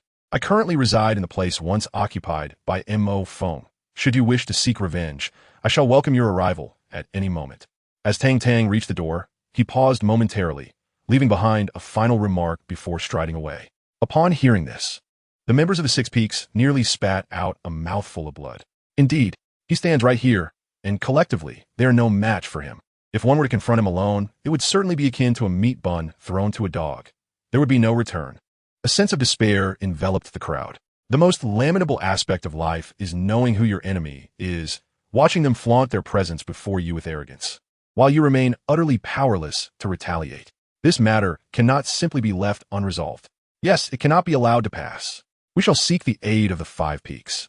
The leaders of the 6 peaks have always maintained a close rapport with the leaders of the 5 peaks, and he will surely lend us his support. Yes, that is the course of action we shall take. Though the members of the 6 peaks diligently sealed off the information, there is no wall that does not let the wind through. Furthermore, with the demise of the 6 peaks, the ranking of designation 1008611 on the stone tower of the heavenly rankings ascended once more, and anyone with even a modicum of intelligence could deduce what had transpired. The entire Mising Grand Canyon was engulfed in a tremor of shock, as everyone was taken aback. Particularly, as various details from the 6 peaks began to circulate, the astonishment of the crowd escalated to an almost unimaginable degree, under the protection of numerous adept warriors. Seizing the enemy general amidst a sea of adversaries was as effortless as reaching into one's pocket. Designation 8611 had almost been deified in the eyes of the inhabitants of both the Mising Grand Canyon and Mising City. Some even dared to compare him to the top 3 individuals on the heavenly rankings. 20 days later, in a picturesque yet remote area away from Mising City, the trio of Tang Tang once again embarked on their journey. On this day, the residence of the Fifth Heavenly was even more opulent than the royal palace of the former Tianzhou Empire. Within the expansive grounds, exquisite pavilions, lush landscapes, villas, and artificial hills were all present in splendid array. At this moment, the grand entrance that should have been wide open was firmly locked, while a group of subordinates from the Fifth Heavenly engaged in hushed conversation. "Have you heard? Lord Sixth has been slain," one whispered. "What shall we do?" "According to that ruthless individual S pattern, we, the Fifth Heavenly, are surely next. Should we seek refuge elsewhere for the time being?" Another lamented. "This is utterly humiliating. With our status, we should not be forced to yield to others. The prevailing circumstances were overpowering. Retreat was imperative, even if it meant enduring temporary discomfort. We must also ensure the head of the family escapes. It is said that the killer targets only the powerful and those ranked highly in the celestial standings." A collective sigh echoed as they began to gather their belongings to depart. Suddenly, a series of deliberate knocks resounded at the door. The atmosphere shifted instantly. Could it be that the moment had arrived so swiftly? The notorious individual does not typically strike again until a month has elapsed. Does he? Perhaps others have returned prematurely. Indeed, the month has not yet concluded. We may be overreacting. Creak! A middle-aged man rushed to open the door. Before he could utter a word, a hard-soled shoe swiftly struck his cheek. Thud! The man was sent sprawling, blood gushing from his nose and mouth. The door swung wide open. Tang Tang, hands clasped behind her back, strode confidently at the forefront, followed closely by Xie and Yan. The trio entered the Tianwu courtyard with an air of audacity. In an instant, the shrieks resonated through the air, and chaos descended upon the entire Tianwu residence. "Goodness, it's the one numbered 100-8611. I thought he wouldn't act for another month. Everyone flee. The fiend has arrived. You coward. Why run? Let us confront him. Brothers, grab your weapons." The inhabitants of the Tianwu residence had long received word from their counterparts at Tianlu Peak and were thus prepared. However, they were taken aback by the swiftness of Tang Tang's arrival. Moments later, a group of Tianwu members, bowstrings drawn, surrounded the trio. They acknowledged that the close combat prowess of the numbered 100-8611 was indeed formidable. Yet, what if the adversaries were ranged attackers?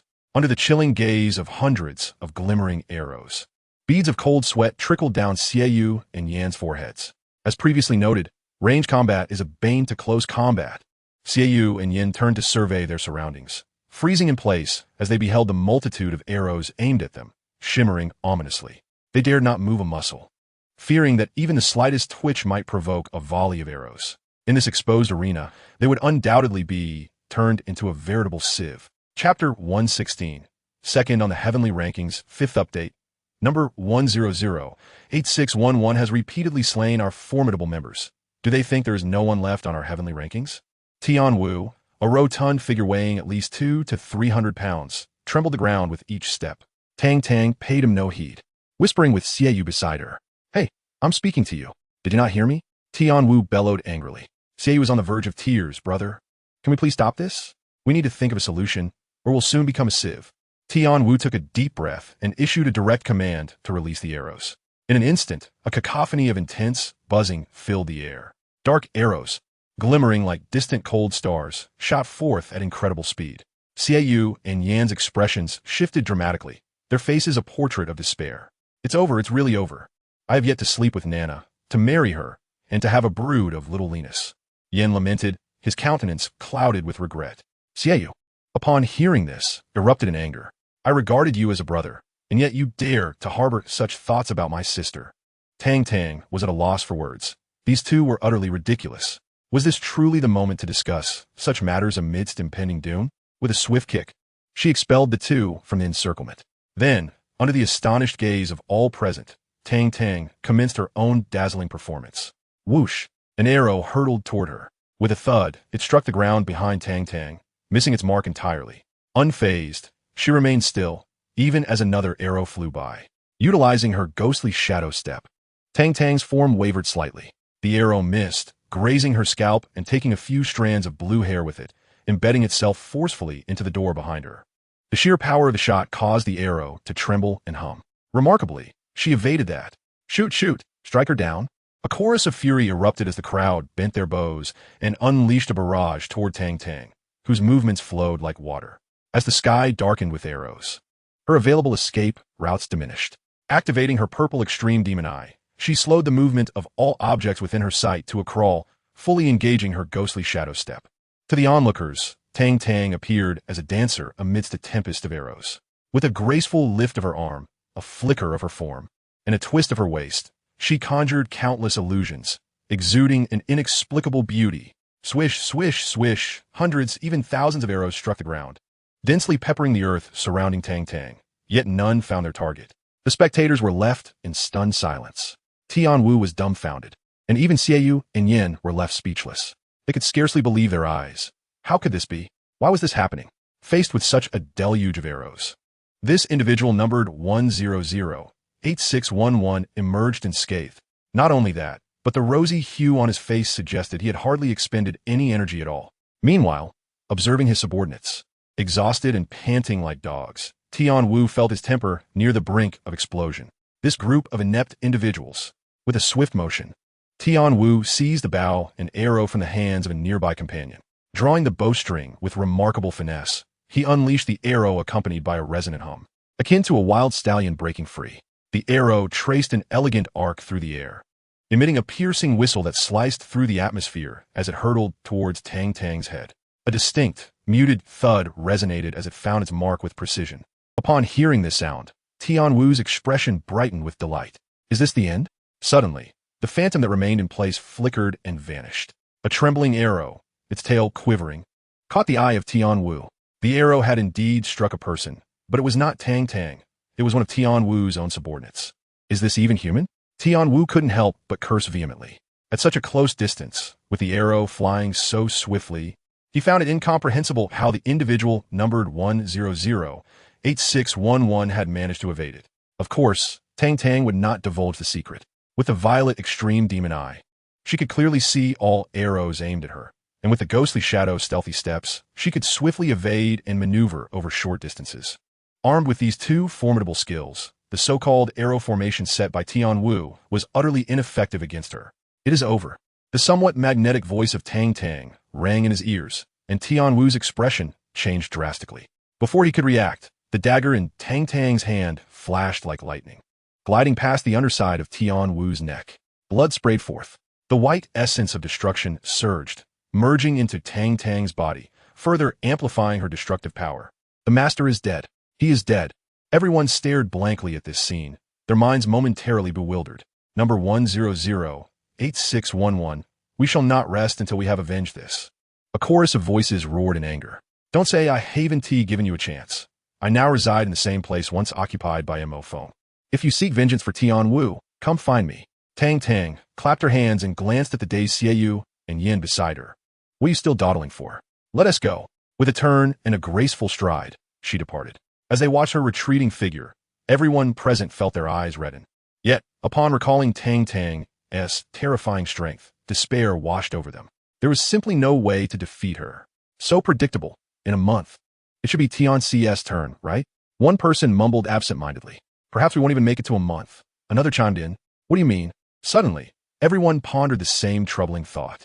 Tian Air, Tian San, Tian C, and Tian Wu's encampments were interconnected, not far apart at all.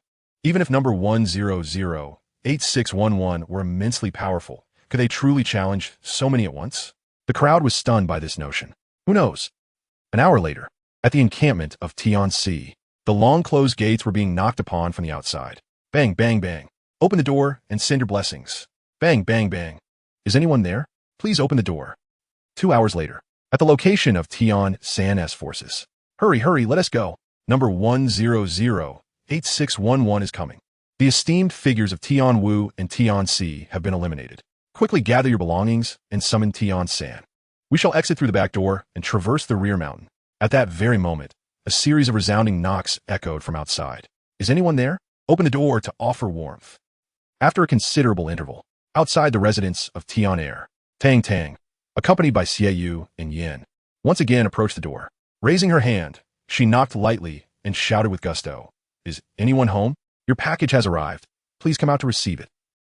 On that day, the entire city of Mistral and the Mistral Canyon were thrown into disarray. The tower of the heavenly rankings continuously radiated golden light, growing ever more dazzling.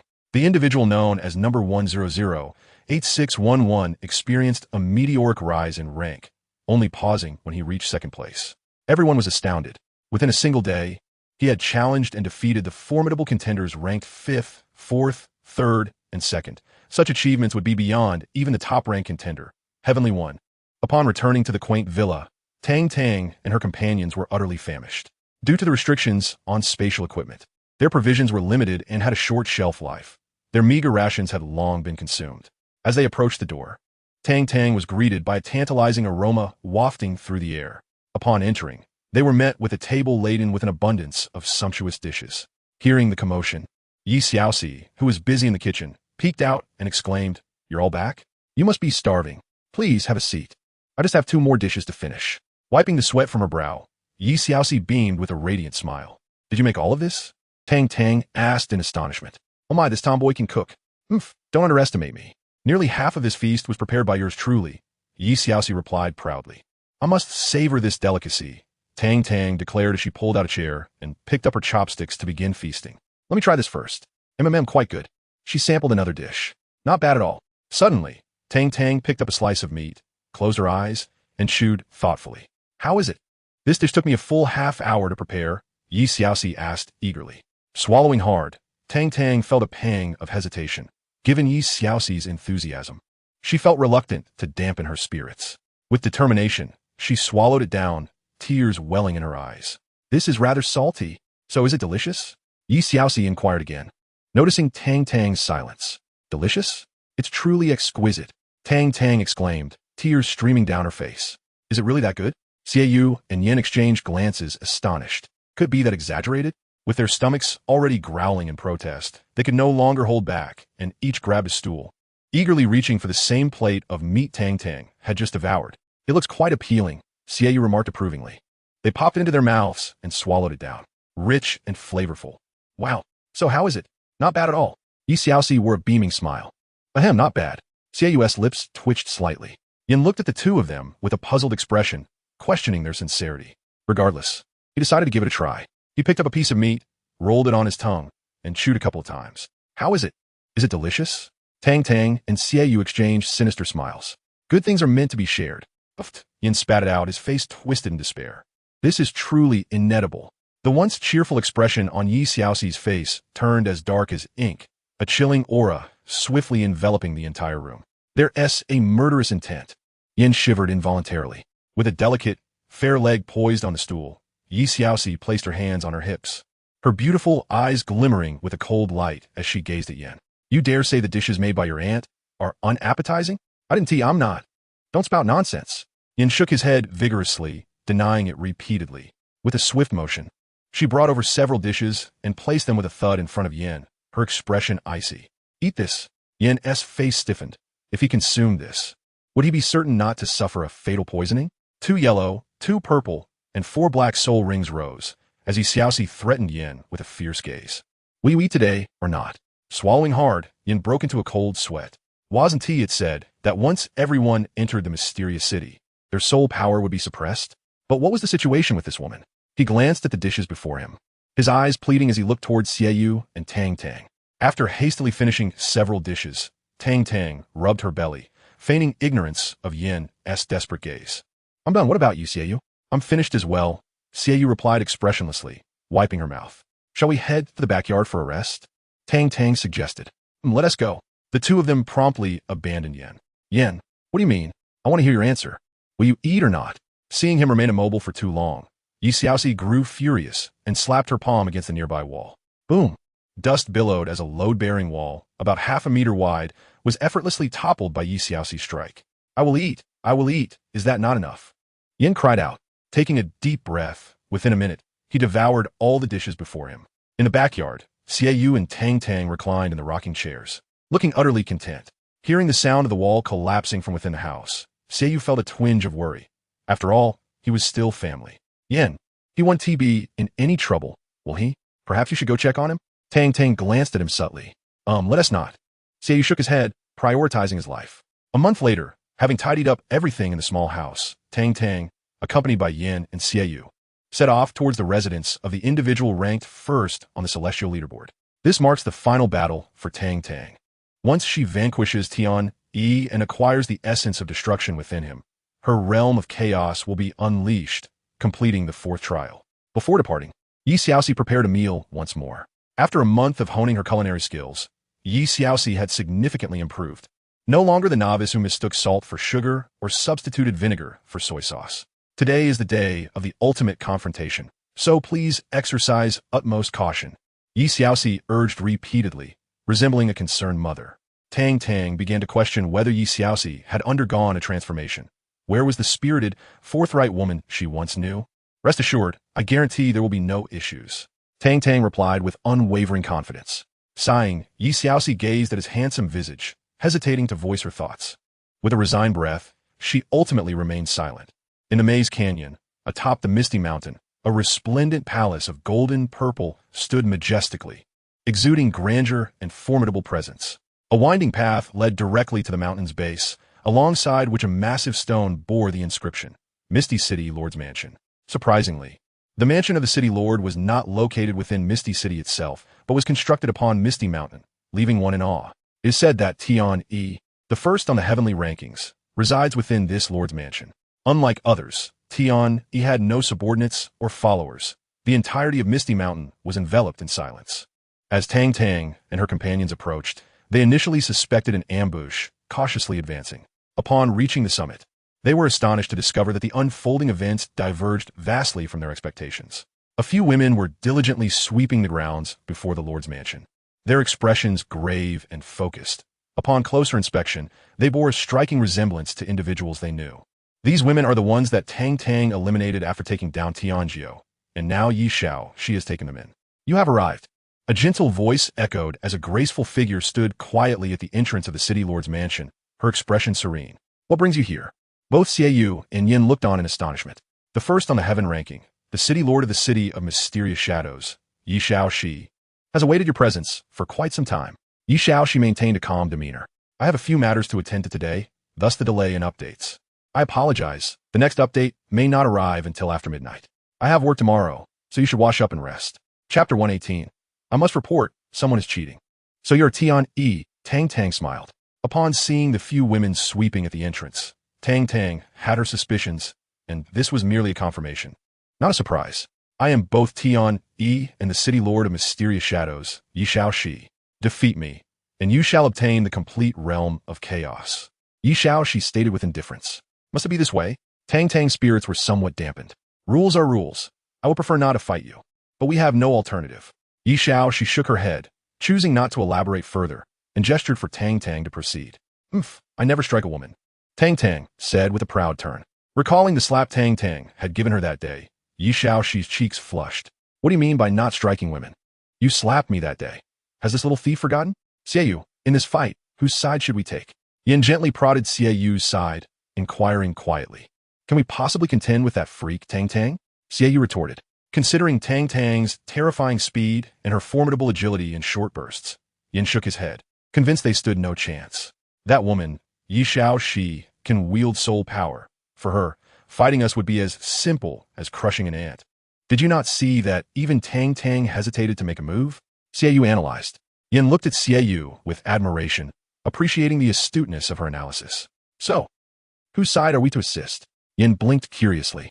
You simpleton, it's clearly safer to sit back and watch the show. Xiaoyu slapped Yin on the back of his head, exasperated. With that level of intellect, you still wish to marry my sister, Kulai Na? Ugh. How can your face be so large? Why haven't they made a move yet? Are they just going to stand there? Yes, voiced her frustration. Whether I am a man is not for you to concern yourself with, Tang Tang retorted coolly. Bah, shameless. Who cares? Yi Xiaoxi's face flushed instantly. Xiaoyu, what are they talking about? Is it not obvious whether Tang Tang is a woman? Yin looked at Yi Xiaoxi with a bewildered expression. Silence. Xiaoyu commanded sharply. These two individuals are brazenly driving. Have you not noticed? The wheels have practically crushed their faces. All right, I can see that I cannot match you. Tang Tang sai in ze si gang din. With everyone's soul power sealed, encountering a formidable figure capable of wielding soul energy, particularly one of the soul, Douluo caliber. is something no one could withstand. Oomph, I knew you couldn't bear to strike me. Since you were so fond of this lady, I shall reluctantly divulge a piece of insider information. Yi Xiaoxi approached, hands behind her back, a coy expression adorning her face. Hey, sister, have you perhaps misunderstood something? Tang Tang vimat, I sapota. Not striking a woman is a fundamental virtue that a good man should inherently possess. Well, let's not dwell on that. In truth, the disparity in strength was simply too vast, and Tang Tang lacked the confidence to engage. Had Yi Xiaoxi's power been akin to that of Xie Yu or Yin, Tang Tang would have long since. Father always said, it is wrong to hit women. So, is there any other way? Tang Tang, having resolved his inner turmoil, turned his gaze towards Yi Xiaoxi. At the entrance of Misty City, there resides a chaotic behemoth. Should you slay it, you shall naturally rectify the remaining deficiencies. Yi Xiaoxi explained. What is the strength of this chaotic beast? Tang Tang inquired. Well, it is likely at the Soul Emperor level. No worries, I have faith in you. Yi Xiaoxi encouraged, giving Tang Tang a reassuring pat on the shoulder. Tang Tang was instantly moved to tears, thinking to himself, I do not even have faith in myself. With my soul power sealed, even a mere chaos monarch could easily overpower me. Soul Emperor level? This is utterly inhumane. Tang Tang's eyes flickered as he glanced at Yi Xiaoxi beside him. Perhaps, during mealtime, I could slip a bit of poison into her dish. This familiar contra is certainly more manageable than that unfamiliar Soul Emperor, isn't it? Why do you regard me with such peculiar eyes? You seem rather odd. We are currently discussing the matter of the chaotic behemoth, yet your thoughts appear to wander into strange territories. Yi Xiaoxi's face flushed crimson. Tang Tang smacked her forehead in exasperation. Great, this fellow has gone astray again. Indeed, once a woman's mind becomes impure, there is little room left for a man's concerns. The ancients were right. They do not deceive me. Do not fret. I shall lend you my assistance when the time comes. Yi Xiaoxi presumed he was worried about confronting the chaotic behemoth and thus offered her words of comfort. How could you not mention that you can assist? Tang Tang rolled her eyes. Here I was, contemplating how to poison you, and all my brain cells were wasted on that. You didn't ask me either. Yishaoji shuruk hershuldes, epresink head inogenja. Isn't this a form of cheating? Tang Tang felt somewhat disheartened. As an honest child, even if I were to score 0 on a test, I would never resort to cheating. Of course, I would be a fool not to copy answers when they are available. Hey, you two over there, does this count as cheating? Yi Xiaoxi inquired of Xie Yu and Yan. No, this is not cheating. How could it be considered such? It cannot be. Observing the glint of cold light in Yi Xiaoxi's beautiful eyes, Xie Yu solemnly assured her. Well, if you insist so earnestly, I suppose I shall reluctantly accept your assistance. Tang Tang looked conflicted. Meanwhile, Xie Yu was nearly in awe of her. Her acting skills were remarkable. To elevate shamelessness to the realm of virtue, Tang Tang is indeed a pioneer leading others forward. What are we waiting for? Let us proceed. Yi Xiaoxi smiled gently. Grasping Tang Tang's hand with her left and placing her right on Xie Yu's shoulder, she summoned her soul power, and in an instant, the four vanished from their location. At the entrance of Mysterious City, figures flickered, and the quartet appeared in an instant. Surrounding them were shattered fragments of space, and directly in front of the city gate lay a colossal scorpion, several meters in length and approximately a meter wide, quietly resting upon the ground. Everyone, be cautious. Do not touch these fragments, or you may be transported elsewhere. A fate even I cannot predict, Yi Xiaoxi warned gravely. Tang Tang and the others nodded in understanding. The pincers of this chaotic behemoth carry a terrifying destructive power. Be certain not to be struck, for even divine beings will be unable to save you. Yi Xiaoxi reiterated her caution. Hurry up. Let us move. Stop dawdling. Tang Tang replied in exasperation. We are merely spectators, not participants in the arena. What concern is it of ours? At most, we will step in to deliver a finishing blow when the chaotic behemoth is near its demise. All right, let us go. Yi Xiaoxi gently nodded, with a soft exclamation.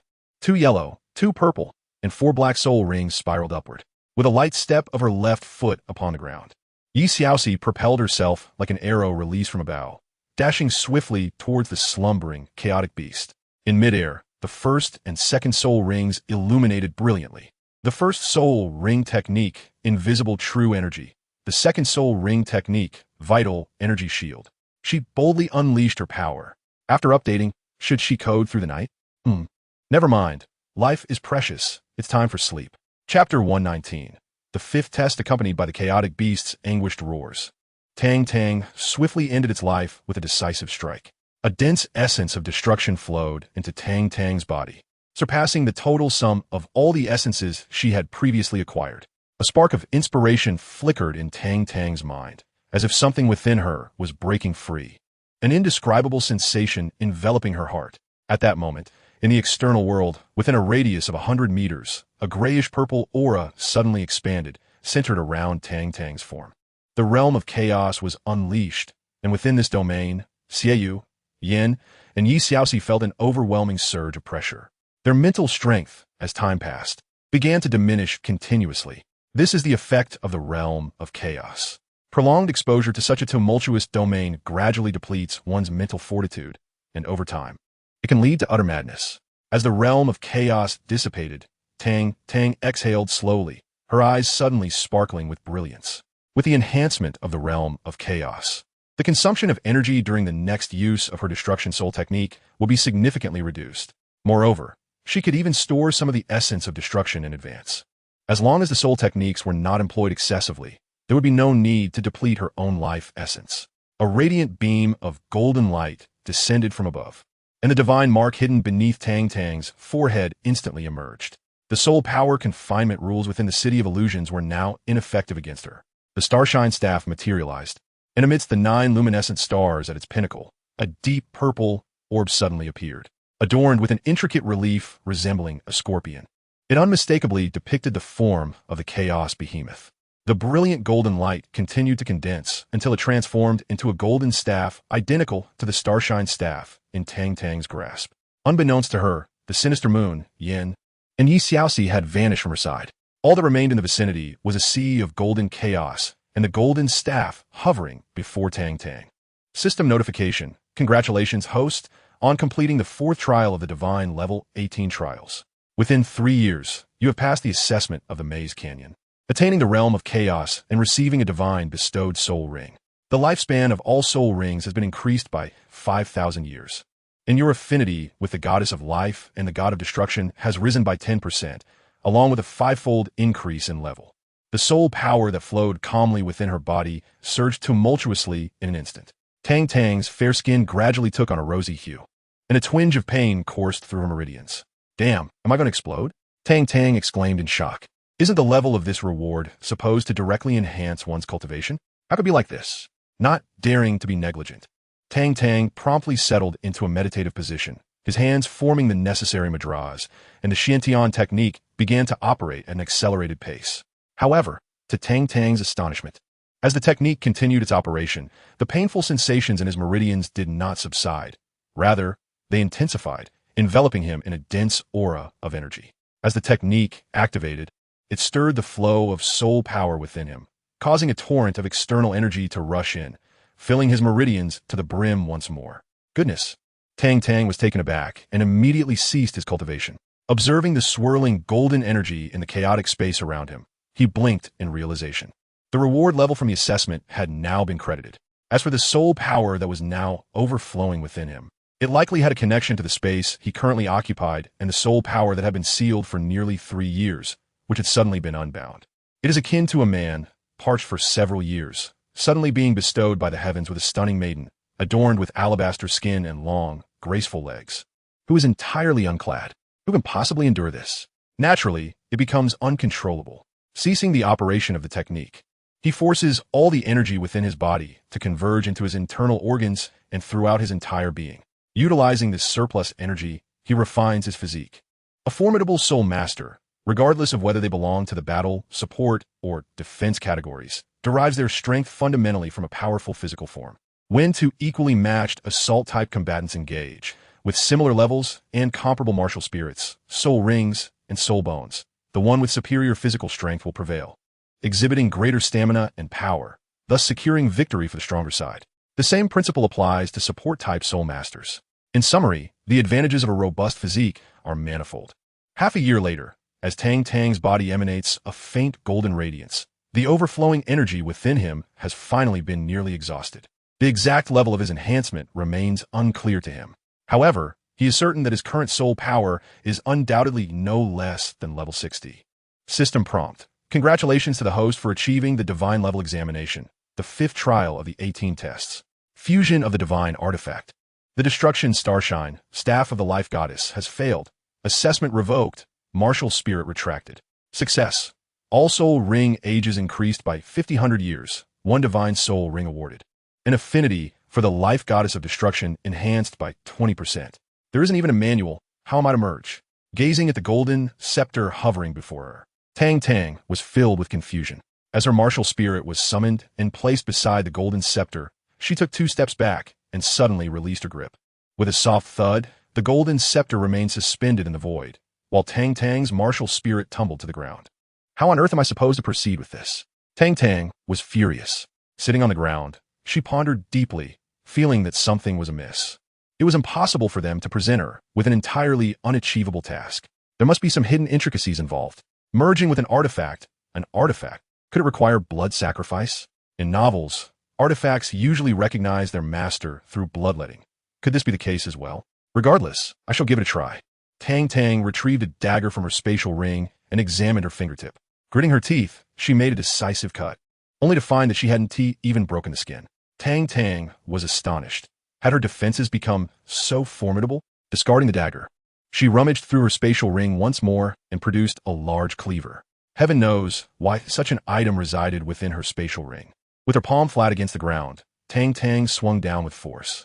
A sensation akin to being stung by a bee surged from her palm. The skin broke, and a few drops of pale golden blood welled forth. With excitement written across her face, Tang Tang hastily smeared the blood into the void, onto the hovering golden scepter. A faint pulling sensation emanated from the golden scepter, and her martial spirit gently leaned against it. Simultaneously, a percentage progress bar for the artifact fusion flickered in her mind. Artifact fusion progress, 001. Tang Tang. What a ridiculous assessment this is. Alas, what can he do? Failing the evaluation results in the immediate forfeiture of 1 soul, which seems scarcely different from obliteration. Let us bleed out. Thus, a comical scene unfolded in the chaotic realm. Tang Tang incessantly sliced her own hand, expending all her strength to extract but a minuscule amount of blood, only for the wound to swiftly heal in the blink of an eye. Tang Tang was on the verge of cursing. This was undoubtedly intentional. It must be the god of destruction meddling, a remnant of the calamity left in the valley of death, and tears streamed down her face. Chapter 120. Qianren Xue and Yi Xiaoxi in the divine realm. The goddess of life inquired, perplexed, as she observed the god of destruction stifling a chuckle. What are you up to? Nothing much. Just recalled a rather amusing incident that I couldn't help but laugh at. The god of destruction replied nonchalantly, placing his hands behind his back. What are you hiding behind you? Show me. The goddess of life demanded, her expression turning serious. Nothing. All right. Here you go. Reluctantly, the god of destruction yielded the object in his hands, compelled by the increasingly grave demeanor of the goddess of life. It was a purple, diamond-shaped crystal, currently displaying a vivid scene from the chaotic realm. What is my little disciple doing? Why is she resorting to self-harm? The goddess of life's eyes widened in shock. In just a few days, how has my little disciple descended into such a state? Oh, our disciple is said to have embarked on the path of support, so I thought it prudent to enhance his survival skills. After all, if he were to be defeated, it would reflect poorly on both of us. The god of destruction elucidated. That is a valid point, the goddess of life conceded with a nod. Therefore, I have moved the third-to-last assessment to the 5th test. See, he is diligently exerting himself. The god of destruction indicated towards the purple diamond crystal in the goddess's hand. The goddess of life nearly choked on her own blood upon hearing this. The 15th test of the divine assessment was to refine the demigod body, enhancing one's physique to demigod level while merging the soul with divine power to forge a unique divine artifact. No wonder she witnessed her little disciple engaged in such despairing self-harm. The original test, suitable for a title daw, had been switched to the 5th challenge. For a soul emperor's strength to inflict even a slight wound upon a demigod body was quite remarkable. How can someone of such ancient age still behave like a child? The goddess of life lamented, bemused. I am merely training him. Aspiring to inherit my position as the god of destruction necessitates both strength and tenacity. The god of destruction replied earnestly. In the chaotic realm, 3 months later, this is yet another occasion for Tang Tang to wield his blade, and he has grown utterly numb to it. After months of exsanguination, the proliferation rate of his own cells has astonishingly accelerated once more. Wounds that once required 4 to 5 seconds to heal now vanish in the blink of an eye. Surrounding him lies a myriad of daggers and swords, all with curled edges. Once again, he exerts every ounce of strength to deliver a strike, and a droplet of golden blood, no larger than a grain of rice, hovers quietly in the palm of his hand. As he brings the blood near the staff, it is irresistibly drawn to it, merging seamlessly. Just as he prepares to strike again, a dazzling golden light suddenly bursts forth from the staff. On Tang Tang's forehead, the mark representing the god of destruction and the goddess of life instantly emits a beam of greenish-purple golden light, directly illuminating the staff. After a brief moment, the golden radiance retracts. At this moment, the staff, suspended in the void, has undergone a complete transformation. Green and purple intermingle, subtly revealing hints of golden brilliance. At both the top and bottom of the staff, the marks of the god of destruction and the goddess of life are emblazoned, signifying that this is a divine artifact uniquely belonging to Tang Tang. As he reaches out to grasp the staff, a profound sensation of bloodline connection surges from the depths of his heart. System notification. Congratulations, host, on completing the 5th trial of the God Level 18 tests. Merging the divine artifact, the staff of life and destruction. Rewards. All soul ring durations increased by 5,000 years. 1 God-gifted soul ring. A 20 affinity boost with the goddess of life and the god of destruction. Acquisition of the divine artifact, staff of life and destruction. And the divine techniques. Light of life and light of destruction. On Tang Tang's forehead, a mark identical to the staff of life and destruction now radiates a brilliant glow. This marks the 4th year since Tang Tang's arrival in the City of Illusions. At this moment, Tang Tang is nearing 17 years of age. Standing at approximately 1.70 meters, just shy of 1.80 meters, her long hair has transformed from blue to a captivating shade of blue-violet. Her deep, ebony eyes sparkle with an intense brilliance, imbuing her presence with an inexplicable charm. Surrounding her, a series of soul rings gradually ascend, the first 4 of which are uniformly black, succeeded by a resplendent red-hued soul ring of 100,000 years. Having successfully passed several assessments, the age of her soul rings has now surpassed the remarkable threshold of 10,000 years. Observing her surroundings, Tang Tang does not hasten to depart. Instead, she settles into a meditative posture and retrieves 2 golden objects resembling beans. This is the divine bestowed spirit ring. Over half a year ago, Tang Tang had already reached the pinnacle of level 60, yet had not found the opportunity to absorb the spirit ring. This time, he was prepared to break through before stepping outside. The staff of life and destruction was positioned before him, and in an instant, rays of life and destruction emanated from Tang Tang's forehead, reflecting upon the staff and unfolding a barrier approximately 10 meters in radius, crushing a divinely granted soul ring. Countless golden specks were absorbed into Tang Tang's body as her eyes slowly closed, fully immersing herself in the process of absorption. Outside the city of Mistral, 2 petite figures were currently engaged in a fierce confrontation. Golden light surged and energy crackled, transforming the once beautiful scenery beyond the city into a desolate wasteland strewn with charred earth and the remnants of trees. As the golden light receded, 6 pairs of golden wings gently fluttered, with Qian Rinshu wielding the angelic holy sword, standing gallantly in the void. Fox spirit of the Yi clan, I advise you to hand over my little Tang immediately. Otherwise, this holy maiden shall obliterate your city of Mistral today. A chilling glint flashed in Qian Rinshu's beautiful eyes.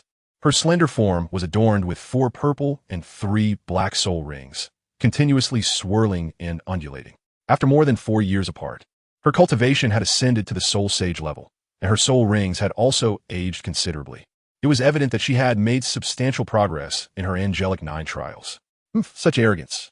Today, I wish to see how you intend to annihilate my city of Mistral. Yi Xiaoxi, also suspended in the void, retorted. Nearly a year had passed, and the once soul-ranked Yi Xiaoxi had remarkably elevated to the title Douluo level. Words are futile. Let our skills speak for themselves. Prepare to receive my angelic light slash. Qian Rinshu scoffed, raising her angelic holy sword high. A golden sword wave surged forth towards Yi Xiaoxi, accompanied by a series of explosive sounds, distorting the very fabric of space. Fear not, for I possess the essence of the invisible true might, the sword intent. Yi Xiaoxi declared defiantly. Her 6 soul ring shone brightly as an intangible sword intent was grasped firmly in her hand. The void began to tremble as numerous illusory sword shapes emerged. With the invisible sword intent, she slashed forward, creating ripples in the air. The collision of sword energy and sword wave erupted like fireworks, leaving both combatants equally matched, neither able to gain the upper hand. I shall ask you once more. Will you hand over little Tang today, or not? Qian Rinxue questioned with an icy demeanor. Since half a year ago, when Xiaoyu and Yin returned to the Spirit Hall and revealed Tang Tang's whereabouts, Qian Rinxue had come to the city of Mistral. Over the past 6 months, she and Yi Xiaoxi had battled countless times. The surrounding landscape lay in ruins, yet that detestable fox spirit refused to divulge little Tang's location, even at the cost of her life. This incited great fury in Qian Rinxue. According to Yin and Xiaoyu, this vixen spent her days aimlessly, constantly lingering by Xiaotanger's side, employing every wile to entice him. Qian Rinxue was not lacking in self-confidence. Upon reflection, Xiaotanger was nearly 17, a time of youthful vigor. And should he fall prey to this vixen's charms, the consequences would be utterly intolerable. I reiterate, I am unaware of Tang Tang's current whereabouts. Being a woman myself, why would I deceive you? Yi Xiaoxi scoffed. This woman is indeed bothersome, frequently coming to engage in combat. Had it not been for the possibility that she might be connected to Tang Tang, Yi Xiaoxi would have long since dealt a fatal blow. A mere soul sage, yet she truly considers herself a formidable figure. Yi Xiaoxi, whose ancestors have guarded the mysterious city and mysterious canyon for generations in service to the god of destruction, possesses a lineage that is not inferior to her angelic god. Very well, today I shall defeat you and personally enter the city to search. Qian Rinxue ceased her words. Everything that needed to be said had already been expressed, and judging by the other's demeanor, it was clear that she would not divulge the whereabouts of little Tang. As her words fell, a golden flame trailed behind Qian Rinxue, her figure resembling a shooting star, soaring directly toward Yi Xiaoxi. Her speed was astonishing. Yi Xiaoxi felt as if Qian Rinxue had suddenly become somewhat unreal, the surrounding space subtly distorting. Radiant golden light surged forth, a colossal golden shadow, imbued with a sacred and serene aura, descended abruptly. Circles of golden halos, accompanied by an enchanting and melodious sound, enveloped Yi Xiaoxi, transforming everything around into gold. It was, indeed, the angelic domain. Yi Xiaoxi's expression darkened. Were it not for this vexatious angelic domain, how could Qian Rinxue, with her soul sage strength, dare to challenge her? The first soul ring glimmered. The golden light enveloping Qian Rinxue rapidly coalesced into her right hand. As her fist extended, the golden light transformed into a massive shield, hurtling directly toward Yi Xiaoxi. With the first and second soul rings shining, an invisible force activated to protect her. Yi Xiaoxi's entire form was enveloped in an unseen energy. As she gathered her soul power into her hands, resolutely confronting Qian Rinxue's angelic holy shield, a tremendous explosion resonated through the air. The golden light scattered, and the two figures instantly separated. Qian Rinxue's advance momentarily halted, her beautiful eyes glinting with increased coldness. Her cultivation was inferior to that of her opponent, and employing soul techniques consumed a considerable amount of her soul power. In the long run, she could not contend with Yi Xiaoxi in the slightest. It was unclear what this vixen had consumed to grow so formidable. She possessed the legacy of the angelic god, which allowed her cultivation to progress so swiftly. Did this vixen also undergo divine trials? Yi Xiaoxi indeed underwent divine trials, but not those of the divine, rather the supreme 7 trials of the god of destruction. Similar to the trials of the angelic temple as Qian Douluo and the sea god temple as Poseidon, she and the goddess of destruction were both protectors of Tang Tang. What difference did it make if one were a title Douluo? Without the support of a domain, she still found herself unable to contend with her opponent, and a cold huff escaped Qian Rinxue's lips. The final soul ring, which circled around her delicate form, suddenly erupted in a dazzling brilliance. Black and gold, two incongruous colors, seamlessly merged, releasing a resplendent golden light. As her true martial spirit was unleashed, the golden silhouette hovering behind her rapidly fused with Qian Rinxue. Her garments disappeared in an instant, and a magnificent golden flame enveloped her, rendering her akin to a celestial being. The remaining 6 soul rings on her body transformed into gold at that moment. The already formidable aura emanating from Qian Rinxue swelled exponentially. A terrifying pressure surged forth, overwhelming Yi Xiaoxi like an unstoppable tide, rivaling that of any newly ascended title Douluo. At this moment, Yi Xiaoxi felt as though the entire world was conspiring against her. Her own soul power was steadily dissolving under the purifying influence of the angelic domain. She conceded that without the enhancement of a domain, engaging in battle was indeed a disadvantage. Yet she was no mere soft persimmon to be easily squeezed. The seventh soul ring was quietly unleashed, and an invisible force suddenly radiated outward.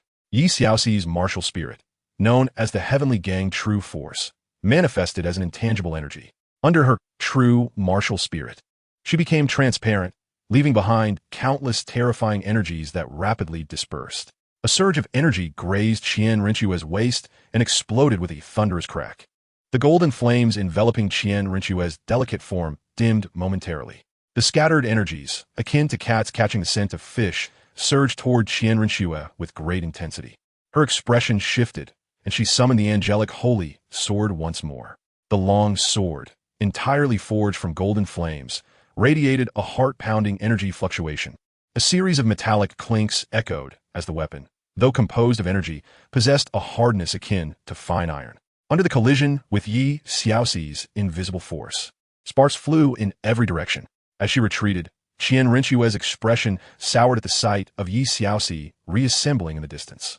She realized that even with her true martial spirit and the activation of the angelic domain, she was still unable to overcome her adversary. The disparity in soul power was far too great. Taking a deep breath, the golden wings behind Qian Rinchue fluttered gently, and within the angelic domain, countless energies surged toward her in a wild frenzy. Golden lightning, resembling small serpents, flickered across her wings. The sixth soul ring shone brightly as a piercingly sharp howl erupted from Qian Rinchue's lips. This is the sixth soul skill, Angelic Roar, in the true form of the martial soul. Through the unique transformation of the angelic domain, soul power is converted into a mental shockwave. Those who are struck by this attack will experience intense mental turbulence, resulting in symptoms such as headaches and dizziness. This soul skill bears a striking resemblance to Tang Tang's second soul skill of destruction, both being direct assaults on the adversary's spiritual sea. It is impervious to defense, relying solely on the head spirit bone or formidable mental strength for resistance. It is evident that Yi Xiaoxi lacks a head spirit bone. Although her soul power surpasses that of Qian Rinchue, her mental fortitude is not significantly stronger. At this moment, she succumbed to a brief state of dazed disorientation upon being struck by the spiritual shockwave of Angel's Roar. As the angelic domain receded, a terrifying wave of energy surged forth, with the angel's true form launching a fierce attack towards Yi Xiaoxi. A chilling sensation gripped her back, and the imminent threat of death loomed large, snapping her back to reality. Gazing at the swiftly approaching golden sword light, a look of gravity crossed her delicate features. The ninth soul ring, positioned to the rear, suddenly radiated a brilliant glow. In front of the city of illusions, amidst a ripple of spatial distortion, a striking figure gracefully emerged, whimsically tossing back his long hair. Before he could revel in the moment, his gaze was instantly captivated by two enchanting figures in the sky. As the enormous angelic sword light surged forth, the brilliance of the ninth soul ring illuminated the world. Oh no! Tang Tang was instantly struck with fear, her spirit nearly fleeing in terror. What are they up to? How did it come to this? Chapter 122. He has someone he likes. With a mere thought, as his steps gracefully crossed the threshold, the fabric of space twisted. In the blink of an eye, when Tang Tang reappeared, he found himself outside the city of mistrust. System notification. Congratulations, host. You have completed the assessment. Divine level 18, 6th trial. Prevent the spirit hall from executing the soul hunting operation. Failure. Soul power diminished by 20 levels. Affinity with the goddess of life reduced by 30. Completion. All soul rings lifespan increased by 10,000 years. Level multiplied by 5. Affinity with the goddess of life increased by 10. One piece of 100,000-year soul bone awarded. Turning to his side, he noticed the smiling face of the destruction matron. Your two girls are fighting. She pointed towards the sky. What? Tang Tang thought. He had always considered only Qian Rinchue as his beloved. Where did these two come from? Filled with confusion, he followed the direction of the destruction matroness finger. In the sky, a colossal angelic light slashed through the air, radiating an unmatched momentum as it rapidly approached Yi Xiaoxi. As for Yi Xiaoxi, her ninth soul ring gleamed ominously, casting a deep and penetrating darkness that pierced Tang Tang's eyes. Goodness! Tang Tang felt a chill run down his spine, unable to remain seated. As for Yi Xiaoxi, well, she had indeed been of great assistance to him in the mistrust Grand Canyon. Without her, he might not have gathered enough essence of destruction to condense the realm of chaos. Thus, one could say their relationship had blossomed through conflict. This is Tang Tang, one of the few friends in this world. As for Qian Rinxue, it goes without saying, she is the goddess in Tang Tang's heart, ranking among the top 3 most important people in his life. Now, witnessing the chaos around them, Tang Tang's brows furrowed in concern. They could no longer afford a delay. If they continue to fight like this, it could lead to dire consequences. With a swift motion, the life destruction staff, nurtured in Tang Tang's spiritual sea, was instantly grasped in his hand. 6 soul rings, 4 black and 2 red, rose gradually from beneath his feet. The 6th soul ring technique, Destruction Devour, was activated. This ability summoned a 100-meter-wide black hole at any location within 1,000 meters, capable of devouring any energy-based attacks coming from the front or rear, lasting for 10 seconds. As the angelic light slash approached, Yi Xiaoxi's expression turned grave. With a delicate lift of her hand, a terrifying invisible force gradually coalesced and compressed into a 3-foot-long sword, which she hurled with great force. Compared to the angelic light slash, the sword appeared diminutive, even less than 1% of its size. Yet, the energy contained within it was by no means inferior, and in certain aspects, it was considerably stronger. With a wave of the staff, a deep purple vortex suddenly materialized between Qian Rinxue and Yi Xiaoxi. The surface of the vortex swirled with deep purple destructive energy, and at its center, a slowly rotating pitch-black whirlpool continued to devour its surroundings. As the 2 attacks were about to collide, the vortex appeared precisely at their meeting point. A soft pu and a wave-like sound echoed as the angelic light slash and the energy sword simultaneously entered the vortex. With a retraction of the staff, the destructive energy vanished, restoring tranquility to the sky. Tang Tang exhaled softly, relieved to have intervened in time. While death was unlikely, injury was almost inevitable if matters had proceeded as they were. Had such a situation unfolded, he truly would not have known how to respond. Casting a glance, Qian Rinxue's gaze immediately fixed upon Tang Tang. Years had passed. He had grown taller and changed somewhat in appearance, yet she recognized him at once. With a flap of her wings, she shot forward with astonishing speed, hovering silently before Tang Tang. Her beautiful eyes trembled as she bit her lip. Upon their reunion, she found herself at a loss for words. In their absence, it seemed there were countless unspoken sentiments. Yet now, faced with him, she realized she could not find her voice. Her mind was a blank slate. This man before her evoked a sense of familiarity mixed with a hint of strangeness. Old Shui, Tang Tang softly called out, her face brimming with tenderness. Yi Xiaoxi also descended from the heavens, yet she did not approach. Gazing into the depths of Tang Tang's affectionate eyes, Yi Xiaoxi felt a momentary daze. She had never witnessed Tang Tang like this before. An overwhelming sense of sorrow washed over her. It turned out that the one he had always cherished was another. Enough is enough. If I continue to watch, my face will surely flush. Under Tang Tang's gaze, Qian Rinxue felt somewhat overwhelmed. It has been years since we last met, and you, dear Shui, have grown even more beautiful, Tang Tang generously complimented. Flattering words will not win my heart, Qian Rinxue scoffed, though warmth spread through her heart. By the way, this person behind me, Qian Rinxue turned to look at Yi Xiaoxi. I wanted to ask you, how did the 2 of you end up fighting? Tang Tang wore a bitter smile. How dare you ask? If I hadn't heard from Xiaoyu and Yin that you were here, I would still be in the dark about your whereabouts. Qian Rinxue's expression turned cold. Her delicate hand gently climbed up Tang Tang's waist, pinching a bit of soft flesh with her thumb and ring finger, spiraling upward. Hiss! Tang Tang gasped, her fair and tender face instantly changing. Hey, you 2, enough already. There is still a living person standing here. Yi Xiaoxi's beautiful eyes blazed with fury. Did they not consider her feelings as a recently heartbroken single woman? Oh, you're still here. Qian Rinxue did not offer Yi Xiaoxi a kind expression. Yi Xiaoxi was infuriated. Is this how you speak to someone? Seeing Yi Xiaoxi's darkening expression, Tang Tang sighed in resignation. She gently pulled Qian Rinxue back, urging her to say less, and then turned to Yi Xiaoxi. Xiaoxi, please don't be angry. Shui has indeed gone too far this time. I will discipline her properly when we return. Can you forgive her this once? Stop pretending, just get lost. As far away as you can. Yi Xiaoxi's beautiful eyes trembled slightly as she struggled to hold back her tears. Watching Yi Xiaoxi walk away towards the city of mist, Tang Tang's eyes filled with regret. Love is selfish. His heart was already filled with Qian Rinxue, leaving no room for any other woman. It is better to endure a brief pain than a prolonged one. All he could do was hope that Yi Xiaoxi would encounter a man who truly loved her in the future. Take care of yourself. If anything happens, remember to send someone to find me at Shrek Academy in Heaven Do City. No matter the distance, I, Tang Tang will surely arrive. Tang Tang called out to Yi Xiaoxi's retreating figure. Yi Xiaoxi shivered slightly, not turning back until Tang Tang and Qianrenxue had walked far away. Let the tears fall if she wished. They had already departed.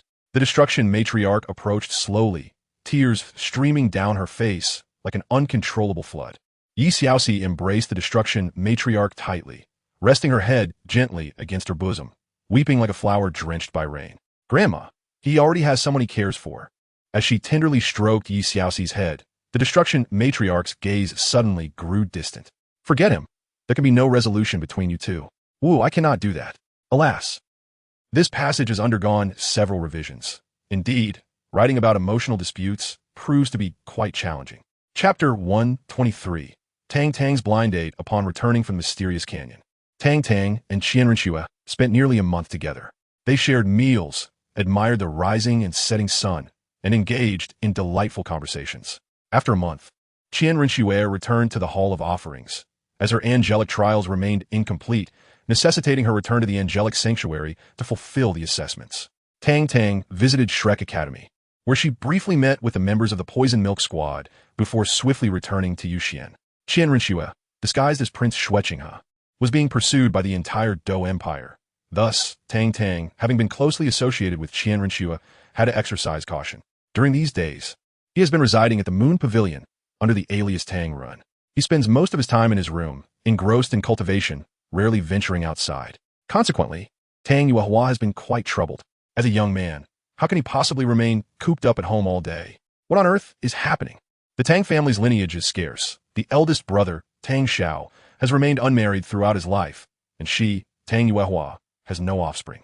The significant matter of continuing the family lineage and expanding the family tree naturally fell upon the shoulders of the Tang brothers, Tang Tang and Tang San. However, Tang Tang now remained indoors for an entire day, emerging only for meals, hydration, and necessary visits to the restroom. Tang Yuehua would not permit such behavior to persist. Knock. Knock, is little Tang awake? Annie has come in. Early in the morning, Tang Yuehua arrived. Upon hearing the sound of the door opening, Tang Tang was instantly startled. She hurriedly pulled the blanket up, revealing only her eyes. Aunt, what brings you here so early? Tang Tang exclaimed, her face filled with helplessness. I have arranged a matchmaking banquet for you today. The young lady will be here shortly, so hurry up and get dressed. Tang Yuehua declared with an insistence that brooked no argument. Matchmaking? Tang Tang's eyes nearly bulged out of their sockets. If old Xue finds out, it will be disastrous.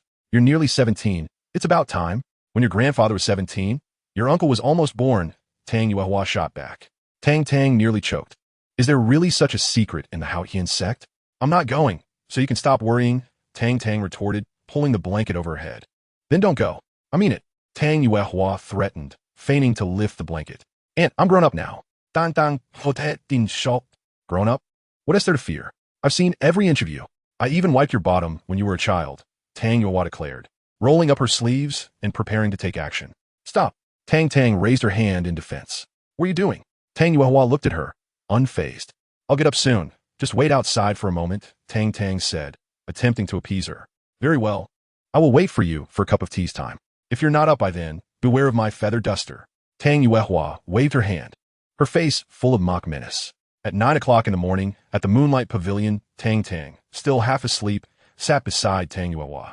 Across from them sat two women, one a young girl and the other a noble woman, presumably a lady and her daughter from some aristocratic family.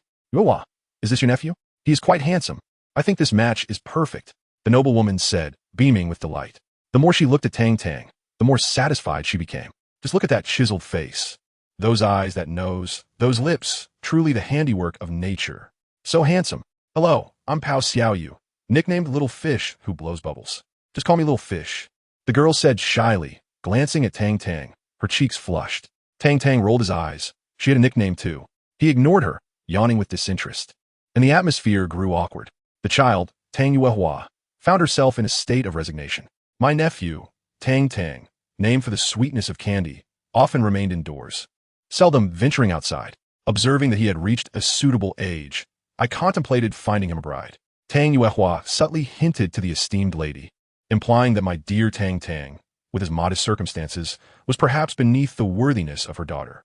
Otherwise, considering your daughter's beauty, she might barely qualify as a mere concubine. Very well, Shall we settle this matter between them? The esteemed lady appeared to feel she had struck a remarkable bargain. Settled, Tang Yuehua proclaimed with a commanding gesture, exuding an air of authority. Tang Tang, with tears streaming down his face, questioned the antiquated notion of arranged marriages in this day and age. Have you even considered my feelings in this matter? If Tang Yuehua were aware of his thoughts, she would surely be amused. Such significant matters are best decided by elders. Your opinion holds little weight. And what are we to do now?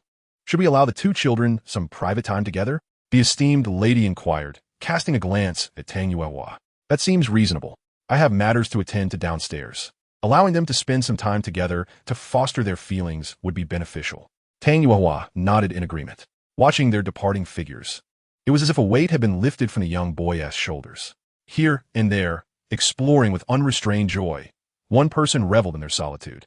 Tang Tang cast a fleeting glance at her companion, remaining silent as she quietly practiced the Xuantian Kung Fu. Time during cultivation always seemed to pass swiftly.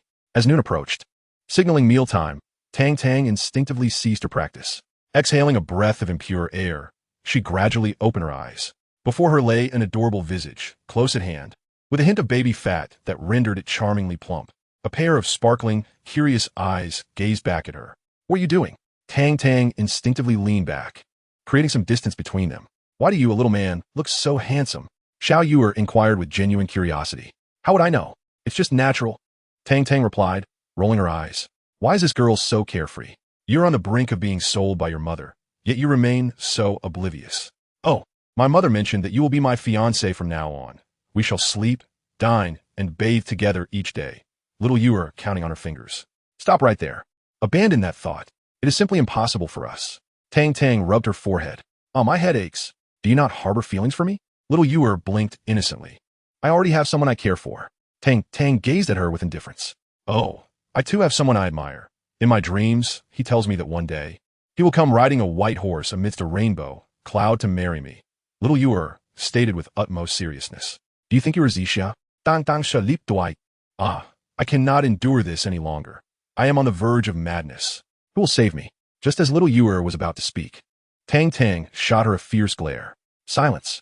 After a moment, little Yuer could not help but speak again. Farewell. Tang Tang stumbled and leaped out of the window. She decided to seek refuge at Shrek Academy for a few days. Watching Tang Tang's figure leaping from the window, little Yuer was momentarily stunned. I merely wanted to inquire about the location of the restroom. I need to relieve myself. Chapter 124. Performance Competition at Shrek Academy. Master Lu Erlong, Flander, Zhao Wujia, and others were present, while Tang Tang sat on the sofa, narrating the events of the day with a face full of indignation. The 6 members of the Poison Milk team nearby listened intently, each wearing a smile. After hearing Tang Tang's account, the Poison Milk team erupted in laughter, unable to contain themselves. The champion of the elite competition among the continent's advanced soul master academies. To think she was dragged into a matchmaking scenario by her own aunt. What a twist of fate. Enough already. Tang Tang glared at her teammates, questioning if these were truly her comrades. Everyone had matured. The men were handsome, and the women graceful. How delightful. So, Captain, will you be staying at our Shrek Academy for a few days? Bai Li's eyes sparkled, and her cheeks flushed. Please do not say such things. I must inform you that I already have a girlfriend. Tang Tang exclaimed in shock. What is happening lately? The romantic encounters are endless. I fail to understand why you're drawn to someone like our captain, a pretty boy. When seeking a partner, one should opt for someone dependable like my Stone. Su Yuqing wrapped her arms around Stone's waist, leaning happily against his shoulder. Please consider the feelings of the single individuals present. Thank you. Dongfeng and He Yu expressed their dismay as single souls. Orange sister, this is inappropriate. There are so many people watching. It's acceptable to be so affectionate at night. But why during the day as well? Yi Lingling shook her head vehemently. Mind your own business. Su Yuqing let out a cold snort. You bunch of single souls have no comprehension of the exquisite beauty that love bestows. In front of so many people, it would be wise to refrain from flaunting your affections. Once the night descends and the door is shut, indulge as you wish. No one will intervene. Not even if you attempt acrobatics. Now, I implore you to release our Shirtu. We refuse to partake in your dog food. Tang Tang forcefully pulled Shirtu closer. I can hardly bear it. Su Yuqing was never like this before. Alas, the world has deteriorated, and the hearts of men have grown cold. Oof. Su Yuqing scoffed. In the absence of Tang Tang, she reigned supreme within the team, and no one dared to voice a word. Now that Tang Tang has returned, the dynamics have undeniably shifted. Captain, why not stay and rescue your pitiful single teammates? Xianyu pleaded earnestly. Rest assured, I shall linger at the academy for a few days. Of course, Tang Tang would not remain indefinitely. The 6th assessment has yet to commence. Ahem, residing at the academy is not an impossibility. However, Flanders rubbed his hands together, wearing a rather dubious expression. I am devoid of funds. Tang Tang quickly covered her sole guide ring. This is no jest. I have but a meager amount left, and I cannot afford to spend lavishly. I require no money. Flanders responded with exasperation. What do you take me for? Am I the kind of person who is swayed by the allure of wealth? The cultivation of a soul master necessitates not only unwavering diligence and rigorous training, but also a spiritual belief and a resolute goal. Thus, I hope you can engage in a personal exhibition match with our Vice Dean Zhao Wujia, a contest only accessible to inner disciples, to establish a benchmark for our new students. Flanders explained with a calm demeanor. Oh, I see. I have no objections on my end, Teacher Zhao. Tang Tang turned her gaze towards Zhao Wujia. One-on-one, I have no issues either. Zhao Wujia exclaimed with excitement. After being overwhelmed by this group of little monsters years ago, he had eagerly anticipated a rematch. In a one-on-one scenario, Zhao Wujia had never feared anyone. The opportunity for vengeance had finally arrived. Boss Flanders, are you not concerned that this may push the students beyond their limits, rendering them ineffective? Lu Erlong expressed her worries. Boss Flanders can engage in such antics, as this is not his original Shrek Academy, but Lu Erlong cannot afford to take such risks. This is the academy she single-handedly established, a testament to her dedication. If she cannot endure such a minor setback, what right does she have to receive the academy's nurturing? What do you think, Xiaojiang? Flanders spoke with a serious demeanor. I have no objections. You are the principal, and your word is final. The master shook his head, choosing to remain silent. He too wished to observe how much his disciple's brother had grown over the years. Very well, this matter is settled. The competition will be held tomorrow in the grove, within our inner courtyard. For some reason, Flanders has always held a fondness for this little grove. Soon, a massive poster appeared on the Shrek Academy's bulletin board. The champions of the Continental Elite Soul Master Academy competition are returning, and there will be an open exhibition match tomorrow, with Vice Principal Zhao Wujia as the opponent. All inner courtyard students must be present. Those who fail to attend will receive a demerit and have all their credits deducted. The entire inner courtyard erupted in excitement. An idol is returning for a concert. Oh wait, an exhibition match? Even if there were an admission fee, one would have to tighten their belts to attend. Let alone, this is free. The atmosphere at Shrek Academy instantly became lively. Alas, why is it only the inner courtyard students who can watch? Indeed, it's infuriating. Let us turn the tables. I have only a few months left until I advance to the inner courtyard. How maddening. Those in the upper floors. I just passed the inner courtyard test last month. Up there, one. I can't stand it. Fellow juniors, let us rally and take him down. The members of the champion team from the Continental Elite Soul Master Academy competition are undoubtedly legendary figures in the hearts of all Shrek Academy students. Now, some of them are returning, preparing to face Vice Principal Zhao Wujia in an exhibition match. It is worth noting that Vice Principal Zhao has now surpassed level 80, becoming an 8-ring Soul Douluo powerhouse. Will the legends prevail over Zhao Wujia, or will he dominate and utterly defeat the legends? The anticipation is truly palpable. On the day of the competition, the small grove within the inner courtyard had been meticulously transformed, delineated into numerous simulated training zones. At the very center of this grove lay a vast arena, presently occupied by a throng of students, all hailing from Shrek Academy's inner circle. With the prestigious title of the Champion Academy from the Continental Elite Competition, Shrek Academy had flourished immensely over the years, witnessing a natural surge in its student population. A plethora of small benches were occupied, with refreshments scattered about, though this detail holds little significance. In the arena, Zhao Wujia stood opposite Tang Tang, his arms crossed, wearing a cruel grin. Tang Tang, on the other hand, concealed his visage beneath a mask. Should anyone behold the true form of the ailing emperor of the snowy night, they would undoubtedly extend an invitation for a meal. Zhao Wujia, a formidable rank 82 assault system Soul Douluo, summoned his martial spirit, the mighty golden bear, with a thunderous shout. Instantly, his martial spirit enveloped him, as 2 yellow, 2 purple, and 4 black soul rings spiraled around his robust frame. Tang Tang, a rank 66 support system spirit emperor, wielded the stellar scepter as he summoned it with a flourish. 4 black and 2 red soul rings surged forth, piercing into Zhao Wujia's gaze. By heavens, Flinder, As the 4 black and 2 red soul rings materialized around Tang Tang, an eerie silence enveloped the entire arena. Every student of Shrek Academy's inner circle gaped in astonishment, their eyes wide and mouths agape. How could this be possible? Master Flander and the others had never inquired about Tang Tang's rank, and Tang Tang showed no inclination to disclose it. At this moment, upon hearing Tang Tang claim to be at level 66 and witnessing the striking brilliance of his soul rings, Master Flander and his companions were utterly astonished. If Tang Tang's acquisition of a 100,000-year soul ring for his 5th ring was deemed a mere coincidence, what could be said about the 6th ring? Another coincidence? Such improbable occurrences are simply beyond belief. What left Master astonished the most was the change in the color of Tang Tang's soul rings. In his decades of research on martial souls, he had never encountered the notion that soul rings could be upgraded. Master found himself in a state of confusion, questioning his own theories for the first time. Of course, the most astonished among them all was Zhao Wujia, gazing at the 6 soul rings spiraling around Tang Tang. He nearly leaped off the stage in disbelief. The higher the age of a soul ring, the more formidable the attributes it bestowed upon the soul master. 4 10,000-year rings and 200,000-year rings. This was astonishingly superior to many soul saints. Turning to Master Flander below the stage, Zhao Wujia wore a face full of resentment. It must have been intentional. Flander was certainly trying to humiliate him in front of his students, employing every means at his disposal. Furious, he was on the verge of overturning the table. Be careful, Vice Dean Zhao, Tang Tang admonished lightly. His 5th soul ring gleamed brightly, enhancing his vitality.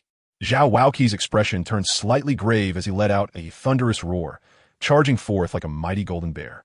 Despite having been ambushed by Flander, he felt compelled to face the challenge head-on under the watchful gaze of numerous students below the arena. After serving as the vice president for so many years, he understood the importance of maintaining his image. After all, he was merely facing a puny 6-ring soul emperor. It was time to demonstrate his formidable prowess. His body swelled against the wind, and his garments tore apart with a sudden burst. Vivid yellow fur erupted from his skin, and in the blink of an eye, his height surpassed 7 meters. A heavy aura radiated outward, causing the surrounding air to feel almost viscous. With the manifestation of his martial soul, the gravitational field activated. Zhao Waoqi seldom revealed his true strength in public, but now he could feel the terrifying soul pressure bearing down on the crowd. Students scattered peanuts and seeds, trembling as they sat on their small stools. With a furious roar directed skyward, Zhao Waoqi would not indulge in any niceties with Tang Tang. Activating his 4th soul ring ability, he leaped into the air, his immense form soaring high above as his gaze locked onto Tang Tang, plummeting with force. In a state of life enhancement, Tang Tang's previously frail figure underwent a transformation, expanding significantly, although not as colossal as Zhao Waoqi's martial soul manifestation.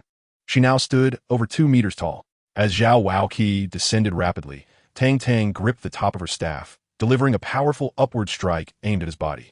The Life Destruction Staff, a divine artifact, while not as heavy as the Sea God Trident, was still formidable, weighing an astounding 56,000 pounds.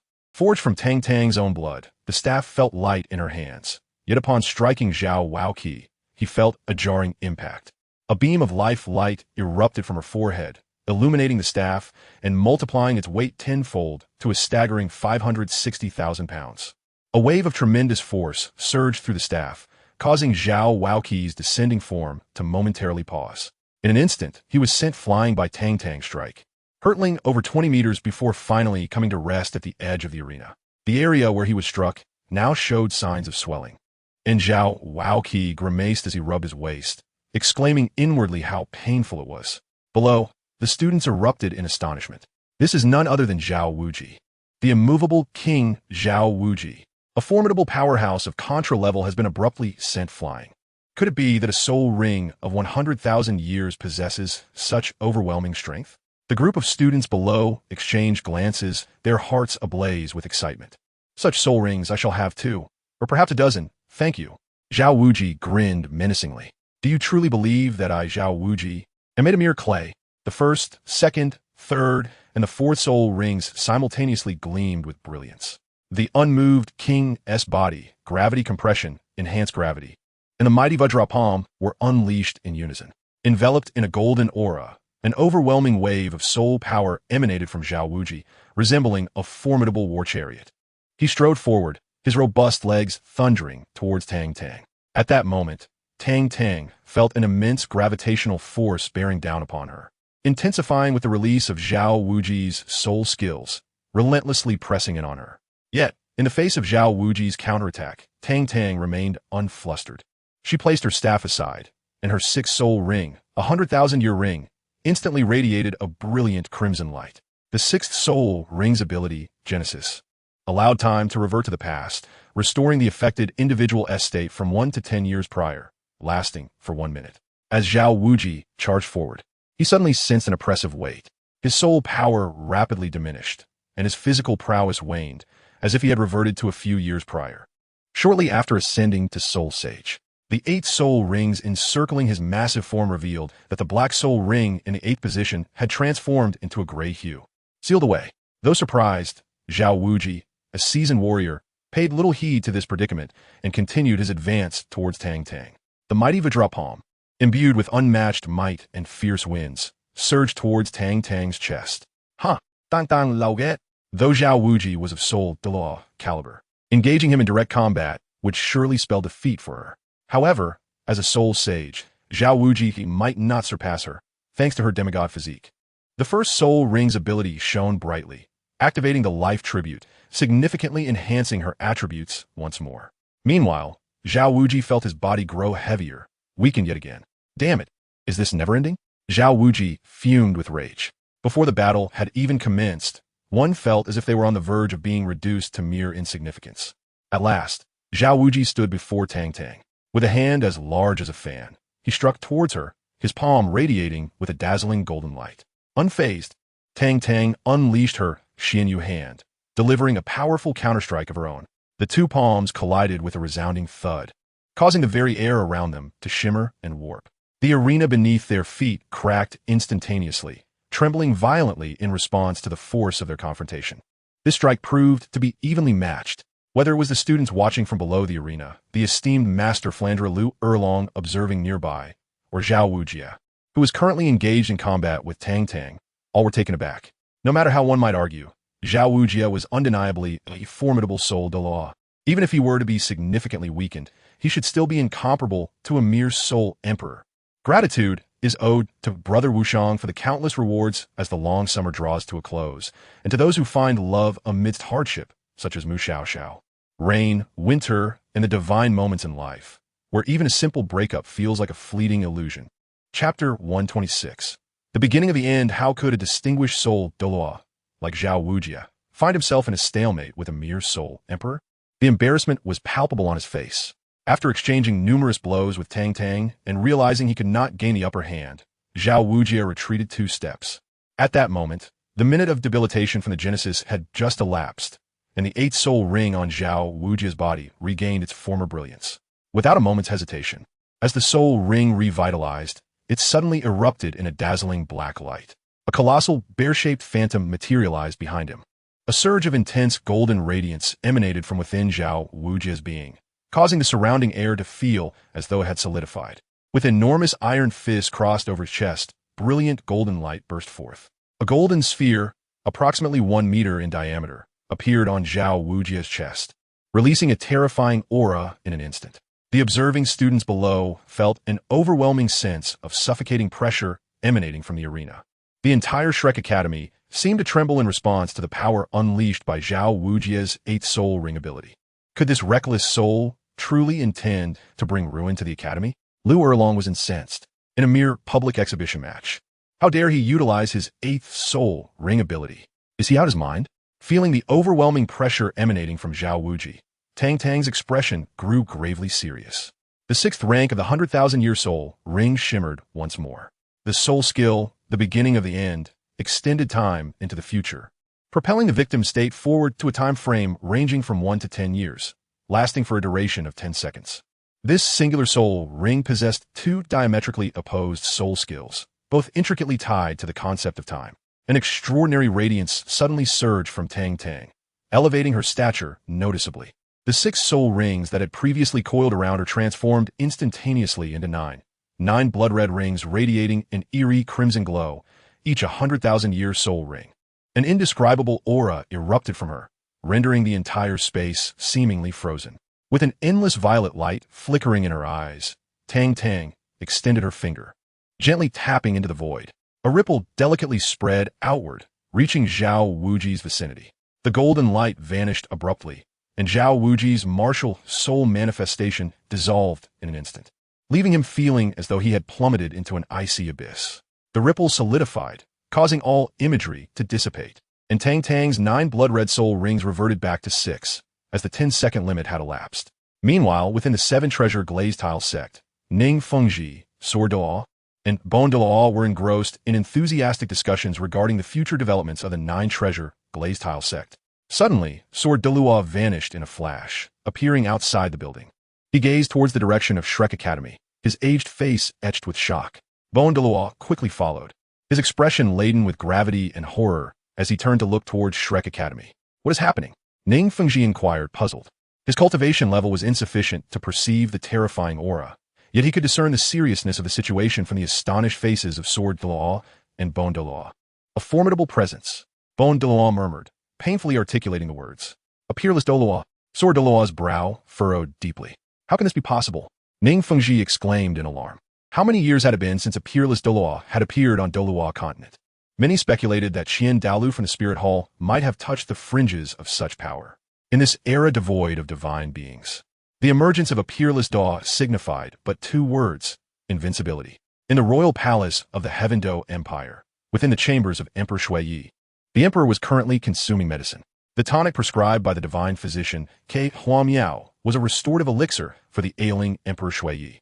After consumption, his complexion improved considerably.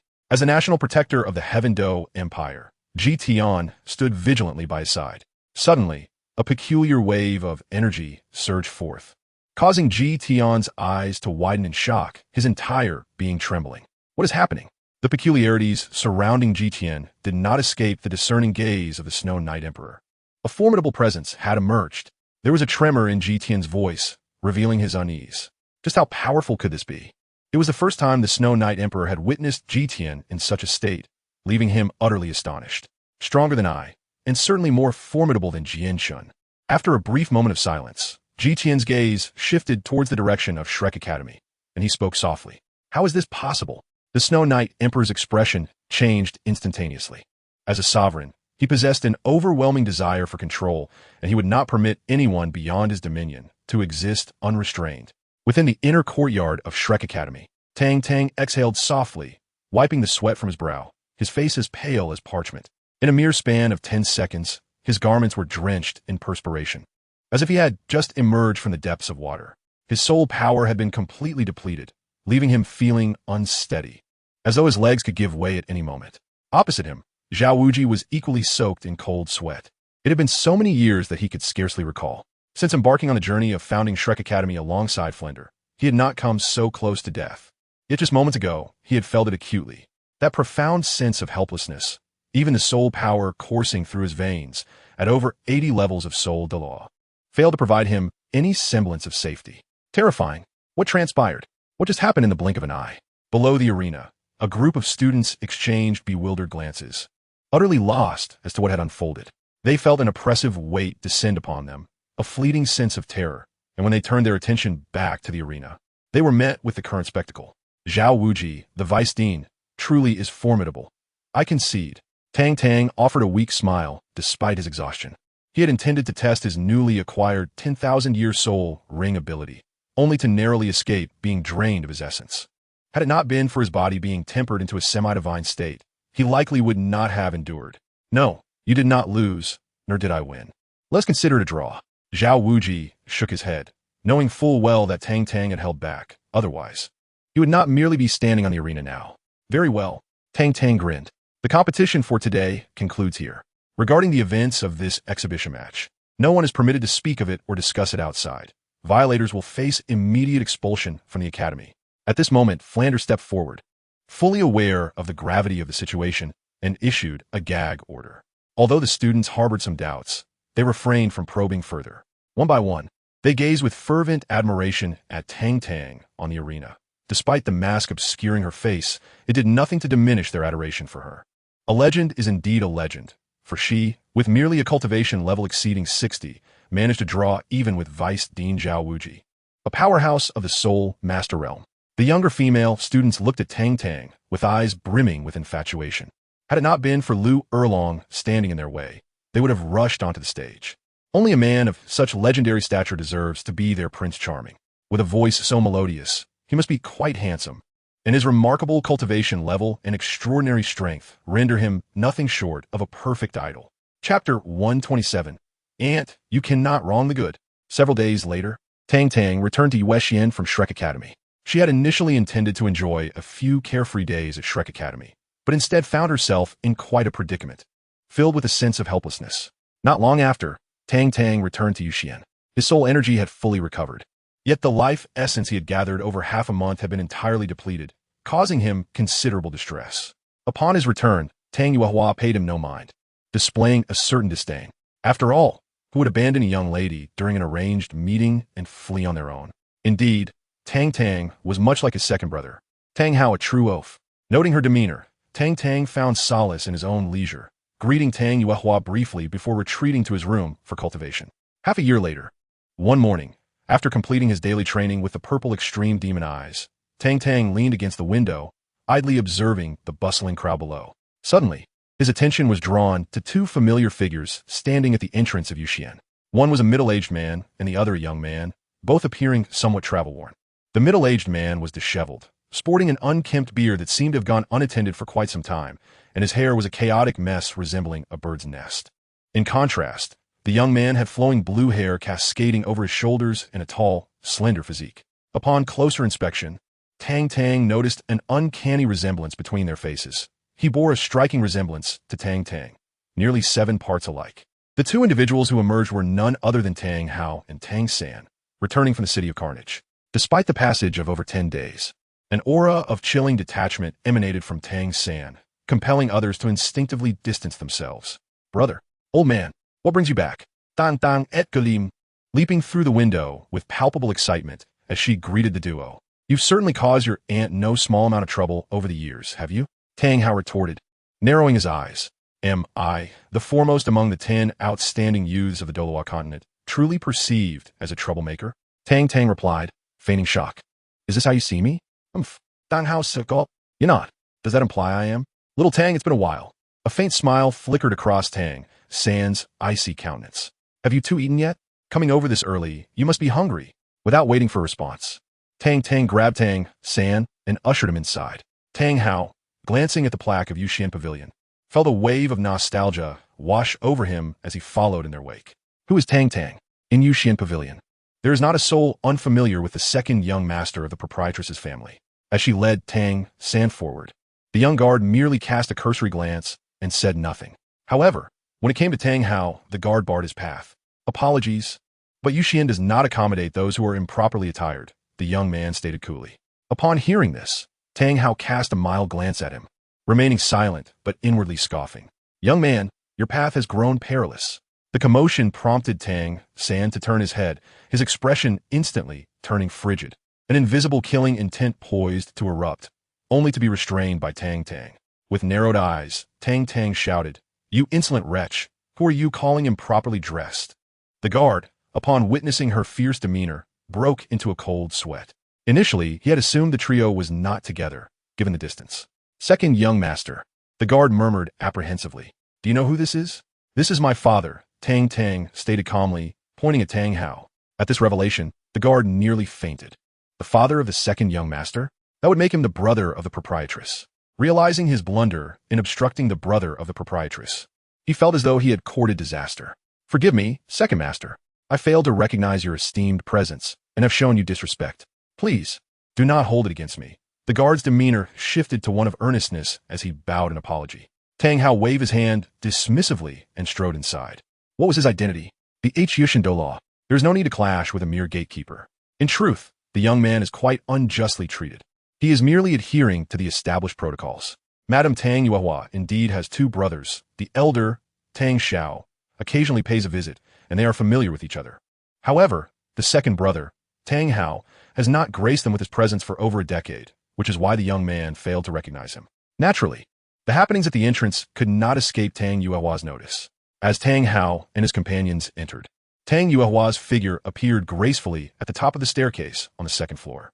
Clad in a silver palace-style gown, she exuded poise and elegance, striking a perfect balance of nobility and grace. Her swaying form and the measured motion of her arms seemed as though they had been meticulously gauged. With a light touch of makeup adorning her visage, she had managed to prepare herself to meet Tang Hao in a remarkably brief span of time. Yet, when Tang Yuehua finally laid eyes on Tang Hao, all semblance of decorum seemed to dissipate in that fleeting moment. In a flurry, she descended the staircase, disregarding Tang Hao's attire, and threw herself into his solid embrace. Her beautiful eyes glistened with tears. "Second brother, after 18 long years, you have finally returned to see me." "Indeed, it has been 18 years. Perhaps I have become unrecognizable." Tang Hao's face bore a hint of self-deprecation. After a prolonged moment, Tang Yuehua finally extricated herself from his hold. She adjusted her attire, which was not disheveled, but a faint blush crept across her cheeks. I'm just so overwhelmed. I must appear foolish. How is my elder brother faring?" Tang Hao inquired hesitantly. Elder brother forbade me from telling you. When you return, you may inquire with him yourself." After the excitement, Tang Yuehua's tone turned slightly irate. How could he not visit her for a full 18 years? It was one thing for that old coot to avoid seeing her, but to neglect even his sweet sister? Was he truly her brother? It was utterly inhumane. Tang Hao could only shake his head and smile wryly. To visit elder brother Tang Xiao? How does one do that? Shall I burn my head to him? You must be little Tang's brother. Tang Yuehua then directed her gaze towards Tang San, reaching out to caress his face. With a slight furrow of his brow, Tang San instinctively stepped back, his demeanor growing somewhat frosty. "Brother, this is our aunt, your dear aunt," Tang Tang quietly introduced. Tang San froze, his body rigid as he ceased to retreat. Grasping Tang San's cheek, Tang Yuehua playfully pinched and kneaded it. You won't allow me to pinch you? I shall do it anyway. Go on, hide from me." Although the term aunt was unfamiliar to Tang San, the bond of blood and familial affection caused him to lower his defenses entirely. "You resemble your mother, and your eyes are like your father's," Tang Yuehua remarked as she stroked Tang San's face. Yet, her expression darkened with ire. "But you and your brother Tang Tang bear an even closer resemblance. Just thinking of that little rascal infuriates me. I can't help but feel the urge to give him a good thrashing. Aunt, one cannot speak in such a manner. I am utterly innocent, having done nothing wrong. You cannot unjustly accuse a good person." Perceiving Tang Hao's gaze, which bore no ill intent, Tang Tang was taken aback. "Surely, the old man does not intend to take action. My heartfelt gratitude to Brother Wushang for his generous rewards, and to the rebellious bookworm, Tian Shiyin, for the monetary support." Chapter 128. Does Tang Hao truly love Ayin? Having left Tang San at Yuexian to dispel the murderous aura surrounding him, Tang Hao departed once more, leaving behind a map for both Tang San and Tang Tang. After a year and a half, Tang San, equipped with the knowledge and skills he had acquired during this period, presented a performance of remarkable perfection to Tang Yuehua, graduating from Yuexian with top honors. That very evening, Tang San, accompanied by Tang Tang, bid farewell to Tang Yuehua. Early the next morning, after completing their training in the Purple Extreme Demon Eye, the two quietly departed without alerting anyone. Behind a window on the top floor, Tang Yuehua stood silently, watching the receding silhouettes of the pair, a faint smile gracing her lips. The golden-scaled fish is not merely a creature of the pond. When it encounters wind and clouds, it transforms into a dragon. Little Tang and Little San, the future of the Xuantian Sect rests in your hands. Upon exiting the city of Tiando, the two no longer restrained their speed, employing their skills to hasten their journey. The map provided by Tang Hao had long been etched in their memories. Through mountains, rivers, and marshlands, no terrain posed a challenge to Tang Tang and Tang San. At last, the duo arrived before a valley, encircled by towering mountains and lush greenery. Resembling a blue crystal gemstone that rippled with beauty, the grand waterfall cascaded, connecting the heavens and the earth. Everything here is so refreshing that Tang Tang, upon her first arrival, is enveloped by the essence of nature. It invigorates her senses, making her feel remarkably lighter. In the valley, the only sound is the thunderous roar of the waterfall, and apart from that, everything else is steeped in tranquility. "You have arrived." A deep voice resonates. Although it has been over a year since she last heard it, Tang San still finds it familiar. The two turn around, stunned, while Tang Tang had mentally prepared herself. The moment she truly saw the scene before her, her heart inexplicably tightened. As for Tang San, he stood frozen in place, By the pool, Tang Hao stands quietly. The left leg of his trousers hangs empty, fluttering in the breeze, and his right arm has vanished completely. After more than a year apart, Tang Hao's hair remains disheveled but has turned entirely white, giving him the appearance of a solitary elder. You need not be concerned. Though my mobility is somewhat hindered, I feel remarkably at ease, Tang Hao remarks with a faint smile. It is evident that his spirits are high, his face adorned with a gentle smile. No longer bearing the stern demeanor he once had. Who could have inflicted such harm upon you? Tang San's voice is icy, an aura of terrifying murderous intent suddenly enveloping him, a layer of blood mist radiating from his body. No one has the power to transform me in such a manner. Tang Hao shakes his head. Despite the loss of a hand and a leg, the formidable presence of the Hao Yian remains undiminished. Weren't you always curious about my past?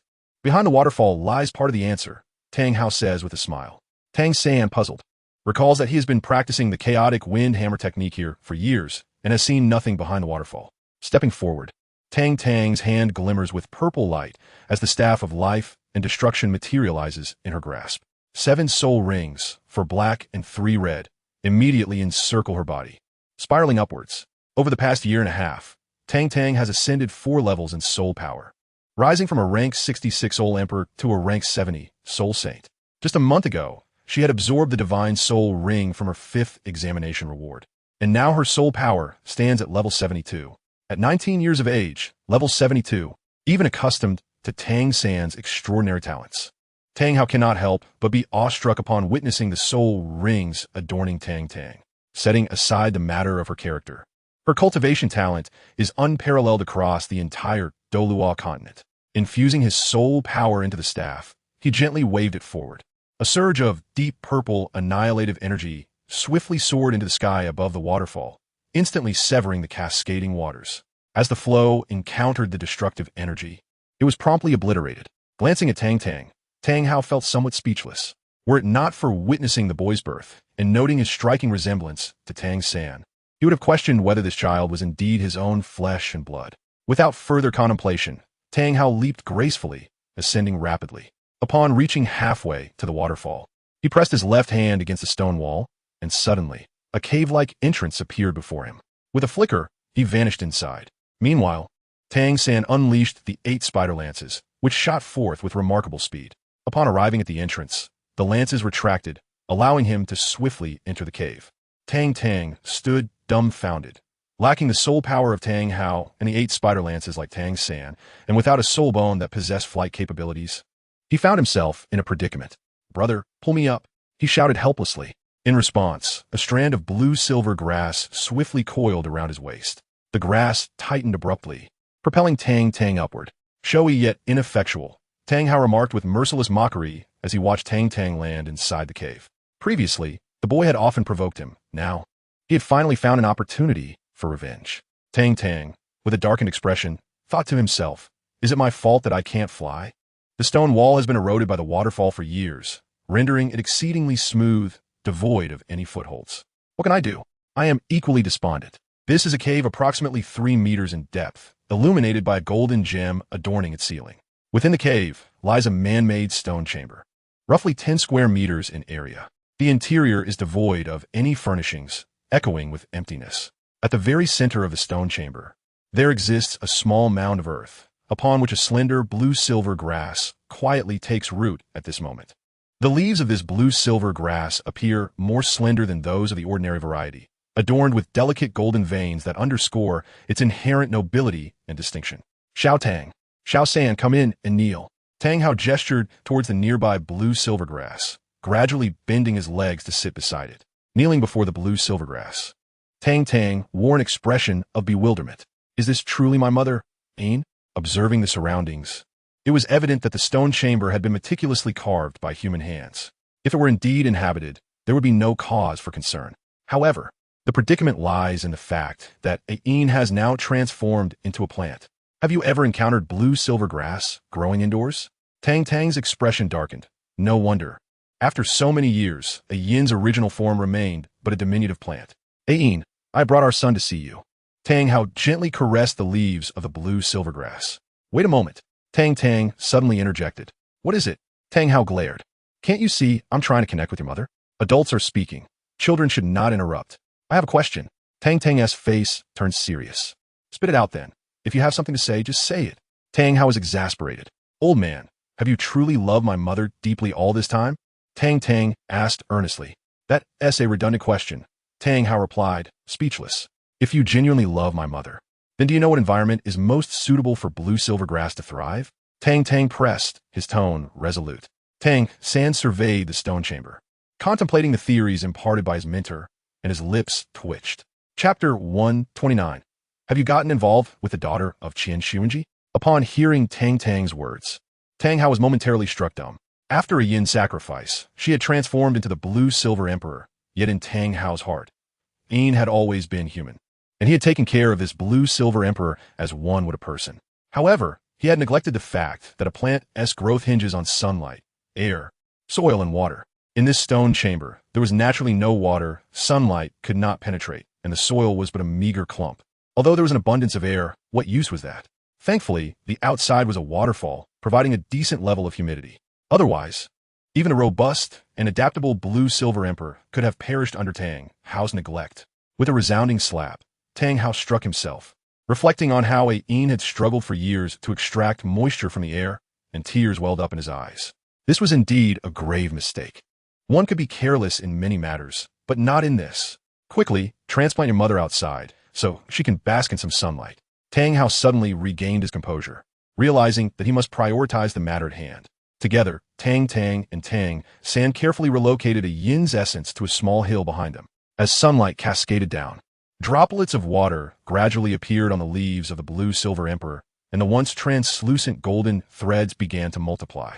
The grass leaves swayed gently, and the previously feeble blue-silver emperor suddenly thrived, even growing significantly taller. Observing this, Tang Hao felt an even deeper sense of guilt. Tang Tang reached out to touch the grass leaves, but was ensnared by one of them, an indescribable warmth emanating from the foliage. It was soothing and comforting. Noticing this, Tang San activated his blue-silver domain, causing numerous blue-silver grasses to sprout forth. Under the shelter of Tang San's domain, a yin's essence continued to flourish, eventually growing to half a person's height before it ceased to expand. A single grass leaf delicately entwined around Tang San's hand, transmitting a faint wave of spiritual energy. Unable to contain himself, Tang San burst into tears. In his previous life, he had been an orphan, never having experienced maternal or paternal love.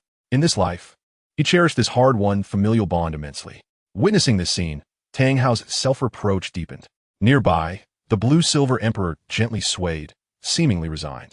Slowly, it extended a branch to wrap around Tang Hao's rough hand, sending a subtle wave of spiritual energy his way, as if to convey that she bore no ill will towards him.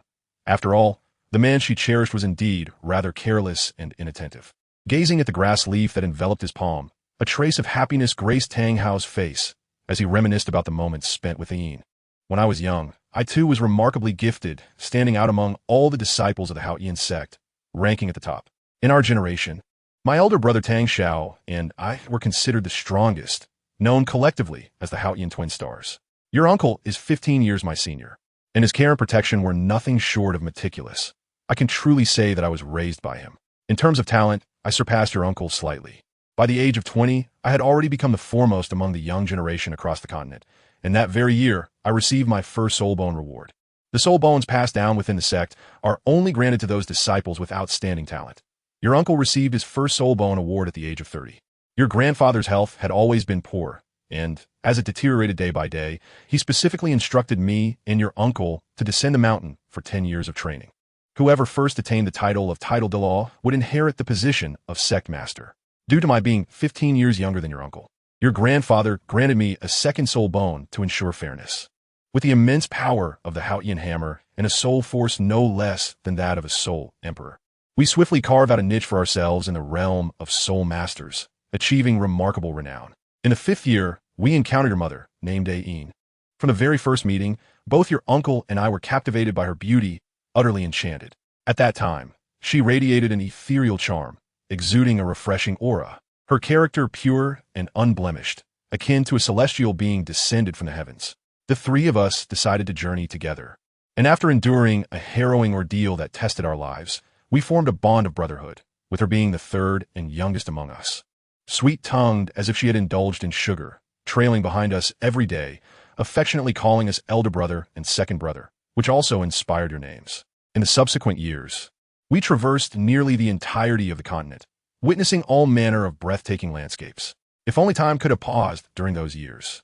Yet, time is relentless. Joy fades swiftly, and soon the decade mark arrived. On that fateful night, we indulged in copious amounts of wine, for neither your uncle nor I wished to part from your mother. Eventually, we succumbed to intoxication. Your mother, with a low tolerance for alcohol, retired early to rest, while your uncle and I continued to drink until midnight. Unable to endure any longer, I returned to the tent to rest, leaving your uncle to tidy up. Overwhelmed by the melancholy of parting, we refrained from using our soul power to expel the alcohol, and in a haze, I stumbled into your mother's tent. The following morning, both your mother and I were taken aback, uncertain how to face your uncle. To our surprise, he had left early, returning to the Xuantian Sect alone. At that moment, your mother revealed to me that she was a 10,000-year-old transformed spirit beast. Even so, my love for her remained unwavering, and I resolved to take her back to the Xuantian Sect as my bride. Regardless of her being a spirit beast, my love for her was paramount, and I believe your grandfather would understand. However, fate had other plans. The spirit hall sought us out, with your mother being a 10,000-year-old transformed spirit beast. She had long attracted their attention. They sent the title Douluo, and although my soul power had reached level 85, I managed to shatter one of his legs with my Xuantian hammer, forcing him to flee in panic. I swiftly took your mother away, realizing that returning to the Xuantian Sect was no longer an option. Not long after the title Douluo's departure, the then Pope, Xuantian promptly issued a decree denouncing the Xuantian Sect, demanding your grandfather surrender me and your mother. Your grandfather, already in poor health, instructed the clan members to search for news of me. However, the Spirit Hall deployed a vast number of personnel to hunt for us, and we dared not reveal ourselves. After several inquiries yielded no response, your grandfather, in a fit of despair, passed away, and until his last moments, I never had the chance to bid him farewell. At this point, Tang Hao's eyes suddenly glistened with unshed tears. The might of the Spirit Hall is beyond question, and Tang Tang could easily envision Tang Hao and Yin fleeing, evading the relentless pursuit of the Spirit Hall. After a prolonged silence, Tang Hao spoke again. At that time, your uncle had just ascended to the rank of title Douluo, and several elders within our clan were also formidable title-level experts. Although we were the foremost sect in the world, we could barely protect ourselves under the watchful eyes of the Spirit Hall and various other forces, rendering us incapable of dispatching any additional strength. I married your mother in that quaint little grove where we first met, yet our lives became a series of evasions. I knew I was causing her distress, but I was utterly powerless to change our circumstances. Months passed, and the turmoil gradually subsided. However, I did not return to the Xuantian Sect. I could not bring further trouble upon the sect. I was a sinner in their eyes and had no right to return. That period marked the nadir of my life, but fortunately, your mother remained by my side. For her sake, I relinquished everything and harmed many. Yet I have never regretted it. If I could relive those moments, I would make the same choice without hesitation. Then one day, your mother became pregnant, and in that instant, I felt like the happiest man in the world. The title of the continent's #1 sect and the status of the strongest individual became inconsequential. All I desired was a simple life with your mother. Perhaps it was my bond with her, but during those 2 years, my soul power surged remarkably. On the day of your birth, I broke through to the 90th level, ascending to title Douluo. On that very day, the Spirit Hall finally found us. Tang Hao's face twisted in a grimace of rage, his teeth clenched in fury. What a grand display it was. The reigning Pope, Xuantian led the charge, accompanied by 4 title Douluo and numerous soul Douluo and soul sage experts. At that time, your mother had just given birth to you both, her vitality severely depleted, rendering her strength significantly diminished. That despicable Pope dared to propose a condition. He would spare me and you too, but only if he could take your mother with him. That scoundrel was clearly delusional, and conflict was imminent. Then you unleashed your explosive ring, the same technique you used in the elite competition at the Advanced Soul Master Academy, descending like a celestial being and struck down my father-in-law. Struck down that shameless Pope Xuantian. Tang Tang listened with rapt excitement. Little Tang. Tang San chuckled, pulling him back with a bemused expression. By the way, speaking of which, I almost forgot. Have you become involved with that scoundrel's daughter? Tang Hao stared wide-eyed at Tang Tang, his expression conveying a menacing warning that if she dared to answer affirmatively, he would not hesitate to strike her down. Old man, let us instead discuss your heroic deeds from the past. My matters are trivial and of no significance.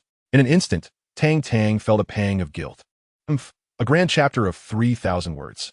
Chapter 130. The three soul bones, do not let me find out that you are cavorting with that Xianren, or I swear I shall break your legs. Dang hao tit den fi so li. Tang Tang swallowed hard, refraining from uttering a word, as she contemplated the two formidable obstacles standing between her and her love for old snow. A wave of sorrow washed over her. Oh, my head aches. Tang Hao glanced at the blue-silver emperor entwined around his hand, a glimmer of reminiscence flickering in his eyes, thoughts swirling. During the battle led by Qian Xuanji, that cursed specter and the wretched chrysanthemum were present as well. In the domain of absolute stillness, I was grievously wounded, teetering on the brink of demise. To save me, your mother resolutely burned her century-long cultivation, sacrificing herself to become my 9th spirit ring. In that moment, madness nearly consumed me as I witnessed your mother merge with me. My injuries healed under the overwhelming power of her sacrifice, and my strength surged. The battle raged for 3 days and nights. 80% of the elite from the Spirit Hall perished, and several titled Douluo faced death or severe injury. When the dust settled, the ground was littered with corpses, along with a soul bone and a seed left behind by your mother. Recognizing this as her essence, I brought it here and planted it in the stone chamber we had constructed while evading the Spirit Hall's pursuit. It became our refuge. Not long after, news spread across the continent that the Pope of the Spirit Hall had succumbed to his grievous wounds, and naturally, the blame was placed squarely upon me, with the Xuantian Sect suffering no less. At that time, the Xuantian Sect had just endured the loss of its leader, leaving it leaderless. Your uncle had only recently ascended to the position, and his grasp on the sect was still tenuous, thrusting the Xuantian Sect back into the eye of the storm. Desperate to protect the sect, your uncle had no choice but to declare my expulsion from the Xuantian Sect, simultaneously erasing my name from the Tang family lineage, even sealing the mountain gate and retreating into obscurity. You are likely familiar with the subsequent events. I took you to reside in the neighboring Holy Spirit village, drowning my sorrows in alcohol and becoming a mere drunkard. In a world where strength reigns supreme, possessing a measure of power enables you to safeguard yourselves, which is why I did not oppose your cultivation of martial souls. Indeed, you did not disappoint me. When I witnessed you leading the Shrek team to triumph over the Spirit Hall Academy team, a swell of pride filled my heart. This is my son, Tang Hao. Tang Tang's eyes were red. It was the first time he had heard Tang Hao praise him. Although Tang San was also included, the impact on Tang Tang's heart was profound. Old man, I am not as exceptional as you say. I still have many shortcomings, Tang Tang humbly replied, his eyes glistening. I was talking about you. Get lost. Tang Hao retorted with a glare. If you were but a tenth as sensible as your brother, I could sleep soundly even in slumber. How ruthless. Tang Tang's face was full of grievance. What difference does a compliment make? Will it cost you a piece of flesh? Can't you let me feel happy just for a moment? Indulge me? The reason I summoned you all here is to urge you to return to your roots. Fallen leaves must return to their roots, and wanderers must find their way home. Although I am a sinner of the Xuantian clan, you are innocent. As long as you return the soul bones I obtained from the clan, no one will trouble you, Tang Hao stated solemnly. Even if it means facing mountains of daggers or seas of flames, I will do my utmost to fulfill whatever my father commands, Tang San declared with unwavering determination. Once this matter is settled, you and Xiao Tang should return to the clan to pay respects to your grandfather. Kneel at his grave for 3 days on my behalf and say, Unfilial son Tang Hao, is it not so? Tang Hao's eyes darkened. Rest assured, father. Xiao Tang and I will not let you down, Tang San promised earnestly. Returning to the clan to acknowledge our ancestry, we shall heed your elder uncle's wishes. As for the grievances with the Spirit Hall, the main perpetrator is already dead. When will vengeance end? Let's leave it at that, Tang Hao sighed. Old man, does this mean you approve of my relationship with Xiao Shui? Tang Tang asked, his face alight with surprise. If you can pass Qian Daoliu's test. I have no objections, Tang Hao replied with a snort. He was not one to deliberately thwart the union of lovers. He had met Xianren and found her quite commendable. If he could accept Tang San and Xiao Wu, how could he possibly oppose Tang Tang and Xianren? You are truly good to me, Tang Tang said, wiping away his tears, his heart brimming with gratitude. In the past, I was too harsh on you. If you both can return each year to visit me and your mother, sharing stories of your adventures, I will be content, Tang Hao remarked, a hint of a smile gracing his face.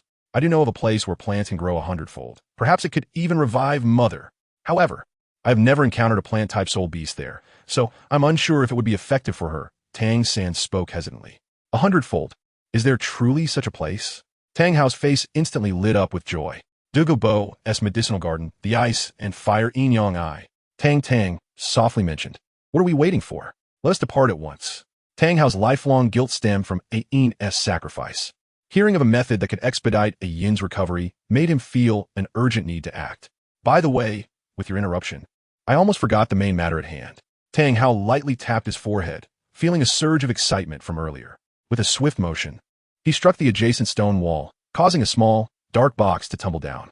The box was elongated, approximately 1.5 meters in length and a foot in width, and it felt heavy in his embrace. Open it. Tang Hao smiled. Tang San and Tang Tang each grasped the sides of the lid, gently prying it open just enough to create a narrow gap. An unparalleled and majestic aura surged forth from the opening, momentarily causing the surrounding air to feel almost solid. The aura divided into 3 distinct streams. 2 were overwhelmingly dominant, while the third exuded a gentle warmth. The 3 energies clashed and repelled each other, each firmly occupying its own space.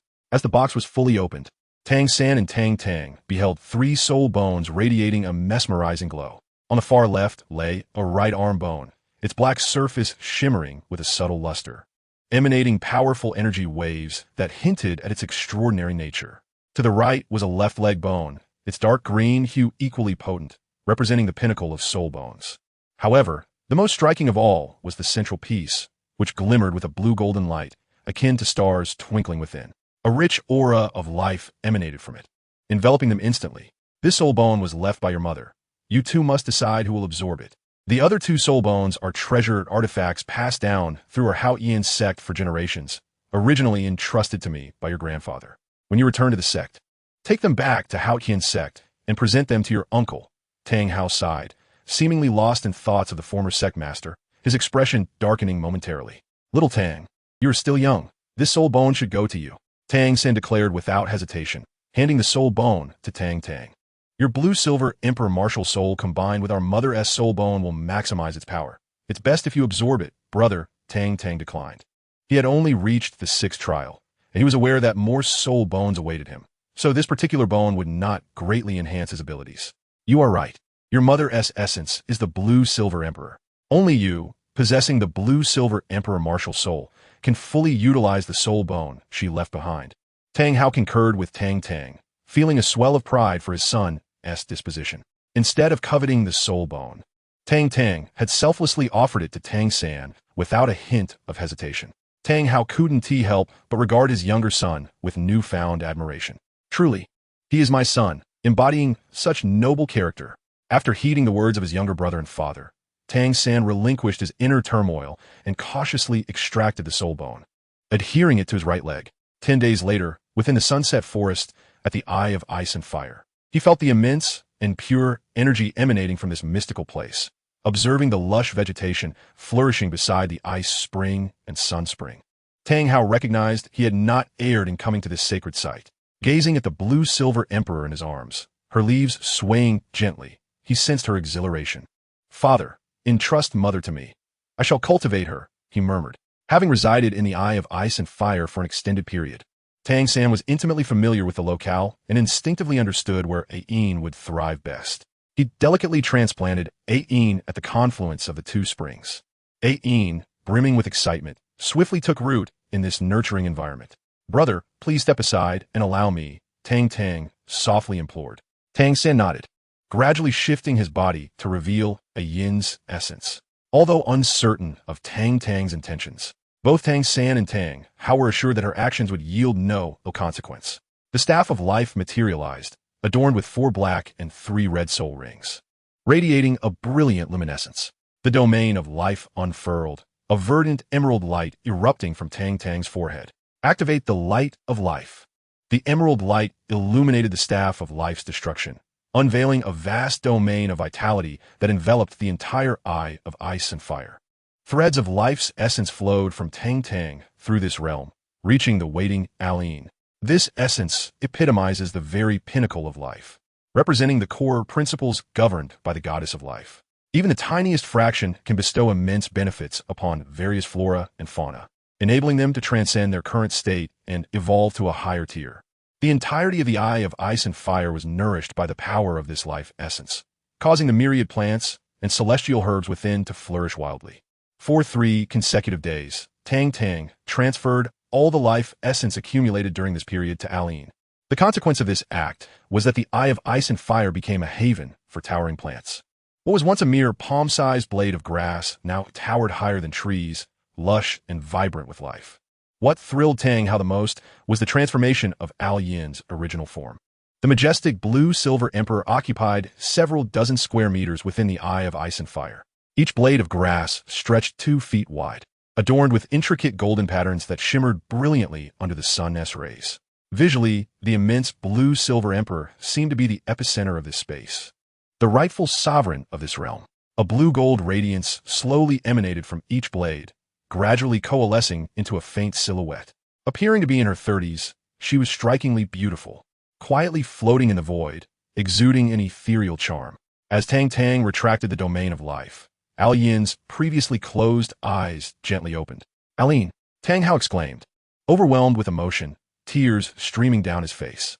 He had never anticipated that he would witness the day he would see Al Yin once more in his lifetime. Although it was merely a faint apparition, a spirit formed from Al Yin's mental energy, Tang Hao felt an overwhelming sense of fulfillment. "How?" Aline gazed at him, her beautiful eyes brimming with affection.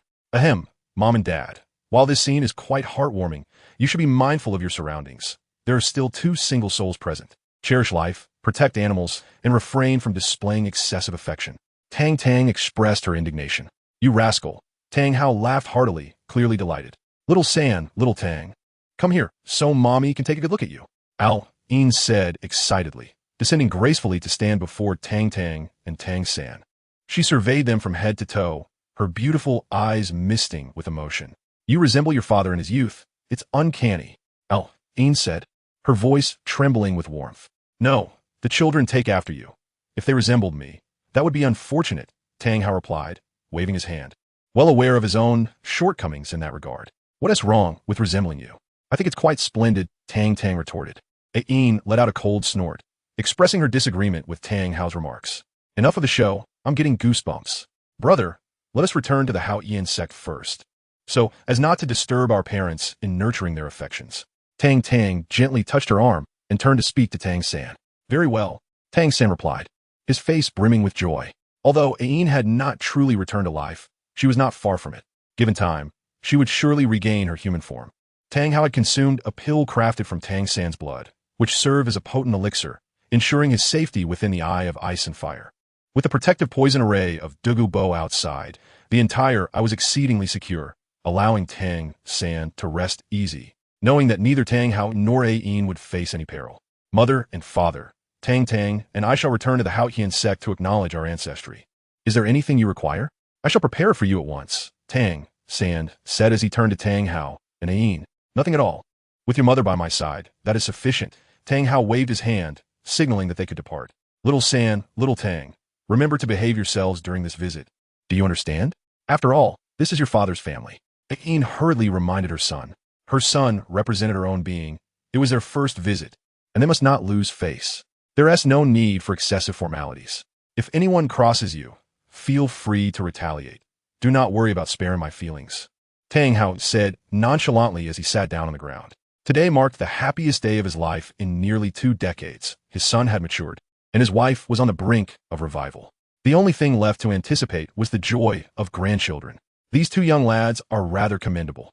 At such a tender age, they have already found their spouses. When Aine is resurrected, if these 2 rascals strive a little harder, they could very well bring forth a dozen robust children. A life is truly a series of ups and downs, a tapestry woven with excitement. "Now, off you 2 go. I wish to have a word with your father." With that, Aine began to usher them away. Having refrained from speaking for nearly 20 years, she and Tang Hao undoubtedly had countless sentiments to share. Yet, to articulate such thoughts in the presence of her children was beyond her. Her pride had not yet reached such heights. "Brother, let us make haste. Our mother has already begun to shoo us away." Tang Tang, with a playful smile, pulled Tang San along as they departed. Watching their retreating figures, Tang Hao felt an amusing mix of exasperation and laughter. Chapter 132. The commencement of the soul-hunting operation in the hallowed halls of the Spirit Hall. Pope Bibi Dong sat serenely upon her exalted throne. With the illustrious figures of the Golden Generation, Xie Yu, Yin, and Hulayina, standing resolutely behind her. The enormous oval conference table was occupied by a full assembly of 20 individuals, beginning with Bibi Dong. Each member was adorned in resplendent attire, their demeanor exuding an air of extraordinary grace, indicative of their high-ranking status within the Spirit Hall. True luminaries in their own right. Among them were the Grand Masters of the Spirit Hall's branches from the Tiando Empire and the Xinglua Empire, along with 5 platinum bishops. Every gaze was fixated upon Bibi Dong, awaiting her address. After conferring with the elders of the Elder Hall, 3 significant resolutions were to be announced. Bibi Dong cast her gaze over the assembly, her tone gravely composed. The attendees straightened in their seats, each one engrossed in listening as this formidable female pope delineated the forthcoming operational direction of the Spirit Hall. Due to Bibi Dong's strong character, few dared to question her decrees. Those who did were swiftly dispatched 10 years prior, their fates sealed in ignominy. Certainly, before Bibi Dong's tenure concluded, no one would dare to voice dissent. This also stemmed from the fact that under Bibi Dong's leadership, the Spirit Hall's power had been flourishing. Though the offerings from above were never openly acknowledged, they had consistently provided her with clandestine support. The first matter, proposed by myself, has been unanimously approved by the Elder Hall. Henceforth, Hulayina is bestowed the title of Saintess of the Spirit Hall and recognized as the primary heir to the Pope's seat. Bibi Dong declared, this matter had long been anticipated by all, thus there were no objections. After Hulayina successfully exited the city of slaughter and attained the domain of the god of slaughter, this outcome had essentially been sealed.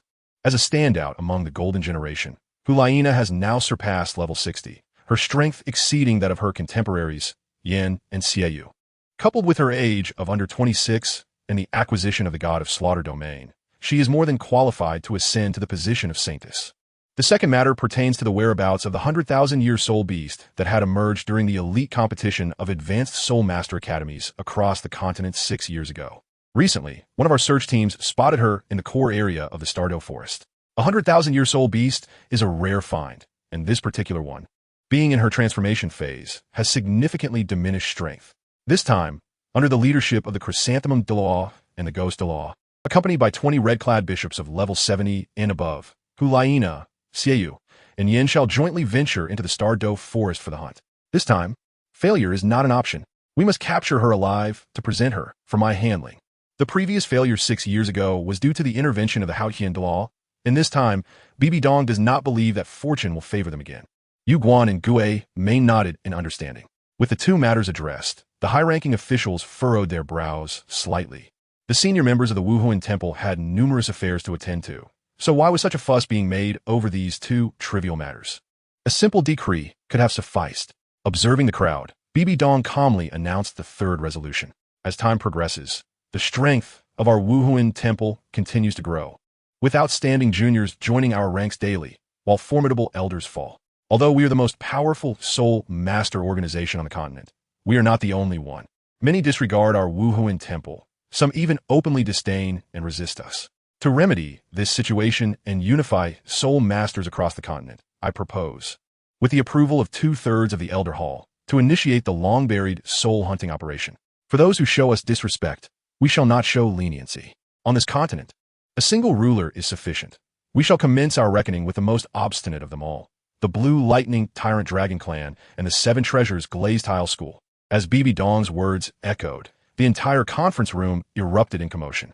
The soul hunting operation had been proposed over a decade ago, but at that time, Bibi Dong had just ascended to power and lacked a solid foundation, leading to its suppression by the Elder Hall. Now, years later, Bibi Dong showed no signs of relinquishing her intentions, and with the revival of this old matter, they understood that she was fully prepared. Silence. Bibi Dong let out a cold snort, and a terrifying pressure emanated from her, causing the conference table to creak under the immense weight of her power. The entire assembly hall fell into an immediate silence. The purpose of summoning you today is not to engage in a discussion, but to formally notify you that the soul hunting operation will commence in 1 month. I expect all present to cooperate actively and strictly adhere to the orders issued by the Pope. As the initiator, I will personally partake in this endeavor. Should any issues arise in your respective segments, do not blame me, Bibi Dong, for turning against you. A chilling glimmer flickered in her narrowed eyes. After enduring nearly 20 years of restraint, the soul hunting operation is finally set in motion. Bibi Dong raised her gaze to the dome of the assembly hall. Xiaojiang, those who thwarted our union in the past, I shall spare none. Those who mock you and cause you grief, I will eliminate them all. What you are unwilling or unable to do, I shall undertake on your behalf. This burden I shall bear. The Blue Lightning Tyrant Dragon Clan and the Seven Treasure Glazed Tile School. This time, you shall come to know who the true masters of this continent are.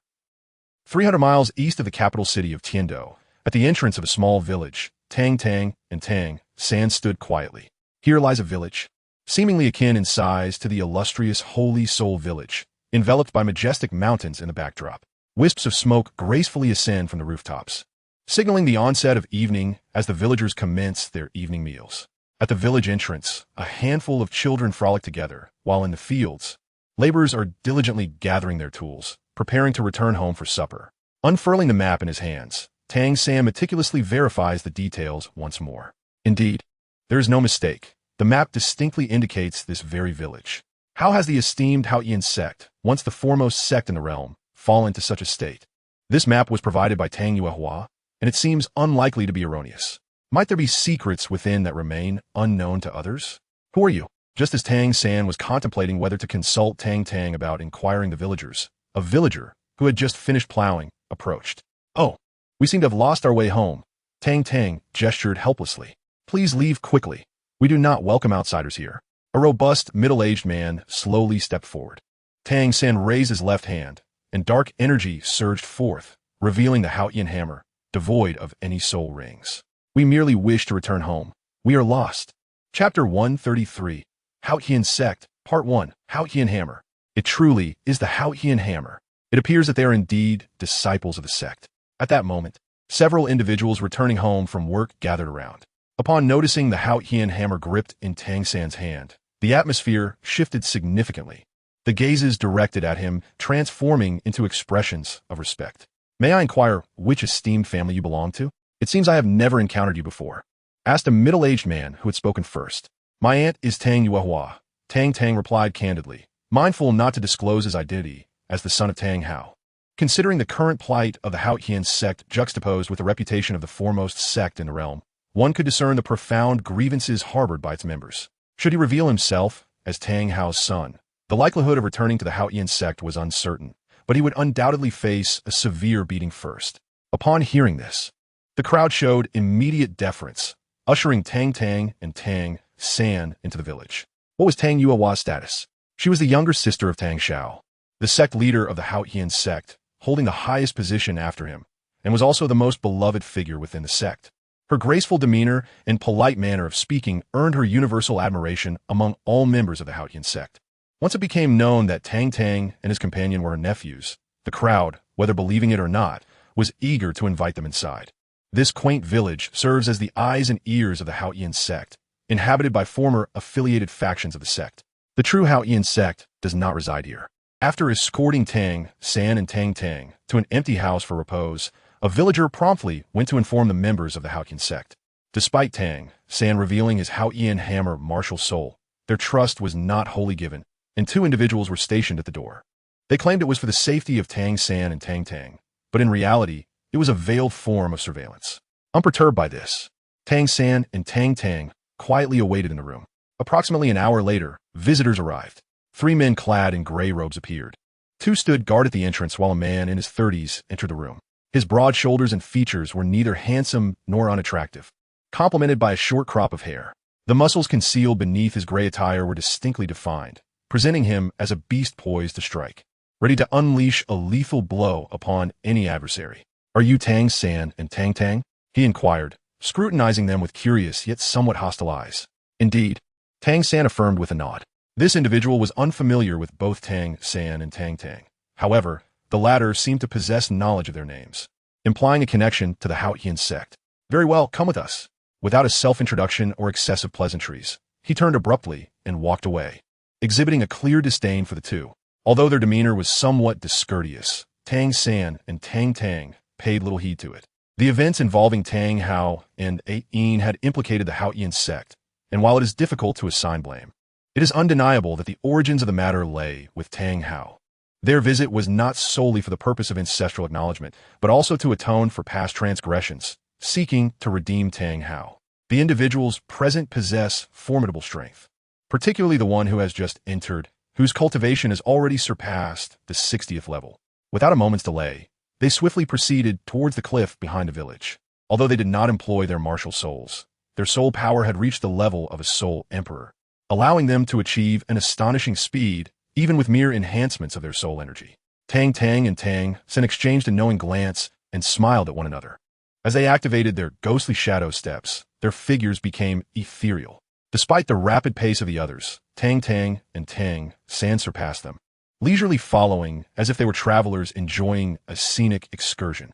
Witnessing this, Tang Long's expression tightened slightly. He was astonished at how effortlessly the two managed to keep up. Gathering his soul energy, he increased his speed by a third, convinced that, with his soul emperor cultivation, he could outpace Tang Tang and Tang San. As he sped away, Tang Yu and Tang Tian looked on with resignation. Brother, there's no need to rush if you wish to compete with them. There will be plenty of opportunities later. They were aware of Tang Long's competitive spirit, especially since their second aunt, Tang Yuehua, had praised Tang Tang and Tang San to the heavens upon returning to the clan. Naturally, as a prominent figure among the younger generation, Tang Long felt a twinge of dissatisfaction, just as Tang Tian and Tang Yu gritted their teeth and prepared to pursue with all their might. They suddenly felt a significant reduction in pressure as a surge of potent soul energy flowed into them, causing their speed to drastically increase. Turning around, they beheld Tang Tang, whose 7 soul rings, 4 black and 3 red, were now radiating a mesmerizing glow. Both stumbled, nearly overwhelmed by shock. Big brother, your soul ring ratio is all wrong. How old are you? 70 levels already? Surely you jest. While they were astonished, they dismissed it as a mere ploy by Tang Tang to show off, leading to an even poorer impression of him in their minds. Soon, they exited the village and arrived at the rear mountain. Although the mountain was not particularly high, it was exceedingly steep, with the cliff face nearly vertical and devoid of any vegetation, its surface smooth as glass. Tang Long did not glance back, nor did he show any inclination to slow down. With a swift push off the ground, he propelled himself upward, racing towards the summit of the cliff.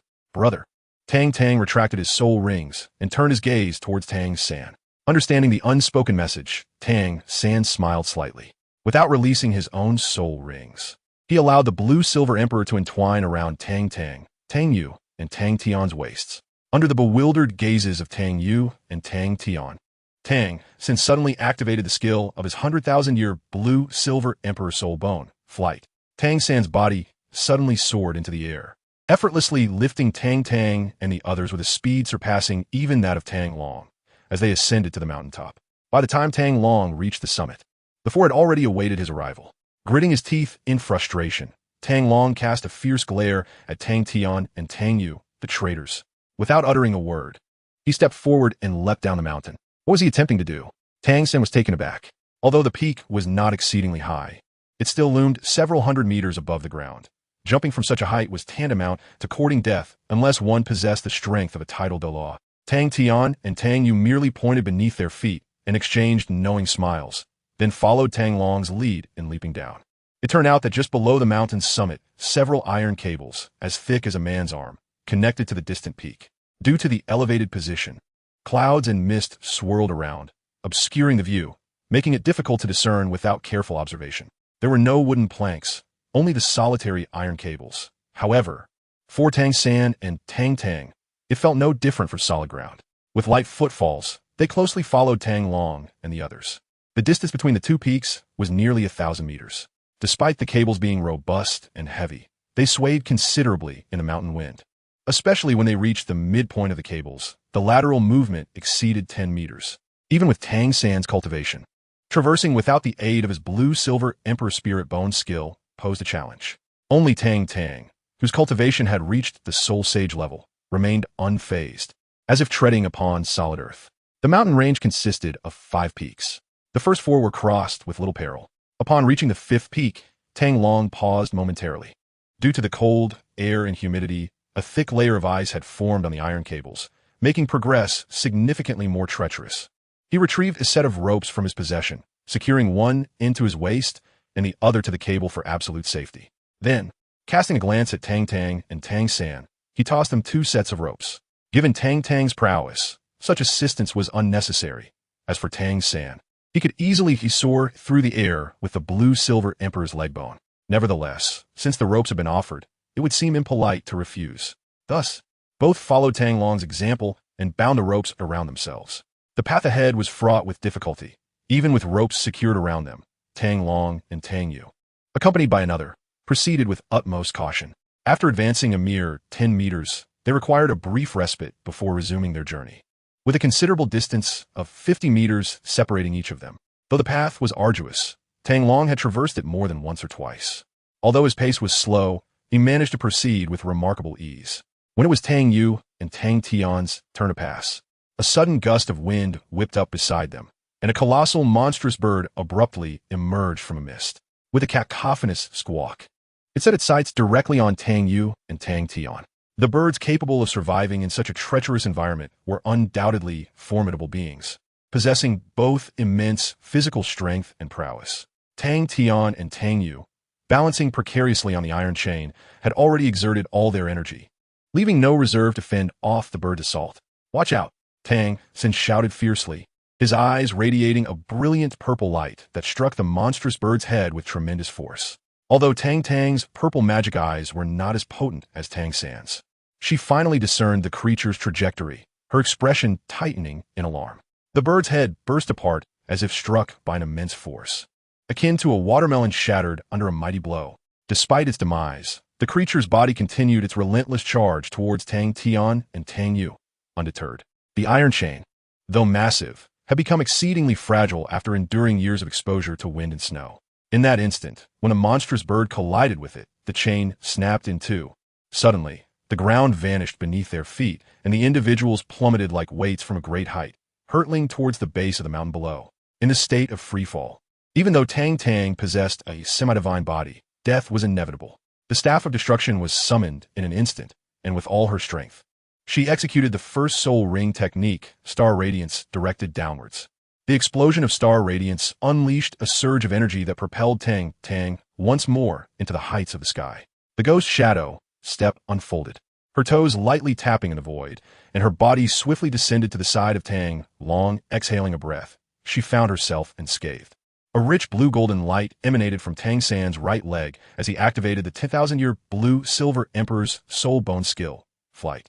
His rapidly descending form came to an abrupt halt in mid-air, as two Blue-Silver Emperors quietly extended towards the plummeting Tang Tian and Tang Yu. The Blue-Silver Emperor coiled around their waists, tightening instantly, halting their swift descent in the void. With a surge of soul power, Tang San elevated their three forms swiftly, and in no time, they reached the summit opposite them. Tang Tian and Tang Yu's faces were ashen, exchanging glances that revealed the fear in their eyes. Having brushed against the gates of death, no one could emerge unscathed. Great kindness is not spoken of. If you ever require assistance, we brothers shall not decline. Tang Tian and Tang Yu said solemnly, bowing respectfully to Tang San. Well done. I recognize you as my brother. I am Tang Long. Tang Long clapped Tang San on the shoulder, a hint of a smile gracing his face. Tang San's actions had indeed won his approval. Hey, what about me? Are you just going to acknowledge my elder brother, and not me? Tang Tang hope fat. Of course we acknowledge you. We are all family. Tang Long laughed heartily. The land beneath their feet was the secluded abode of the Xuantian Sect. There were no pavilions or flowing streams, only imposing structures resembling castles. Their gray exteriors and predominantly European architectural style exuded a grandeur befitting the world's foremost sect. The massive stone edifices were constructed like fortresses, with the main entrance towering 5 meters high. While it could not compare to the Pope's palace, considering the current circumstances of the Xuantian Sect, it was quite commendable. Above the main gate, 3 powerful characters were engraved, exuding an air of transcendence. Xuantian Sect. At the entrance stood 2 young men clad in gray, seemingly on guard duty. Please present the sect's token. One of them extended his hand, blocking the path of Tang San and Tang Tang. Naturally, Tang Tang did not possess the Xuantian hammer martial soul and could only look at Tang San with longing. A surge of dark energy enveloped his hand, and the Xuantian hammer, measuring a foot in length, materialized prominently in Tang San's grasp. Wow, such a grand display. I thought it was something impressive. Turns out, it's just a silver-plated spearhead. 2 individuals whispered softly to each other. Although their voices were barely audible, their identities as soul masters, endowed with superior hearing abilities, rendered them more perceptive than ordinary folk. Step aside. Tang Long's countenance darkened as he forcefully pushed aside the obstructing disciple from the Xuantian Sect. Tang San and Tang Tang were under his guidance, undergoing a routine examination of their martial souls as mandated by the sect's regulations, leaving Tang Long with little room for complaint. However, the remarks exchanged between the two were rather excessive.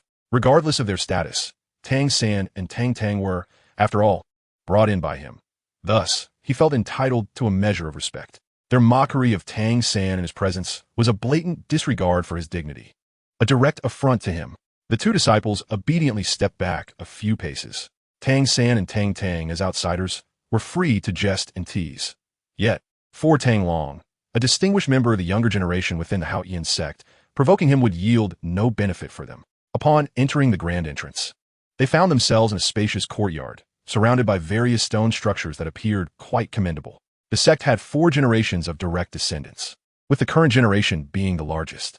This was the front courtyard, primarily a play area for children, while the rear courtyard served as the training ground for the disciples of the Xuantian Sect. Tang Long explained with a smile. The sect placed great emphasis on practical combat, with disciples ranked according to their strength. The elder brother had held the top position for several consecutive years. I heard your 2 praises from my second aunt, fearing you might overshadow him, which is why he has shown you such a face. Tang Yu laughed heartily, exposing Tang Long's true intentions for this visit. To deny it would be disingenuous. Indeed, I harbor such thoughts. Let us 3 engage in some sparring when time permits. Tang Long chuckled lightly.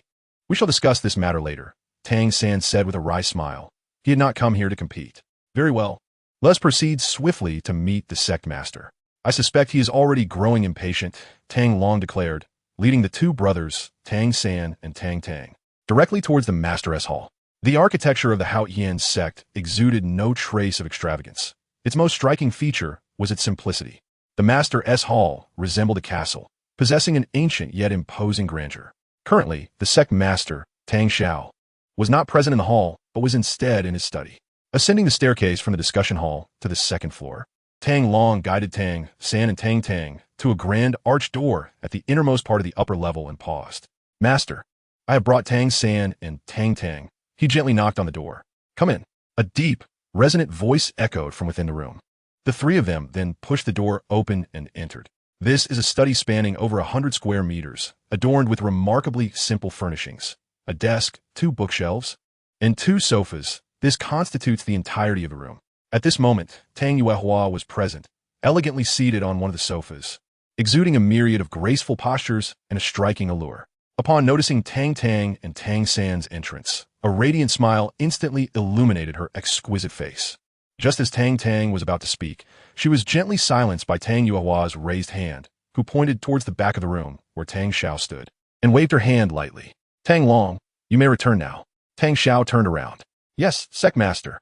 Tang Long clasped his fists in salute, exchanged a glance with Tang San and Tang Tang, and then departed.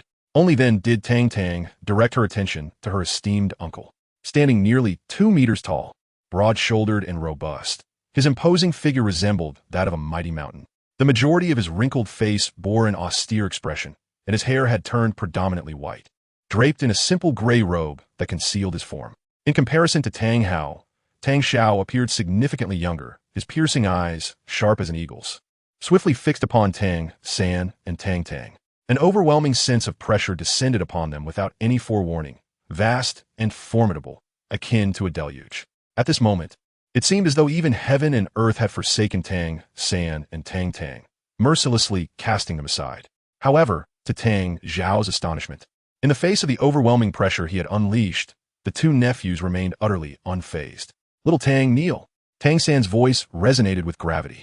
Oh, Tang Tang replied, her expression revealing a hint of reluctance. As soon as the elderly man arrived, he asserted his authority, despite being his own uncle. Such behavior was indeed unexpected. Nevertheless, Tang San knew he must heed his words. With a slight bend of the knees, the 2 knelt before Tang Xiao and bowed respectfully. Tang San and Tang Tang paid their respects to the sect master.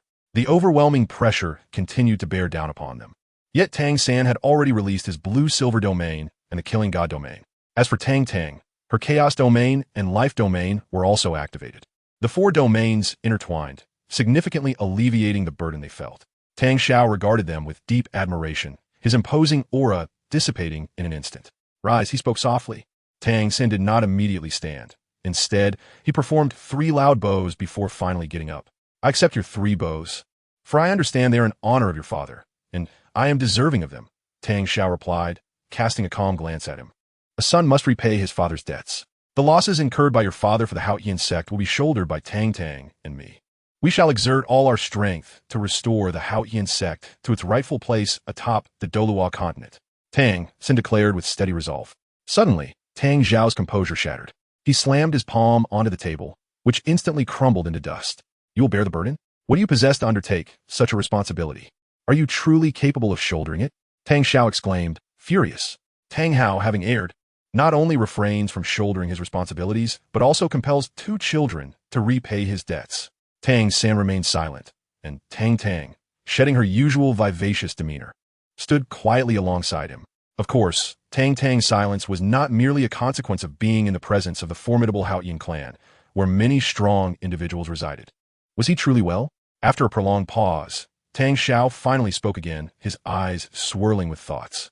He seemed to reminisce about the past, recalling the days when they were young, with a little brother trailing behind him, perpetually covered in dirt and snot. Their father now lived a prosperous life, accompanied daily by their mother. Tang San replied respectfully, perhaps this was his final sanctuary, a retreat from the tumult of the martial world. Free from the burdens that once plagued him, Tang Xiao paused. Then his expression softened as he regarded the 2 siblings, his gaze becoming gentler. With a swift motion, he brushed his fingers over the surface of the black box, a flash of light illuminating the room, and in an instant, a black box appeared in Tang San's hands. Master, this is what my father asked me to bring back. He said it was his debt to the clan, and now it is time to repay it. Tang San presented the box before him. With a wave of his arm, Tang Xiao drew the box into his possession, and with a flick of his fingers, it sprang open. A tremendous surge of energy immediately filled the room, fierce and overwhelming, as his gaze fell upon the 2 soul bones resting quietly within the box. Tang Xiao's robust frame trembled violently. The black box opened, and naturally, Tang Yuehua also beheld the 2 soul bones within, her mind erupting in a cacophony of thoughts, leaving her in a state of shock. She stood there, lost in memories of her childhood, recalling Tang Hao's tender care and protection, tears streaming uncontrollably from her large eyes. Father said these are the clan's treasured heirlooms, and as a sinner of the clan, he is unworthy of possessing them. Tang San spoke gently. Call me uncle. Before he could finish, Tang Xiao interrupted him. Uncle, Tang Tang and Tang San blinked in unison, respectfully addressing him. Is this their acknowledgement? Little San, little Tang. May I call you that? Tang Xiao's tone was somewhat somber. Of course, both Tang Tang and little San nodded in agreement. In truth, I have never harbored grievances against him, nor has the sect ever placed blame upon him. In our Xuantian Sect, we rise and fall together. Even in the face of a spear hall, what does it matter? We, the people of Xuantian Sect, have never feared anyone. Tang Xiao's emotions flared with fervor. Our anger stems from their lack of resolve. As the face of Xuantian Sect, bearing the title of Xuantian Duo, when calamity struck, he chose to hide rather than step forward to lead our sect into battle, fearing that he would bring misfortune upon us. As the foremost sect in the world, Xuantian Sect has never shied away from any challenge. If it comes to it, we would rather sever ties than perish together. Tang Xiao's presence radiated an overwhelming aura. Later, due to Xiao Hao's prolonged absence, your grandfather was utterly disheartened, feeling he had misjudged a person, and in a fit of anger, he chose to retreat. With the passing of my father, a significant pillar of strength for Xuantian Sect crumbled. The Xuantian, who was supposed to be our emblem, chose to hide, leaving us with no alternative but to close our gates and retreat into seclusion. Can you fathom the frustration we endured? Every disciple of Xuantian Sect carried a weight of despair that lingered for 20 long years. Tang Xiao's hair danced wildly with emotion. Merry Christmas. I wish everyone harmony, health, and peace for a lifetime. Chapter 136. Innocent words gazing at the nearly frenzied Tang Xiao, Tang San remained silent, seemingly understanding Tang Hao's sentiments. The death of Ain had dealt him a tremendous blow. His reluctance to emerge was entirely due to the bond he shared with Tang San and Tang Tang. With Ain gone, Tang Hao could no longer gamble with the lives of Tang San and Tang Tang. The ties of kinship had rendered the illustrious Xuantian Duo timid. After glancing at Tang Tang and then at Tang San, Tang Xiao chose not to elaborate further, dismissively waving his hand. Very well. Tomorrow we shall hold the ancestral recognition ceremony for Little Tang and Little San. Yuehua, please make the necessary arrangements. Shouldn't we first inform the elders? Tang Juhu hestita. Wiping the tears from her face. You take care of the arrangements. I am still the sect master, and I possess this authority, Tang Xiao interjected firmly. Little San, little Tang, prepare well for tomorrow's ceremony. Allow me to offer you a piece of advice. True strength allows one to thrive in any environment. Only those with formidable power can earn the respect of others. Tang Xiao offered a brief remark and then fell silent. Tang Yuehua appeared somewhat despondent as she led Tang Tang and Tang San out of the grand hall of the sect, remaining quiet throughout their journey. Within the castle of Xuantian Sect resided the first and second generations of elders, while disciples of the third and fourth generations were all accommodated in the stone houses located behind the castle. After ushering the two into an empty room and hastily relaying a few instructions, Tang Yuehua departed, leaving only Tang Tang and Tang San in the stone house. The stone house was modest, comprising a small reception area of around 10 square meters, a similarly sized bedroom, and a bathroom capable of accommodating 2 individuals for bathing. Basic living necessities were provided, a standard arrangement for direct disciples of Xuantian Sect, which was quite satisfactory overall. Little Tang, there might be a challenging confrontation tomorrow. We must regulate our breathing to face the elder scrutiny, Tang San advised Tang Tang, reflecting on Tang Xiao's words. Have no worries, brother, if they harbor no malicious intentions. We will undoubtedly be fine, Tang Tang replied confidently. If a 19-year-old with a cultivation level of 72 cannot catch the elder's attention, then their standards are excessively elevated. Still, it is wise to remain cautious. Those elders will certainly put us through various trials, Tang San remarked, his demeanor tinged with prudent concern. After all, Xuantian Sect was the foremost sect in the world, and he felt a degree of pressure. Understood. We shall face whatever challenges arise. Let them come and test us, Tang Tang declared, her spirit ablaze with determination. You rascal, Tang San said, unable to suppress a smile.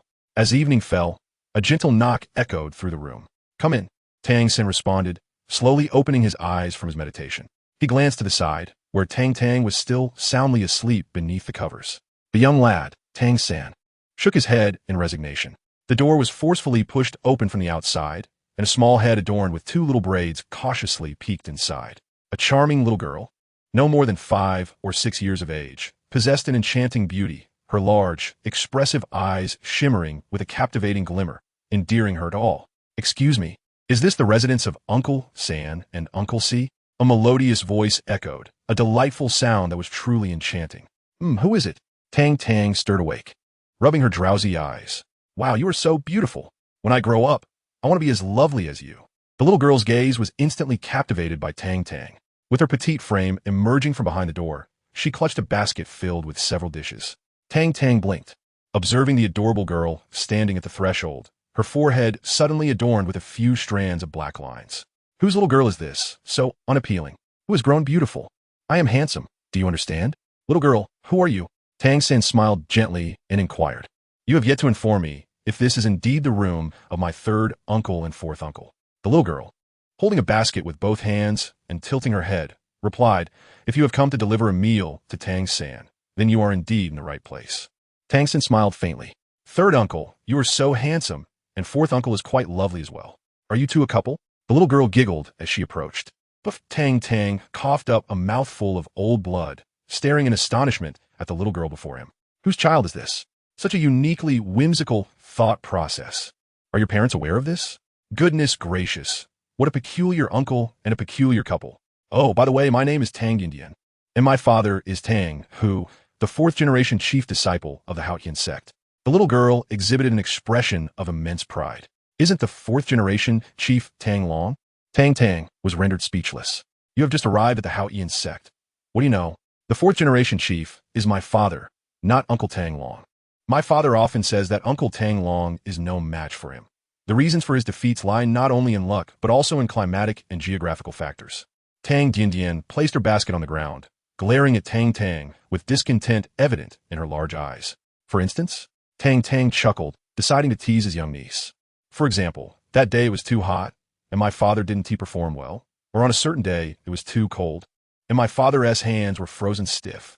In yet another instance, my father hadn't eaten breakfast, so how could he possibly win on an empty stomach? Tang Dian was counting off on her little fingers. Ha ha ha.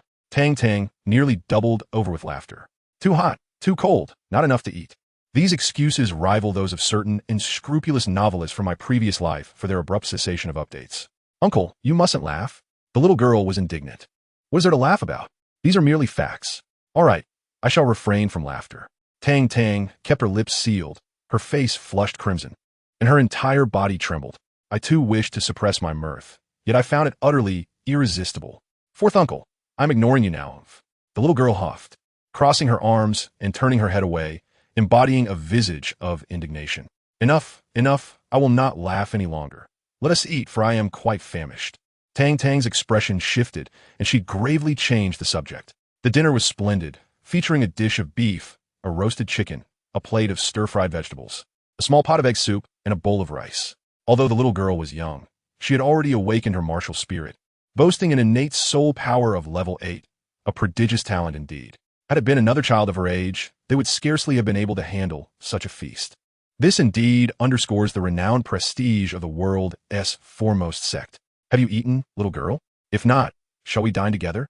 Tang Tang smiled brightly.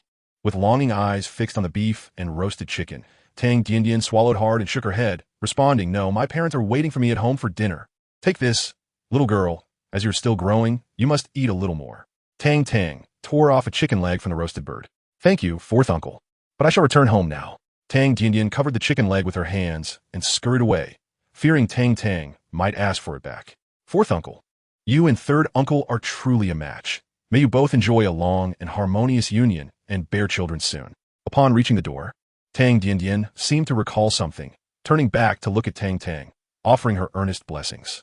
Watching Tang Dian dart away like a gust of wind, Tang Tang was nearly incensed to the point of levitation.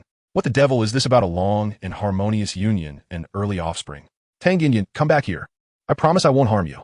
The innocence of childhood knows no bounds. Tang San burst into hearty laughter. Chapter 137. Challenge of the Seventh Elder. The night passed without incident. At dawn the following day, Tang Tang and Tang San rose early, as was their habit, to practice the purple extreme magic eye. As soon as they stepped outside, a wave of damp mist enveloped them. The morning at Xuantian Sect was shrouded in thick fog, rendering even the sun's outline invisible, let alone the possibility of practicing the purple extreme magic eye. "Little Sugar, little San, you are already awake." Tang Long approached with a food box in hand, striding over. "Brother Tang Long." Tang San was the first to greet him, with Tang Tang following suit. "Let us return indoors. We shall eat first," Tang Long said with a smile. Breakfast consisted of thin porridge, steamed buns accompanied by pickles and eggs. While the nutrition was hardly abundant, the emphasis lay on quantity to satisfy hunger. "You have much to do today, so eat well. You may not have the chance to dine at noon," Tang Long advised. "Thank you." Tang San politely made a bowl of porridge and, accompanied by pickled vegetables, savored it with a leisurely elegance. In stark contrast, Tang Tang showed no such restraint, grasping a bun in each hand, with a generous bowl of porridge before her. "You may be in for some trouble today," Tang Long murmured, lowering his voice. "I have heard that the elders take your matters very seriously and have not been particularly amiable, so do exercise caution." "We understand." Tang San nodded in acknowledgement. The arduous nature of the process had already been conveyed to him by Tang Hao, and he had mentally prepared himself for it. As the sun ascended high in the sky and the mist gradually dissipated, Tang Long led the siblings, Tang Tang and Tang San, directly to the front courtyard of the Xuantian Sect. At this moment, the courtyard was filled with at least 150 individuals, most standing around the periphery. In the center of the yard stood the sect leader, Tang Xiao, along with 5 elderly men with flowing white hair, quietly awaiting their presence. These are the second-generation elders of the Xuantian Sect, surpassing Tang Hao, Tang Xiao, and others by at least a generation, with ages exceeding 80. Despite their advanced years, each one radiates vitality and vigor, showing no signs of decline. Upon the arrival of Tang Long, alongside Tang San and Tang Tang, a lively discussion erupted among the group. Tang Yuehua stood behind the elders, her expression grim, while Tang Xiao maintained his usual impassive demeanor, leaving no one privy to his thoughts. "Get out of the Xuantian Sect. You trash from the Tang family. You are unworthy to stand here. Leave at once. This is the Xuantian Sect, not a place for any Tom, Dick, or Harry." The crowd erupted in harsh words, turning the courtyard into a chaotic scene. "Brother." Tang Tang's face darkened, her fists clenched tightly, filled with indignation. Tang San remained silent, a faint white light emanating from him as he activated the killing god domain. At this moment, with the sun high in the sky and atop the mountain, one would expect the heat to be unbearable. Yet, the disciples of the Xuantian Sect felt no warmth. Instead, they were engulfed in an icy chill. a palpable aura of murderous intent blanketing the area within hundreds of meters.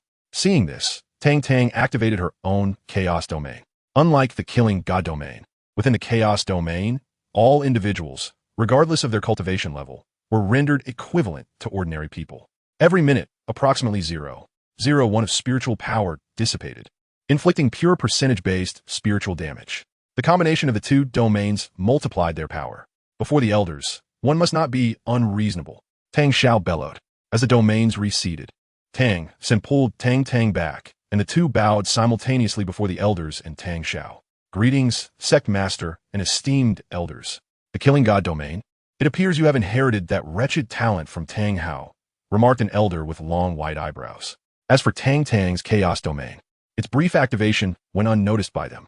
Many had traversed the mysterious canyon and emerged alive, but only this sect could wield the chaos domain. What of exceptional talent! Without a sense of responsibility, you are but a waste. You too, as fourth-generation disciples, why do you not kneel before us?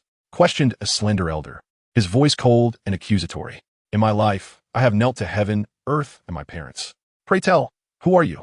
Tang Tang retorted with a cold smile. Impudent! How dare you speak to a sect elder in such a manner? The slender elder fumed. I have always spoken thus. Can you not tolerate it? It is intolerable for you to bully me just because of your status. As long as you kill me, no one will ever know. Tang Tang is quite cunning, deftly placing a high hat upon him. Upon hearing this, Tang Yuehua couldn't help but chuckle. Her cheeks twitched, but fortunately, her acting skills were sufficient to prevent her from laughing aloud. The slender elder's countenance darkened at these words. Who intends to strike you? Who seeks to bully the weak? Even if such a thought had crossed one's mind before, it is no longer feasible. To resort to violence would only be an act of bullying the weak. And how would the other disciples perceive such behavior? The elders place great importance on their reputation, hence they must be mindful of their conduct. It is of no consequence whether you kneel or not. My Xuantian Sect will never acknowledge a wretch like you as one of our own. The slender long elder snorted coldly. Seventh brother, how can you speak in such a manner? Mind your position. The long-browed elder furrowed his brow, his expression one of displeasure. With so many juniors present, he displayed none of the dignity befitting an elder. What a disgrace! Who are you calling a wretch? Tang Tang was instantly enraged, her soul power stirring as she prepared to rise. She could not endure such a grave insult. Little Tang. Tang San pulled her back. It is indeed you I refer to, you little wretch. If it were not for that scoundrel Tang Hao, how could my son have perished? With so many outstanding disciples in the sect, how could he have died? The slender long elder spoke with fervent indignation. Enough, seventh. If you cannot control your emotions, then go back and reflect upon your actions. The long-browed elder was furious, his anger reaching a boiling point.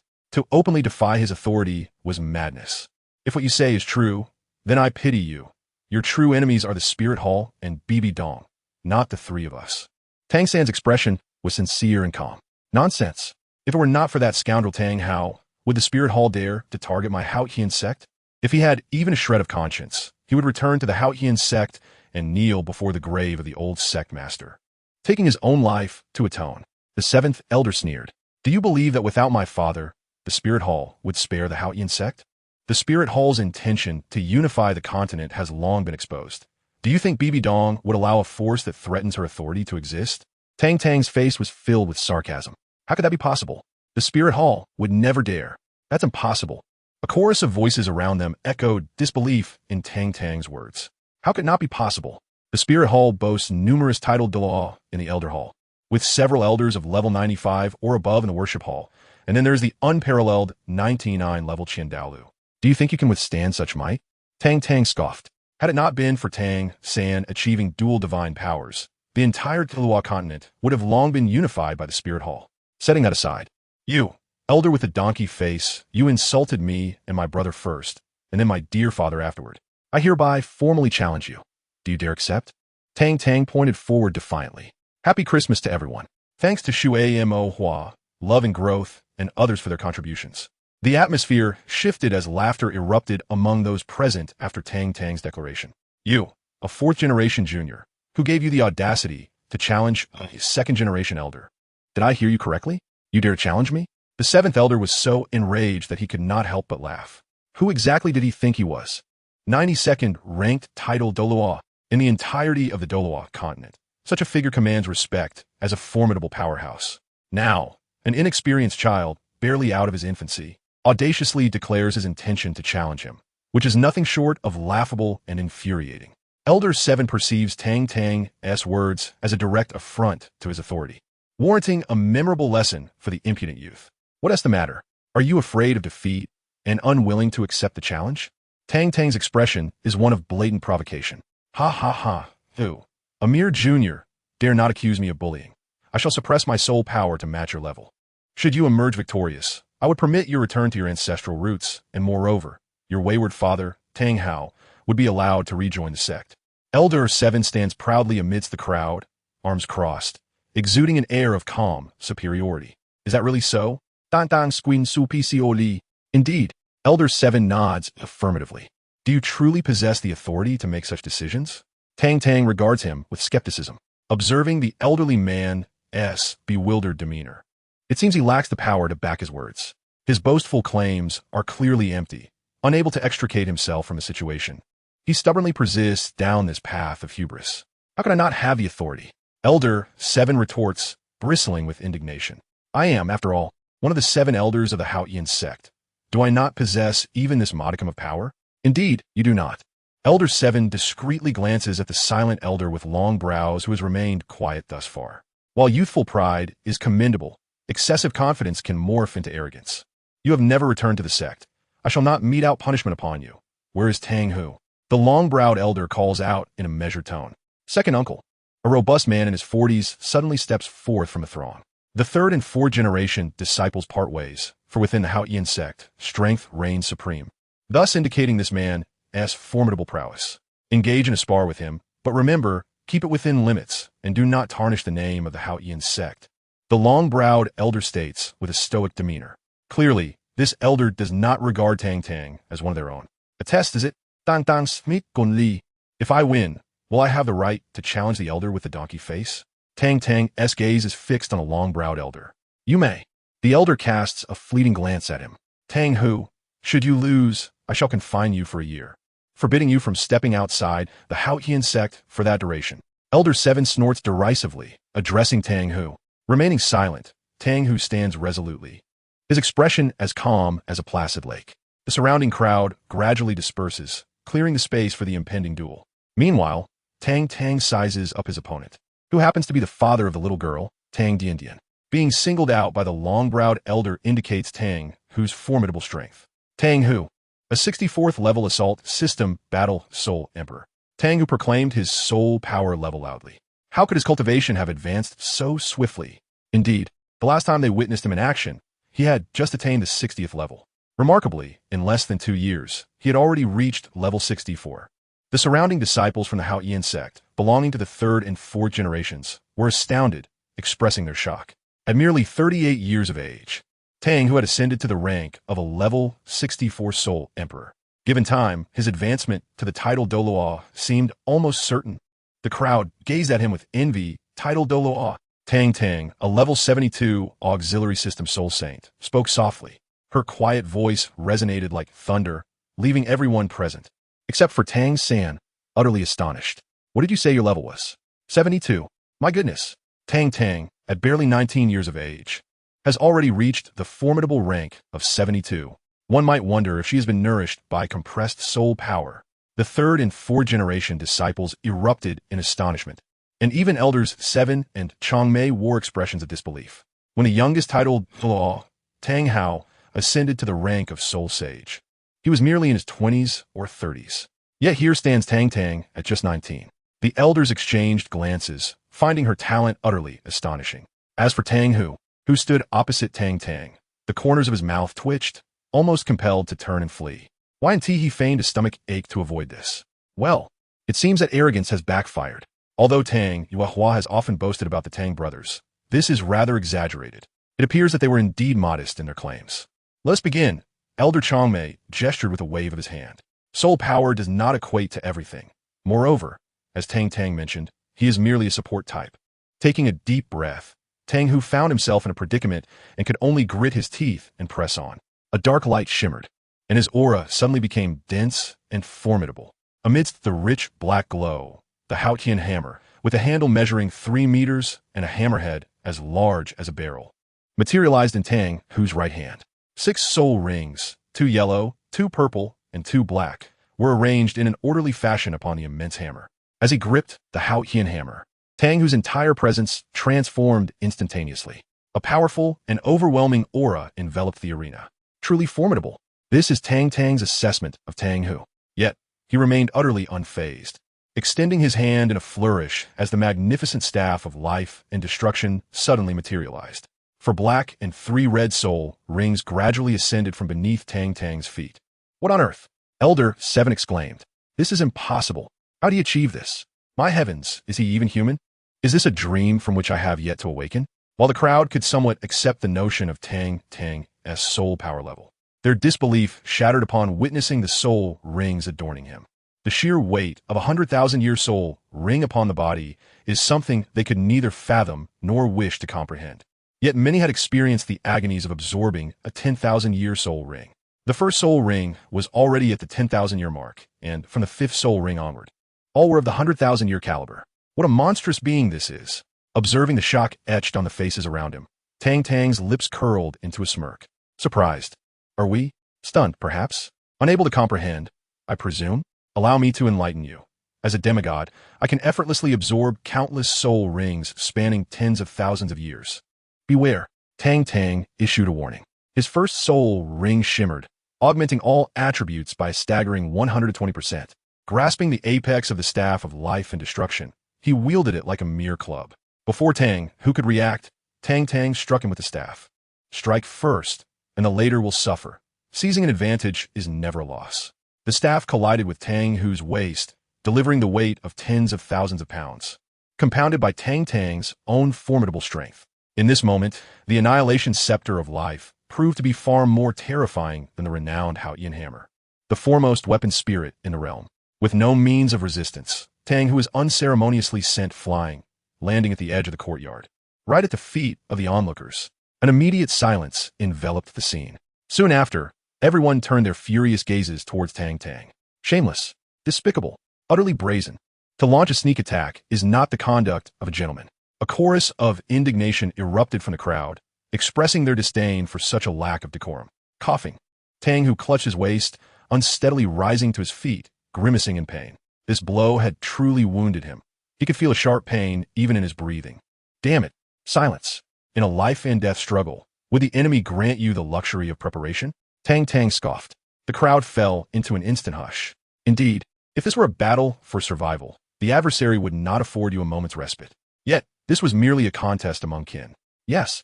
How could one inflict such cruelty upon a fellow clan member? Cold-hearted and ruthless, the Xuantian Sect has no need for someone like you. The crowd erupted once more, casting scornful looks at Tang Tang. Have you ever regarded me as a true member of our clan? Tang Tang retorted. The previously raucous courtyard fell silent. Indeed, no one had ever considered Tang Tang and Tang San as true disciples of the Xuantian Sect. So, why did they have to expect Tang Tang and Tang San to regard them as brethren? Enough of this idle chatter. Prepare to face my attack. With a sharp command, Tang Tang's realm of life instantaneously expanded. An unceasing flow of life force emerged, delicately extricating itself from the void, infusing Tang Tang's being. The aura surrounding her grew increasingly formidable. The phantom shadow step unfolded, her figure resembling a specter as she charged directly at Tang Hu.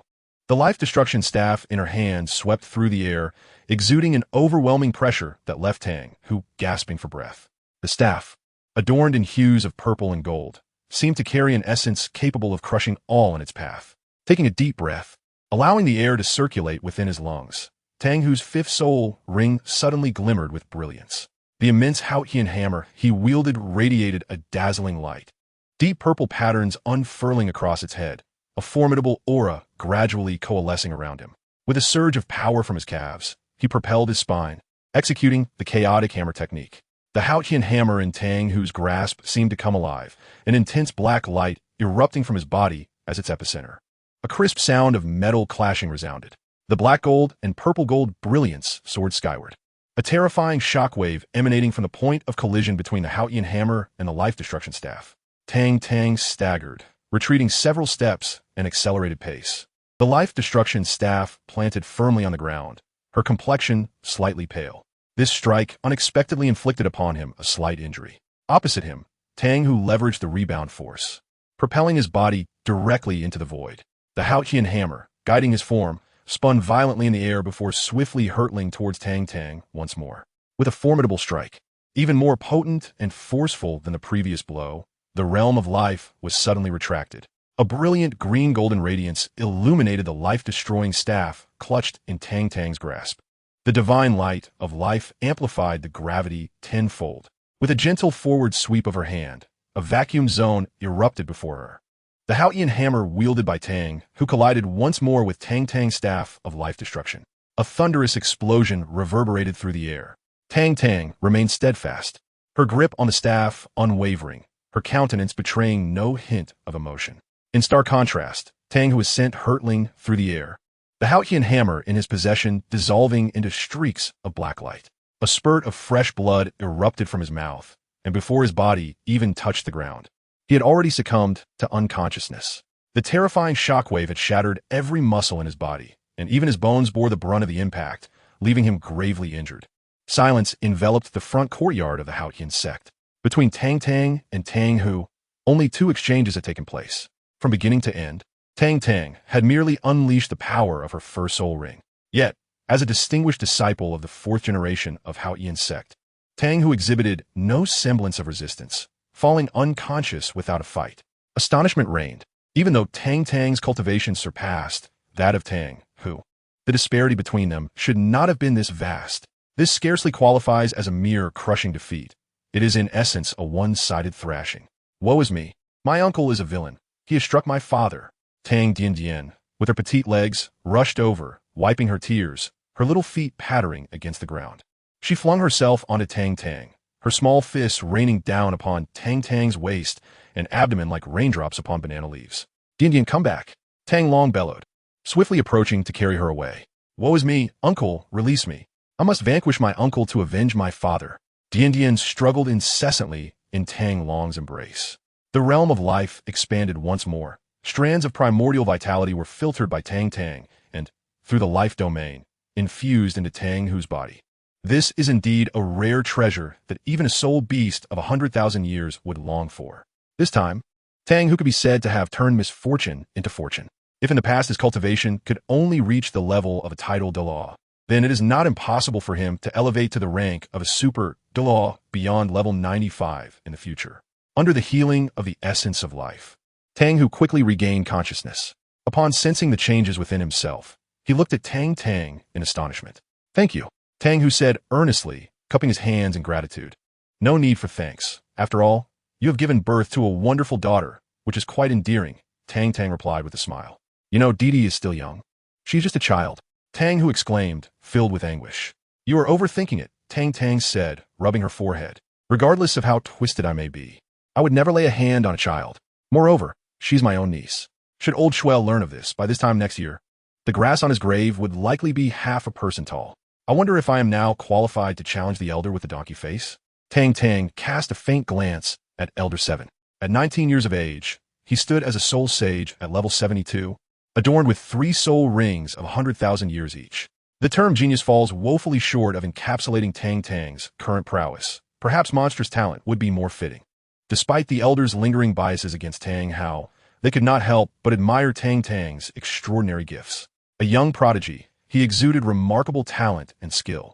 Even Elder 7, reluctant to concede, acknowledged that Tang Tang possessed ample ground for pride. Elder 7 stepped forward, his gait steady, his expression as tranquil as a still pond. Imanatinga profundoha. I shall honor my word. I will suppress my soul power to match your level 72, he stated calmly. I believe it would be wiser for you to employ your full strength. Otherwise, I fear the outcome may be rather embarrassing for you, Tang Tang retorted with a smirk, leaving all present in astonishment. Youngster, I concede you exceed my expectations, yet to challenge me with the strength of a soul sage is tantamount to courting death. Elder 7 thundered, believing Tang Tang was belittling him. If you insist on fighting me at the soul sage level, so be it. Just remember not to deny the outcome should you find yourself defeated. Tang Tang shrugged nonchalantly. I'm not so lacking in credibility, Elder 7 scoffed, utterly confident of his victory, even if both parties were to level their powers. His experience as a titled Douluo far surpassed that of a mere youth like Tang Tang in terms of soul power application. Shall we adhere to our prior agreement, then? Tang Tang inquired before the bout commenced. Agreed. Elder 2 replied with a casual remark. Should Tang Tang indeed triumph over Elder 7, his future achievements would undoubtedly eclipse even those of Tang Hao. Such a genius should never be left to wander aimlessly. Naturally, he must be brought back and cherished with utmost affection. Very well, let us commence. With a flourish of her staff, Tang Tang directed her gaze towards the 7th elder. A swift motion of her sleeve unleashed a surge of potent soul energy, propelling the 7th elder into the air, where he gracefully soared several dozen meters away, landing outside the gates of the Xuantian Sect. The ferocity of a soul saint-level battle naturally generates considerable aftershocks to mitigate any potential damage to the surroundings. The combat venue was shifted to the area before the Iron Gate.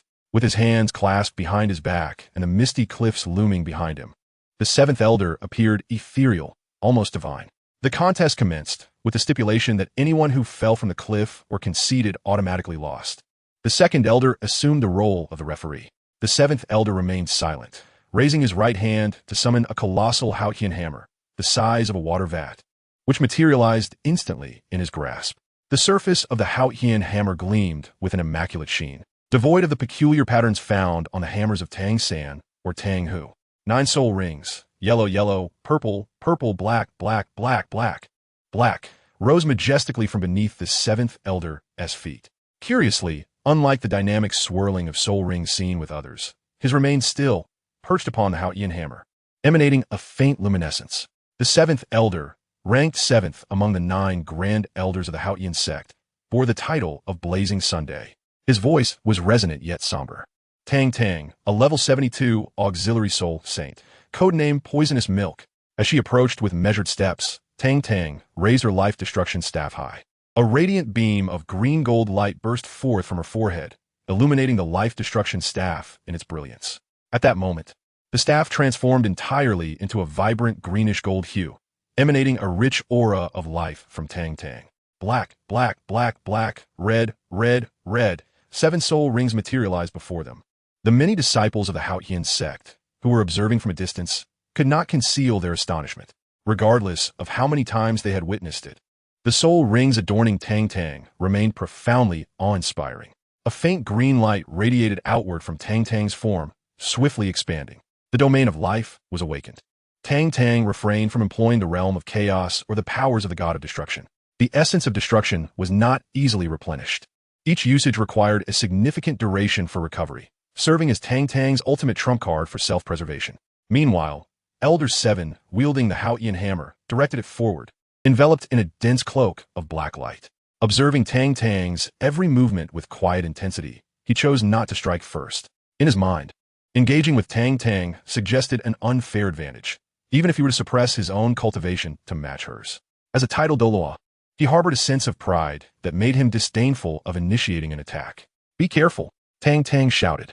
The staff of life and destruction was hurled forth like a javelin, transforming into a streak of greenish-gold light accompanied by a piercing whistle, hurtling straight towards Elder 7. Planting his feet firmly, Elder 7 let out a cold snort as his 3rd soul ring suddenly illuminated. His previously slender form bulged with muscle, rendering him significantly taller. With a twist of his body and a powerful thrust of his calves, he executed the chaotic cloak hammer technique. The 3rd soul skill of Elder 7 enhanced his strength, making the combined might with the Sect's technique even greater. A crisp clang resonated. The overwhelming force surged through the staff of life and destruction, colliding violently against the Xuantian hammer that Elder 7 brought crashing down. An irresistible and terrifying power sent the hammer flying, propelling Elder 7's body toward the precipice at an alarming speed. Elder 7's expression changed dramatically. He hastily relinquished his grip on the Xuantian hammer, watching helplessly as his martial soul, along with its swift momentum, vanished into the sea of clouds. After casting the staff, Tang Tang swiftly pursued, her feet dancing through the ghost shadow mistrust steps. With a beckoning gesture, she reclaimed the staff, and without a moment's hesitation, she hurled it once more towards Elder 7. This little rascal, the 7th elder, gritted his teeth in frustration. When a martial soul exceeds 1,000 meters, it dissipates on its own. At this moment, the 7th elder once again summoned the Xuantian hammer. The 5th, 6th, and seventh spirit rings shimmered simultaneously. The true form of Xuantian, multiple strikes, and gravitational amplification, all three spirit abilities were unleashed at once. The Xuantian hammer, now the size of a large water tank, doubled in size once more. The seventh elder twisted his body, executing the windbreaker hammer technique 4 times in rapid succession, colliding once again with Tang Tang's life destruction staff. Buzzing, the seventh elder was forced to retreat several meters, his steps leading him to the edge of the cliff with no ground left to yield. The life destruction staff rebounded, flying over 3 meters before crashing to the ground, creating a deep pit in the earth. Tang Tang, witnessing this, couldn't help but click her tongue in astonishment. The Xuantian hammer, combined with the windbreaker hammer technique, proved to be formidable, capable of shaking even a divine artifact weighing hundreds of thousands of pounds. Little did they know, the seventh elder was on the verge of an explosion of anger, his face a mask of disbelief as he watched the life destruction staff being recalled into Tang Tang's hands. He had exerted all his strength in that previous strike. Even a small mountain would have crumbled under his might. Such terrifying destructive power, yet it had no effect against the diminutive staff in Tang Tang's grasp, which could only barely withstand its relentless advance. What a monster! Behind Tang Tang, a group of Xuantian Sect disciples stood with their mouths agape, astonished and incredulous. That was the seventh elder, a terrifying being at the title Douluo level. How could he be so thoroughly suppressed by Tang Tang from the very beginning? There was something peculiar about the staff in this young one's hands. The second elder's eyes glimmered, fixed intently on the life destruction staff held by Tang Tang. My disciple is impressive. Tang Long marveled in amazement. Little Tang has always been strong. He simply remains humble about it. Tang San wore a broad smile, feeling greater joy than anyone else at the astonishment of others regarding Tang Tang's prowess. This is indeed Tang San, whom I have nurtured with great care and dedication. The sense of accomplishment and satisfaction within my heart is truly overwhelming. It is akin to a father of a primary school student, witnessing his son achieve the top rank in his entire grade, enveloped in an overwhelming sense of pride. This is indeed the fruit of my diligent sowing. Chapter 141. Do not deceive me, for my reading is limited. Alas, I implore you to refrain from suppressing yourself, yet you refuse to listen. Tang Tang wa dadian sumai. Upon hearing this, all the disciples of the Xuantian Sect turned their gaze towards Tang San, their minds filled with questions. Is this what you refer to as being low-key? One can only imagine how unbearable he must appear when he is ostentatious. Ahem. Xiaotang usually maintains a rather modest demeanor. Tang San felt a twinge of embarrassment. Upon hearing this, the crowd collectively rolled their eyes. I believe you, old rascal. You're quite the mischievous one. Elder 7, do not stifle yourself. Let your true nature shine forth. Engaging with me in such a manner, even I, your opponent, feel discomfort on your behalf. Tang Tang provocatively remarked. That insufferable brat. Tang Yuehua wore an expression of helplessness, simultaneously astonished by Tang Tang's prowess. Even under the restraint of Elder 7's suppressed cultivation, he was still no match for Xiaotang. If it were anyone else, even those at the soul Douluo level might struggle to emerge unscathed from Elder 7's grasp. Are you certain? Elder 7's countenance turned grave. To suppress one's cultivation to merely 40% and still be incapable of matching Tang Tang was an unfathomable reality for those present. Naturally, only after defeating you at your peak can there be no dissent, allowing my esteemed elder to return to the sect with honor. Tang Tang's eyes gleamed with fervent battle intent. Very well, as you wish. Elder 7 did not refuse. To suffer defeat at the hands of a fourth-generation junior was something Elder 7 simply could not accept. The face he had lost must be reclaimed by his own hands. With a crisp crack, a clear sound resonated from Elder 7, and simultaneously, a terrifying pressure bore down upon Tang Tang. Now, this is exciting. Tang Tang licked his lips. Are you ready? Elder 7 inquired solemnly. Come, come, my great blade has long been eager for action. Tang Tang exclaimed with enthusiasm. The 8th spirit ring on his body shone brightly as the immense Xuantian spirit manifested. A colossal Xuantian hammer, towering over 100 meters, gradually coalesced before Elder 7. He then lifted it, bringing it crashing down towards Tang Tang's position. As the hammer swung, the very fabric of the void trembled in response. Raising the staff of life destruction before him, the 3rd, 6th, and 5th 10,000-year spirit rings on Tang Tang illuminated in succession. The true form of the staff of life destruction, the 6th spirit rings technique, the beginning of the end, and the 5th spirit rings technique, life enhancement, were activated. Tang Tang's body suddenly expanded significantly, and the staff of life destruction in his grasp appeared to diminish in size. The 7 spirit rings that had previously spiraled around him instantaneously transformed into nine dazzlingly fiery blood-red 10,000-year spirit rings. In the true form state of his weapon spirit, the beginning of the end propelled him 5 to 10 years into the future, lasting for 30 seconds. Terrifying, vast, and imbued with infinite majesty. In this moment, Tang Tang resembled a deity among the heavens, his every gesture resonating with the surrounding space. A peerless 99th level battle Douluo, gently raising the scepter above her head. The formidable Elder 7, towering in presence, found it impossible to bring it crashing down. Tang Tang glanced up, and with a slow, deliberate wave of her hand, the 8th spirit ring technique of Elder 7 shattered into fragments. The scepter came to rest upon the ground, sending visible ripples radiating from Tang Tang's form, swiftly spreading towards Elder 7. As the waves reached him, a tremor coursed through his body, and he spat forth a mouthful of blood. The once overwhelming aura dissipated in an instant, replaced by a gaze filled with sheer terror directed at Tang Tang. Yield, or the next strike will claim your life, she stated with an air of indifference. Elder 7's complexion shifted erratically, alternating between shades of blue, red, and purple. He was acutely aware that Tang Tang's current state could not be sustained for long, yet he dared not take the risk. This is merely a test. Should it persist further, the repercussions may prove to be excessively severe. This is contrary to the interests of the Xuantian Sect and offers no benefit to it. You have won, the 7th Elder snorted coldly. Tang Tang slowly closed his eyes, the terrifying aura emanating from him gradually subsiding. When he opened his eyes once more, the 9 blood-red soul rings on his body had transformed into 4 black and 3 red, totaling 7. Enough, everyone disperse. Yuewa, prepare for the ancestral return ceremony. Others, resume your respective duties. The 2nd Elder waved his hand. At this moment, the 3rd and 4th generation disciples were still somewhat bewildered, completely unaware of what had transpired. They clearly observed that the 7 soul rings on Tang Tang had inexplicably transformed into 9, all of which were of the 100,000-year grade. The imposing presence he exuded surpassed even the full-force strike of the 2nd Elder, leaving them utterly confounded. Could it be that Tang Tang was an unparalleled powerhouse at the title Douluo level? Surely that was a jest. After all, he was merely 19 years old. With their hearts filled with confusion, they whispered among themselves and began to disperse. As for the notion of expelling Tang Tang and Tang San from the Xuantian Sect, they no longer dared to voice such thoughts. What a joke.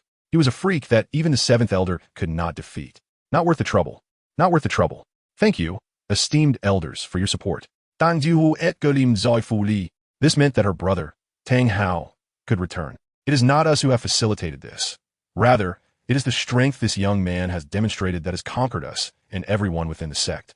We can only hope he does not squander his extraordinary talent as his father, Tang Hao, did.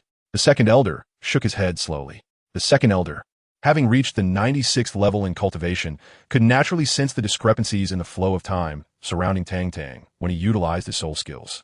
This indicated that the form Tang Tang had previously exhibited was merely a glimpse of the heights he could attain in the future, and he could potentially soar even further. The 2nd Elder seemed to envision the monumental state the Xuantian Sect would reach under Tang Tang's leadership, a pinnacle never before achieved by the sect. Such lofty expectations for this young man, Tang Xiao felt perplexed. He could faintly sense that the 2nd Elder's hopes for Tang Tang were reaching an unimaginable level. There was a possibility that he could surpass the 1st generation, that peak which we could never hope to attain. The 2nd Elder cast a calm glance at Tang Xiao. Is this for real? Don't deceive me just because I lack education, Tang Xiao exclaimed, his eyes wide with disbelief.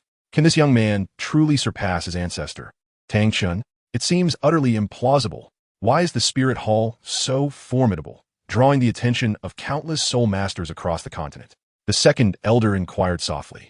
Is it because Bibi Dong possesses striking beauty?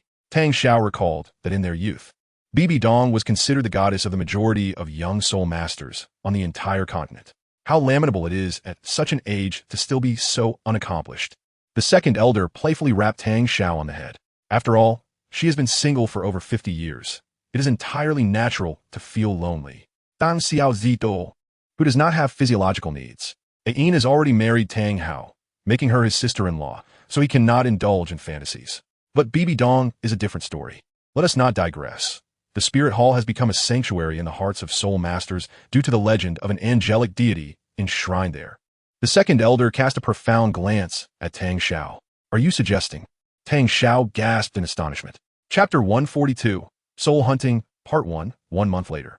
On a night shrouded in darkness and gusty winds, the howling breeze swept across the land, cloaked in ominous clouds, rendering the entire Douluo continent as an abyss of blackness. Outside the Seven Treasure glazed tile school, two patrolling disciples ambled about, keeping a watchful eye. Ever since the news emerged a month ago from Shrek Academy regarding a potential threat from the Spirit Hall against the Seven Treasure glazed tile school, the entire sect had plunged into a state of heightened vigilance. However, the disciples of the sect seemed somewhat indifferent to this alarming news.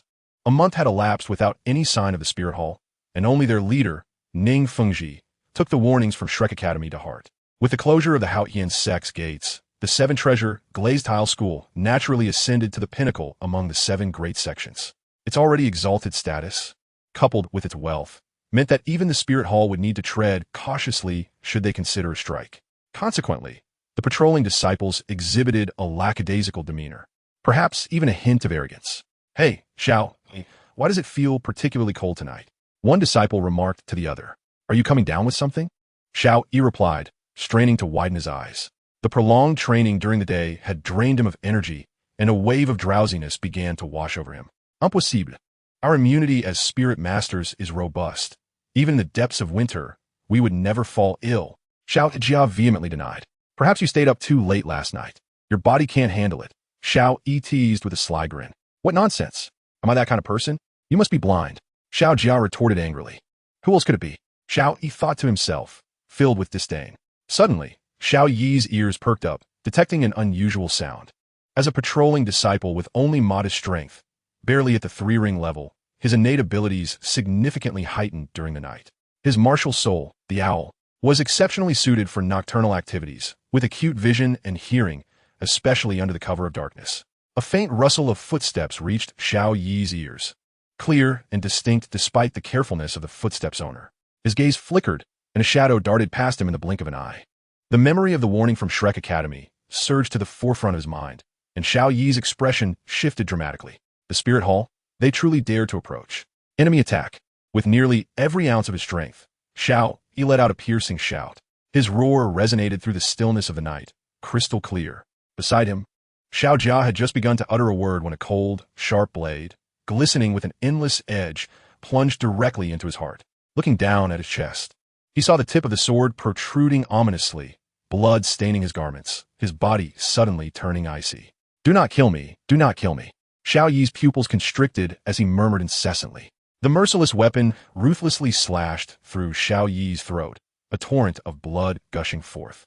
The brilliance in his dark eyes gradually fading away.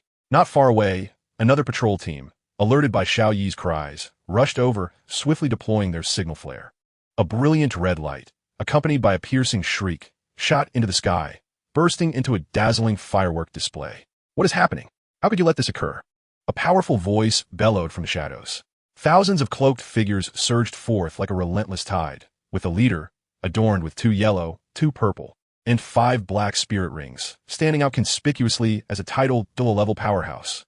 Elder, we have already stirred the hornet's nest.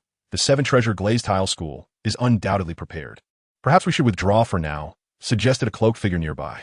If we do not act now, the Seven Treasure glazed tile school will only become more fortified, and we will have no explanation to offer to the Pope. The elder of the Spirit Hall gritted his teeth and waved his hand. Launch a strong assault. Within the Seven Treasure glazed tile school, Ning Fengji had not yet rested, having sipped from a now-cold cup of tea, preparing to continue reviewing documents. Suddenly, a brilliant signal flare erupted in the distant sky, illuminating the dark night with the shape of a Seven Treasure glazed tower. Ning Fengji's expression shifted dramatically as he sprang to his feet. Master! A flash of movement brought the sword Douluo and Bon Douluo to his side, their faces etched with seriousness. Quickly, notify everyone to prepare for battle. With an urgent shout, Ning Fengji swiftly departed from the room, taking command outside. Meanwhile, the Blue Lightning Tyrant Dragon family, one of the top 3 sects, faced a fate akin to that of the Seven Treasure glazed tile sect.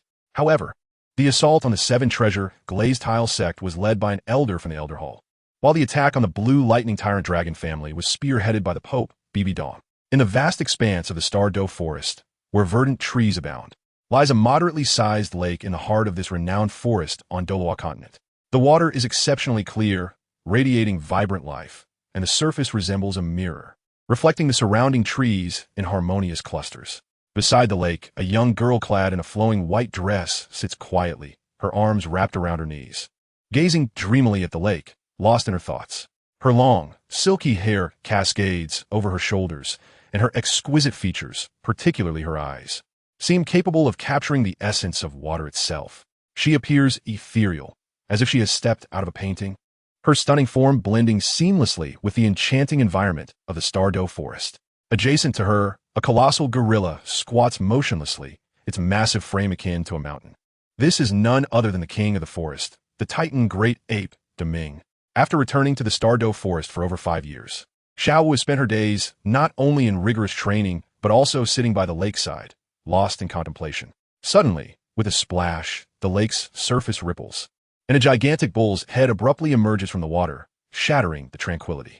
Its head, with a diameter exceeding 5 meters, boasts eyes as large as lanterns, while behind it lies a serpentine body, thick and dark green, several times the width of a water barrel. Deming, is it you? Xiaowu exclaimed, coming back to her senses with a gentle smile. Xiaowu Jia, is that human truly so remarkable? Why do you continue to yearn for him after all this time? It has been 5 years, and I doubt he will return, Deming's deep voice rumbled.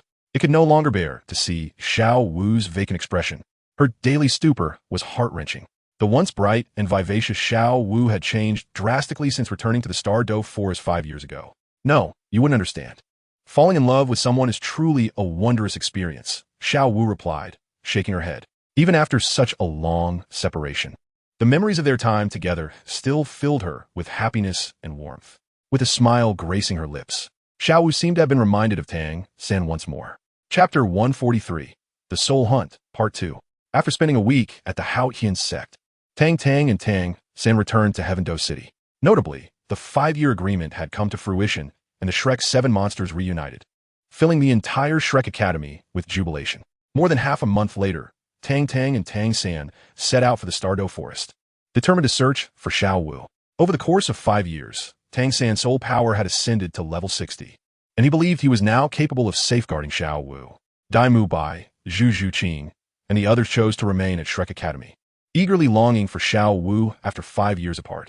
At that moment, Dai Mu Bai and the others were sharing their cultivation insights while the master diligently took notes. The talents of the Shrek 7 monsters need no elaboration. Although they may not rival the abilities of the Tang brothers, their cultivation experiences were beneficial to the majority. Just as the master was preparing to discuss theories with each of them, a sudden, frantic knocking echoed through the room. Something terrible has happened. The director of Shrek Academy, Xiao Xn, entered with a grave expression. Calm down. As the director, one must remain composed in the face of adversity. Xiao, your temperament in cultivation still requires fortification, the master stated calmly. In the master's memory, Xiao Xin was usually quite composed. It was rare to see him so flustered. What has happened to the blue lightning tyrant dragon family? Could they possibly be eradicated? Who possesses such power aside from the spirit hall?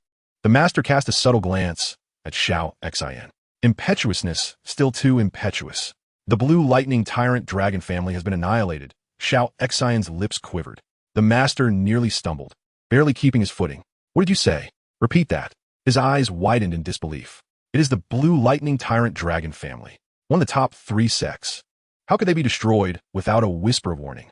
Most importantly, the current head of the blue lightning tyrant dragon family is his own father, Yu Xiaojiang.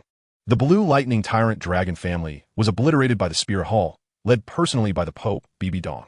The blood flowed like rivers, claiming every life, including that of the family head, Yu Yuanjin, Xiao Xian lamented. Upon hearing this, the master's eyes turned crimson, a look of sheer fury overtaking him. Bibi Dong, Yu Xiaojiang, vow to stand against you. Master, please accept my condolences, Xiao Xian quietly offered. The Spirit Hall's tyranny is utterly intolerable. Dai Mubai exclaimed Dinanja. The oppression of the Spirit Hall has been ongoing for quite some time, Zhu Zhuqing coldly remarked. Let's proceed to the dean's office. The sect master Ning has arrived. Xiao Xian cast a glance at Ning Rongrong beside him. Why had her father come? Did he hear about the annihilation of the blue electric tyrant dragon clan and worry for her well-being? However, when everyone arrived at Flinder's office and beheld the disheveled appearance of Ning Fengji, Their eyes widened in astonishment. Ning Fengji had arrived. Moreover, both Douluo and Sword Douluo were present as well. Yet at that moment, these three most formidable and decisive figures of the Seven Treasures glazed tile school bore expressions of utter exhaustion. Ning Fengji's complexion was ashen, beads of sweat accumulating on his forehead, indicating that his soul power had been nearly depleted. Meanwhile, Gu Rong beside him also appeared extremely pale, one arm limp at his side, a trace of blood staining the corner of his mouth. In comparison, Sword Douluo's condition was slightly better, yet still far from ideal. He had expended over 80% of his soul power, gripping the seven-killing sword in his hand, which trembled slightly as he held it. Grandpa Jian, Grandpa Gu, Father, is our Seven Treasures glazed tile school also in peril? Ning Rongrong questioned, her complexion paling. She recalled the blue electric tyrant dragon clan, one of the top 3 sects, had been eradicated. Could the Seven Treasures glazed tile school be spared from a similar fate? Indeed, while they had not been entirely obliterated, the losses were grievous. Ning Fengji's expression darkened further. What on earth has transpired? Please take a moment to catch your breath, Flinder offered, presenting a cup of fragrant tea. Last night, the Seven Treasures glazed tile school was besieged by a band of assailants clad in black, led by 6 low-level elders from the Spear Hall. Had it not been for the timely warning from our patrolling disciples, along with the advance notice from your esteemed academy allowing for preparations, the Seven Treasures glazed tile school would have met the same fate as the blue electric tyrant dragon clan and faded into history. Nevertheless, the Seven Treasures glazed tile school has suffered severe losses, with over 40% of disciples for various stages gone. Were it not for Uncle Jian and Uncle Gu gritting their teeth and fighting fiercely to repel the attackers, the casualty rate would likely have increased by another 20%. Ning Fengji's face was a stormy shade of iron, burning with fury. What are your plans moving forward? Flinder inquired, furrowing his brow. The sect cannot be preserved any longer. Since they have made their move, they will not grant us the opportunity to recuperate. I intend to relocate the sect to Heavendo City, under the protection of the Empire, and am prepared to discuss this matter with His Majesty. Ning Fengji's face was etched with sorrow, his eyes slightly reddened. Over 1,000 disciples from various sects had perished overnight, and even the prestigious Seven Treasures glazed tile school found itself gravely weakened. Within 3 days, the news spread like wildfire across the Douluo continent. In a mere span of 2 days, 2 of the top 3 sects faced calamity, one annihilated, the other reduced to a state of disgrace, akin to a stray dog, forced to seek refuge within the imperial city of Tiando. The entire continent was in an uproar, with countless individuals engaged in fervent discussions, and the Spirit Master community was engulfed in fear. In the hall of the Pope within the Spirit Hall, Bibi Dong sipped her fragrant tea, quietly listening to a cardinal in crimson report on the battle's outcome. In the confrontation against the Seven Treasures glazed tile school, they had dispatched 10,000 Spirit Masters along with several thousand from the lower sects, led by 6 elders from the Elder Hall, resulting in the slaying of over 1,000 disciples from the Seven Treasures glazed tile school. However, the prowess of the Sword Douluo and Bone Douluo had far exceeded expectations, compounded by the amplification provided by Ning Fengji's Seven Treasures glazed tower. Despite their concerted efforts, their losses were staggering. Over 70% of the 10,000 Spirit Masters had fallen, with at least 4,000 dead, and 1 elder was killed by the Sword Douluo, while the remaining 5 sustained various degrees of injury, necessitating a hasty retreat. How utterly useless! After nurturing troops for 1,000 days, you squander them in a moment. What purpose do you serve? Bibi Dong exclaimed as she hurled her teacup, striking the cardinal on the head. The entire assembly fell into a heavy silence, and the cardinal knelt on the ground, too fearful to raise his gaze. Even as the scalding tea trickled down his cheek, he gritted his teeth in silence, not daring to move, lest he provoke the wrath of this prematurely irritable woman, which would lead to catastrophic repercussions. Is there any news from the Stardew Forest? Bibi Dong inquired, her expression softening slightly. None as of yet. The Stardew Forest is, after all, the largest gathering place for spirit beasts on the continent, so it will require time to locate the 100,000-year-old charming bone rabbit. Came the response. Bibi Dong nodded gently, a glimmer of contemplation flickering in her eyes. Send the order down. The Spirit Hall branch in Tiando City is to withdraw from the city and closely monitor the movements of the Tiando royal family and the Seven Treasures glazed tile school. The soul hunting operation is hereby suspended. All personnel are to remain on standby, ready for further instructions. Chapter 144, Where Life Meets Again, Part 3. In the lush and vibrant expanse of the starry forest, Tang San felt a surge of exhilaration. The domains of the god of death and the blue silver enveloped him and Tang Tang as they advanced. Their pace significantly quickened. The god of death's domain effectively warded off soul beasts, while the blue silver domain, through the feedback from the blue silver grass, guided Tang San on the path ahead. Thus, they traversed swiftly, leaving only faint traces of their passage. After a full day, they finally reached the core area as twilight descended, plunging the surroundings into an impenetrable darkness. The resonant roars of beasts echoed around them, heralding the commencement of the soul beasts' nocturnal hunts. In the starry forest, night belonged to the soul beasts. Finding a relatively elevated spot, the two paused to rest, intending to spend the night there. With renewed vigor at dawn, they would continue their search for Xiaowu. Having not seen her for 5 years, Tang San yearned to present his best self to her. Exhaustion from their journey would be alleviated by a night's rest, for tomorrow promised hope anew. As the blue-silver domain activated, a halo of soft blue light radiated outward. The wild blue-silver grass, sensing the aura of the blue-silver emperor emanating from Tang San, erupted with joy and began to flourish wildly. In no time, two nearly 2-meter-tall structures emerged, crafted by the grass itself. While they lacked the sturdiness of stone, their concealment was unmatched. Just as they were about to enjoy a modest meal and settle down, the surrounding blue-silver grass suddenly alerted Tang San. "Someone is coming," he whispered. In an instant, they concealed themselves. Tang Tang narrowed his eyes, releasing his life domain to its maximum extent.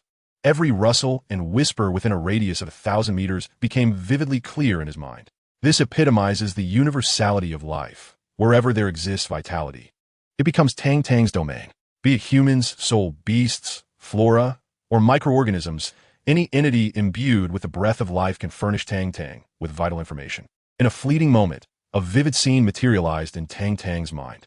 A group of over 20 individuals stealthily advanced through the forest, rapidly closing in on the position of Tang Tang and Tang San. Leading the procession was a middle-aged man, whose somewhat alluring appearance and delicate gesture of his fingers, adorned in an eye-catching moon-white robe, made Tang Tang instantly recognize him. It was none other than Yuguan, one of the elders of the Spirit Hall. Trailing closely behind him were Hulaina, Xiaoyu, and Yin, followed by 20 red-robed bishops of the Spirit Hall, with the ghost Wei bringing up the rear. Tang San's gaze sharpened. In that instant, myriad thoughts surged through his mind. The presence of two titled law could only signify a perilous endeavor if they sought the Titan Great Ape or the Sky Blue Bull Python. Yet, what could possibly warrant the deployment of two titled Douluo by the Spirit Hall? The answer loomed unmistakably. They had come for Xiaowu. Xiao Tang, Tang San whispered. Tang Tang sopti zipli. Did you see everything? Tang San inquired. Should we confront them? Tang Tang stit polini. Honestly, I am not well acquainted with the Spirit Hall, so there is no need to spare me any consideration. As far as I'm concerned, anyone from the Spirit Hall, aside from Qianren Xue, is fair game. After all, they are not kin, and I wouldn't team mourn their demise. As for Xiaoyu and Yin, well, I'm not familiar with them. Do you believe you can contend with Yuguan and Guei? Tang San countered. If separated, perhaps. But if they unite, it would depend on fortune. Tang Tang chuckled dryly. The dual domains of the extreme stillness wielded by the titled Douluos were indeed a source of great trepidation. The 20 red-robed bishops of the Spirit Hall swiftly dispersed to clear a space, evidently preparing to camp there. Xiao Tang, Tang San called gently. What is it?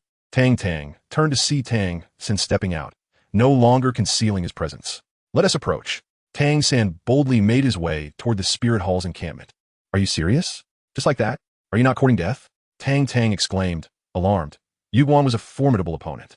Yet, Tang San had already ventured far, leaving Tang Tang with little choice but to follow. Love. Indeed, it can render a wise and astute individual irrational, prompting them to undertake astonishingly reckless actions. Who goes there? Even from a distance of over 100 meters from the Spirit Hall's encampment, Tang San was detected. At that moment, Tang San stood bewildered, assuming a posture of vigilance. Tang Tang, who followed closely behind, couldn't help but exclaim internally, "What on earth?" The acting displayed here is undoubtedly of Oscar-winning caliber. Who are you? Tang San's expression was icy, unleashing the domain of slaughter without reservation. It was chilling, frigid, and terrifying. 20 cardinals in crimson robes swiftly surrounded him, all possessing the configuration of 7-ringed soul saints. Stop! A cool voice suddenly emanated from behind the camp. It truly is you. Hulaina approached with a look of surprise, flanked by Yin and Xiaoyu. As for Yuguan and Guei, they watched from a distance, having sensed his presence. They knew this individual had only just attained the rank of sole emperor and was not worthy of their intervention. What are you doing here? Tang San feigned astonishment. His current appearance was entirely different from that during the elite competition, and no one recognized him. He and Hulaina had traversed the hellish path together, saving her from peril on several occasions. At this moment, Hulaina was in the bloom of youth, experiencing the tender feelings of budding affection. As she lamented the uncertainty of when she might see Tang San again, fate unexpectedly brought him back before her. Was this serendipity or destiny? Everyone, he is my friend. Hulaina cast a cold glance at the 20 cardinals encircling Tang San. Currently, Hulaina held the esteemed title of Saintess of the Wuhuan Temple, a position that, in name, surpassed even that of the elders, as she was personally chosen by Bibi Dong to be the next heir to the papacy. Naturally, the cardinals would heed her words. To do otherwise would reflect political naivety, leading to severe repercussions from Bibi Dong upon their return. The crowd hesitated for a moment while gazing at Tang San, then collectively withdrew their martial souls. Sensing Hulaina's unique gaze directed at Tang San, Yan's wariness surged, and his eyes glimmered with hostility towards Tang San. This is my rival. I cannot afford to show him any kindness. I did not expect to encounter him here again. Observing the cardinal retracting his martial soul, Tang San let out a cold snort and smiled at Hulaina. I also did not anticipate meeting you again. By the way, are you here to hunt soul beasts as well? Hulaina gazed at Tang San with a beaming smile, her enchanting eyes filled with his image. I have reached level 60, Tang San affirmed with a nod. This declaration astonished everyone, considering Tang San's youth. He cannot possibly be over 20, yet had already attained level 60. Hey, it's been a while, Xiao Yuezi and Xiao Yinzi. Truly, life is full of unexpected reunions. At that moment, Tang Tang made a flamboyant entrance, tossing her long hair. Chapter 145. Is a title Douluo really that impressive? Goodness. Both Xiaoyu and Yin exclaimed in surprise, never expecting to encounter Tang Tang here. It's you. Zhu Tiluwan's expression darkened instantly. He swiftly moved before Tang Tang, his 9 soul rings pulsating ominously, ready to act at any moment. Hello, Zhu Huaguan. It's been a while, Tang Tang greeted casually. Get lost. Do you wish to die? You Douluo's merderas intent surget. Oh, I am the fiancé of Old Shui. Do you dare to lay a hand on me? Tang Tang replied with an air of pride. Xiaohua, do not act rashly. Gue Mei interjected, pulling Yueguan back. Qian Renxue is the future heir of the Hall of Offering. We cannot provoke her. Moreover, Qian Douluo is still alive. Who in the Spirit Hall can contend with the Hall of Offering? Even Pope Bibi Dong would not dare to act recklessly. Let go. I know how to handle this without your reminders. Yueguan retorted disdainfully, shaking off Gue Mei's hand. Zhu Huaguan, you have truly regressed. You dare not strike while I stand here. Are you still a man? Tang Tang Tang det provocaiti. Oof. Zhu Tiluo snorted coldly, his face darkening. As he turned to leave, Tang Tang was momentarily taken aback, realizing he was merely a false damsel. Boss Tang, who is this person beside you? He seems quite familiar with Laina, Yin inquired, poking Tang Tang's arm discreetly. Oh, he is my brother, Tang Tang replied solemnly. But it seems he intends to vie for Laina. The primal force within me is becoming difficult to contain. What should I do? Yan's eyes blazed with jealousy, the intensity palpable from afar. Fair competition, fair competition. Tang Tang wiped the cold sweat from his forehead. My brother's charm remains astonishing as ever. That's good. As long as Boss Tang does not interfere, Laina will surely remain mine. Yin exuded confidence, firmly believing that only he was worthy of Hulaina, whom he regarded as his fiancée. However, this notion was merely a product of his own desires. Allow me to introduce Tang Yin, a very dear friend of mine, Hulaina said to the crowd, her gaze soon returning to Tang San, filled with concern. Don't mind it, Tang Yin. It was merely a misunderstanding. Our camp is just ahead, and their actions were motivated by my safety, she reassured. I understand, Tang San replied with a faint smile. Why did you both come to hunt soul beasts alone? It's far too perilous, and of all people, you brought along a mere support. Hulaina directed her discontented gaze at Tang Tang. The affair between Tang Tang and Qian Renxue was well known across the continent, and as Qian Renxue's sister and confidant, Hulaina held Tang Tang in disdain. She perceived him as a pretty face, lacking any substantial capability. Even if his soul ring's age was superior, a support will forever remain a support, incapable of transforming into a formidable assault type. Who else could I possibly ask for help besides Tang Tang? A hint of melancholy flickered in Tang San's eyes. You still have me. Hulaina blurted out, an inexplicable pang coursing through her heart. I'll kill that bastard. No one stop me. Yin seethed, his eyes fiery as he glared at Tang San. None will impede you, Xiaoyu replied with a fleeting glance. Tang boss, will you really not intervene? Yin timidly inquired. He is my brother. Tang Tang zaitet emfati sali. Then what are we? Xiaoyu couldn't help but harbor a flicker of hope. Oh, you're merely two supporting characters. Tang Tang vimak non jalen. Puffed. Xiaoyu burst out laughing. How heartless. We VE shared life and death together in the Misty Canyon. Is there not a shred of camaraderie? These two sycophants have misled me in the past, Yu Guan thought, his expression one of indignation. Wasn't he merely the future lord of the Temple of Offerings' husband? What was there to fawn over? To reach the pinnacle of life? Gu Mei sighed. What pinnacle? They are still just two minions, Yu Guan retorted, somewhat disgruntled. I heard that the Snow Saint has already gained the recognition of the angel god. Given time, Gu Mei trailed off, and even Zhu Douluo understood the implication. Yu Guan gazed with envy. To reach the 100-level godhood, it has been over a millennium since a deity has appeared on the Douluo continent. Hey, have you finished your chatter? We need to leave. Do you still want your soul rings? Tang Tang called out to Tang San. Why the rush? Can't you see we're reminiscing? Hulaina snapped, vexed. It's not often I get to see Tang Yin. Don't you see I don't want him to leave? She added with irritation, lamenting Tang San's lack of perception, utterly baffled by what little Snow saw in this fellow. What are you dawdling about? Do you have any idea how precious my time is? Can you afford to waste it? Tang Tang Skill. If we're to put on a show, we must do so thoroughly. We cannot allow them to perceive anything amiss. You're not allowed to leave yet. The voice of Ghost Douluo floated over from distance. If I wish to depart, can you truly stop me? Tang Tang shot him a sidelong glance. The military orders do not apply in this situation. The Snow Saintess is not in the Stardow Forest. Even if we were to beat you thoroughly, we would face no repercussions afterward. Ghost's smile was sinister. Goodness, you cannot possibly be serious about such a plan. Tang Tang blinked, pondering whether this would indeed backfire. What do you think? Yudolu ving kid flotahusli. I want to leave, is that all right? Tang Tang's previous bravado instantly diminished. Secretly, he exchanged a wink with Tang San, signaling that everything was all right and they had successfully infiltrated the enemy's ranks. Humph. Hulaina let out a cold snort, casting him a look that indicated he was being sensible. Stop standing around. Tang Yin, let us go sit in the camp for a while. Hulaina extended a warm invitation. Observing the departing figures, Zhu Douluo's eyes flickered sharply. Old Ghost, do you think Tang Yin is reliable? Zhu Douluo asked casually. Is it because of his identity as a member of the Xuantian Sect? Ghost looked at him in surprise. Indeed, the Xuantian Sect. Zhu Douluo sighed. You need not worry. Anyone associating with that brat Tang Tang cannot be of good character. Ghost retorted. Haha, true enough. Even I want to put that scoundrel Tang Tang to death, and those old geezers in the Xuantian Sect would surely not tolerate him. Douluo hetili. Speaking ill of others behind their backs is quite impolite. Tang Tang suddenly interjected from behind them. Ah, you're still here. Zhu Douluo appeared embarrassed. The moonlight tonight is truly beautiful. Ghost looked up at the sky. Can you see the moonlight in this Stardow Forest? Is a tidal Douluo really that formidable?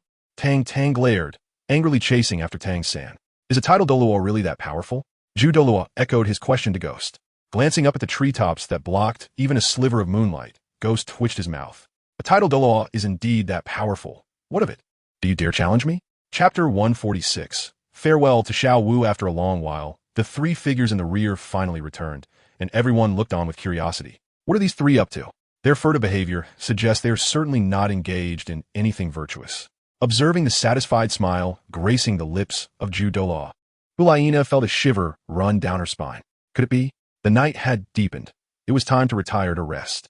Zhu Douluo's languid voice resonating throughout the camp. The tent had been set up. Xiaoyu, Yin, and Tang San shared one tent, while Hulaina occupied another alone. Gu Douluo, Zhu Douluo, and Tang Tang shared yet another. As for the remaining 20 cardinal members, they had no tents. Naturally, the duty of keeping watch fell upon them. Hulaina cast an apologetic glance at Tang San, who merely smiled in response, and the two retreated to their respective tents to sleep. Yin, trailing behind them, seethed with resentment at the sight. Xiaoyu shook his head in resignation, placing a comforting hand on Yan's shoulder with a soft sigh. As an elder brother, how could he not understand his sister's feelings? Indeed, Tang Yin was exceptional, having already attained the Soul Emperor level at such a young age. Xiaoyu was not surprised that his sister had taken a liking to him. Are you going to sleep? Gu Mei inquired, noticing Tang Tang wandering about. Oh, I'm coming, Tang Tang replied, scrutinizing the strength of the Wuhuan Temple's team. Aside from Yuguan and Gui Mei, the other 20 cardinal members were all at the Soul Sage level, with several on the verge of advancing to Soul Douluo. He pondered how he would ensure Xiao Wu's safe departure once they found her. Sigh, my head aches. While his brother was in love, the burden of concern weighed heavily on him as a younger sibling. Moving a bit, Ju Douluo, Tang Tang said, bending to enter the tent. Old ghost, shift over. You're pressing against me. In the stillness of the night, Ju Douluo suddenly called out. Nonsense. It's you who is crowding me. Gui Mei retorted angrily. You should be ashamed. Your mind is filled with all sorts of nonsense, Ju Douluo replied, feeling wronged. You too, be quiet and spare me the disgust. Tang Tang nearly lost his composure. Damn it, two shameless fools full of flamboyance. The night passed with nary a word. Upon awakening the next morning, Tang Tang was nearly startled into submission by the sight before him. On the opposite side of the tent, Ju Douluo and Gui Douluo were tightly entwined. Ju Douluo lay sprawled against Gui Douluo's chest, his head resting against Gui Douluo's ear, their long legs hopelessly intertwined. Goodness, that's a painful sight. Tang Tang covered his face, unable to bear the view. Moving cautiously to the tent entrance, just as he bent to exit, Ju Douluo stirred awake. Tang Tang's body stiffened abruptly. Ju Douluo lifted his head, and upon seeing Gui Douluo beneath him, his gaze sharpened. A piercing cry echoed through the vast forest under the stars on that early morning, carrying far and wide. What happened? Who was that shouting just now? Xiaoyu, Hulaina, and the others swiftly emerged from their tents. Nearby, a group of cardinals gazed at the tent occupied by Tang San and his companions with peculiar expressions. Remaining silent, the voice from earlier seemed somewhat familiar. Xiaoyu exchanged a glance with Yin, their faces expressionless as they retreated back inside. A dull thud resounded from within Tang San's tent. In an instant, the tent shattered into pieces, and a white figure shot upwards at remarkable speed. Old ghost, how dare you strike me? Yuan bellowed in fury. It was indeed you. I have lived a life of integrity, only to have it tarnished by you today, losing my reputation in the process. The ominous voice reverberated throughout the area. Today, I shall confront you. Yuan descended in a fit of rage. Do you fear me? The ghost Douluo scoffed, and the two swiftly engaged in combat. Have a bite to eat. A delicate, fair hand extended towards Tang San, offering a piece of cooked cured meat. Turning to look, Tang San recognized the owner of that tender hand. It was none other than Hulaina. Thank you, Tang San replied without formality. Only when I am well fed can I muster the strength to continue searching for Xiao Wu. Pay them no mind. They often create such disturbances. But they will reconcile shortly. Hulaina chuckled lightly. She had grown accustomed to the antics between the chrysanthemum Douluo and the ghost Douluo. After a simple breakfast, the group rested for a while before the two Douluos returned. Aside from a few new bruises adorning their faces, they appeared no different than before. Let us depart, the ghost Douluo said without uttering another word, leading the way ahead. This time, the team was led by the ghost Douluo, with the chrysanthemum Douluo trailing behind.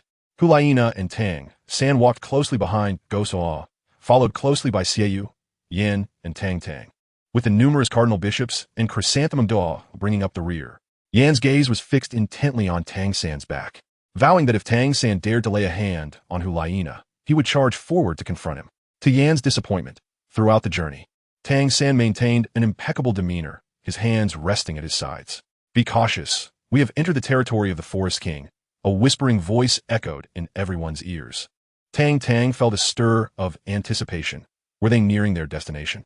Welcome to the Stardow Forest. A gentle voice emanated from the branches of a large tree ahead.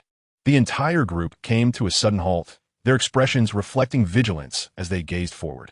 Tang San's body trembled slightly, as if electrified, activating his purple extreme magic eyes. A figure adorned in pure white pierced his vision. 5 years had passed, 5 long years. He had finally heard her familiar voice again, and once more beheld the figure he had yearned for. The chrysanthemum Douluo swiftly moved to stand beside the ghost Douluo, their eyes locking in a moment of understanding. As soul rings began to rise around them, behind them, 20 cardinal bishops of the Spirit Hall shifted, encircling Tang Tang and Hulaina, simultaneously summoning their martial spirits. In an instant, the space within 100 meters began to subtly warp. You have been searching for me for quite some time, haven't you? Well, here I am, presenting myself. Why do you not come forward? Xiao Wu smiled softly as she leapt down from the branches, clad in a flowing white gown. Her long hair, cascading behind her, her exquisite face remained as captivating as ever. You have finally appeared. The chrysanthemum Douluo smiled faintly. Today, No one will be able to save you. The ghost Douluo's voice was cold as ice. Then come at me. Xiao Wu replied with a light smile. Old ghost. Let's move. The chrysanthemum Douluo snorted. You go ahead. I shall support you from behind. The ghost Douluo's gaze sharpened, and he suddenly recoiled, taking 2 steps back. Before them, behind Xiao Wu, stood a colossal ape, towering at least 10 meters high, calmly observing the diminutive group before it, scratching its head in a comical manner. Sister Xiao Wu, how shall we deal with them? Erming's deep voice resonated. You have sought me for a long time. Let us settle this here today, Xiao Wu stated, her calm gaze fixed upon the chrysanthemum and ghost Douluo. Titan Great Ape. The heart of Ju Douluo trembled slightly, and he swallowed hard, feeling a dryness in his throat. His amber eyes flickered with a golden luminescence, and his towering figure crouched upon the ground, exuding an overwhelming aura that crushed the atmosphere around him. At that moment, Gue Douluo felt a chill run through him. Among the 100,000-year soul beasts, there exists a disparity in strength. A typical 100,000-year soul beast bears no significant difference from an ordinary title Douluo. However, with the combined might of Gue Douluo and Ju Douluo, they found themselves in a predicament that was not insurmountable. Yet, the Titan Great Ape was an entirely different matter. This is akin to a human at the 96th rank of the Douluo hierarchy, or perhaps even a more formidable beast. In a one-on-one confrontation, both individuals would undoubtedly flee at once. This is truly a perilous situation. With a thunderous roar, Erming's formidable stature rose, exuding an overwhelming aura that bore down upon the shoulders of both Ju Douluo and Gue Douluo, causing them to shrink in stature. Xiao Wu stood quietly, her expression serene. Xiao Hua, you hold this behemoth at bay while I pursue the rabbit. Once I secure it, I shall make a swift escape. Douluo spoke gravely. No way. You can deal with this hulking brute while I go after the rabbit, Ju Douluo retorted, indignant. Why must I bear all the burdens while you enjoy the spoils? This task has been entrusted to us by the Pope. Can you refrain from throwing a tantrum? Gue Douluo replied, exasperated. Let us combine our efforts. Ju Douluo huffed. With a flicker, his 7th spirit ring illuminated, and the peculiar flower he held expanded rapidly, confronting the forest's sovereign, the Titan giant ape. He unleashed his true martial spirit form. Very well, let us engage together. Gue Douluo grit his teeth.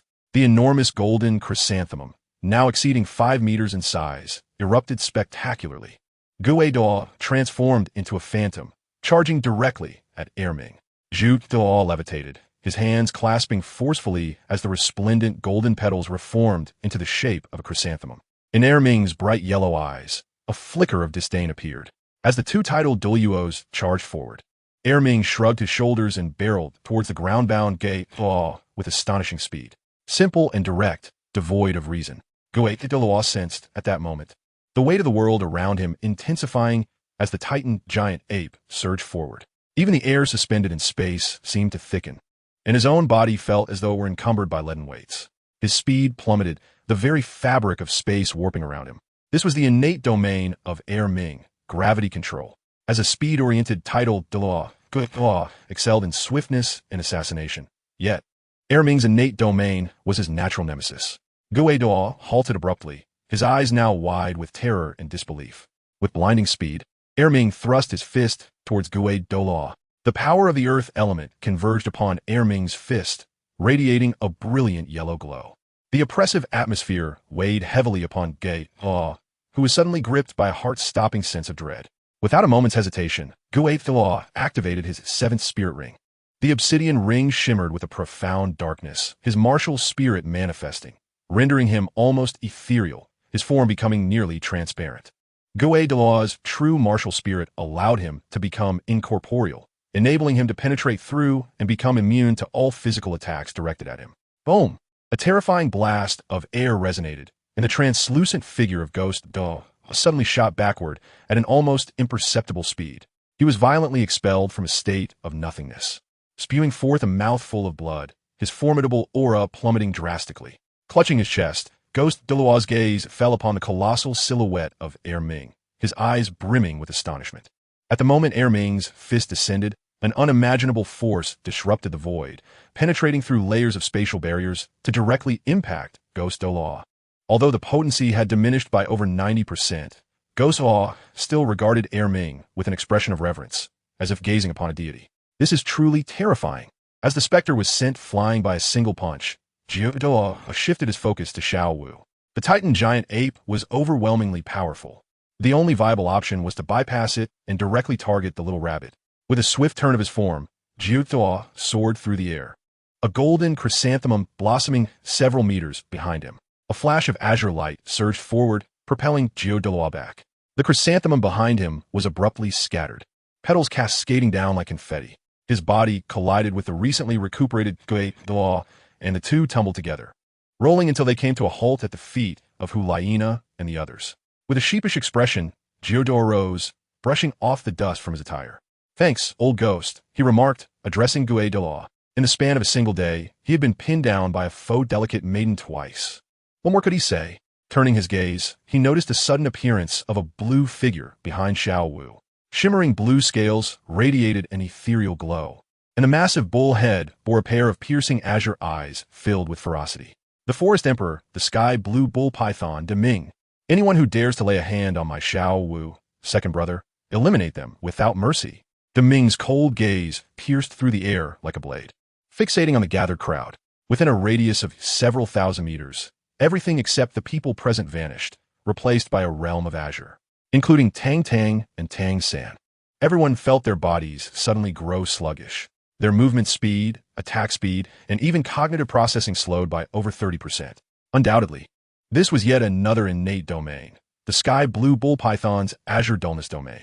The expressions of Douluo and Douluo turned ashen. If it were only the Titan giant ape, they might have found a way to maneuver and escape with Xiao Wu. However, with the addition of the sky blue bull python, all became uncertain. The chance of taking Xiao Wu was virtually non-existent. In fact, not only the possibility of taking Xiao Wu, but even their own lives might be at stake today. What to do? Douluo felt a surge of anxiety. "Let us try the polar stillness domain," Douluo suggested, taking a deep breath. Now, they could only hope that the polar stillness domain would prove effective against the two powerful soul beasts. If not, they would truly be doomed. In the Stardow Forest, they could not outrun the reigning overlords of this territory. With a thunderous roar that reverberated through the heavens and the earth, Erming propelled himself from the ground with immense force, causing the surface within a radius of several meters to crack instantaneously. He soared high into the air, despite his considerable size, demonstrating remarkable agility as he ascended to a height of over 100 meters, surveying the landscape for miles around. For Deming, Erming regarded Xiao Wu as a treasure of the utmost importance, delicately cradled as if to prevent it from slipping away, cherished as if it were a sweet morsel that might dissolve upon contact. However, at this moment, it was disheartening to witness others scheming to harm Xiao Wu, seeking to seize her for their own gain. This is something that the Ming dynasty absolutely cannot tolerate. The anger within is undoubtedly fathomable. This is a provocation that tests the limits of tolerance for the two great forest monarchs, an act unforgivable. The Titan Great Ape's innate soul skill, Titan Sky Shatter. Little flower. The ghost Douluo bellowed. Come forth. The chrysanthemum Douluo gently inhaled. Hand in hand, they soared into the void. A resplendent silver flame ascended from the ghost Douluo, while a soft golden glow emanated from the chrysanthemum Douluo. Simultaneously, the ninth soul rings on both of them gleamed brightly.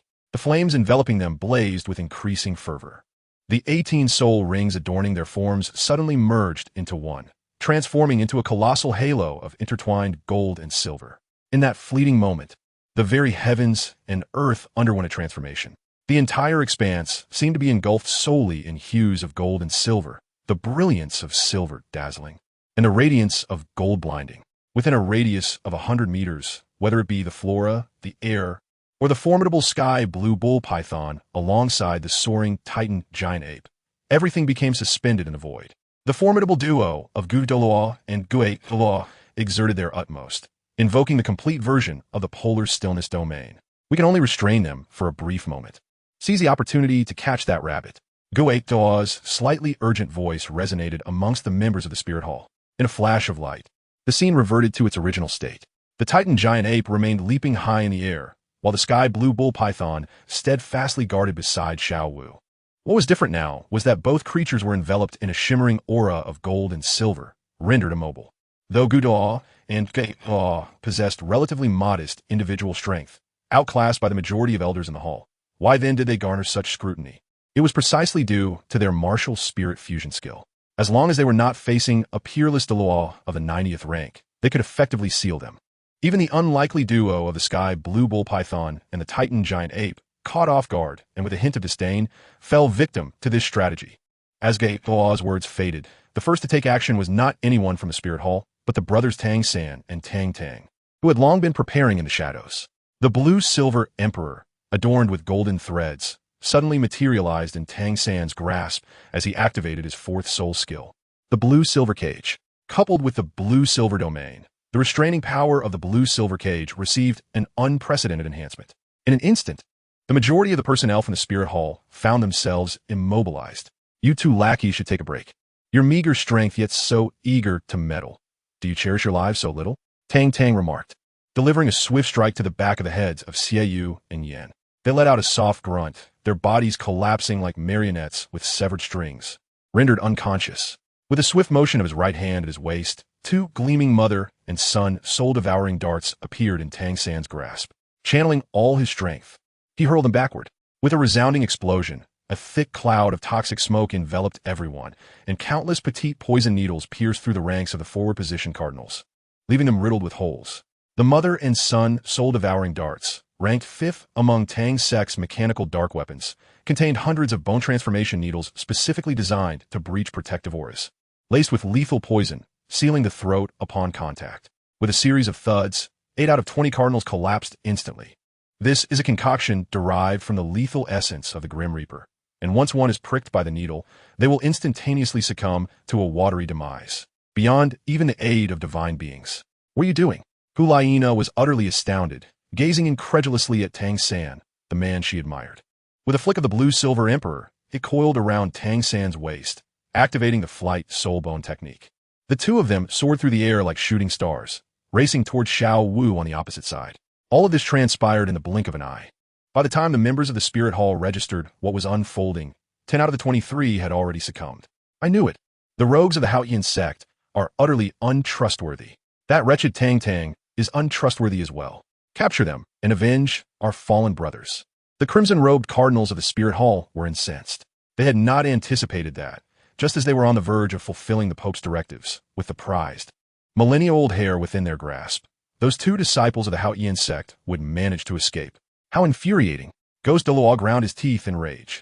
He had placed so much faith in that wretched Tang Tang, only to be betrayed while they foolishly assisted him in counting the spoils. What kind of man has the Snow Saint found? Not only did he refuse to aid us at the Spirit Hall, but he also chose to wreak havoc. If Tang Tang were privy to his thoughts, she would undoubtedly burst into laughter. He was not one of them. In the future, Qian Renxue would surely marry into their family, merely establishing a distant kinship. Kinship and oxygen are but two sides of the same coin. As the great river flows eastward, sweeping away countless heroes and legends, it is said that while the flowers may yearn, the waters remain indifferent. Who else would I deceive if not you, brother? Xiao Wu cried as she leaped into Tang San's embrace. Regardless of how appearances may change, the familiar sensation and the boundless love concealed within her gaze would remain forever unchanged. Bastard, kill them. Douluo fouted vehemently. The remaining 12 cardinals showed no hesitation as they surged toward Tang San and Tang Tang with remarkable speed. Clinging tightly to Tang San's neck, Xiao Wu's heart raced. She was terrified of the Spirit Hall's members, and equally terrified that this could all be a dream. She feared awakening to find Tang San had vanished once more, leaving her to face the desolate lake alone in despair. Sister-in-law, fret not. Over the past few years, I have kept a close watch on my brother, ensuring he strayed not into the arms of others. Tang Tang's irritating voice rang out. Xiao Wu knew then that this was no dream. Everything was indeed real. With her arms wrapped tightly around Tang San's neck, she savored the warmth and familiar scent she had long yearned for, momentarily lost in bliss. You too can spare me. There are formidable foes nearby, and while I strive to fend them off, you are here indulging in sweet nothings. Doesn't your conscience ache? Tang Tang lamented with feigned sorrow. After years apart, you remain as glib and nonsensical as ever. Why not learn a thing or two from your brother? Xiao Wu retorted sternly. Still clinging to Tang San, she began to admonish Tang Tang, embodying the authority of a sister-in-law. This marriage has indeed received the approval of Tang Hao. And Xiao Wu sits upright. Brother, look. We haven't even crossed the threshold yet. And if we do, what will become of us? I think it would be best to call it off and find someone else. Tang Tang reported to Tang San. How dare you? Xiao Wu glared with her big eyes. All right, with a great enemy at hand, do you still have the leisure to discuss such matters? Tang San lamented silently to the heavens. Chapter 149. The recklessly self-destructive Titan Giant Ape Tang San. You are indeed Tang San. Hulaina suddenly realized, her complexion paling drastically. The man she had secretly admired for years, the one she yearned to marry, turned out to be the very person she had long sought to defeat. It was merely a change of appearance. Recalling the tenderness she had shown him, Hulaina wished to find a crevice to hide in. How humiliating, utterly humiliating. Surrender willingly, for you are no match for us. The soul saints gradually closed in. Brother. Xiao Wu tightened her grip around Tang San's neck. Rest assured, as long as I live, I will never allow anyone to harm you. Tang San smiled softly, caressing Xiao Wu's long hair with an expression of deep affection. What a joke. We have a full 12 soul saints on our side. What do you intend to use to stop us? Today, no one can save that dead rabbit. Hulaina ground her teeth in frustration. What Tang San? What a Tangin? The man Hulaina sought to possess was one that no one could snatch from her grasp. She was the saintess of the spirit hall, second only to one, above countless others. Her status was of the utmost nobility, incomparable to that of a mere dead rabbit. By eliminating Xiao Wu, Tang San would still belong to her. Later, she could plead with her teacher, and she believed Bibi Dong would consent to this union. Oh, on what grounds do you think we cannot defend ourselves? No, let me rephrase that. On what grounds do you believe you can obtain a favorable outcome from us? Tang Tang Vito. I can't be bothered to waste my breath on you. Everyone charge, kill that dead rabbit, and I will ensure your promotion to cardinal. Hulaina commanded coldly. Understood. The 12 red-clad bishops' eyes glimmered with fervor. To ascend to the rank of cardinal was no trivial matter. One must possess the strength of a soul Douluo or have made significant contributions to the spirit hall to earn such an honor. They were no longer young, and the realm of soul Douluo seemed distant. When a shortcut suddenly appeared, they naturally seized the opportunity with both hands. As the crowd advanced, Tang Tang wore an expression of helplessness. Old Snow, do not blame me. I did not wish to engage with the spirit hall, but they instigated this first. Tang Tang Mumut Sopti. A flash of light illuminated her hand, and the staff of life and destruction materialized, with 4 black and 3 red soul rings slowly revolving upwards. How could this be? This kid, truly monstrous. I can see why the Snow Saintess values him so highly. Hulaina, Ju Douluo, and Gue Douluo stood in stunned silence.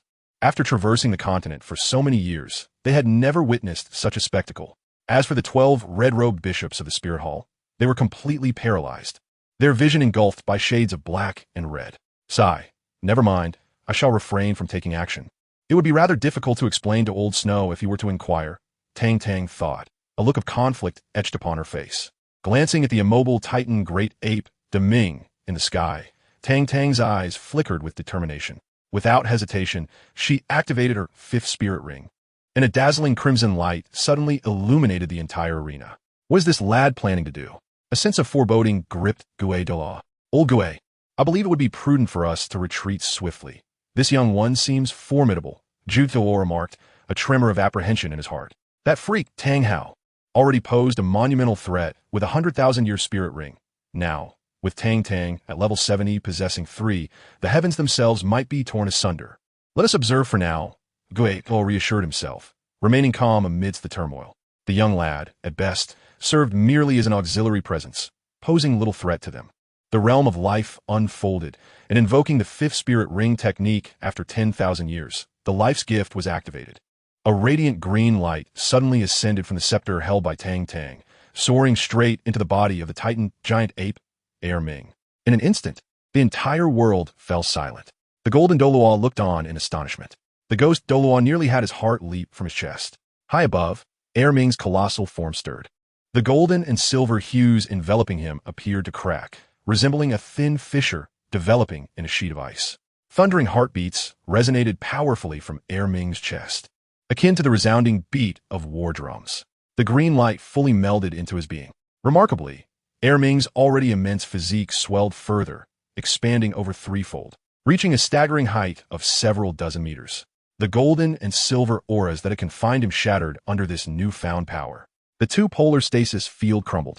With immeasurable strength, Ming descended from the heavens, launching the Titan sky smash towards the 12 soul sages of the Spirit Hall, who were hurtling towards him. A cacophony of thunderous roars erupted, and within a radius of several dozen miles, the ground succumbed to a violent tremor lasting 5 full minutes. Dust and debris filled the air, as countless trees toppled, as if heralding the apocalypse. All those on the ground were momentarily engulfed in disorientation. After a considerable interval, as the tumult subsided and the dust began to dissipate, Tang Tang shook his dazed head and focused his gaze, only to find himself astounded. The golden Douluo and the ghost Douluo had vanished, along with Hulaina, Xiaoyu, and Yen. Clearly, they had seized the opportunity to slip away amidst the obscuring dust. The area within a 100-meter radius was utterly devastated. In a massive pit, over 20 meters deep, Ming stood innocently, scratching the back of his head, seemingly bewildered by the sudden surge in power of his Titan Sky smash. Had his cultivation truly reached such heights? Had he surpassed his elder brother? If so, would he now be known as Ming, while his elder brother, unable to contend with him, would content himself with being Ming? Beneath Ming's feet lay several patches of crimson mud. Although obscured by dust, traces of red remained visible. Tang Tang, with a face full of astonishment, mused on the terrifying might of the Titan Sky smash. Ming, what has transpired? The two-polar stasis field has been breached, and the sky blue bull python has regained its freedom. Ming's bright yellow eyes sparkled with excitement. I feel my strength has surged, surpassing yours. What are you talking about, Ming? Who are you calling? Am I too old to wield a knife? Or is it that I haven't fought in 3 days, prompting you to climb the walls? My strength now surpasses yours. I am Ming, and you are Ming. Thus spoke the Titan giant ape. Come, brother. Today I shall reveal to you why the flowers bloom so vividly. The azure-hued serpent was filled with rage. If I do not quell this young one's arrogance today, he may presume himself to be someone of significance. Let him come. If I triumph, I shall be Ming. The Titan giant ape raised his fist in defiance. Have these two brothers always been this way? Tang Tang's lips twitched as she gazed at Ming with a look of sympathy. Without the enhancement bestowed by my life force, you will undoubtedly be left hanging when you face Ming. Ming and Ming have always operated under this principle. The one with greater strength reigns supreme. Though Ming has never managed to defeat Ming. Xiaowu giggled heartily. Sister Xiaowu, that was in the past. It is different now. I am strong, stronger than my elder brother. Ming retorted with a deep voice, clearly displeased with Xiaowu's assertion. Do not merely flap your lips. Let us practice together. Ming's bovine eyes sparkled with mischief. Chapter 150. Old Snow, I have grown up. Final day. A radiant beam of golden light descended from the heavens, golden wings retracting, as 8 soul rings, 6 black and 2 red, began to sway gently. Roar. Titan giant ape Ming's bright yellow eyes glimmered with ferocity. That wretched aura of an angel. Halt! We are allies. Tang Tang Sautet Lao Li. The wings vanished, revealing the enchanting figure of Qian Rinxue, her exquisite visage as captivating as ever. Tang San cast a glance her way, remaining silent, though the smile on his face gradually faded, despite his words of indifference. Encountering her in person stirred some disquiet within him. Brother, let us step aside to converse. I have much to share with you. Xiaowu took Tang San's arm and led him away. She could sense that Tang San was not particularly fond of Qian Rinxue and Tang Tang's companionship. Sister Xiaowu, wait for me. Ming hurriedly followed, equally averse to the angelic presence. Ming, why not go play with Ming? Xiaowu politely declined with a charming smile. After years of absence, this moment is crucial for rekindling my bond with Tang San. Why would you want to be a third wheel and cause disruption? Do not leave. Dear second brother, come, let's practice once more. The azure-hued serpent laughed heartily. Earlier, a brief skirmish had resulted in a thorough beating of Ming, leaving every cell in his body feeling invigorated. Let him come. Ming felt a touch of indignation, puzzled by the fact that despite his significant increase in strength, he could not seem to unleash it now. Surely, the method of opening the Titan firmament was flawed. As the crowd dispersed, only Qian Rinxue and Tang Tang remained. Old Shui, what brings you here? Tang Tang exclaimed, wrapping her arms around her shoulder. That's a question I should pose to you. What business do you have in the Star Do Forest when you were perfectly fine in Heaven Do City? Are you seeking trouble? Qian Rinxue retorted, her irritation evident. She was well aware of Bibi Dong's soul hunting plan, and she knew that the Ghost Law and the Chrysanthemum Douluo were also in the Star Do Forest. Upon receiving word that Tang Tang and her brother had secretly ventured there, Qian Rinxue had hastily abandoned her ongoing angel trial and rushed over, fearing for Tang Tang's safety. Look at you. Why are you still angry? Don't you know my capabilities? Tang Tang replied nonchalantly. You never listen to me. I'm too weary to argue with you. If anything were to happen to you one day, I wouldn't want to live either, Qian Rinxue pouted, feeling aggrieved. All right. I promise to be more cautious in the future. If I encounter danger, I will definitely keep my distance. Is that satisfactory? Tang Tang said with resignation. Humph, you say that, but when the time comes, you'll be the first to charge in, won't you? An auxiliary spirit master, always wanting to be at the forefront. What's wrong with you? Qian Rengshu stated, now genuinely concerned as she checked Tang Tang for injuries. There's nothing, except my chest hurts. Tang Tang grimaced in pain. Quick, show me where hurts. Those two rascals will pay for this when I return. Qian Rengshu gritted her teeth in anger. Seeing you run around like this makes my heart ache. Tang Tang took her hand earnestly. How long has it been since we last met? Why do you become so slick with your words? Speak. Have you been led astray by some other wicked woman? Qian Rengshu's eyes flashed with a fierce light. There are no wicked women in the Stardow Forest, old Shui. You really do overthink things. Tang Tang quickly shook her head.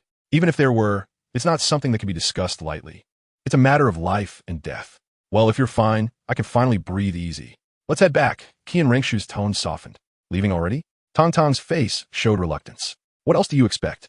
I snuck out behind grandfather's back. If he discovers I've come out to find you again, he will surely erupt with fury. Qian Rengshu said seriously. Your grandfather? Tang Tang swallowed nervously. He is a peerless Douluo at level 99. He could squash me with a mere finger. I'm scared, are we? If you dare to associate with any other wicked women, I'll inform my grandfather, Qian Rengshu scoffed. I only have eyes for you. No other woman occupies my thoughts. Am I the type to be fickle? Tang Tang declared earnestly. Only you know the truth of that. Well, I must take my leave now. As Qian Rengshu unfurled her wings, she prepared to depart. You can't leave, old Shui. Tang Tang grasped her hand, unwilling to let her go. I will strike. Qian Rengshu raised her other hand, feigning a blow. Old Shui, look, I've grown up too. You're not young anymore. Do you not feel the pangs of loneliness? Tang Tang gao get, hin ding fo ven din. Get lost. Qian Renshu's cheeks flushed. With a swift motion, she withdrew her hand from his grasp, her wings shimmering as she ascended rapidly into the sky. Day in and day out, you wish for something else. Before we marry, you shall never lay a finger on me. Her voice echoed back from afar. Watching her retreating figure, Tang Tang awkwardly touched his nose. He had merely asked a question, contemplating the possibilities, yet Qian Rengshu had indeed provided an answer. Marriage. Tang Tang's lips curled into a bitter smile, a distant topic indeed. As he observed Tang Tang's slow approach, Tang San gently grasped Xiao Wu's hand and inquired softly. She has left? Tang Tang nodded, remaining silent. Do you believe that, given our enmity with the Spirit Hall, there is a possibility for you two? Tang San asked quietly. She is herself, and the Spirit Hall is the Spirit Hall. Tang Tang did not see this as an obstacle between them. But she is the holy maiden of the Spirit Hall and the biological daughter of the former pope. Tang San's stance on this matter was somewhat inflexible. For her, I would stand against the world, just as you would for your sister-in-law. If anyone sought to separate you, what would you do? Tang Tang gao de. I would eliminate anyone who dared to keep us apart. A fierce glint flashed in Tang San's eyes. And if that person were me? Tang Tang inquired once more. I would beat you soundly and then tell you that you cannot prevent me. She is your sister-in-law. Tang San cast a gentle glance at him. I would do likewise, striking you until you were too exhausted to rebut, and then informing you that she is your sister-in-law. Tang Tang cherished Qian Rengshu deeply, protecting her fiercely, unwilling to tolerate any criticism of her. Ha ha! The two exchanged glances and burst into laughter. Xiao Wu, perplexed by the sudden mirth, could not fathom what was so amusing. Rest assured, little Tang, even if the entire world fails to understand you, I do. If that day ever comes, I will steadfastly stand by your side. Facing the tempest together, Tang San declared earnestly. Brother, Tang Tang's voice trembled slightly. Enough, enough. Aren't you too grown to be crying? Tang San smiled gently, pulling him to sit beside him. However, if she wishes to become part of our family, even if our parents forgive her past misdeeds, getting past me will not be so simple. Tang San huffed. Brother, can you bear to see your younger brother remain single for a lifetime? Tang Tang blinked her eyes. Why not be compassionate? This way, you could live with me, and I would take care of you for a lifetime. Tang San chuckled heartily. Goodness, so heartless. Tang Tang was furious. Chapter 151. The Dark Demon, Evil God Tiger. Do you see this? Is this even human language? Is this still a brother? All right. I was just teasing you. Tang San couldn't help but smile. Oomph. Tang Tang huffed proudly, feeling that even joking was unacceptable. Your sister-in-law has already been found. We should leave this place quickly. The people from the Spirit Hall are already coming. This time, it is only the two titled Douluos, the Chrysanthemum Douluo and the Ghost Douluo. Next time, who knows how many powerful beings will arrive. We should leave at once. Tang San's expression turned serious.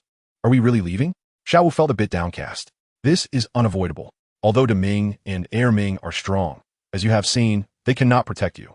Once we all reach the level of tidal Douluo, we can return here to live. At that time, we will settle in this forest, no longer concerning ourselves with the disputes of the continent. Tang San affectionately stroked Xiao Wu's long hair. Very well. I will go greet Deming and Ming before we depart. Xiao Wu nodded in agreement. Deming and Ming, Xiao Wu called out, heading straight toward the lake in the center of the nearby forest. At that moment, Ming's gigantic form was tightly entwined with Deming, wrapping him up like a colossal rice dumpling. Ming's enormous iron fist continuously struck Deming's body. However, Deming's body, covered in scales, possessed an unimaginably strong defense. Ming's fists inflicted no substantial damage. Seeing this, Ming grew furious. He opened his massive mouth, disregarding everything, and bit down directly. Deming and Ming?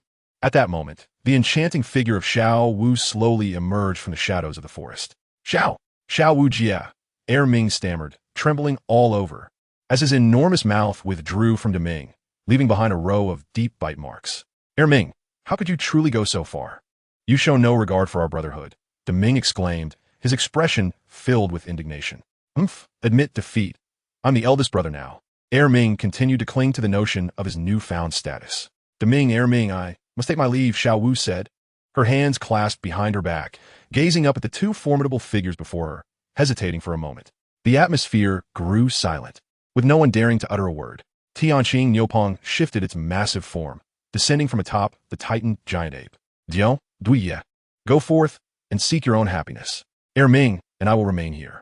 If you find yourself unhappy or mistreated out there, you can always return, and we will be as we were. Deming finally spoke softly after a prolonged silence. Xiao Wu Jia, rest assured. Both De Ge and I will take good care of ourselves, Ming declared, slapping Deming on the back, his terrifying strength causing the very air to tremble. Seeing this, Xiao Wu couldn't help but burst into laughter. The fellow remains unconvinced. Stepping gently forward, Xiao Wu reached out with one hand to tenderly touch the bodies of Deming and Ming. I must take my leave. You two must exercise utmost caution at home. The Spirit Hall will not relent after failing to capture me this time. My greatest concern remains your safety, Xiao Wu said, her face etched with worry. There is no need for concern. I will take good care of Ming, Deming assured her earnestly. Ming. Heed Deming's words while at home, and refrain from wandering about, Xiao Wu softly advised, as she watched her petite figure fade into the distance. Ming fell into a thoughtful silence. Brother, for how long have you harbored feelings for Sister Xiao Wu? Ming inquired timidly. I cannot recall, perhaps several millennia. Deming replied, his gaze filled with reminiscence. Oh, then I must confess that I have liked Sister Xiao Wu even longer. I've cherished her since childhood. Ming remarked. Deming retorted in exasperation. As they continued toward the outskirts of the Stardow forest, Tang San maximized the range of his blue-silver domain. This was twofold. First, to detect the presence of Spirit Hall members and ascertain their distance, and second, to search for soul beasts. His purpose for venturing into the Stardow forest encompassed not only the quest for Xiao Wu, but also the acquisition of his sixth soul ring. With Xiao Wu now located, the sixth soul ring remained elusive. For safety's sake, Tang San decided to have Tang Tang escort Xiao Wu back to Shrek Academy while he stayed behind to seek a suitable soul beast for his sixth soul ring. Within the Stardow forest, aided by the blue-silver domain, Tang San hardly needed his eyes to perceive his surroundings. He raced forward, and every sound within a radius of several thousand meters was meticulously organized and transmitted directly to his mind. Before long, Tang San identified a target, locking onto it with his blue-silver domain. This is a soul beast that dates back approximately 65 to 68,000 years. While its attributes are not the primary concern, the age is certainly sufficient. As Tang San approached within several hundred meters of his target, he suddenly felt the sky darken ominously. A domain. Tang San was taken aback. Only a soul beast with the potential cultivated over 100,000 years could possess such a gifted domain. The creature before him precisely belonged to this rare category. With a resonant roar, a colossal soul beast abruptly positioned itself in front of Tang San. He sensed its presence, and likewise, it detected his arrival. This is a black soul beast, an entity cloaked in darkness, exuding an aura of malevolence. Its blood-red eyes are filled with a chilling, ominous essence. Measuring over 8 meters in length, its muscles ripple with a peculiar grace, bestowing upon it an uncanny beauty. Unlike ordinary tigers, its tail stands erect, culminating in a sinister hook reminiscent of a scorpion's stinger, glimmering with a haunting, ethereal light. Tang San's gaze darkened as he recalled the knowledge imparted to him by his master, swiftly drawing comparisons with the soul beast before him. This creature is known as the dark demon evil god tiger, a legendary beast born from the soul of a malevolent deity that is fused with a white tiger, resulting in this aberrant hybrid, a mount of the evil god. It possesses innate black wings that symbolize corruption and wickedness, while its godly hook, akin to a scorpion's tail, is said to have the power to penetrate divine bones and slay lesser deities. These insights were gleaned from a secret tome of the Spirit Hall by a master, who later shared them with Tang San to broaden his understanding. Little did Tang San anticipate that he would encounter a long-extinct magical beast, one that had not been seen for tens of thousands of years, deep within the Stardow forest. The growth of the dark demon evil god tiger does not necessitate any form of cultivation. It simply requires continuous consumption. It possesses the capacity to devour all soul beasts and soul masters, and as long as there are soul masters or soul beasts remaining on the continent, it can perpetually grow until it ultimately ascends to the divine level and transcends to the realm of gods.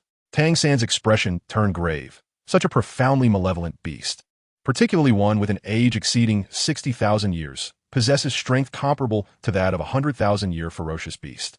This encounter leaves one pondering whether it is a blessing or a curse. Behind the dark demon evil god tiger, the sinister scythe looms high, gently swaying in the void. Each oscillation causes the space to ripple and distort, a testament to its formidable power. After a grueling battle, Tang San successfully vanquished the dark demon evil god tiger. The surroundings once again warped, and the fabric of space shattered as an endless darkness surged forth. Tang San cautiously stepped back 2 paces. Although the dark demon evil god tiger had perished, the unknown nature of such a legendary beast instills a sense of trepidation. According to the 222nd entry of the Tang Sect Xuantian treasure record, all unknown entities are perilous and must be approached with utmost caution. Upon the massive carcass of the dark demon evil god tiger, a jet black orb floated serenely in the air, radiating hues of azure and cerulean light. Before Tang San could fully comprehend the situation, the orb swiftly zipped into the shattered space, vanishing from sight. Tang San furrowed his brow slightly, sensing an unsettling intuition that he had committed a grave error. However, this feeling seemed unfounded, and he shook his head, dismissing the thought. The dark demon, evil god tiger, does not belong to the native fauna of the Douluo continent. Much like the dark golden terrorbat king of the city of slaughter and the 10-headed sun snake, it yields no soul rings. At the very moment the orb disappeared into the fragmented space, Tang San, escorting Xiao Wu back to Shrek Academy, suddenly shuddered. System notification. Divine level 18th trial, 6th test. Thwart the soul-hunting operation conducted by the Spirit Hall, the Blue Lightning Tyrant Dragon family has been annihilated. Assessment failed, 50. Soul power reduced by 10 levels. Affinity with the Goddess of Life and the God of Destruction decreased by 15. System notification. Divine level 18th trial, 7th test. Reclaim the single attribute of 4 clans. Time frame limited to 6 months. Failure results in a reduction of soul power level by 20. Affinity with the Goddess of Life and the God of Destruction decreased by 30. 1 soul bone removed. Completion achieved. All soul rings longevity increased by 10,000 years. Level multiplied by 5. 100,000 year soul bone obtained. 1 divine bestowed soul ring acquired. Affinity with the Goddess of Life and the God of Destruction increased by 10. Xiao Tang, what troubles you? Sensing the abrupt fluctuation in Tang Tang's aura, Xiao Wu gazed at him with a face full of concern. Huff, it's nothing. Tang Tang managed a feeble grin, his complexion slightly pale. This was indeed his first experience of failing an assessment. Prior to his journey to the Xuantian Sect, he had already conveyed messages to the 7 Treasures Glazed Tile Sect and the Blue Lightning Tyrant Dragon Clan, warning them of the imminent and fervent assault by the Spirit Hall on the 2 major factions, urging them to prepare for the impending conflict. Such matters must be left to the natural course of events. His abilities are insufficient to engage in the fierce battles at the level of the title Douluo. This assessment is, in truth, quite unreasonable. A week later, at Shrek Academy, after more than half a month of brewing tensions, the relationship between the Spirit Hall and the 2 great empires has deteriorated further. Concurrently, the Spirit Hall formally announced the establishment of the Spirit Empire, with Pope Bibi Dong assuming the role of its first empress. The Spirit Hall, ambitious and formidable, has prompted the Heavendo Empire and the Star Luo Empire to temporarily forge an alliance. On the side of the Heavendo Empire, They have united with Shrek Academy and the Seven Treasure Glazed Tile School, along with various sects within their realm.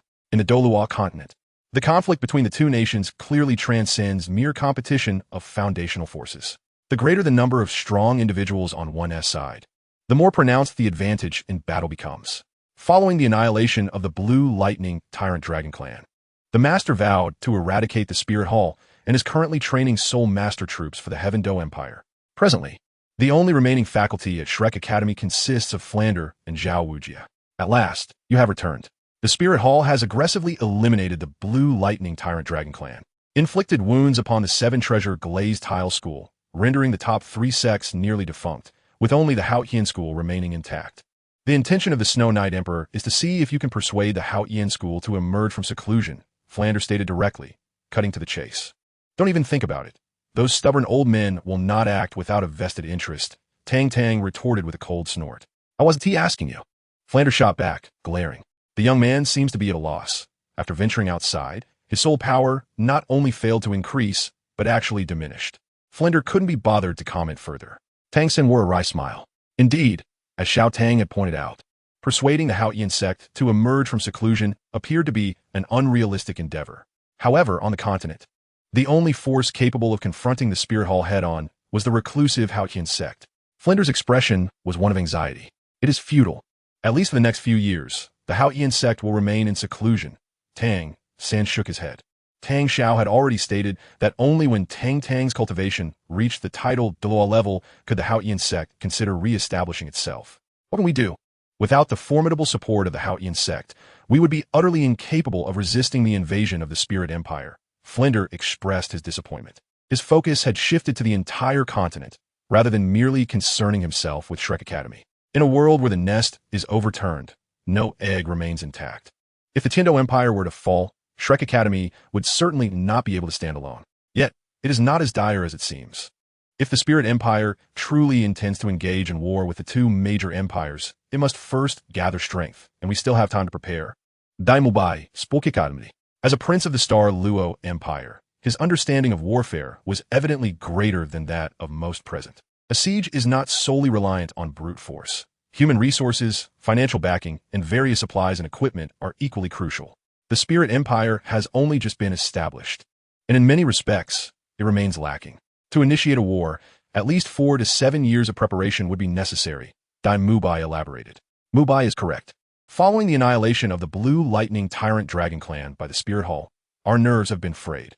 Currently, the Spirit Hall should be the least inclined to instigate conflict, Zhu Zhuqing nodded. So, it appears we have at least 4 to 5 years to prepare. Flinder's eyes sparkled with hope. However, do not harbor overly grand illusions. The title Douluo from the Elder Hall and the Worship Hall of the Spirit Hall number at least 20 to 30. Just the high-end power alone is sufficient to crush you. Tang Tang doused their enthusiasm. Upon hearing this, the fervor that had ignited moments before was extinguished. Enough. You should keep quiet. Zhao Wujin playfully tapped Tang Tang on the head. In truth, preventing the Spirit Hall from waging war is not that complicated. Tang Tang cleared his throat. How so? Everyone turned to him in unison. Oh, if you prepare a betrothal gift, I can marry my dear Snowback. And then we would be relatives, a true family. Tang Tang exclaimed with excitement. Get lost. The crowd was incensed. Cough, returning to seriousness. The only means to avert the outbreak of war is to achieve 100-level divinity. Tang Tang's expression turned grave. 100-level divinity? Confusion swept over all present. 99 levels represent the pinnacle of strength on the continent. From where does this 100-level concept arise? I often urge you to read more, yet you disregard my counsel. Now at this critical moment, you falter. Tang Tang sighed dramatically as he gazed at the crowd. Do not impede me. Today, I shall vanquish this pretentious fool, Zhao Wujia declared, rolling up his sleeves, ready to advance. In the end, Tang Tang failed to articulate his thoughts. He suddenly realized that many present lack the qualifications to attain godhood. An elevated ceiling does not necessarily inspire motivation. The words of Tang Tang fell on deaf ears. The notion of achieving godhood at the 100th level was merely a myth. Nevertheless, everyone remained fervently engaged in rallying support, reconnecting with old friends or powerful allies, preparing to resist the incursion of the Spirit Hall. The Shrek 7 monsters and the Poison Milk team stayed at Shrek Academy, assisting the master in nurturing talent. Meanwhile, the brothers Tang Tang and Tang San, accompanied by Xiao Wu, embarked on the arduous journey to reclaim the 4 clans of the single attribute. As they exited Shrek Academy, they journeyed southward. In the southern part of Heaven-Do City, there stood an expansive mansion. Its thick, towering walls surpassed 4 meters in height, marking it as an exceptional structure within the imperial city of Heaven-Do. It is worth noting that even the esteemed nobles were not permitted to construct walls of such grandeur. The entrance of the mansion was even more extravagant, exceeding 6 meters in height. One could only wonder why the Snow Knight Emperor permitted such an edifice. Flanking the entrance were 2 stone sculptures, not the ordinary blue and white jade lion figures, but rather 2 life-size gorillas. One bared its teeth, while the other scratched its ear, both remarkably lifelike, resembling diminutive versions of the Titan giant ape. At the entrance stood 2 imposing figures, their robust physiques accentuated by their billowing black garments, revealing their muscular forms beneath. They stood resolutely, surveying the passing crowd with a commanding presence, akin to 2 guardian deities. Above the grand entrance hung a plaque adorned with golden edges, inscribed with a single character, strength. This is the residence of the esteemed Li clan, one of the 4 noble families. It is worth mentioning that this marks the first visit of Tang San and Tang Tang. They approached the entrance of the mansion and came to a halt. Might I trouble you two to announce our arrival to Elder Titan? Please inform him that the brothers Tang San and Tang Tang have come to pay a visit. Tang San courteously addressed the 2 guards at the door. The 2 men regarded him with impassive expressions, scrutinizing him from head to toe, yet they remained silent and motionless. Who do you think you are? Simply stating your request for an announcement does not guarantee it will be honored. Do not underestimate us just because we are mere gatekeepers. There's a distinction between gatekeepers. Do you even know where you are? This is the Li clan, a former subordinate clan of the Xuantian Sect. We hold our own status and significance. Seeing their lack of response, Tang San's brow furrowed slightly, and he was about to speak when Tang Tang interjected. Elder Titan, is Elder Titan present? What about Tyrone? Tang Tang called out loudly, his voice echoing. This outburst drew the attention of passers-by on the street, who turned to gaze at him. The 2 guards were incensed. You're courting death, boy. The guard on the left fumed. Elder Titan is the venerable patriarch of the Li clan, while Tainua and Tyrone are his son and grandson. Their names are not to be uttered lightly. The guard on the right scoffed. I suspect they are here to stir up trouble. Young master, second young master. At that moment, a voice filled with surprise suddenly resonated from the adjacent street. Clad in the standard uniform of the Strength clan, with closely cropped hair and a robust physique, it was none other than Tyrone. The 2 men from the Strength clan stood frozen in astonishment, a bead of cold sweat trickling down their foreheads. Though fiercely protective of their own, they adhered strictly to their customs. Judging by the radiant smile illuminating Tyrone's face, it was evident that the 3 individuals before him were his dear friends. Had they acted against Tang Tang and Tang San moments ago, they would have been met with the harsh consequences of familial punishment. Fortunately, they had refrained from direct confrontation. Impulsiveness is indeed a devil. The ancients were not mistaken. How did you return from the outside? Tang Tang gently punched his chest. Indeed, you have grown even stronger. Ha ha ha. Young master, it has been ages. Just the other day, grandfather was reminiscing about you. I never expected your arrival today. Tyrone enveloped Tang Tang in a bear hug, his formidable strength causing Tang Tang to roll his eyes in response.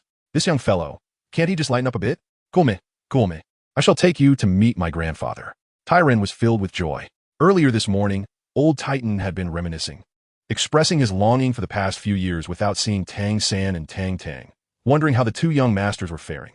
As fate would have it, upon leaving his home, he encountered a spider spinning its web at the entrance, leading him to believe that perhaps visitors were on the horizon. To his surprise, just after concluding his errands, he beheld the 2 young masters, whom old Titan had been so fervently thinking about, standing right before the gates of their clan. This utterly delighted Tyrone. Get out of the way, he exclaimed, his expression darkening as he regarded the 2 clansmen blocking the doorway. These 2 blind fools dared to obstruct both the young master and the second young master. Surely, they must be tired of living. Yes, please, young master. The 2 men wiped the sweat from their brows and hurriedly stepped aside to stand at attention. With a gentle press of his palm against the sturdy door, Talon tensed every muscle in his body, and the door creaked open slowly. Observing this, Tang San, who followed closely behind, could not help but feel a mix of amusement and exasperation. The entrance of the clan of Strength boasts a thickness exceeding 3 feet, forged entirely from exquisite iron, exuding an immense weight. It would require considerable effort to even budge it. Truly, this is the clan of Strength. During the elite competition of the continent's esteemed Soul Master Academies, the venerable Titan extended fervent invitations to 2 individuals. However, Tang San ventured to the city of slaughter, while Tang Tang found herself drawn to the mysterious valley, leaving no time for a visit, and thus it was postponed until now. Whether in the pursuit of opposing the Spirit Hall or striving for survival amidst this chaotic era, it is imperative to establish their own formidable influence. The Tang Sect, a vision Tang San had nurtured for quite some time, had been hindered by insufficient strength and an unripe moment, preventing any outward expansion. Now, the time has come. His power has grown sufficiently, and with the formidable presence of his brother Tang Tang, it is indeed the moment for the Tang Sect to emerge within this world. As a direct lineage of the once renowned Tang Hao, the Clan of Strength undoubtedly stands as the most trustworthy ally for Tang San. Expanding the foundation of the Tang Sect through their involvement would be a judicious choice. Furthermore, the members of the Clan of Strength are characterized by their straightforward and unpretentious nature, excelling in physical prowess. If utilized appropriately, they could provide formidable support. With the Clan of Strength at the helm, the incorporation of all 4 singular clans would signify the completion of the Tang Sect's nascent form. Of course, the primary intention behind establishing the Tang Sect remains the protection of Xiao Wu. Should the Spirit Hall make another advance, they would not find themselves powerless. Tang Tang wholeheartedly supports Tang San's aspirations, as they align perfectly with his own divine aspirations, warranting his robust backing. Not long ago, Tang San was promoted to the position of Deputy Master, a development that left him beaming with joy, unable to close his mouth for quite some time. As they entered the residence of the Power Clan, Tang San and his companions were immediately struck by a sense of enlightenment. The estate of the Power Clan was even grander than they had anticipated, nearly half the size of Shrek Academy, exuding an overall impression of magnificence and splendor. They were led to the conference hall to await their meeting, while Talon swiftly departed to summon the Elder Titan. Shortly thereafter, the sound of hurried footsteps echoed through the hall. 3 figures approached, unmistakably the Elder Titan, Tenno, and Talon. Ha ha! It is indeed an honor to have the second young Master grace our Power Clan, the Elder Titan exclaimed, his vitality undiminished, causing the air to tremble slightly with his words. With a glance at Tang San and Xiao Wu, he subtly nudged Talon, his meaning clear. You mentioned both the first and second young masters. Where's the elder? Talon suddenly recalled that the Elder Titan had yet to see Tang San after his second martial soul awakening, which had dramatically altered his appearance. Grandfather, this is the Elder Young Master. Talon introduced, a wry smile on his face. What? This is the Elder Young Master? The combat prowess of our master indeed leaves us in awe, and he has emerged as a formidable figure. The Elder Titan expressed his admiration, a look of astonishment on his face. Tang San's expression darkened instantly. The remark sounded rather peculiar. Grandfather, this is Tang San, the Elder Young Master. Talon nearly reached his breaking point, bewildered by the Elder's train of thought. Ah, the Elder Young Master. How have you transformed into this appearance? It seems rather effeminate. The original look was far more appealing. The Elder Titan couldn't help but voice his critique. This time, it is Tang Tang's turn to wear a scowl.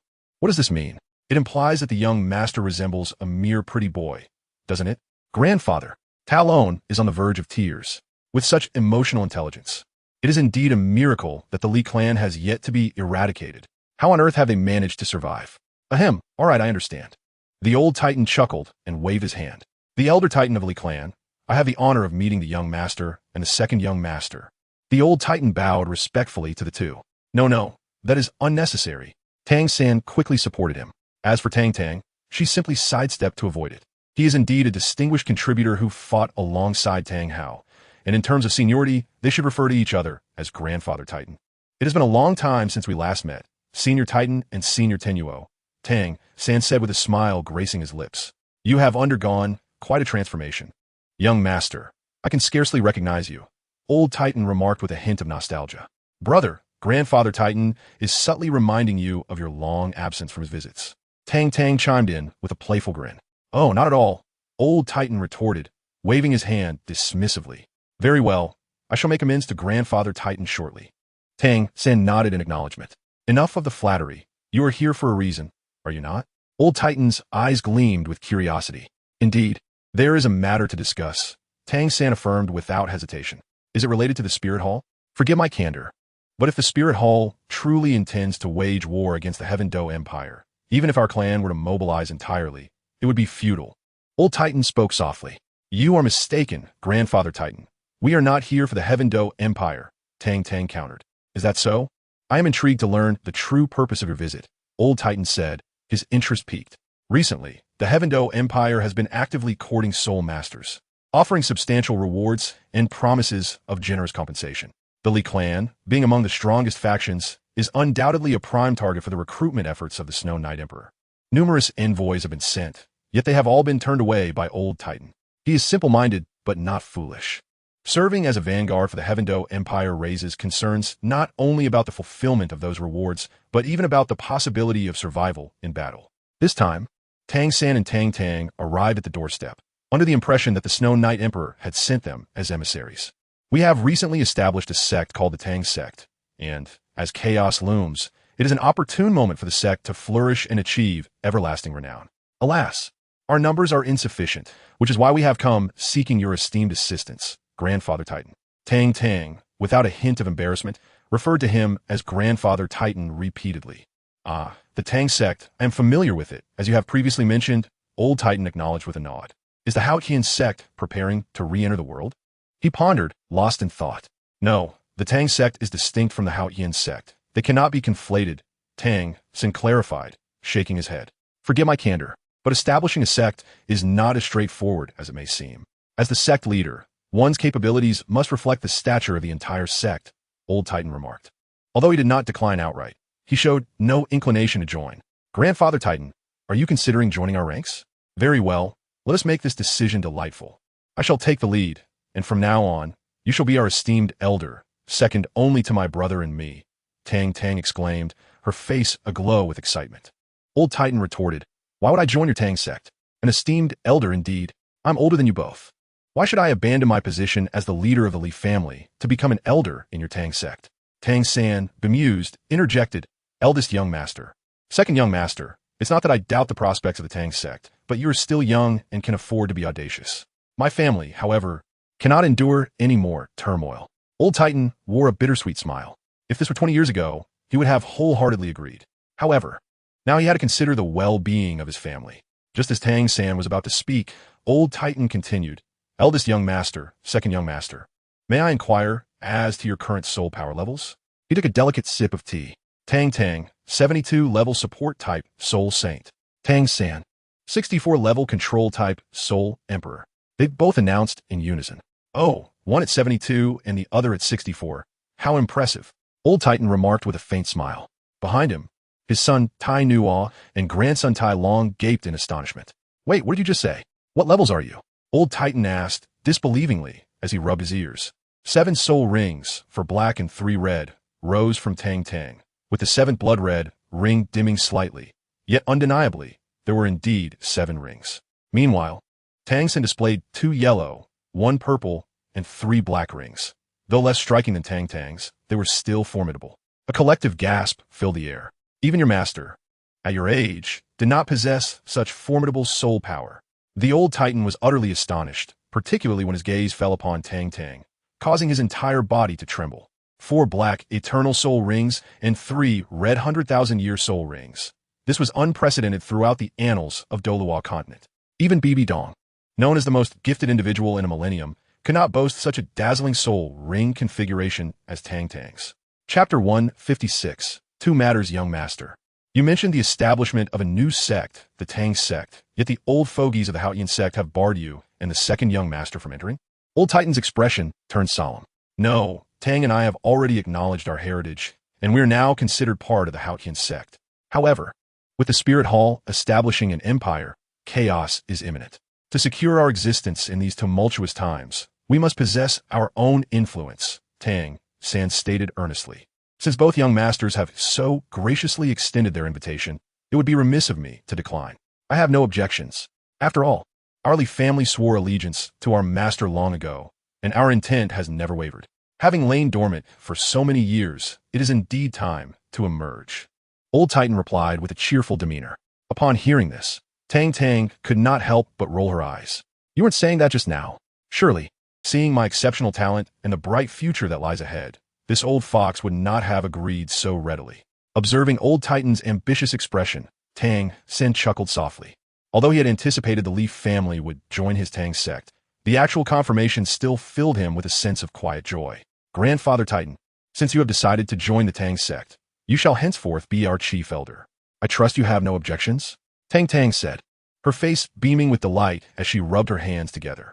I have no objections, old Titan replied nonchalantly. Very well. Now, we have two matters to address. First, we have yet to determine the location of the sect, Tang Tang said, blinking her eyes. What location needs to be chosen? My land shall be our Tang Sect's land. Let's settle it here, and I will have someone change the sign later, old Titan declared grandly with a wave of his hand. Impressive. Tang Tang gave him a thumbs up. No doubt about it. Just 2 words, straightforward. Henceforth, the lives of over 200 members of the Leaf family shall belong to you, as the sect leader. You may alter this place as you wish. The entire Leaf family fully supports you. Having decided to join the Tang Sect, old Titan had no regrets. There was no turning back. He believed Tang Tang and Tang San could lead the Leaf family to even greater glory. As for the second matter, it pertained to finances. Although my brother and I have saved some funds over the years, they are but a pittance. Once the sect is established, the various operational expenses will undoubtedly be substantial. Tang Tang furrowed her brow, expressing her considerable distress. How much money does our sect currently possess? If it falls short, we, the Leaf family, have accumulated some savings over the years that we can entirely contribute. Old Titan revealed his unwavering support for Tang Tang and Tang San's determination. It's probably around 1 or 200 million gold coins stored within soul guiding devices. I haven't counted them meticulously. Tang Tang calculated and provided an approximate figure. In the previous years, she had won a substantial amount from gambling on soul battles. And during their last meeting, Qian Rinxue had even insisted on gifting her several tens of millions in gold soul coins as pocket money. Yet, the thought of the 7 treasures glazed tile sect's monthly revenue exceeding 100 million gold soul coins made her head throb. This sum of money can only sustain us for a month or two. Upon hearing this, old Titan promptly expelled a mouthful of tea. Tyranteno, caught off guard, was drenched from head to toe. However, both men were taken aback by the figure revealed by Tang Tang, momentarily disregarding their current predicament as they wiped their faces. How much is it? Old Titan appeared utterly dazed. It seems to be merely 156 million, which is far from sufficient. Tang Tang wore a profoundly troubled expression. The corner of old Titan's mouth twitched, feeling as though his worldview had been profoundly shaken. Since when did the currency of gold soul coins start being calculated in billions? What precisely is this Tang Sect that the costs are so exorbitant? I dare to inquire of the 2 esteemed leaders. How many title Douluo level offerings does our sect possess? Old Titan wore an expression of utmost caution. What is a title Douluo? Tang queried, her face a canvas of confusion. May I ask how many disciples we currently have in the Tang Sect? Old Titan pressed on. Just a few of us. My brother, myself, along with the Shrek 7 monsters and my Poison Milk squad members, Tang Tang replied, casting a puzzled glance at him. What is happening? Are we being criticized for our small numbers in the Tang Sect? Huh. The old Titan nearly spat out a mouthful of blood. With merely a couple of hundred members, you claim a monthly revenue of 1 to 2 billion gold soul coins. Are you constructing houses daily with those coins? The Leaf family is formidable indeed. Among all the sects and powers in the Heaven Do Empire, they surely rank within the top 10. Yet, their annual revenue has never exceeded 10 million gold soul coins. Talon, please enlighten him about our revenue from last year. The old Titan was reluctant to engage in conversation, feeling quite vexed. Ahem, for the entirety of last year, the expenditures and revenue of our Leaf family amounted to a total of 3,702,500 gold soul coins, Talon declared loudly, providing a detailed account with both cents and whole amounts. Could it really be so little? Tang Tang exclaimed in astonim. Tang San also appeared taken aback, wondering how it could be so minimal. Do you think I am running the 7 treasure glazed tile school? They have thousands upon thousands relying on them for sustenance. With just over 200 people here, how much can we possibly spend? The old Titan shot them a glare, clearly irked. Is that truly the case? Tang Tang asked, bewildered. The old Titan suddenly felt as though he had boarded a pirate ship. Can these 2 inexperienced novices truly lead themselves to survive in this chaotic world? By the way, Senior Titan, I have long heard that the forging techniques of the Li clan have reached unparalleled heights. Would you kindly examine this blueprint? Tang San suddenly interjected, extending his hand and gracefully retrieving a meticulously illustrated blueprint depicting intricate concealed weapon components, as if brushing across the 24 bridges under the moonlit night. This is the forging blueprint for the Zhuge Divine Crossbow, one of the principal means of livelihood for the Tang Sect in the future. As for the titles of predecessors, I am now an elder of the Tang Sect. You may refer to me as the Grand Elder or Titan Elder henceforth. I shall examine this blueprint first. The old Titan smiled, took the drawing, and began to study it with great seriousness. The more he looked, the more enthralled he became, and the more he marveled at the intricate design of these components, which far exceeded his imagination. A genius, indeed. The creator of such a weapon must undoubtedly be a prodigy. The old Titan praised fervently. He could foresee that once this weapon was forged, its power would be formidable, particularly against soul masters below level 40, possessing absolute lethality. This contraption, known as the Zhuge Divine Crossbow, should prove remarkably effective against the lower-tier soul masters of the Spirit Hall, remarked Tang San with a faint smile. Before we even commence production, the Seven Treasure, Glazed Tile School, and the Tiando royal family have already reserved as many as 3,000 sets.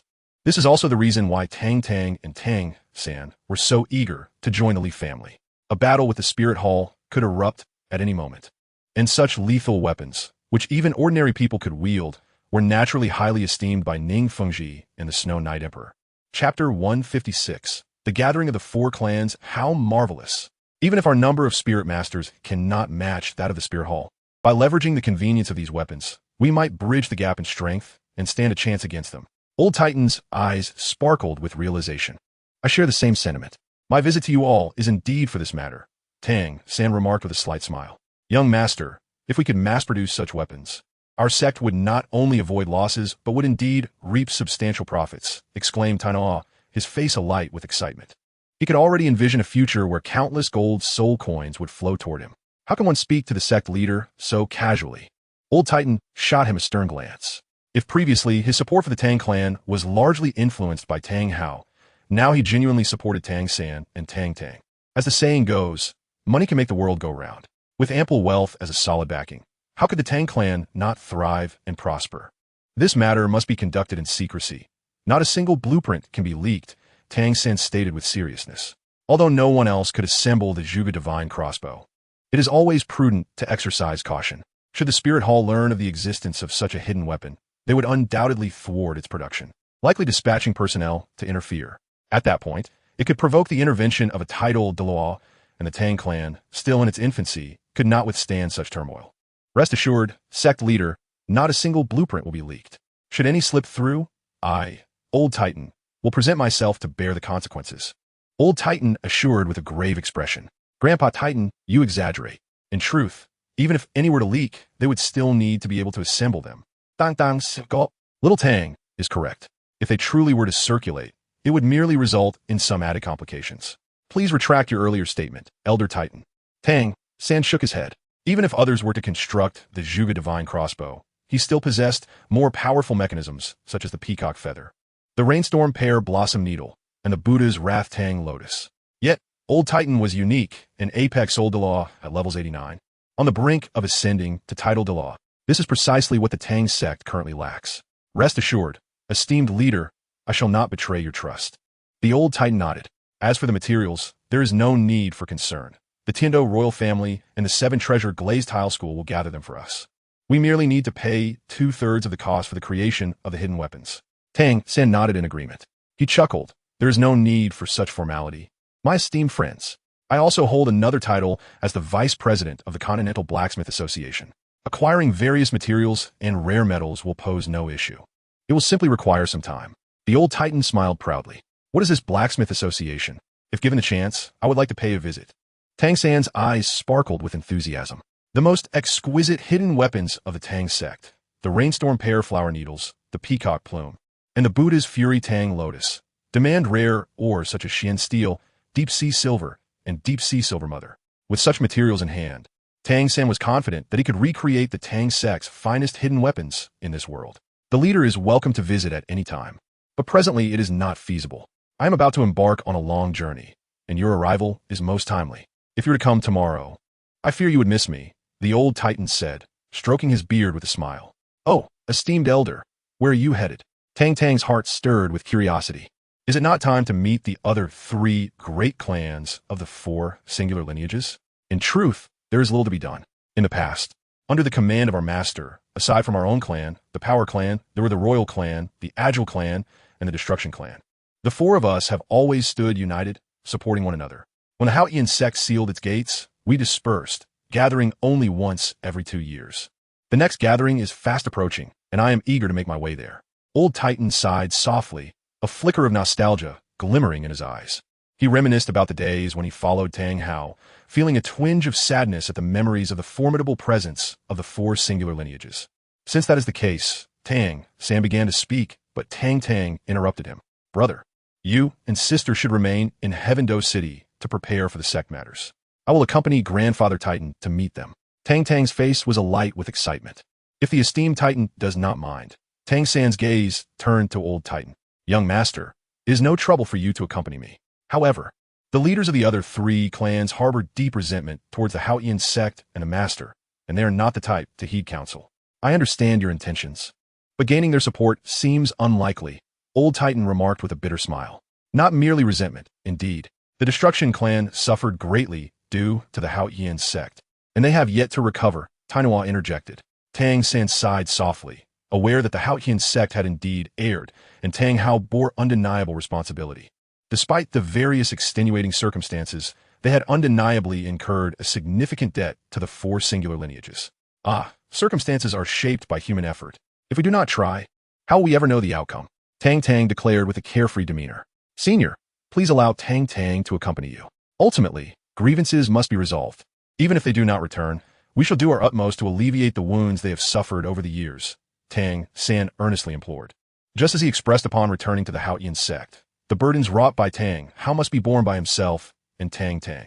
The sins of the father must be repaid by the son. It is only fitting. Having such intentions is sufficient. Since you are determined to go, I shall devote myself to assisting you.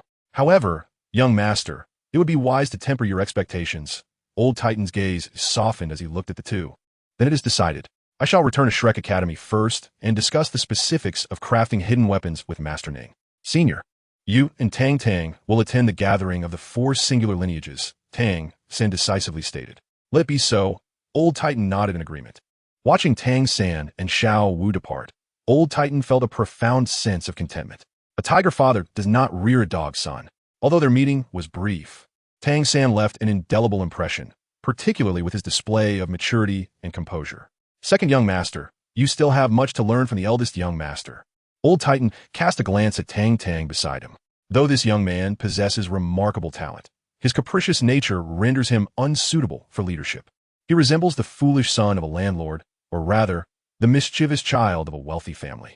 Such individuals ought to be disciplined more frequently. Otherwise, how can my brother fulfill his role as an elder? After all, the essence of life lies in joy. As long as one is happy, nothing else matters. Tang Tang smiled. Why exhaust so many mental faculties on matters that can be resolved with a simple action? Chapter 157. This young lady appears somewhat familiar. After tidying up and transferring all matters concerning the Leaf family to Tainua, the group set off directly. Accompanying Tang Tang and Old Titan were Talon and 3 disciples from the Leaf family, all aged around 30 to 40 years at the Soul King level. The 6 of them traveled in 2 horse-drawn carriages, swaying gently toward an unknown destination. It was autumn, with a cool breeze swirling about and the air exceptionally fresh.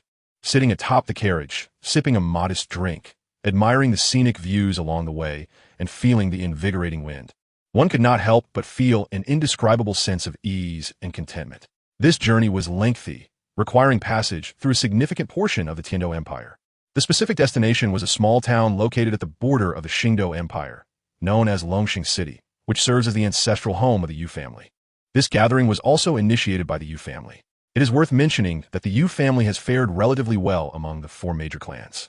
In stark contrast, the Min family has reportedly struggled to provide for the basic needs of its members. As they approached their destination, Old Titan suddenly called out to Tang Tang.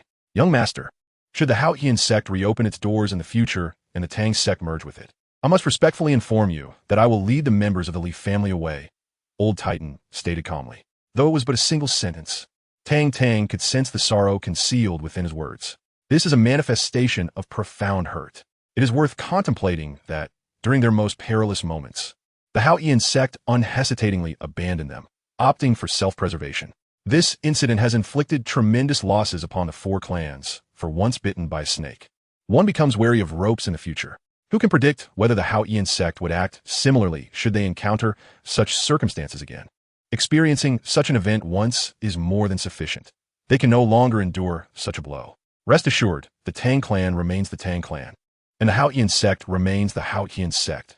They shall never merge into one, guaranteed Tang Tang. With that assurance, I am at ease, chuckled the old titan. Longxing City, situated in the northern reaches of the Xinglua Empire, lies less than 100 miles from the borders of two great empires, making it a true border city. Longxing City does not fall directly under the jurisdiction of the Xinglua Empire, but is rather the domain of a noble lord.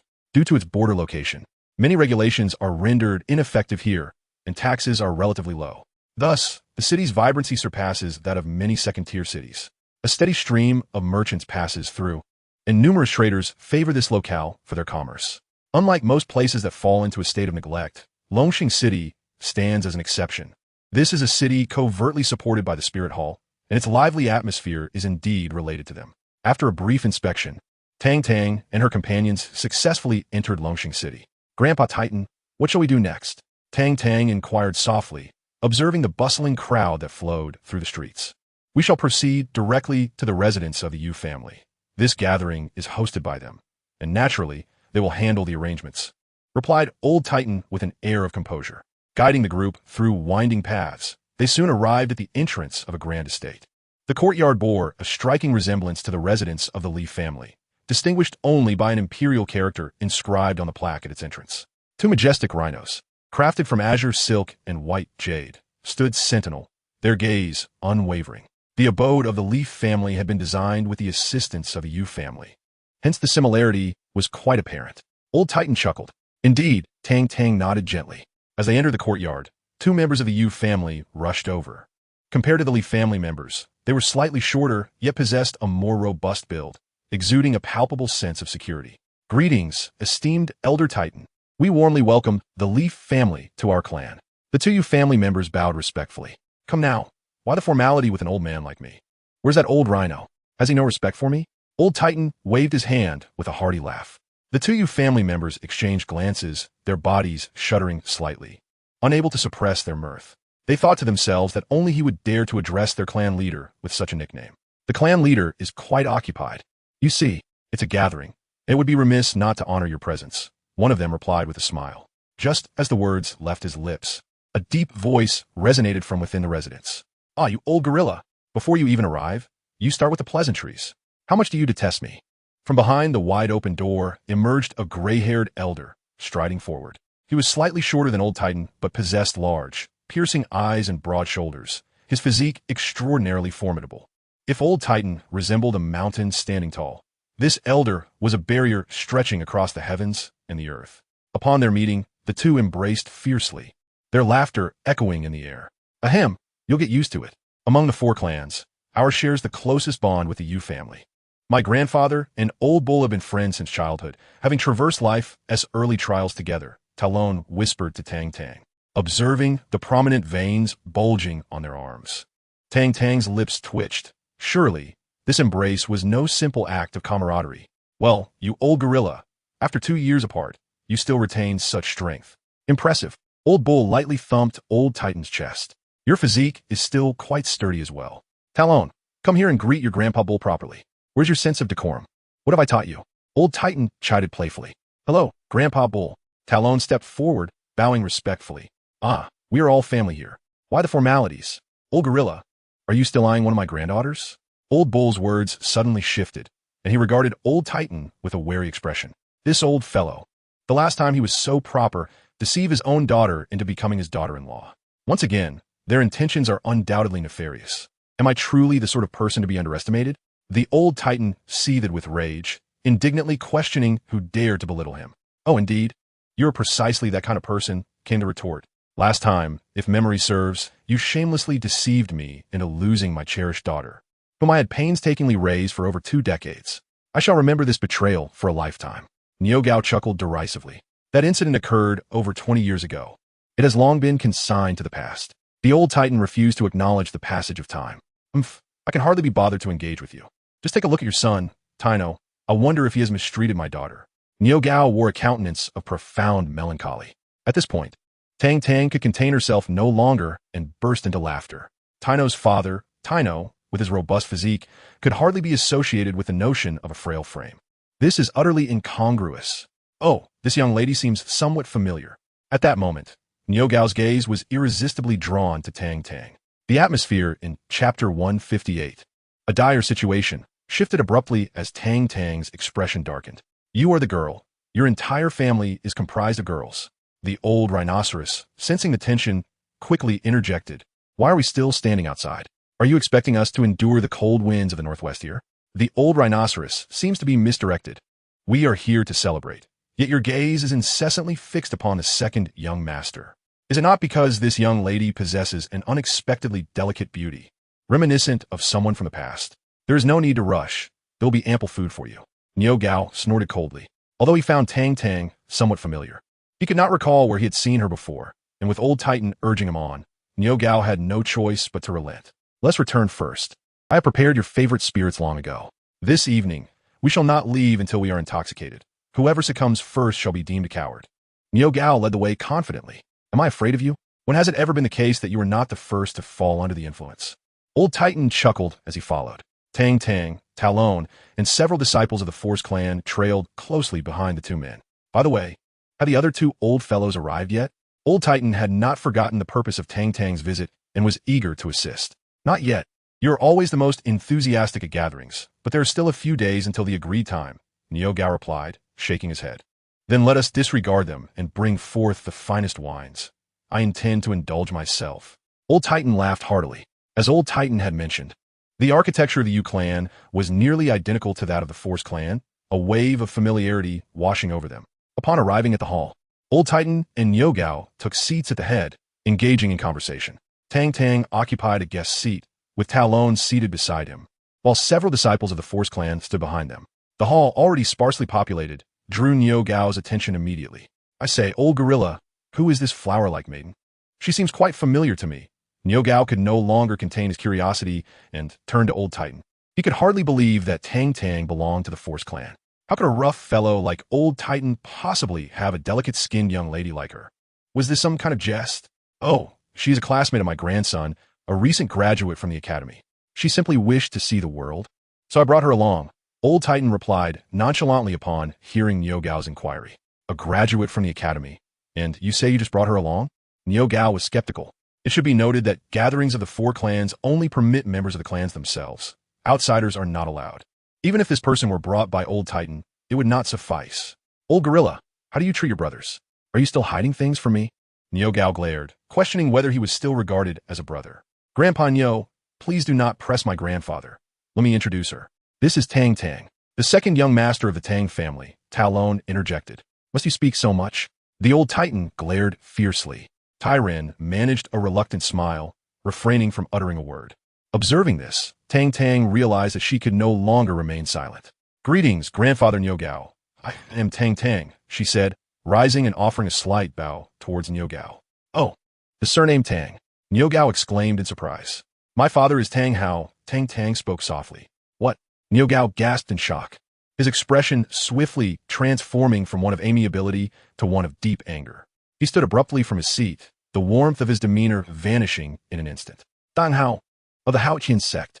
These two words had long since faded from his ears, yet they did nothing to diminish Niu Gao's resentment and animosity towards Tang Hao and the Xuantian Sect. Old gorilla, what is the meaning of this? We are merely gathering as the four clans, and you bring along someone from the Xuantian Sect. Have you forgotten the events of yesteryears? Niu Gao's tone was grave. Old rhinoceros, please remain calm. The past is behind us. One cannot dwell solely in hatred. We must look forward. Old Titan interjected, his brow furrowed. He had not anticipated Niu Gao's vehement reaction to the mention of Tang Hao and the Xuantian Sect. How am I to look forward? The tragic demise of my kin. The Xuantian Sect's utter inaction. How can you expect me to move on? Niu Gao's fury erupted. At your age, can't you exhibit a modicum of restraint? Why raise your voice so? Are you afraid others won't hear you? Old Titan's expression grew increasingly grim. You permit the Xuantian Sect to be treated with leniency, yet I am not allowed to voice my grievances? What kind of logic is this? Niu Gao's stubbornness flared once more. What do those past events have to do with the second young master? He was merely a child. Old Titan's anger flared as well.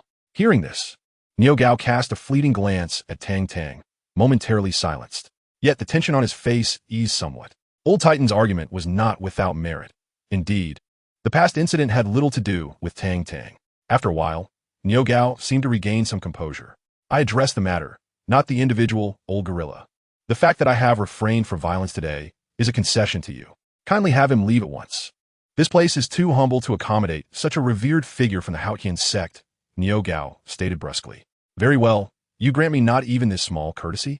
This place is no mere hovel. It resembles a gilded palace. If we must depart, then I shall take the second young master with me. This year, our clan will not attend the gathering, Old Titan retorted, anger surging within him. He was not one to easily temper his temper. He held great expectations for the Tang brothers. Otherwise, he would not have allowed his clan to join the Tang Sect. At this moment, he and Tang Tang were in the same boat, sharing both glory and downfall. Given Niu Gao's blatant disregard for courtesy, what was the point of remaining here? He would not humiliate himself by seeking favor from one who showed him none. Observing Old Titan stride away, Niu Gao's expression shifted. After years of brotherhood, they knew each other well, and he understood that Old Titan had made his decision. In the balance between the friendship of the four clans and Tang Tang, he had chosen the latter. However, words once spoken cannot be retracted, much like water once spilled. Did Niu Gao not care for his own dignity? Gently nudging Tai Long with his foot, Tang Tang signaled towards Old Titan's retreating figure. Tai Long understood immediately and hurried forward, grasping Old Titan's hand. Grandfather, please calm down.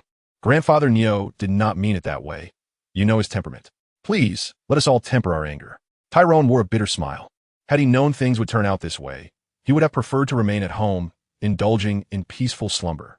It was all his father Titan's fault, who had boasted about the abundance of young maidens among the four clans, suggesting that perhaps he could win a lovely bride. Yet, all he encountered were deceitful maidens and unsavory fellows. Chapter 159. Niu Gao was bewildered. Stay away from me. Your affairs are everywhere. Titan glared at him. Wait a moment. Grandpa Titan, Tang Tang said, exuding resignation, as she prepared to intervene personally. If they left at this juncture, it would undoubtedly spell the end of the matter. When they first arrived, he had confidently assured Tang San that everything would be fine. Leaving was not an option, but finding a way to stay was the true conundrum. Oh, my head aches. What more do you have to say? Niu Gao cast a sidelong glance at him. May I address you as Grandpa Niu Gao? Initially, the damage inflicted upon the four clans by the Xuantian Sect and my father was something that Grandpa Titan has informed me about. I do not seek your forgiveness, but rather hope for an opportunity to make amends on behalf of my father and myself. Tang Tang articulated, carefully choosing her words, so skillfully that Niu Gao found no fault in her statement. Has your Xuantian Sect resurfaced? Niu Gao's eyes widened in astonishment. The recent annihilation of the Blue Lightning Tyrant Dragon clan had stirred considerable commotion throughout the continent, making the emergence of the Xuantian Sect at this time entirely plausible. I only represent myself and my father. The Xuantian Sect remains a closed entity. Tang Tang shook her head. Without a reopening, what grandstanding are you attempting here? Hurry and leave. You, a mere child without a full beard, should not meddle in such matters. Niu Gao admonished in a tone befitting a senior, chastising a junior. Well, one cannot say that. There's a saying, 30 years east of the river, 30 years west of the river. Do not underestimate the youth, Tang Tang retorted. You are correct. If I am still alive 30 years hence, come find me then. Niu Gao nodded in agreement. What would I need you for in 30 years? Tang Tang zipped, perplexed. I have already given you your chance. Now be gone. Otherwise, do not blame me for being impolite. Niu Gao's tone turned frosty. Old Rhino, you truly consider yourself a figure of significance. Old Titan fumed. Indeed, I am but a small character, unworthy of the esteemed lineage of the Xuantian Sect. Therefore, please take your leave, Niu Gao replied coldly. Second young master, let us depart. Old Titan insisted, eager to leave. What must I do to dissolve your prejudice against me? Tang Tang disregarded Old Titan and fixed her penetrating gaze upon Niu Gao. Strength. For you to earn my respect, you must possess the strength that warrants it. Niu Gao replied with a gentle smile. Very well, please, Grandpa Niu, draw the line, and I shall adhere to it. Tang Tang raised her hand in a gesture of invitation. Very well, if you wish to stay, it is not out of the question, provided you can endure under my command for 10 minutes. Not only will I allow you to remain, but I would even persuade the Yu family to cast aside their prejudices and once again become a subordinate force of the Xuantian Sect. I, Old Niu, would have no further objections. Tang Tang's confidence stirred a sense of indignation within Niu Gao, who felt as though he had been underestimated by this youth. Is this truly the case? The old Titan chuckled softly. I am, After all, the leader of a clan, once I speak, my words are as binding as a promise sealed by a team of horses. Niu Gao snorted coldly, observing the mischievous glint in the old titan's eyes. He felt a twinge of being led astray, yet with the words already spoken, he had no choice but to press on. Tyrone, let us return and witness the spectacle. It seems there will be no leaving today. The old titan playfully tapped Tyrone on the back of his head, erupting in hearty laughter. Old gorilla, you may be overly confident in this young lad. Though my prowess may not match yours, I possess a soul power of level 85. How old could he possibly be? If he can endure 5 minutes, that would be quite the compliment. Niu Gao felt a surge of displeasure. Well, why not give a try and see? The old titan warned, do not say I did not forewarn you. The talent of the second young master is the most formidable I have ever witnessed in the entirety of Douluo continent's history, bar none. Niu Gao remained skeptical. No matter how gifted he is, can he surpass Tang Hao? Despite his words, Niu Gao's expression grew grave. If Tang Tang were truly a mere fa ade of strength, the old gorilla would not hold him in such high regard. Evidently, this youth possessed considerable talent. Grandfather Niu, may I timidly inquire if I can retaliate? Tang Tang blinked, a hint of concern in her voice. Surely, I want to be reduced to merely enduring blows. Such a situation is indeed quite frustrating. Very well. Niu Gao was almost amused to the point of laughter. Under his esteemed command, do you expect to have any opportunity for retaliation? What a jest. Does one truly believe that he has spent all these years idly? Then I implore you to let Grandfather Niu Gao take action. Tang Tang's expression turned serious. What status do I hold? I shall allow you 3 moves, lest you claim victory later and then attempt to evade responsibility. Niu Gao waved his hand dismissively. Oh, then I shall not hold back. Tang Tang smiled, anticipating the spectacle to come. Old Titan crossed his arms, wearing a look of schadenfreude. Tang Tang, a level 72 auxiliary spirit soul saint. Tang Tang summoned the scepter of life's destruction into her grasp. Puffed.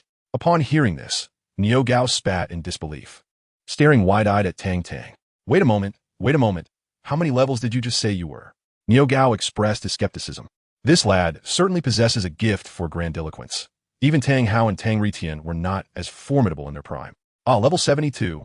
I am well aware that my own rank is rather modest. Yet I shall strive diligently henceforth, Tang Tang affirmed earnestly with a nod. Grandfather, the second young master, truly knows how to boast. Talon exclaimed, covering his face. He is older than Tang Tang, having only just reached level 50, while Tang Tang has already attained 72. Must he really endeavor even further? This is utterly unbearable. Be quiet and learn diligently from the second young master. If you possessed even half of his talent, I would awaken from slumber with a smile. The old titan glared at him. Goodness, how ruthless. Tyrone's lips twitched. Isn't it said that the second young master is coming? Why has the focus shifted to me? How old are you now? Niu Gao let out a cold snort, his perception of Tang Tang darkening once again. There must be a limit to pretentiousness. If you truly possess such strength, then I, old Niu, have nothing to say. That would be genuinely impressive. But looking at your demeanor, where is the semblance of a soul sage? Are you ready, Grandpa Niu? I'm coming, Tang Tang reminded him. All right, let's begin, Niu Gao replied, his interest waning. 7 soul rings, black, black, black, black, red, red, red, suddenly ascended, swirling above Tang Tang's form. The originally harmless figure, resembling a cross-dressing giant, instantly exuded an overwhelming aura. The 5th blood-red soul ring shone brightly. The 10,000-year soul skill, life enhancement, activated. Tang Tang's previously slender physique visibly surged in height at an astonishing rate. Cough, cough. Niu Gao was taken aback. He was genuinely shocked by Tang Tang. You are not just boasting. You really possess the cultivation of level 72. Recalling his earlier braggadocio about allowing Tang Tang 3 moves, Niu Gao felt darkness cloud his vision. This rascal has truly lost all sense of decency. Damn it, today might very well be the day I capsize in the gutter, ruining my reputation. Wait. Perhaps we should forego the 3 moves? Niu Gao felt a twinge of insecurity. Hey, old rhinoceros, as the leader of your clan, your word is your bond. Old Titan teased him. I stand by my word. If I said 3 moves, then 3 moves it shall be. Come on, Niu Gao declared, his body trembling. 8 soul rings, yellow, yellow, purple, purple, black, black, black, black, slowly ascended. The 7th black soul ring suddenly erupted with a profound black light. The true martial soul, armored giant rhinoceros. Activated. Even if I allow that kid 3 moves, what of it?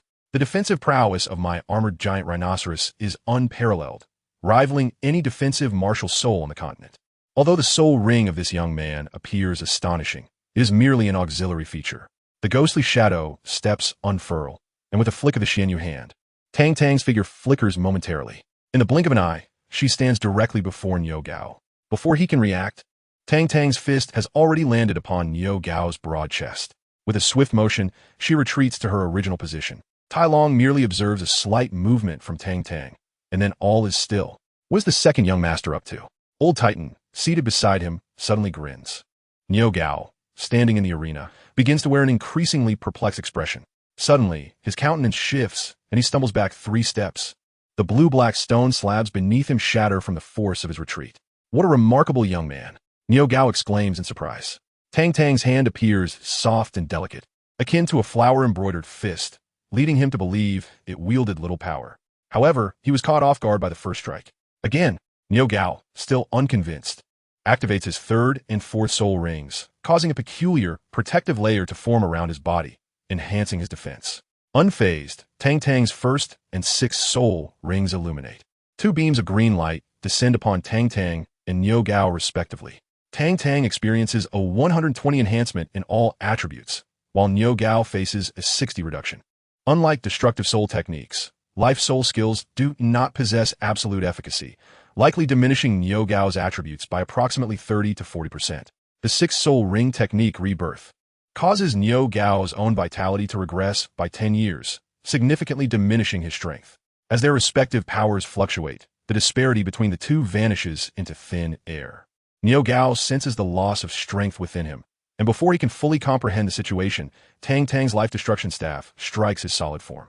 Weighing an astonishing 56,000 pounds, it is even more formidable than the Xuantian hammer of the Xuantian Sect.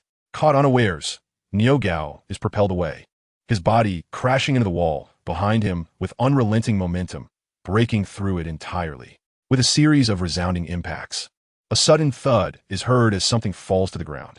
Oh! Tang Tang feels a wave of embarrassment, maintaining the pose as if still wielding the staff. Blinking in surprise, Old Rhino, Old Titan exclaims in alarm, rushing forward. In this critical moment, Old Titan remains concerned for Niu Gao. These are brothers who grew up sharing the same pair of pants. How could they turn their backs on each other so easily? Behind the 5 walls, Niu Gao lay quietly in the courtyard, gazing up at the azure sky, pondering the meaning of life. After living for several decades, he found himself less mature than a mere teenager. What significance does life hold? Old Rhino, are you all right? Old Titan approached with a concerned expression. Our friendship has reached its end. Niu Gao glanced at him with a tilt of his head. That lad is formidable, yet this old gorilla chose not to inform him, merely watching him make a fool of himself, reveling in the spectacle. How ruthless! Old Titan felt a surge of resentment. The fragile vessel of friendship had capsized. He understood Niu Gao's look, but could he truly be blamed? Certainly not. He had warned Niu Gao beforehand. It was merely that the latter refused to believe him, strutting about as if he were the second strongest in the world, with no one daring to claim the first position. And now, he must be dumbfounded. The defensive walls of the Yu family are remarkably robust. Niu Gao had crashed through 5 walls in succession, creating quite the commotion, causing the entire Yu clan to tremble. A throng of disciples rushed over, eager to discover what had transpired, only to find Niu Gao lying on the ground. What a shock! Isn't that the patriarch? How did he end up on the ground? Standing beside him is the esteemed Elder Titan. It seems that the 2 clan leaders were engaged in a contest. Casting a glance at the punctured wall, a dozen disciples from the Yu clan trembled in fear. My goodness, how terrifying! Truly, Elder Titan's strength is formidable. So, it is Uncle Tai. I told my father he was no match for you, yet he refused to believe it. Now he must be regretting his arrogance. A robust man, strikingly similar to Niu Gao, approached. With an impassive expression, Elder Titan nodded slightly. He would not tarnish the dignity of the elder rhinoceros in front of his juniors. Unfilial son, get out. Niu Gao trembled with rage. It was one thing to be defeated by a younger generation, but to have his own son come and add insult to injury was unbearable. Is this truly my own flesh and blood? Humph. It seems to me that you have grown old. Perhaps it is time for you to abdicate. The Yu family shall henceforth be entrusted to my care, don't you think? Niu Ben, the sole heir of Niu Gao, regarded the situation with indifference. His soul power is likely around the 60th level, as Talon softly introduced to Tang Tang, whispering in her ear. Get lost at once, Niu Gao shouted, picking up a brick and hurling it directly at Niu Ben.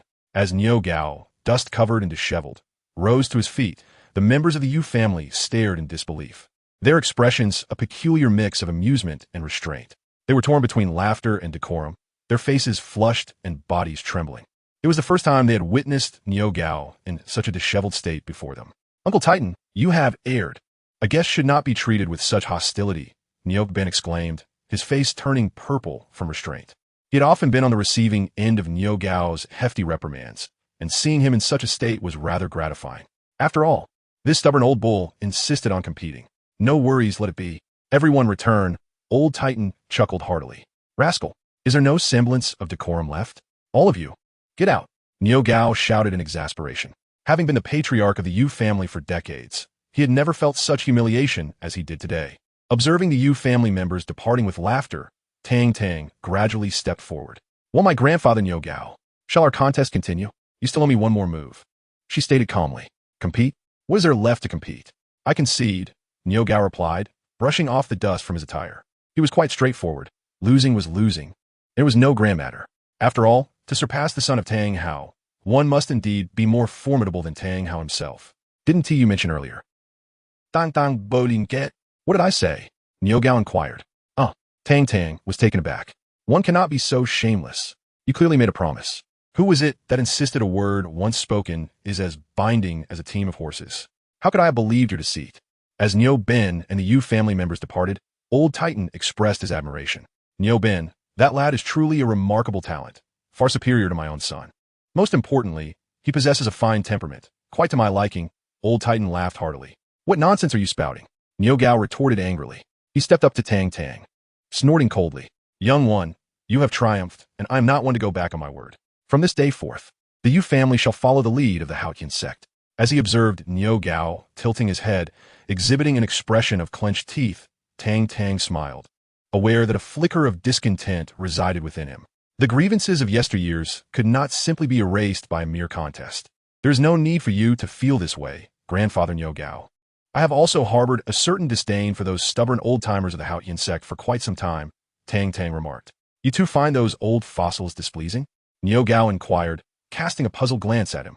Initially, he had regarded this young man with a certain distaste, but now he could see that he possessed quite a handsome visage. "Indeed, that is why my brother and I have taken the initiative to establish a new sect, the Tang Sect. I understand your dissatisfaction with the Xuantian Sect, and it is indeed a bit unreasonable to compel you to join them. Therefore, your clan, the Yu family, need only align with our Tang Sect," Tang Tang said, his smile reminiscent of a clever little fox. "The Tang Sect?" Niu Gao's face was a canvas of confusion. "Yes, the Tang Sect," Tang Tang affirmed with a nod. "Very well, a man's word is his bond. I shall lead the Yu clan to join your Tang Sect," Niu Gao declared, nodding in agreement. As long as it was not the Xuantian Sect, he was amenable to any arrangement. "In that case, Grandfather Niu Gao, you shall be our Tang Sect's second elder," Tang Tang proclaimed with a grin. After all the effort expended, it seemed their endeavors had not been in vain. "Who is the grand elder?" Niu Gao inquired, momentarily taken aback. Cough, cough. The old Titan, with a single fist raised, cleared his throat gently. "What is it? Is your asthma acting up again?" Niu Gao shot him an irritated glance. "What asthma? I am in excellent health. Were you not inquiring about the grand elder of our sect?" The old Titan retorted with a roll of his eyes. "Indeed, could it be you?" Niu Gao expressed disbelief. "Apologies, but you need not doubt. It is indeed I, the bona fide grand elder of the Tang Sect." The old Titan elevated his head, displaying a hint of pride. "Grandfather Titan was the first to join our Tang Sect as a soul-level powerhouse, and he is also our inaugural elder," Tang Tang explained with a warm smile. "Oh, so you only joined a few days before me." Niu Gao finally grasped the situation. The so-called elder ranking is merely arranged according to the order of entry. "Old Rhino, I must say, I find your words rather displeasing. Is my strength not superior to yours?" Old Titan retorted. "Who can say? We have never fought," replied Niu Gao, shrugging his shoulders. As he turned away, Old Titan's fury ignited. "What do you mean you've never fought? Have you ever bested me even once? Return here and clarify." "Come now, Grandpa Titan, we shall simply overpower him at the banquet with our drinks," Tang Tang remarked as she strode towards the council hall. Shortly after taking her seat, a server presented a fragrant cup of tea. This time, not only the old Titans are present, but also members of the powerful lineage, such as Tang Tang and Talon. This is a conspicuous shift in attitude, one that Tang Tang perceives keenly. It has only been a brief interval of approximately 3 to 4 minutes since Niu Gao departed. Yet he returns clad in a fresh set of garments. Young man, have you truly reached the 72nd level? Despite having already witnessed the 7 soul rings adorning Tang Tang, Niu Gao still finds it hard to believe. At the tender age of 19, possessing the remarkable 72nd level for 10,000-year soul rings and 300,000-year soul rings. Is this truly human? Of course. Tang Tang smiled and Li. At first glance, she appeared to be at the 72nd level, and others were unable to detect any flaws. Naturally, she would not speak of her demotion. A radiant smile suddenly illuminated Niu Gao's face. He seemed to envision the magnificent future of the Tang Sect. Joining the Tang Sect might very well be the wisest decision of his life. Father, Uncle Titan, the meal is ready. Shall we dine and converse? At that moment, Niu Ben returned. What are you talking about? All you think about is eating. His train of thought interrupted. Niu Gao's expression darkened in an instant. Niu Ben blinked in confusion. What was troubling the old man this time?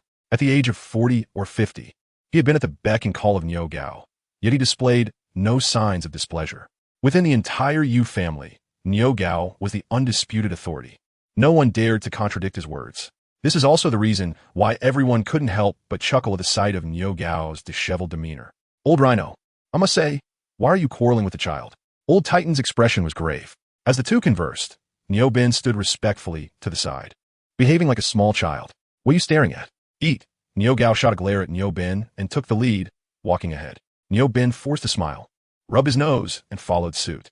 In the reception hall of the Yu family, a grand table, 3 meters in diameter, was laden with a plethora of dishes, predominantly meat, with vegetables barely visible.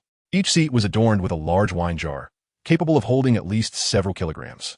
Upon seeing this spectacle, Tang Tang was genuinely astonished. This arrangement was hardly different from a grand imperial feast. Little did he know, such a display was customary for the annual gathering of the 4 clans. Drinking from large bowls and feasting on meat served as a bridge to strengthen the bonds among the clans. Once at the dining table, Old Titan and Niu Gao transformed as if they were entirely different individuals, exuding an imposing and charismatic aura that made Tang Tang's mouth water. With a pig-ash trotter in his left hand and a wine jar at his right, Niu Gao indulged, his mouth glistening with grease. What are you dawdling for? Eat. Is the food not to your liking? Niu Gao glanced at Tang Tang, who appeared hesitant. Unable to resist, he called out, Eat, eat. Tang Tang wiped the sweat from his brow. By the way, how is our Tang Sect's financial situation?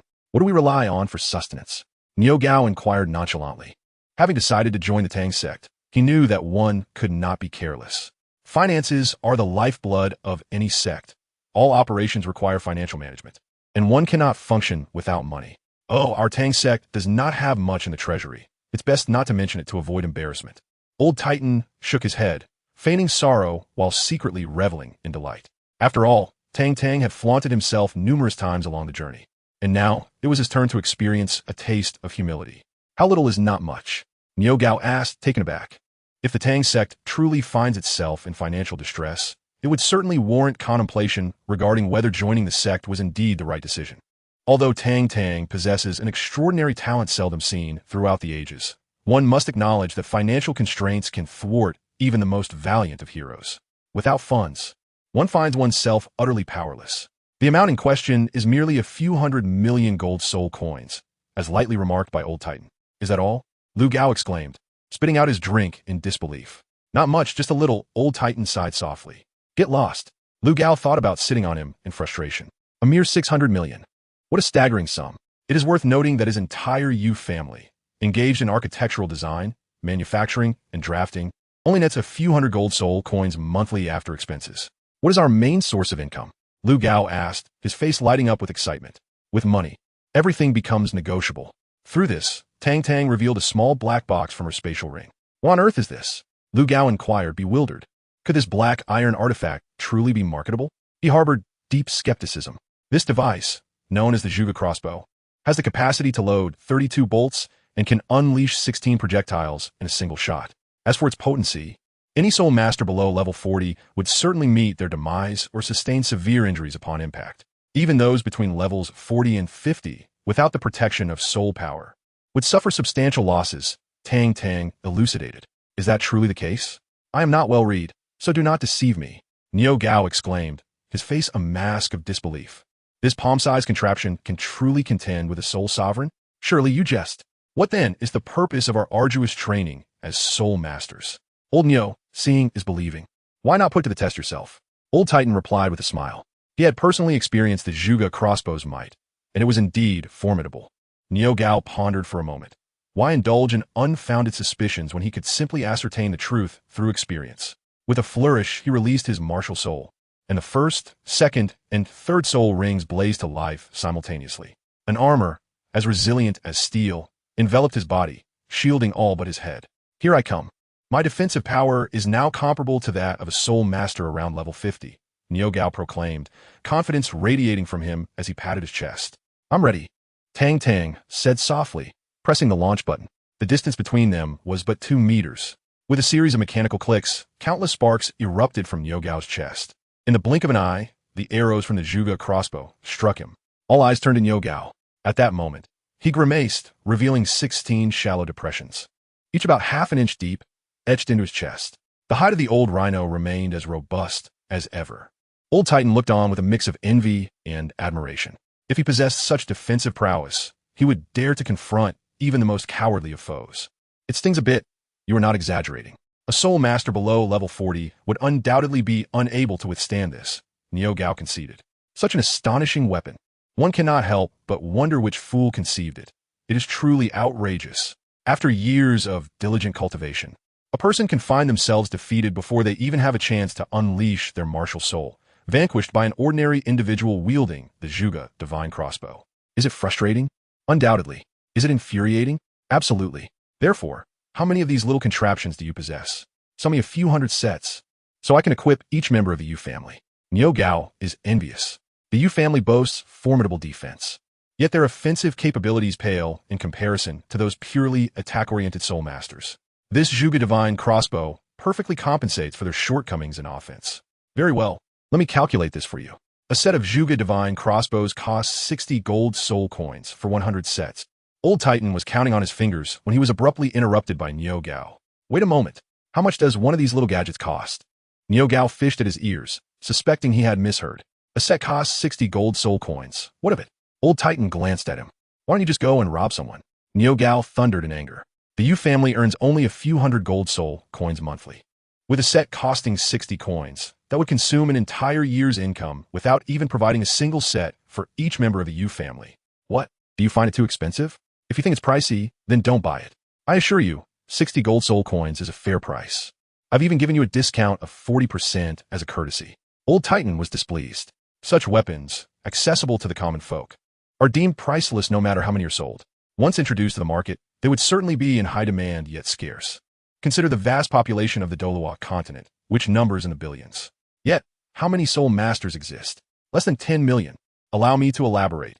Our current clientele primarily consists of 2 factions, the Seven Treasures Glazed Tile School and the Tiando Royal Family, with each set priced at approximately 100 gold soul coins, and that is a reduced price due to the impending conflict. Old Titan snorted disdainfully. Thus, joining our Tang Sect promises boundless financial prospects. I assure you, every member of the Yu family will receive a complimentary set from our sect. Tang Tang waved her hand grandly. That sounds splendid. Nyo Gao rubbed his hands together, his face alight with excitement. Deputy Sect Master, since the members of the Yu family are receiving sets, surely it wouldn't be too much to grant the Leaf family's 200 members the same courtesy? Upon hearing this, Old Titan cast a flattering smile at Tang Tang. Would your Leaf family truly find such gifts useful? Tang Tang replied, somewhat speechless. Who could possibly have too many good things? Besides, our lower-tier disciples also desperately need the protection of the Zhuge divine crossbow, do they not? Old Titan seemed displeased. You are being rather biased. Fairness must prevail. All right, everyone will receive their share. Tang Tang Sai in Ze Si Gang Bing. After all, the materials provided by the Tiando Empire will result in a final product that retains 40%, allowing us to profit without loss. Come, let us drink. Nyo Gao was in high spirits. If initially joining the Tang Sect was to uphold his reputation, he now felt a sense of belonging. With wealth and manpower at his disposal, if the Tang Sect does not rise to prominence, what sect ever could? At that moment, a member of the Yu family hurriedly rushed in, whispering something into Nyo Gao's ear. Old Gorilla, Deputy Sect Master, the members of the Elephant Armor Sect have arrived. Nyo Gao's expression darkened. What business do they have here? Who leads them? Old Titan asked gravely. The leader is the sect master of the Elephant Armor Sect. Tianxiang Huyanjun. Niu Gao replied coldly. We should go out and see. Tang Tang, seemingly unfazed, stood up and led the way outside. Upon reaching the courtyard, Tang Tang's gaze was drawn to the imposing figure of the leader. The man at the forefront appeared to be in his 70s or 80s, towering at least 2.5 meters, with eyes wide open and skin remarkably dark. It was indeed Tianxiang Huyanjun, the sect master of the Elephant Armor Sect. Tang Tang had encountered him during the elite competition at the prestigious Soul Master Academy, though his complexion had not been as dark then. One wonders what this old gentleman has been up to over the years, as his skin has grown increasingly dark. Has he perhaps taken residence upon the sun? Chapter 163. The celestial phenomenon of Huyanjun. Following Huyanjun were 4 similarly robust elders. Judging by their age, they were likely in their 60s, each exuding a restrained vitality. They stood there like the 5 towering fingers of a mountain, suppressing the Monkey King, their appearance unrefined yet imposing. Huyanjun and Niu Gao were acquainted, both being formidable souls of the defensive lineage, and neither looked down upon the other. Were it not for the recent mandate from Bibi Dong to recruit the Yu clan, Huyanjun would have been disinclined to come here. Ha ha ha, old bull, it has been ages. You're still alive. Upon seeing the gathering, Huyanjun stepped forward. If you're still alive, how could I possibly perish? When you depart, I still intend to dance atop your grave. Niu Gao retorted with a smirk, a fa-ade of camaraderie masking his sarcasm. You might have to wait quite a while for that. I still have a good 100 or 80 years left in me, Huyanjun replied, unperturbed. The fact that they had not come to blows upon meeting was, in itself, a miracle. Years ago, when the Xuantian Sect had sealed their mountain, it was Huyanjun who led his disciples in pursuit of the Yu clan, resulting in significant bloodshed between the 2 factions, a deep-seated enmity. What brings you here today? Huyanjun? Niu Gao inquired, his expression darkening. Were it not for the formidable Wuhuan temple backing Huyanjun, he would have already engaged in a scuffle, especially considering the fate of the Blue Lightning Tyrant Dragon clan not long ago. Old bull, I come bearing the Yu decree. Why not invite the brothers inside for a chat? Huyanjun sneered. Although Bibi Dong had instructed him to recruit the Yu clan, he had no intention of genuinely doing so. If Niu Gao declined to join the Wuhuan temple, Huyanjun would possess ample justification to annihilate the Yu clan. After all, the mightiest defensive sect would only require the support of his own Xuantian Sect. This is the Douluo Empire. When did Huyanjun betray the Wuhuan temple to join forces with the Douluo Empire? Niu Gao replied coolly. At these words, Huyanjun's expression shifted. One could indulge in many things, but careless speech could lead to dire consequences. Huyanjun snorted. Then I shall observe closely, Niu Gao remarked with a derisive smile. Casting a glance at the old titan beside Niu Gao, Huyanjun's gaze sharpened. A master, may I inquire about this esteemed individual? Huyanjun inclined his hand in a gesture of respect. I am Titan, a mere moniker. Perhaps even Huyanjun has forgotten it. The old titan replied with a faint smile. Ah, so you're the leader of the Strength clan. My apologies for the oversight, Huyanjun acknowledged with a respectful nod. Huyanjun's expression grew stern, and the arrogance that had previously enveloped him diminished slightly. He held no fear of Niu Gao, whose cultivation was inferior to his own, ensuring that in a confrontation, victory would likely favor him. However, the old titan was an entirely different matter. This ancient being possessed formidable strength, coupled with his cultivation nearing the threshold of the title Douluo level at an astonishing 89. This is sufficient to make Huyanjun extremely apprehensive. The Celestial Master has matters to discuss, and there is no need for such feigned cordiality. Our enmity is well known to the world. Why must we engage in such insincere pleasantries? Niu Gao spoke with an air of indifference. Very well, let us speak plainly. Huyanjun's expression shifted. You both must have heard that the Blue Electric Tyrannosaurus Rex family has been annihilated. The 7 Treasures Glazed Tile School has suffered grievous wounds, and the Xuantian School has retreated from the world. The top 3 sects among the 7 have become mere shadows of their former selves. So what? The old titan glanced at him. The current empress of the Spirit Empire, His Majesty Bibi Dong, has already issued a decree for a re-election of the 7 great sects in 1 year, to be held in Spirit City. I hope you both will honor us with your presence. Huyanjun stated. If this is merely about that matter, then the Celestial Master may take his leave. My Yu family has neither the strength nor the ambition to vie for a position among the 7 great sects. Niu Gao replied calmly. I'm merely a messenger. Whether you attend is entirely up to you. If you fail to appear and disrespect the Empress, consider the fate of the Blue Electric Tyrannosaurus Rex family. Our conversation has become unfruitful. I take my leave. Xuantian turned to depart. He had come with intentions of annexing the Yu family, but found himself compelled to retreat temporarily due to the old Titan's presence. There would be ample time to return after the old Titan has left. A year hence, he would claim his position among the top 3 sections. Watching their departing figures, Niu Gao's expression darkened considerably. With a resounding crash, he slammed against the wall, causing it to crumble. I have hidden away in Longxing City, yet they still refuse to leave me be. These scoundrels. Niu Gao gritted his teeth in frustration. The annihilation of the blue electric Tyrannosaurus Rex family and the severe blow to the 7 Treasures Glazed Tile School are obvious machinations of the Spirit Hall. From this point forward, all sects on the Douluo continent will have to bow to the Spirit Hall. Should the 7 great sects fall entirely under the Spirit Hall's control, then Tang Tang's words hung unfinished, yet all present understood the implications. The old Titan and Niu Gao exchanged glances should such a scenario arise. The continent would indeed become a domain ruled by the Spirit Hall and the Spirit Empire.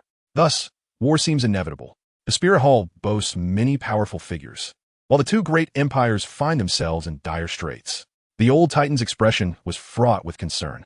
My brother and I established the Tang Sect with the hope of preventing the emergence of such a situation. While there are numerous high-ranking soul masters, it is the lower-ranking soul masters who form the majority. Our Zhuge Divine Crossbow is a potent weapon against the Spirit Hall, Tang Tang said with a gentle smile. No doubt about it. I care not how we confront the Spirit Hall, but I am sworn to oppose that wretched Xuantian Sect. After this gathering of the 4 clans concludes, I shall return with you all. Niu Gao's face was filled with indignation. Upon hearing his words, Tang Tang smiled. With that declaration, Niu Gao had irrevocably tethered himself to the colossal ship that was the Tang Sect, with half of the recruitment plan for the 4 clans already accomplished. Before departing, I had entrusted Tai Nuo with the task of acquiring the surrounding residences in preparation for the expansion of the estate. Upon my return, you shall take charge of the construction, and we, my old friend, shall once again indulge in daily feasts of wine and meat as we did in the past. Old Titan clapped Niu Gao on the shoulder, his face beaming with joy. Come, let us continue our revelry. We cannot let that ruckus stirred up by Xuantian dampen our spirits. Niu Gao chuckled, wrapping an arm around Old Titan's shoulder as they ambled back into the house. Tang Tang shook her head in resignation and followed suit. Come, eat and drink to your heart's content. Once we finish these meals, I shall accompany you back to the Tang Sect and feast until you are penniless. Niu Gao called out to the group. If you can truly bankrupt the Tang Sect, that would indeed be an accomplishment. Old Titan laughed heartily. Nay, I sense that our Tang Sect possesses boundless potential. Such a golden opportunity cannot be hoarded by one. We must involve the men and clans as well. Wealth and glory should not be forgotten in camaraderie, Niu Gao declared, his breath reeking of alcohol. Suddenly, Tang Tang felt something amiss. This seemed a tad too reminiscent of a pyramid scheme. Well, this kind of recruitment is distinctly different, she interjected. Absolutely different. We are respectable individuals. Chapter 164. A heartbreaking scene, 2 updates. As the wine flowed and dishes passed through, Old Titan leaned in, his face slightly flushed. Old Rhinoceros, do you know why I insisted on bringing the Li clan into the Tang Sect? He inquired. Why? Niu Gao responded, his senses dulled by the intoxication. His tolerance was not as high as Old Titan's, and the brothers, indulging in their libations, did not resort to using spirit energy to expel the alcohol. This was genuine drunkenness. Aside from the Tang Sect's vast wealth, consider the talents of the elder and younger science. Do you realize they are barely 20 years old? Given time, they will undoubtedly reach the level of those esteemed in the Martial Soul Hall. Old Titan confided sincerely. Do you think I lack understanding of such matters? If I did not truly value their talents, would I have led the Yu clan to join the Tang Sect? Niu Gao countered. You have a point. Old Titan chuckled. The 2 exchanged knowing glances, their expressions indicating mutual understanding. By the way, that old white bird, has he not always struggled financially? Were it not for our assistance over the years, he would have surely perished on the streets, Niu Gao remarked, smacking his forehead. We must strategize. As branches of the same tree, it is unreasonable for only our 2 clans to join the Tang Sect. However, that fellow despises being called Old Bird, so do refrain from addressing him as such in his presence. Old Titan cautioned. Naturally, I understand. Niu Gao bestowed upon him a reassuring glance. Observing the 2 old fellows chattering away, conspiring as they were to unite the Min family and the Pa family, Tang Tang could not help but feel a chill run down her spine. In this world, the most treacherous companions are, indeed, one's brothers. Listening to their intermittent, sly chuckles, Tang Tang cannot help but feel a sense of sorrow for the 2 clan leaders yet to arrive. Such friendships, indeed, constitute a significant misfortune in life. One must exercise caution and prudence in choosing friends. These two are indeed living embodiments of troublesome friends. Naturally, their willingness to contribute brings great delight to Tang Tang. As long as their actions do not conflict with her original intentions, she is quite amenable to their endeavors.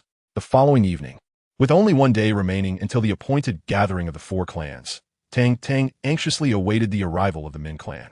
A total of over 10 individuals arrived, including the clan leader, Elder Bai He. Niu Gao and Old Titan ventured out to greet them, while Tang Tang and Tao Lon followed closely behind. The members of the Min clan appeared rather emaciated, their physiques strikingly proportionate, resembling slender reeds. One cannot help but wonder if their condition is a consequence of economic hardship. As sole masters, surely they would not suffer from hunger. Or could they? Who can say? At the forefront stood an elderly gentleman, his hair already graced with a frost of silver. It was upon meeting this venerable figure that Tang Tang truly understood the meaning of white hair and youthful visage. For his skin was remarkably well preserved, radiating a youthful glow. One could only speculate about the skincare products he might be using.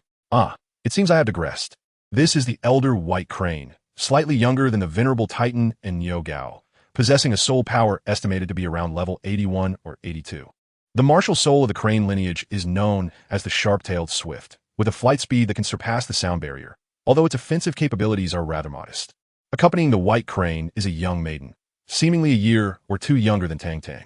She possesses a well-proportioned figure, both voluptuous and graceful. While her beauty may not rival that of Qianrenxue or Xiao Wu, she is still remarkably striking. Her demeanor exudes a hint of arrogance as she links her arm with the elder Crane, surveying her surroundings with keen interest. Haha, old gorilla. It seems you're the first to arrive again. The White Crane chuckled, greeting Titan and Niu Gao with a warm embrace. Tang Tang could distinctly sense a touch of awkwardness in the expressions of these two old fellows, especially considering their conspiratorial chatter from the previous night, plotting how to outwit the White Crane until dawn. Is Xiang here as well? Come, let us return indoors. Niu Gao promptly ushered everyone back.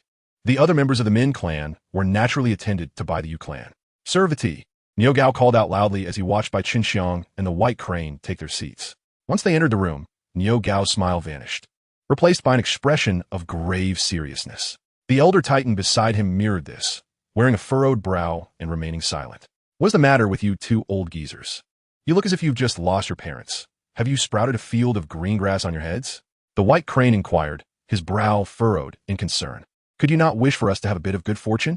Titan retorted, a note of frustration in his voice. How could you speak like that? Such a person, apart from our close-knit circle, who else would be inclined to befriend him? The words are rather harsh. Old Bai Niao. The disturbances from a spirit hall have been incessant these days. It seems we shall no longer be able to assist you in the future. Niu Gao's expression was one of deep sorrow, but he felt a sudden jolt in his heart. During each gathering of the four clans, he always brought the largest number of people. Why is that? It is because following the conclusion of gatherings, the other three major clans routinely offer them some financial support, as their numbers are primarily utilized for the transportation of goods. The Min clan, from the clan leader down to the disciples responsible for sweeping and guarding, are all individuals of considerable arrogance, belonging to a category of those who hold themselves in high regard. Even if faced with starvation, or having to tighten their belts to survive, they would never consider joining other sects or bending to the whims of others. At every gathering of the four clans, the other three would graciously extend some assistance. After all, they are brethren who share both joys and hardships. It would be unseemly to indulge in abundance while allowing their companions to suffer from hunger. This tradition has persisted year after year, yet this year is an exception. Has something occurred? Bai He inquired softly. You're aware of the Xuantian Sect, correct? That old fellow, Tianxiang Huyanzhen, visited yesterday, seeking to subjugate my Yu clan. Niu Gao sighed deeply, his face etched with sorrow and reluctance. Tang Tang, observing from the side, couldn't he help but give him a thumbs up. Such acting deserves an Oscar. Don't you agree? A heavy feeling settled in Bai He's heart. He was acutely aware of the deep-seated enmity between the Xiangjia clan and the Yu clan. If Niu Gao were to truly yield, it could only be attributed to one reason: the overwhelming strength of his adversary. How could that be? The fact that I have not slapped him across the face is already a considerable concession to the spirit hall. Niu Gao scoffed. Then what did you mean earlier? Bai He cast a glance at him.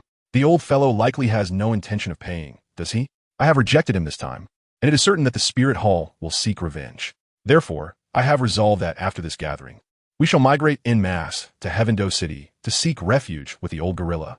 Niu Gao wore an expression of helplessness. Before Bai He could speak, Old Titan seized the opportunity to address the gathering. Old Rhino, relying solely on the income from my clan, I fear we cannot sustain the needs of both our families. Thus, we will be unable to provide support this time. That is of no concern. Over these many years, were it not for your assistance, the Min clan would have long ceased to exist. Now that you find yourselves in difficulty, we are unable to offer any help, and I must admit, it is quite shameful, Bai He replied, his countenance darkening. Without the support of the Li clan and the Yu clan, whether the Min clan can endure through this winter remains a formidable challenge. The atmosphere in the reception hall grew heavy, and for a moment, no one dared to speak. Cough. Old Bai Niao, I am aware that your Min clan has faced hardships over the years, which is why I have sought someone for you. Niu Gao coughed lightly. Old Bai looked at him bewildered. Seek someone? Who? This young brother's sect produces a type of weapon. I personally tested it and believe it to be what your Min clan desperately needs at present. Hence I brought him along. Niu Gao gestured towards Tang Tang, who seemed to comprehend the intentions of these two old fellows and chose not to expose them, instead playing along with their charade. With a flash of light from the spatial ring, the Zhuge divine crossbow suddenly appeared in Tang Tang's hands, which he presented to Bai He. What is this? Bai He examined it curiously, but after a while, he could not discern its utility for the Min clan. This is the Zhuge divine crossbow, which contains 48 finely crafted steel arrows made from the finest iron. Once assembled, it can fire 16 bolts simultaneously, capable of slaying any soul master below level 40. Should an unsuspecting opponent face it, even a soul master of levels 50 or 60 might not escape unscathed. Tang Tang explained softly. Do you take me for a child of 3? This mere contraption can kill a level 60 soul emperor? Bai He laughed mockingly. Such things are evidently deceptive. Only a person of simple character like Old Rhinoceros could be duped. While it is true that the arrows shot from the Zhuge divine crossbow alone would be insufficient to slay a soul emperor-level formidable opponent, the lethal poison meticulously refined upon them is indeed capable of doing so. Tang Tang Zhuge Lai Di. How can you prove that? Bai He regarded Tang Tang with a smirk of amusement. Both Old Rhinoceros and I have tested it. It can certainly breach the defenses of soul masters below level 40. Coupled with the deadly poison on the arrows, there is absolutely no exaggeration. Old Titan affirmed. This little box is truly that powerful? Bai He was nearly astounded. If only Niu Gao had been deceived, the corroboration from Old Titan would substantiate its efficacy. What is the effective range of this weapon? Bai He's mind began to race. If Old Titan and Niu Gao's claims were indeed accurate, his clan could undoubtedly extricate themselves from their current predicament. Whether through theft or redistribution of wealth, it was a surefire path to prosperity. Furthermore, with the speed of his clan's swift-tailed swallows, they would be invincible. Within 50 meters, it guarantees maximum lethality. Beyond that distance, its potency diminishes, Tang Tang explained with a smile. I must have this. How much is each one? Let me start with 20. Bai He's eyes gleamed with fervor. He had intended to purchase 200 outright, but, recalling his clan's dire financial situation, begrudgingly settled for 20. Not expensive at all, 150 gold soul coins, Tang Tang beamed. Having already outlined the effectiveness of the Zhuge divine crossbow, he could see from Bai He's reddening eyes that the desire to acquire it was palpable. Could you possibly lower the price? Bai He's expression turned troubled. His clan was genuinely on the brink of starvation. If they had 150 gold soul coins, who would still consider buying your trinket? Well, in light of the esteemed Niu Gao and Titan, I can offer you a discount. 100 gold soul coins, but I truly cannot reduce it further. Tang Tang replied, visibly conflicted. Very well, I will purchase it. Bai He sighed in relief. From a spatial soul guide on his wrist, he retrieved a bag containing 100 gold soul coins and carefully handed it to Tang Tang. This is, indeed, the last fortune of the Min clan. Here is one, but when will the other 19 arrive? Although Bai He has faith in Niu Gao and Lao Titan, as well as in the individuals they recommend, this fortune was procured at a hefty price and cannot afford to be mishandled. I apologize, but 100 gold soul coins is the price of a Zhuge divine crossbow. Tang Tang's expression remained tranquil. Why don't you just steal it? Bai He was instantly enraged. Is this merely a jest at my expense? Who is unaware that the Min clan is on the verge of destitution? 100 gold soul coins for 1, and 2,000 for 20.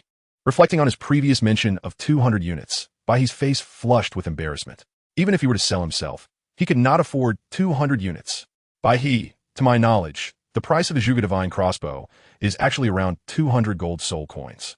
The Seven Treasures Glazed Sect has been their long-term client, and what they are offering you is already at half price. Lao Xinyo, and I suggest that you purchase one for your own protection, Lao Taitan interjected. The item is indeed excellent, but what use is there in having just one? Bai despondently sank back into his seat. The Min clan's greatest limitation is their insufficient offensive power. Although the Yu clan faces a similar plight, they possess high defensive capabilities. The Min clan, however, finds themselves in a rather awkward position, boasting only speed with no offensive strength. If they were to venture out to commit robbery, they would instead fear being robbed themselves. Senior Bai He, given that we have established a friendship today, consider this Zhuge divine crossbow as a token of our meeting. I hope you will graciously accept it. Tang Tang said with a faint smile. No, no, no. I cannot receive a reward for no merit. Bai He repeatedly waved his hands. In his eyes, Tang Tang's gesture was nothing short of pitying him with charity. The Min clan can solicit funds from the Yu clan, Li clan, and Pa clan because they are brothers, and such exchanges are taken for granted. However, accepting gifts from others is a different matter altogether. With Bai's proud disposition, he would never acquiesce to such a notion. How about this, then? I find this young lady to be exceptionally beautiful and charming. So let it be a gift for her. What was her name again? Ah, yes. Bai Chen Xiang, dear Xiang Xiang. Tang Tang handed the Zhuge divine crossbow to Bai Chen Xiang.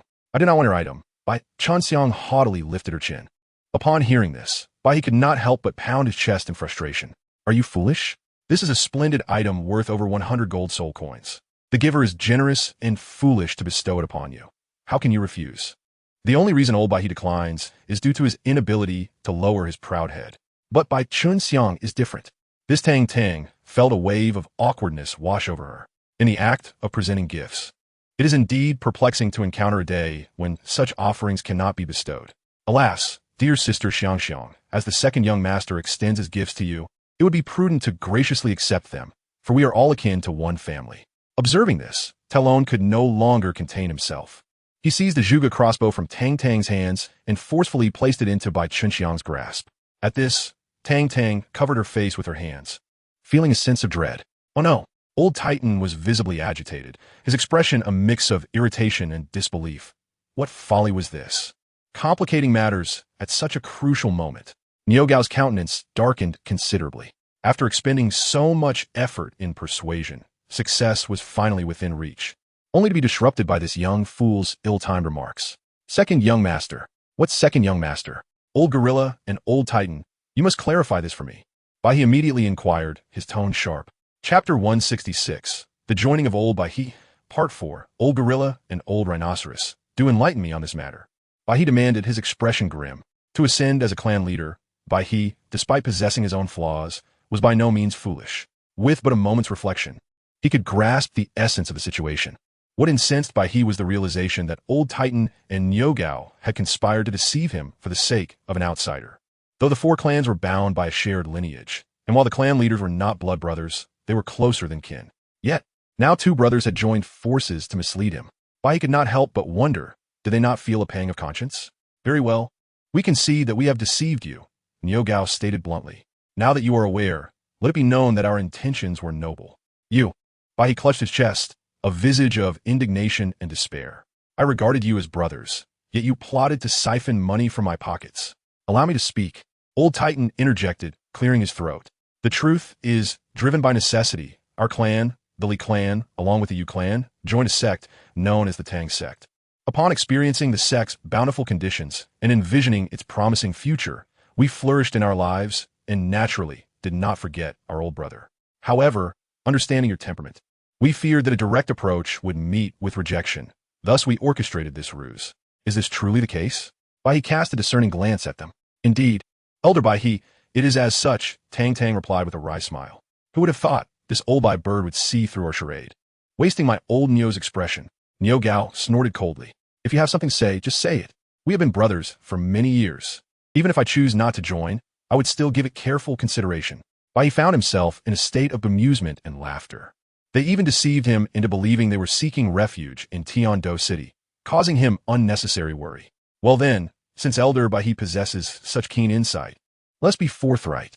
I now represent the Tang Sect in formally extending an invitation to Elder Bai He and the Min clan, hoping that Elder Bai He might join our ranks in creating the glory of the Tang Sect together. Tang Tang's expression was sincere. Little Tang, it's best to give up. Old White Crane is rather obstinate and is unlikely to join the Tang Sect, sighed Old Titan softly. Grandfather Titan, Tang Tang still wished to make another attempt. Stop it. It's impossible. Niu Gao gently shook his head.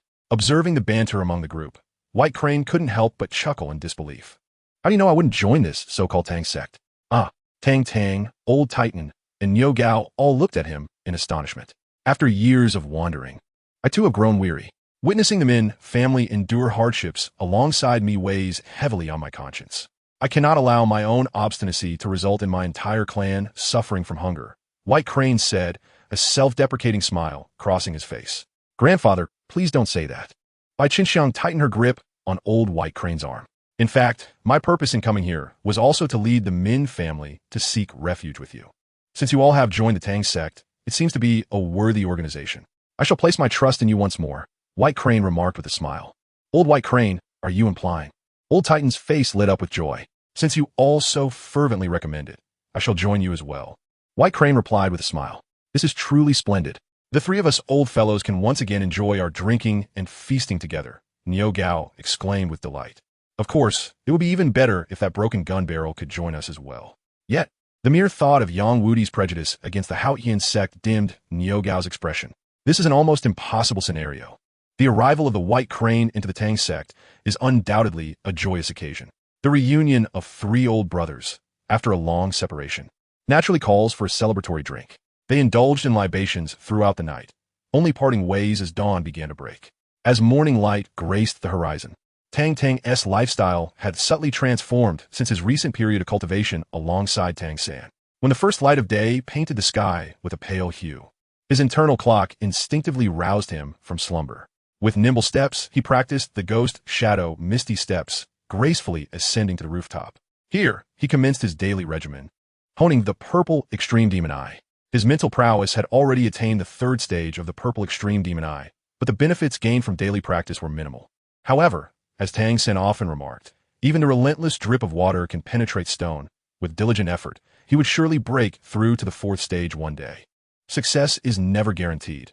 Among the young individuals I have encountered, Tang, the deputy sect master, you stand out as the most diligent of all. As Tang Tang concluded his practice and prepared to return indoors, an aged voice unexpectedly floated into his ears. Turning his gaze, he beheld a figure clad in white on the adjacent rooftop, having approached silently at an unknown moment. None other than the White Crane himself. At this moment, he was stretching his body, executing leg and back stretches as part of his warm-up routine. Tang Tang couldn't help but feel a sense of astonishment. The ability to approach unnoticed while exuding no discernible aura is a testament to White Crane's standing as one of the continent's premier agility-based soul masters. Indeed, despite his somewhat feeble attacks, Senior White Crane, you flatter me. In truth, I am quite a lazy individual. My transformation into my current self is entirely due to my brother's constant encouragement, Tang Tang explained with a smile. After living alongside Tang San for a time, he had not managed to sway his brother's habits. Yet his own lifestyle had been significantly influenced by Tang San. How is Tang Hao? White Crane inquired, hesitating for a moment before speaking softly. Tang Tang was momentarily taken aback, then recalled that he shared a blood connection with White Crane. He was, in fact, his granduncle, as his grandmother was White Crane's sister. Are you asking about his physical state or mental state? Tang Tang replied with a smile. Is there truly a distinction? White Crane responded, somewhat speechless. If you are inquiring about his mental well-being, he should be quite happy, with mother by his side every day. As for his physical condition, it is less than ideal. After all, in atonement for the sins of his past, he severed his own limbs and returned the soul bones to the Xuantian Sect. Tang Tang sighed softly. At his age, he remains as impetuous as ever. Unlike your uncle, who is much more composed. The tone of Bai carried a hint of reproach. If my father were as composed as uncle, he would no longer be the Xuantian Douluo, would he? Tang Tang retorted. Indeed, Bai chuckled softly. Gazing at the radiant sun just rising on the horizon, Bai seemed to recall the spirited Tang Hao from his youth. Once, the Xuantian Douluo Tang Hao shone like the newly risen sun, brimming with vigor and vitality. Alas, Chapter 167, The Wrath of Yang Wudi, 5th update. Alright, the child of the old Titan family has arrived. I must take my leave. With a flicker, Bai transformed into a streak of white light, vanishing before Tang Tang's eyes. The speed at which events unfolded left Tang feeling a tinge of envy. Second young master. The representative from the Paji clan has arrived. My grandfather requests your presence. The visitor was Talon, I shall go, Tang Tang replied, first retreating to his room to freshen up. Upon gazing into the mirror, he found himself as strikingly charming as ever. With a final adjustment to his attire, he made his way outside. Second young master, the chieftain of the Pajie clan, does not appear to be the most agreeable of characters. You must brace yourself. Talon Gotionet. This marks the first encounter for Talon with the formidable Yang Wudi, and his initial impression is far from favorable. Let us observe for now. Tang Tang remarked with a subtle smile. For the sake of his divine examination, Yang Wudi undoubtedly aims to secure a victory over the Yu clan. In the reception hall of the Yu clan, the number of individuals gradually increased over the course of several days. Among the attendees were the Old Titan, the Venerable White Crane, Niu Gao, Niu Bin, and Bai Qinxiang. At this moment, 3 additional figures emerged within the hall. Leading the assembly was a frail, silver-haired elder, flanked by 2 young men. The elder possessed a slender build, not dissimilar to that of White Crane, with a darkened visage that suggested a perpetual grievance, as if someone owed him a staggering sum of 2 million gold soul coins. His eyes, filled with an unsettling chill, could render anyone who met his gaze feeling utterly frigid. This is Yang Wudi. At this moment, he is seated beside Bai He, whispering something to him. As Tang Tang and Talon entered, they immediately captured the attention of the majority, yet Yang Wudi remained unfazed, leisurely sipping his tea. Come, old goat. Allow me to introduce you to this young fellow. Old Titan, grasping Tang Tang's hand, approached and stood before Yang Wudi.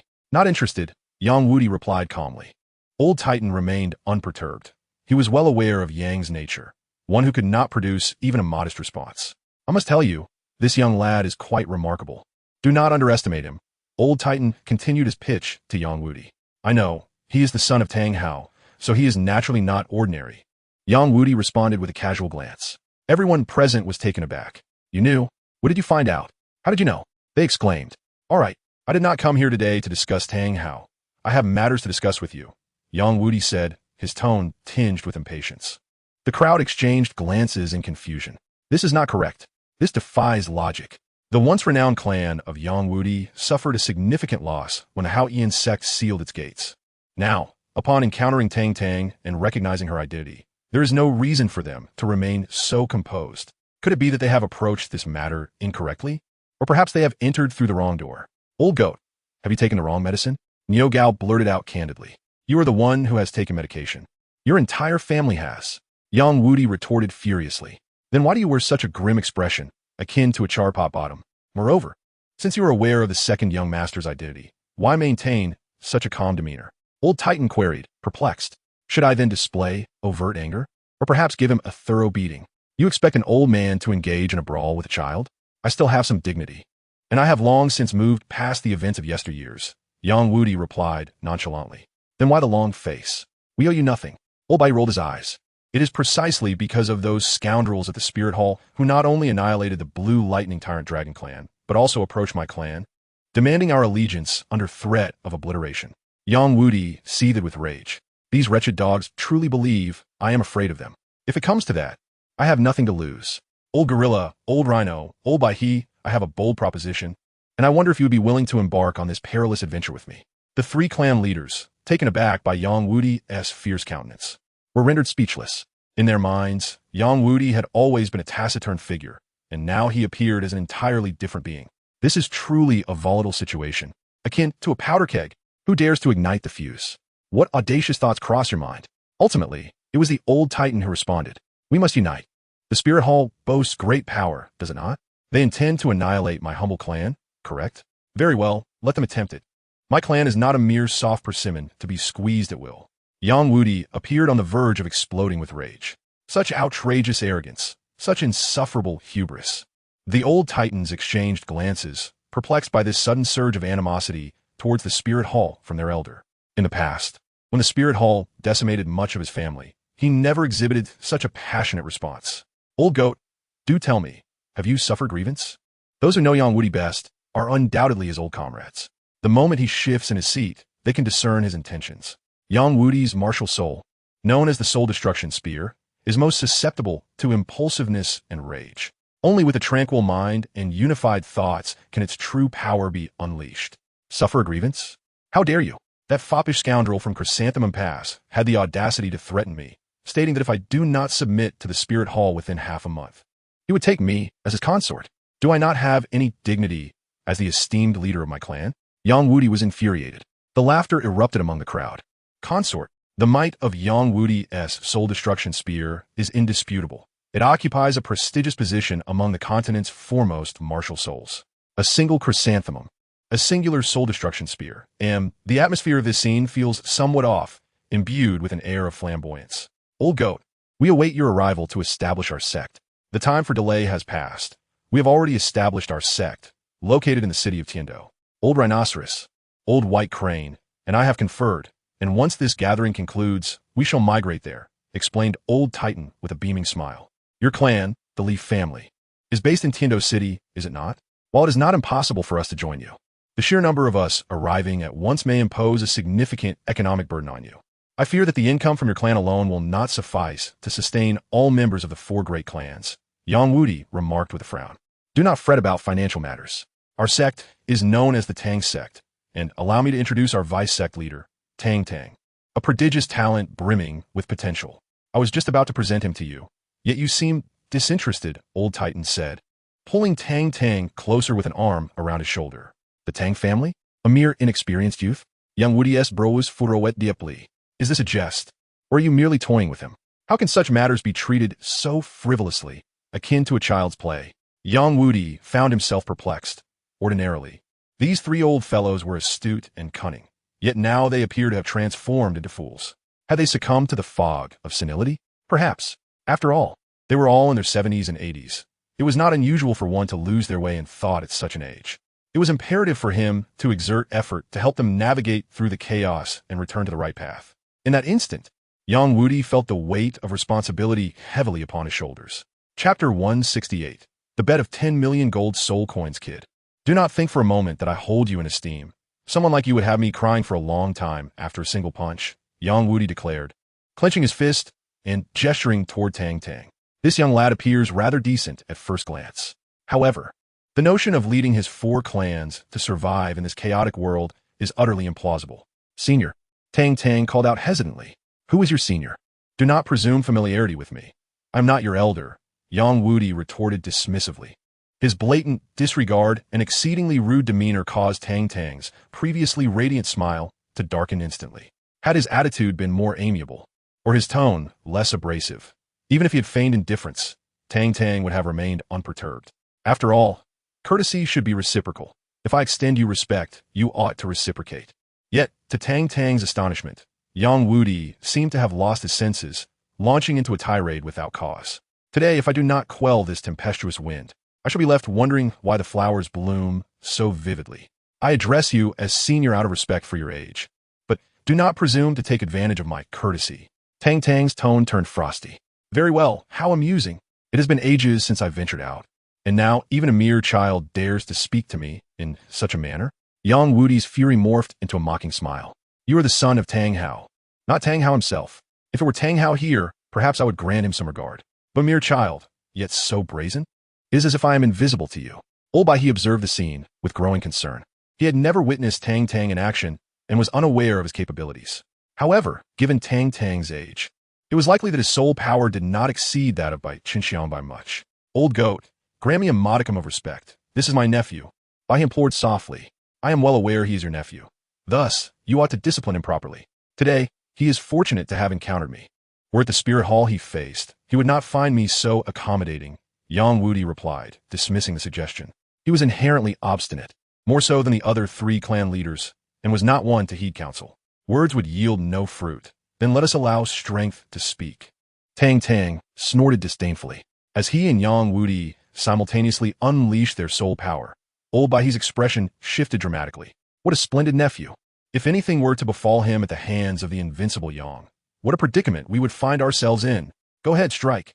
Let this old goat experience a taste of hardship. Niu Gao wore a face of gleeful mischief.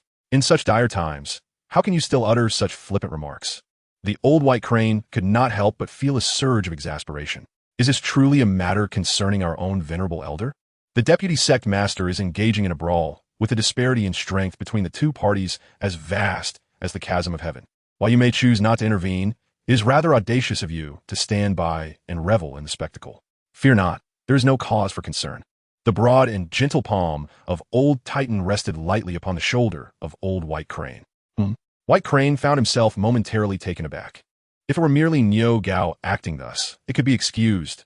Yet, Old Titan remains indifferent. Do they truly possess such unwavering confidence in their nephew? Before we engage in combat, shall we establish a pact? Tang Tang regarded Yang Wudi with utmost seriousness. Indeed, to engage in such a battle would be rather unjust. How about I seal my soul power to the level of 60?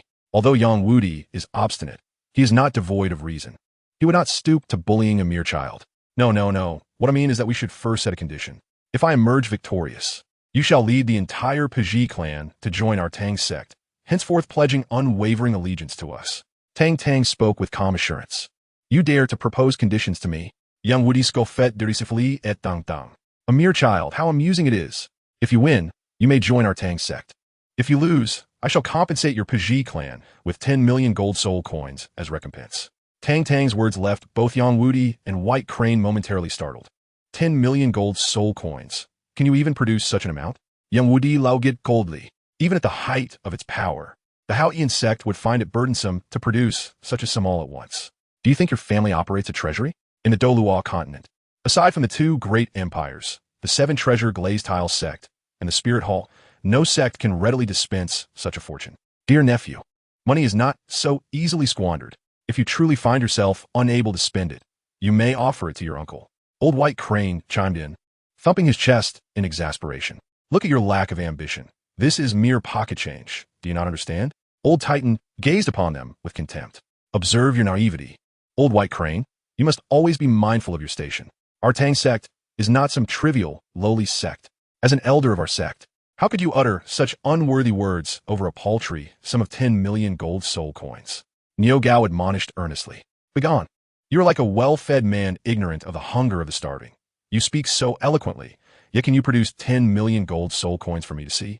White Crane retorted with a disgruntled expression. Ahem. Well, let us discuss this matter at a later time. Old Titan and Niu Gao exchanged awkward glances. Truly, if pressed to produce 10 million gold soul coins, they would find themselves unable to do so. The wealth lies securely with Tang Tang. Defeat me, and all this wealth shall be yours. Tang Tang waved his hand, and the entire hall was instantly adorned with a dazzling array of shimmering gold coins. Hearing is but an illusion, while seeing is believing. The side of the room filled to the brim with coins left the Old Titan, Niu Gao, Old White Crane, and Yang Wudi utterly astounded. After laboring tirelessly for most of their lives, they had never encountered such a wealth of riches. Even the Old Titan and Niu Gao were no exceptions. Although Tang Tang had mentioned that the Tang Sect possessed a staggering stock of 1.6 billion gold soul coins, they could scarcely fathom the enormity of such an amount. Yet, when the golden coins lay before them in all their glory, they truly understood the immense wealth of the Tang Sect. Very well, since you insist on bestowing your riches upon me, I shall acquiesce to your terms. Yang Wudi chuckled, confident that he would prevail. What a farce it would be for a formidable soldat to be bested by a mere junior. If he could not triumph in this encounter, he might as well venture out and perish by colliding with a block of tofu. Upon his agreement, a radiant smile blossomed upon Tang Tang's face, reminiscent of a cunning little fox whose scheme had succeeded. Junior Tang Tang, a level 72 support type soul master. Humbly request your guidance, esteemed senior. With a respectful bow, Tang Tang addressed Yang Wudi. Upon hearing this, Old White Crane could not contain himself and erupted in laughter, staring agog at Tang Tang. What on earth? How many levels did you say? Yang Wudi, facing Tang Tang, was equally taken aback. Level 72? At such a young age? How could one possibly achieve this? Even if one began cultivating from the womb, it would not be so swift. As he recalled his earlier assertion about sealing his own cultivation at level 60, a faint blush crept across Yang Wudi's face. Chapter 171. Confrontation with Yang Wudi.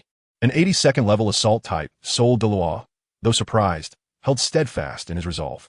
4 soul masters, each advancement beyond level 70 represents a significant threshold. Being an established Soul Douluo, he retained a measure of confidence, with his martial soul unleashed and soul rings ascending. Both Yang Wudi and Old White Crane were unable to suppress their astonishment upon witnessing the soul ring configuration adorning Tang Tang. What the hell? Black, red, dull. 7 soul rings for black and 3 red, devoid of any other hue, yet they possessed an astonishing allure. The white crane rubbed its eyes in disbelief, ensuring that it was not mistaken. At this moment, Bai Chunxiang was utterly astonished, at a loss for words. Known since childhood as the favored daughter of heaven, she was barely 19, yet her soul power had reached level 52, making her the object of admiration and praise among her kin. However, today she realized that her extraordinary talent appeared utterly pale and insignificant in the presence of someone named Tang Tang. Although taken aback, Yang Wudi had no intention of holding back. The attributes conferred by 4 10,000-year soul rings and 300,000-year soul rings were undeniably formidable. It would not be an exaggeration to assert that Tang Tang's overall strength had already reached the level of a soul Douluo. The martial soul manifested, gripped effortlessly in Yang Wudi's hand. It was a spear measuring over 2 zhang in length, entirely black, its body glimmering with a chilling cold light. Measuring 8 feet in length, with the spear tip extending beyond 4 feet. Yellow, yellow, purple, purple, black, black, black, black. 8 perfectly configured soul rings suddenly ascended from beneath Yang Wudi's feet. This is the emblematic martial spirit of the Broken One clan, the Broken Soul Spear, designed to penetrate defensive barriers and strike deep within. The spear's thrust is akin to striking a bull from across a mountain, inflicting double damage upon defensive-type soul masters. Yang Wudi's expression grew solemn. The presence of a 100,000-year soul ring attested to Tang Tang's exceptional prowess. Observing Tang Tang's youthful age, it was evident that her talent surpassed that of Tang Hao by immeasurable bounds. With the Broken Soul Spear in hand, Yang Wudi transformed entirely. The shock that once flickered across his face had vanished, replaced by a serene countenance marked by age. All his vitality coalesced with the spear, achieving a perfect synthesis of man and weapon. Are you ready? Despite Tang Tang's astounding soul ring, Yang Wudi remained unshaken. For him, regardless of the opponent, as long as he wielded his spear, fear was an alien concept, even in the face of a formidable foe like Douluo. It was only through an unwavering belief in victory, impervious to the strength of his adversary, that he could channel all his essence into the spear, rendering it an unstoppable force capable of shattering all. Come, Tang Tang sao that power fu. The staff of life's destruction instantly materialized in her grasp as she charged directly at Yang Wudi, intending to vanquish him in the very domain where he excelled. In response, Yang Wudi remained unperturbed, thrusting the spear forward with sudden ferocity. In that instant, Tang Tang felt an indescribable sharpness bearing down upon her. A mere flick of the spear, seemingly casual, unleashed an onslaught akin to 1,000 strikes. Yang Wudi's grip was steady, his movements elegantly succinct, boldly and unabashedly launching a direct assault. Though the action appeared simplistic, Tang Tang sensed an enormous spear hurtling toward her with overwhelming force. The terrifying pressure that threatened to obliterate everything was an encounter unlike any she had faced before. Her first soul ring activated, amplifying all attributes by 120%. The 5th soul ring shimmered to life, elevating her presence dramatically. With a sudden swing, the staff of life's destruction collided forcefully with Yang Wudi's Broken Soul Spear. The clang of metal echoed sharply. Staggering back several paces, Tang Tang gripped the staff tightly, its vibrations resonating through her hands. Her expression shifted to one of shock as she gazed at Yang Wudi in astonishment. This marks the first occasion where he has suffered a setback in close combat since acquiring the Staff of Life Destruction. It is not to imply that the soul-breaking spear surpasses the Hao-Ian hammer in strength. Tang Tang was indeed able to vanquish the 7th Elder, yet found himself at a disadvantage in his battle against Yang Wudi, solely due to the soul-shattering effect possessed by the soul-breaking spear. Its characteristic of disregarding defense proved formidable, and even a divine artifact could not entirely shield against it. This serves as ample evidence that Yang Wudi's prowess is unmatched by any other soul master. From the very onset of the battle, Yang Wudi's gaze remained fixated upon Tang Tang. The soul-breaking spear was firmly gripped in his hand, and the terrifying aura surrounding him intensified with each passing moment. As the first soul ring shimmered, Yang Wudi's escalating momentum surged dramatically. With the spear pointed directly at Tang Tang, she felt a disconcerting illusion, as though she were already pierced by the menacing spear in his grasp. The spear shot forth like a dragon, unyielding and irreversible. Yang Wudi, with a single hand on the shaft of the spear, charged towards Tang Tang with remarkable speed. The 3rd soul ring glimmered, unleashing an explosive force. A terrifying aura capable of tearing apart and obliterating everything bore down upon Tang Tang with relentless ferocity, pinning her firmly in place and rendering her attempts to evade with the ghost shadow misty steps futile. In this moment of peril, an unexpected calm enveloped Tang Tang's heart. Suddenly, a resplendent green-golden radiance erupted from her forehead, activating the divine light of life. This brilliance illuminated the staff of life and destruction, which, originally weighing 56,000 pounds, was instantly augmented tenfold to a staggering weight of 560,000 pounds. As the soul-breaking spear lunged toward her, Tang Tang wielded her staff, meeting the spear once more in a clash of power. Clang! Sparks flew as Yang Wudi's rapidly approaching figure was sent hurtling backward at an even swifter pace than before. The spear in his hand quivered and hummed, causing his palm to bleed, yet he felt no hint of pain. Retreating to the entrance, he finally halted, blood dripping from his hand, and with a swift motion of his spear, charged once more toward Tang Tang. This time, however, the seventh soul ring on Yang Wudi glimmered with an astonishing black light. The seventh soul ring technique, true body of soul breaking. With a decisive step forward, Yang Wudi executed a throwing motion, hurling the broken soul spear from his grasp. Accompanied by a piercing whistle, the spear vanished in an instant, crashing forcefully against Tang Tang's life destruction staff, producing a jarring clang of metal. The staff quivered slightly, and the broken soul spear rebounded, swiftly caught by Yang Wudi, who then thrust it back towards Tang Tang. It is worth noting that Yang Wudi and Tang Hao share striking similarities. Both are relentless attackers, oblivious to the notion of retreat. In the words of the old titan, Yang Wudi is either on the offensive or en route to launching an attack. Chapter 170. Crystal Blood Dragon Ginseng. In the face of Yang Wudi's assault, Tang Tang maintained a serene and composed demeanor. The life destruction staff was held firmly before her, blocking Yang Wudi's full force strike. Activating her fourth soul ring ability, Life Reversal, a formidable power surged from within her, and with a sudden flourish, the life destruction staff swung forward with tremendous force. The terrifying might struck, causing Yang Wudi to stumble backward. As he regained his senses, he found Tang Tang's staff poised above him. "You have lost," she declared softly. "Indeed, I have lost," Yang Wudi replied, a hint of bitterness gracing his lips. Are the younger generations truly this formidable? The waves of the Yangtze River push against the shore, while the previous waves fade upon the sands. "Haha, do not be disheartened, old goat. This young lad is unlike any other. Your strength is already commendable," Niu Gao remarked, his expression animated. Although Yang Wudi had succumbed to defeat, he felt an unexpected joy. Prior to the competition, it had been declared that if he lost, he would lead the broken clan into the Tang Sect. In this manner, the four clans could reunite once more. "I shall adhere to our agreement and lead the entirety of the broken one clan into the Tang Sect." After uttering these words, Yang Wudi seemed to age considerably. His spirit diminished when compared to the vitality he had upon first arriving at the Yu clan. "Do not be so disheartened. After all, aside from my brother, there remains only old Shui, and we are all kin. You are indeed quite formidable," Tang Tang offered in consolation. "Silence," cried old titan Niu Gao and old white crane in unison. Yang Wudi's already darkened expression deepened further upon hearing Tang Tang's words. "Look at you. Is that even human speech? Alas, seeing you so dejected, I feel quite remorseful." "Very well. I have no use for this trinket. Consider it a gift," old white crane said, producing an exquisitely packaged box and presenting it before Yang Wudi. "What is this?" Yang Wudi inquired, puzzled. "Open it and see," old white crane responded, his face betraying a sense of reluctant sacrifice. Were it not to rally the spirits of the Tang clan, he would not have engaged in such thankless labor. "Who would have thought, old white bird, with your impoverished demeanor, you would possess such a treasure?" Niu Gao exclaimed in astonishment. The box measured approximately 1.5 feet in length and half a foot in width, crafted from pure white jade. Not to mention the value of the contents within, even the box itself was of considerable worth.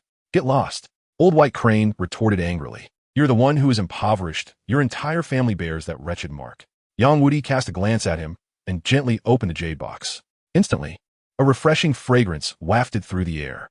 Upon closer inspection, they saw a root of ginseng, about a foot long, lying quietly at the bottom of the box. The ginseng was a vivid crimson, appearing translucent, with its roots entwined in a formation reminiscent of a dragon. The root tendrils coiled around the ginseng's surface. The head of the dragon aligned perfectly with the ginseng's top. "Crystal Blood Dragon Ginseng." Yang Wudi gasped in shock. He swallowed hard, excitement causing him to lick his lips. The despondency he felt from losing to Tang Tang in their contest had vanished entirely. Despite his many flaws and obstinacy, Yang Wudi was the mightiest among the leaders of the four clans. Before his soul-piercing spear, the defenses of Niugao and Old Titan were but a farce. In addition to cultivating his soul power, Yang Wudi possessed a lesser-known passion. The Broken One clan had inherited a unique alchemical technique to which he was utterly devoted, often sacrificing sleep for days on end in pursuit of his research into potions. Old White Bird, with such a treasure, why did you not reveal it sooner? I have wasted years supporting your Min clan. Yang Wudi complained with evident resentment. Should you continue to speak, I might just take it back. The old white crane raised its eyes, threateningly proclaiming that there would be no possibility of retrieval once the elixir was in its possession. Yang Wudi promptly closed the box and stored it within his spatial soul guide. With the crystalline blood dragon ginseng in his possession, he would be able to harness its unique properties to concoct a batch of extraordinary elixirs capable of altering the very fabric of existence. For Yang Wudi, who is fervently obsessed with alchemy, this holds an irresistible allure. Haha, is that all? Bring out another 100 or 80 plants, and I shall transform your Tang Sect into the foremost sect in the world. Yang Wudi was nearly overjoyed. Get lost. Do you think this is cabbage? Just this one. Take it or leave it. Old Bai was nearly fuming, clearly annoyed. He was still concerned about the matter. Could we not provoke one another? All right. We shall migrate to Tiando City early tomorrow. Old Goat, Old White Bird, you must hurry back to pack your belongings. We shall see each other in Tiando City. Niugao wore a broad smile. After 2 decades, the four clans had once again united, forming a formidable alliance. Very well, we shall return and prepare. See you in Tiando City. Old Bai and Yang Wudi nodded in agreement. Having decided to join the Tang Sect, the group wasted no time. The continent of Douluo was currently experiencing its most tumultuous period, with instability and the threat of war looming over all. They intended to gather in Tiando City at the swiftest pace. Having not yet had lunch, Yang Wudi and Old Bai departed. Meanwhile, the members of the Yu clan busily dismantled and packed up their belongings throughout the day, finally completing the task. Without waiting for the dawn of the next day, a convoy of over 20 horse-drawn carriages departed the city under the cover of night, heading straight for Tiando City. Due to the various items being transported, the return journey naturally took considerably longer. It took a full month before they finally returned to Tiando City. Upon their return to the residence of the Li clan, Old Titan immediately sprang into action. During their absence, the neighboring residential area had been entirely acquired by Tainaa. At this moment, Old Titan was overseeing the demolition, which would subsequently be taken over by Niugao and other members of the Yu clan. They were professionals, and Tang Tang was not particularly versed in construction matters. Various design plans had already been drawn up by Niugao into detailed blueprints during their journey back. Tang San cast a glance at them, but said nothing. They were experts, so it was best to leave it to them. As for Tang Tang, with little to occupy her time, she decided to visit Shrek Academy. It had been quite some time since she last saw the members of the Poison Milk team, and she missed them dearly. Walking through the streets, she walked straight into the grand gates of Shrek Academy. To her surprise, the vast playground of Shrek Academy was completely devoid of any students. Was something amiss? Tang Tang was taken aback. After traversing a small grove that separated the inner and outer courtyards, she arrived at the playground of the inner courtyard and finally understood why the outer courtyard was devoid of any human presence. The playground of Shrek Academy's inner courtyard was now bustling with individuals, a sea of heads surging in the dim light, leaving Tang Tang speechless. She had initially thought that the Spirit Hall had launched an attack on Shrek Academy. Voices echoed across the playground, as it seemed that students were engaged in soul dueling competitions. Observing the crowd before her, Tang Tang smiled faintly, her soul power suddenly coalescing in front of her, and she confidently strode forward. A remarkable scene unfolded. Those students obstructing her path inexplicably parted like the Red Sea, creating a clear passage for her to walk through. As she approached the vicinity of the arena, she could finally discern the situation ahead. There, beside the platform, stood the members of the 4 elemental academies, Shu, Bing'er, Huowu, and Feng Xiaodian, all gathered in formation. Opposite them, the members of the Poison Milk team were also present, their expressions grave. It seemed that Huowu Shuang and his companions had indeed chosen an opportune moment. At this juncture, Tang San and Xiao Wu were overseeing matters on behalf of the Strength Clan, while Dai Mu Bai and his handsome companions had taken a group of juniors to the Stardow Forest to procure soul rings. Although Flinder and Zhao Wujin were within the academy, they too felt it inappropriate to make an appearance in such a setting. In the midst of this clash among the students, the mentors found themselves reluctant to intervene, for what would outsiders think? Oh, as the champion of the last continent-wide Elite Soul Master Academy competition, Could it be that students from other academies are unable to challenge or spar with them? Ah, is it not old Feng? It has been quite a while, hasn't it? Busy as always, I see. Have you brought your juniors along to stir up trouble? As Tang Tang spoke, all eyes turned to her. Captain, Su Yuqing and the others looked at Tang Tang with expressions of delight. Captain, I have missed you terribly. Dongfeng and Xinyu approached, weeping copiously, their sorrow seemingly genuine, though one could not be sure. Enough. Tang Tang sai, isapada. With so many juniors watching, could they not display a little decorum? The reputation of the poison milk team has been tarnished by their antics. They're all supposed to be role models, yet they behave just as they did in the past. Tang Tang. Feng Xiaotian's expression grew serious. Why you look at me with such a countenance? Is my appearance not handsome enough? Tang Tang touched his face. Surely not. I checked the mirror just this morning, and I still look quite dashing. Each morning, I am awakened by my own charm. Are the trials of life. A group of people burst into laughter at his antics. Years have passed, yet this fellow remains as shameless as ever. Tang Tang, your arrival is quite timely. We are here to issue a challenge. For the current caliber of Shrek Academy students is rather dismal, utterly incapable of competing with the pupils of our 4 elemental academies, Wen Xiaotian remarked with a casual smile. Oh, do you intend to engage me in combat? Tang Tang replied, her expression serene as she regarded him. Not quite, he clarified. Our 4 Elements Academy has accepted the invitation of the Snowy Night Emperor to relocate to Heavendo City. Having just settled in, we brought along a few of our distinguished students to pay a visit to your Shrek Academy. After all, we are somewhat familiar with one another, Wen Xiaotian said warmly. Engaging in a duel with Tang Tang was not something Wen Xiaotian would rush into before discerning the true level of her soul power. Ha! How grandiose your words are. Is it not merely an excuse to disrupt our peace? Tang Tang regarded him with disdain. Years have passed, yet this fellow remains as hypocritical as ever. If you truly wish to think this way, there is little I can do, so be it. Feng Xiaotian wore a smile that belied his irritation. Old Feng, you're being quite ungracious, Tang Tang exclaimed, clutching Feng Xiaotian's shoulder with a look of heartfelt distress. Feng Xiaotian, when you pursued Huowu, our Shrek Academy lent considerable support. How can you repay our kindness with resentment? Tang Tang sopti zima. Get lost, Feng Xiaotian retorted, anger flashing across his face. His relationship with Huowu was solely due to his handsome appearance and clever tactics, having nothing to do with Shrek Academy well. He had to admit that Huowu agreed to be with him because of the Academy's influence. That was an entirely different matter. Feng Xiaotian's expression darkened. Can we refrain from discussing past events in front of our respective students? Come on, old Feng. Have you forgotten how your buddies assisted you in winning Huowu's affection back then? Tang Tang placed a hand over her heart, feigning despair. No way. Does the teacher have such gossip? Wow. There's actually inside information about the relationship between teacher Huowu and teacher Fengzi.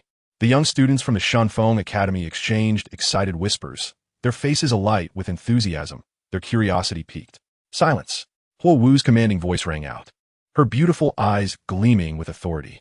The previously chaotic scene fell silent in an instant, the students trembling in fear, wary of incurring the wrath of their temperamental teacher. They were accustomed to such occurrences, as teacher Feng Xiaotian often found himself at the receiving end of teacher Huowu's discipline. Old Feng, your standing at home is rather low, quite inconsistent with your imposing stature. You must establish your authority and elevate your position within the household, Tang Tang advised earnestly. Indeed, I feel the same. Do you have any wisdom to impart on this matter? My life has become unbearable. Feng Xiaotian wiped away a tear, reflecting on the hardships he had endured recently, overwhelmed with emotion. In the face of such challenges, you must, good luck with that, Tang Tang retreated, withdrawing her hand from Feng Xiaotian's shoulder, adopting an expression of unfamiliarity. What do you mean by good luck? You must help me. My fierce wife is utterly merciless. You must teach me how to establish my noble stature within the family. Feng Xiaotian implored, his thirst for knowledge evident. Ahem, Tang Tang cleared her throat. Brother, what is the matter? Are you thirsty? I have water here. Please, give me some advice. Feng Xiaotian spoke urgently. A gentle whisper suddenly pierced the air beside his ear. Ah, is that you? Feng Xiaotian's expression shifted abruptly. How dare you, Feng Xiaotian? Have I not been gentle enough with you? A fierce tigress. Am I truly as ferocious and terrifying as you claim? Huowu reached out, grabbing Feng Xiaotian's ear with a firm grip. Hey, my dear. Let us speak calmly. There are so many students watching. Can you spare me a little dignity? Feng Xiaotian gritted his teeth in frustration. He had once again fallen for Tang Tang's tricks. That wretched girl was full of endless schemes to ensnare him. Chapter 172. The challenge, old Feng. You are being utterly cowardly. You are bringing shame upon us men, Tang Tang scoffed, quickly distancing herself from him, ashamed to be associated with him. Hearing this, Feng Xiaotian rolled his eyes, but remained silent. You know nothing. I'm only accommodating her out of love, otherwise. A slap would come flying my way. Do I not care for my dignity? Enough of this nonsense. Where is Tang San? Hurry and bring him out. With a glare that promised retribution later, Huowu shouted at Tang Tang. Upon their arrival at Shrek Academy, they were there to stage a demonstration. Henceforth, it is inevitable that everyone will take root in the Heaven Do City, competing fiercely for student enrollment. With the prestigious title of champion from the elite Soul Master Academy competition across the continent, enrollment is not a concern for Shrek Academy. Undoubtedly, numerous parents will aspire to send their children to Shrek Academy. The title of champion is a golden emblem. One must ponder, if they can nurture students capable of defeating the golden generation team of the Spear Hall, how could Shrek's teaching conditions be lacking? Conversely, the four elemental academies face a different predicament. Their enrollment criteria are rather stringent, and having just arrived in Heaven Do City, they wield little prestige, making recruitment rather challenging. In such circumstances, Shrek Academy naturally becomes their target.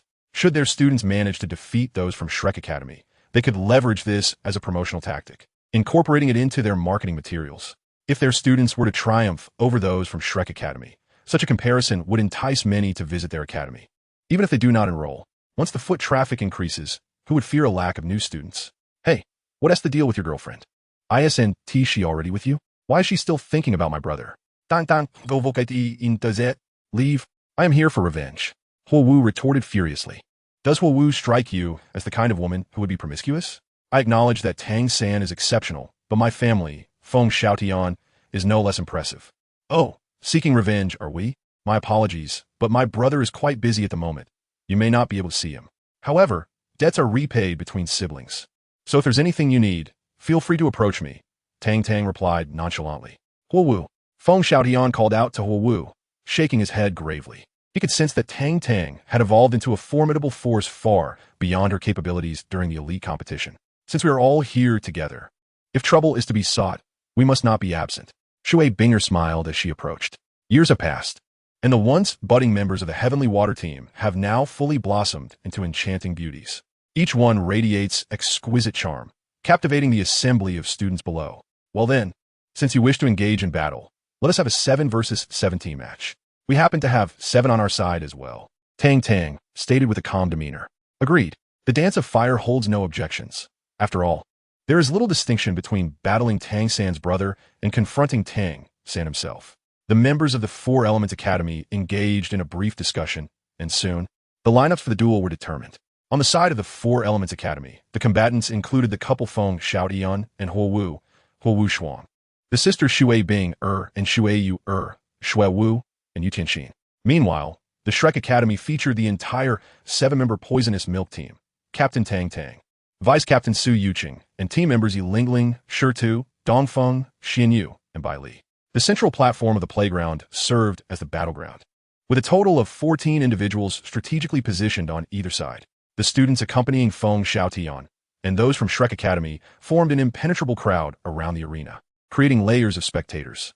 The members of the Four Elements Academy fervently cheered for Feng Xiaotian and his companions, while Shrek Academy rallied behind Tang Tang. Their voices hoarse from the cacophony of shouts and encouragement that filled the air. Old Feng, I must ask, what is the purpose of this? Knowing full well that defeat is inevitable, would it not be wiser for everyone to sit down and engage in a calm discussion instead? I believe Dean Flender would be quite open to your presence, Tang Tang proposed just before the duel was set to commence.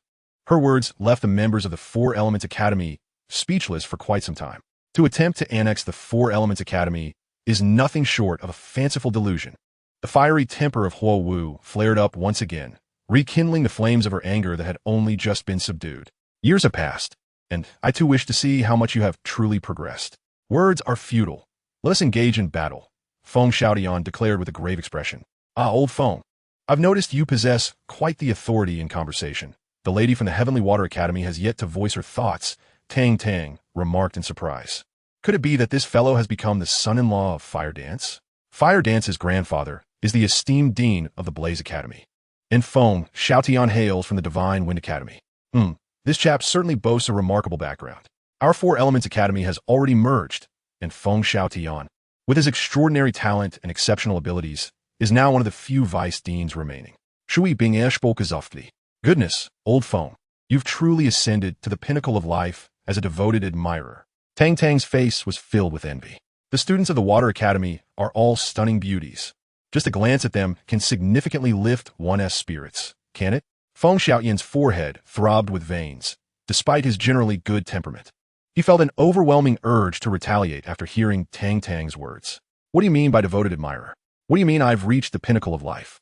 My position as Vice Dean of the Four Elements Academy is entirely due to my exceptional talent and abilities, not at all related to fire dance.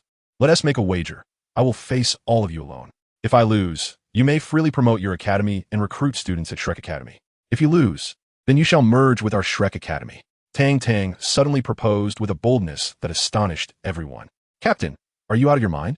Su Yuqing gasped in shock. The strength of the 7 from the Four Elements Academy is well known. Even if their toxic milk team were to face them all together, victory would not come easily. Yet now Tang Tang dares to challenge them solo.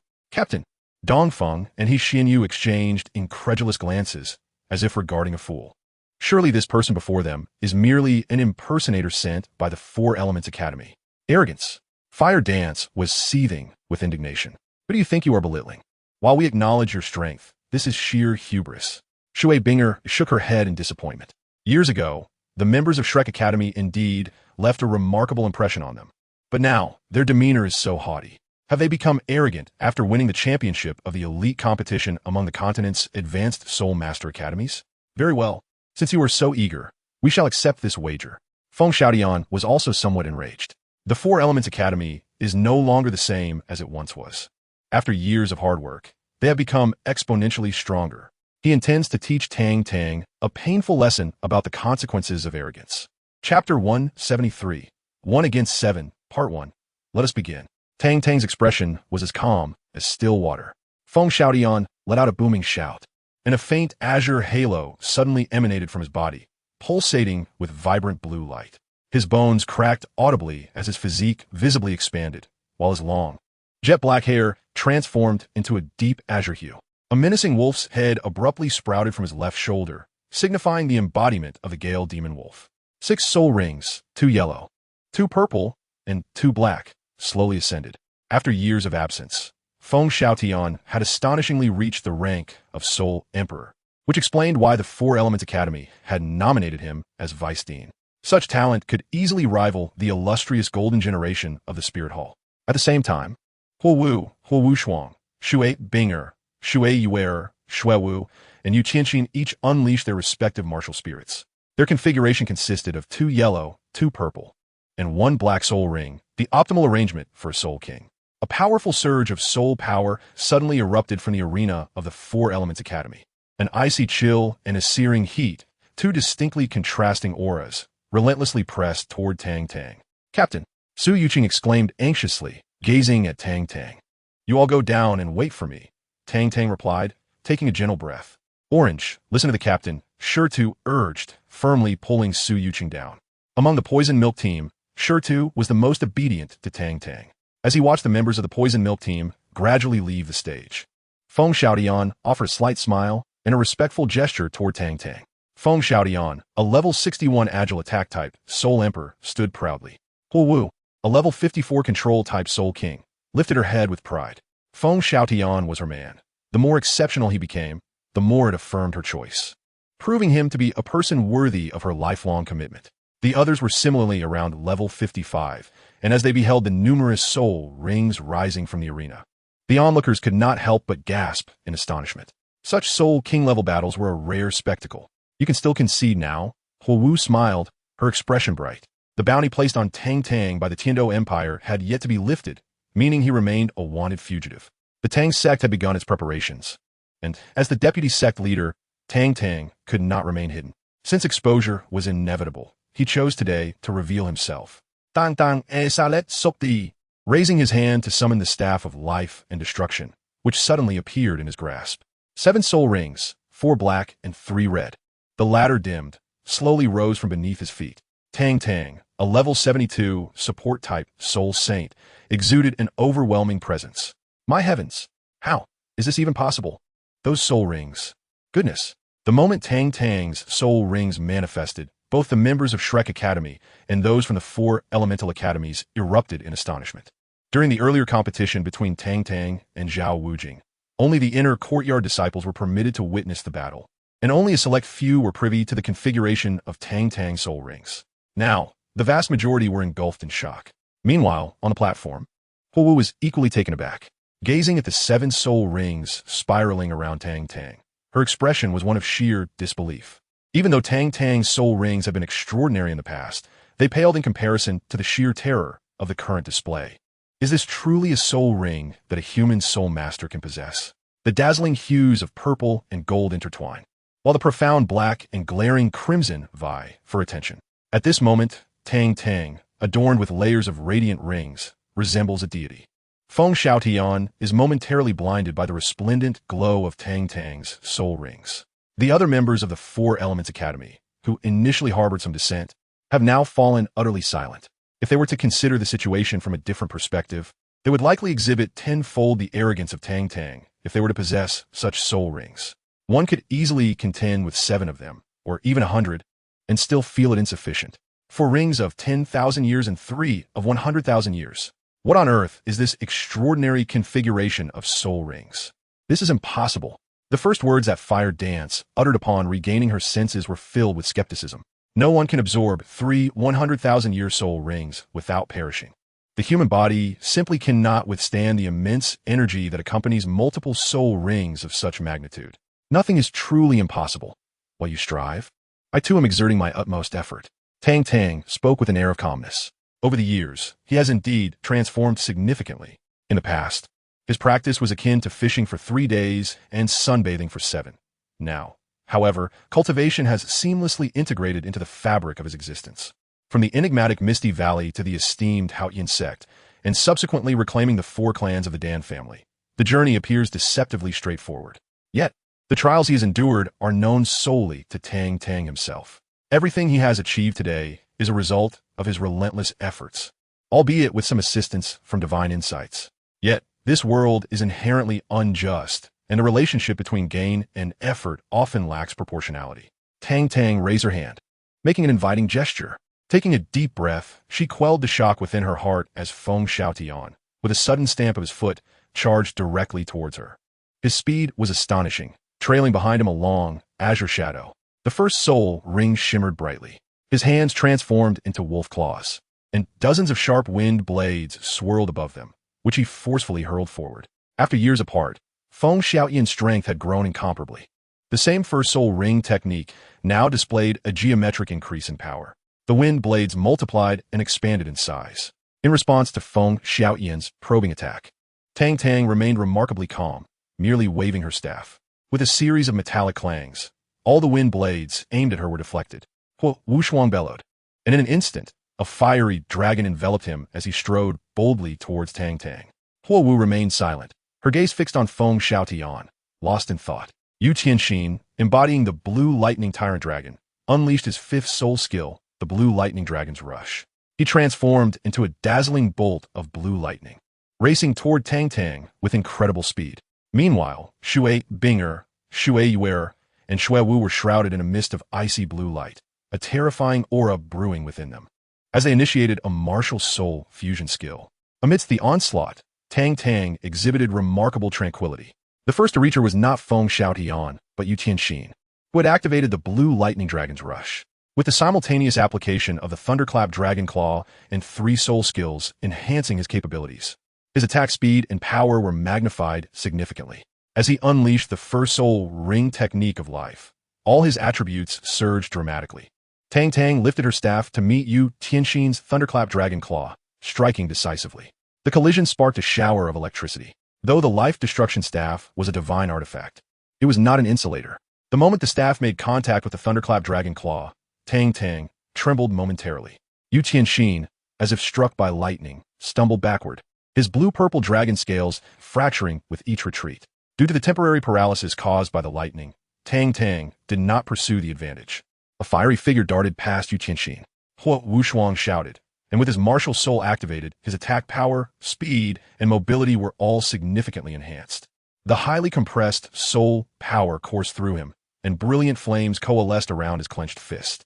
Seizing the moment while Tang Tang was still recovering from her counter against Xuantian, Huo Wuxuang surged forward, his fifth soul ring skill gleaming. The 10,000-year soul skill.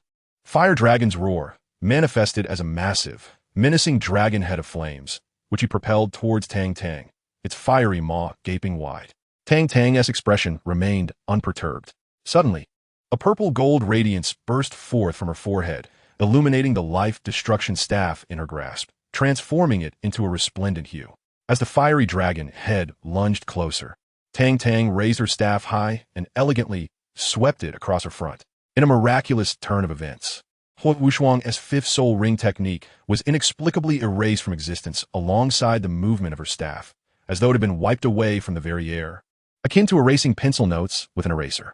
The spectators below the arena erupted in astonishment, bewildered by the inexplicable feat Tang Tang had just performed. Even Huo Wuxuang, the wielder of the soul skill, wore an expression of disbelief. This is indeed his fifth soul ring ability. It vanished so abruptly. This is, in essence, the purpose of the divine light of destruction. This is a newfound ability recently uncovered by Tang Tang. By bestowing the destructive divine light upon the staff of life's destruction, the staff manifests an effect akin to annihilation. Any form of energy-based assault, when confronted with the staff imbued with the destructive divine light, can be eradicated. In essence, any magical damage, when appropriately managed in Tang Tang's presence, becomes utterly ineffective. With a swift execution of the ghostly shadow step, the staff gently thudded against the ground, propelling Tang Tang rapidly towards Huo Wuxuang. As she invoked the Xianyu technique, her hands transformed into a lustrous, white jade hue, delicately pressing against Huo Wuxuang's chest. Under the scrutiny of 1,000 gazes, Huo Wuxuang appeared as if a performer summoned by Tang Tang, propelled backwards with great force. In midair, he spat a mouthful of blood, and by the time he hit the ground, he had already succumbed to unconsciousness. With a gentle press, Tang Tang summoned all of his soul power, employing the Tang Sect's mystical techniques, the Xianyu hand, the controlling crane and capturing dragon skill, and the ghostly shadow step. "Brother!" Huo Wu cried out, her eyes instantly turning crimson. The 5 soul rings adorning her glowed brilliantly, transforming sequentially into a resplendent golden hue, a sign of ring fusion. Simultaneously, Feng Xiaotian erupted with energy. The 4th soul ring on his body shone brightly, and 3 blades, each half a foot long, suddenly emerged from the gaps between his fingers. It was the enhanced version of the Gale Demon Wolf's 36 consecutive slashes. As Feng Xiaotian charged at him with remarkable speed, Tang Tang remained composed, advancing rather than retreating. He wielded the staff of life's destruction, aiming to clash directly with Feng Xiaotian's claws, daring to engage in close combat as a mage against a warrior. The moment their weapons collided, sparks flew in all directions. At the instant of contact, Feng Xiaotian's expression changed drastically. The force transmitted from Tang Tang's staff was overwhelmingly destructive, leaving him unable to resist as he rapidly retreated. The claws he wielded shattered from the point of impact with the staff. The staff, imbued with divine light, was a terrifying artifact that even the 7th elder of the Xuantian Sect, a titled Douluo, would hesitate to confront directly. In the face of the staff of life's destruction, Feng Xiaotian, Huo Wuxuang, and Yu Qianxin could only succumb. At that moment, the soul technique fusion of Shui Wu, Shui Bing'er, and Shui Yu'er reached completion. A colossal ice crystal phoenix soared majestically above the plaza of Shrek Academy. Its icy blue feathers shimmered under the sunlight, exuding an oppressive force that filled the air. Snowflakes drifted down from the void, and upon landing on the arena, they erupted explosively, resembling an ice detonation. A deep violet light enveloped Tang Tang, causing all snowflakes within a meter of his body to dissolve as if they had encountered molten lava. A radiant green-gold light erupted from his forehead as his 6th soul ring, a blood-red hue, burst forth in a dazzling display. The 6th soul skill of life. The genesis of creation unleashed a brilliant emerald beam that soared into the heart of the enormous ice crystal phoenix above. Both martial soul fusion techniques and soul skill fusion techniques require an exceptionally high degree of compatibility and tacit understanding to execute. Tang Tang's genesis of creation rewound time back a decade, leading to the inevitable disappearance of Shui Bing'er and her companion's fusion technique. As the blizzards cleared, the ice crystal phoenix shattered into fragments, and 3 striking figures plummeted to the ground like dumplings. Huo Wu shouted fiercely. A radiant golden ring spun rapidly as it hurtled towards Tang Tang. This is currently the most formidable offensive maneuver of Huowu. Even a moderately skilled Soul Emperor would find themselves at a loss when faced with it. Yet Tang Tang merely extended her staff, effortlessly sending the halo flying away. In a certain sense, divine artifacts are impervious and unyielding. Aside from deities, no one can shake them. Below the arena, countless observing students were taken aback. They had not anticipated Tang Tang's overwhelming strength. With a casual demeanor, she neutralized the attacks from the Four Elements Academy, leaving her opponents significantly injured. In that moment, the students gazed at Tang Tang with awe-inspiring admiration. Truly remarkable. To face 7 adversaries with such composure is nothing short of extraordinary. Fusion. Observing Tang Tang's serene expression, Huowu was filled with fury. The 5 soul rings adorning her body transformed into a brilliant gold as she placed her hands upon the shoulders of Huowu Xuan. Together, they became a dazzling orb of fire, charging directly towards Feng Xiaotian. They had employed this technique before in the semi-finals of the Continental Advanced Soul Master Academy Elite Tournament. However, after many years and countless refinements, this once awkward fusion technique had reached a state of perfection. The radiant flames enveloped Feng Xiaotian. When the flames dissipated, he emerged transformed. Clad in resplendent, golden-tinged armor, he appeared gallant and imposing. Old Feng conceded, "I have no desire to diminish your spirit," Tang Tang sighed lightly. "Get lost." Feng Xiaotian grit his teeth in frustration. There should be limits to arrogance. This was utterly inhumane. "I speak the truth. Defeating you is exceedingly simple. Battling you is akin to a father sparring with his child. There's hardly any challenge," Tang Tang remarked with disinterest. Recently, her opponents had included formidable beings such as Zhao Wujia, Niu Gao, and Yang Wudi, even the esteemed 7th Elder, a titled Douluo. To contend with a Soul King or Soul Emperor like Feng Xiaotian or Huowu was almost akin to a massacre. "Behold my 6th soul ring technique." Feng Xiaotian roared in anger. Tang Tang, exasperated, wondered why speaking the truth so often offended others. Alas, her excellence was to blame. A tree that stands out invites the envy of all. The blood-red 6th soul ring glimmered once more, and a green light surged directly into Feng Xiaotian's body. The once rapidly expanding aura suddenly plummeted, as if his very essence had been drained. Watching Huowu and Huowu Xuan return to their original forms, Feng Xiaotian's lips twitched in disbelief. How on earth can one continue to fight under such circumstances? Is it fair to treat someone this way? As I suspected, when I engage with you, it feels like... Observing Feng Xiaotian's despairing expression, Tang Tang spoke once more. Silence. The members of the Four Elements Academy rebuked in unison. "He is truly despicable, scheming to take advantage of others. What do you think? Shall we continue?" Tang Tang in guit. Upon hearing this, Feng Xiaotian rolled his eyes dramatically. "Continue? Whoever wishes to continue may do so. I shall not engage any longer. So, how about your Four Elements Academy merges with our Shrek Academy?" Tang Tang Chukka. Since neither side desires to fight, it meant he had won. "We cannot make that decision. We must consult with the Academy's committee before providing you with an answer." Feng Xiaotian shook his head. He was merely a vice principal and lacked the authority to dictate the choices of the entire Four Elements Academy. "I knew you would resort to trickery," Tang Tang snorted disdainfully. She did not take it to heart. After all, Shrek Academy would remain unaffected whether they were present or not, merely lacking a few talents. Shrek Academy was abundant in talent. They were not in need of these few individuals. "Let us conclude for today. We shall return," Feng Xiaotian signaled to Huowu. And the students of the Four Elements Academy left in defeat.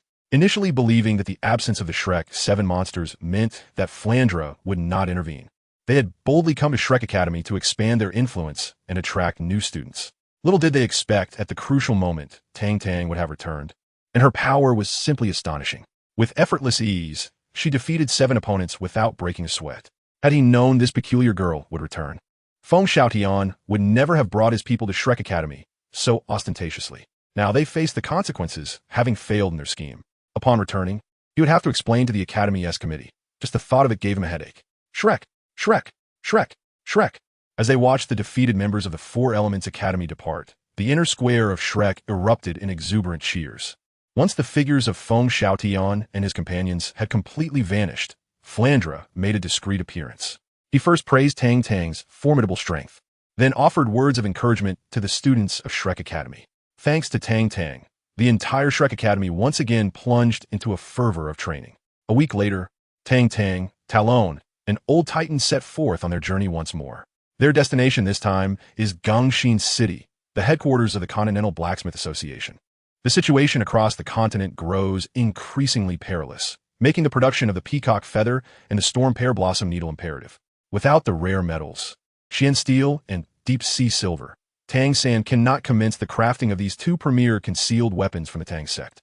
Thus, the quest for precious metals has been prioritized.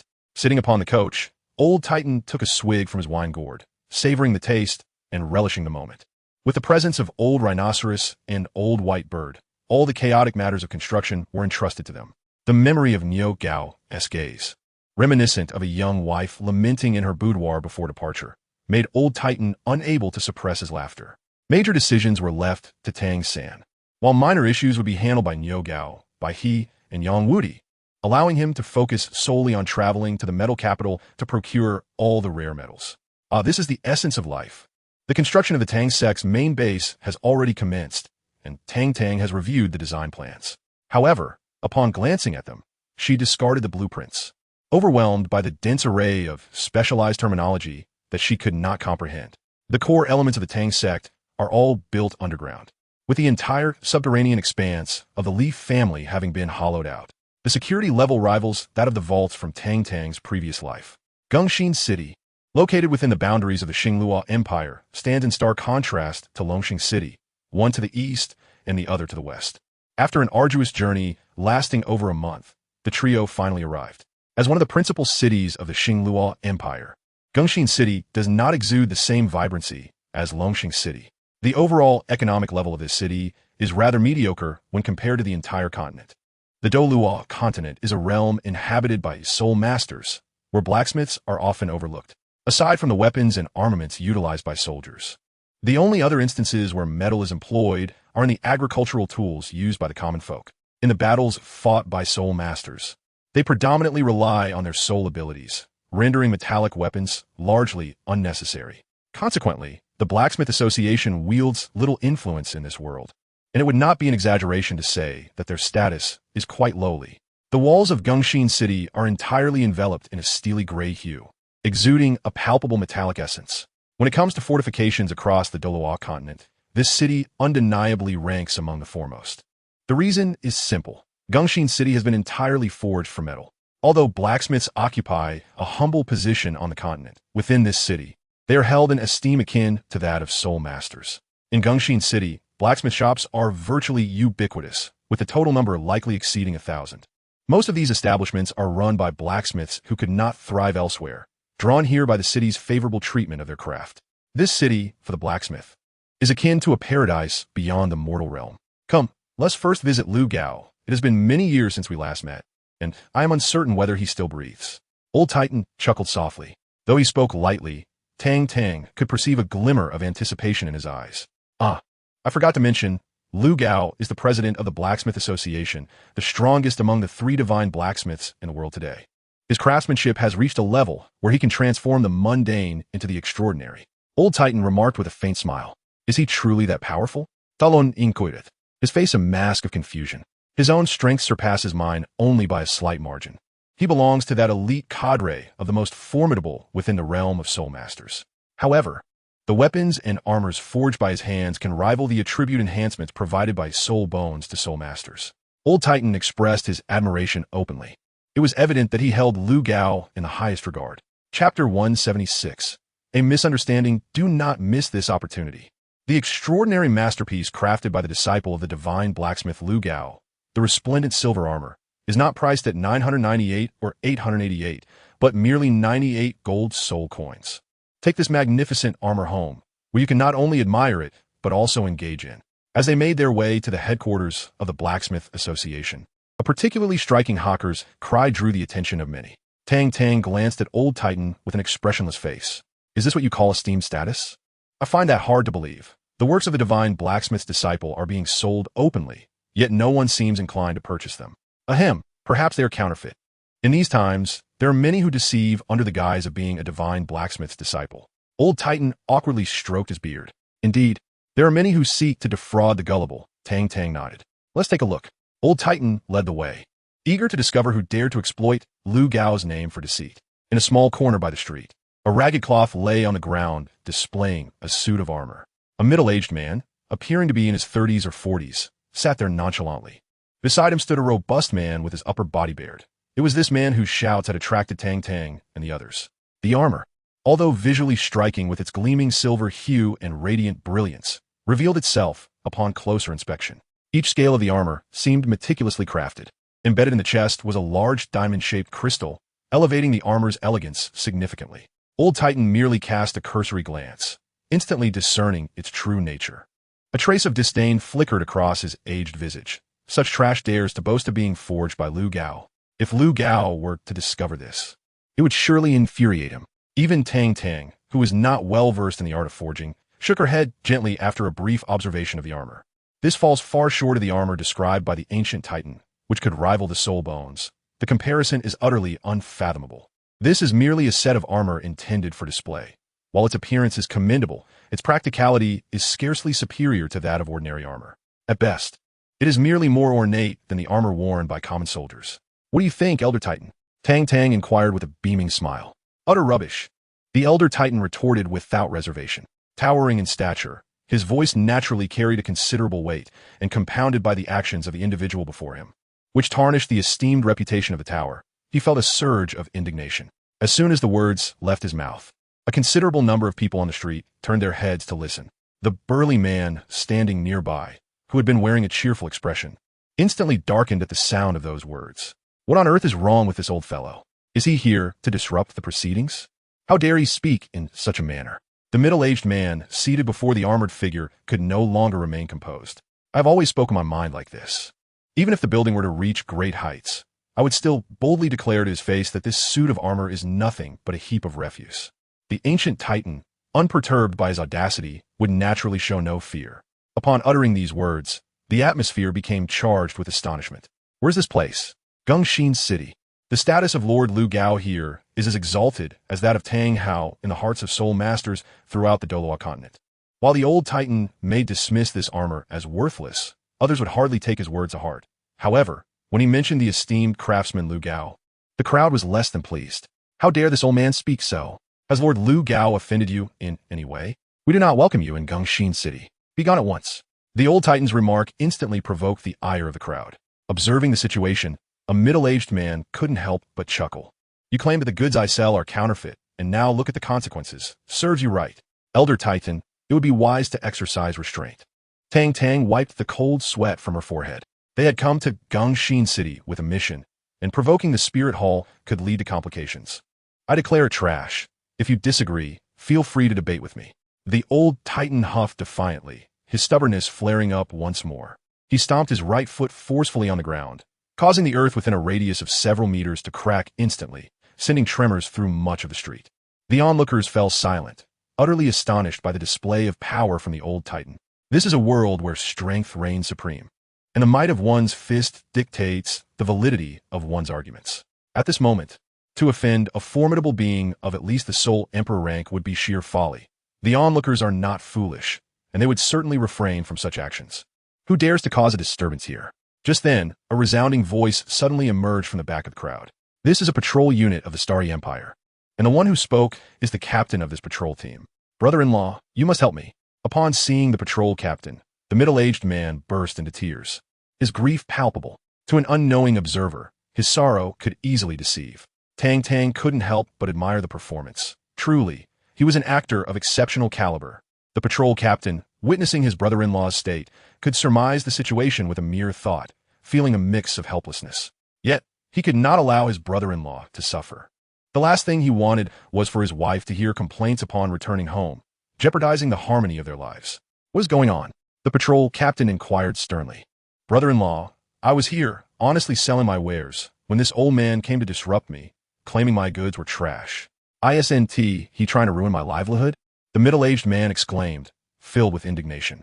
The patrol captain was well aware of his brother-in-law's character. However, he questioned why this old man would meddle in another's business. The patrol captain was quite protective of his brother-in-law. Arrest them all and take them back for proper questioning, he commanded with a wave of his hand. The patrol team swiftly surrounded Tang Tang and the others. What? Do you intend to make a move? I prefer to resolve matters through dialogue, chuckled the old Titan. Suddenly, 8 soul rings, yellow, purple, and black, rose ominously from beneath his feet. The middle-aged man was paralyzed with fear, collapsing to the ground, trembling uncontrollably. In Gongxin City, aside from the Master Craftsman's tower, only the city lord possessed significant strength. Yet, even the city lord lacked the prowess of a soul fighter. Seeing this, the patrol captain's expression darkened instantly. He realized he had encountered a formidable challenge. Senior, misunderstandings abound. This is all a misunderstanding. He quickly softened his tone. The patrol team exchanged bewildered glances. What was happening now? Really? I failed to see any misunderstanding. Weren't you just about to apprehend me? The old Titan grinned. You think you can catch me? That would be quite the feat. The patrol captain was on the verge of tears. He had certainly not consulted the omens before leaving today. This was far too unfortunate. A misstep could lead to rumors reaching the city lord's ears, and his position as captain would be forfeit, leaving him to return home in disgrace. Chapter 177. The Master Craftsman's Tower. So, is that so? The old Titan seemed rather amused. Typically, he witnessed Tang Tang flaunting his prowess, but now, with such a turn of events, it felt quite delightful. It appeared that he ought to indulge in such displays more often. The later years of life need not be spent in tranquil monotony. Esteemed elder, rest assured that I shall not let such purveyors of counterfeit goods escape unscathed. They shall face severe repercussions. The captain of the patrol team bore an expression of unwavering seriousness. You lot, seize him and take him away, he commanded, pointing ruthlessly at his brother-in-law. Brother-in-law, you cannot act in this manner. Please, brother-in-law. The middle-aged man cried out desperately. As the patrol team members led the middle-aged man away, their figures gradually faded from view. The captain then turned to regard the venerable Titan. We shall not intrude upon your time any longer. Let us depart, he added, addressing the remaining members of the patrol team. The elder Titan, hands clasped behind his back, nodded slightly in acknowledgement, his demeanor perfectly poised. Although the patrol team had departed, the onlookers remained, their eyes filled with awe as they gazed upon the elder Titan. Such a formidable presence reminiscent of a legendary Contra. There are scarcely a few individuals of such caliber across the entire Douluo continent, and yet, today, I find myself in the presence of one. Is that not the esteemed duo, Ren Lao and Ren Yuan? What brings them here? Is Lord Lu Gao not preoccupied today to have dispatched both masters? Their intentions seem directed towards us. Suddenly, two elegantly attired middle-aged men approached, eliciting gasps of astonishment from the surrounding crowd. Lord Titan, I beg your pardon for not welcoming you properly, Ren Lao and Ren Yuan proclaimed, dropping to their knees before the venerable Titan. The onlookers erupted in a flurry of whispers. Who exactly is this venerable old gentleman, commanding such reverence? If it were merely his contra-level prowess, the two masters would not exhibit such deference. It is well known that in Gongxin City, these two masters are highly regarded figures. Even the city lord must extend profound respect in their presence. You two young ones have aged, the Titan exclaimed, recalling the days when they trailed behind Lu Gao. Seeking sweets with runny noses, he gently assisted them to their feet. My lord, you flatter us. After more than 30 years apart, it is not we who have aged, but you remain as vigorous as ever, while we find ourselves in the twilight of our years, Ren Lao remarked, a bittersweet smile gracing his lips. He had dedicated his life to the craft of forging, his own cultivation modest at the soul master level, and now past 40. He was beginning to feel the weight of his years. Amidst your forging endeavors, do not neglect the cultivation of your soul power. Only with good health can you truly devote yourselves to the lifelong pursuit of your craft, the Titan advised. Your wisdom is true, but let us set aside such matters for now.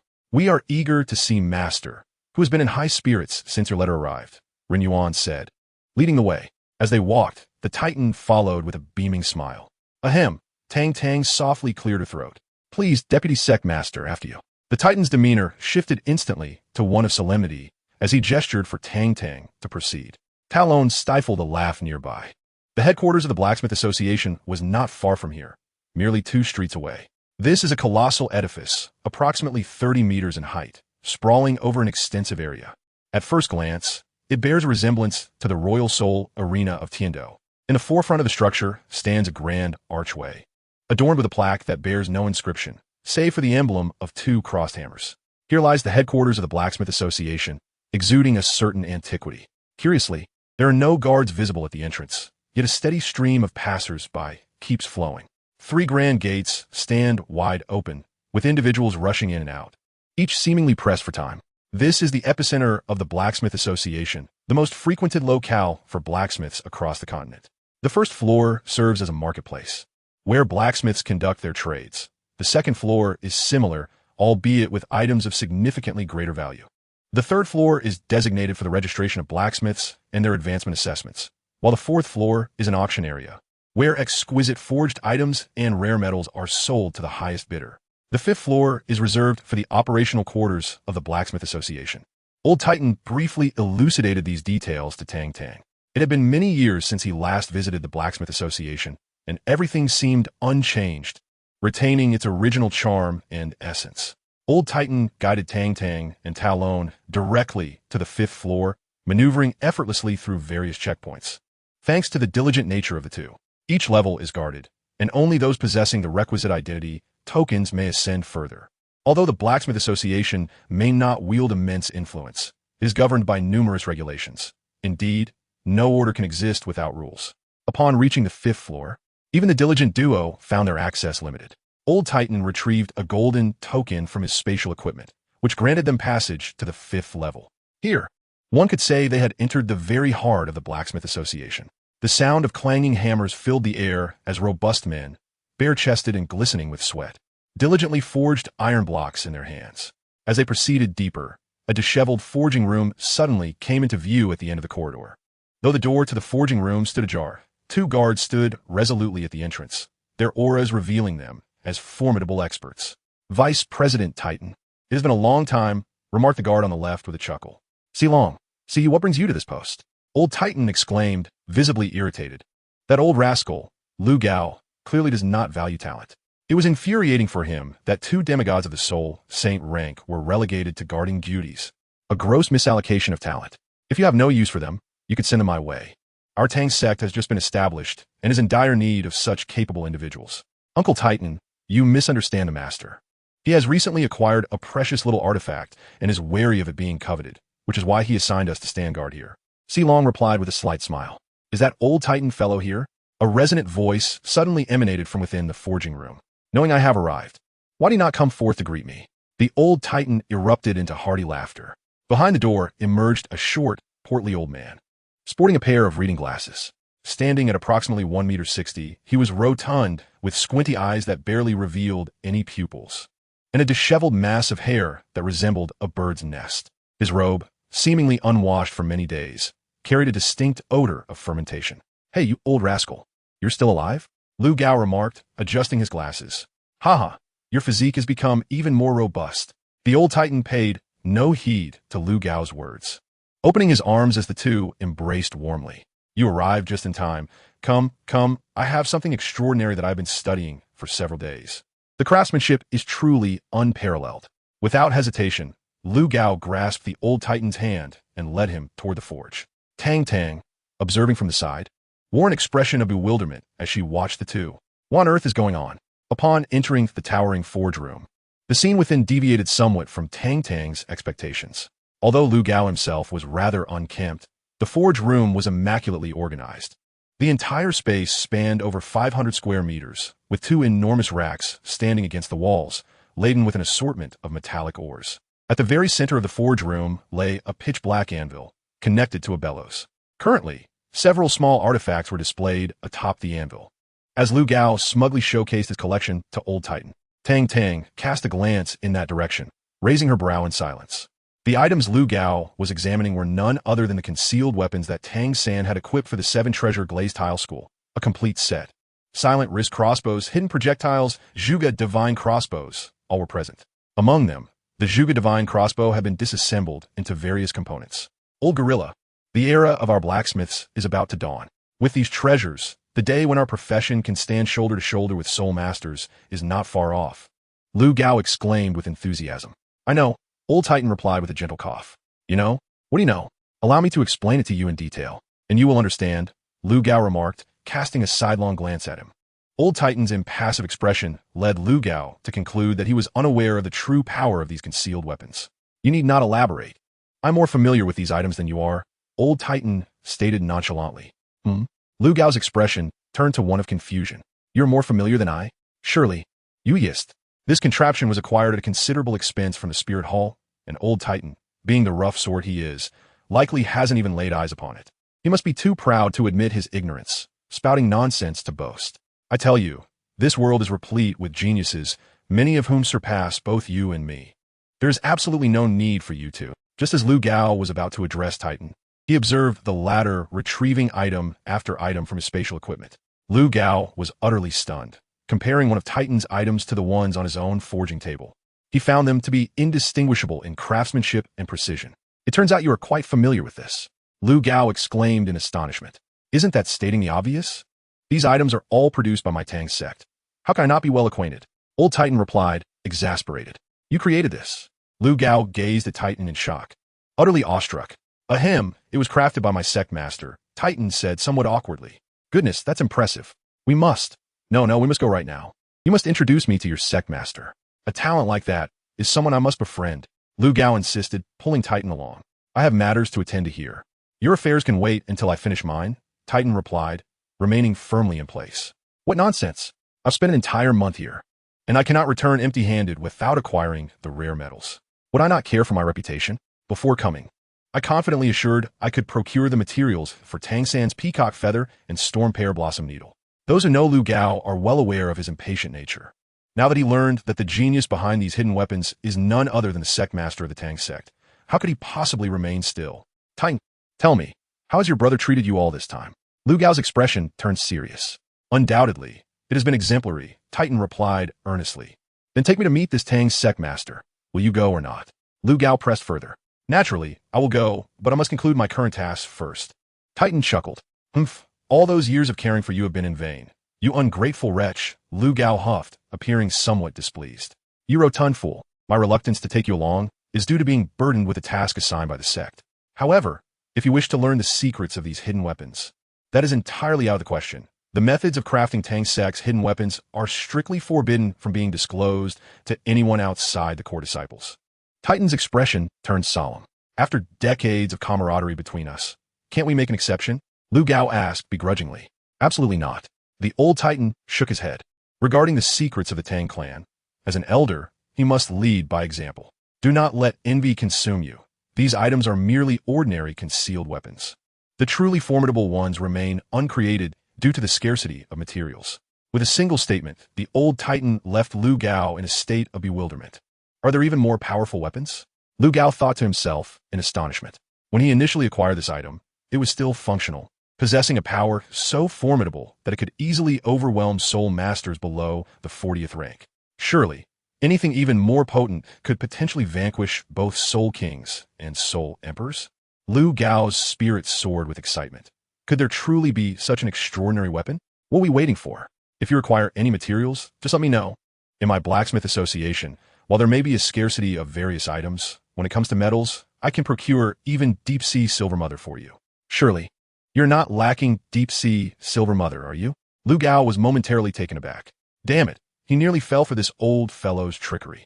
The deep-sea silver mother was a treasure he had obtained during his travels years ago, securely locked away in a safe at the lowest level of the Blacksmith Association. Since the old Titan was in search of rare metals and had come directly to him in Gongxin City, it was evident that he had long been eyeing the deep-sea silver mother in Lu Gao's possession. The old gorilla, astonishingly, even betrays his own brother, demonstrating a complete lack of humanity. Will you present it yourself, or shall I turn this Blacksmith Association upside down? Old Titan's face bore a menacing expression. How ruthless! Lu Gao's countenance was filled with indignation. I am left with so little of my assets. Should we not consider an alternative? Lu Gao inquired hesitantly. Absolutely not. Old Titan shook his head. The creation of the Storm Pear Blossom Needle and the Buddha's Wrath Lotus requires the deep-sea silver mother. It must be brought back, no matter the cost. Then how about this? I will join your Tang Sect, and I shall provide you with the deep-sea silver mother. Furthermore, I will grant you whatever you desire, if you would only share with me the crafting method of the Zhuge Divine Crossbow, Lu Gao said with a warm smile. The corner of old Titan's mouth twitched. He wondered why this old fellow was being so agreeable today. It seemed he had been waiting for him. Chapter 179. Lu Gao joins Old Gao. Now that you have joined our Tang Sect, what will become of your Blacksmith Association? You are the president, after all. You cannot simply abandon it. Old Titan urged with earnestness. Oh, it's nothing. I will pass the presidency to Si Long and see you. I have held this position for decades. I am quite weary of it, Lu Gao replied nonchalantly. Senior, Should you learn the methods of crafting various concealed weapons of the Tang Sect, you must not impart this knowledge to anyone outside the sect. Even so, are you still willing to join? Tang Tang's my Fai Li. Must you be so bothersome? With all these restrictions, cannot we be a little more straightforward? Lu Gao expressed his annoyance. How could these individuals be so foolish? Am I not a master craftsman, one who would never stoop to such a breach of trust? To be honest, he had originally intended to return after mastering various methods of crafting hidden weapons. Unexpectedly, he was seen through at a glance. Si Long, see you. Come here at once. Lu Gao suddenly bellowed. Teacher, do you require our assistance? Si Long and Si Yu bowed their heads, standing respectfully before Lu Gao. From this day forth, you two shall serve as the presidents of the Blacksmiths Association, taking turns each day. I'm rather fatigued and plan to embark on a journey for a while. Lu Gao snorted disdainfully. Teacher, have you finally had a change of heart? Si Yu exclaimed, his face alight with emotion. He and Si Long had devoted their lives to the blacksmithing craft, never even taking a wife. And now they were on the brink of achieving greatness. Get lost. Lu Gao's expression darkened. Very well, we shall take our leave immediately. The two exchanged glances and, much to the astonishment of Tang Tang and Tai Long, truly began to roll away. This is truly... Lao Gao, are you serious? Old Titan looked utterly astonished.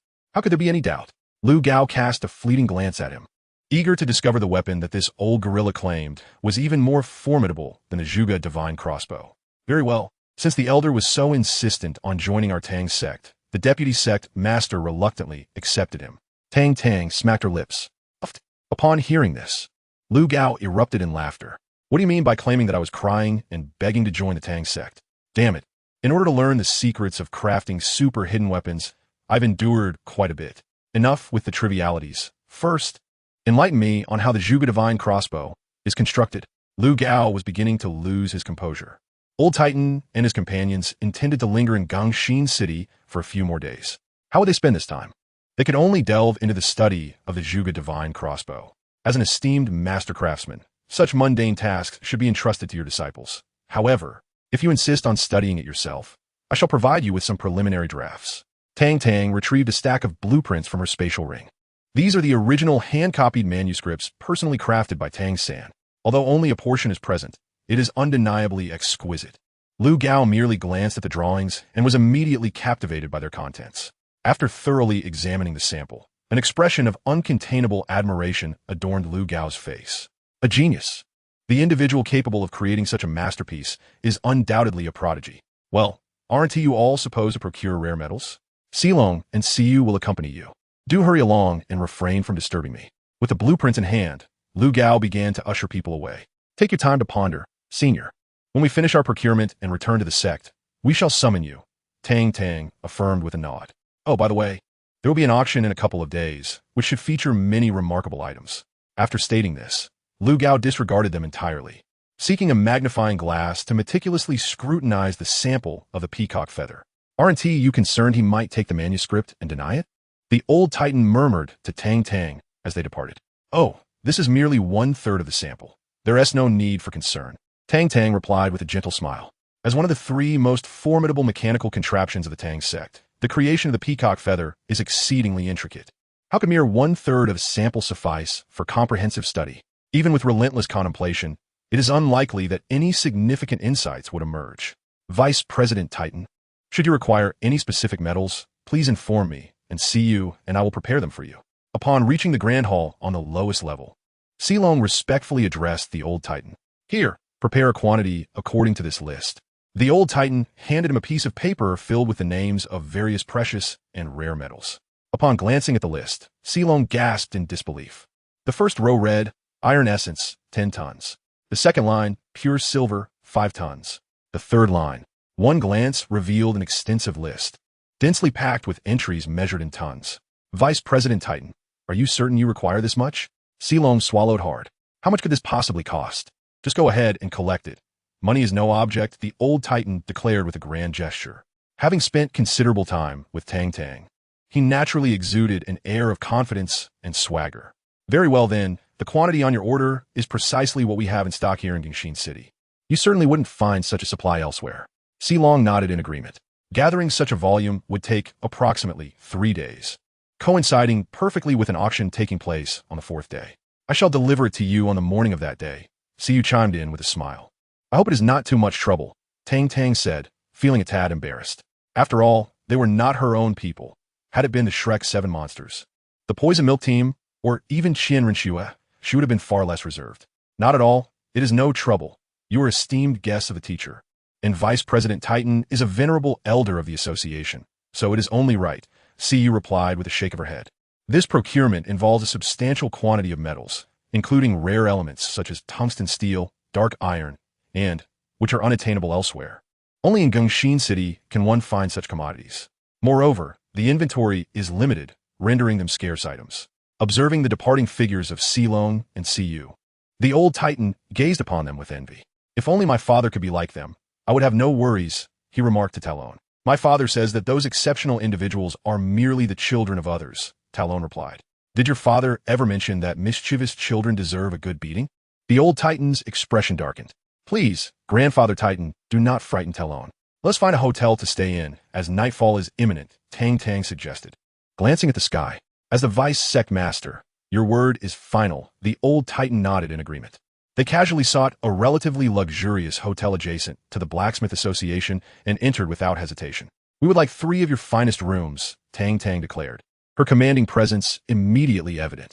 Esteemed guest, our top-tier rooms are fully occupied. Would you prefer a secondary tier room instead? The hotel manager inquired respectfully. None available? Dan Tang Xiaobao Fu Dao. Indeed, fully booked, the manager confirmed. Chapter 180. The brother-in-law comes for revenge manager. Please provide us with 3 excellent guest rooms. A deep voice suddenly emanated from outside. Tang Tang and the others turned to see a group clad in the red robes of the Spirit Hall, entering with determined strides. It turned out to be the dignitaries of the Spirit Hall. Esteemed guests, we have already prepared room 1 for you, the hotel manager stated with utmost respect. The leading red-robed figure nodded slightly and proceeded upstairs. Witnessing this, Tang Tang's expression darkened instantly. What does this imply? The Spirit Hall has accommodations while we do not? Are you looking down on us? Inquired the hotel owner, glancing at Tang Tang and the others as the figures of several red-robed bishops from the Spirit Hall vanished around the corner. Do you reside in a top-tier room? To hell with that. Old Titan erupted. Are the people from the Spirit Hall mere mortals, while our Tang Sect is treated like stepchildren? Dear guests, if you do not wish to stay, the exit is over there. You are free to leave, the hotel owner replied, his expression unwavering. 5 soul rings, white, yellow, purple. Purple rose slowly, showcasing his strength at the Soul King level. He had encountered customers like Tang Tang before. Each time he revealed his soul rings, they would tremble in fear. Oh, are you trying to drive us away? A smirk danced on Tang Tang's lips. If that is how you wish to interpret it, then so be it. The hotel owner observed the trio with a calm demeanor. Close the door. Let us teach this owner a lesson. Tang Tang gestured dismissively. The hotel owner's countenance darkened immediately. These individuals truly were unyielding until faced with the consequences. How dare they cause a ruckus in my hotel without inquiring about my identity? Do you know Bishop Myers? He is my brother-in-law, the hotel owner declared with pride. Oh, I see. You don't recognize him. Then, elder, do what you must. Tang Tang spoke with an air of tranquility. Beyond a few prominent figures, she recognized none from the Spirit Hall. Not even a bishop from the city of Gongxin was familiar to her, let alone the Platinum Bishop. Old Titan, already irritated by the hotel owner's demeanor, was keenly aware of Tang Tang's sentiments. Why bow and scrape before the Spirit Hall while treating others with disdain? As Old Titan grinned menacingly, cracking his knuckles, the hotel owner found himself swallowing hard. For some reason, standing before this towering figure, the 5 soul rings did not instill any sense of security. Why you stay back? I'm a Soul King. You should know, when I get serious, even I fear myself. The hotel owner retreated in trepidation. Bang, bang, bang. A series of resounding thuds echoed as Old Titan unleashed a barrage of blows upon the hotel owner, whose anguished cries reverberated down the street. Do you have any rooms now? Tang Tang inquired calmly, surveying the bruised hotel owner. No. The hotel owner resolutely refused to yield. Elder, Tang Tang smiled. Wait, I remember there's still 1 top-tier room available. I will arrange it for you right away.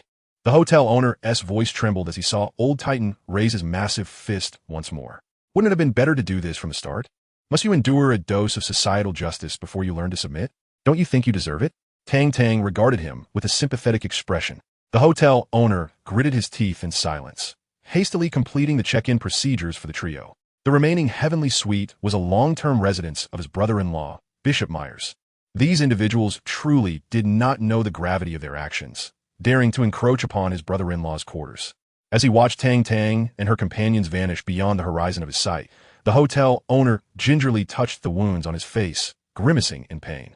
With swift and decisive movements, he secured the hotel's entrance and hung out the sign indicating a temporary cessation of operations for the day. Casting a fierce glance towards the heavenly suite occupied by Tang Tang and her group, he hurriedly departed. Moments later, the hotel owner returned, accompanied by a formidable entourage that included the knights of the Spirit Hall and a bishop clad in a crimson robe. This is the hotel owner's brother-in-law, Myers. He appears to be in his 70s or 80s, with hair as white as snow, a prominent hooked nose, and full lips. His eyes, reminiscent of green beans, emanate a rather sordid aura. The skin on his face resembles the withered bark of an old tree, rendering him exceedingly unattractive. Yet he holds his head high, gazing disdainfully at the passers-by around him. Accompanying the hotel owner are individuals hailing from the Wuhuan Temple in Gongxin City, all closely associated with Bishop Myers. As they hurriedly depart, the pedestrians on the street pay them their respects. One can only wonder who the unfortunate soul is that has incurred the wrath of Myers. Bang! Bang! Bang! The unreasonable knocking on the door reverberated throughout the entire top-tier floor, prompting a group of red-robed cardinals to fling open their doors, eager to discover who dared disturb their repose. Upon seeing the frail figure of Myers, they were momentarily taken aback. However, upon noticing the entourage of palace knights accompanying him, the expressions of the cardinals shifted dramatically, and they rushed forward to inquire what had transpired. At that moment, the door to the top-tier room occupied by Tang Tang and her companions was suddenly flung open from within. Upon seeing the group of red-robed cardinals at the threshold, Tang Tang blinked in surprise. "Great elder, you have struck the brother-in-law of another, and now his younger brother has come seeking vengeance." She called back inside. "Old tight. Talon. That's him, the old man who resembles an ape. He is the one orchestrating this." The hotel owner glared at Tang Tang, seething with animosity. Those who strike should not be despised. What is truly contemptible are those who incite such ruffians. "Seize them all," Myers commanded darkly to the accompanying palace knights. Striking his younger brother-in-law was an affront to Myers himself. To deny him respect was to deny the Wuhuan Temple, a transgression deserving of punishment. "Great elder, protect us. Tang Tang Sao Det Buck. Who dares to apprehend our vice sect master?" Old Titan, mid-bath, hastily wrapped himself in a towel and burst forth. The brilliant display of 8 soul rings, yellow, yellow, purple, purple, black, black, black, black, nearly blinded those standing at the door. Myers felt a surge of fury. Did he not consider the strength of his opponent before calling for aid? An 8-ring soul Douluo is a formidable figure across the continent. Are you inviting disaster upon yourself by provoking such a person? You wish to arrest our vice sect master? The old titan gazed at the crowd at the door, his eyes gleaming with fierce intensity. "Misunderstanding. It is merely a misunderstanding. We simply wish to ascertain your needs." Miles wiped the sweat from his forehead. The Spirit Hall now wielded immense power across the entirety of Douluo continent. As a cardinal of the Spirit Hall, Miles was accorded great respect, even by the lord of Gongxin City, who would defer to him. In this city, he was akin to a local sovereign. Moreover, given its remote location, even the Star Luo royal family found their reach limited, which only served to embolden his arrogance. In his day-to-day life, he ruled over the common folk with impunity, reveling in his authority. The root of his hubris lay in his identity as a sole master and a cardinal of the Spirit Hall. However, the moment the old titan exhibited his unreasonable demeanor, Miles immediately faltered. If the opponent were merely a soul sage, they might have found solace in their numbers, emboldened by their collective presence. Yet, facing a soul Douluo, even the combined strength of everyone in the Spirit Hall of Gongxin City would be insufficient to contend with such might. Enough with the pleasantries. It is obvious to even the most naive why you have brought so many people, Tang Tang scoffed. "This young lady." Miles gazed at Tang Tang with a lascivious glint. "You are the young lady. Your entire family consists of young ladies." Tang Tang seethed with anger, asserting her identity as a genuine and upright man, chastising Miles for his insolence. My apologies, esteemed lady." Miles quickly recanted. "Elder, spare no words. Drag them all out and execute them," Tang Tang declared, turning to stride into the room. "What kind of gaze is this? How could you mistake someone as strikingly handsome and dashing as I for a mere girl?" "Bishop Miles, this matter bears no relation to us. We shall take our leave." Indeed. My dear wife awaits me, cozily nestled in our warm bed. I must depart." Today marks my mother's 80th birthday, and I find myself foolishly lingering here with you. I must return to celebrate her milestone. Farewell. My neighbor, Old Lee, is on the verge of welcoming a new life, and my heart is filled with anxiety. I cannot stay. I must go and check on her. In an instant, the several red-robed bishops present from the spirit hall departed without a trace. At the entrance of Tang Tang and his companion's chamber, only Bishop Miles and a few of his guardian knights remained. Upon witnessing this, Miles was filled with rage. These treacherous ingrates, who have often benefited from my generosity, flee at the first sign of trouble. Old man, I am the cardinal of the spirit hall. Do you dare to lay a hand on me? Miles glared fiercely at the old titan. What is there to fear? The old titan replied with a calm smile, clenching his fist and approaching. Wait, I have something to say. Just as the fist was about to make contact with Miles' head, he suddenly shouted, Do you have any final words? Speak freely. The old titan was not one to waste time. Please don't strike me. I possess wealth. Immense wealth I can offer you. Miles, gripped by fear, felt the weight of abandonment by his companions and the overwhelming presence of the old titan shatter his psychological defenses. This was the essence of Miles. He could humiliate those weaker than himself with various means, yet when confronted by someone stronger, he would lower himself and beg for mercy. Oh, how much do you have? Tang Tang turned to face him. 100, no, 5 million. Faced with the looming fist of the old titan, Miles was overtaken by sheer terror. This 5 million indeed constitutes the entirety of Meyer's fortune, accumulated through years of exploiting the citizens of Gongxin City. Very well. 5 million for your life is not an unreasonable price. Tang Tang nodded calmly. Upon hearing this, Myers felt as though a heavy burden had been lifted from his shoulders. He hurriedly retrieved a spatial, soul-guiding necklace from his bosom and presented it to the elder titan standing before him. He deposited all the money he had scavenged into the soul guide necklace. Typically, he never paid for his meals. He simply took whatever he desired without consequence, as he had nowhere to spend his ill-gotten gains, which he hoarded instead. When Tang Tang received the necklace from Old Titan, she examined it closely and reached out with her consciousness to assess its contents. It was not as substantial as 5 million, only around 4 million, yet still a considerable amount. One must understand that the net annual income of the Yu family barely amounted to a few thousand gold soul coins. Clearly, this scoundrel had inflicted considerable suffering on the citizens of Gongxin City. Tang Tang's eyes narrowed slightly. Elder, take action and eliminate him, she stated with an expressionless face. Such a malignant presence should not be allowed to persist. This was a chance to do a good deed for the people of Gongxin City. You promised you would spare me, Miles exclaimed, terror-stricken. Indeed, I also mentioned that I would take Qian Rinxue home, Tang Tang replied, casting a sidelong glance at him. Why spare the likes of you, who oppresses the populace? Should I not rid the world of your kind now? With a fierce countenance, Miles charged at Tang Tang, snarling, I will fight you.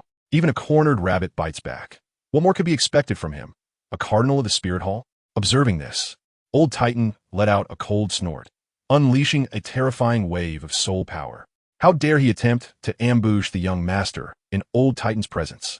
Before Miles could reach Tang Tang, he was swiftly subdued by Old Titan's overwhelming force. As for the Spirit Hall's guardians accompanying Miles, Old Titan dealt with them as well. Since they had come together, they would depart together. Better to have company on the journey to the underworld.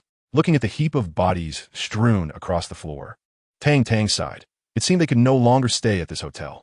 Old Titan, however, was unfazed, considering it merely a few dead bodies. Yet for Tang Tang, it was unsettling and affected her appetite. Thus, the three had no choice but to find another hotel nearby. 3 days passed in the blink of an eye. One evening, Silong arrived at the hotel and knocked on the door to Tang Tang and her companion's room. The various medals you requested have been prepared and are all here for your inspection, he announced. Yu presented Tang Tang with a soul guide device resembling a heart-protecting mirror. As Tang Tang scanned it with her consciousness, she was taken aback by the vast space within. Piles of rare metals were arranged like small mountains, each divided into dozens of heaps, with large labels indicating the type of metal before each pile. Thank you for your hard work, esteemed presidents, Tang Tang said with utmost seriousness as she accepted the items. No need for formality. You are honored guests of our master, and consequently, of us as well. It is only fitting. Moreover, purchasing so many rare metals at once makes me hope you will visit us more often. This marks our first achievement since assuming the presidency. Silong exclaimed, his face gleaming with greed. As the auction commenced, Tang Tang prepared the golden soul coins obtained from Miles, carefully stowing them in a spatial device before presenting it to Silong. He decided to keep the soul-guiding necklace for himself. Upon reflection, It struck him that despite their long acquaintance, he had yet to bestow a gift upon Old Snow. With the auction about to commence, he was just about to share this sentiment. Long accepted the offering with a bright smile, not bothering to inspect it. Surely, the individuals brought by Old Titan would not deceive them. Chapter 182. The Verdant Stone, the fourth floor of the Blacksmith Association. It was now evening, and the entire auction hall remained in darkness, resembling a world cloaked in black. The floor was embedded with numerous luminous gemstones, casting a faint glow that prevented the attendees from stumbling in the shadows. Long, accompanied by Tang Tang and the others, entered a private room. This event is exclusively tailored for the affluent. One must possess at least 1 million gold soul coins to gain entry into such private quarters. At this moment, the seats beneath the auction stage are already occupied by a considerable number of attendees. Ascending the platform with delicate, measured steps is Cu, accompanied by 2 attendants who are pushing a rectangular structure. Due to the dimness, the auction hall exudes an air of tranquility, with the only sound being the gentle clatter of the attendants maneuvering the apparatus. "Welcome to the Blacksmith Association auction," Cu announces, her voice resonating with warmth. "Though we are all friends here, I recognize some newcomers may be unfamiliar with the protocols. Allow me to outline the bidding rules." As her voice rings out, the attendees adjust their postures, akin to schoolchildren responding to their teacher. Should you find an item of your desire, please raise the fluorescent placard beside your seat. Each placard corresponds to a different price, so kindly pay attention to the inscriptions. I also hope that every guest feels at home and successfully acquires items that please them. With a radiant smile directed toward the audience, she continues now. To the matter at hand. Our first item for auction is a piece of special metal with a purity exceeding 90%, weighing 200 pounds. Those present understand the significance of such a material, so I shall not elaborate further. The starting bid is 200,000 gold soul coins, with increments no less than 1,000 coins. You may commence bidding. With a swift motion, Cu unveils the red cloth draped over the structure. Instantly, the darkened auction hall is illuminated by a serene glow, creating a captivating spectacle. In that moment, Tang Tang finally comprehends why the auction was held in darkness. The rare metal itself emanates light, captivating the gaze of all within the confined, shadowy space. This is a piece of exquisite dark iron, a rarity of such exceptional quality, exceedingly uncommon within the entire blacksmith guild. 230,000 gold soul coins. A resonant voice echoed from a corner, causing the luminous display board to shimmer slightly. It belonged to the steward of the city lord's estate, who was present at the auction representing the lord himself. Long murmured a comment. 250,000 gold soul coins. Another voice chimed in, this time emanating from the adjoining box occupied by Tang Tang and her companions. 260,000. 265,000. 270,000. The prices soared, the bidding reaching an unprecedented fervor. Cu smiled faintly.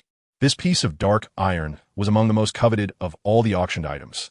Its placement at the forefront was intended to ignite enthusiasm for the subsequent lots. Such high-quality dark iron was sufficient to drive many attendees to the brink of frenzy. Merely incorporating a small amount of this dark iron during the crafting process would exponentially enhance the quality of the final product. In no time, the price skyrocketed to over 300,000 gold soul coins.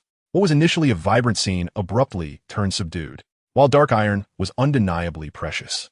Exceeding its intrinsic value rendered the purchase somewhat imprudent. Nevertheless, numerous bidders remained undeterred. 400,000 gold soul coins. Just as the bidding seemed to approach its zenith, Tang Tang made her offer. As the words left her lips, the entire room fell silent in astonishment. She had raised the bid by a staggering 100,000 gold soul coins in one fell swoop. Eyes turned towards the box occupied by Tang Tang and her companions. Though their faces were obscured, the sound of their voice suggested youth. Many silently speculated about which foolish scion of a wealthy family was so reckless. Did they have so much money to burn that they would spend 400,000 gold soul coins on a piece of dark iron? VIP number 6 bids 400,000 gold soul coins. Is there a higher offer? 400,000 gold soul coins once, 400,000 gold soul coins twice. 400,000 gold soul coins thrice sold. Cu swiftly concluded the transaction. The piece of mysterious iron held great significance for Tang Tang. Although he possessed considerable wealth, he was not foolish. Following the initial excitement surrounding the first auction item, the atmosphere of the auction intensified, and while the subsequent items were not particularly remarkable, they still fetched commendable prices. As the auction progressed, the items presented were predominantly armor and unremarkable stone ores, which Tang Tang observed with a detached gaze. refraining from placing any bids. It was not until the intermission that Siyu unveiled another precious item, a translucent green crystal, roughly the size of a fist. Despite its lifeless appearance, it exuded an extraordinary vitality. Upon seeing this stone, Tang Tang felt as though his heart had momentarily ceased its rhythm.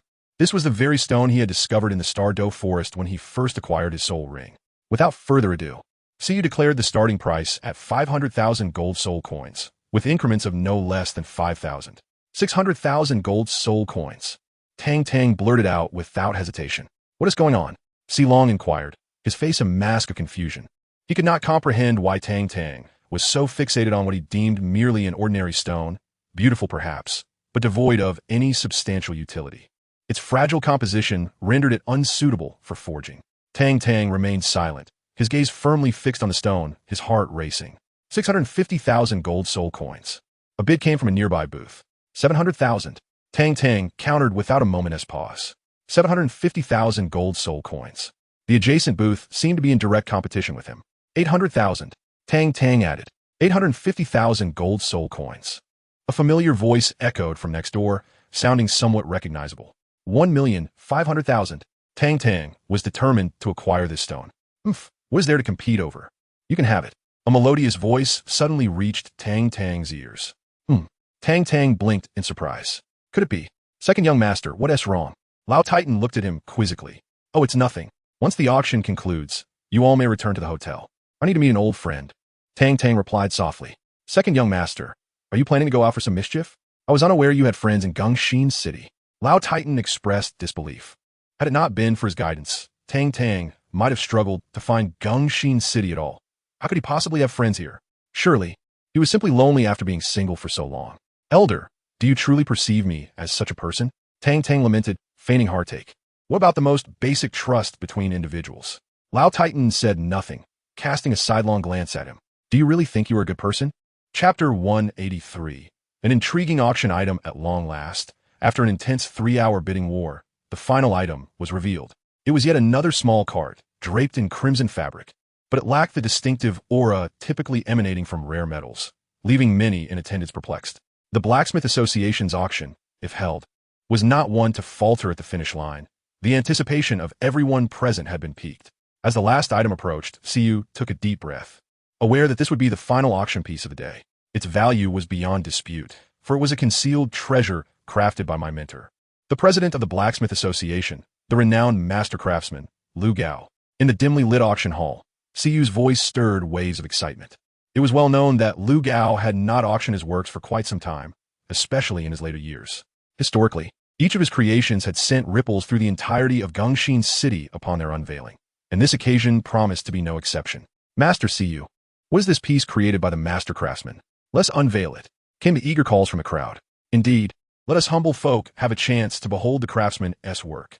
The enthusiasm was palpable. However, Siyu smiled gently, reminding the crowd, only the ultimate bidder will have the privilege of revealing the fabric. Upon hearing this, a wave of disappointment washed over the audience. The starting bid is set at 200,000 gold soul coins, with increments of no less than 10,000 gold soul coins. The auction begins now. Siyu announced with authority. 210,000 gold soul coins.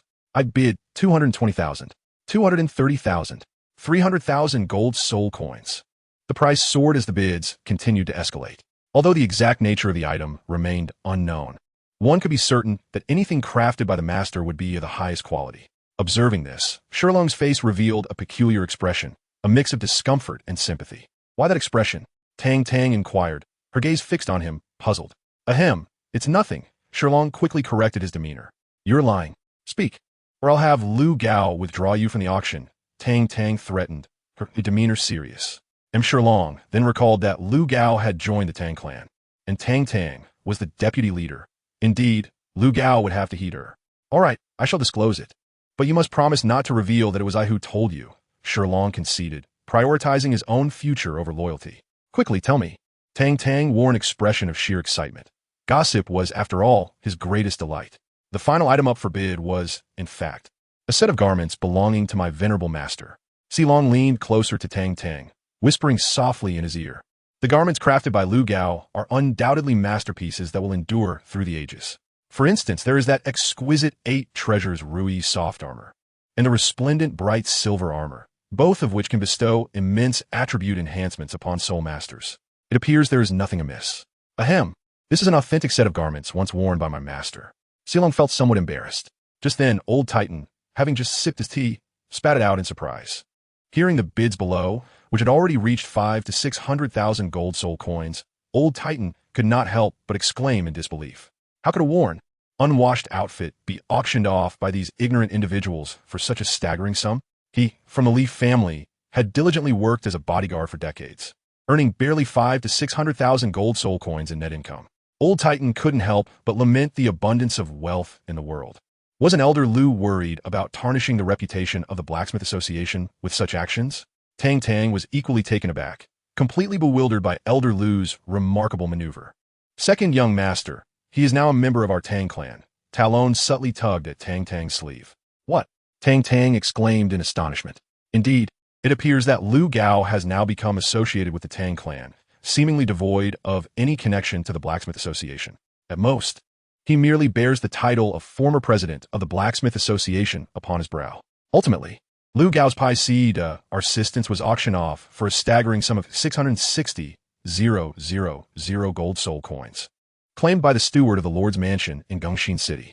Observing his jubilant departure towards the backstage, Tang Tang could not help but feel a twinge of sympathy. Alas, the poor child, 660,000 gold soul coins spent on a soiled outfit. Upon returning to the Lord's Mansion, one could only wonder if the Lord would dispense immediate justice upon him. With the auction concluded, let us seek out President Lu Gao, suggested Tang Tang. Shaking her legs after sitting for over 3 hours, her limbs now numb. Old Titan, having no objections to Tang Tang's proposal, was also eager to confront the shameless Lu Gao. After all, 660,000 gold soul coins, being the organizers, the Blacksmith Association could hardly dare to collect a handling fee from Lu Gao, the president. This was pure profit. As brothers prosper, surely all should partake in the fortune. The 6th floor of the Blacksmith Association still housed the same forging chamber, where Lu Gao was engrossed in the blueprints provided by Tang Tang. The intricacy of these designs is truly remarkable. Even someone like Lu Gao, who has never delved into this field of study, can readily discern their operational principles at a glance. After tirelessly immersing himself in research for 3 days and nights, Lu Gao found himself deeply engrossed, unable to extricate himself. Master, are you busy? Silong cautiously peered in, his head poking through the door. Lu Gao remained silent, his focus unwavering on his blueprints. Master, I have brought you the money for the set of clothes you auctioned. See, respectfully presented a storage soul guide. Ah, Lu Gao lifted his gaze to him, taking the item with an outstretched hand. How much is it? He inquired without examining it closely.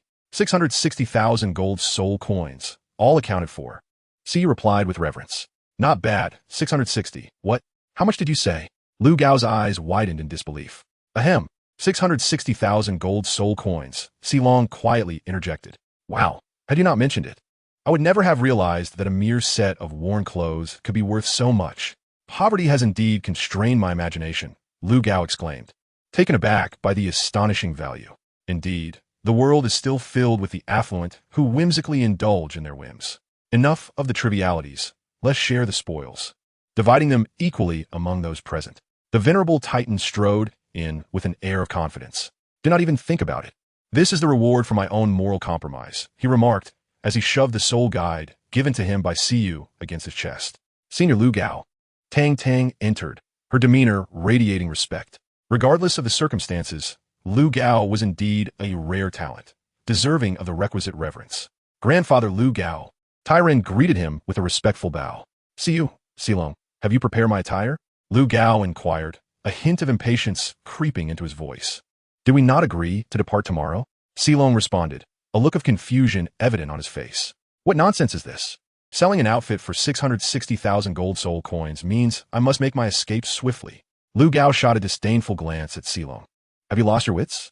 If we do not leave now, shall we wait for them to come knocking at our door? Chapter 184. Tang Tang's first time in the end, Lu Gao chose not to depart, instructing Silong to deliver a splendid set of gleaming silver armor to the city lord's estate. The Blacksmith Association must continue to thrive in this city. Though Lu Gao may leave, he cannot allow the city lord's estate and the association to fall into discord. After some deliberation, They resolved to return to the heavenly dual city early the next morning.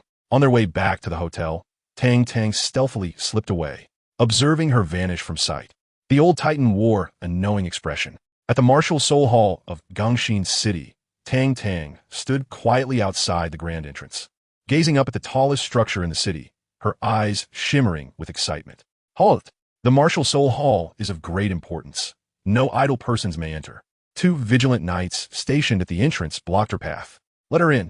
A soft voice, carried by a gentle breeze, floated through the air. Yes. The towering knights responded respectfully, stepping aside to allow Tang Tang passage. As she walked gracefully towards the main hall, her gaze was immediately drawn to a captivating figure seated atop the hall's roof, clad in a flowing gown adorned with white and golden threads. With cascading golden hair framing her exquisite face, she seemed untouched by the ravages of time. Who goes there? The clear, melodious voice suddenly reached Tang Tang's ears. Old Xue. Tang Tang's gaze softened immensely. Am I truly that old? Xuantian retorted with a fierce expression. Who would dare claim you are old? My little fairy is so young and beautiful. They must be blind, Tang Tang exclaimed, leaping to sit beside Xuantian. Do not try to evade the issue. Did you not kill the headmaster of the martial soul hall, Myers? Xuantian wore a stern expression, ready to demand accountability. To eliminate such a scoundrel was to rid the spirit hall of a great pest. Your lack of gratitude is one thing, but to lay blame upon me is quite another. Tang Tang's face was etched with grievance. You are not even a member of our spirit hall. Your actions lack legitimacy. And the news has already reached Spirit City. Bibi Dong is preparing to send someone to eliminate you, Xuantian warned ominously. While others might find their mothers-in-law growing fonder of their sons-in-law, mine seems intent on either striking or killing him, Tang Tang mused bitterly. What nonsense are you spouting?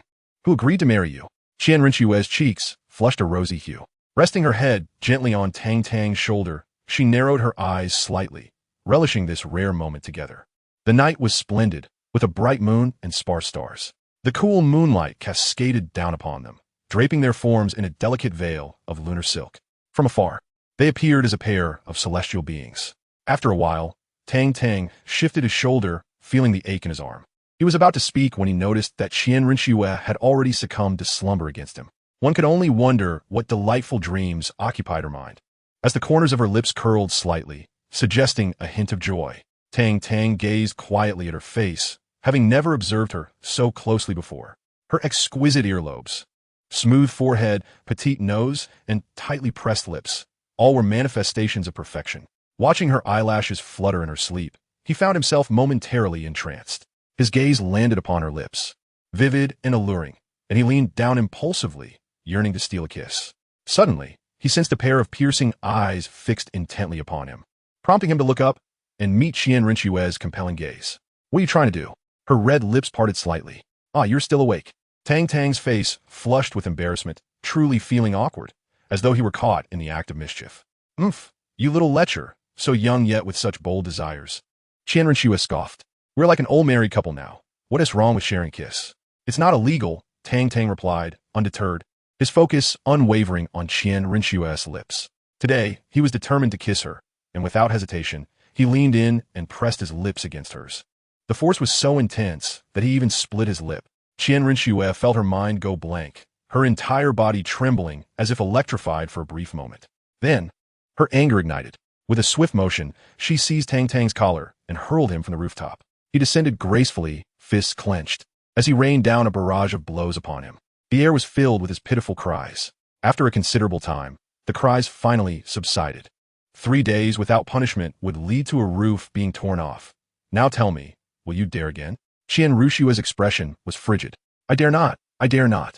Please spare me, my queen. Although Tang Tang uttered these words, her heart was filled with suppressed laughter. As the saying goes, once is an experience, twice is a familiarity. And having undergone the first encounter, it was only natural that there would be a second, a third, and countless more thereafter.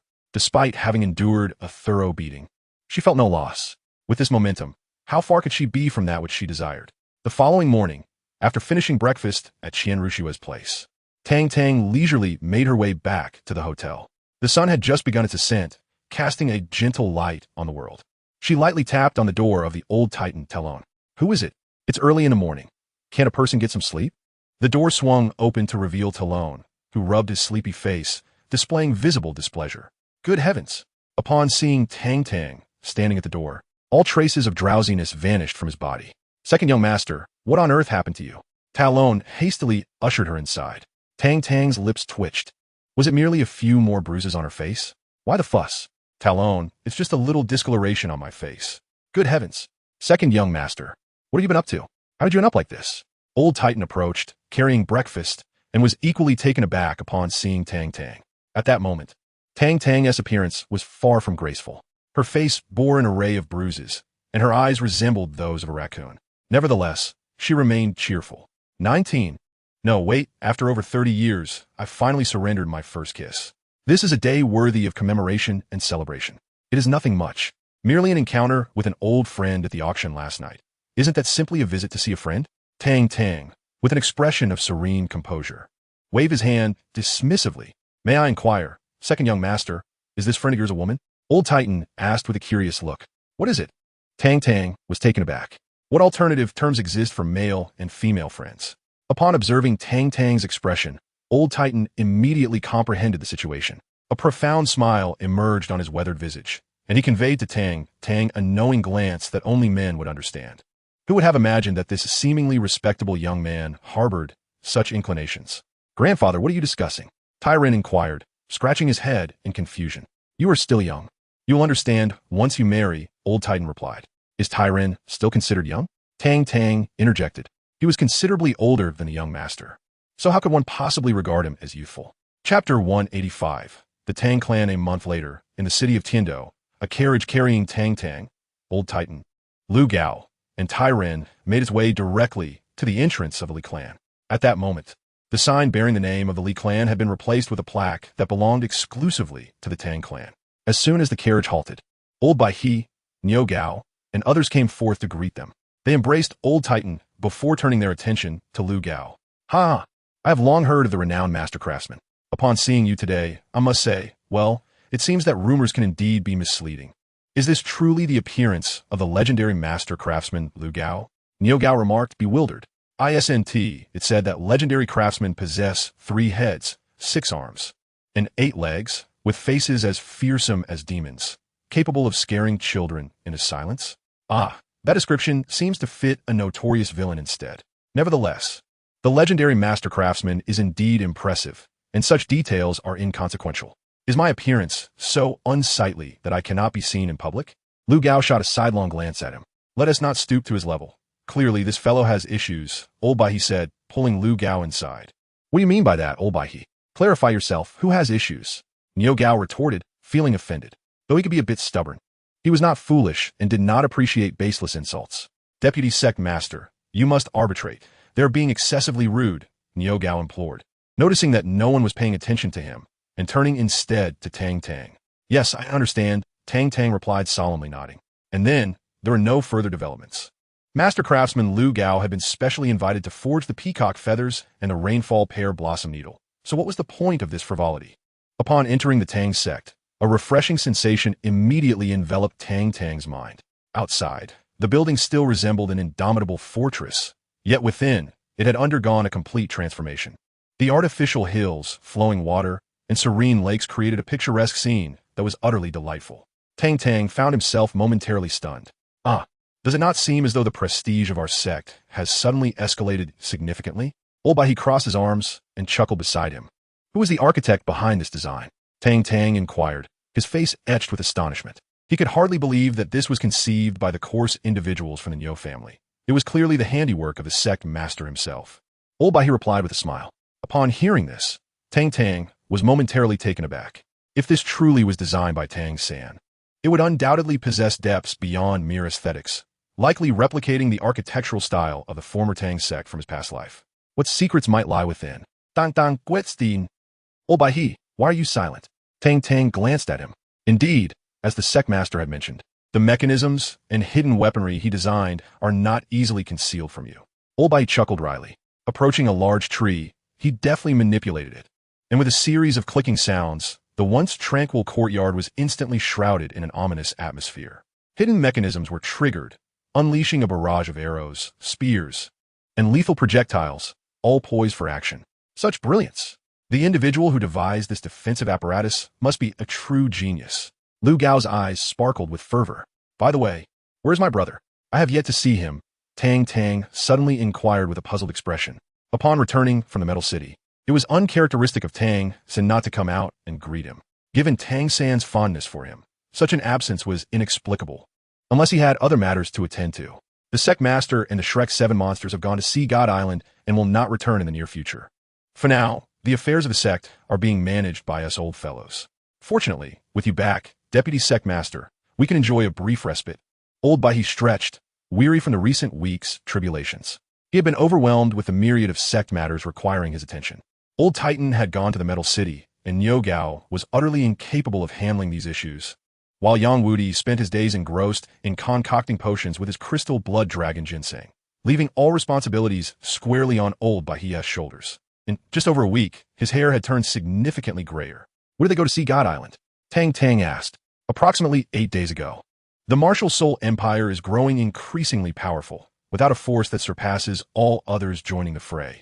The Tiando Empire and the Xingluo Empire will find it difficult to withstand the onslaught of the Martial Soul Empire, Old Bai elucidated. Was it the Master who sent you?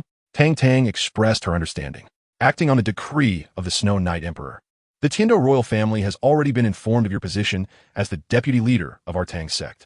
If we wish to avoid past grievances, it is imperative that we carry a letter from the Snow Knight Emperor to the Sea God Island, seeking divine protection, Old White Crane stated. Divine protection? There are no deities present on the Douluo continent. Tang Tang scoffed disdainfully. Be cautious, for one must remember that gods may dwell just above our heads. Old White Crane replied with a solemn expression. All right, I understand. Let us proceed to the main hall. Tang Tang waved her hand dismissively. After all, as the inheritor of the divine legacy, she was well aware of the existence, or lack thereof, of deities on the continent. Currently, the Tang Sect is divided into 5 regions. The 4 corners, southeast, southwest, northeast, and northwest, are each occupied by one of the 4 major single attribute clans, safeguarding the entire Tang Sect. At the heart of it all lies the main hall of the Tang Sect. Before his journey to the Sea God Island, Tang San resided in this very hall. Accompanied by Niu Gao, Old Titan, Old White Crane, and Lu Gao, Tang Tang made her way directly to the entrance of the main hall. Surrounding them was a bright courtyard, adorned with several large trees and 2 flower gardens. Above the main entrance, a gilded plaque hung high, inscribed with the words Main Hall. Pushing open the heavy door revealed a spacious conference hall capable of accommodating 50 individuals without feeling the slightest bit crowded. The front area served as the meeting space, while the rear contained a study and sleeping quarters. As everyone took their seats, Tang Tang occupied the central position, with Niu Gao, Old Titan, and Old White Crane to her left, and Lu Gao to her right. My brother is not present, so I ask that the elders put forth their utmost effort. Each clan is responsible for its own affairs, but should any insurmountable issues arise, we may convene to discuss them. In any case, the future of the Tang Sect relies on the collective efforts of the esteemed elders present. Whether we seek to survive in tumultuous times or to stand tall at the pinnacle of the continent, I hope that all of you will strive to do your best. We are aware of this, yet we seek your guidance on how the sect should develop moving forward, Old White Crane remarked, assuming a serious demeanor. During our recent visit to Gongxin City, we procured numerous rare metals and also invited Elder Lu Gao, the divine craftsman. Moving forward, our primary focus will be to transform this batch of rare metals into formidable hidden weapons, Tang Tang articulated. Indeed, Lu Gao nodded lightly. Subsequently, each clan will continue to operate along their established paths, but all matters within the sect will prioritize Elder Lu Gao's leadership. Now, do any of the elders have further contributions? Tang Tang inquired, surveying the assembly. No, everyone shook their heads in unison. The Tang Sect had only recently been established. While trivial matters were plentiful, there were few significant issues. Very well, let us adjourn the meeting. Tang Tang waved her hand. Everyone remained seated in their respective chairs, motionless. Is there anything else? Tang Tang gazed at them with a perplexed expression. Ahem, it's like this.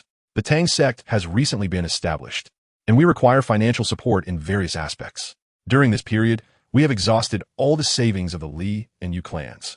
Now, even to maintain normal operations, we find ourselves unable to do so. Old White Crane coughed gently. Indeed, a clever housewife cannot cook without rice. Niu Gao exclaimed, slapping his thigh. Hasn't the payment for the batch of Zhuge divine crossbows from the 7 treasure glazed sect arrived yet? Tang Tang furrowed her brows. Ahem, All that money is with the sect leader, old white crane said, his face filled with embarrassment. It was somewhat awkward for him to ask his nephew for funds. Ah, if you're short on money, why didn't you say so earlier? How much do you need? Tang Tang in Guit. The Min clan requires 1,000. No, 500 gold soul coins will suffice, old white crane replied. The Yu clan needs 2,000 gold soul coins, Niu Gao stated candidly. How about this? For your single attribute 4 clans, I shall provide each of you with 1 million gold soul coins. Do not find it insufficient. Every little bit counts, Tang Tang said, directly producing 4 gold cards. Upon witnessing this, Lu Gao's lips twitched. In other sects, the sect leaders would scrimp and save, giving as little as possible. Yet here was Tang Tang, generously offering 1 million gold soul coins right away. Is this the foolish son of a landlord? How delightful! Niu Gao rubbed his hands together and directly accepted the offer. This is far too generous. Lao Titan felt it was somewhat inappropriate. Very well, let it be so. We cannot afford to shortchange our own brothers. Buy whatever good items you desire, and if you run out of money, come to me. I will provide abundantly. Tang Tang waved his hand grandly, exuding an air of magnificence. The deputy sect leader, Niu Gao, was deeply moved. Before long, everyone present, except for Elder Lu Gao, had departed. Elder Lu Gao, do you have any further matters to discuss? Tang Tang in Guit? Yes. I wish to commence the forging of the peacock feather immediately. Lu Gao's face was filled with impatience. On the way back to the Tang Sect, Tang Tang handed over the blueprints for the Buddha's Rathtang lotus, the reigning pear blossom needle, and the peacock feather to Lu Gao. After more than a month of observation and study, upon reaching their destination, Lu Gao felt an irresistible urge. The thought of personally forging a hidden weapon capable of slaying a soul Douluo at the title level ignited a fervor within him. Given the arduous journey, should we not rest for a few days? Tang Tang suggested. No need. I wish to start immediately. Lu Gao shook his head. Very well then. Forge ahead on your own for now. In a couple of days, I will fetch you some assistance from Xuantian Sect. Otherwise, the deep-sea silver mother will be impossible to forge. Tang Tang nodded. Where should I go now? Lu Gao, having just arrived, appeared utterly bewildered. For forging, you should seek Elder Titan, advised Tang Tang. Upon hearing this, Lu Gao uttered not a word and hurriedly rushed out. The entire sect leader's hall was left with only Tang Tang. He gently reclined in his chair, his eyes slightly squinting. There's no place like home. Didn't he expect it? Did you? Being the deputy sect leader does indeed have its perks.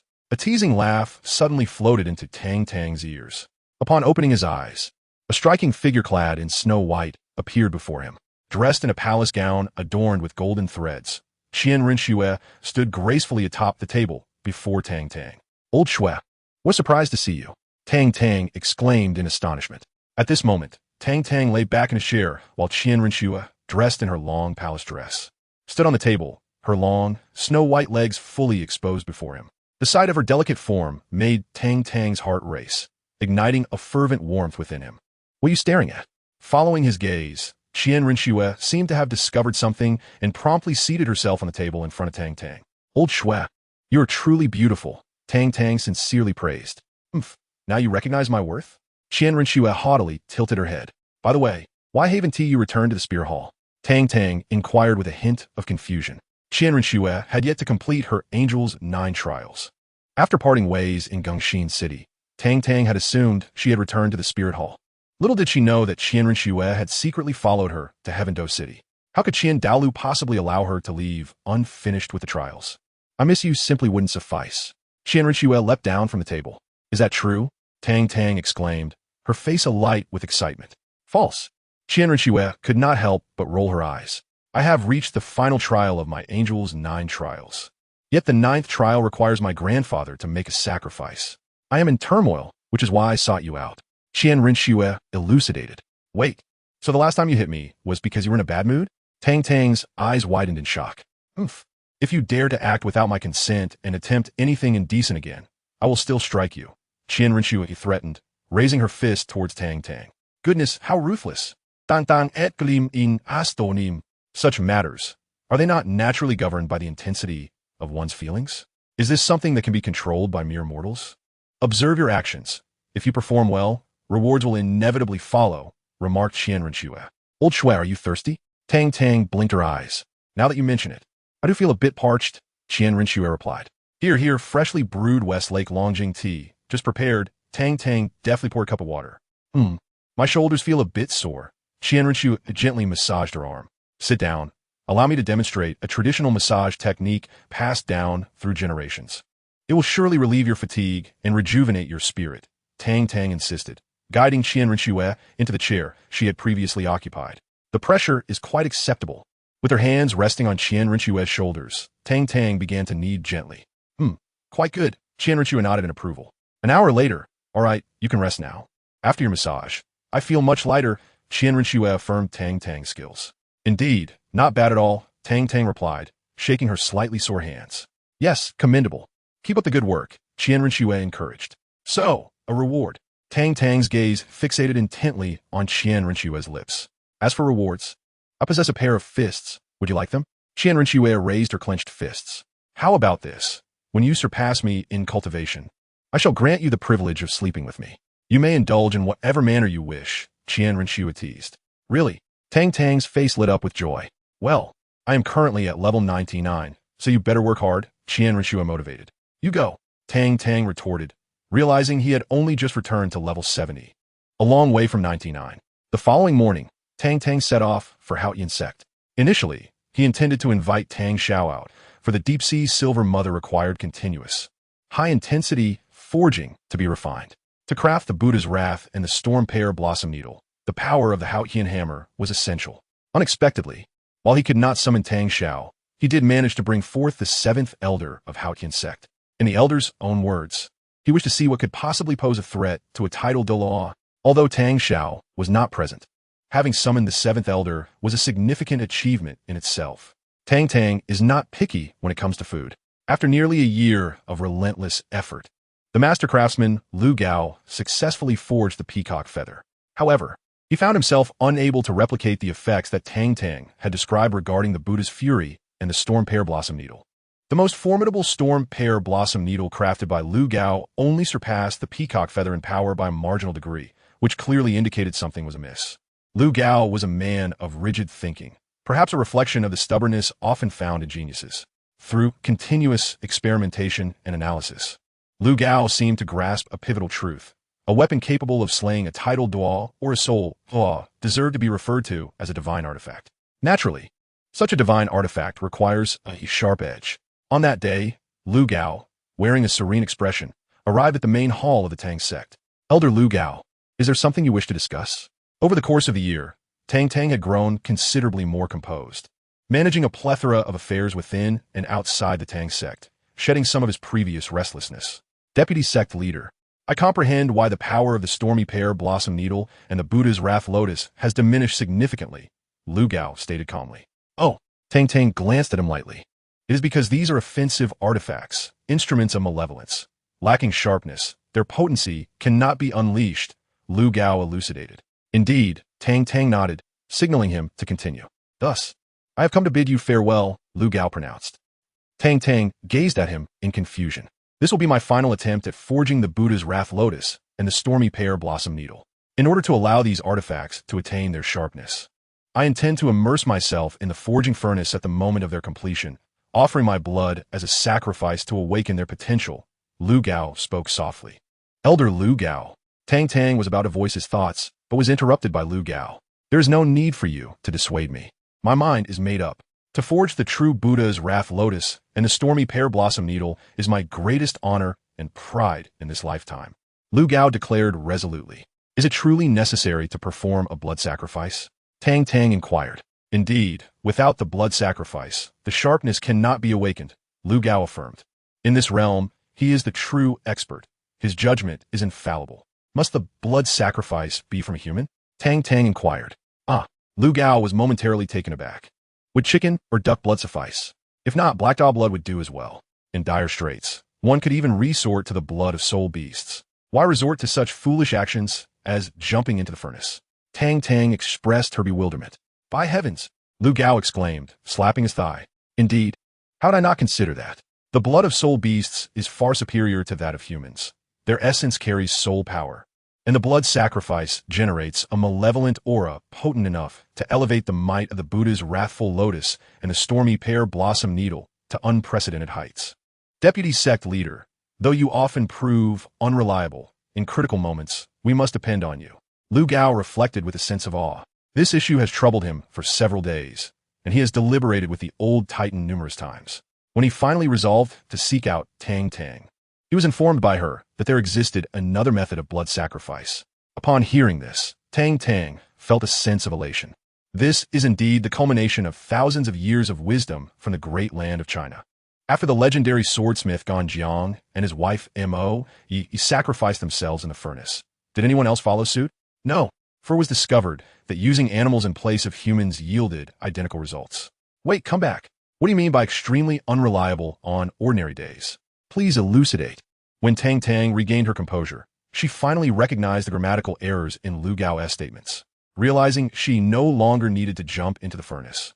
Lu Gao eagerly returned to prepare for the forging of the new Buddha's Fury Tang Lotus, paying little heed to Tang Tang.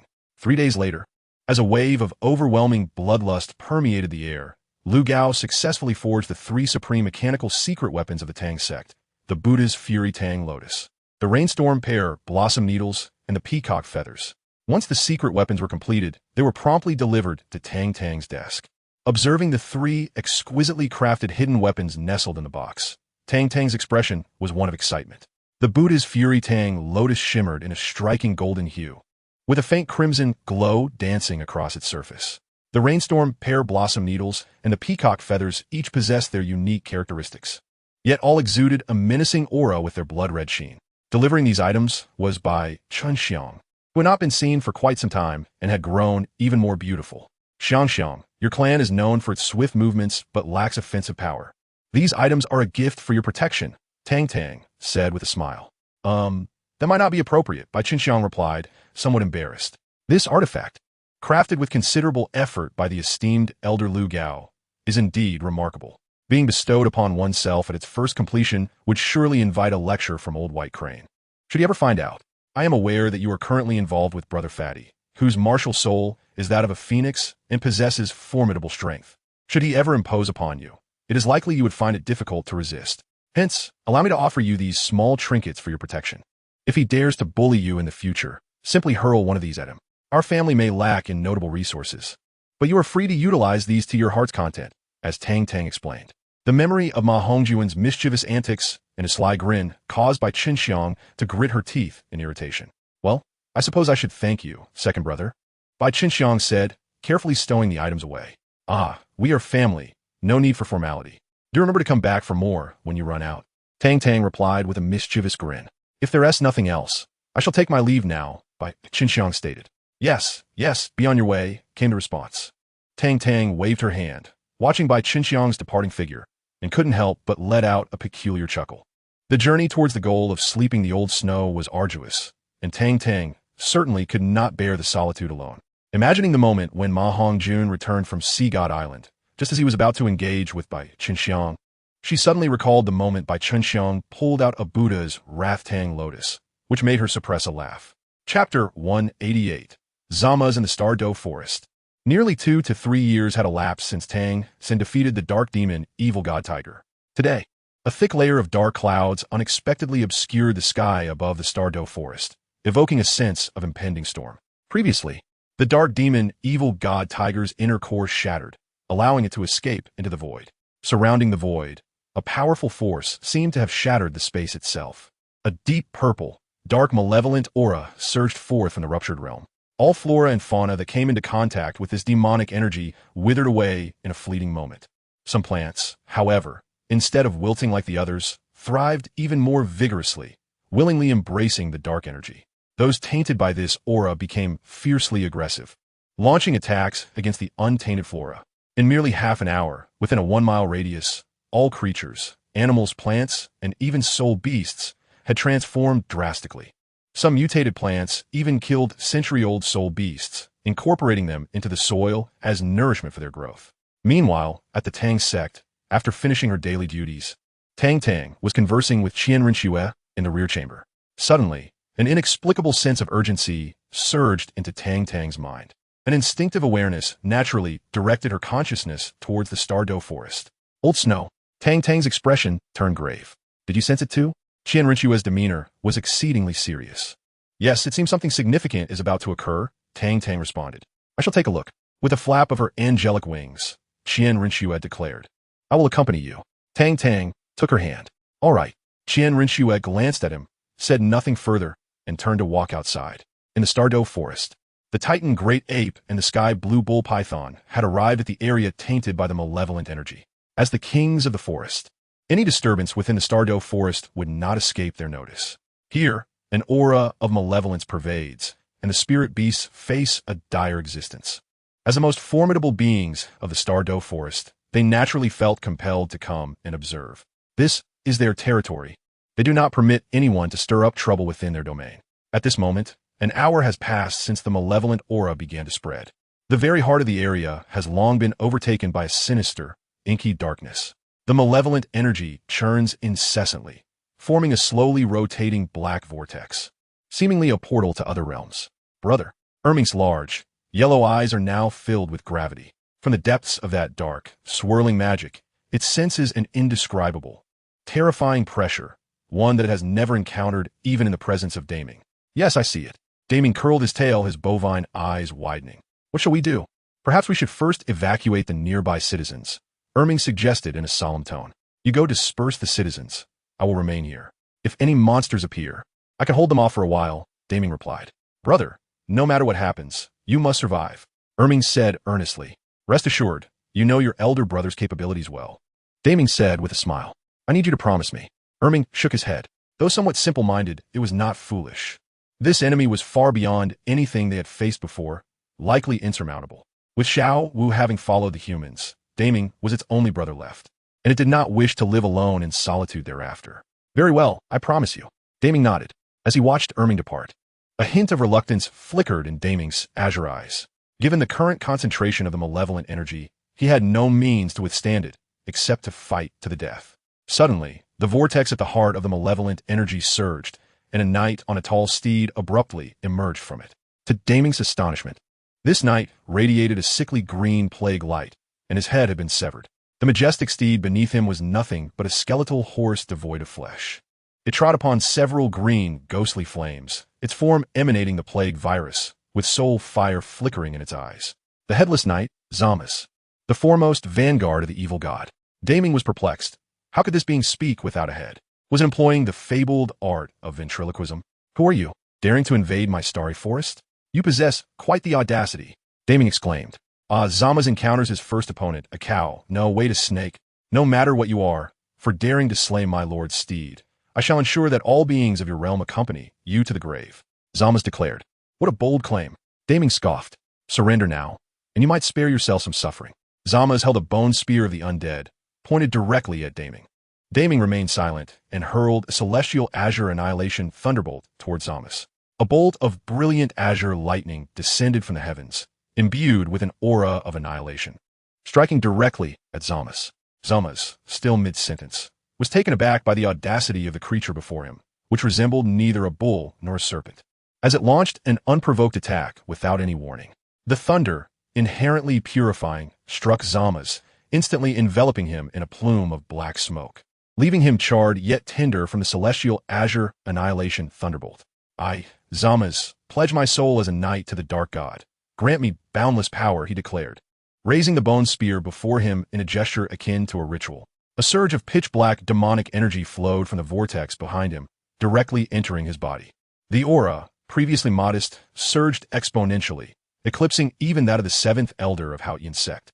Shadow of the Night, charge forth, Zamas commanded, pointing the bone spear ahead. In an instant, numerous spectral figures identical to him manifested, surging forward alongside him towards Daming. In the span of a mere mile, they closed the distance in the blink of an eye. Upon colliding with Daming, the specters emitted dazzling sparks. Roar! Daming winced in pain. Zamas's assault was not particularly formidable, even weaker than that of the seventh elder. However, the bone fire of the undead he wielded inflicted significant harm upon Daming. These infernal flames are entirely born of the plague. Once they cling to one's body, they become as tenacious as maggots, exceedingly difficult to extinguish. In mere moments, the formidable scales of Daming have been charred, leaving several gaping holes, flesh and blood in disarray. Chapter 189. The might of angels' golden holy light cascaded from the heavens as Qian Rinxue descended from the skies above the Stardow forest, accompanied by Tang Tang.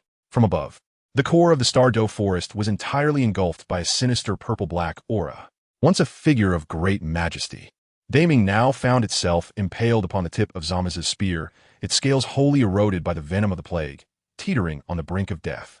Were it not for its cultivation far exceeding the 10,000-year mark, it would have surely perished by now. Not far away, Erming lay quietly on the ground, its golden eyes dimmed, a massive gash marring its broad chest, from which dark miasma spread forth. It too was on the verge of death. Daming, Erming, Tang Tang's expression transformed in alarm. They were dear friends of her sister, Xiaowu, akin to family. Yet now, they hovered on the brink of demise. How could she explain this to Xiaowu upon her return from Sea God Island? A radiant aura enveloped Qian Rengshu, purifying all plague toxins within a 10-meter radius around her. The angelic soul represented light, and the angel god symbolized all that is luminous, serving as the nemesis to all forces of darkness. Curse this accursed light, Zama's growled, his spear quivering as he urged his skeletal steed to retreat slowly. You are the brother of that person. In Daming's eyes, a spark of unparalleled brilliance erupted, seemingly restoring the dignity of its former reign as the emperor of the forest.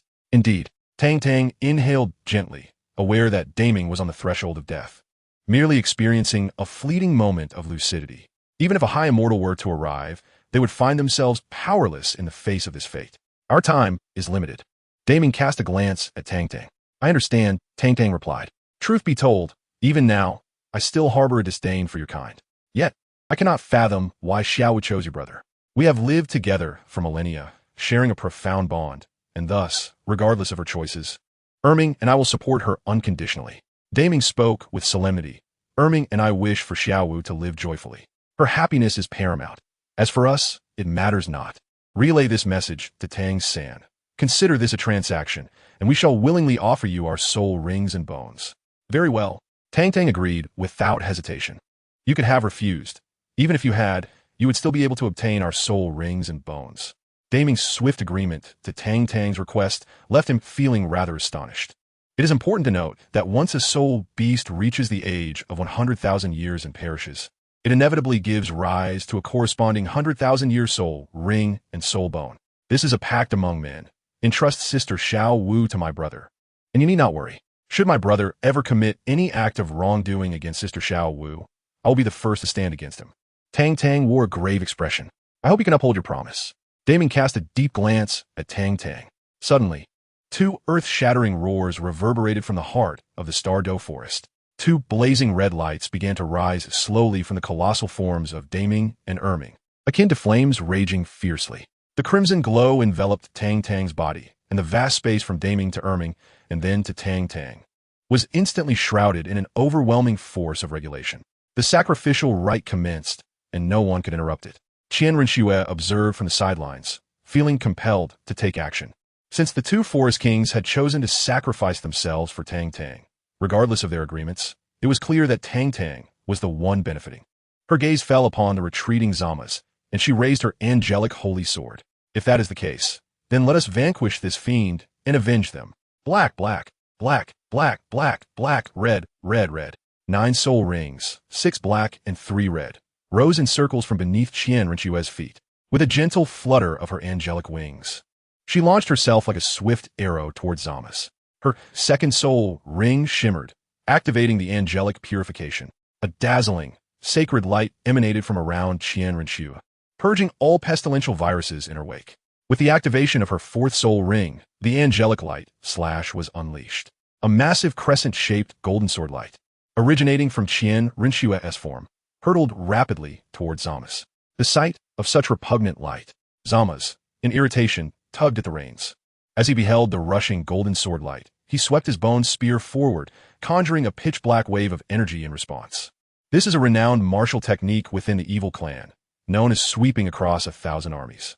The angel's light slash was momentarily halted, yet it swiftly struck Zamas with even greater speed. A thick plume of black smoke arose as Zamas involuntarily screamed in agony. The angelic deity embodies both sacredness and luminosity, serving as the nemesis to all that is malevolent. Although Qian Renxue has not yet ascended to the status of the angelic deity, she is not far from it. At level 99, even her first and second soul ring abilities are equivalent to the 9th soul ring abilities of an ordinary title Douluo's martial soul manifestation. The glory of the evil god is with me, my evil god shall endure forever. Zama's raised his bone spear aloft, seemingly preparing some form of devastating attack. Observing this, Qian Rengshu's expression remained unchanged as her 7th and 8th soul rings gleamed instantaneously. The 7th soul ring ability activated the true form of her martial soul.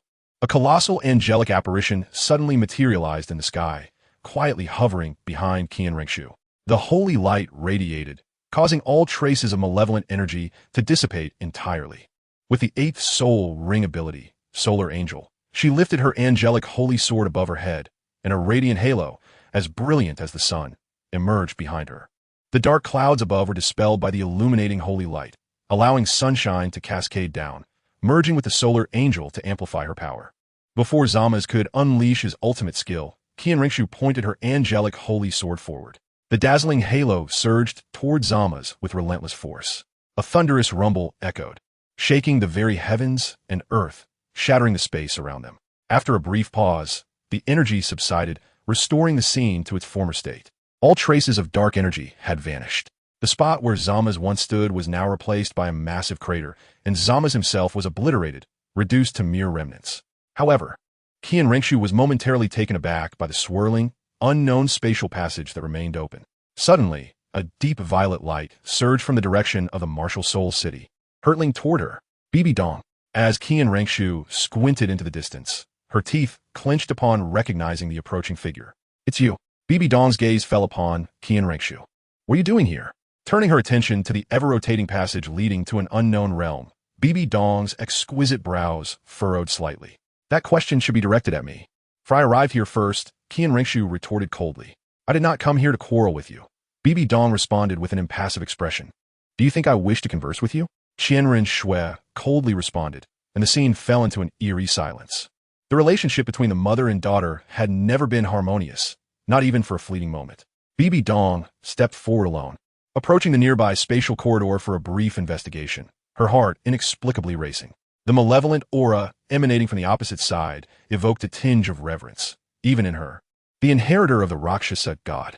At that moment, Tang Tang abruptly concluded her absorption of the spirit rings and bones from the sky blue bull python and the titan giant ape. The long-absent system notification echoed once more in her mind.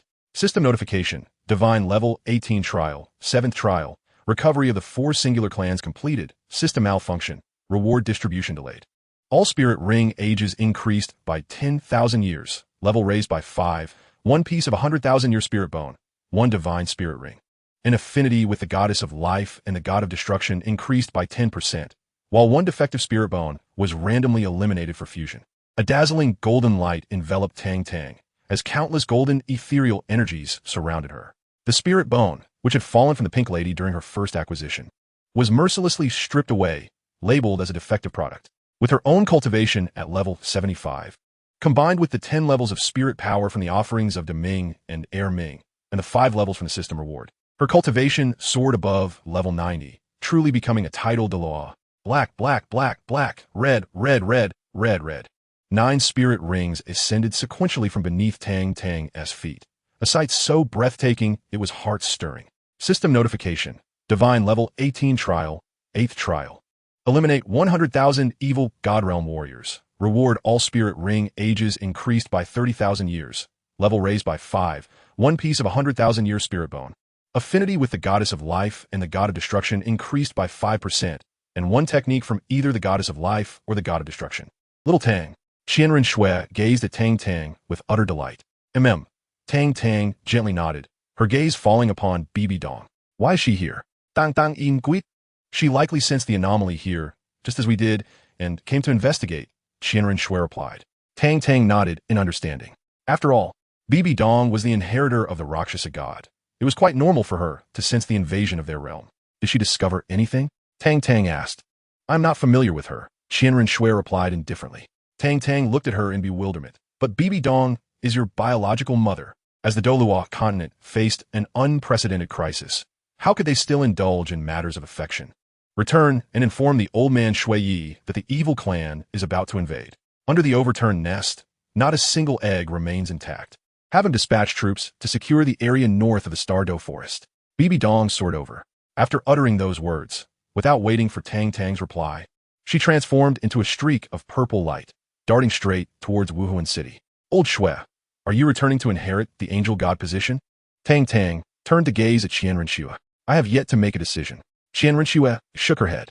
To inherit the divine position, it would necessitate the sacrifice of Qian Douluo, a price too steep for her to bear. Then return with me to the Tang Sect. Together we shall resist the encroachment of the evil clan. Tang Tang grasped her hand. Indeed, Qian Renxue affirmed with a nod. On the other side of the spatial corridor, darkness enveloped everything, an endless expanse of shadow. In a world shrouded in darkness, even the sun above appears black. Countless flickering silhouettes now form a queue before a vortex in space. The first row consists entirely of humanoid beings, though they are distinctly not human. They emanate a miasma of black plague, their skin long since rotted and decayed, with some exhibiting mutations that have given rise to numerous spikes.